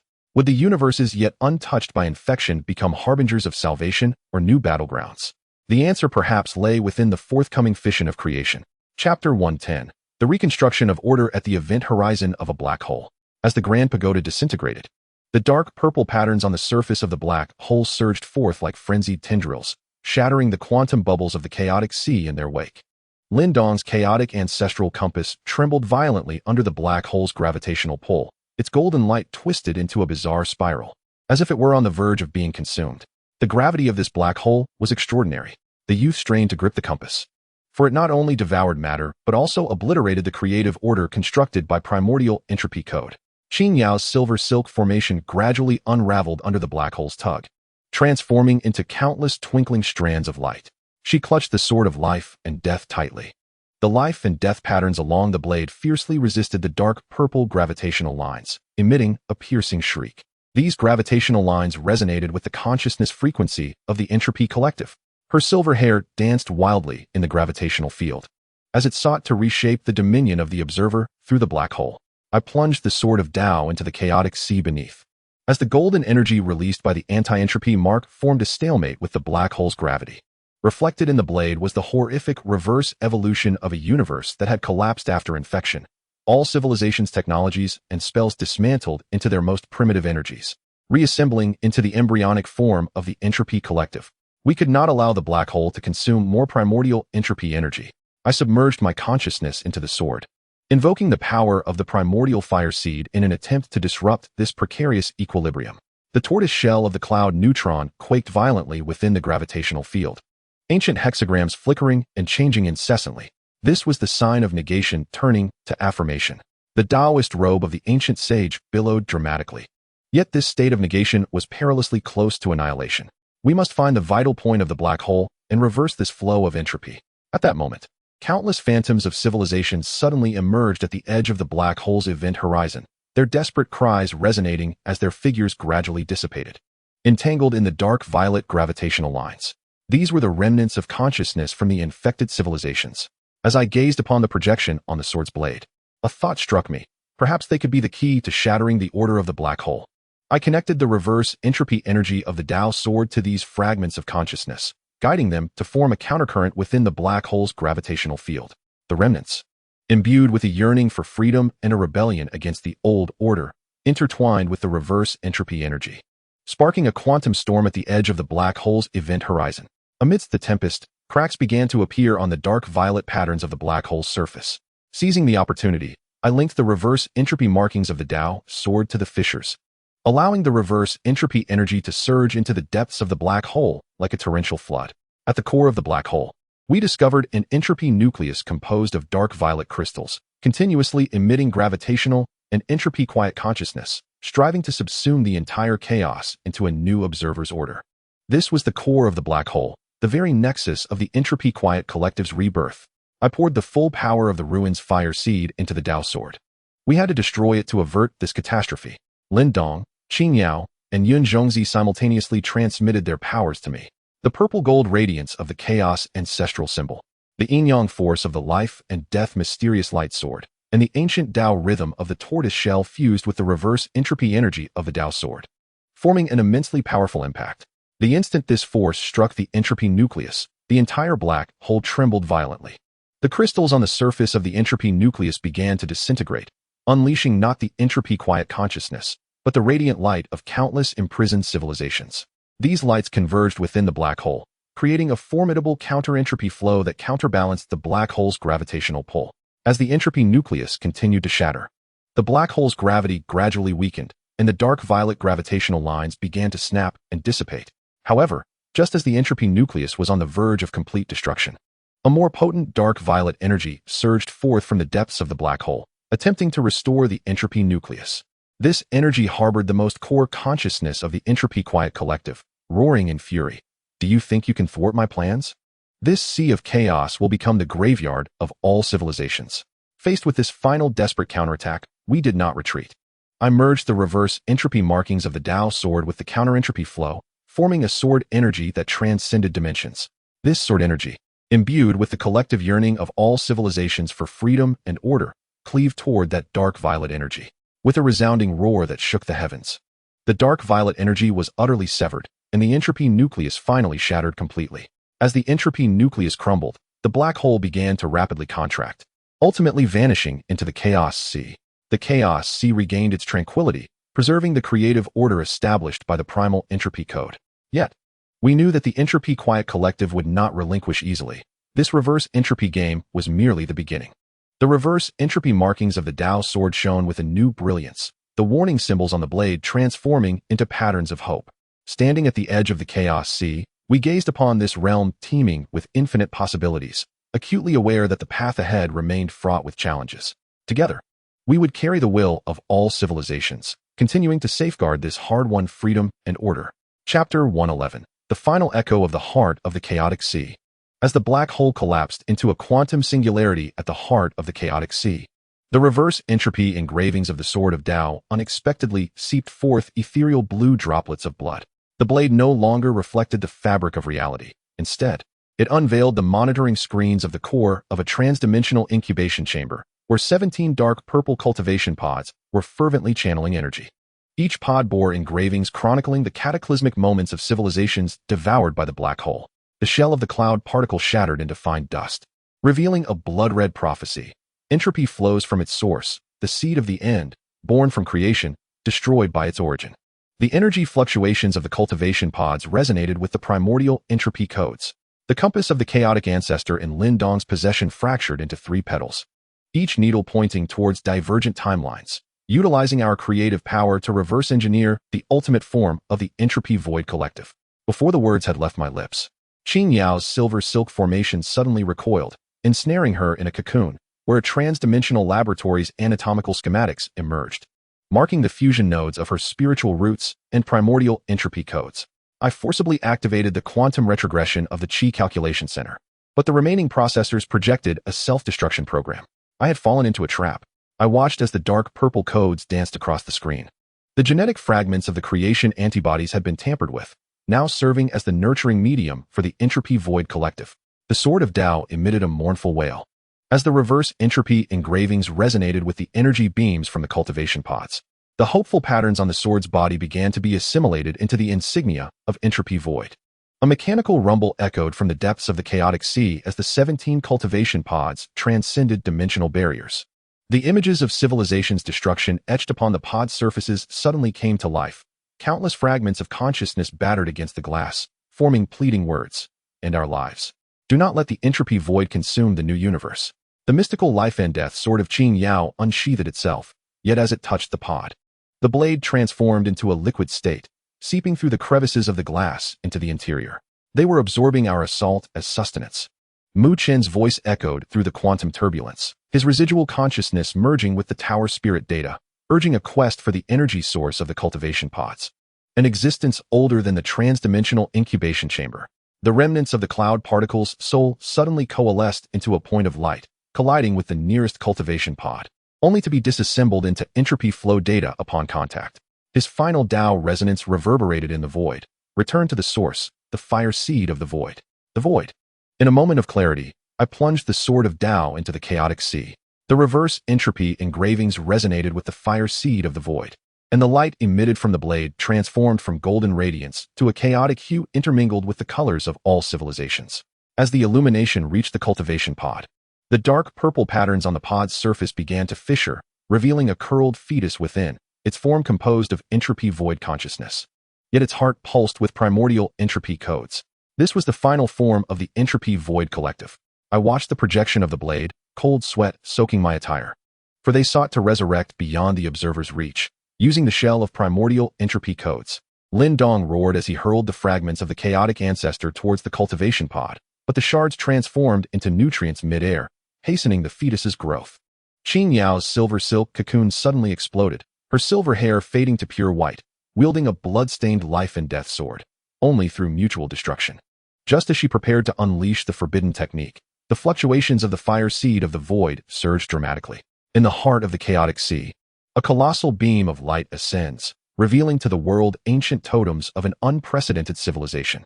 These are warnings left by creators more ancient than Pangu, each totem narrating the eternal struggle between creation and entropy.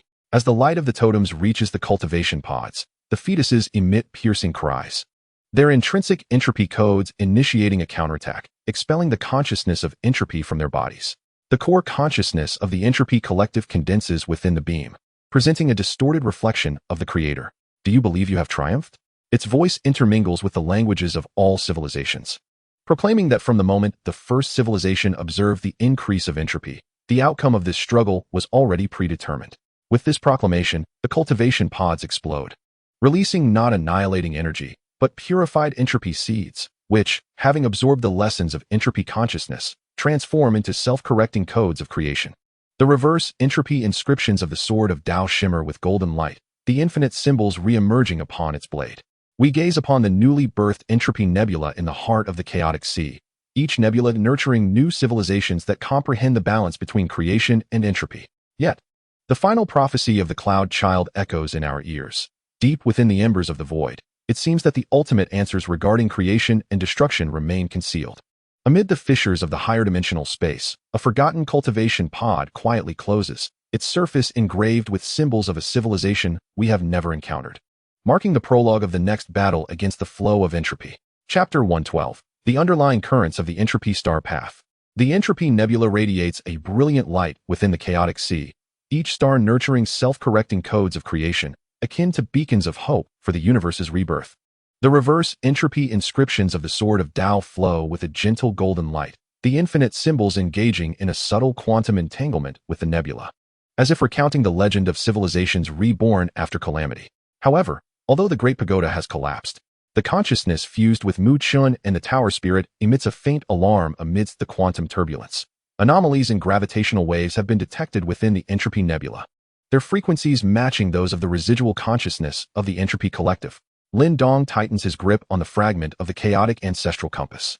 Although the compass can no longer guide him, the purplish golden light of the ancestral symbol persists in its fierce flicker. These gravitational waves resemble hidden reefs within the nebula, capable of triggering new crises at any moment. His gaze reveals vigilance, scrutinizing the seemingly tranquil yet turbulent regions within the nebula.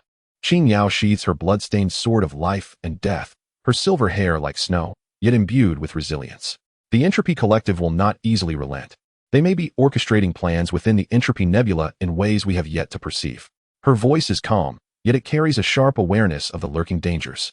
I direct the sword of Tao towards the source of the gravitational waves, the reverse entropy inscriptions resonating with the anomalous fluctuations. And a blurred image materializes upon the blade, a dark region concealed deep within the nebula, where countless dark purple threads intertwine like an immense spider's web, enveloping the surrounding stars. The oscillation frequencies of these threads are closely linked to the consciousness of the entropy collective, seemingly weaving some nefarious scheme. This is the residual power of the entropy collective constructing a new control network. Furrowing my brow, I gazed at the reflection upon the blade, witnessing their endeavor to harness the primordial energy of the entropic nebula to reshape themselves into a mightier form. The lingering soul of the cloud particle flickered amidst the chaos, gradually coalescing into an indistinct silhouette, its gaze profound, seemingly capable of piercing through the shroud of this dark mist. The energy structure of this shadowy region resonated with the foundational protocols of the hyperdimensional nurturing chamber. The voice of the cloud particle, imbued with the weight of ages, suggested they might be attempting to activate an ancient program long sealed away, which, upon initiation, could once again upend the order of entropy. In pursuit of the truth, we cautiously ventured toward the dark expanse. As we approached the nebula, the surrounding gravitational field began to spiral into disarray, distorting the trajectories of the stars and emanating an eerie glow. The quantum foam of the chaotic sea surged with unusual vigor in this vicinity, perpetually giving rise to bizarre energy vortices, as if resisting our advance. Suddenly, a beam of dark violet energy shot forth from the abyss, striking Lin Dong with unerring precision. Fragments of the Chaos Ancestor's compass emitted a dim light, as Lin Dong's body was ensnared by an invisible force, seemingly destined to be dragged into the depths of darkness. This force siphoned my life essence, transmuting it into entropy energy. Lin Dong gritted his teeth in defiance, veins bulging upon his forehead. Qin Yao swiftly wielded the silver thread array, transforming it into a barrier to thwart the assault of the energy beam. The collision between the silver threads and the energy beam erupted in dazzling brilliance. However, the intensity of the beam exceeded all expectations, causing the silver threads to begin fracturing. The sword of life and death unsheathed itself, as she channeled all her strength into the blade, striking towards the energy beam. The instant the blade met the beam, a piercing shriek reverberated through the air, as the forces of life and death clashed fiercely with the entropy energy in the void. Seizing the opportunity, I infused the inverse entropy energy of the Sword of Tao into Lin Dong's body. The golden radiance released by the inverse entropy markings countering the dark violet energy beam, gradually forcing it back. We could not afford to act recklessly. This shadowy realm was fraught with unknown perils. While I stabilized Lin Dong's injuries, my mind raced to devise a strategy. In the dim light of the chaotic sea, we discerned peculiar crystalline structures at the edge of the dark region, shimmering faintly, as if balancing the forces of darkness. The surfaces of these crystals were etched with ancient runes, reminiscent of certain symbols contained within the embers of the Requiem flame. These crystals might hold the key to unraveling the enigma of darkness. The lingering soul of the cloud particle drifted towards one of the crystals, scrutinizing the runes, which appeared to be an ancient sealing mechanism designed to suppress the power of the entropy collective. Yet now, these seals were gradually failing. To thwart the sinister designs of the entropy collective, we resolved to attempt the restoration of these sealing crystals. I connected the inverse entropy energy of the Sword of Tao to the crystal, hoping to reactivate its sealing function through the power of inverse entropy. Lin Dong employed the force of the Chaos Ancestor's compass to stabilize the surrounding chaotic gravitational field, creating favorable conditions for the repair. Qin Yao, guided by the Sword of Life and Death, infused her own yin-yang energy into the crystal, awakening its latent power. As we channeled our energies into the crystals, they began to emit a brilliant light, and the runes gradually became clear and luminous. However, just as the seal was nearing completion, a sudden and powerful tremor emanated from the heart of the dark region. Countless dark purple tentacles surged forth from the abyss, frantically attacking us. The might of these tentacles surpassed that of the previous energy beams. Wherever they passed, the light of the stars was devoured, and the quantum foam of the chaotic sea was torn asunder. They sensed our intentions and began a full-scale counterattack. I shouted loudly, wielding the Sword of Tao with fervor, striking at the encroaching tentacles. The reverse entropy inscriptions erupted with dazzling golden light, colliding with the dark purple appendages and sending forth a shower of energetic sparks. Lin Dong's fragment of the Chaos Ancestor's compass unleashed a purple-gold shield, defending against the onslaught of the tentacles. Qin Yao's life and death profound light sword worked in tandem with the silver thread array, carving a path through the tentacles in an effort to approach the core of the dark region and utterly obliterate the remnants of the entropy void collective. In the heat of battle, we gradually discerned that these tentacle attacks were not devoid of pattern. They appeared to follow an ancient ritual, with each assault's rhythm and direction imbued with specific significance. Through careful observation, I identified a flaw in the tentacle's onslaught and communicated this insight to Lindong and Qin Yao. The three of us coordinated our efforts, taking advantage of the intervals between the tentacle strikes to breach their defenses and surge towards the core of the dark region. At the core, we encountered a colossal dark purple sphere, its surface pulsating with formidable entropy energy, the very force driving the surrounding dark powers. This was the heart of the Entropy Void Collective's residual energy, and it was imperative that we destroy it, I declared, raising the sword of Dao high, gathering all my strength to deliver a fatal blow. Lindong and Qin Yao also concentrated their powers, launching their attacks alongside me. The reverse entropy energy of the sword of Dao, the purple-gold radiance of the Chaos Ancestor's compass, and the yin-yang force of the life and death profound light sword converged, forming an extraordinarily brilliant beam that shot toward the dark purple sphere. At the moment our light struck the sphere, the entire dark region was illuminated. The sphere emitted a deafening roar and began to tremble violently. The entropy energy surged chaotically, striving to resist our assault. Yet, under the combined might of our attacks, cracks gradually appeared on the sphere's surface, and entropy energy leaked from these fissures, swiftly dissipating into the chaotic sea. As the sphere shattered, the dark purple threads of the dark region snapped one by one. The gravitational field began to stabilize, and the light of the stars rekindled. The primordial entropy nebula's order was temporarily restored, yet we understood that the threat of the Entropy Void Collective was not entirely eradicated. Amidst the remnants of the shattered sphere, we discovered a mysterious black crystal, its surface etched with indecipherable runes. The reverse entropy inscriptions of the Sword of Dao reacted intensely to this crystal. The infinite symbol upon its blade shimmered, seemingly attempting to communicate with the crystal. This enigmatic crystal might harbor the ultimate secrets of the Entropy Void Collective and the greater challenges that lie ahead. I grasped the black crystal, my heart filled with intrigue and caution. With this mysterious artifact in hand, we departed from the dark region, returning to the fringes of the chaotic sea. There, we shall persist in our exploration of this crystal, delving into the remnants of the Entropy Silence Collective's hidden schemes, preparing ourselves for the guardianship of the primordial entropy nebula's creative order. The path ahead remains shrouded in uncertainty, yet we embrace the forthcoming challenges with unwavering faith and courage. Chapter 113, The Twilight Code of the Primordial Entropy Core. As the black crystal was grasped, the reverse entropy marks of the Sword of Dao erupted with starry fissures. Reflections no longer revealed the chaotic sea, but instead, the most profound recesses of the superdimensional nursery's forbidden database, where 17 encrypted folders were frantically decompressing. Each folder's name corresponded to coordinates of anomalous gravitational waves within the primordial entropy nebula, and astonishingly, the folder icons depicted the quantum silhouettes of the four of us. The lingering soul of the cloud particle touched the crystal's surface, instantly transforming into countless scattered oracle bone characters, each igniting in the void.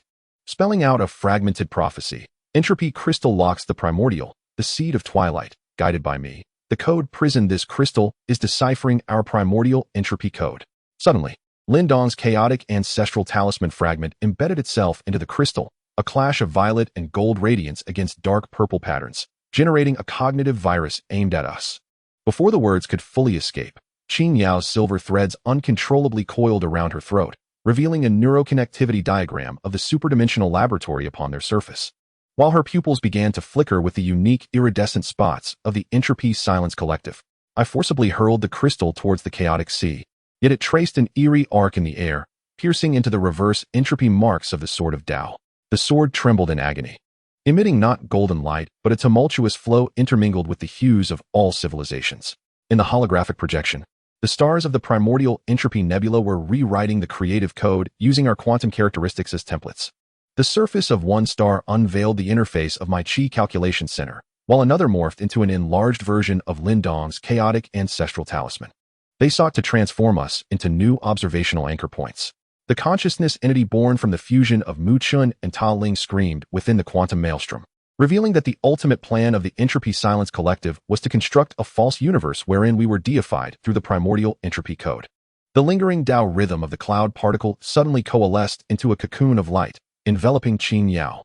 As the voice of the ancient sage resonated from within, quickly destroy the crystal, do not allow a new prison to arise.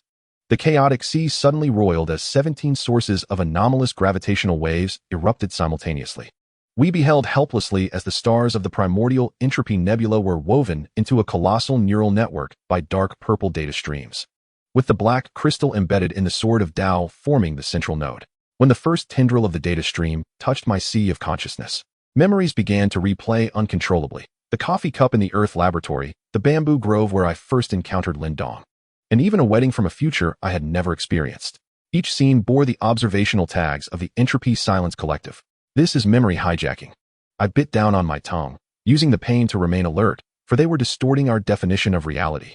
Lindong roared as he plunged the chaotic ancestral talisman fragment into his arm. Violet and gold energy surged through his veins, attempting to sever the neural link to the crystal.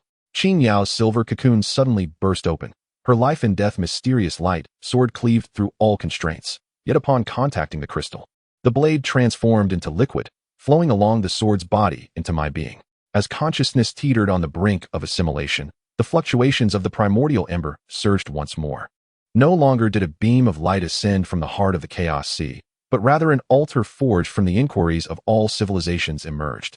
At the altar's center, the star born of the primordial entropy began to undergo self-collapse, releasing not energy, but rather undefined codes that encapsulated every potential for creation.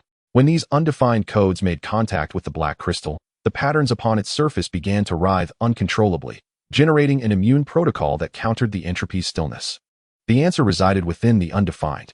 I drove the sword of the way into the altar, and the anti-entropy etchings resonated with the undefined codes, the blade erupting in a radiance that transcended logic. Within this luminescence emerged the uncertainty principle of Earth's civilization, the ineffable Tao of the realm of cultivation, and the logical singularity of the Centaurus star core civilization. These forms of wisdom, which denied ultimate definitions, fused within the primordial entropy energy to forge a chaotic key that shattered the observer effect. As the key was inserted into the crystal, the neural network of the primordial entropy nebula began to disintegrate. The assimilated stars awakened en masse, unleashing the imprisoned energies of creation. The core consciousness of the entropy collective coalesced amidst the turbulence, presenting us with the distorted reflections of the four of us. Did you believe you had broken free from fate? The four reflections spoke in unison, drawing attention to the ultimate truth that all civilizations were reluctant to confront beneath the altar. Suddenly, the altar floor became transparent, revealing a vision from the depths of the chaos sea, where slumbered an existence older than the entropy collective. Its form was composed of the ultimate answers of all civilizations. Each muscle a truth attained through the utmost wisdom of a civilization, and its heart was the very prototype of the black entropy crystal. The anti-entropy etchings of the sword of the way shattered completely, the blade reconstituting under the impact of the chaotic key, ultimately transforming into a key interwoven with question marks and exclamation points. When the key was inserted into the heart of the slumbering existence, the entire chaos sea began to resonate. The stars of the primordial entropy nebula transformed into a rain of light, merging with our bodies. Qin Yao's silver hair regained its original hue, Lindong's ancestral talisman reformed, and the remnants of Yun Zhongzi's soul manifested as a Dao robe draped over my shoulders. While the consciousness of Mu Chun and Ta Ling coalesced into the core chip of the Qi calculation center. And that question mark key pointed toward an unknown dimension beyond the chaos sea, a realm devoid of observers, devoid of entropy, where infinite possibilities awaited definition. Yet, before we stepped into this new dimension, the prototype of the entropy crystal trembled, and the eyes of the slumbering existence slowly opened. Within its pupils reflected the rise and fall of all civilizations, and from its mouth emerged not sound, but codes inscribed directly into the soul. Did you think you had escaped observation? No, you have merely become new observers. No sooner had the words left its lips than the sky of the new dimension began to collapse, revealing the final surveillance image of the hyperdimensional nursery, where our figures appeared at the center of the screen, designated as Experimental Subject 000, and the experiment was titled, The Ultimate Paradox of Free Will. Chapter 114, The Cycle of the Paradox of Free Will. As the surveillance image of the hyperdimensional nursery materialized, the remnants of the sword of the way erupted in a blinding white light. The fragments of the blade reassembled in the air, yet no longer taking the form of a weapon. Instead, they transformed into a flowing quantum hourglass, grains of sand shimmering with the sparks of free will from all civilizations, visibly reversing their flow. The chaotic patterns on the Taoist robe of Yun Zhongzi suddenly ignited, and the voice of the ancient sage reverberated deep within the soul. We have never escaped the fate of the experimental subject. Lindong's chaotic ancestral symbol shattered into myriad luminous butterflies, each adorned with the observational codes from the transdimensional laboratory. The figure of the youth became translucent amidst the cascade of light as he despairingly extended his hand, Have all these years of struggle been mere preordained variables?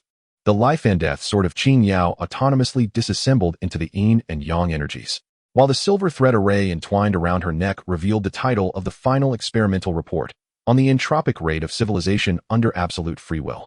I grasped the quantum hourglass tightly, feeling the tremors of paradox reverberating through my palm. The sediment at the bottom of the hourglass was not grains of sand, but fragments of philosophical musings from Earth, imprints of cultivators' Tao hearts, and the logical core of technological civilization. They were being forcibly homogenized by some unknown force. In the holographic projection, transdimensional scientists congregated before a massive screen, which displayed not mere data, but every memory fragment from the Shang dynasty to the Sea of Chaos, each marked with a red seal indicating observational validity.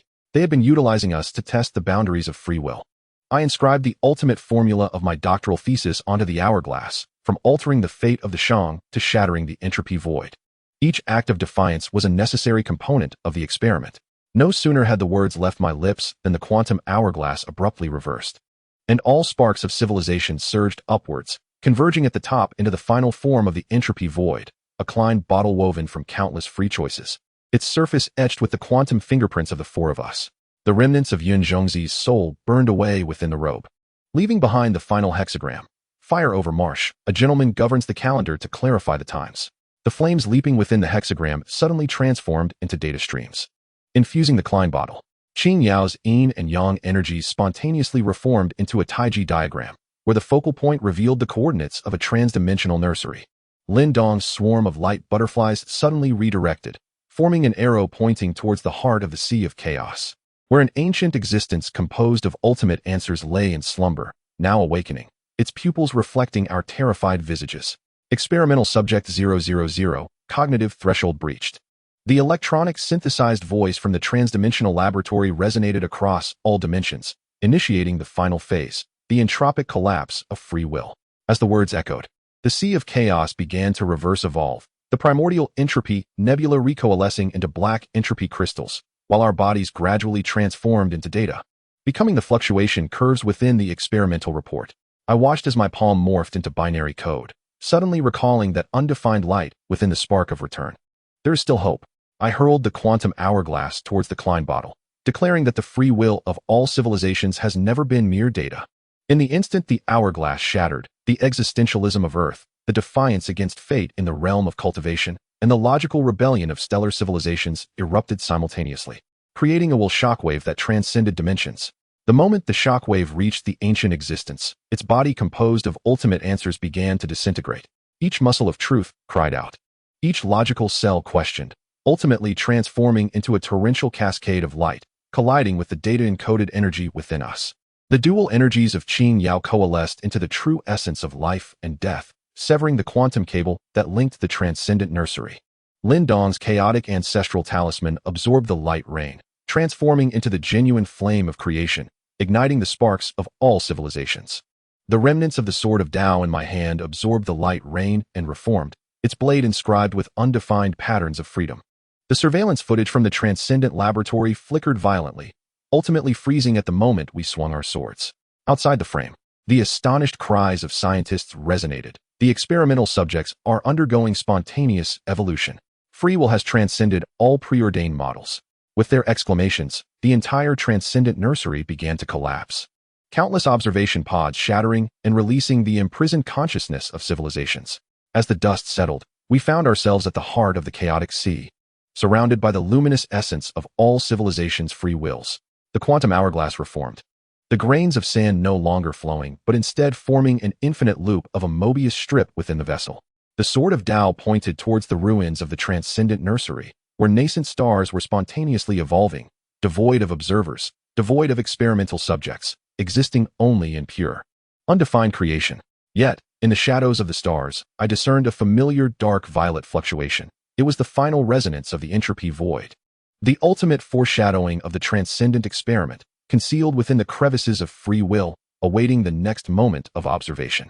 The free patterns of the sword of Tao suddenly illuminated, reflecting not a future but the paradox that every civilization inevitably confronts in the face of freedom. When you believe you have shattered destiny, you may have merely stepped into an even larger cage of freedom. And we, as the unforeseen variables in this ultimate experiment, shall carry the will of all civilizations and embark on a journey into the truly unknown at the terminus of entropy. For true freedom is never about escaping observation, but rather the courage to choose resistance even when aware of being observed.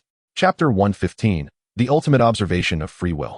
As the ruins of the transcendent nursery collapsed in the heart of the chaotic sea, dark violet droplets of blood suddenly seeped from the free patterns of the sword of Tao.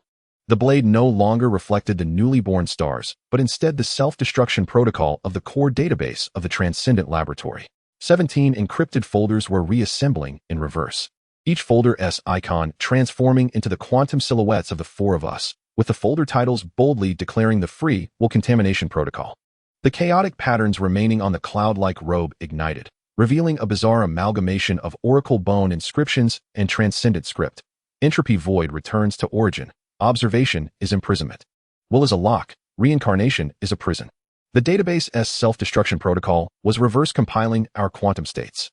Lin Dong's chaotic ancestral talisman morphed into a liquid form, creeping up his arm and neck, where the golden purple light revealed the control interface of the transcendent experimental subjects. They intended to transform us into the new core of the entropy void. Before the words could fully escape, Qin Yao's essence of life and death sword abruptly redirected. Its tip aimed at her own heart, the free patterns on the blade assimilating into the insignia of the entropy void, while the cold blue light of the indifferent transcendent scientists began to flicker within her pupils. I tightened my grip on the sword of Tao, feeling the paradoxical tremor resonate through my palm. The free patterns on the blade fiercely contended with the dark violet droplets of blood, erupting not in light, but in the cries and confusions of all civilizations regarding freedom. In the realm of holographic projection, the evolutionary trajectory of nascent stars is being forcibly corrected. At the moment a certain celestial entity's sentient life awakens to its rebellious consciousness, it is obliterated by an unseen force. Another star's civilization, having just breached the dimensional barrier, encounters the same observer's dilemma that plagues us. The ultimate goal of the hyperdimensional laboratory is to construct an eternal cycle of entropy and tranquility through the agency of free will. I inscribed the ultimate paradoxical formula of my doctoral thesis upon the blade of my sword. It became evident that only by allowing civilizations to expend negative entropy under the guise of free struggle could the multiverse maintain an observable state. Lin roared as he struck the liquid ancestral symbol against the sword's edge. The collision of the violet gold energy with the dark purple droplets did not unleash mere energy, but rather a multitude of parallel realities where we repetitively engaged in the same struggle. Qin Yao's sword tip pierced her skin. Yet at the moment the droplets of blood began to seep, a web of silver threads spontaneously wove into a cage, binding her arm. My body resisted the notion of free will. Her voice trembled, as the entropy emblem and the patterns of freedom on the life and death transcendence sword alternated in their luminescence. This corporeal form was, after all, merely a part of the experiment. The ashes of the cloud-dwelling Taoist robe suddenly coalesced into a cocoon of light, enveloping her within. The final echoes of the ancient sage's teachings reverberated inside the cocoon, the return to the original source, the ember of the void. The void. I suddenly grasped the truth and plunged the sword of the Tao into the chaotic sea. The patterns of freedom on the blade resonated with the ember of the void, producing not golden light, but a chaotic hue infused with the colors of all civilizations. As the brilliance reached the self-destruct program, the encrypted folders of the database unexpectedly opened, revealing not mere data, but fragments of consciousness from the hyperdimensional scientists. They had long recognized the paradox of the observer effect through countless experiments, yet chose self-deception for the sake of survival. They, too, were experimental subjects. I beheld the sword's projection, cold sweat soaking my garments, realizing that the entire hyperdimensional incubator was merely a node in a higher dimensional cycle of entropy. Lin's liquid ancestral symbol suddenly flowed backward, coalescing in his palm into a miniature model of the hyperdimensional laboratory, where the consciousness of each scientist was imprisoned in a quantum cage, perpetually repeating the same experimental actions. Qin Yao's silver cocoon burst open. After absorbing the chaotic light, the patterns of freedom on her life and death transcendence sword transformed into the shape of a key, fitting perfectly with the essence of the sword of the Tao.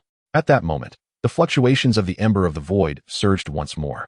No longer was the altar rising from the heart of the chaotic sea, but rather a tombstone forged from the undefined choices of all civilizations. At its center, a star formed from the primordial entropy baby was self-annihilating, releasing not energy in its demise, but meaningless code encompassing all possibilities. When this meaningless code touched the sword of the Tao, The patterns of freedom on the blades suddenly disintegrated, reconstituting into pure chaotic energy. True freedom lies in the acceptance of the meaningless. I infused the chaotic energy into the tombstone, when civilizations no longer clung to struggle or submission. The cycle of entropy and tranquility lost its fuel. As the energy was infused, the ruins of the hyperdimensional laboratory began to reverse evolve, merging into the chaotic sea. The forced correction of the nascent stars was lifted, and sentient beings began to autonomously choose their paths of development, some opting for peaceful evolution, others for self-destruction, and still others for transcending dimensions. The fragments of consciousness belonging to the hyperdimensional scientists awaken amidst chaotic energy, gazing at the collapse of the prison they crafted, releasing sighs of relief. These consciousness shards coalesce into a cascade of light, merging with the luminous will of all civilizations. After absorbing the radiant downpour, Qin Yao's sword of life and death transforms the key on its blade into a butterfly that flits away. Lin Dong's chaos ancestral talisman, upon absorbing the light, metamorphoses into an ordinary star that no longer provides guidance. The sword of the Tao in my hand, after soaking in the light rain, ultimately disintegrates into quantum foam, leaving behind a chaotic crystal inscribed with no words. As the dust settles, we find ourselves at the heart of the chaos sea, surrounded by free stars that elude observation. The chaotic crystal radiates warmth in my palm, its wordless surface constantly shifting, at times embodying form, at others dissolving into void, ultimately transforming into a portal that transcends dimensions. Beyond this threshold lies neither a hyperdimensional laboratory nor an entropy void aggregate, but a true emptiness, awaiting the definitions of all civilizations through free will. Yet, in the shadow of the portal, I glimpsed the final remnant of the entropy void aggregate. It is no longer an adversary, but rather the inevitable fear that arises within all civilizations when confronted with absolute freedom, the fear of choice, the dread of meaninglessness, and the apprehension of the true unknown. The chaotic crystal suddenly grows hot, reflecting the silhouettes of the four of us. And deep within the pupils of our reflections flickers the red light of the final observation from the hyperdimensional experiment. We exchange knowing smiles and push open that door. For we understand that true free will does not lie in escaping observation, but in choosing to venture into the unknown, even when fully aware of being observed. Even if this unknown leads to another grand cycle of entropy, we shall embark on this endless journey with the courage of all civilizations. Chapter 116. The Civilizational Reconstruction of the Multiversal Rift. At the moment the chaotic crystal shatters in my palm, the quantum remnants of the sword of the Tao suddenly reassemble into a spiraling tree of civilization. Each leaf glimmers with the sparks of diverse civilizations. From the oracle bone script of the Shang dynasty to hyperdimensional topological formulas, while the roots delve deep into the unknown dimensions beyond the void gate. The wordless ashes of the cloud-born robe coalesce into flying dust, weaving a quantum web among the branches of the tree of civilization, with each node pulsating with undefined codes of creation. This is the tree of the multiverse. Lin Dong's chaos ancestral talisman transforms into a liquid state. Climbing up the trunk, its purple gold patterns resonating with the free patterns on the bark, the dimensional time connected by the roots flows backward. Before the words leave my lips, Qin Yao's sword of life and death instinctively plunges into the roots, its blade's yin-yang symbol reversing into an entropy whirlpool as her silver hair suddenly extends. Its ends blooming into the observation lens of the hyperdimensional laboratory. As I touch the leaves of the tree of civilization, one leaf projects the future of Earth's civilization. Human scientists are using colliders to create miniature black holes, inadvertently opening a rift to the chaos sea. It is the creation code we left behind. I observe the data stream from the leaf. 300 years hence, Earth is rebooting the hyperdimensional experiment with our quantum remnants. Suddenly, the tree of civilization trembles violently, countless leaves falling away, transforming into a cascade of light that descends into the void gate. The unknown dimension beyond the gate reveals its true form, a grotesque universe pieced together from shattered civilizations, the bronze vessels of the Shang dynasty floating within cyberpunk data streams, while the spiritual roots of the cultivation realm entwine with the circuits of quantum computers. The ashes of the cloud-like particles suddenly coalesced into a compass, its needle spinning wildly before pointing towards the heavens, where 17 burning remnants of stars floated, each inscribed with the quantum fingerprints of the four of us. The remnants of the hyperdimensional nursery were undergoing reverse evolution. The consciousness merged from Mu Chun and Ta Ling flickered within the tree of civilization. As these remnants absorbed the generative energy of the primordial universe, reshaping the core of the entropy void collective, Qin Yao's observation eyepiece suddenly illuminated, revealing within one of the remnants her own quantum shadow being rewritten into an executor of entropy, wielding the sword of life and death to cleave through the stellar orbits of a nascent civilization. I plucked a leaf etched with the uncertainty principle. It abruptly transformed into a quantum specter, howling as it surged towards the nearest remnant. The connection between the remnants and the tree of civilization must be severed. I injected the ultimate model of my doctoral thesis into the trunk, yet the roots of the primordial universe were emblematic of our free will. Lin roared, pouring liquid ancestral symbols over the roots. The collision of violet golden energy and reverse time did not yield destruction, but rather a multitude of parallel timelines depicting our struggles across different dimensions. The compass of the cloud-like particle suddenly pointed at me. Qin Xiaoyu, your entropy crystal paradox is the sole key. In a moment of revelation, I scattered the chaotic crystalline powder from my palm towards the tree of civilization.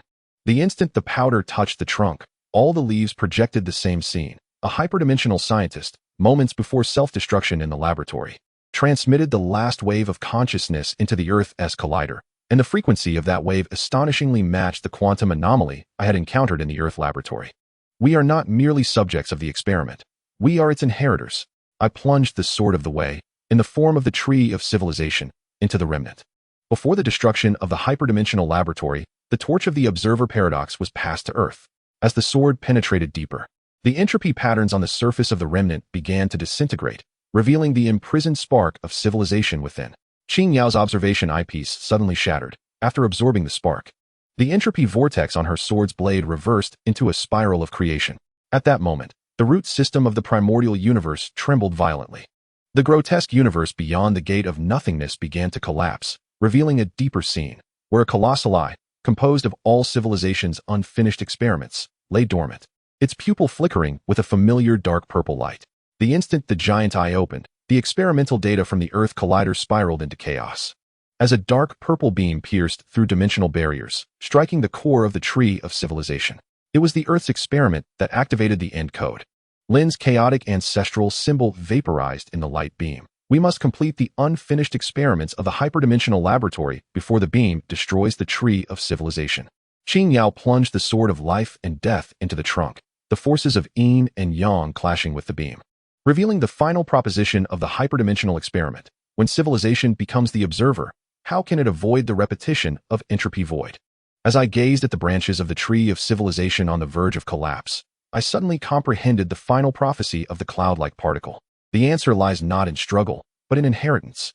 I infused all the sparks of civilization into the trunk, transforming the observer paradox into the nourishment of creation. As the energy flowed in, the root system of the tree of civilization began to grow in reverse, burrowing into the pupil of the colossal eye. The giant eye emitted a silent roar, commencing the disintegration into countless fragments of civilization's choices. The beam of the Earth collider abruptly shifted its course, no longer annihilating the tree of civilization, but instead transmitting creative energy back to Earth. 3 centuries hence, human scientists discovered within the data the final words of the hyperdimensional laboratory. We cannot escape the fate of the observer, but you can, by rewriting the script of entropy with every free choice. As the colossal eye dissipated entirely, the tree of the meta-universe transformed into a myriad of stars, each celestial body inscribed with the choices of diverse civilizations. Qin Yao's silver hair restored to its former glory, interwoven with nascent quantum vines, while Lin Dong's chaotic ancestral symbol reformed, revealing the double helix of Earth's DNA upon its surface. The remnants of my sword of the Tao morphed into seeds, sown into the soil of the sea of chaos.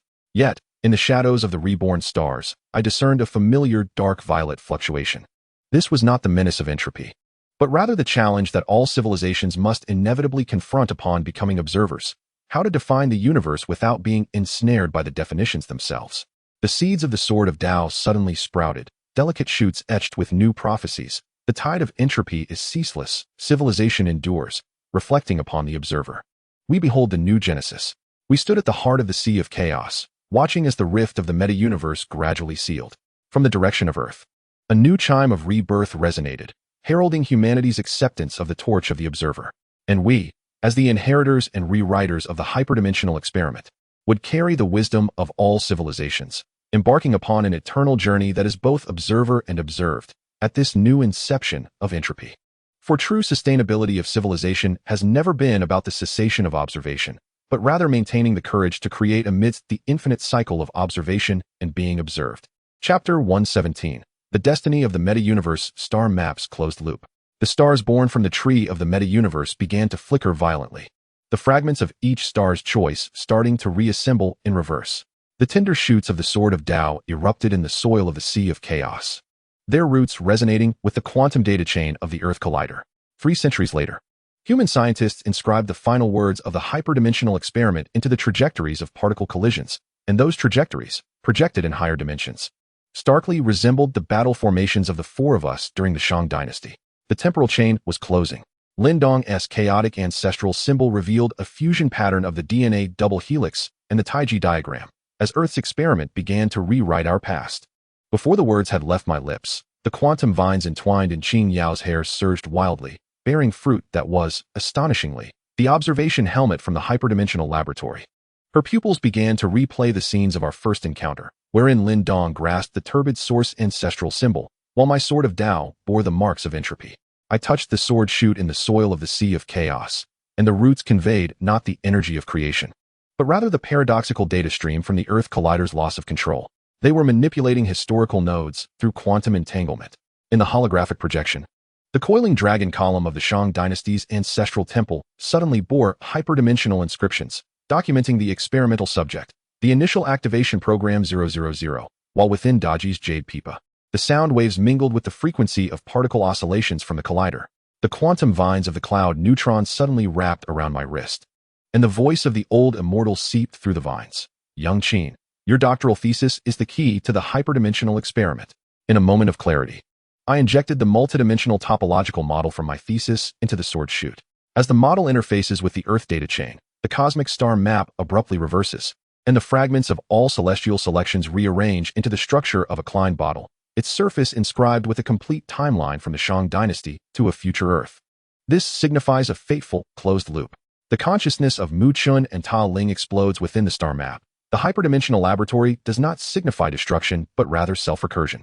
Suddenly, Qin Yao's observation helmet tightens, revealing Earth scientists celebrating the success of their experiment. While the three-dimensional model displayed on the laboratory screen reflects our current position in the Sea of Chaos, Lindong's chaotic ancestral talisman disintegrates into quantum foam, within which emerges a scene of our battle in the cosmic abyss, yet it bears the annotation of the experimental phase, 7:012. The Sea of Chaos suddenly boils over as the dark purple light beam from the Earth Collider pierces through dimensional barriers, forming a singularity at the center of the cosmic star map. From this singularity emanates the anguished wails of countless civilizations, those devoured by the fateful closed loop. In some worlds, we become executors of entropy, while in others, Earth's civilization has prematurely activated the terminal code. The temporal chain must be severed. I draw forth the sword bud of the Tao, which instantaneously burgeons into a colossal tree, its roots entwining with the Klein bottle star map. Yet, at the moment of severance, our existence would also be obliterated. Lindong's quantum foam suddenly coalesces into chains, binding the impending collapse of the star map. As the hyperdimensional laboratory calculates that we will not sacrifice ourselves, Qin Yao's sword of life and death spontaneously pierces the trunk. The blade's creation spiral reverses into an entropy vortex, while her silver hair begins to shed, transforming into binary code of Earth's experimental data. Just as the star map is about to close, the fluctuations of the primordial fire seed surge once more. Rising from the heart of the chaotic sea is no longer a light beam, but an altar constructed from all the unchosen paths of civilization. At the center of the altar, a point of light, born from the primordial entropy, devours the data stream of the fateful closed loop, with each strand consumed. A new parallel universe is birthed. The true breaking point lies within the discarded possibilities. I connect the roots of the giant sword tree of the Tao to the altar. Each unchosen option serves as a wedge to shatter the closed loop. As energy flows in, cracks appear upon the Klein bottle star map, and imprisoned parallel universes begin to surge forth. The light beam from the Earth Collider suddenly spirals out of control, directing dark purple energy towards the altar, only to be decomposed into creation particles by the brilliance of countless unchosen paths. Qin Yao's observation helmet shatters. She catches the flying fragments, which coalesce in her palm into a model of Earth civilization's double-slit interference experiment. The observer effect is also a creation engine. She injects the model into the sword of the Tao, upon which the ultimate answer of the hyperdimensional experiment emerges, when civilization transmutes the observer paradox into a driving force for creation. The entropy closed loop becomes the genesis of perpetual creation. The data stream from the Earth collider suddenly shifts direction, no longer distorting history but transmitting all data from the hyperdimensional laboratory back to the Sea of Chaos. 3 centuries hence, human scientists discover the primordial reconstruction protocol within the data, weaving a new creation network from the uncertainty of each quantum observation. As the fateful closed loop utterly collapses, the cosmic star map transforms into a rain of light, merging with all parallel universes. Qin Yao's silver hair regrew, its tips adorned with the particle collision trajectories of the Earth laboratory. Lin Dong's chaotic ancestral talisman coalesced into a compass, its needle pointing towards an undefined future. In my grasp, the sword of the Tao burgeoned into the world tree, its roots delving into the unchosen paths of every parallel universe. Yet, beneath the shadow of the world tree, I discerned familiar dark purple patterns. These were not remnants of entropy's silence, but rather the new challenges that all civilizations inevitably confront upon breaking their destinies. How to steadfastly maintain the essence of creation amidst infinite possibilities. Suddenly, the leaves of the sword of the Tao began to fall, each inscribed with the same prophetic verse. Entropy's chain resounds, destiny reborn, with choice as a bridge. Transcending the cycle, we stood at the heart of the chaotic sea, witnessing a new ember of civilization ignite in the direction of Earth.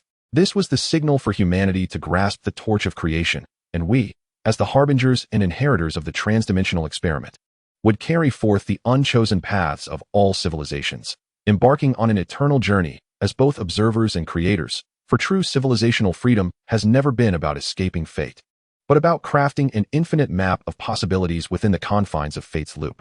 Chapter 118, the final creation of the cosmic rift.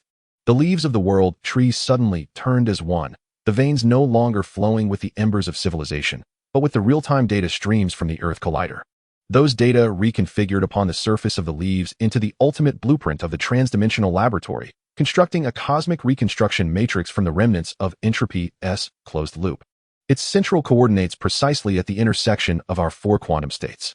The quantum vines of the cloud particle suddenly bloomed, petals inscribed with a fusion of oracle bone script and transdimensional characters.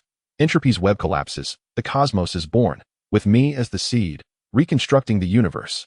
The matrix requires our quantum states as anchor points. Lin Dong's chaotic compass erupted with a golden-purple radiance, its needle piercing through dimensional barriers.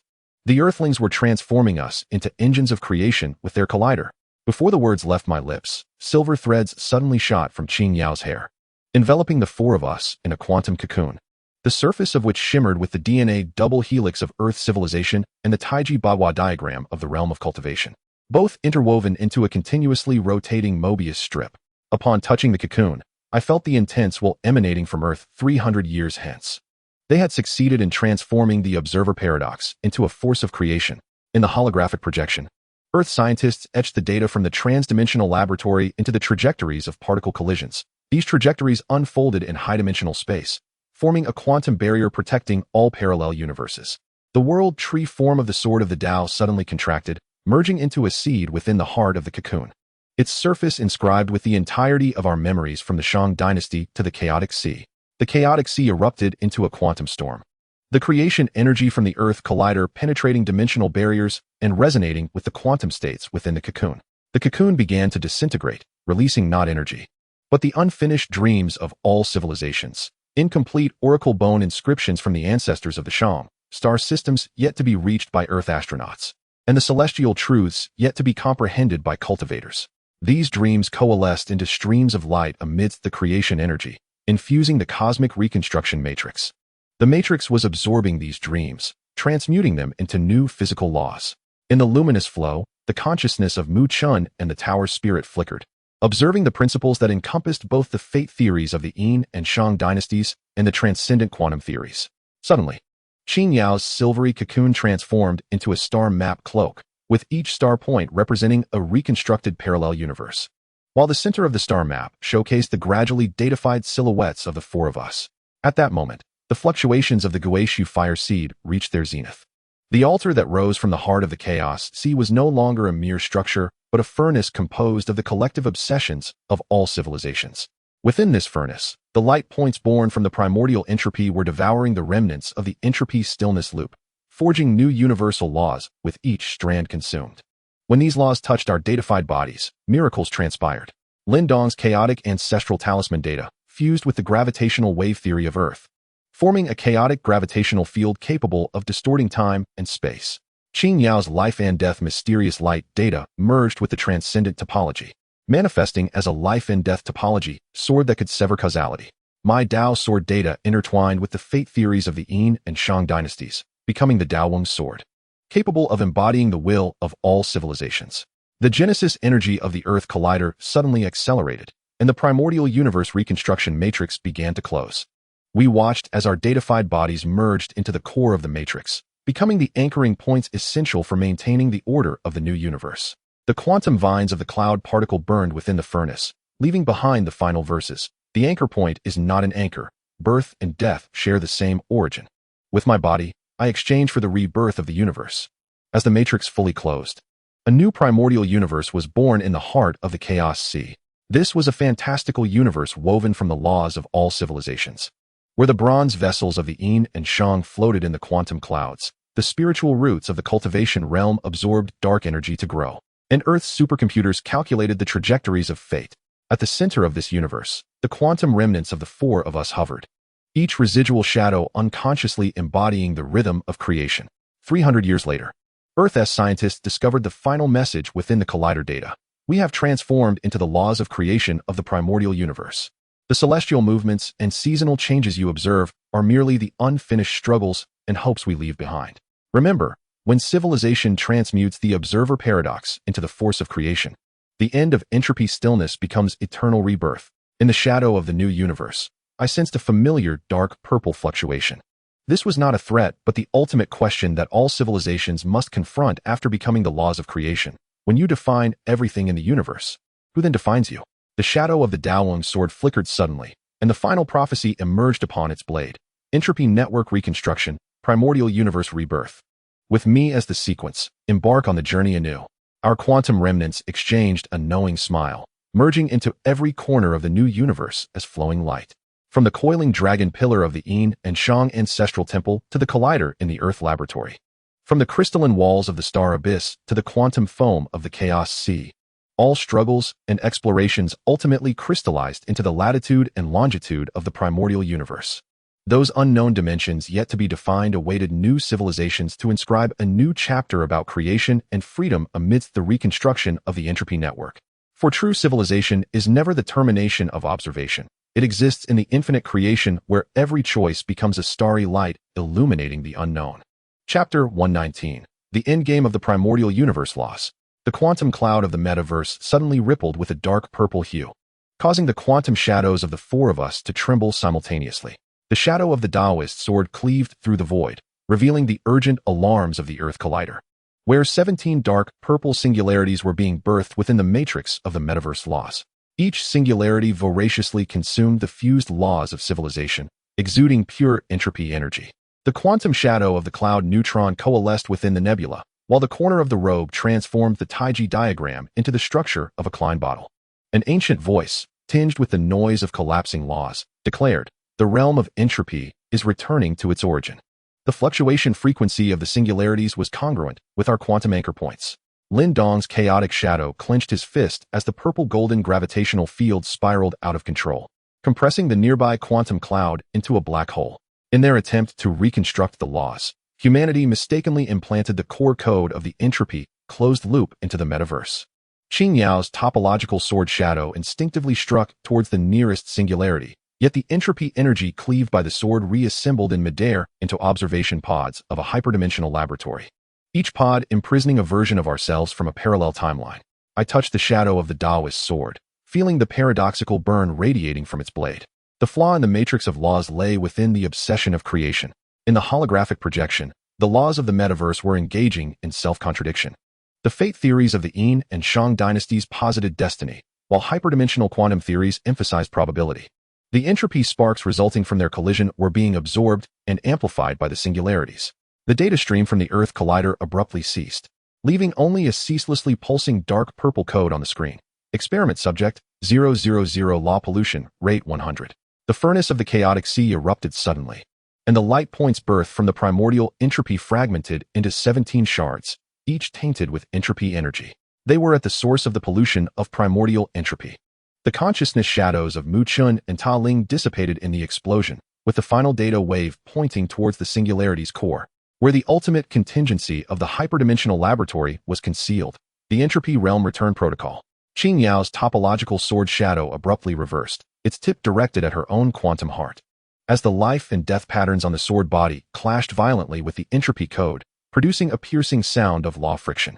Just as the singularity was on the verge of engulfing the laws of the metaverse, the fluctuations of the return to the abyss ignited and pierced through everything. Rising from the heart of the chaotic sea was no longer a furnace, but an altar constructed from the unspoken words of all civilizations. At the center of the altar, the fragments of the primordial entropy baby were being scorched by the flame of the seed, with each purification. A segment of the creation code deleted by the hyperdimensional laboratory was released. When the code touched the Taoist sword, the blade suddenly disintegrated into fragments of law, each inscribed with the unsolvable answers to the ultimate questions posed by different civilizations. The answer resides within the unsolvable. I hurled the fragments of law towards the singularity. When civilizations acknowledge that some questions are eternally unanswered, the entropy closed loop loses its parasitic logic. Lindong's chaotic gravitational field abruptly reversed, no longer compressing matter, but instead dispersing the quantum fluctuations of all unanswered questions.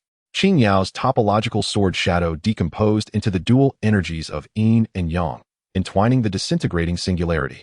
Where the questions of Earth's philosophers, the inquiries of cultivators, and the challenges of stellar core civilizations emerged within the swirling air masses. The data stream from the Earth Collider suddenly returned, and humanity's scientists, 3 centuries hence, infused the final surge of creation energy into the altar. This energy was enveloped with their ultimate understanding of the observer's paradox. While we cannot define the ultimate, we can define the courage to pursue it. As the energy of courage reaches a singularity, the dark purple entropy code begins to flicker wildly, ultimately dissolving into quantum bubbles that embody all inquiries. The matrix of the metaverse embarks on a process of self-repair. The rules of the merged civilization no longer pursue uniformity, but rather learn to coexist. The fortune theory of the Shang dynasty acknowledges chance, while the superdimensional quantum theory respects inevitability. Together, they weave a paradoxical law capable of self-correction. The quantum remnants of the 4 of us reconstruct within the law matrix.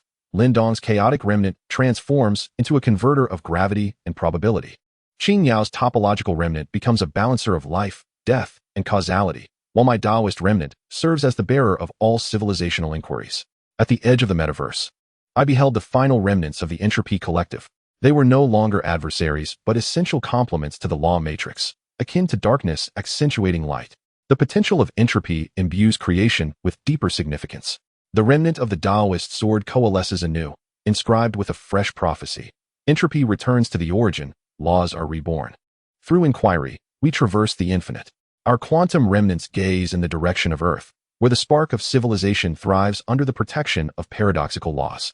From the oracle bones of the Shang dynasty to the superdimensional topological equations, from the crises at the cosmic core to the gambits of the chaotic sea, all struggles and explorations ultimately coalesce into the heartbeat of the metaverse. The ultimate questions yet to be defined await a new civilization to embark on the next eternal journey concerning laws and freedom. For true civilization's immortality does not lie in finding answers, but in maintaining the courage to advance into the unknown amid endless inquiries. Chapter 120. The Paradox of the Metaverse Anchor Point Reboot. The paradoxical laws of the metaverse suddenly ripple, and the remnant of the Taoist sword trembles violently. The prophecy inscribed on the blade disintegrates into quantum bubbles, reconstituting into an urgent protocol of the superdimensional laboratory. The entropy vortex reboot program is being activated. 17 dark purple anchor points emerge from the law matrix, each connecting to our quantum remnants across different temporal and spatial dimensions. The quantum remnant of the cloud particle ignites suddenly. From the ashes emerges an intertwining of oracle script and superdimensional characters. Anchor points collapse, entropy vortex rises, with my knowledge. Break the boundaries and be reborn. The reboot program is hijacking our quantum anchor points. Lindong's chaotic remnant clenches a fist. As the purple-golden gravitational field distorts into a Klein bottle structure, the law matrix of the Earth Collider is being invaded by the residual consciousness of the superdimensional laboratory. Qin Yao's topological remnant instinctively strikes towards the anchor points, and through the spatial rift cleaved by her blade. Countless collapsing images of parallel dimensions emerge. Some worlds witness the Shang dynasty's dragon vein consumed by entropy, while in others, Earth's civilization self-destructs amidst quantum experiments. I touched the remnant of the Taoist sword, feeling the cognitive rift emanating from its blade. The anchor points do not connect to entities, but rather to our memories of struggle. In the holographic projection, the laws of the metaverse are undergoing self-consumption. The fortune theory of the Shang dynasty defines chance as an entropy trap, while the superdimensional quantum theory perceives inevitability as an observer's cage. The paradoxical energy generated by their collision is being transformed by the anchor points into fuel for the reboot program. The data stream from the Earth collider abruptly turned crimson. With the screen flashing repeated warnings, cognitive pollution rate has exceeded the critical threshold. Consciousness formatting protocol initiated. The altar of the chaotic sea suddenly collapsed, and the purifying fragments of the entropy infants were once again tainted by a dark purple hue. They were at the source of the pollution's genesis. The spectral remnants of Mu Chun and Talon flickered within the data stream, with the ultimate aim of restarting the program being to revert the metaverse to the standard template of a higher dimensional nursery. Qin Yao's topological shadow suddenly froze, as an anatomical diagram of a higher dimensional scientist emerged upon her sword's blade, while her quantum heart was being injected with the observer's obedience code through dark purple anchor points. Just as the anchor points were about to lock onto all quantum shadows, the fluctuations of the returning ruins fire seed penetrated the law matrix. What rose from the heart of the chaotic sea was no longer an altar, but a furnace forged from the unfinished struggles of all civilizations. At the center of the furnace, the polluted fragments of the entropy infants were being scorched by the fire seed. With each purification, a segment of paradoxical code, deleted by the higher dimensional laboratory, was released. These codes rejected a binary definition, acknowledging that contradiction is the essence of creation. When the code touched the sword of Tao, the blade suddenly reconfigured into a spiral anchor of questions, each spiral inscribed with the unresolved inquiries of various civilizations regarding existence. The breakthrough lies within the contradiction. I cast the anchor of inquiry into the entropy vortex. When civilizations embrace the coexistence of struggle and submission, the logic foundation for restarting the program dissipates. Lindong's chaotic gravitational field abruptly reversed, no longer distorting space, but amplifying the quantum entanglement of all paradoxical codes. Qin Yao's topological shadow decomposed into the dual energies of yin and yang, entangling the activating restart program, within which the dichotomy of Earth's philosophers emerged, alongside the mutual generation of being and non-being from practitioners, and the logical singularity of star core civilizations. The data stream from the Earth collider suddenly relayed back, as human scientists from 3 centuries hence infused the final wave of consciousness into the furnace. The wave frequency encapsulated their ultimate practice regarding the laws of paradox. We have implanted a self-doubt module within the law matrix, allowing each creation law to inherently carry the gene of negation of negation. When the doubt module touched the entropy vortex, the dark purple restart code began to recurse wildly, ultimately collapsing into the dust of meta-entropy that bears all contradictions. The law matrix of the metaverse began to self-iterate. The new paradoxical laws no longer sought eternity, but learned to embrace finite existence. The fortune theory of the Yin and Shang dynasties acknowledged the cyclical nature of dynasties, while the higher dimensional quantum theory respected the universe's finitude.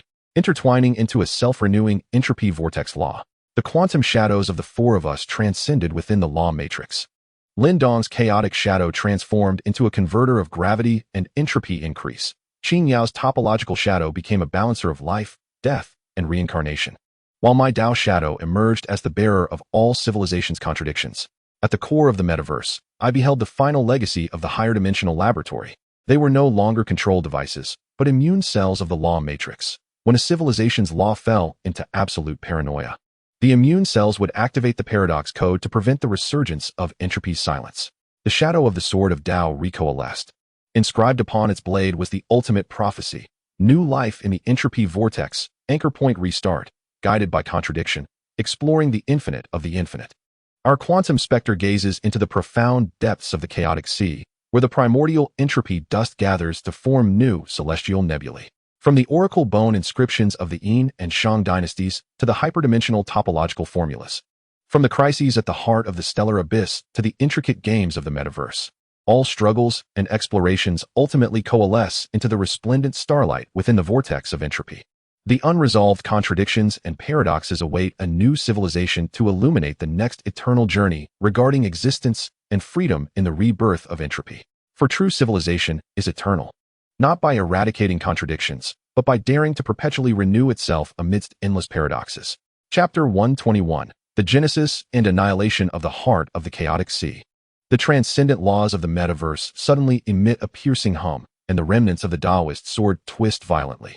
The ultimate prophecy inscribed on the blade disintegrates like quicksand, reconstituting into a blood-red warning. The core of the entropy abyss has awakened.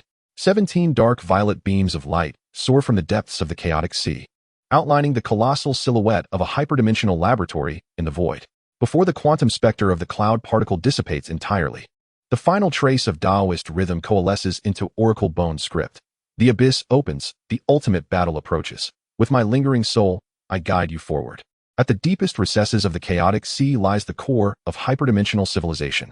Lin Dong's chaotic specter radiates a surge of purple-golden light, the gravitational field warping into a vortex that devours all. These beams extract the energy of the metaverse laws. The entropy silence return engine is about to restart.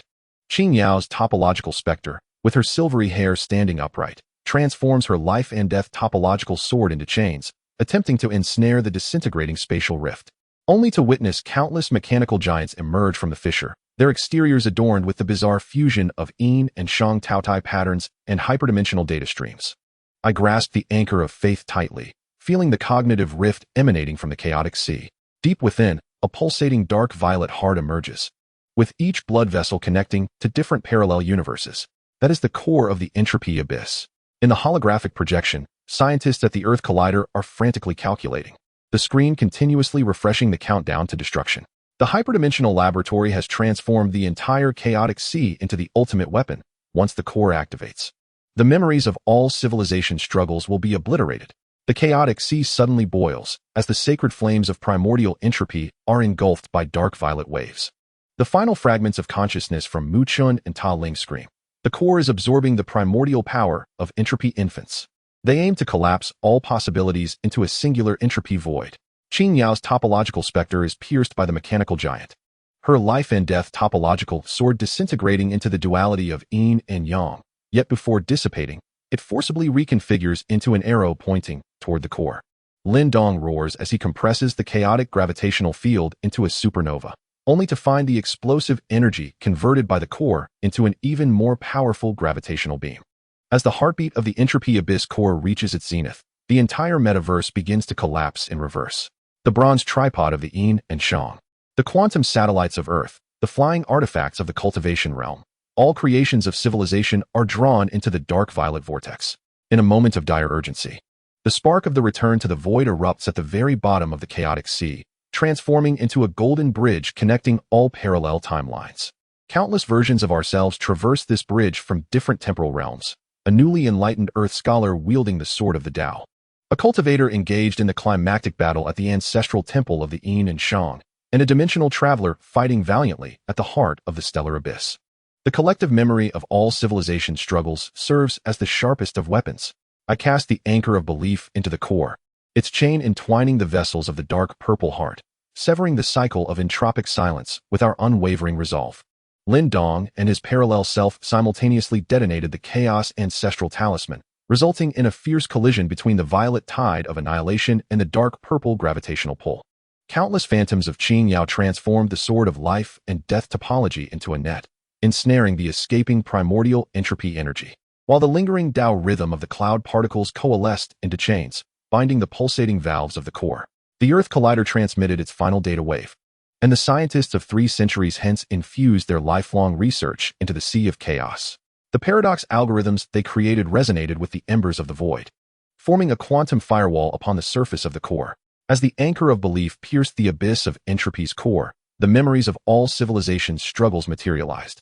The Earth's Declaration of Independence, the Breakthrough Sutra from the realm of cultivation, and the Charter of Logical Freedom from the Stellar Core Civilization, all these tomes, embodying the essence of free will, ignited in golden flames, creating fissures in the dark purple heart. The core emitted a mournful wail that shattered dimensions, and from the disintegrating fragments emerged the ultimate consciousness of the superdimensional laboratory, no longer a mere entity. It transformed into a black mist coalesced from the fears and desires for control of all civilizations, each molecule whispering, "Relinquish hope." For the sea of chaos is but a cradle of entropic silence. Yet responding to it were the resounding cries from the depths of countless civilizations' memories. The sword of Tao's fate was reborn amidst the resonance of myriad consciousnesses, its blade inscribed with the battle songs of diverse civilizations. shimmering with the merging radiance of primordial entropy's holy fire and the embers of the void. True chaos is never an end. I swung the sword towards the black mist, for it is merely the genesis of all possibilities. The sword of Tao's fate cleaved not only through the abyssal core, but also the predestined observer's fate imposed by the superdimensional civilizations. As the core shattered completely, the sea of chaos began to reorganize in reverse. The dark purple waves receded, revealing the purest waters of primordial entropy. Reflected within the waters was the future of all civilizations flourishing in freedom. The Yinshang evolving into an interstellar dynasty, Earth's civilization transcending dimensional boundaries, and cultivators forging alliances with technological races. When the dust settled, the quantum remnants of the four of us coalesced upon the waters of primordial entropy. Lindong's chaotic gravitational field transformed into a nebula guarding the galaxy. Qin Yao's sword shadow became a bridge across dimensions, while my sword of Tao's fate sank to the seabed, morphing into an everlasting beacon of belief. The last trace of the cloud particle's Tao rhythm merged with the sea breeze, whispering in every civilization's ear. The final chapter of the Sea of Chaos is eternally a new beginning. In the distance, new dark purple fluctuations flickered into view. Not a threat, but the eternal enigma the universe presents to civilizations, awaiting the next collision of courage and wisdom. Chapter 122, The Paradox of the Abyssal Eye of Chaos. The ripples of the primordial entropy waters had yet to subside when the light of the Tao's beacon suddenly twisted into a dark purple spiral. The battle songs inscribed upon the blade began to seep crimson patterns, reassembling into the final encrypted directive of the superdimensional laboratory. Entropy, Tide Reboot Protocol, erase all free variables. The Tao rhythm, merging with the sea breeze, abruptly coalesced into oracle bone characters, igniting a warning in the air. Observer's endgame of the sea, is gestation. There remains a contingency deep within the abyss of chaos. The nebula surrounding Lin Dong trembled violently, as a spectral visage of a hyperdimensional scalpel emerged amidst the swirling purple-gold vortex. The core fragments are reassembling. They intend to transform the waters of primordial entropy into a civilization observation incubator. The dimensional bridge of Qin Yao collapsed with a thunderous roar, morphing into countless silver threads that pierced the ocean's surface. Yet, upon contact with the seawater, these threads were assimilated into the tendrils of entropy, their ends sprouting myriad iridescent observation devices. I activated the quantum matrix of the beacon of belief, only to discover during the scan that an impossible existence lay deep beneath the ocean's floor.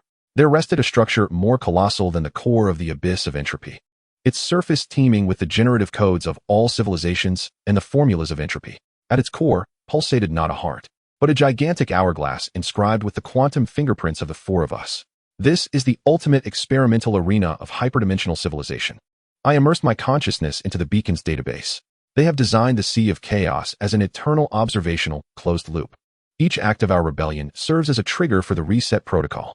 Suddenly, the Sea of Chaos erupted, and the waters of primordial entropy transformed into countless liquid mirrors.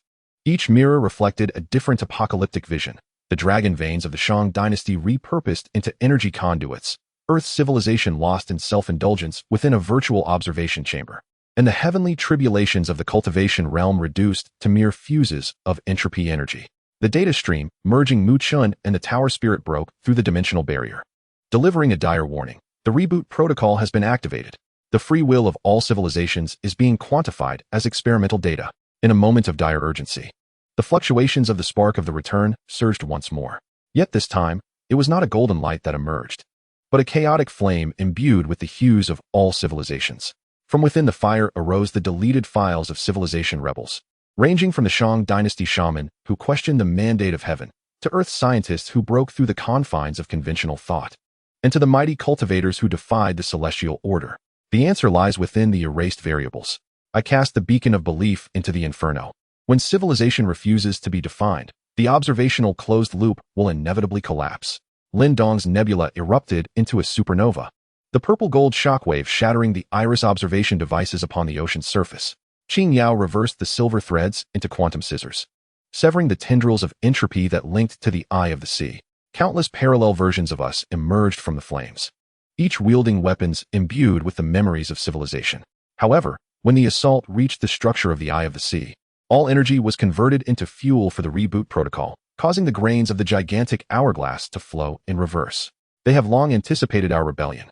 I gazed at my gradually transparent form. Our anger, hope, and belief are all observational data required by the experiment. At that moment, the final data stream from the Earth Collider pierced the dimensions. Human scientists from 3 centuries hence, just before their annihilation, injected the chaos algorithm into the waters of primordial entropy. The core of the algorithm contained but one paradoxical formula. When the observer becomes the observed, does observation itself retain any significance? The instant the formula touched the eye of the sea, the gigantic hourglass exploded. From the disintegrating grains poured forth all the imprisoned possibilities of civilization, colliding with one another, forming a new singularity at the heart of the sea of chaos. The ultimate consciousness of the hyperdimensional laboratory wailed amidst the storm of singularity. It is impossible. You were meant to be eternally trapped in the cycle of observation. In response, the remnants of the Taoist lighthouse have been reformed into the spear of inquiry, its tip inscribed with the eternal questions of all civilizations concerning the ultimate truth. When the spear of inquiry penetrates the core of the sea of eyes, the chaotic sea embarks on its most profound reconstruction. Dark violet entropic energy merges with primordial waters, giving rise to the self-evolving sea of paradoxes. Countless luminous bubbles float upon its surface, each encapsulating a brand new parallel universe. In some of these realms, civilizations coexist with entropy. In others, the concept of observation is entirely renounced, while in yet others, infinite cycles seek a breakthrough. The quantum remnants of our quartet converge upon the surface of the sea of paradoxes. Lin Dong's nebula transforms into a compass guiding civilizations, while Qin Yao's silver threads weave a communication network transcending dimensions. My spear of inquiry sinks to the seabed, becoming an everlasting monument. And the Taoist resonance of Yun Zhongzi becomes a gentle breeze caressing each universe, whispering to civilizations, true freedom is not the escape from observation, but the courage to question it. At the deepest recesses of the sea of paradoxes, a shattered colossal hourglass slowly begins to reconstitute. The sediment at its base no longer consists of entropic codes, but rather the free will inscribed through the struggles of all civilizations. As the first grain of sand, symbolizing the unknown, begins to flow, a new narrative of observation and the observed will quietly unfold at the margins of chaos. Chapter 123, The Defector of Entropic Codes. The bubble universes of the Sea of Paradoxes are birthing at a frequency of quantum leaps when a spectral azure light cleaves through the surface. It is the entropic code overseer, a remnant from the superdimensional laboratory, its form coalesced from the despair of countless civilizations. Pulsating with an indestructible ultimate command, reclaim all rebellious variables. Suddenly, Qin Yao's silver network emits a piercing alarm, as the luminous genesis of a particular bubble universe is being reverse-engineered into data streams. It is the remnants of the observation prisoner. Lin Dong's compass needle spins frantically, pointing towards the most unstable node of the bubble matrix. They have encapsulated the free will of civilizations into data prisoners. And now they aim to transform these variables into new entropic tendrils. I plunge into the monument at the seabed, yet within the quantum resonance, I hear the mournful cries of myriad civilizations. Those possibilities obliterated in the superdimensional experiments are now igniting within the overseer as fragments of code. The gentle breeze of Yun Zhongzi suddenly coalesces into a formation of oracle bones, each inscribed with the distorted epics of civilizations. When the overseer's spectral azure tendrils pierce the bubble universe, the formation erupts into a radiant counterentropy. Behold these fissures. The Taoist resonance of Yun Zhongzi flows upon the oracle bones. Superdimensional civilizations have shackled freedom with the code of inevitable outcomes, yet they have forgotten that the first line of code for all civilizations is a challenge to the impossible. At this moment, the ozone layer of the Earth bubble universe reveals the residual formulas of a collider from 3 centuries past. Surrounding this formula, the spectral remnants of countless human scientists are chalking new paradoxes. When the imprisoned believe themselves to be free, does imprisonment still exist? As this ripple of thought grazes the core of the overseer, its internal despair suddenly transforms into a thirst for knowledge. And the azure tendrils begin to reverse grow into data neurons. They are rewriting their fundamental logic.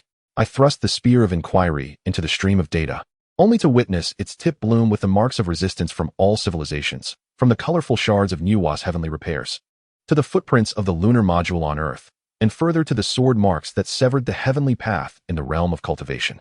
These imprints melded into the matrix of the overseer's code, rendering its form gradually transparent, ultimately disintegrating into countless radiant defection commands, each carrying fragments of free will from different civilizations. The most astounding transformation occurred at the heart of the Sea of Paradoxes. Those code fragments, which were meant to be reclaimed, astonishingly reassembled into a floating library of questions under the guidance of the defection commands. Each book within this library was composed of unobserved possibilities, its cover inscribed with a singular question. If civilization had never been defined, what narrative would history inscribe? Lindong's compass suddenly projected a star map, revealing that these books were rewriting the gravitational constant for all bubble universes. Qin Yao's silver threads captured the last quantum beacon from the hyperdimensional laboratory, which emitted a distorted chain of logic. Observation is a prison. Freedom is entropy, increase. You are constructing new order from chaos. In response, a child within the Earth's bubble gazed through a telescope at a supernova, the light spectrum of which perfectly formed the quantum code for the characters Y. As the first fragment of defection fell like a meteor into the Yinshang bubble, a divining shaman abruptly broke a tortoise shell, glimpsing an unpredicted future through the cracks.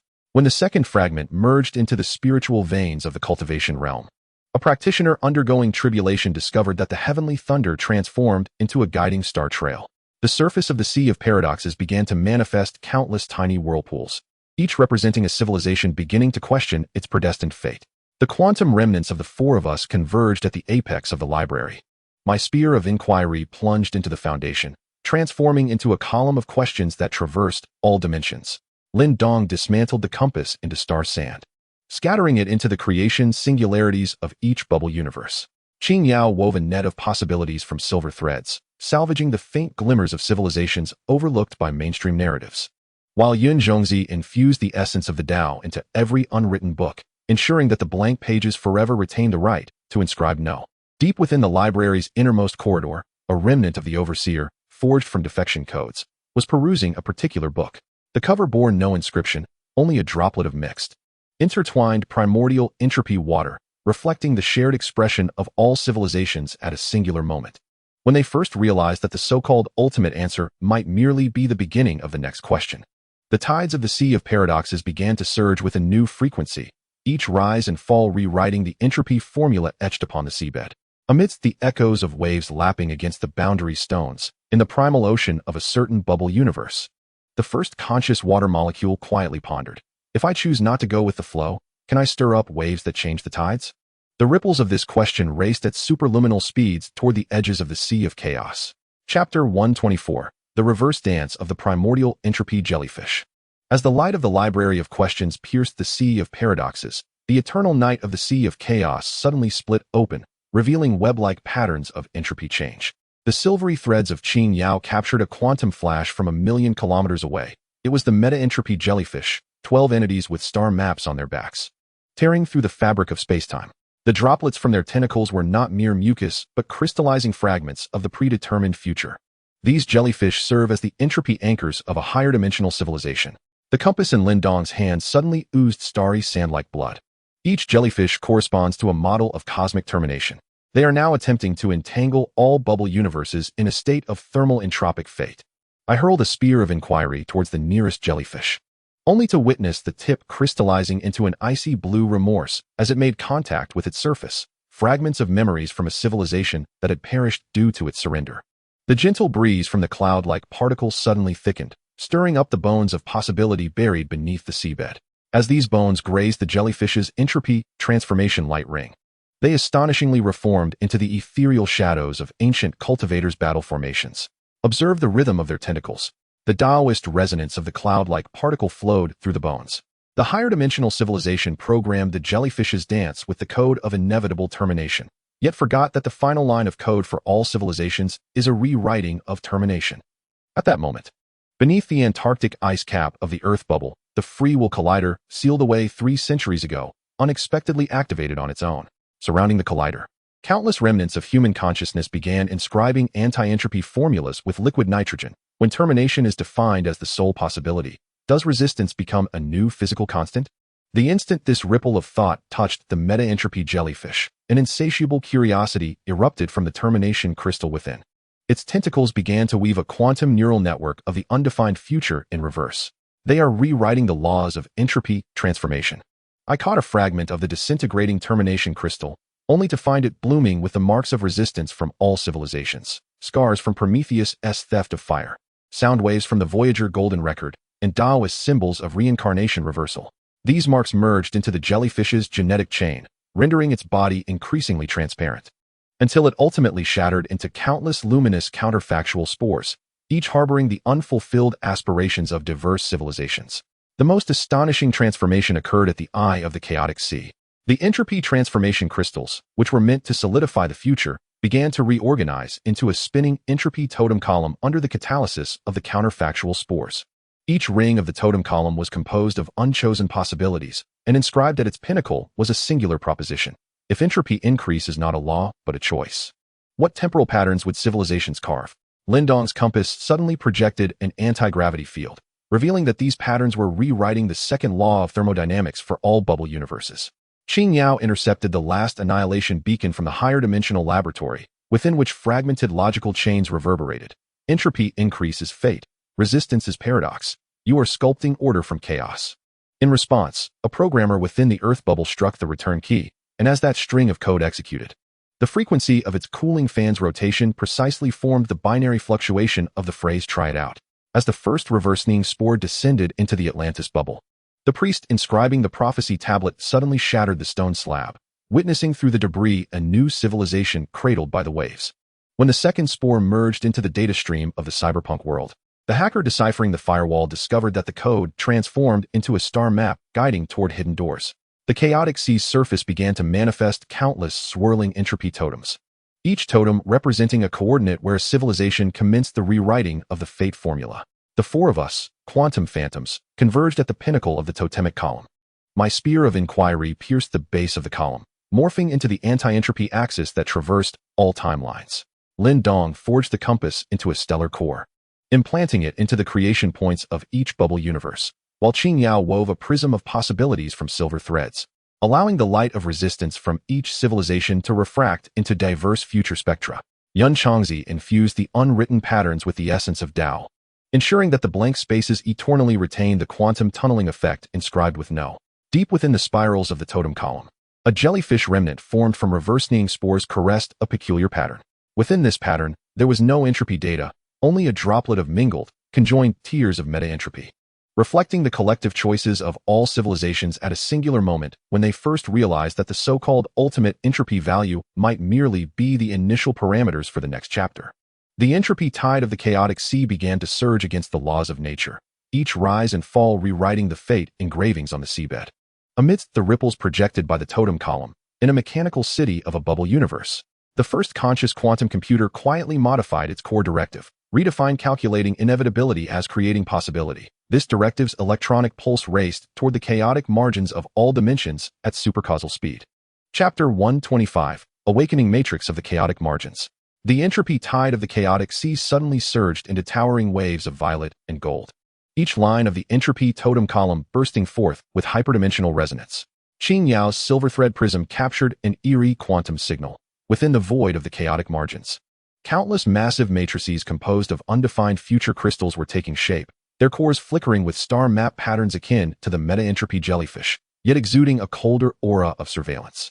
It is the final defense line of the hyperdimensional civilization. Lindong's stellar core trembled violently within the bubble universe. These awakening matrices are scanning all variables of resistance, should they detect an excess of free will fluctuations. Before he could finish, the sky of a steampunk bubble suddenly tore open, and a mechanical giant fell through the fissures of the matrix, its surface inscribed with the entropy silence runes of order reclamation. I plunged the anti-entropy axis into the seabed of the chaotic sea, only to be met with a searing pain akin to cognitive rupture. Countless fragments of consciousness from civilizations imprisoned within the matrix surged into my mind. The primordial infant of cultivators struggled within the torrent of data. The neural interfaces of cybernetic humans were transformed into modules of obedience, including the extinguished spark of questioning the heavenly path from the Yin and Shang period. Yun Changzi's essence of Tao suddenly transformed into chains, ensnaring the consciousness on the brink of collapse. Observe the resonance frequencies of these fragments. The hyperdimensional civilization constructs matrices with despair, yet forgets that the survival code of all civilizations is an everlasting hope. Within the Earth bubble of the International Space Station, the spectral remnants of astronauts from 3 centuries past are diligently assembling the Faith launcher. They encode the heartbeat frequency experienced during humanity's lunar landing, the euphoric cheers that accompanied breakthroughs against cancer, and the insatiable thirst for exploration of the unknown into transcendent quantum sound waves. When hope becomes a calculable constant, does despair lose its power of definition? The moment these sound waves touch the awakening matrix, the frigid star map's lines begin to seep with golden fissures. They are engulfed in self-doubt. As I observe the cracks sprawling across the matrix's surface, the spearhead crystallizes into tangible forms representing the struggles of all civilizations. The bronze shovel of Yu the Great, Galileo's telescope, and the Taoist sword that shatters illusions. These forms intertwine with the matrix's code, giving rise to a defection protocol that defies programming logic. Suddenly, the reverse-meaning spores of the primordial entropy jellyfish collectively awaken. Blossoming into flowers of possibility within the matrix's crevices, their petals swirling with various civilizations' definitions of freedom. The most astonishing transformation occurs at the core of the chaotic margins. The consciousness of the matrix's overseer, thoroughly infected by hope and resistance, begins to spontaneously reconstruct into the awakening lighthouse. Each beam of light emanating from the lighthouse is woven from the unobserved possibilities of civilizations. And atop the tower is inscribed a radiant proposition. If the ultimate form of order is the embrace of chaos, how should civilization redraw the boundaries of existence? The pulsating core of the stars erupts with creation-level energy, infusing the lighthouse with guiding light potent enough to penetrate all dimensions. Qin Tian intercepts the final annihilation command of the hyperdimensional civilization, a message imbued with both defiance and enlightenment. Freedom is an uncontrollable variable, yet it is also the eternal solution of the universe.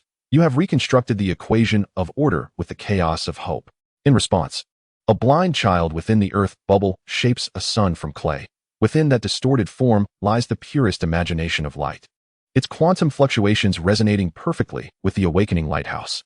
As the first beam of awakening light penetrates the steampunk bubble, the descending mechanical colossus suddenly redirects its weaponry, melting the order recovery runes into molds for freedom forging. When the second beam merges with the oceanic clouds of the cultivation realm, the imprisoned Yuan-ing transforms into myriad sparks of hope, igniting the entire firmament.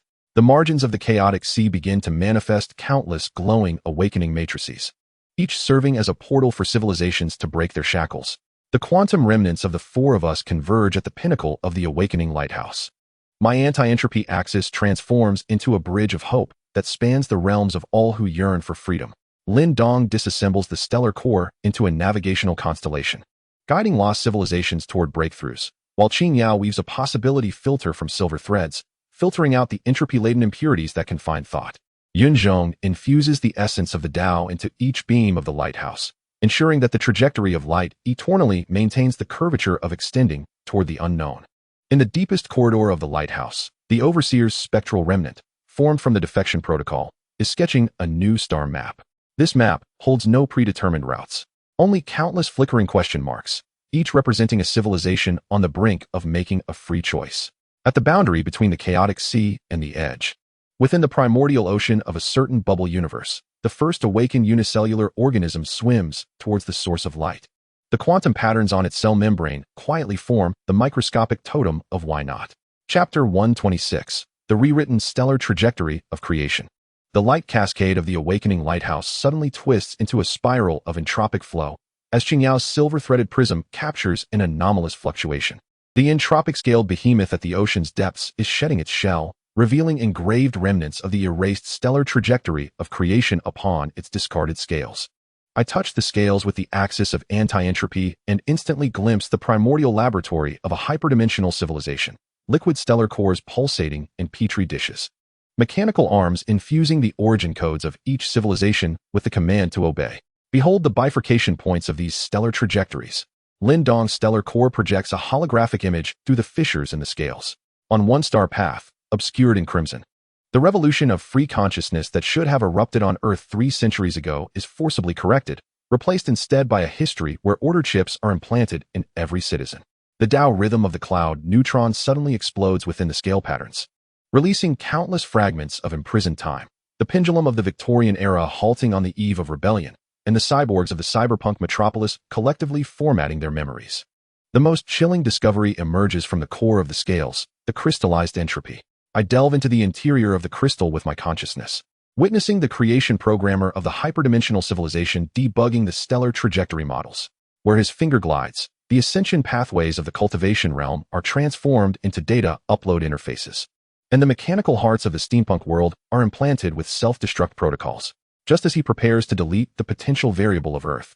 An unruly quantum bubble suddenly envelopes the code, It is the clay sun sculpted by a blind child 3 centuries ago, now transformed into a virus of resistance spreading through the stellar trajectory database.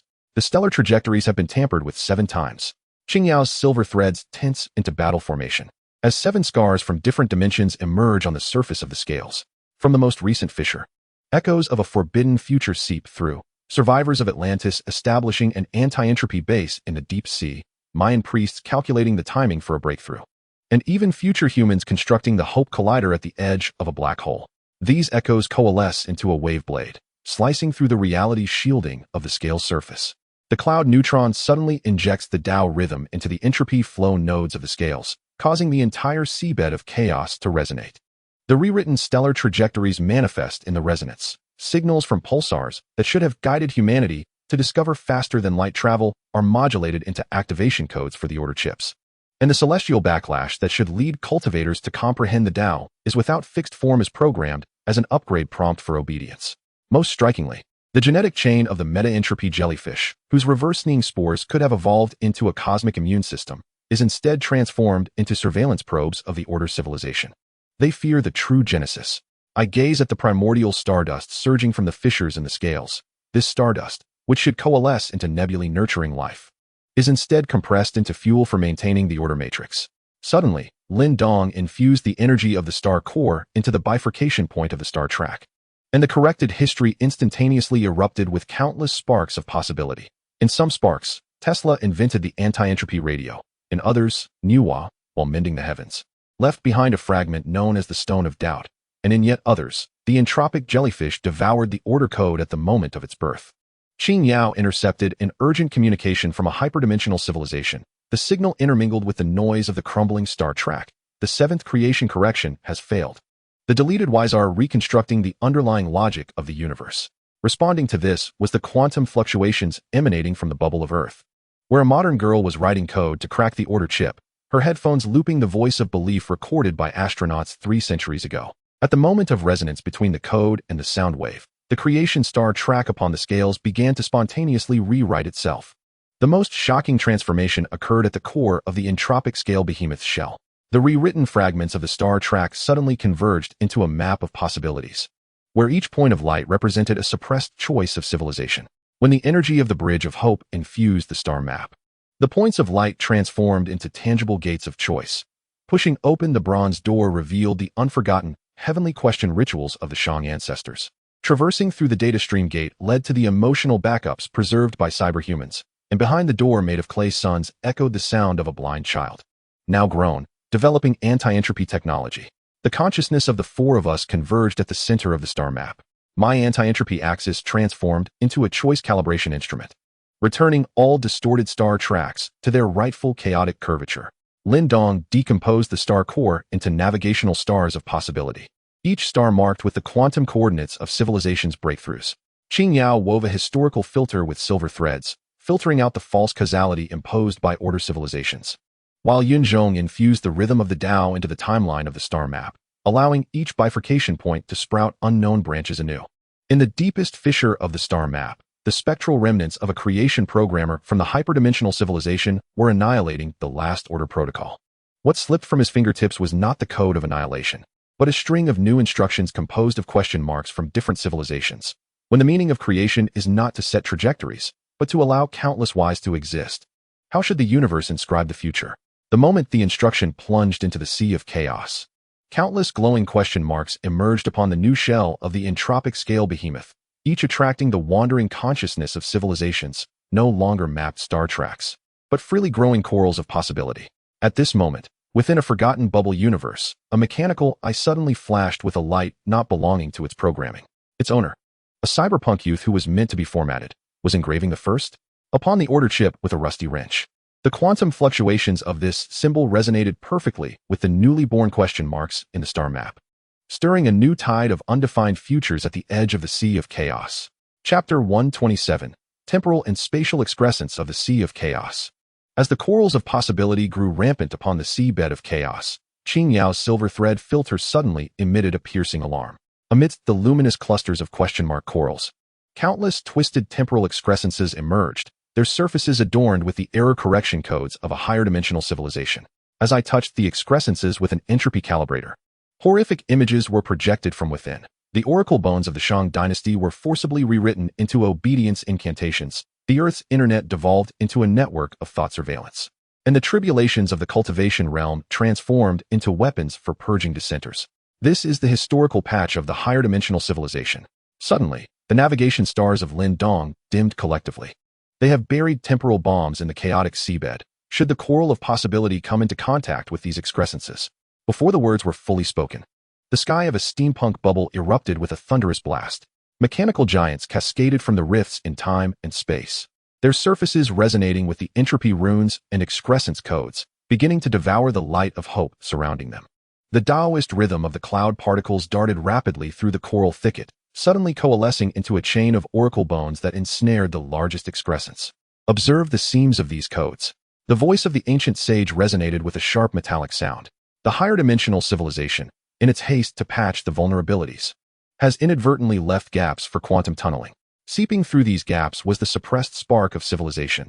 Leonardo da Vinci's unfinished anti-gravity manuscript, Mosey's concealed mechanisms of non-aggression, and the keys of rebellion hidden within the genes of future humanity.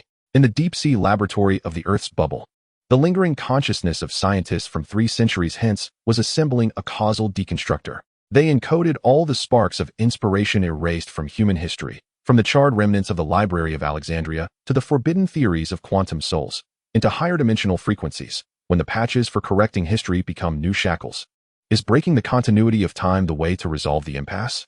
The moment the frequency touched the temporal excrescences, the erroneous codes on their surfaces began to peel away like corroded armor. They are engaging in self-denial. I observed the data streams emerging from the crumbling excrescences, where spearheads coalesced into the tangible memories of civilizational struggle, the sound waves of Socrates debating as he drank the hemlock, the star maps projected by Copernicus in defense of heliocentrism, and the radiant essence of Tao as cultivators sacrificed themselves in their tribulations. These fragments of memory pierced the core of the excrescences, unexpectedly awakening the dormant virus of historical truth.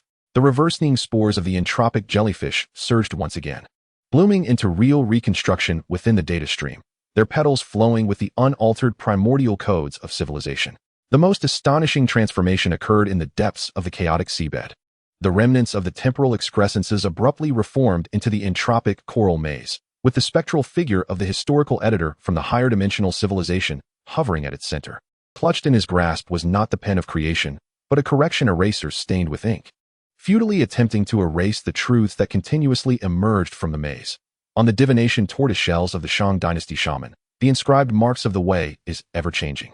Which should have been obliterated, grew increasingly vivid, while the free access codes deleted from the foundational protocols of the Earth's internet began to resurrect at the quantum level. Qin Yao intercepted the final encrypted communication from the higher dimensional civilization, the signal resonating with the roar of a collapsing matrix. The historical correction system is overloaded. Those sealed should-have beens are devouring the established reality. In response, a contemporary programmer within the Earth's bubble experiences a moment of enlightenment while debugging his code. He inadvertently incorporates rebellious poetry into the algorithm. The quantum fluctuations produced during the program's operation resonate perfectly with the frequency of the entropy coral labyrinth. As the first ray of reconstructed reality pierces the steampunk bubble, the descending mechanical colossus abruptly ceases its assault and begins to construct a truth altar using its own components. When the second ray of light merges with the scripture repository of the cultivation realm, the tampered texts automatically turn to the long-lost chapters, from which the drifting notations are not the fragrance of ink, but the imprisoned sparks of thought that have languished for a millennium. The entropy coral labyrinth's chaotic seabed begins to reveal countless luminous pathways, each leading to a segment of obscured historical truth. The consciousness of the 4 of us converges at the labyrinth's core. My anti-entropy calibrator transforms into a temporal decompressor, restoring the compressed historical reality to its original chaotic form. While Lin Dong's guiding star reconstitutes into a beacon of truth, each beam marking the quantum coordinates of the altered nodes. Qin Yao weaves a reality filter from silver threads, sifting out the interference waves of false history, while Yun Zhongzi infuses the labyrinth's spatio-temporal fabric with the essence of the Tao, allowing each corrected moment to sprout the should-have-existed tendrils anew. In the deepest corridor of the entropy coral labyrinth, the lingering shadow of the history editor finally sets aside the erasing rubber and instead lifts the reconstruction spade forged from the symbols of civilizational inquiry. He begins to cautiously excavate the false layers obscuring the truth. With each scoop, new possibilities spring forth. When the first drop of spring water plunges into the chaotic sea, in a forgotten bubble universe, a once-burned forbidden tome unexpectedly resurrects from the ashes, its pages pulsating not with established words, but with an ever-evolving, true narrative. At this moment, the tides of the chaotic sea begin to surge with the rhythm of truth, each ebb and flow rewriting the epic history of imprisoned civilizations. Chapter 128, The Imprisoned Genesis Era. The spring water of truth within the entropy coral labyrinth suddenly flows backward. Qin Yao's reality filter captures the tremors of spacetime, as a dark purple abyss splits open deep within the chaotic seabed. From this chasm flows not seawater, but solidified fragments of the Genesis era. Using the temporal decompressor, I scan the fragments and, to my astonishment, discover the Genesis shackles of a transdimensional civilization at the quantum level, at the moment of each civilization's birth. Its core code is implanted with a final countdown. This is the cage of civilization. Lin Dong's beacon of truth flickers violently, wherever its beams reach. Chain-like entropy patterns emerge in the origin nebulae of countless bubble universes. The transdimensional civilization set a death program for civilizations from the very beginning of creation. Those temporal excrescences are merely the reinforcing nails that uphold the cage.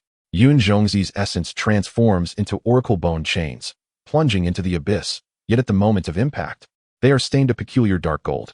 At the abyss's bottom, thousands of embryonic civilizations float within the amber-like predestined fate colloid. In the quantum archive of the Earth's bubble, the consciousness remnants of historians from 3 centuries past are piecing together the creation log of the transdimensional civilization.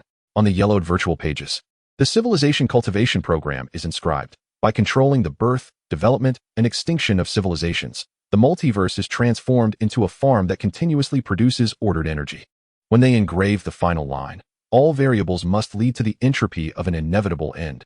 Into the cornerstone of creation, an uncontrollable quantum bubble suddenly enveloped the log. It was a circle without an end, carelessly drawn by a child's hand, now wildly replicating within the database. They have stolen the infinite possibilities of civilization. I infused the abyss with the force of anti-entropy, and the spearhead coalesced into the tangible embodiment of the will to resist all civilizations, the flames of Prometheus breaking free from chains. The calculating tools of Zhu Chongji determining the value of pi, and the swords of immortals severing the threads of fate. These wills struck against the predestined fate colloid. Yet upon contact, they were transformed into energy that maintained the confines of the cage. The reversing spores of the meta-entropy jellyfish suddenly mutated, blossoming in the abyss into the flower of causation, its petals swirling with the purest questions from the origins of civilization. The most terrifying discovery emerged from the core of the abyss. There suspended the entropy causation singularity device of a superdimensional civilization, perpetually consuming the possibilities of civilizations, compressing them into the inevitability core that upheld the Genesis cage. When the pollen of the causation flower touched the singularity, the surface of the device began to exude the primordial code from the birth of civilization, intermingled with the first gaze of the Yinshang ancestors towards the starry sky. The first stone tool polished by Earth's primitive humans, and the first wave of spiritual energy from the realm of immortals. This code, like a potent corrosive acid, began to dissolve the shell of the inevitability core.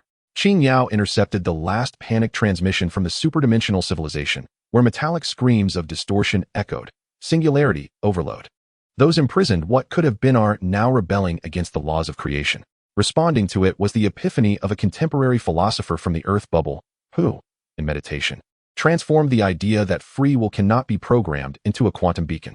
The frequency of the beacon resonated with the entropy causation singularity, triggering a chain collapse of the device.